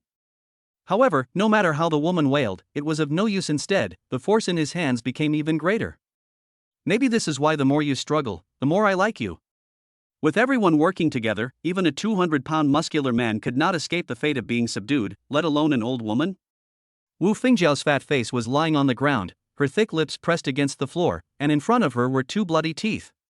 On the other hand, Liang Quan looked at her with his arms crossed. "Ms. Wu, let me ask you one more question. Are you holding it in your mouth or not? In the face of absolute strength, humiliation? Hatred? What do these things count for?" Wu Fingjiao is being unreasonable, but she is not stupid. She knew very well that if she didn't do what Yi Ning said today, she would not only suffer physical pain in the end, but would still be forced to complete it. So, she could only close her eyes that were still filled with tears, suppress the filth and disgust, and slowly open her mouth. Yi Ning stood in front of the floor-to-ceiling window on the roof, watching Wu Fingjiao leave in a car, without any ripples in his heart. This Wu Fingjiao is so stupid that she even dares to cause trouble in the company just for some parasites. Luo Hong said with a smile. Wei Junlan smiled faintly and continued, "Perhaps there are people among these termites who are more important to her." Suddenly, Yi Ning felt a flash of light in his heart. A guess that seemed a little incredible to him came into his mind. He turned and stared at Wei Junlan. "What did you just say?" Wei Junlan was puzzled, but she repeated, "I think there might be someone important to Wu Fingjiao among these people." "That's right. This is it." Yi Ning showed a look of joy, and clapped his left fist against his right palm. "Mr. Yi, what's right?" Luo Hong and Wei Junlan were completely confused and had no idea what Yi Ning was so excited about. "Luo Hong, what is it that I asked you to investigate recently but you haven't been able to find out?" Yi Ning said mysteriously. "You asked me to investigate but I can't find anything?" Luo Hong tapped his chin with his knuckles and muttered with his head down. After pondering for a moment, he tentatively asked, "Could it be about Wu Fingjiao's mistress?"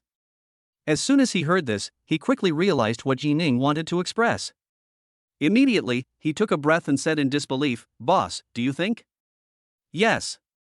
Yi Ning raised a confident smile on his face, and the possibility is very high. He is not blindly confident, but rather has great confidence. Since Tao Jilai and Tao Xian were detained, Wu Fingjiao has visited Tao Xian many times, but not even once. This shows that this person is extremely cold-blooded. Even though Tao Jilai had been married to her for decades, in her heart, she did not consider herself Tao Jilai's wife at all. But today, Wei Junlan had just fired the people she had arranged, and Wu Fingjiao came to her door. There is only one possibility for an emotionally indifferent person to do something so unreasonable. In other words, among these people, there is someone who can move Wu Fingjiao's heart. This person is most likely Tao Xian's biological father, the man that Wu Fingjiao has hidden very well. I have to say, this woman is very bold. Yi Ning said with great interest. Luo Hong nodded in agreement. Indeed, he managed to do something so dark right under Tao Jinlai's nose. That's quite impressive. Secretary Wei. Yi Ning looked at Wei Junlan. "Please prepare a detailed list of all the employees fired today and give it to Lao Luo." "Okay, Mr. Yi." Wei Junlan bowed slightly. In fact, Wei Junlan is still a little confused. But from the few words between Yi Ning and Luo Hong, I still managed to grasp something. What was most unbelievable to her was that Wu Fingjiao was cheating on Tao Jinlai. And the person who made Tao Jinlai have a green head was one of the people she had just fired. Then she remembered something. He took a step forward and whispered, Mr. Yi, I think you need to do more research on the former deputy manager of the finance department, Lu Feiyang. Oh? What do you know? Yi Ning raised his eyebrows slightly. Wei Junlan paused for a moment, then continued, as far as I can remember, Wu Fengjiao didn't come to the group very often. But every time she did, she would go to the finance department to help with the company's accounts. Well, Wu Fengjiao majored in accounting in college. Luo Hong interrupted. The investigation into Wu Fengjiao has been going on for quite some time, so he has obtained some basic information. Is Lu Feiyang the only person Wu Fengjiao placed in the finance department? Yi Ning asked. Wei Junlan shook her head, no, there are a few others. However, only Lu Feiyang has a separate office. I see. Indeed, the affair between Wu Fengjiao and her lover was shameful and could not be known by others. In order to meet, they need a separate space where they can be alone together. Otherwise, why would Wu Fengjiao come to the group to help check the accounts? That's right, Secretary Wei. I'll give you credit for this. Yi Ning had an expression of admiration on his face, his star-like eyes sparkling with starlight as he stared straight at Wei Junlan. Wei Junlan felt uncomfortable when Yi Ning looked at her. She knew that she was indeed charming, but Yi Ning had such a beautiful woman by his side, so how could he still be interested in her, a widow? Although he thought it was impossible, he still felt a little panicked when Yi Ning stared at him. Boss Yi, if there's nothing else, I'll go out first. Wait a minute, Secretary Wei, I want to investigate you now. Yi Ning thought Wei Junlan was a really interesting woman. Smart, capable, and a little cute. Investigate me? Wei Junlan didn't understand, but as a man, how could Luo Hong not know that Yi Ning was interested in this woman? As expected of a boss, he specializes in picking up top-notch women. So he tactfully opened the door and said, Boss, I still have a lot of things to do, so I'll go back first. Okay.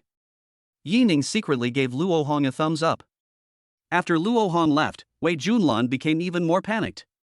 Especially when she saw Yi Ning pressing forward step by step, her back was already pressed against the wall, with nowhere to retreat. Mr. Yi. Mr. Yi, what do you want to investigate me about? I'll tell you everything. Of course, it's your academic qualifications. I want to see if you have faked your academic qualifications. Chapter 141, Chapter 142, Straight Ball. Falsification? Wei Junlan quickly shook her head in denial, hurriedly explaining, Mr. Yi, I have a master's degree in finance from Kyoto University. My credentials can be checked on the China Higher Education Student Information and Career Center website. How could this be fake? That means your academic qualifications are watered down. It's really interesting to see Wei Junlan, a 30-year-old young woman, so anxious. Of course, all of this is based on Wei Junlan's appearance and figure.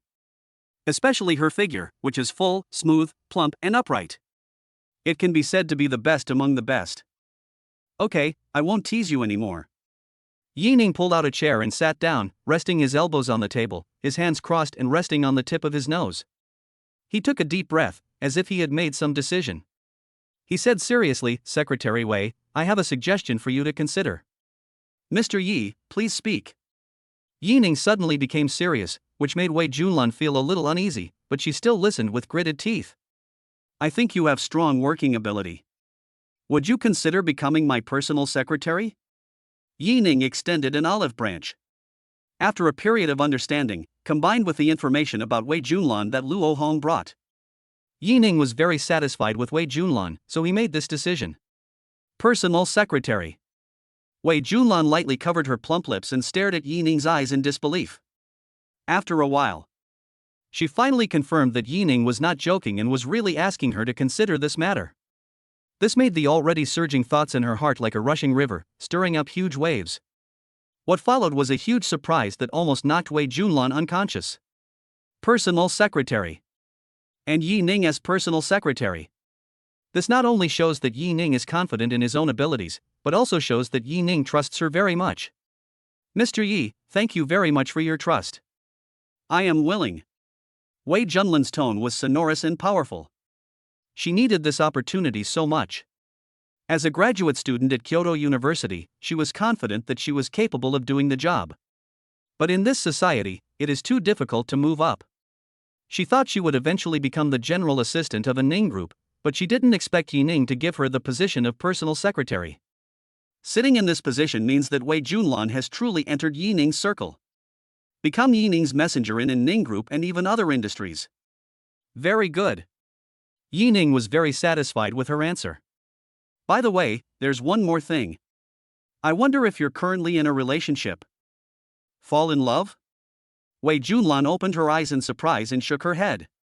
I was puzzled but still answered honestly, no, I'm still single.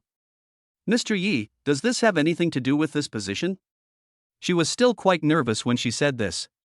Although I don't know why Yi Ning asked this question, since Yi Ning asked it, it must not be without purpose.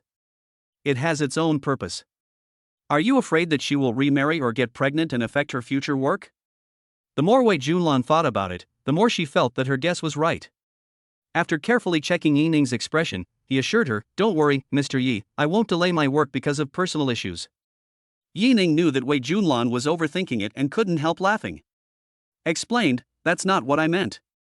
I wanted to say that I quite like you. You can consider whether you want to be my woman. Yi Ning didn't think of beating around the bush and just went straight for it. He was originally greedy for other people's bodies. To put it bluntly, he just wanted to do something love-making with Wei Junlan.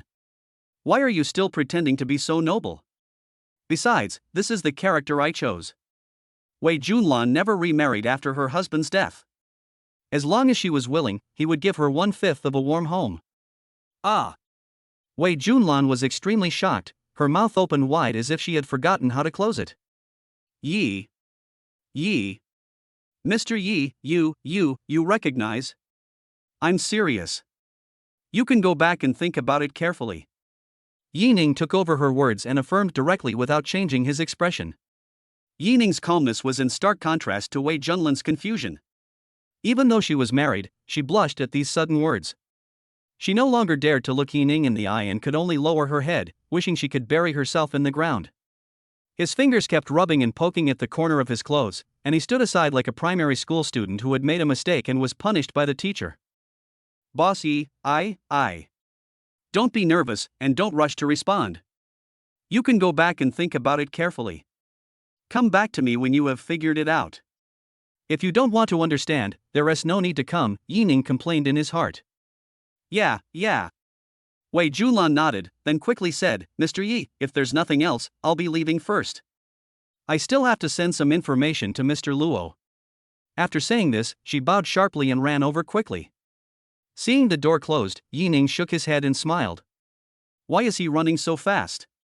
Is he really that scary? Wei Junlan walked out of the president's office, but she did not leave quickly. Instead, he leaned against the wall at the door, his legs going weak and his body slowly sliding down. Until he collapsed on the ground, his breathing became a little heavy. Today she was like riding a roller coaster, up and down, up and down. Now, forced to hang at the highest point. Yi Ning's words kept appearing in her mind. I like you, be my woman. He is so direct, but he is really handsome. Wei Junlan murmured. She realized that she had made a sound inadvertently and quickly covered her mouth. He forced himself to stand up and walked away step by step. Chapter 142 Chapter 143 Wei Junlan in a trance. Because of Yi Ning's suggestion, Wei Junlan was in a daze all afternoon. Apart from completing the tasks assigned by Yi Ning, he sat in his seat, swaying around, not knowing what to do. She was filled with fear and panic, mixed with a hint of uncontrollable excitement. Even though I'm over 30, my charm remains undiminished. Even Yi Ning, a tall, handsome and wealthy young man, said in person that he liked her. But she knew that Yi Ning had a woman, and she had seen it with her own eyes. Even when she first met the woman named In, she couldn't help but be amazed. Alas! If Yi Ning didn't have a woman, she might not have so many concerns, right? But then he thought again, even if Yi Ning didn't have any other women, he would never marry her. All that Wei Junlan can offer is a good figure and good looks, and perhaps some talent and ability. However, she was still a married woman, and even bore the title of a widow. Given Yi Ning's conditions, the woman who can marry him must not only have a clean background, but also be beautiful, talented, and have a good family background. It was this feeling of both distress and excitement that made Wei Junlan at a loss as to what to do. Secretary Wei, there's a new restaurant opened over at Wanja Century. How about I take you there to try it? Just as she was immersed in her tangled thoughts, a man's voice came into her ears at the door. Seeing the person coming, Wei Junlan sighed inwardly and put on a professional smile on her face. Director Fong, I have something to do tonight, so I won't go. Thank you for your kindness. Wei Junlan declined politely and distantly. The visitor was Fong Yiming, the sales director of Anning Group. At the age of less than 40, his annual salary has exceeded 3 million, which makes him considered a successful person in the entire Magic City. He had just been transferred back from the European branch a few months ago, and since then he has been pursuing her in various ways, which made her very annoyed at one point. In fact, Wei Junlan has been a widow for several years and has considered her own personal problems. Considering Fong Yiming's appearance and income, he is a good choice. But since she found out that this person was very extravagant, she completely passed over Fong Yiming. She is not a little girl of 17 or 18 who yearns for pure and sweet love. Who doesn't like young and beautiful women when a man has money? Who doesn't like to pursue new and exciting things? But she absolutely could not accept the kind of person who would order several hostesses to go out to a hotel room in one night. Who knows if I might get sick? Miss Wei, you've rejected me several times. Don't you understand my feelings? Besides, you're alone at home. What could possibly happen if you go back? Fong Yiming refused to give up and was ready to pester her to the end. From the first moment he saw Wei Junlan, he fell in love with this woman. Not only is Wei Junlan beautiful, but the mature and intellectual charm she exudes is even more fascinating. Although he had many affairs outside, they were all just for show. Only a woman like Wei Junlan met all his standards for a wife. Secretary Wei does have something to do tonight. If you have any suggestions, please let me know. Before Wei Junlan could answer, someone patted Fong Yiming on the shoulder. Then a man answered Wei Junlan's question in a calm tone without a trace of emotion. Fong Yiming was a little annoyed when someone suddenly interrupted him. He frowned and turned around quickly. What do I want to tell you? Mr. Yi. When he turned around and saw that the person speaking was the group president Yining, he took 2 steps back in fright. His voice was trembling, he buried his head, and a few beads of cold sweat appeared on his forehead. There was no expression on Yining's face. He raised his eyes and glanced at Fong Yiming, and a hum uttered in his throat. Then he ignored him and met Wei Junlan's stunned eyes, then a smile appeared on the corner of his mouth. Wei Junlan didn't expect that Yining would come to help her personally. Her eyes were full of affection, and her rosy lips even curved up unconsciously. Soon, as if he remembered something, he quickly lowered his head, not daring to look at Yining anymore, pretending to be reading the document carefully. But her tense body and the blush on her cheeks that could not be wiped off further explained the ups and downs in her heart at the moment. At this moment, she also deeply realized that from today on, she would no longer be able to face Yining calmly. Wei Junlan thought she had concealed her little emotion very well, but it not only did not escape Yining's eyes, but even Fong Yiming, who was standing beside her and trembling, saw it clearly. Because of this, his face has become as pale as paper. If he still can't guess the relationship between Yining and Wei Junlan, then he is a pig. Even if the two are not lovers yet, at most they are just one step away from breaking the window paper. Mr. Yi, then I will. If it were someone else, with Fong Yiming's personality, he would have to compete for the higher position. However, the opponent he had to face was Yining, a man with whom he didn't even have the courage to arm wrestle. He is still in the Stone Age, while the enemy already has planes and cannons. How can he fight? What's your name? Yining asked. Fong Yiming, director of the marketing department. Fong Yiming answered with a stiff face. Not bad. Yining nodded and said, I heard that the African branch has a project and needs someone to look after it. I think you can do it. Fong Yiming was so frightened by Yining's words that his legs went weak. If he hadn't held on to the door handle, he would have fallen to the ground. Boss Yi, I. What? You don't want to? Yining's tone was slightly cold, with an unquestionable look on his face. At this point, Fong Yiming knew that he only had 2 options. Either resign voluntarily or obey the arrangements. But if he quits, where can he find a job with such good annual salary? He quickly made a decision, I'm willing to go to Africa. Thank you, Mr. Yi, for giving me this opportunity. Well, go back and pack your things. Get your visa in a few days and leave. Yining waved his hand and stopped looking at him. As Fong Yiming walked out the door, he could no longer maintain the smile on his face. He left the company with heavy steps, feeling frustrated and decadent. Although going to Africa is an opportunity, the the conditions and safety there are issues that those who understand will understand. Quite sensible. Yi Ning muttered to himself. He turned around and looked at Wei Junlan, who was sitting on the chair again. Although Wei Junlan didn't raise her head, she kept her ears perked up and paid attention to Yi Ning. Of course she knew that Fang Yiming had left, and she also understood that at this moment, there were only her and Yi Ning in the office. Fortunately, although it was time to get off work, there were still a few employees in the corridor. Besides, this is a company. No matter how bold Yi Ning is, he wouldn't do anything out of line here, right? With a bang, the sound of a door closing was heard. Wei Junlan. Then, there were footsteps getting closer and closer. With every step Yi Ning took closer, Wei Junlan's heart skipped a beat. It was not until Yi Ning came to Wei Junlan's desk that a shadow was cast on the document she was working on through the light. At this moment, Wei Junlan felt that her heart was about to jump out of her throat. Secretary Wei, how are your thoughts? Wei Junlan didn't expect Yi Ning to be so direct. Could he be a little more tactful? Ahem, give me a little more time. It's too hasty. So are you planning to agree to Fang Yiming? Do you want me to help you call him back? Yi Ning said with a smile. Hearing Yi Ning's words, Wei Junlan shook her head repeatedly. I didn't, don't talk nonsense. Oh, you're quick to show your loyalty. Yi Ning joked, how about we go have dinner together later? Wei Junlan shook her head subconsciously, but after thinking about it carefully, she realized that as a personal secretary, it was her job to accompany her boss for dinner. Right? It must be correct, right? Thinking of this, she blushed and gently nodded her snow-white chin. Chapter 143 Chapter 144 Game. Then let's go. I'm a little hungry. Although she had already agreed, Wei Junlan was still a little embarrassed and said shyly, I'm still a little behind on the work. Please wait a few more minutes. Yi Ning glanced at the documents on the table, feeling amused, and said jokingly, if you hadn't spent 20 minutes reading this page, I would have believed it. We've just finished reading it, let's go. Wei Junlan was embarrassed. She quickly put the documents away, picked up her handbag and stood up. Just as she was about to walk in front of Yi Ning, her handbag tripped over the water glass on the table. She reached out to take the cup of water, but fell into Yi Ning's arms. When Wei Junlan came to her senses, she saw Yi Ning holding the water cup in one hand and holding her waist with the other. Her face was right against Yi Ning's chest.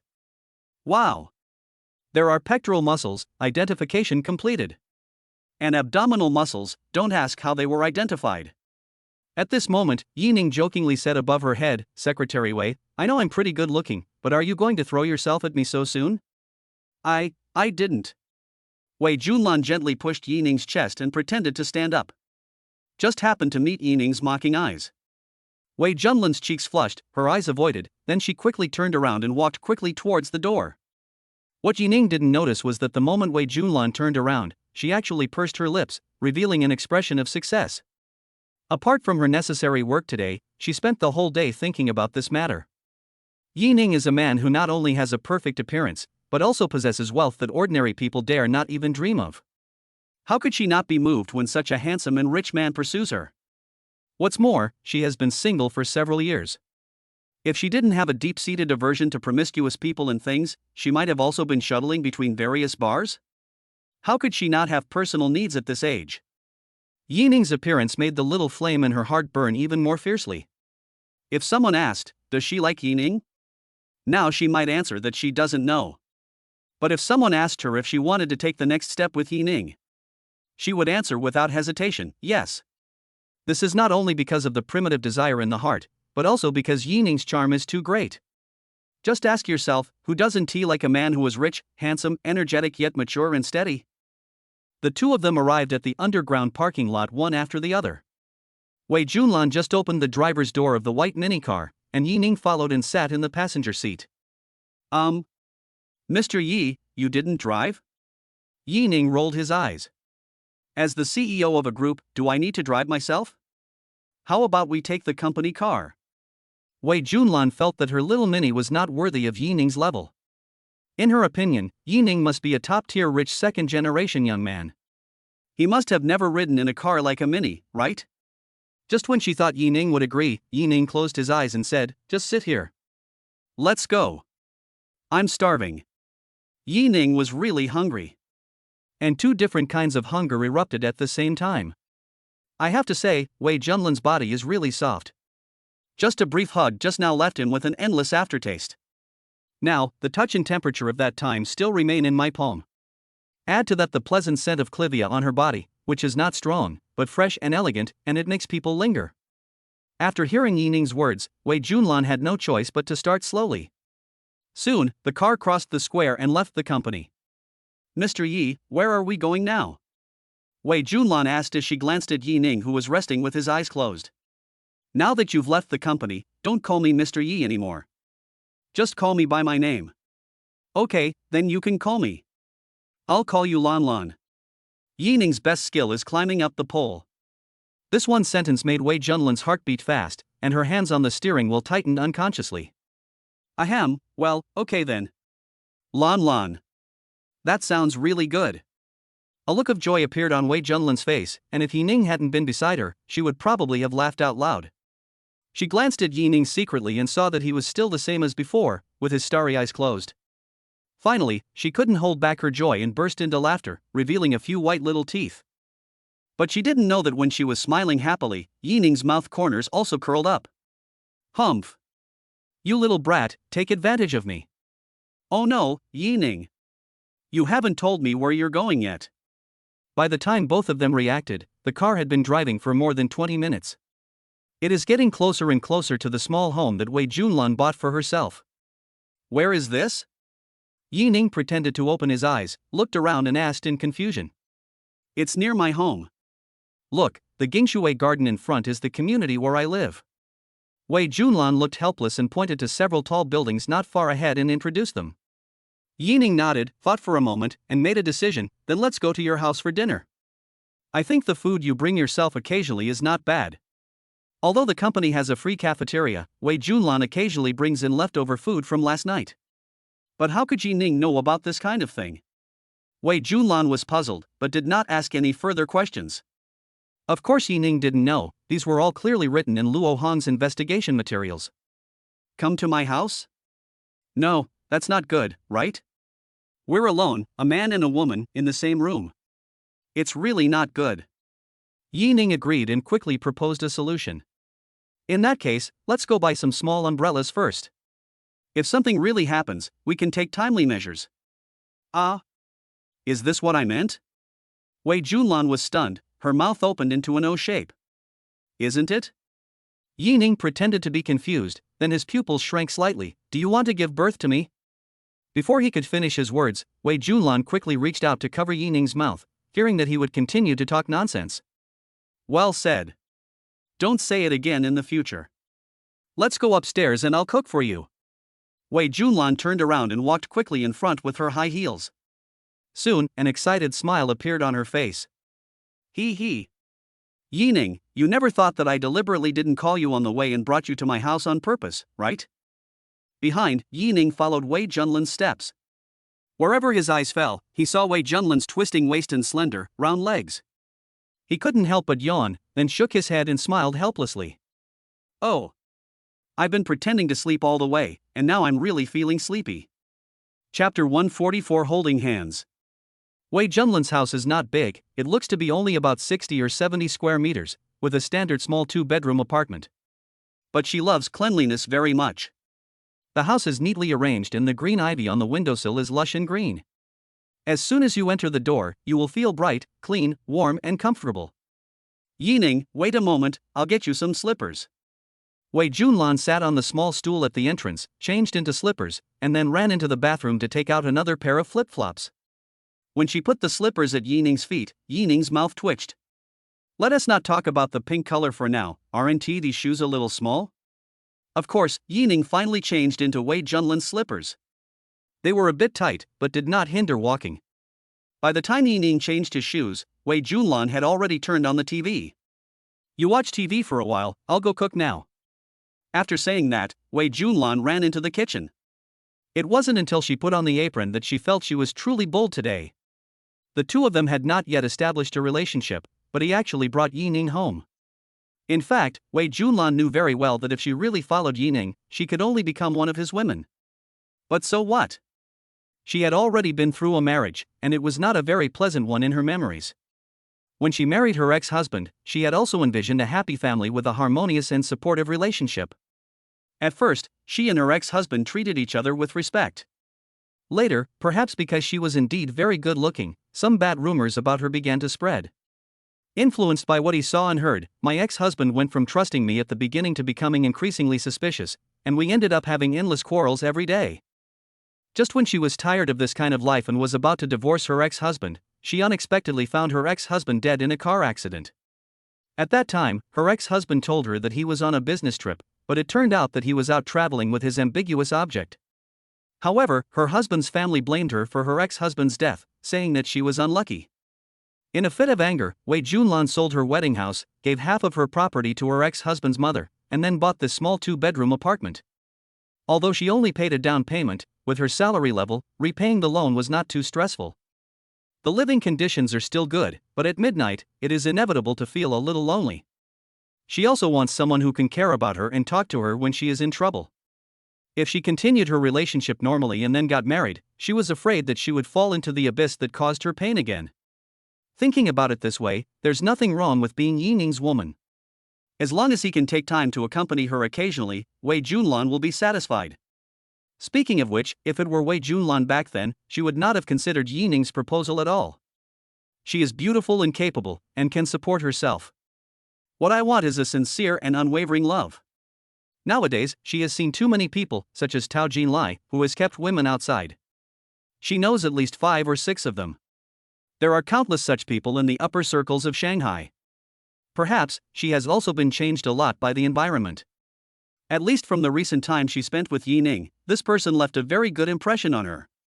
When Yining took the initiative to tell her that he liked her, she clearly felt her heart pounding. She knew what it was. This is a long-lost heartbeat. Don't be dazed, be careful not to cut your hand. Seeing Wei Junlan cutting potatoes with a knife but staring blankly out the window, Yining kindly reminded her. Never mind. Let me do it. Wei Junlan had just come back to her senses when the knife in her hand was snatched away by Yining. Immediately afterwards, the sound of chop, chop, chop of cutting vegetables came one after another. Looking at Yining's skillful knife skills, Wei Junlan's beautiful eyes flashed. You can actually cook. She covered her mouth and whispered in surprise. She couldn't help but be surprised, because there were really not many men of Yining's age who could cook. Not to mention that Yining is so rich. People from this kind of family are born with a silver spoon in their mouth. The house is equipped with a nanny, a cook, and a bodyguard, and there may even be a butler named Uncle Fu. Soon, she understood. Yining not only knows how to cook, but is also much better than her. Whether it is the cooking skills or the proficiency in sprinkling seasonings. It can be said that they are all at ease, just like butchering an ox, with ease in their hearts. After a while, Yining brought out 2 dishes and a soup and placed them on the dining table. This made Wei Junlan sigh once again that Yining was really good at cooking. Not only is it fast, but it also has great color, aroma, and taste. She couldn't wait to pick up the shredded potatoes and put them in her mouth. It was just as delicious as she had imagined. No. It should be more delicious than she imagined. He's really amazing. He can do everything well. Yining, you are so amazing. There were stars twinkling in Wei Junlan's eyes. At this moment, she really looked like a little girl of 17 or 18 years old. Do you like to eat? I'll do it for you later. Good. Happy times are always short. After dinner, Yining saw Wei Junlan lazily lying on the sofa and took the initiative to suggest, do you want to go downstairs for a walk to digest the food? Let's go. I'm a little full. Wei Junlan raised her head and met Yining's half-smile. She rolled her eyes at him and said, it's all your fault. You made it so delicious, but I had to eat so much. Although she blamed me, her tone was just like that of a spoiled child. After they changed their shoes and walked into the elevator, they happened to meet a fashionable middle-aged woman. Suile, is this your boyfriend? The aunt looked up at Yining's profile with a kind smile on her face. Generally speaking, neighbors don't interact much with each other and rarely call each other by name. But Wei Junlan has outstanding appearance and is still single. It just so happened that this aunt liked to act as a matchmaker and often introduced men to her. However, Wei Junlan politely declined, saying that she was very busy with work. Hearing the aunt's words, Wei Junlan's face flashed with embarrassment, but she still took the initiative to take Yining's strong arm and said with a smile, "Yes, Aunt Lu." "Ha, I was wondering why you couldn't find a partner when you're so good looking. Turns out you're always looking for handsome guys. But now that you have this boy, those bachelors who are interested in you will be sad." Aunt Lu pretended to be regretful and shook her head helplessly. Among the young women she knew, Wei Junlan was undoubtedly the best. Although she is married, many men still come to inquire about her. They are all men with some assets in Shanghai. Now, those men might beat their chests and stamp their feet when they hear the news. Of course, what Luma likes most is to see other people in love and living in harmony. Although Wei Junlan didn't like the men she had been introduced to before, she was still very happy to see that she was in love now. "Auntie Lu, no way. I'm a married woman, how could anyone look down on me?" Wei Junlan said modestly. As she spoke, she would glance at Yining's profile from time to time. Seeing that Yining was unmoved and didn't care at all, he breathed a sigh of relief. After hearing Wei Junlan openly telling Yining about her past, Luma liked her even more. Yining looks to be only in his 20s and should not be married yet. Although Wei Junlan looks young, she is actually over 30 years old. So her honesty is important. Luma likes people like this. Moreover, Yining's reaction also made Luma feel that Wei Junlan's boyfriend was not bad. "Okay, I won't disturb you two anymore. I'm going to the square to dance." When they reached the first floor, Aunt Lu walked out of the elevator with a smile, leaving a chic back view to the two of them. Yining smiled slightly, and said softly, "Let's go too." Wei Junlan responded, then let go of Yining's arm. "Why did you let go? Girlfriend?" Yining spoke word by word with a smile in his eyes. Wei Junlan stammered, "It's a little hot." Then, Yining took the initiative to spread out his hands, palms facing up. His meaning was obvious. Seeing Yining's actions, Wei Junlan was still a little nervous.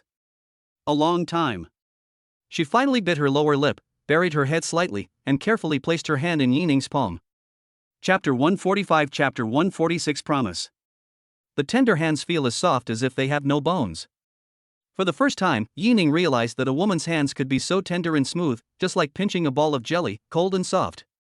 The feeling is completely different from Annie and the others' hands. Anne is thin, with slender fingers and distinct joints. Although Suile is not as slim as Annie and her palms are a little fleshy, her skin is tighter. Emochingching, it's about the same size as a child's hand, small and smells like milk. As for Bai Iluwa, it's been so long that I really can't remember clearly.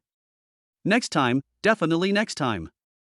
The two held hands and walked all the way to the outside of the community. On the way, I also met many neighbors who were out for a walk to help digest their food after meals. Several middle-aged women who knew Wei Junlan came forward to greet him and praised Yining for his handsome looks. Some people even asked Yining if he had any brothers, hoping to introduce a potential partner to their daughters. Wow, the aunties in your community are so enthusiastic. After finally breaking out of the encirclement of the aunties, Yining breathed a sigh of relief. Wei Junlan took out a wet tissue, stood on tiptoe to wipe the sweat off Yining's face, and said angrily, "It's no wonder you're so handsome. It's no wonder you're not popular." She certainly had a point in saying that. Yining is very handsome, definitely a college idol. She has a very good figure, with broad shoulders, narrow waist, and long legs. He doesn't need to do anything at all. Just standing there, he is a beautiful scenery.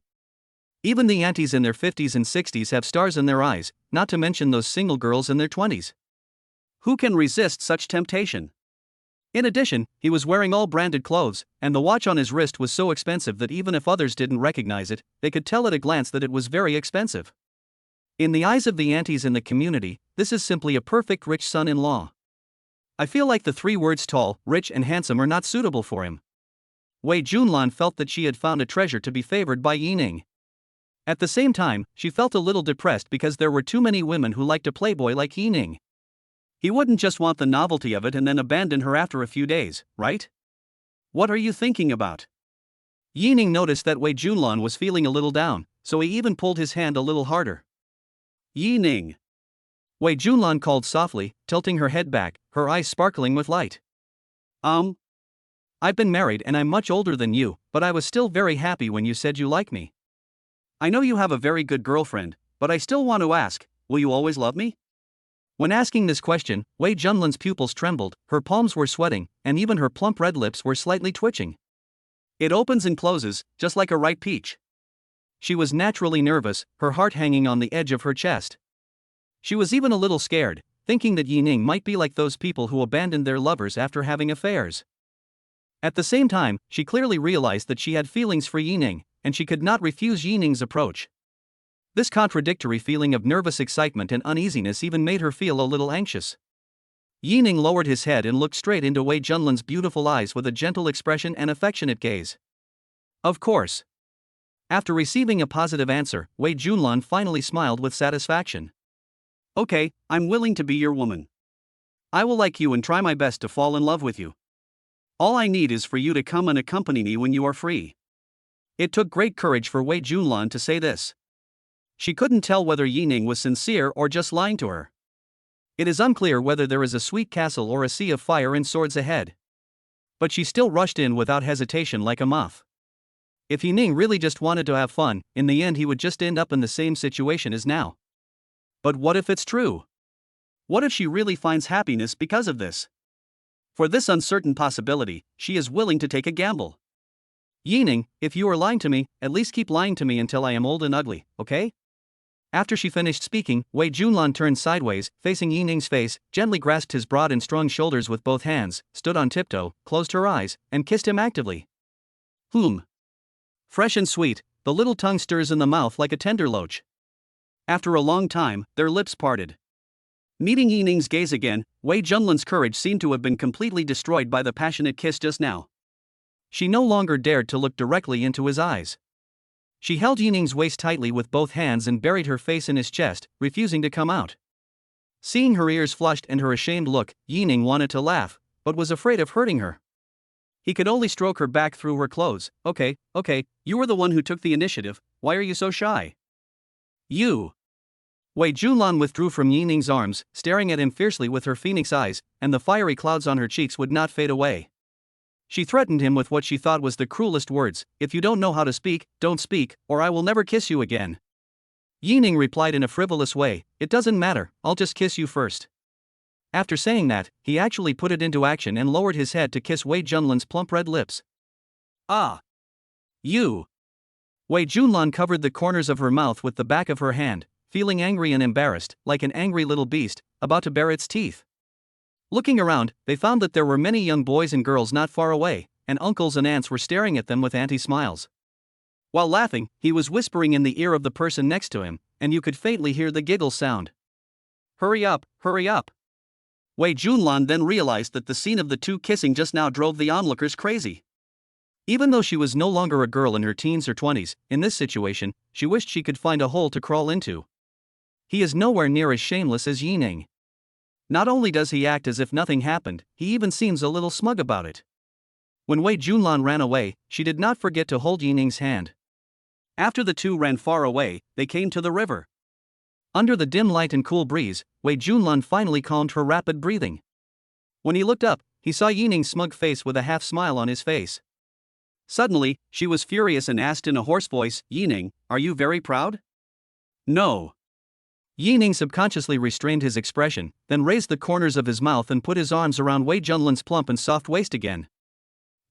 I'm really proud to have your favor. Ha! Wei Junlan sneered, crossing her arms. Go back on your own later. I won't send you off. Ah? You want me to go back to sleep? What? You still want to stay overnight at my house, what do you want to do? Of course I do. Yining answered firmly. Why did he ask Wei Junlan to go out for a walk? Of course, to buy a small umbrella.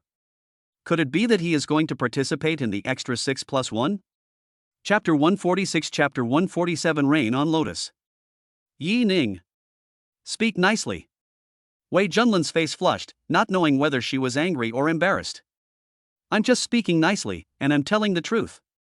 Yining pretended to be aggrieved. The two held hands and walked side by side along the river.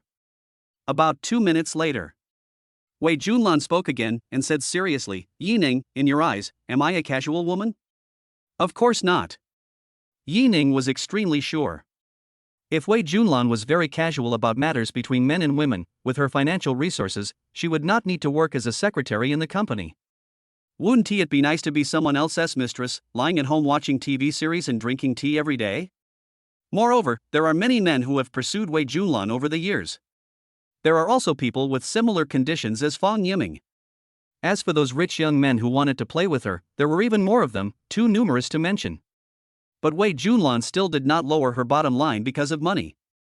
The reason why she was willing to be Yi Ning's woman was because Yi Ning really attracted her attention. Furthermore, Yi Ning already knew most of Wei Junlan's deeds from birth to the present, so he naturally knew what kind of person she was. When Yi Ning answered her, Wei Junlan kept staring into Yi Ning's eyes. If she found any trace of Yi Ning lying, she would ignore him. Ignore Yi Ning for at least one day. The result naturally satisfied her. When Yi Ning said this, his eyes were sincere and there was no intention of dodging. Because of this, Wei Junlan's mouth corners curled up unconsciously. That's good. After saying this, she proudly raised her snow-white chin, shook her hair, and walked forward with brisk steps, her figure light and graceful. It had been a long time since Wei Junlan had walked hand in hand with a man, and her palms were covered with sweat. She didn't know whether she was hot or nervous. As for Yi Ning on the other side, he was quite stable. Are you nervous about holding hands with a beautiful woman? That's not true. Perhaps he would only sweat when holding hands with a beautiful woman in certain specific circumstances. When they came to the bridge together, the colorful neon lights in the distance were reflected on the river, sparkling. The evening breeze blows gently, dispelling the summer heat and bringing a hint of coolness. Wei Junlan leaned against the stone pillar with her elbows on the fence. A gust of wind blew, making her black hair a little messy. But this does not reduce her beauty, but adds a touch of charm. Yi Ning, will you leave the Magic City? Yes. Yi Ning answered without hesitation, my main business is in Jiangcheng, so I will be there most of the time. Oh. Although she had guessed the answer, Wei Junlan still felt a little disappointed after hearing Yi Ning's accurate answer. Lan, do you want to go to Jiangcheng with me? Yi Ning knew that Wei Junlan had no relatives now, and she had nothing to miss in the Magic City. I'm going too? Aren't you afraid Miss An will be jealous? In Wei Junlan's opinion, Annie was undoubtedly the queen, so how could it be appropriate for her lover to go with her? In fact, there was another reason, that is, for some reason, she was a little afraid of Anne. Whenever I think of Anne's decisive and domineering aura, I can't help but feel a little scared. This may be the natural deterrent power emanating from the group president. As for Yi Ning, he was a little scared at first, but then he was fine. The main reason is that Yi Ning left all the matters in the company to his subordinates. Apart from dealing with Tao Jinlai's family, he did nothing serious. Except when he gets angry and acts a bit like a domineering boss, he just eats and drinks on weekdays and has nothing to do with the president of the group. As she thought about it, she couldn't help but burst out laughing. Yi Ning is really charming. What are you laughing at? Yi Ning looked at Wei Junlan with a puzzled look on his face. Am I the kind of man who was afraid of his wife? No, I just remembered something happy. Your wife gave birth to a baby? Yi Ning replied speechlessly. Wei Junlan rolled her eyes and said, your wife just gave birth. You want to have a baby with me? Yi Ning smiled evilly, with an expression of having succeeded in his conspiracy. Wei Junlan rubbed her temples helplessly, wondering how she got herself into this situation. Hey, that's not right. When did I become his wife? The two of them walked and stopped, played, and joked all the way, and finally slowly returned to the community. At the entrance of the community, seeing a barbecue restaurant open for business, Yi Ning suggested, how about buying some beer to take home? We don't have to work tomorrow anyway. Are you planning to get me drunk and do something bad? How is that possible? I believe in Confucianism, how could I take such crooked and unorthodox paths? Yi Ning spoke with a firm tone, as if he really had no other thoughts at all. Then go ahead. I'm a little greedy anyway. The two came to the barbecue stall. Wei Junlan was delighted when she saw Yi Ning choosing skillfully. It seems that rich people like Yi Ning don't eat lobsters, abalone and other delicacies from land and sea every day. He is not opposed to roadside barbecue restaurants like these. With these discoveries, Wei Junlan suddenly felt that the distance between herself and Yi Ning was closer.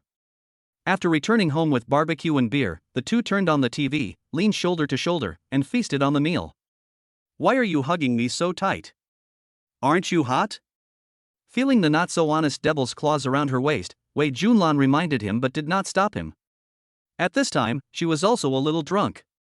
It's still a bit cold even with the air conditioner on. Yi Ning replied calmly.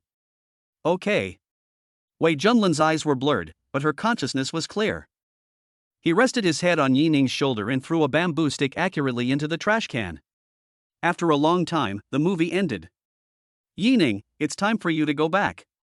Wei Junlan reminded with a smile. Yi Ning cleaned up the table. I'll help you take out the trash first. Okay. Wei Junlan nodded.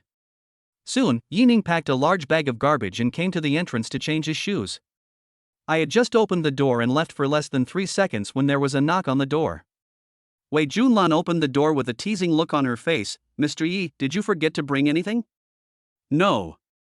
Yi Ning shook his head in denial. Then what are you doing?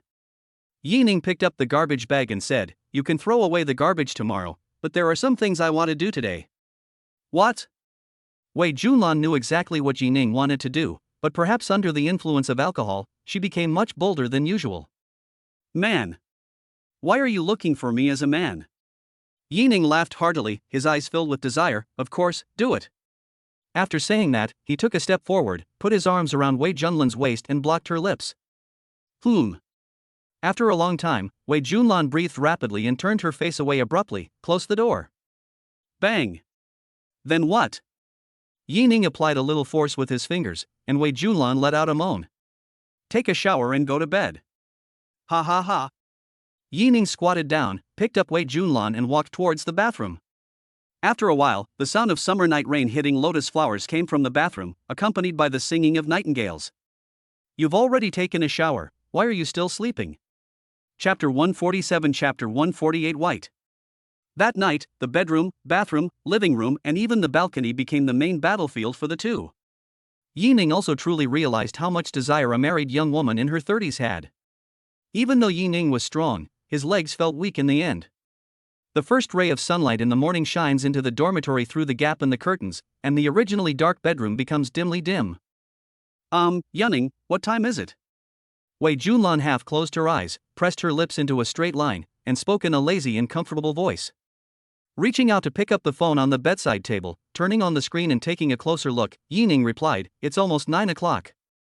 No wonder I feel a little hungry. Wei Junlan murmured in a low voice. You're still hungry. Yi Ning spoke with a tone of disbelief. Thinking of the madness of last night, he still felt a little bit upset. To be honest, if I hadn't acquired master-level fighting skills and strengthened my physique, I really wouldn't have been able to subdue this succubus last night. As expected of a young woman in her 30s, it's not something that an ordinary person can control themselves. Of course, the more you give, the better the return you will get. As the saying goes, a cunning rabbit has 3 burrows, and one burrow is better than the other. As soon as Yi Ning said this, Wei Junlan knew that this man had gone beyond the Milky Way.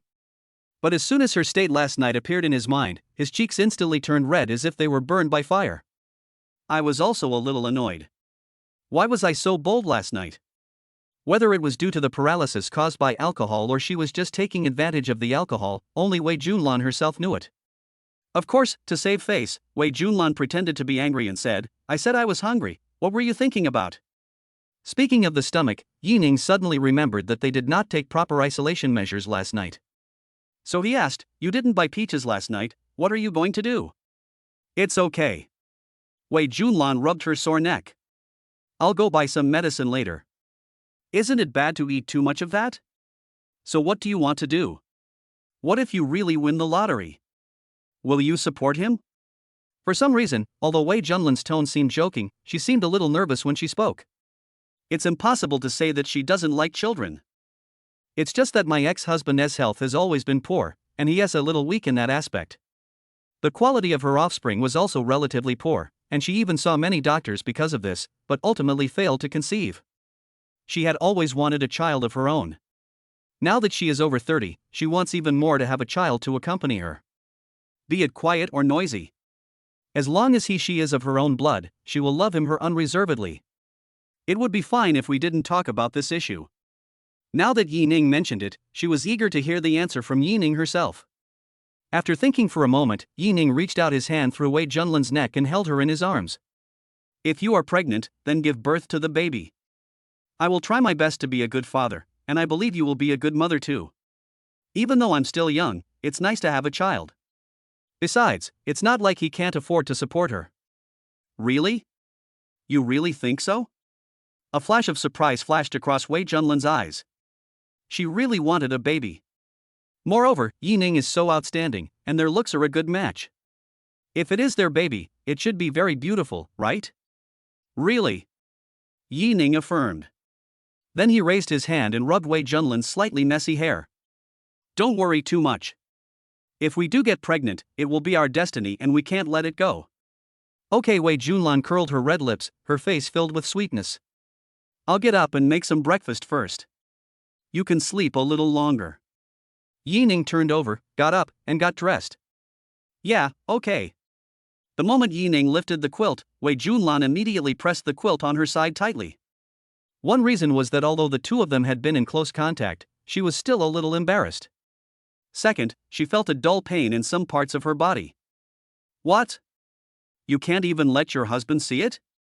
Yi Ning joked with a smile when she noticed Wei Junlan's little action. Hey, go get me something to eat, I'm hungry.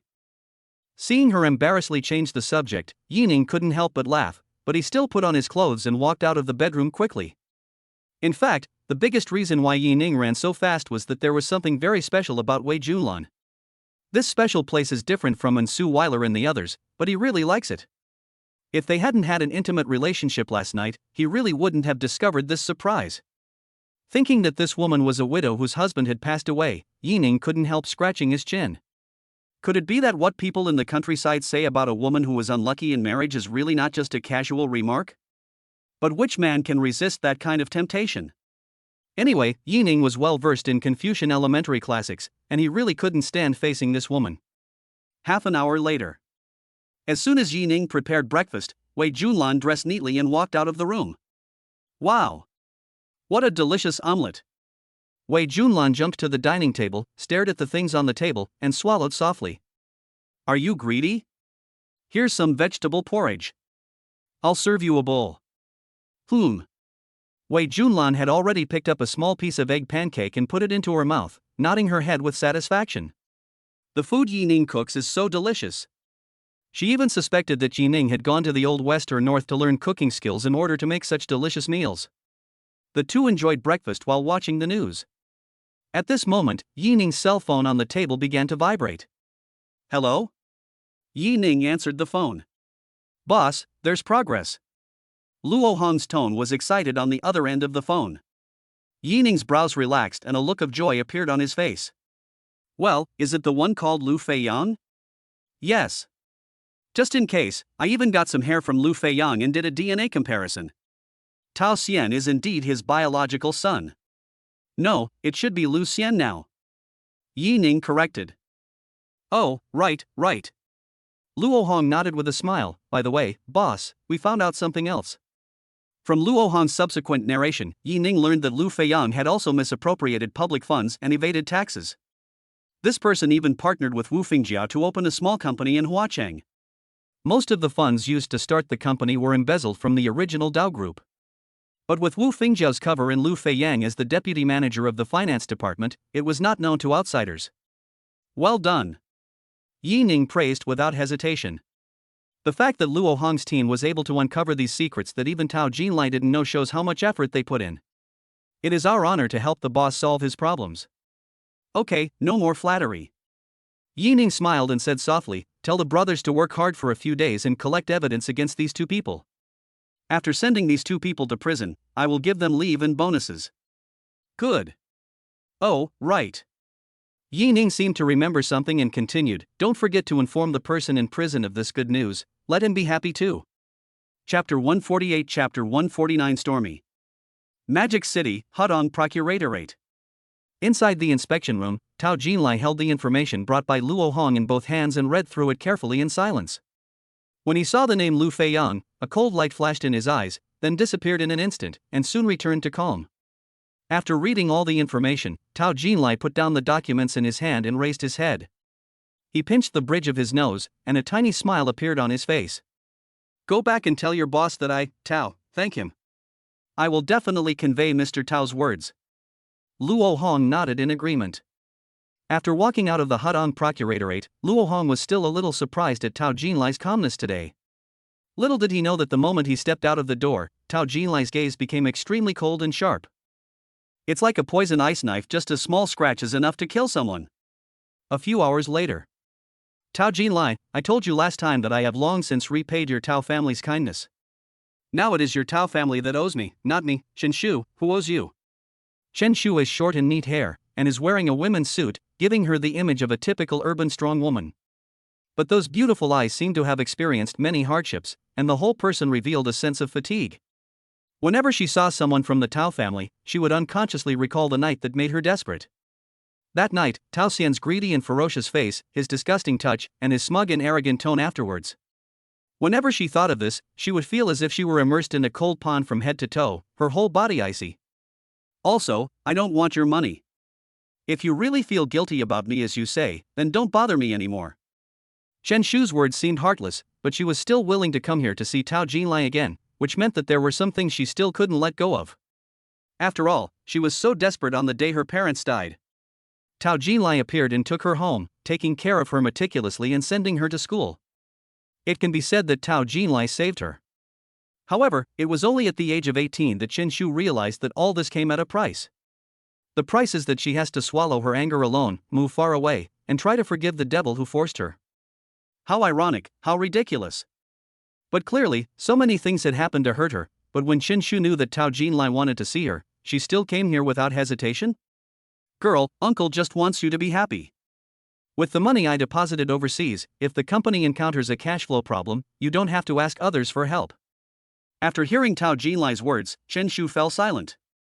She knew that Tao Jinlai was in prison, but she didn't understand why Tao Jinlai had such a huge change after being arrested. In her opinion, although Tao Xian was also arrested, he was still young and would be able to get out one day. If worst comes to worst, there is still Wu Fingjiao, that woman, who can inherit Tao Jinlai's property. But Tao Jinlai found her twice and said that he would hand over almost all his wealth to her. It was as if he had tacitly acknowledged that he was her heir. If she didn't know clearly who her parents were, she would have thought she was Tao Jinlai's biological daughter. But no matter how she asked, Tao Jinlai remained silent on the issue. This was something she couldn't figure out. Until Chen Shu walked out of the interrogation room, she was still very confused.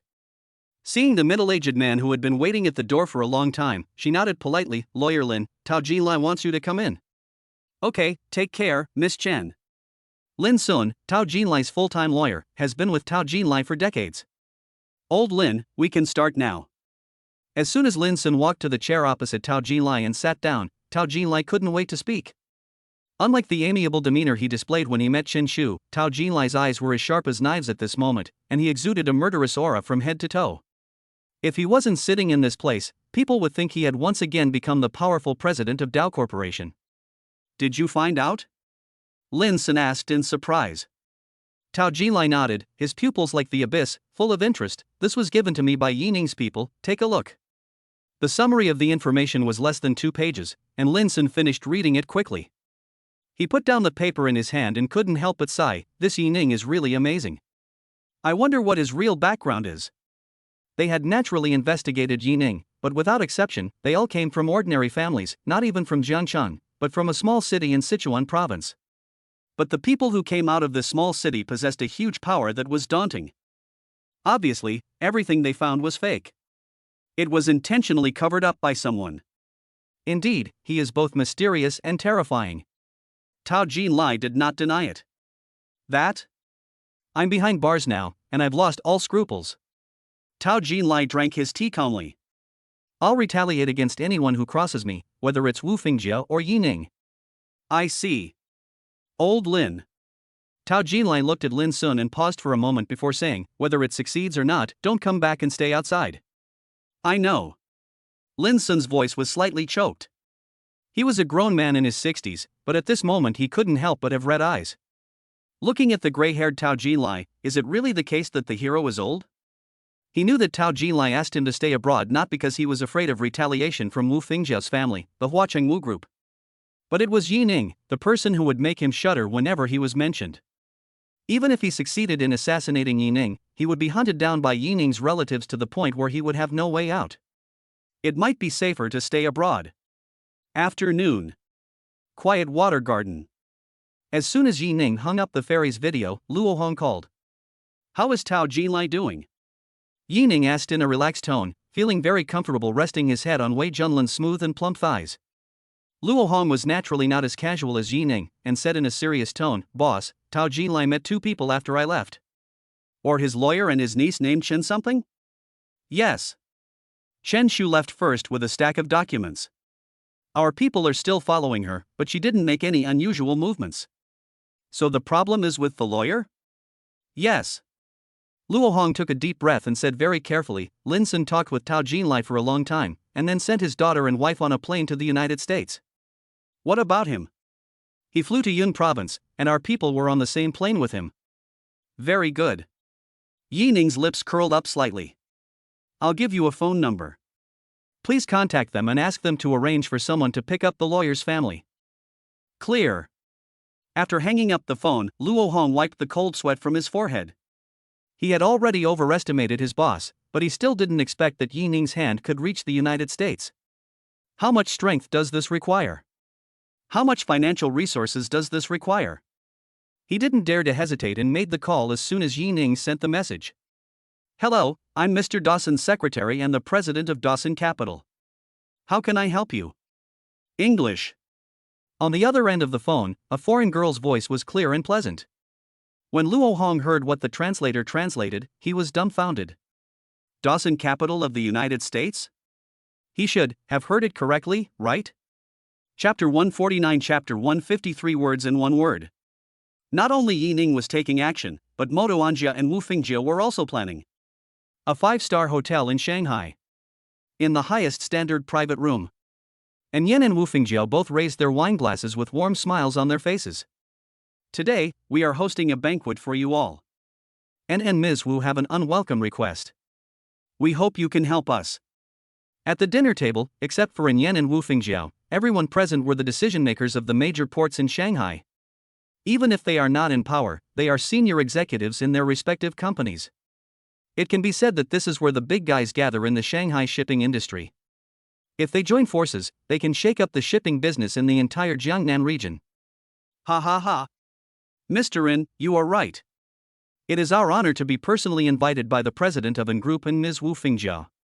One of the fat and big-eared middle-aged men laughed and shouted. That's right. Another thinner man also stood up and agreed, Mr. Rin, if you have any questions, please let us know. We will help you if we can. Yes, we will do our best, others also agreed.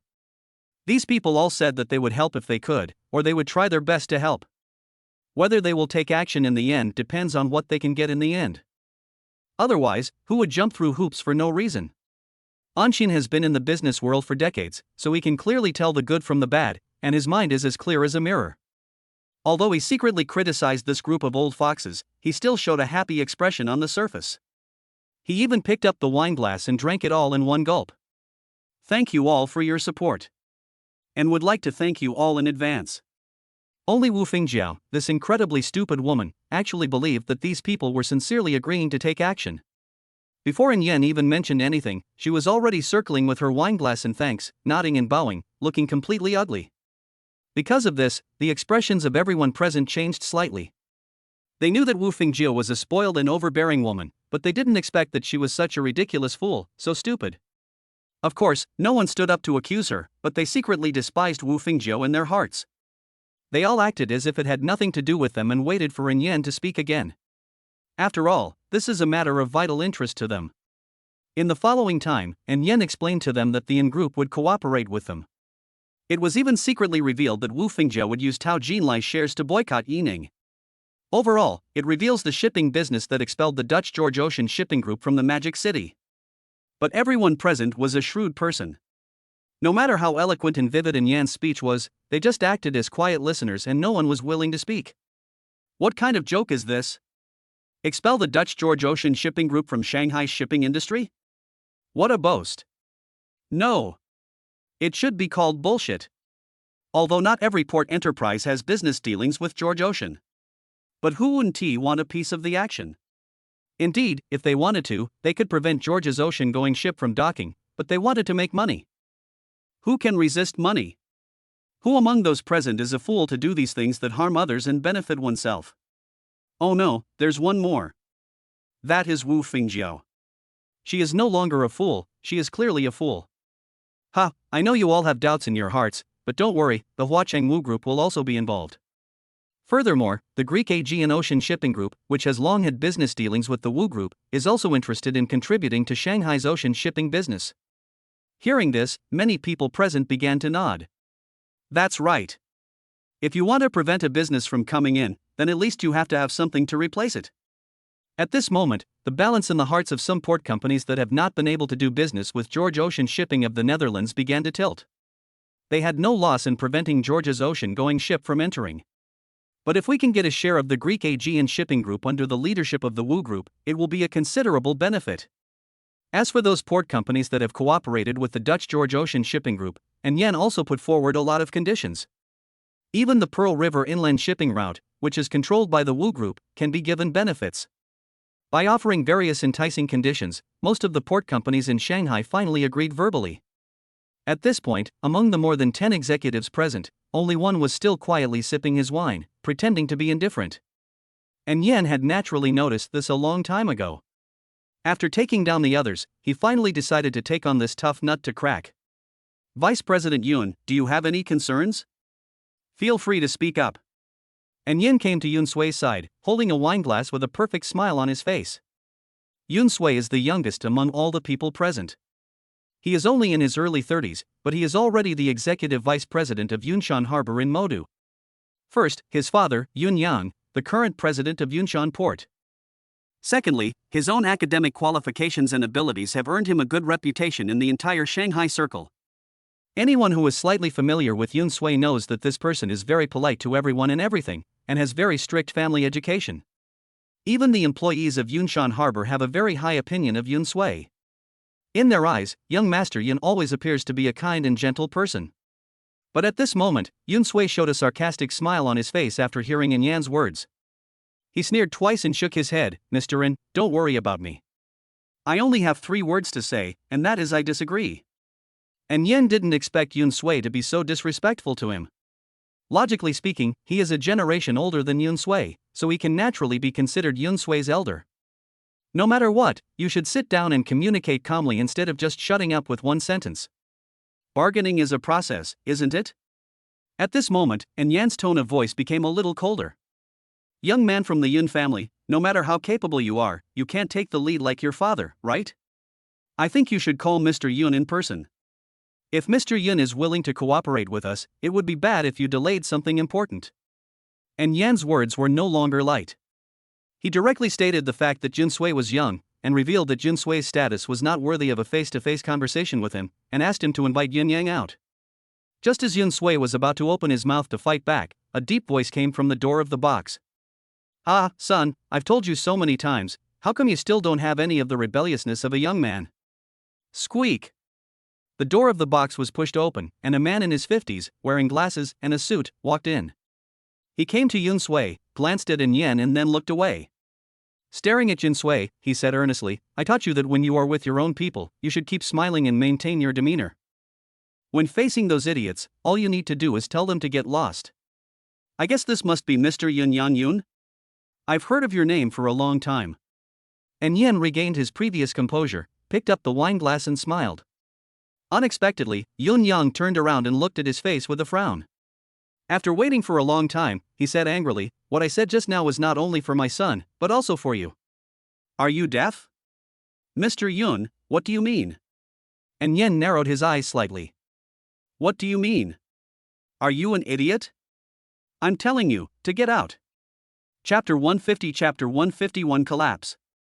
Yun Yang, do you guys at Yunshan Harbor really want to go against our group?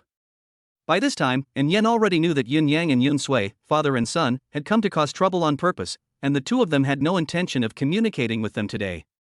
Moto Anja is naturally not afraid of Yunshan Port, but if Yunshan Port insists on giving convenience to the Dutch George Ocean Shipping Group, their plans will be disrupted. When dealing with Yining, they must be absolutely sure to avoid any mistakes and try their best to prevent Yining from having any chance of turning the tables. Facing Yin Yan's threat, Yun Yang smiled indifferently, with a hint of sarcasm in his expression. Oppose? Yun Yang sneered, "Bossin, you think too highly of yourself. Just relying on your own family? What about my Hua Chengwu family?" Wu Fingjiao put her hands on her hips, looking proud. She finally got the chance to speak. The banquet had been going on for a long time, and except for saying a few words at the beginning, she had been sitting aside watching Yin Yan and others clinking glasses. Who is she? She is the representative of Hua Chengwu Group hosting this banquet today. How can she watch others be the protagonist? In her opinion, as long as she moved out of the Wu Group, she wouldn't have to worry about the Yin family father and son being tactless. You know, the Wu Group has great power in Huacheng, and its influence in the local area is no weaker than that of the Ning Group. As long as the Yun family father and son are not stupid, they will definitely give her this face. I admit that the Wu Group is quite powerful, but when did they become so overbearing? Yun Yang naturally knew how powerful the Wu Group was, but he didn't care. First, no matter how powerful the Wu Group is, it is impossible for it to extend its reach into the Magic City in a short period of time. The second reason is naturally because the current president of Anning Group is his boss. How is it possible to let them deal with their own boss? It was also because of Yun Yang's words that the worries of many people present, which had been aroused by Yin Yan, calmed down a little. Yes. They have been operating in Shanghai for so many years, and everyone here knows how deep the water is here. Even if the Hua Chengwu family has abundant funds, it will be very difficult to enter the Magic City market in a short period of time. There are too many wealthy business groups here. If outside companies want to break in, they will fall into an abyss if they are not careful. It's a pity that you can't even afford to wear shorts. After weighing the pros and cons, many people have already backed down. Even if they really want to cooperate, they should at least wait until the conflict between an Ning Group and Wu Group is concluded. As for settling down in the Magic City, they had unconsciously ignored it. And Yin is certainly good, but between the two behemoths, he is almost negligible. It can be said that the victory or defeat of either side has little to do with him. So, a few people looked at each other for a moment, then stood up and made excuses to leave. Seeing this, the others also stood up and left. And Yin knew very well that these people suddenly started to regret their decisions. Although they will not turn against them, at least according to the current situation, it is not easy to continue cooperation. Of course, there are still a small number of senior executives from the port who have no business dealings with George Ocean and are willing to put a stop to it. But without those people, the plan to break Yining's arm has failed. The party became meaningless. The source of all these changes were Yun Yang and his son Yun Sui, who were sitting in their seats and eating happily. Yun Yang, my Yun family and your Yun family don't have any grudges against each other, right? Why are you trying to ruin our plan? And Yin gritted his teeth as he spoke, rubbing his fingers together, the fingerprints on his palms almost oozing blood. There's no grudge. Then why do you want to be so mean to me, An? Yun Yang gracefully threw the crab shell in a parabola, landing in the center of the round table. While wiping his hands with a napkin, he stood up with his back straight. His expression was lazy and his eyes were deep without a trace of light. It's not that I, Yun Yang, am against you, but you and Yen have teamed up with your colleagues in the Magic City to deliberately pick a fight with us today. If I don't resist, won't people think I'm easy to bully? When will I and Yen look for you? Before Yen finished speaking, his expression suddenly changed. A guess came to his mind, making him shudder and feel creepy. Suddenly, he raised his head, and his dark yellow pupils shrank when he saw Yun Yang's mocking expression. You are Yunning's man. When he asked this question that even he found incredible, he felt that it became difficult for him to breathe. His tone was difficult, and he was unwilling to accept this horrible fact from the bottom of his heart. Ha, awesome. Yun Yang clapped his hands and laughed, praising, Bossin is worthy of being the one in charge of a group. He's really smart and sees things clearly. And Yen hoped very much that he was wrong, but reality dealt him an extremely heavy blow. It was not until this moment that he realized how terrifying Yi Ning was. What is the tip of the iceberg? That's it. He finally understood the feeling of powerlessness that Tao Jinlai had felt when he faced Yi Ning. Is this person really someone that a small Motoanjia like him can deal with? Humph. You are actually the people of that bastard Yi Ning. Do you believe that our Tao Group's goods will not go through your port in the future? As soon as Wu Fingjiao heard Yi Ning's name, she was filled with rage. She hates everything and anyone related to Yi Ning. I don't believe it. Faced with Wu Fingjiao's threat, Yun Yan didn't even bother to look at her. Instead, he said disdainfully, "Boss, he controls the majority of the group's shares, and you think you can stir up trouble? Besides, that's called the Yanning Group. There's no such thing as a Tao Group in the Magic City." In one sentence, Wu Fingjiao's fantasy was shattered. Yes, there is no company called Dao Group in Shanghai now. Even under the operation of Anning Group, Dao Group cannot be searched on the browser. Okay, and Yan, I have nothing more to say to you, let's go. The Yun family father and son stood up and walked to the door. They took the coats handed to them by the bodyguard and put them on. They tilted their cheeks and said, "The food is pretty good today." "Thank you, Mr. Ren, for spending money." Ha ha ha. After saying that, he left Yan and Wu Fingjiao in the private room with gloomy faces and walked away. At this time, the bosses of the two remaining small ports in the private room cautiously probed, "Mr. Ren, the cooperation you just mentioned." "Get out." And Yan grabbed the plate in front of him and slammed it heavily to the ground. The dinner plate broke into pieces, making crackling sounds. Faced with the furious Yan, the two small bosses did not dare to bring bad luck upon themselves and had to leave in disgrace. Their business still depends on the Yan family, so no matter how angry they are, they can only hold it in and go back to the secretary to vent their anger. It's really sad that a farce ended like this. Less than 10 minutes after Yun Yang left, Yi Ning received a call.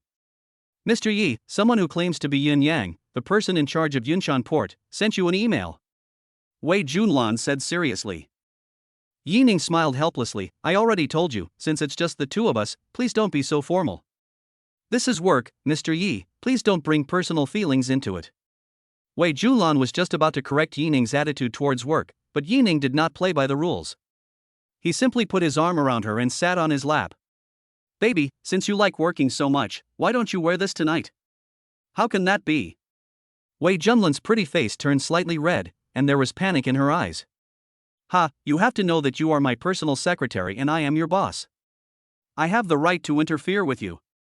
"Ah? Interfering with me?"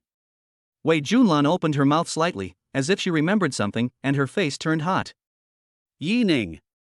Little white fox, there is 9 points or even 10 points wrong with you." Chapter 151, Chapter 152, Accepting Fate. It was night, early morning. Different from Yi Ning's gentle hometown, Hibiscus Stream.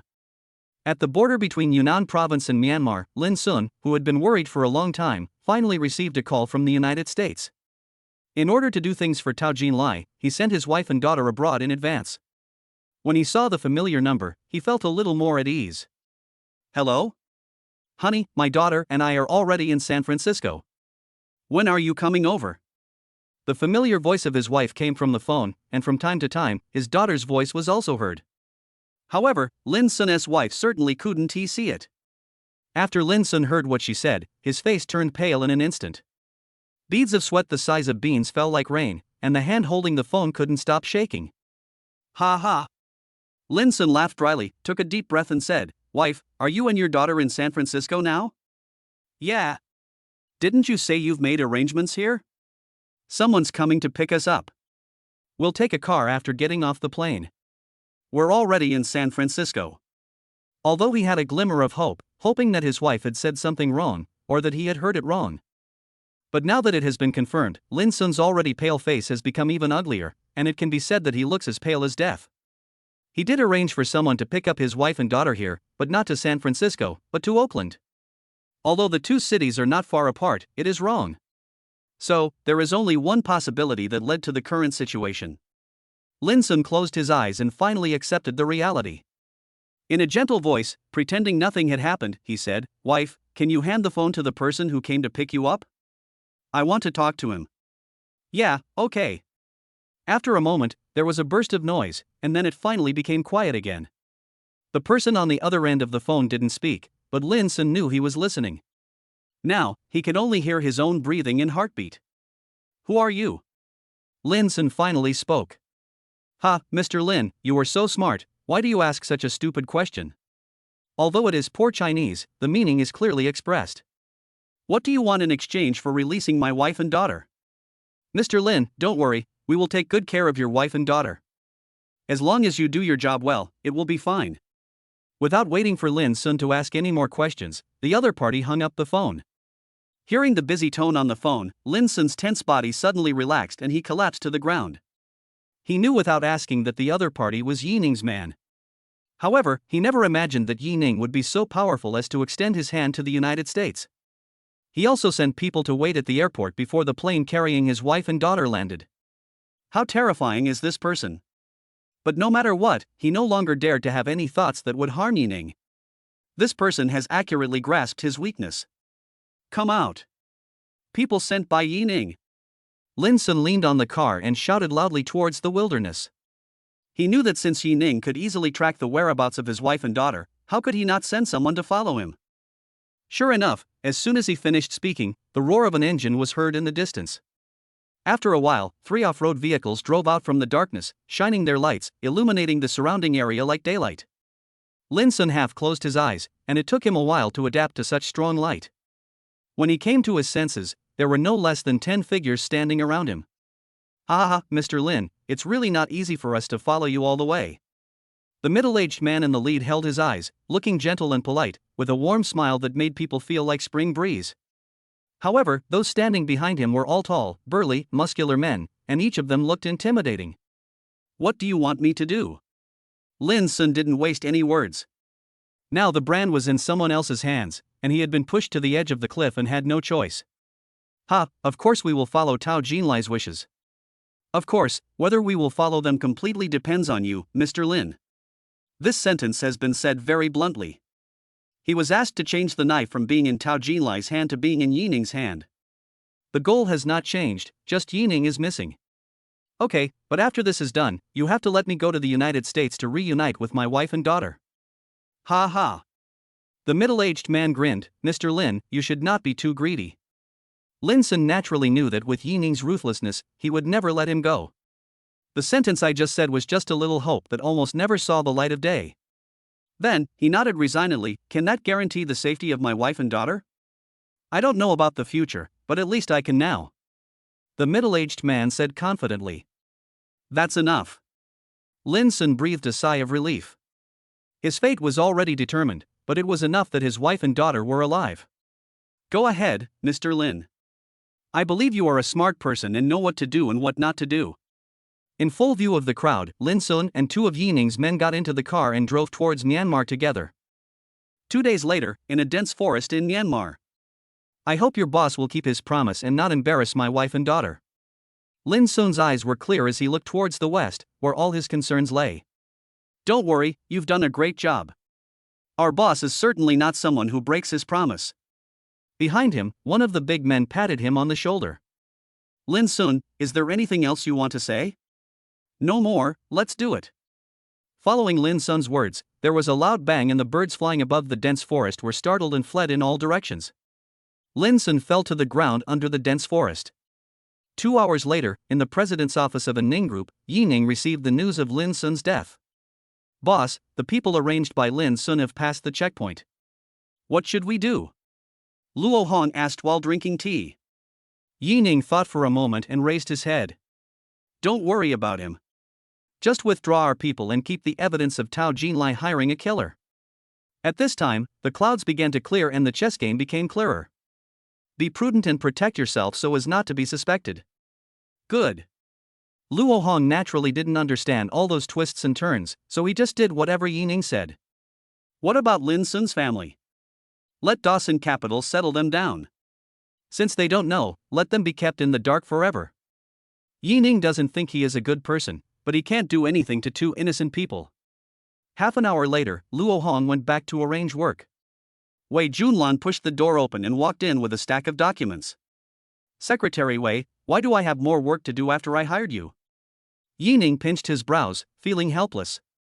He originally thought that with a personal secretary, he could truly become a hands-off boss. Who would have thought that this hateful woman Wei Junlan would be so serious at work? From time to time, I would hold a pile of documents and ask him to sign. "Boss Yi, please correct your work attitude." Do you think there's any other group president as lazy as you? Secretary Wei, isn't it said that secretaries do things when there's work to do, and secretaries do things when there's nothing to do? Just handle these things. Let's do this. Wei Junlan knew this man's temper very well, and it was almost impossible to ask him to do more work. So I compromised and said, I'll help you. We can do it together and it will be done quickly. Hiss. Hearing Wei Junlan's words, Yi Ning's eyes lit up, he rubbed his hands, and a wicked smile appeared on his face. You're right, let's do it together. Soon, Wei Junlan's voice, filled with shame and anger, was heard from the office. Yi Ning. What are you doing? I asked you to do it together, why are you hugging my waist? Didn't we agree on this? Let's do it at the same time. Yi Ning stood behind Wei Junlan, pulling the hem of her skirt down with her hand. Look, sign the document now. I'm about to start. Chapter 152, Chapter 153 Different.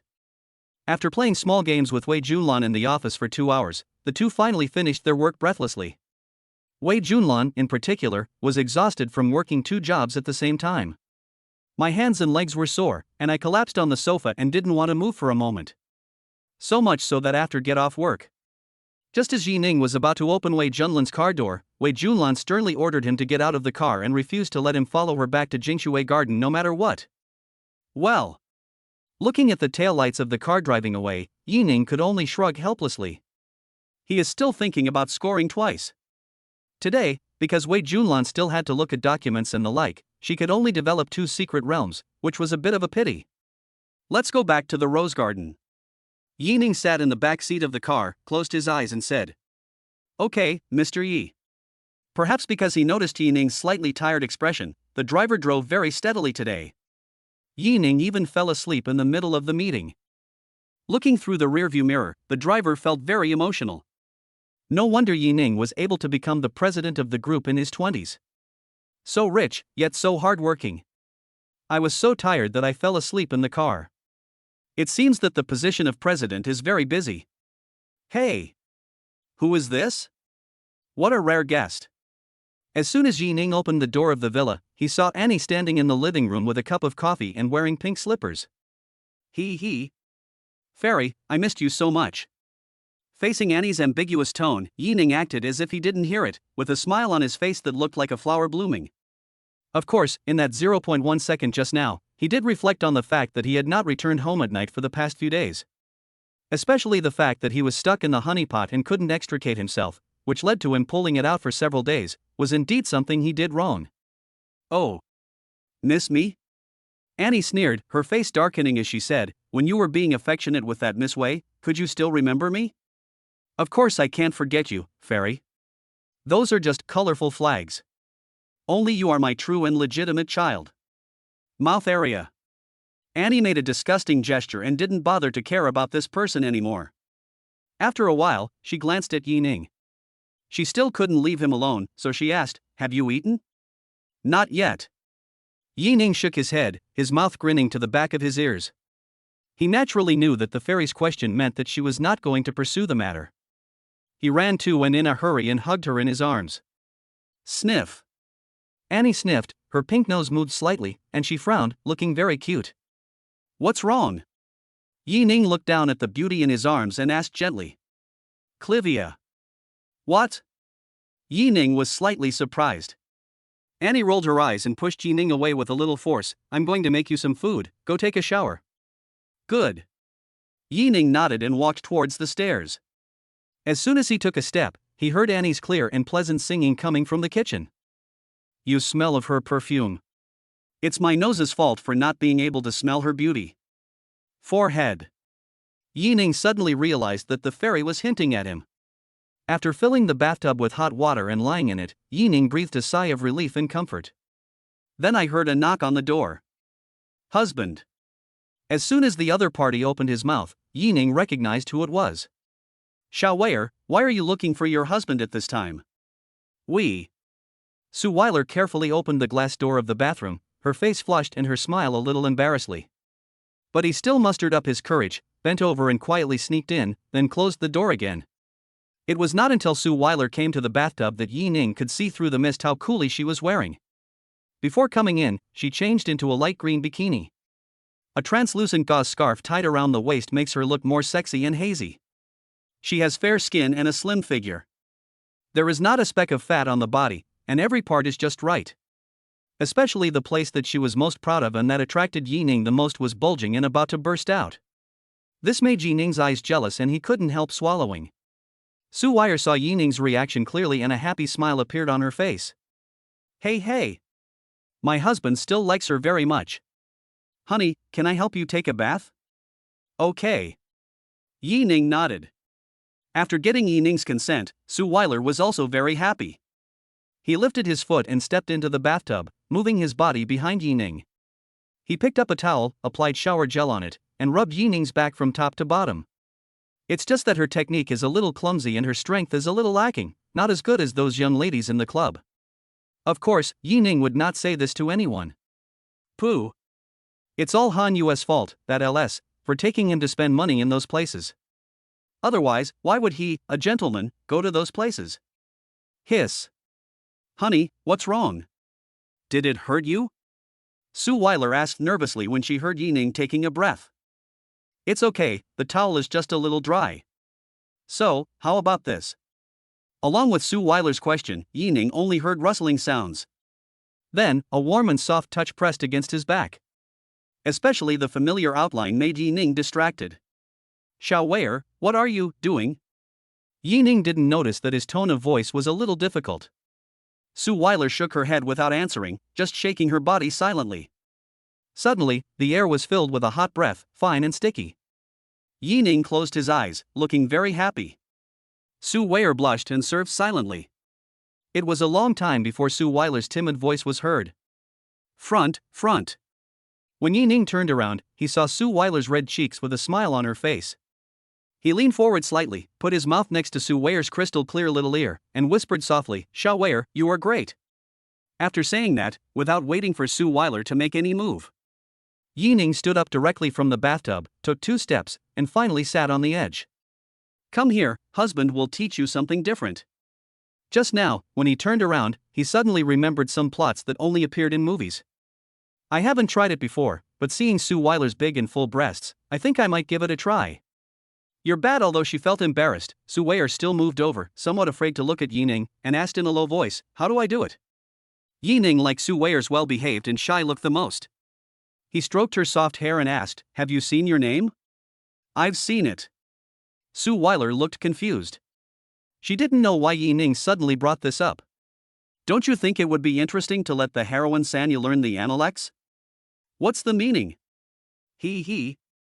I'll teach you, you do this. Chapter 153 Chapter 154 Surge. Suile squatted down, tied up her long hair, lowered her head, and jumped like a little white rabbit. After a long while, Sue felt a little tired. She raised her head, her eyes moist, her lips pouting, her face red as she asked, does this have anything to do with the San studying the Analects you mentioned? She did not reject being close to Yining, and in fact, she cherished every moment with Yining. But he still couldn't help but complain in his heart that Yining knew too much. And this is really a bit embarrassing. After a long while, Yining finally said obscurely, the wine that Sani made when she was a shrine maiden, and the Analects, which sect is it from? I don't understand. Suile thought about it for a long time, but still didn't understand. Yining scratched Suile's black hair and said, it's okay if you don't understand. My little wire just needs to continue. She really didn't understand all these twists and turns, but she could tell from Yining's reaction that her husband liked it very much. If her husband likes it, she likes it too. To the extent that, she secretly planned in her heart that she would make more use of her advantages in the future to make Yining happy. Taking a shower so slowly? When Yining came downstairs, Annie had already prepared a pot of delicious seafood porridge. I even fried a plate of tiger skin green peppers according to the custom of people in Yiningchuan province. Yining works at the company and then goes to work again when he gets home. He is really hungry. In addition, Anne's cooking skills are good, so the meal was very enjoyable. The moon is shining, and there is no sound or person around. On a beach in Shanghai, 2 men with fierce looks and strong bodies came here. They looked at the rickety SUV parked on the beach with indifferent expressions. As he quietly approached, he revealed a silver-white beam of light from his sleeves. The next day, the morning light was dim. A ray of sunlight shines through the gap in the curtains and hits Yining, making him a little dazzling. After waking up, I saw a note left by Annie on the bedside table. My dear husband, something urgent happened at the company, so I have to go back to Jiangcheng.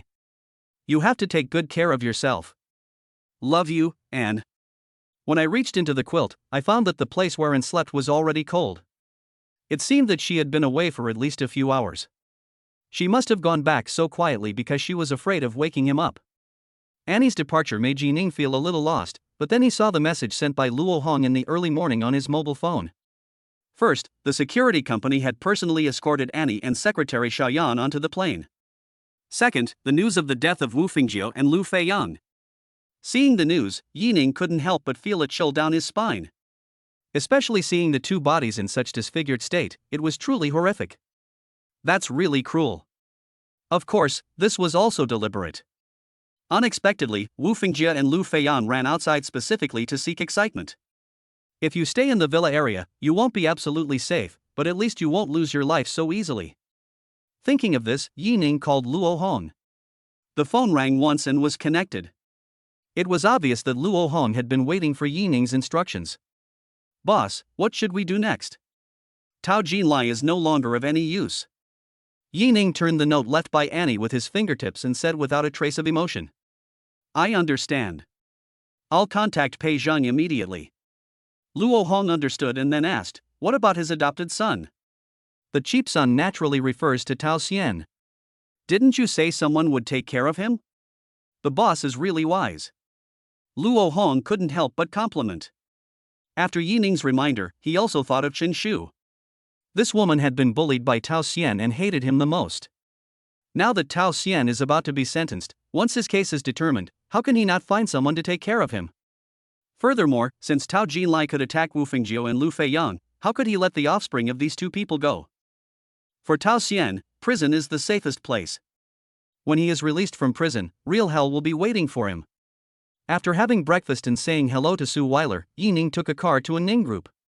Lan, so early? Pushing open the door of the president's office, Wei Junlan was tidying up the documents on Yining's desk. And the floor was smooth and bright, obviously having been mopped. Good morning, Mr. Yi.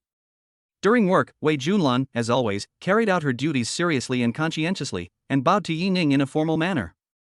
She swore that the ridiculous incident in the office yesterday afternoon would never happen again. No matter how Yining encouraged her, she would not compromise. Humph. Raise your head, look up, and act proud. What? Yesterday you were holding my waist and calling me husband, but today you're calling me Mr. Yi? Seeing Wei Junlan's stubborn expression, Yining knew what this woman was thinking. He has long wanted to learn from those bosses and have an office discussion. Annie, that girl, refused to do anything. Now that Wei Junlan has made a good start, is it possible to only eat it once? If you want to consume for a long time, you naturally need to break the shackles in this woman's heart.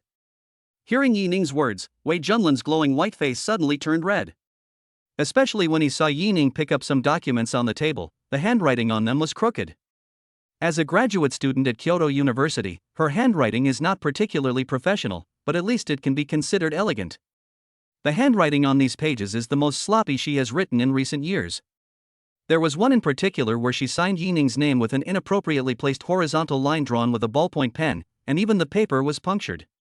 It can be seen how fierce the battle was at that time and how involuntary her reaction was.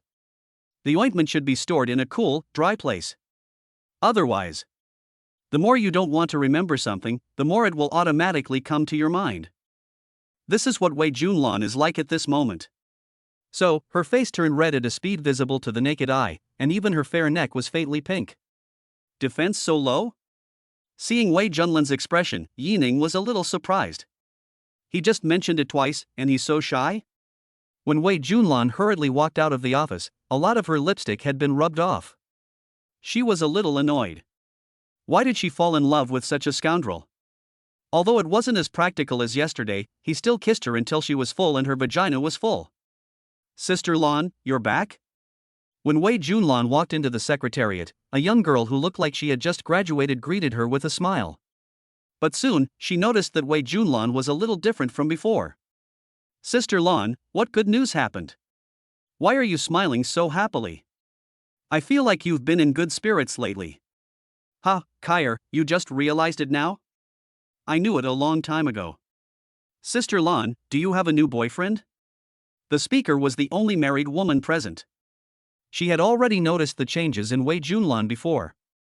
It's not that you become more beautiful, but your complexion is obviously better and you can be said to be radiant. Well, indeed, don't go out and talk nonsense. Wei Junlan generously admitted that she was in her 30s and had a pretty appearance, so it was normal for men to pursue her. Wow. It's real. How big is it? Is he handsome? Kyer was obviously very excited and couldn't wait to ask. Wei Junlan nodded. He's younger than me, and quite handsome. How handsome is he? How does he compare to Mr. Yi? Yining is already one of the most handsome men Kyer has ever seen. He is as handsome as the school hunk during her college days, and even more handsome.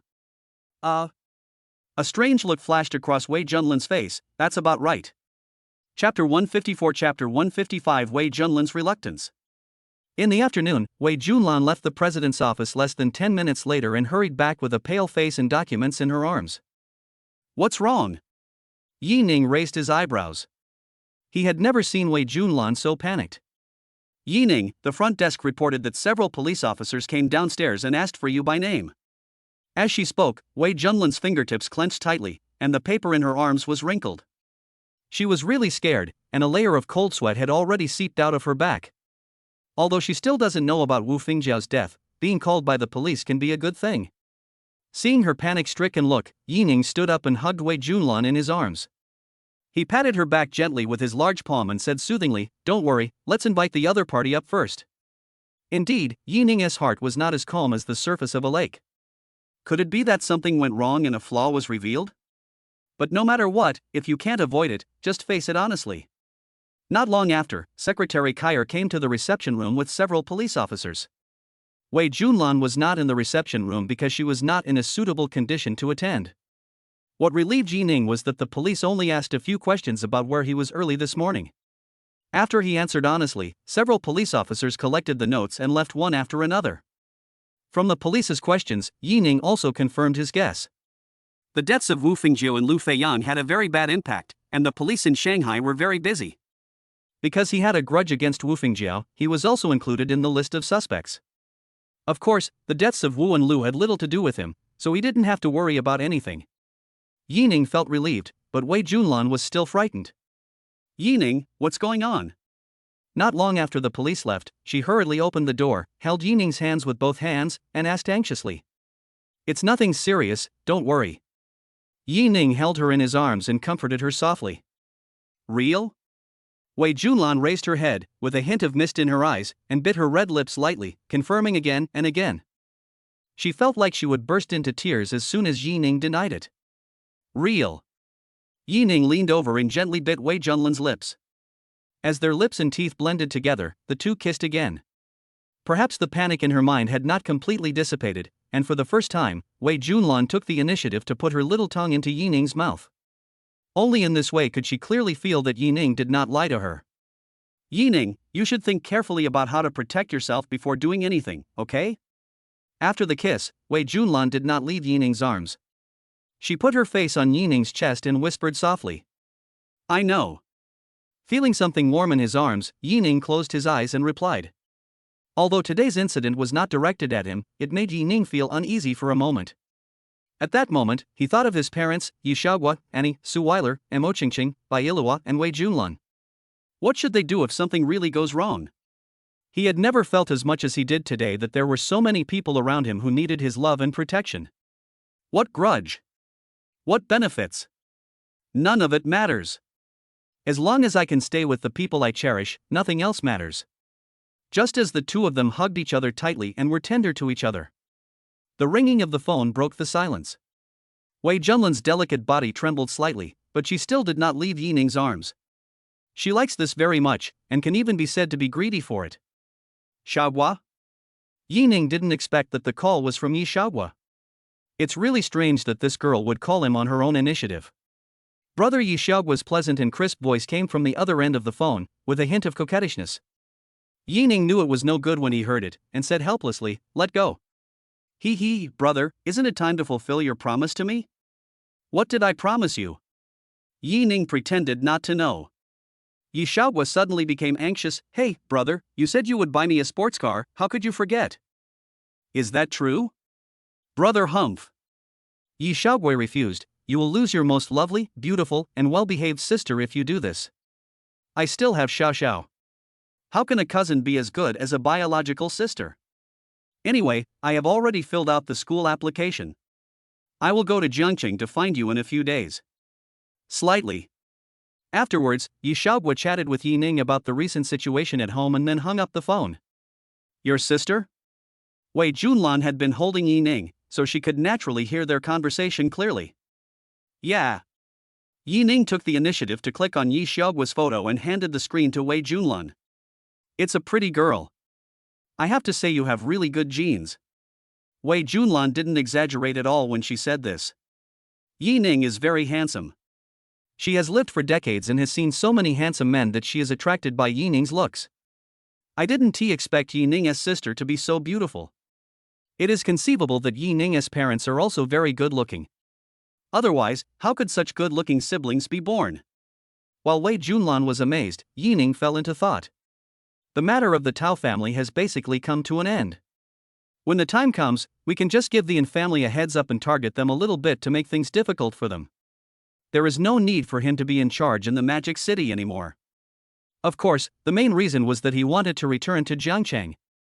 Yi Xiaogua's call further stimulated his desire to go back. Then, Yi Ning touched Wei Junlan's smooth forehead with his thin lips. Lan, I'm going back to Jiangcheng. As soon as he said this, Yi Ning clearly felt the delicate body in his arms tremble slightly. After a long silence, Wei Junlan reluctantly nodded and said, Okay. I want to take you to Jiangcheng. Taking Wei Junlan along was Yi Ning's original plan.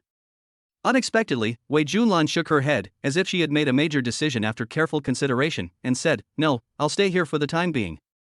You don't want to come with me? Of course not. Wei Junlan shook her head, reached out to touch Yi Ning's cheek, with reluctance in her eyes. I dream of following you, but I can't leave the group for the time being. Once I have dealt with everything, I will come to find you. After hearing this, Yi Ning could only nod helplessly. But at the same time, he was planning in his mind to promote a smarter person as soon as possible so that Wei Junlan could come to Jiangcheng. When Yi Ning returned to the villa area in the evening, he saw Mi Yin, whom he had not seen for a long time. After nodding and greeting, Yi Ning told Suile about his plan to return to Jiangcheng. Great! We can finally go back.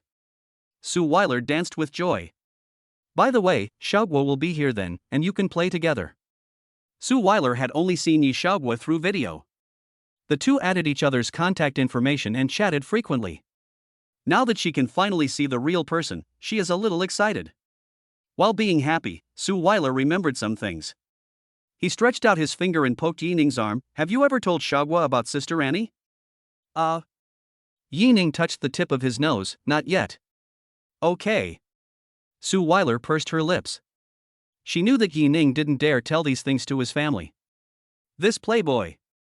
In fact, she had no idea that Yi Ning was not afraid, but was a little embarrassed. This was mainly because Yi Xiaogua already knew about the relationship between him, Mo Qingqing and Suile. I wonder what the scene will be like when I meet Annie again. Especially with Bai Ilua and Wei Junlan. How come this Shura field has grown so big without me noticing? Chapter 155 Chapter 156 Gonginglian is envious. For the next 2 days, Yi Ning was busy at a Ning group, holding meetings of all sizes continuously to make full preparations for leaving the Magic City. Let me make one final point. From now on, I want the Moto Anjia stock price to crash, ideally bankrupt. How you do it, and how the money comes in, is up to you. Yi Ning turned his gaze to a bald middle-aged man in his 40s. Shen Jin, the former director of the planning department, was recently promoted to vice president of the company. Don't worry, Mr. Yi, I promise to complete the task. Shen Jin dared to say this, so he had the confidence. Under Yi Ning's control, and Ning Group prospered, and even the Dutch George Ocean Shipping Group became Yi Ning's private property. With such huge resources, if he can't even take care of the Yin family, Shen Jin can resign now. Besides, Shen Jin was very grateful to Yi Ning in his heart. Before Yi Ning came, he was already very lucky to be able to reach the position of director of the planning department, and it was impossible for him to be promoted further. It's not because he is incompetent, but because all the people above him are cronies planted by Tao Jinlai and Wu Fingjiao. So, he worked as the director of the planning department for 6 years without making any progress. Wu Fingjiao even wanted to arrange for relatives to squeeze him out. If that person wasn't such a hopeless person who made repeated serious mistakes at work, he would have been removed from his position long ago. Even so, that person still took the position of deputy director of the planning department. He idles around all day long, doing nothing, and acts like a superior person. Fortunately, after Yi Ning became the president, he quickly eliminated Tao and Wu's close associates. He also recognized his work and promoted him to the position of vice president of the company. Sitting in this position means that Qian has real access to the upper-class circles of Shanghai. Just ask yourself, how many people dare not give face to the vice president of a large group? Therefore, even if it cost him his life, he had to do the task assigned by Yi Ning perfectly. After the meeting, Wei Junlan followed Yi Ning back to the office. As soon as she entered the door, Wei Junlan turned around and closed it. Then he quickly stepped forward and hugged Yi Ning from behind. Her cheek pressed tightly against Yi Ning's back, her voice soft and low. Are you leaving? She has been observing Yi Ning's performance in the company over the past 2 days. To be honest, she had never seen Yi Ning work so hard in such a long time. Where is the same endless appearance as before? There is only one reason why Yi Ning can do this, and that is that Yi Ning is preparing to return to Jiangcheng. Well, but don't worry, I will come to see you often. Yi Ning could clearly feel the wetness on his back. Wei Junlan was crying. Okay. Wei Junlan wiped the tears from the corners of her eyes with her fingertips and poked her head out from Yi Ning's side. Anyway, you are not allowed to forget me. Yi Ning turned around and hugged her tightly, his thin lips brushing the tip of Wei Junlan's ear. Don't worry, I like you so much, how could I forget you? That's more like it. Although Wei Junlan's eyes were still red, it was obvious from her tone that she was in a much better mood. Tonight, will you come to my house tonight? After a long silence, Wei Junlan closed her eyes, suppressed her shyness, and stammered to invite him. Seeing her lowering her head, as if she wanted to sink her gaze into the ravine, Yi Ning couldn't help laughing. This woman is so serious when she's working, but she's so shy when she talks to him about things other than work. So cute. What Yi Ning found most incredible was that when she was aroused, she would become proactive and bold. One bored in 3 eyes, it really makes me want to develop. Have you thought about it? Yi Ning's tone was full of sarcasm, and his right hand slid down to control the erection. Feeling something strange somewhere, Wei Junlan felt angry and embarrassed. Her eyes widened, and she clenched her teeth. Yi Ning, can you please give me some face? Whenever this topic comes up, Yi Ning always makes it clear. Even, you have to guide her to say it out loud. No matter whether it was promised or actually delivered, which one of me did not satisfy him? Why did she have to say such embarrassing things? Oh. Isn't this fun? Yi Ning said embarrassedly, feeling a little uneasy after being stared at by Wei Junlan. Love you. If you don't want to tell me, then don't tell me. Why are you so angry? Wei Junlan was helpless. She rolled her eyes at him, turned away, and said embarrassedly, wait until we get back. I'll tell you slowly when we get back. Wei Junlan said loudly, are you satisfied? After saying that, not knowing whether out of shyness or anger, she broke free from Yi Ning's arms and hurried away. Although the person has left, the soft touch and the fragrance of the clivia left in Yi Ning's arms still make him linger on the memory. Just as Yi Ning was looking forward to what was going to happen in the evening, Wei Junlan pushed the door open again. Mr. Yi, Miss Gong Yinglian sent an email, wanting to invite you to dinner. Although Wei Junlan concealed it well, Yi Ning could still tell from her expression that she was not calm. When? Tonight. No. Yi Ning replied calmly. In fact, no matter what time period Gong Yinglian made the appointment, his answer was the same. He also noticed from tonight's invitation that Gong Yinglian had been inviting him repeatedly, as if she was determined not to give up until she achieved her goal. It is definitely not as simple as thanking him for letting George renew his contract with Gong Group. There must be other troubles. Unfortunately, what Yi Ning hates most is trouble. Okay. I'll reply right away. Wei Junlan answered decisively, with a lightness in her voice that she didn't even notice. Just now in the secretariat office, she even bought all the food and daily necessities for tonight through Shunsong. If Yi Ning was called away by the wild woman outside at this time, wouldn't she have to stay alone in the empty room? Lonely and widowed in a cold classroom. If she hadn't had sex with Yi Ning, she certainly wouldn't think there was anything wrong. But now the two of them are as close as Guan Yu and Bao Bao, and they know the sweetness of it all. How could they allow someone to intercept them for no reason? Since Yi Ning refused so firmly, let us reward him tonight. Magic City, a luxury residential community. Mr. Yi. He refused? Gong Yinglian was not surprised at all, as if she had guessed it already. The secretary nodded, yes. Miss, what about us? Let's go back to the porcelain capital tomorrow. It's not far from the date to go to the capital. Speaking of the capital, Gong Yinglian couldn't help but sigh. Did she really have to obey her family's arrangements? At this moment, she couldn't help but think of the beautiful woman in white dress 4 years ago. On the day she came of age, the Liu family also asked her to marry him. The marriage partner is the eldest grandson of the Liu family, the dream lover pursued by many rich girls in the capital. But the woman had no expression on her face in front of everyone, neither sad nor happy. The only response was no. Then, the eldest grandson of the Liu family became angry and looked at the woman's mother. However, her mother was even more ruthless, with only one sentence: "You are not worthy of my daughter." In one sentence, the dignity of the eldest grandson of the Liu family was torn to pieces, and he had to leave in shame and anger. At this moment, she was so envious of the fairy-like woman in the white dress. It's not that I envy her prominent family background, but that she has a family that firmly protects her. Chapter 156 Chapter 157 Style of Action. Yi Ning couldn't guess Gong Yinglian's true intention, nor did he want to guess. At this moment, he had asked the driver to drive back and sat in the passenger seat next to Wei Junlan. Can't you just drive me? Seeing Yi Ning quickly get into the passenger seat and fasten his seatbelt, Wei Junlan rolled her beautiful eyes and couldn't help but complain. I'm the boss. How can a boss drive this car? Yes, Boss Yi, you are so noble. If you look down on my car, then don't sit in it. If it were the Wei Junlan of the past, she would never say this, and would even think that this little mini car was indeed not worthy of Yi Ning's level. But ever since she learned that Yi Ning's life was not one of seafood, abalone, and other delicacies every day, but that he could enjoy eating at roadside stalls, she knew that Yi Ning was not the kind of person who was high and mighty. Yi Ning was just lazy. He winked at her and said mysteriously, I still have to do it. And if I'm going to drive, I'll drive a big car. The kind with dazzling headlights. Wei Junlan didn't want to pay any attention to this bastard anymore.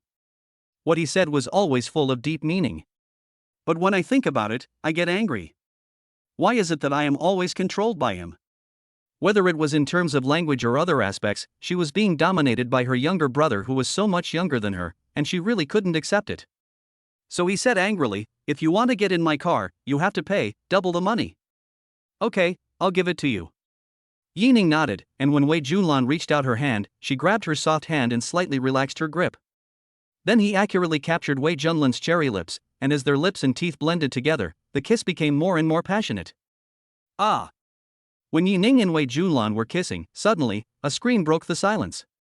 At the same time, it also brought the thoughts of the two people in the car back to their senses. Wei Junlan was frightened and struggled to get up and leave Yi Ning's arms. They both turned their eyes towards the source of the sound, only to see two young women, one tall and one short, standing blankly in front of Wei Junlan's car. The two pairs of eyes flashed like light bulbs, and every move that happened in the car was clearly illuminated by them. Especially the slightly shorter young girl, she covered her mouth with her hands, her expression full of inquiry, and even a hint of excitement. Like a curious baby, discovering things that surprise her. Obviously, the sound of surprise just now also came from her mouth. Yi Ning also knew these two people, Kair and Meng Lian, who worked in the same office with Wei Junlan. Yi Ning is so thick-skinned that he naturally doesn't care about being seen by others. But Wei Junlan couldn't do that, especially since the person who discovered her relationship with Yi Ning was her direct subordinate and they were in the same office every day. After this, how should she face these two people? Ahem, it's you guys, Mr. Yi and I. Before Wei Junlan finished speaking, Meng Lian very tactfully replied, Don't worry, Sister Lan, Kair and I didn't see anything just now. You guys continue. After saying that, he quickly fled the scene, pulling Kair, who was about to say something. That's what they said, but the four people present knew it clearly whether they saw it or not. Wei Junlan lay on the chair with her head resting on it, her face full of despair. How could you be so careless? It's all Yi Ning's fault, that pervert. Why did he want to kiss in the parking lot? Thinking of this, Wei Junlan was very annoyed and slapped Yi Ning's arm angrily. It's all your fault. This force seemed quite strong to her, but Yi Ning felt like she was just tickling herself. Judging from her tone, isn't this just acting like a spoiled child towards me? After Wei Junlan drove Yi Ning away, Kair and Meng Lian stood in the distance looking at the taillights of the Mini. Sister Lian, why did you pull me away just now? I want to ship them. Kyra pouted and said resentfully. Meng Lian was speechless. Knock knock knock, be careful not to knock yourself out of the job. Don't tell anyone about what happened today, do you hear me? Oh. Even without Meng Lian's reminder, Kyra would not go out and tell nonsense. Ensuring the president's privacy is something she must learn on her first day in the secretariat. I didn't expect that the handsome boyfriend Sister Lan was talking about was Mr. Yi. No wonder she said he was as handsome as Mr. Yi. Why? Are you envious? I'm so envious that my saliva is about to flow out. Kyra wiped the corner of her mouth and replied. Sister Lan is so lucky to be favored by Yi Ning. But when I think of Wei Junlan's mature and bright face and her plump and slender figure, this matter becomes reasonable. Arriving at the security room of Jingshui Garden, Wei Junlan took the things she bought and took Yi Ning home. Yi Ning, you cook. Wei Junlan put all the ingredients in Yi Ning's hands and waved her wrist to give orders. He walked into the kitchen with Yi Ning and consciously helped Yi Ning. She hadn't eaten Yi Ning's cooking for a few days, and she had to admit that she was craving it again. She thought her craftsmanship was pretty good, but when she compared it with Yi Ning's, she suddenly felt that there was a world of difference between the two. So whenever you stay at her house, Yi Ning is almost always the chef. During dinner, the two were enjoying their meal when Wei Junlan's cell phone suddenly rang. Seeing an unfamiliar number coming from Shanghai, Wei Junlan frowned slightly, hesitated for a moment, and finally answered the call in front of Yi Ning. Who?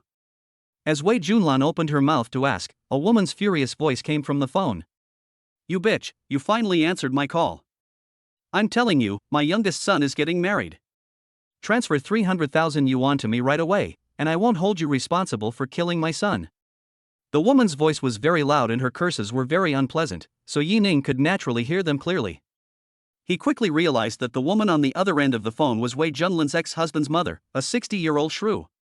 From the information Luo Hongqiu had brought about Wei Junlan, Yi Ning had also noticed that her ex-mother-in-law was very difficult to get along with. He didn't think much about it at the time. He thought that Wei Junlan had moved out and lived on her own, and half of the sold wedding house was given to that family. It could be said that the two had no relationship anymore. I didn't expect that he would dare to call and harass me. Wei Junlan didn't give in either. She hung up the phone without saying a word. Then delete and block it all. Obviously, she was very skilled at doing this, but the family would call from a different number every time they asked for money. Fortunately, Shanghai is a big city, and the other party didn't know where she lived, nor did they know that she worked at a Ning Group after leaving her job. Otherwise, they would have come to ask for money long ago. Does that woman often do this? Yi Ning asked casually, tapping the table with his fingertips. Wei Junlan shook her head. Not often. They just call when they need money. But I've never given them any, and I always block their phone numbers. Since her ex-husband passed away, she sold the wedding house and gave half of the property to that family. She thought she had done her best. Of course, I won't be a sucker again and let the other party lie on me and suck my blood. Well, that's good. Yi Ning nodded. Although he didn't say anything else, he still kept this matter in mind. I'll tell Luo Hong later. It's easy to solve. He wouldn't be so stupid as to wait for the other party to find Wei Junlan's address and then come to her house to solve the problem. What if the other party accidentally hurts Wei Junlan? Wouldn't that be a loss? As soon as we discover the slightest sign, we must use strong measures to nip all hidden dangers in the bud. This is Yi Ning's style of doing things. Chapter 157 Chapter 158 Stupidity. It is summer now, and even when night falls, the heat waves from the scorching sun during the day still linger on the surface, showing no sign of dissipating. Yi Ning and Wei Junlan returned from their walk, turned on the air conditioner, and felt comfortable in the cool breeze. After a short rest, Wei Junlan gently pushed Yi Ning's shoulder and said, "Go take a shower." Together? Yi Ning smiled. Wei Junlan tapped her chin lightly, with tenderness in her eyes. Seeing this, Yi Ning no longer hesitated. He decisively removed the shackles on himself and Wei Junlan, picked her up and walked towards the bathroom. Wei Junlan felt her waist being hit twice by the holy sword, and her delicate body trembled slightly. The hand around Yi Ning's neck tightened a little, and he buried his forehead in Yi Ning's heart. He was too shy to look Yi Ning in the eye. You're blushing already? Then let me check your educational background later. Seeing Wei Junlan's shy look, as if she wished she could find a hole in the ground to crawl into, Yi Ning couldn't help but tease her. As soon as she said this, Wei Junlan recalled the day when Yining said in the office that he wanted to investigate her academic qualifications. But I was so young at that time that I didn't understand what Yining meant at all. He foolishly thought that Yining really suspected that his academic qualifications were fake, and he was anxious to explain himself. Even today, she has been with Yining for so many days, how could she not understand what Yining is talking about? But she was a little embarrassed to respond to Yining, so she could only shyly tap Yining's back lightly. She lowered her head and said in a muffled voice, "Brother, you are so mean." "Hee, I wasn't the one who said I was broken before." After putting Wei Junlan down, Yining showed a meaningful smile on his face. He quickly adjusted the water temperature to moderate, turn around and look in the mirror. Soon after, in the hazy mist, the sound of splashing water hitting the skin was heard. In Yining's eyes, Wei Junlan was like a honeypot that made him unable to let go. So, every time they stayed at her house, the two of them would always play until 1 or 2 in the middle of the night. So much so that the next morning, when the two of them left, Yining still looked unsatisfied. The main reason is that the bathroom in Wei Junlan's house is really easy to use, especially the showerhead. It is a brand name, trustworthy, with large water volume and suitable temperature. Every time Yining went to her house to take a shower, he would feel refreshed. "Boss, I've already sent someone over there. I believe there will be a result soon." On the way to the company, Luo Hong called to report on his work. "Well, where's Pei Zhang?" Mr. Pei has been busy with Tao Jinlai's case recently and the equity transfer that Chen Shu took over, so he arranged for other people from the law firm to go. "Got it." Yining hung up the phone and concentrated on driving. It was rare for him to take the initiative to serve as a driver. As for Wei Junlan, she was leaning back in the passenger seat and taking a nap. "It's nothing, I'm just too tired." Moreover, someone dragged her to play games this morning when she was sleepy, resulting in concealer unable to cover up the red marks on her neck. As soon as he entered the company, Yining saw a woman in her 20s in formal attire at the entrance of the lobby. The woman had short hair and wore glasses.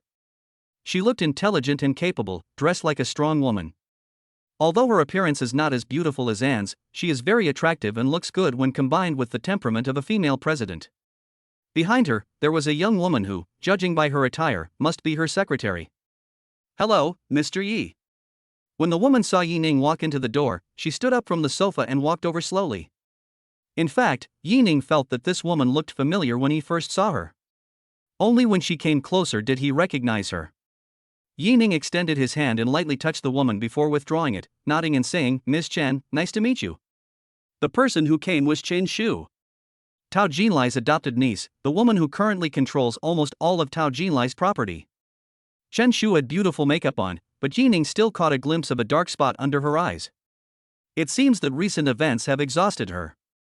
"Mr. Yi, can I take a few minutes of your time? If you want to talk to me about Tao Jinlai, then there's no need." Yining responded indifferently, as if he didn't see Chen Shu's pleading eyes. Yining's words were like a huge hammer, smashing Chen Shu's hopes to pieces. Sure enough, after hearing this, Chen Shu's eyes were filled with deep disappointment. Tao Jinlai had done her a favor, and she didn't want to watch Tao Jinlai die. Although she knew that Yining and Tao Jinlai had a grudge against each other, she still came to explore an impossible possibility. "Mr. Yi, I am willing to transfer all of Tao Jinlai's assets to your name." Chen Shu was not giving up and took out his trump card. "Tao Jinlai is suspected of murder. He will be prosecuted. How can you, the president of a company, be so unreasonable?" Yining replied impatiently. "Besides, if he really can get out of prison without any crime, then who will speak up for those who were killed by him?" Yining didn't expect that Chen Shu, a young female CEO, was considered to be both talented and beautiful in the entire Magic City. He is such a brainless idiot. If she hadn't actually arranged someone to target Tao Xian in the cell, Yining would have wanted to call her Buddha. After today, Yining no longer had any good feelings towards this woman. It's better to stay away from people who act without thinking in the future. Suddenly feeling bored, he waved to Wei Junlan and they both walked into the elevator in front of everyone. Hudong Procuratorate. Tao Jinlai waited for a long time for news from Lin Sun, and his already uneasy heart gradually sank to the bottom. He didn't know what had gone wrong. Lin Sun betrayed? As soon as this thought came to his mind, he quickly suppressed it. Lin Sun was one of the people he trusted the most. He had followed him for many years and had no reason to betray him. Could it be that Yining knew his plan? This idea came into my mind and was soon magnified infinitely as if it were under a magnifying glass. His brows grew more serious and his expression grew more gloomy. His day of judgment is approaching, and he has little time left. In fact, Tao Jinlai knew very well that he would most likely die, or at least be sentenced to life imprisonment. But he will never rest in peace until he dies if he doesn't hear the news of that bitch and Yining's death. Just then, 2 police officers from the criminal investigation team came to Tao Jinlai. Tao Jinlai, I have some unfortunate news for you. Your wife, Ms. Wu Fingjiao, was murdered 2 days ago. What? Bang! Tao Jinlai widened his eyes bloodshot, and slammed the table and stood up. No one noticed the fleeting glint of satisfaction in his eyes. This is great news for him. I just don't know whether Lin Sun succeeded on Yining's side. Who did it? Have you found the murderer? Tao Jinlai asked in panic. After our investigation, we found that this incident involves people from abroad, and the suspect has not yet been apprehended. It's just that, the victim wasn't just Ms. Wu Fingjiao, there was also a former employee of the Tao Group. We are here today mainly to understand the situation from you. Sure enough, when Tao Jinlai heard the news, his face turned ugly. He really wanted Wu Fingjiao and Lu Feiyang to die, but he didn't expect that the 2 of them would stick together until their death. Maybe the 2 of them are just like dry wood meeting fire, and are having a great time. When these words were spoken, the expressions of the 2 criminal investigation police officers became a little strange. Everyone turned their eyes to Tao Jinlai's head. Why did his gray hair always look green? Chapter 158 Chapter 159 Rejecting the Invitation. Boss, Tao Jinlai wants to meet you. Staring at Pei Zhang, who was dressed meticulously and had his hair combed neatly, Yining couldn't help but complain about his pretentious style. On the surface, he replied in an even more arrogant manner, "No need, tell him that as long as Qin Shu doesn't seek death, I won't care about his trivial things." Yining didn't care why Tao Jinlai knew he was fine, because the only person he could have a say in was no longer alive. Besides, Tao Jinlai is not going to live long, so why should he meet with a dying person? Clear. After Pei Zhang left, Yining boredly opened his phone to watch the live broadcast. On the Feiyu Live homepage, Suile's live broadcast room is naturally placed in the most conspicuous position. Today, Suile is wearing a Song Dynasty hanfu, looking so beautiful and charming that people can't help but stop to admire her. Beside her, Mi Yin, wearing Ming Dynasty hanfu, held a small pipa in her hand, which could be said to be the epitome of gentleness and tranquility. The 2 delicate flowers bloomed together, and the barrage of comments and gifts in the live broadcast room continued. Wow! Xiao Wei'er is so beautiful, and Sister Min plays the pipa so well. I now understand what it means that the Emperor will no longer hold court in the morning. Haven't you noticed that Xiao Wei'er's place is a little unusual? You don't need to remind me, this must be related to Boss Ninggu. By the way, I haven't seen my Ninggu husband for a long time. Husband? Say something. Husband, please say something. Tonight Ninggu. Wow! My husband is really here. So happy. Staring at the flowing barrage of comments, Yining was speechless. Why do these people still remember him even though I haven't watched the live broadcast for so long? Besides, it's okay to think about myself, but can you please not be so coquettish? It was also because of Yining's colorful barrage that the style of the live broadcast room changed in an instant. All of them neatly changed into, "Welcome Mr. Ninggu." It was also at this moment that Suile saw Yining, who had not appeared in the live broadcast room for a long time. But as the host, she still finished singing the whole song before greeting Yining with a smile. Boss Ninggu, long time no see. On the internet, Suile is still used to calling Yining like this. Tonight Ninggu, it's been a while since I last came here. What are you having for dinner tonight? Suile was slightly stunned and replied, Sister Min brought some seafood and prepared a seafood feast. Tonight Ninggu, okay, I like the smell of the sea the most. The 2 chatted in the live broadcast room for a while, as if no one was there. The 2 of them were calm, but the other viewers in the live broadcast room were not calm. By the way, is this a disguised display of affection? What disguise? This is clearly a straight shot, okay? Could it be that Xiao Wei'er has become the woman of Boss Ninggu? What do you think? Do you know what it means to let me press your return button? Damn it! What kind of lewd words are those upstairs saying? I feel inferior because I don't fit in with you. Browsing the rapidly scrolling comments, Yining couldn't help but admire this generation of silly netizens. What level of experienced drivers are these? It really can be driven on any road. Afterwards, Yining listened to a few ancient-style songs sung by Suile and left the live broadcast room. It's not that he's tired of hearing it, but a call from Yen was transferred to him by the secretariat. If it were in the past, Yining would not bother to pay attention to this person. But now he probably guessed why Yen called. He was a bit bored anyway, so it would be nice to pick up the phone to kill time. Mr. Yi, I'm sorry to take up your time. Are you free recently? I'd like to invite you to have dinner together. As soon as the call was connected, Yan's cautious voice came from the other end. This was completely different from Yan's attitude in front of him before. Even Yining almost thought that this guy had been possessed by another spirit. In fact, how could Yan be willing to give in to Yining? Not to mention that he was a young outsider who had a grudge against him. However, 2 days ago, after he heard the news of Wu Fingjiao's death, he was filled with shock. Especially after learning about Wu Fingjiao's miserable condition, he couldn't sleep well for the past 2 days. Half asleep and half awake, in a daze. You know, such cruel means must be a vendetta. Naturally, there are many people who have grudges against Wu Fingjiao. That stupid woman thought she was a model of a wealthy lady in the Shanghai circle. She looked down on everyone and naturally offended many people. But if we talk about deep hatred, in recent times, it can only be pointed at Yining. Not to mention that Yining personally taught Wu Fingjiao a lesson. Although he didn't know why the police didn't arrest Yining, and Yen really didn't want to offend this person again. He wanted to wait quietly for the feud between him and Yining to slowly fade away. But this morning, 2 raw material suppliers wanted to terminate their contracts with Ungshi. Then, some issues about product quality began to emerge slowly like mushrooms after rain. If it is not controlled, it is likely that a large number of customers will return the products within 2 days. A strange thing can also be called a coincidence. This kind of thing happens frequently within a day. If he still doesn't know that he is being targeted, then Yen is a fool. And he quickly linked the matter to Yining. First, the relationship between Yining and the Monuan family is not good, and the two sides have even had conflicts many times. The second is that, in such a short period of time, they cut off An's raw material suppliers and created public opinion to boycott An's products.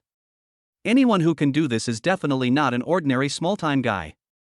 Looking across the Magic City, the only one who could have a grudge against him is the Ning group headed by Yining. But none of this matters.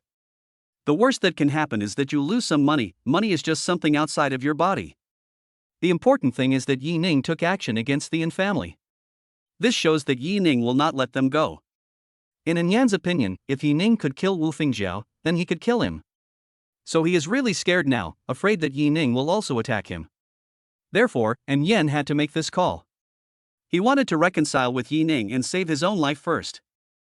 Yining didn't know that Yen had imagined so many plots that he could write a novel. But Yan's intention to seek peace was already very clear. However, Yining didn't want to have dinner with Yen, and even less did he want to let him go. So he said in a cold tone, "Don't bother eating. I can let go of the fact that you and Wu Fingjiao teamed up to deal with me.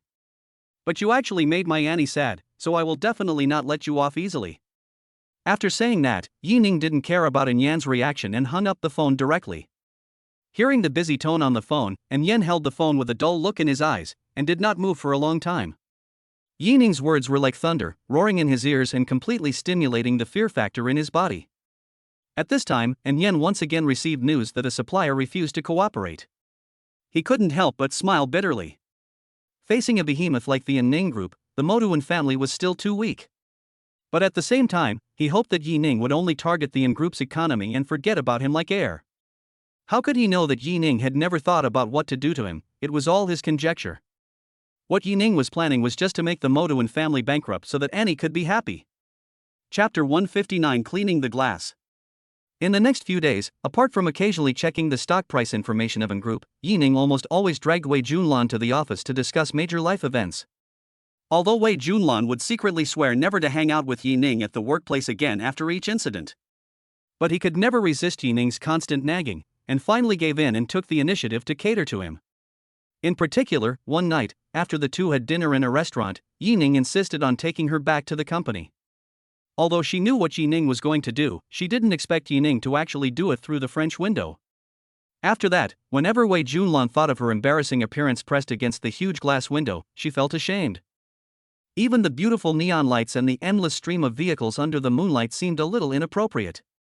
Especially at that time, after Yining succeeded, his smug face made Wei Junlan even more angry and embarrassed. She was so angry that her teeth itched and she bit him hard for a long time. It was not until Yining was in so much pain that his nose was running that he let him go with satisfaction. You're leaving tomorrow? The blush on Wei Junlan's face had not completely faded. She rested her head on Yining's chest, her tone filled with reluctance. Yining hummed softly and gently stroked her beautiful back, which was as smooth as milk. The flight from Shanghai Airlines has been booked and can take off at any time. Everything has been arranged in the Magic City. The reason why I stayed here for so long is mainly because of Wei Junlan. By the way, has that family caused you any trouble recently? Yining suddenly remembered and asked casually. Wei Junlan certainly knew that Yining was talking about her ex-husband's family. My heart warmed up, and I shook my head with a curved lip. No, thank you. That's good. Yining stretched his neck and kissed the top of Wei Junlan's head. There's no need to say thank you between us. Yes, I remember that. Wei Junlan is so well behaved. Is this the charm of a beautiful older sister? Well educated and considerate. No matter what time, he is always very tolerant. By the way, I forgot something for you. I'll go get it now. Yining suddenly remembered something, put on his pajamas and was about to get up. Oh. I haven't recovered yet. How about we wait a little while? Wei Junlan grabbed Yining's wrist, with a pleading look in her eyes, looking pitiful. Yining was a little confused and asked, why wait? But when he turned around and met Wei Junlan's eyes, he immediately knew that this woman was definitely thinking wrongly. When he caught a glimpse of the strange clothes as thin as cicada wings at the end of the bed, he couldn't help but hold his forehead. What a sin! Yining muttered to himself twice, and he couldn't blame Wei Junlan for thinking wrongly, because the things he had given her recently were nothing but these little gadgets to add interest. Even the pack of expensive hairbands was for Wei Junlan to make it easier to tie her hair into 2 ponytails. If I said I was going to get something for her, she would definitely think I had bought some new gadget and would try to play with it in various ways. But the momentum from before had not yet passed, and Wei Junlan had to stop Yining, who was ready to make a move. Thinking of this, Yining couldn't help but teasing, Ms. Wei, is it possible that I really bought a gift for you? After hearing Yining's words, Wei Junlan immediately realized that she had misunderstood Yining. I let go of her hand in a hurry, and I was so embarrassed that I kept crawling into the quilt. Why is this woman so cute? Yining looked at her gently, rubbed her head with his hand, then stood up and walked into the living room. In the corner of the sofa, Yining held a small black box in his hand. So it fell here. It must have accidentally fallen out of his trouser pocket when he was being intimate with Wei Junlan on the sofa. After getting the things and walking into the bedroom, Wei Junlan was looking forward to it. She was also very curious about the gift Yining was going to give her. But when she saw the box in Yining's hand, the curiosity in her eyes turned into surprise. She knew the logo on the box. It was Winston's earrings. Wei Junlan's salary is very good among workers, but she is still reluctant to buy Winston earrings. There is no woman who doesn't like jewelry and other things, and she is no exception. However, she only dared to think about high-end luxury brands like Winston and never thought that one day she would actually own it. Seeing Wei Junlan's surprise, Yining knew he had made the right purchase. He handed the earrings to her and said, try them on and see if you like them. Open the box, and under the light, the teardrop-shaped blue earrings sparkle, embodying the word luxury to the fullest. What a nice view! Wei Junlan had little stars in her eyes as she placed the earrings on her fingertips to admire them. Ding! The host spent 2,300,000 yuan on Wei Junlan and won a critical hit reward. Congratulations to the host for acquiring 10% of the Wu Group's shares. Wu Group. When he heard the system prompt sound, Yining raised his eyes unconsciously. Although 10% is not a lot, the Wu Group is quite large. So it's still worth a lot of money. Yining, does it look good? While he was stunned, Wei Junlan had already put on the earrings, fiddling with them with her fingertips, and staring at Yining with a smile. Of course, she's beautiful. With the beauty in his arms, Yining praised her without hesitation. Wei Junlan was extremely happy to receive Yining's praise. This was the first gift Yining gave her. She liked it very much and naturally treasured it. Yining Wei Junlan took the initiative to hug Yining's waist and fantasized, when do you think I can have a baby? You know, they don't take any contraceptive measures these days. But there seems to be no sign of new life so far. At this time? Yining showed a meaningful smile on his face. Wei Junlan gave him a look with her beautiful eyes, full of charm. I'm so tired tonight, please be considerate of me. How about tomorrow morning? Haha, okay. Then let's turn off the lights and go to bed now. Yining laughed twice and turned off the lights. But after the lights went out, Yining did not do as he had just said. Instead, he waved his hand and took control of a high ground in the blink of an eye. Wei Junlan let out a moan, like the beating of drums and the sound of horns before a battle, encouraging someone. Yining, who was well versed in military tactics, naturally understood that simply capturing high ground could not achieve the ultimate goal of making the enemy surrender. So don't hesitate any longer and quickly occupy the key points. Finally, he sent out his own generals to kill the enemy without leaving a single survivor. The battle was so brutal that millions of people were killed and blood flowed everywhere. The next day, Yining walked out of Wei Junlan's house feeling energetic and refreshed. After receiving Yining's notification, Xia Minshu came to Jingshui Garden early, looking forward to it. The moment he saw Yining, he quickly stepped forward and took the coat from Yining's hand. Mr. Yi, your and Miss Su's luggage was sent to the airport in the early morning. Should we go directly to pick up Miss Su now? Yining turned his head and said him softly, then leaned over and got into the back seat of the car. Chapter 160 Wulangao. Halfway through, a phone call brought Yining back to his senses while he was watching videos. Who? The message shows an unfamiliar number. Mr. Yining, I'm Wulangao. When Yining heard the other person's name, a face quickly appeared in his mind. Wu Langao, the president of Wu Group, is also Wu Fengjiao's younger brother. When he was investigating Wu Fengjiao before, he had seen some basic information about Wu Langao. What's the matter? Yining asked calmly. Mr. Yi is so cruel. You hired someone to kill my sister, and you didn't even say an apology. Wu Langao said with a sneer on the other end of the phone. He certainly didn't come here to call for punishment. In fact, after learning the news that Wu Fengjiao had been murdered, he was overjoyed. Once Wu Fengjiao dies, her shares can only be inherited by Tao Xian. But Tao Xian is in a difficult situation now, so why don't the shares be handed over to him? Besides, even if Tao Xian really inherited Wu Fengjiao's shares, what would it matter? He's just a prodigal son who spends money like water and plays with women. Isn't he at his mercy? At present, Wu Langao has no direct evidence that Yining hired someone to kill someone. But he didn't care. He just wanted to leave a seed in Yining's heart. As long as Yining really participates, there is no need to worry about him not knowing what's going on. Wu Langao's words left Yining stunned for a moment, and then he shook his head sarcastically. Wu Langao and Wu Fengjiao are indeed siblings, and their IQs are probably not much different. Do you really think you can scare him like this? Daydreaming. So, Yining didn't bother to talk nonsense with this person and just threw out 2 words. Stupid. You. Wu Langao was furious, but still threatened. Yining, help me open up the Magic City market, and I will let this matter go. In his heart, he had already determined that Yining was the mastermind behind the scenes, and he was definitely trying to show off at this moment. Yining suddenly realized that this was the guy's purpose. But he really didn't know how Wu Langao became the president of Wu Group. Don't the Wu family conduct any investigation before choosing an heir? Is such a stupid person worthy of this? It seems that the Wu Group is not far from bankruptcy.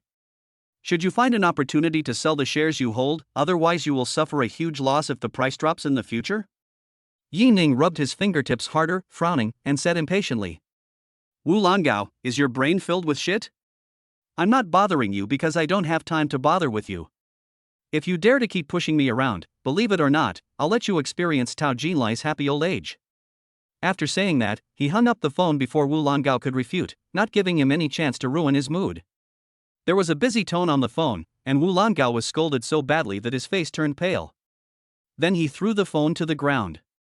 Just at this moment, his assistant pushed the door open and came out. With a bang, the broken phone fell to his feet, scaring him so much that he tiptoed to the ground. Mr. Wu. He naturally didn't want to offend Wu Langao at this time, but this matter was of great importance, so he had to bite the bullet and report it. Explain. The assistant calmed down a bit. Last night, someone bought up scattered shares in the company's downstream sector. Now that person holds 10% of the shares. What did you say? Wu Longao stood up with a look of disbelief on his face. If he didn't know that his assistant wouldn't joke around, he would have thought these people were conspiring to cheat him. Overnight, 10% of Wu Group's shares. What kind of financial resources and courage are these? Who is that person? Wu Longao asked. Being able to control so many shares in a short period of time is not something that ordinary people can do. Moreover, it is hard not to suspect what the other party's purpose is. Wu Longao must eliminate this potential threat as soon as possible. However, what he didn't expect was that the assistant's subsequent words shocked him. It's Yi Ning, the president of Modu Anning Group. Say it again. Who is it? Wu Longao once suspected that he had heard it wrong. How could it be that person? It's Yi Ning, the president of Modu Anning Group. The assistant repeated. Crash. Wu Longao's whole body stiffened, his fingertips trembled slightly, and the teacup in his hand fell to the ground. It shattered into sharp pieces of porcelain. How is that possible? How could it be Yi Ning? Thinking about how he had just called to threaten Yi Ning, preparing for the Wu Group to enter the Magic City market. Someone immediately told him that Yi Ning had become a shareholder of their company. As a shareholder who owns 1/10 of the shares, this is already a considerable size. Considering Tao Jinlai's tragic end, Wu Longao became even more afraid. Because from the information he investigated, the reason why Yi Ning easily took over the original Tao group was because he had placed too many hidden chess pieces around Tao Jinlai. It was not until Tao Jinlai finally realized that his company had long been in Yi Ning's pocket. What about his Wu Group? Will it also be controlled by Yi Ning? This sudden appearance of this shareholder was like a warning bell, ringing in Wu Longao's mind, deafeningly. No, he has to check and find out which shareholders are Yi Ning's people. He also had to bring back the scattered shares and put them all into Wu Longao's hands.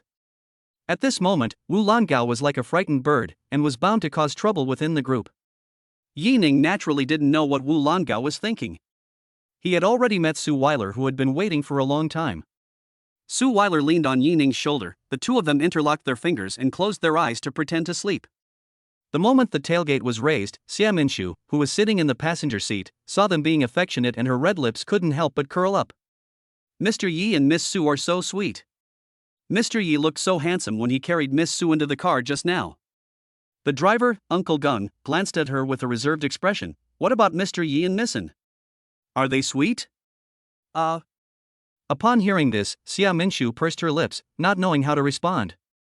Just as she was silently complaining about her scumbag boss, the driver Gung spoke again. And that Jing's residential complex where we stayed last night, there's a lady there. Uncle Gung, are you envious? How is this possible? I'm so old. Uncle Gung seemed to have been stepped on and hurriedly denied it. Is he envious? It's clearly jealousy. Thinking back, he was also a rural boy in the area, so how come he ended up marrying a sow like that? It's all the matchmaker's fault, always preaching about how easy it is to have children. He was also young and believed in that evil. The result is that the child is born by someone else, but raised by yourself. Fortunately, he decisively withdrew himself and escaped from the suffering of love. Alas! The past is no mirror. Xia Minshu noticed the regret in the driver Uncle Gung's expression and couldn't help laughing. Suddenly she thought of herself and realized that she had never tasted love. After all this time, she was the only poor soul present who was born with a solo personality.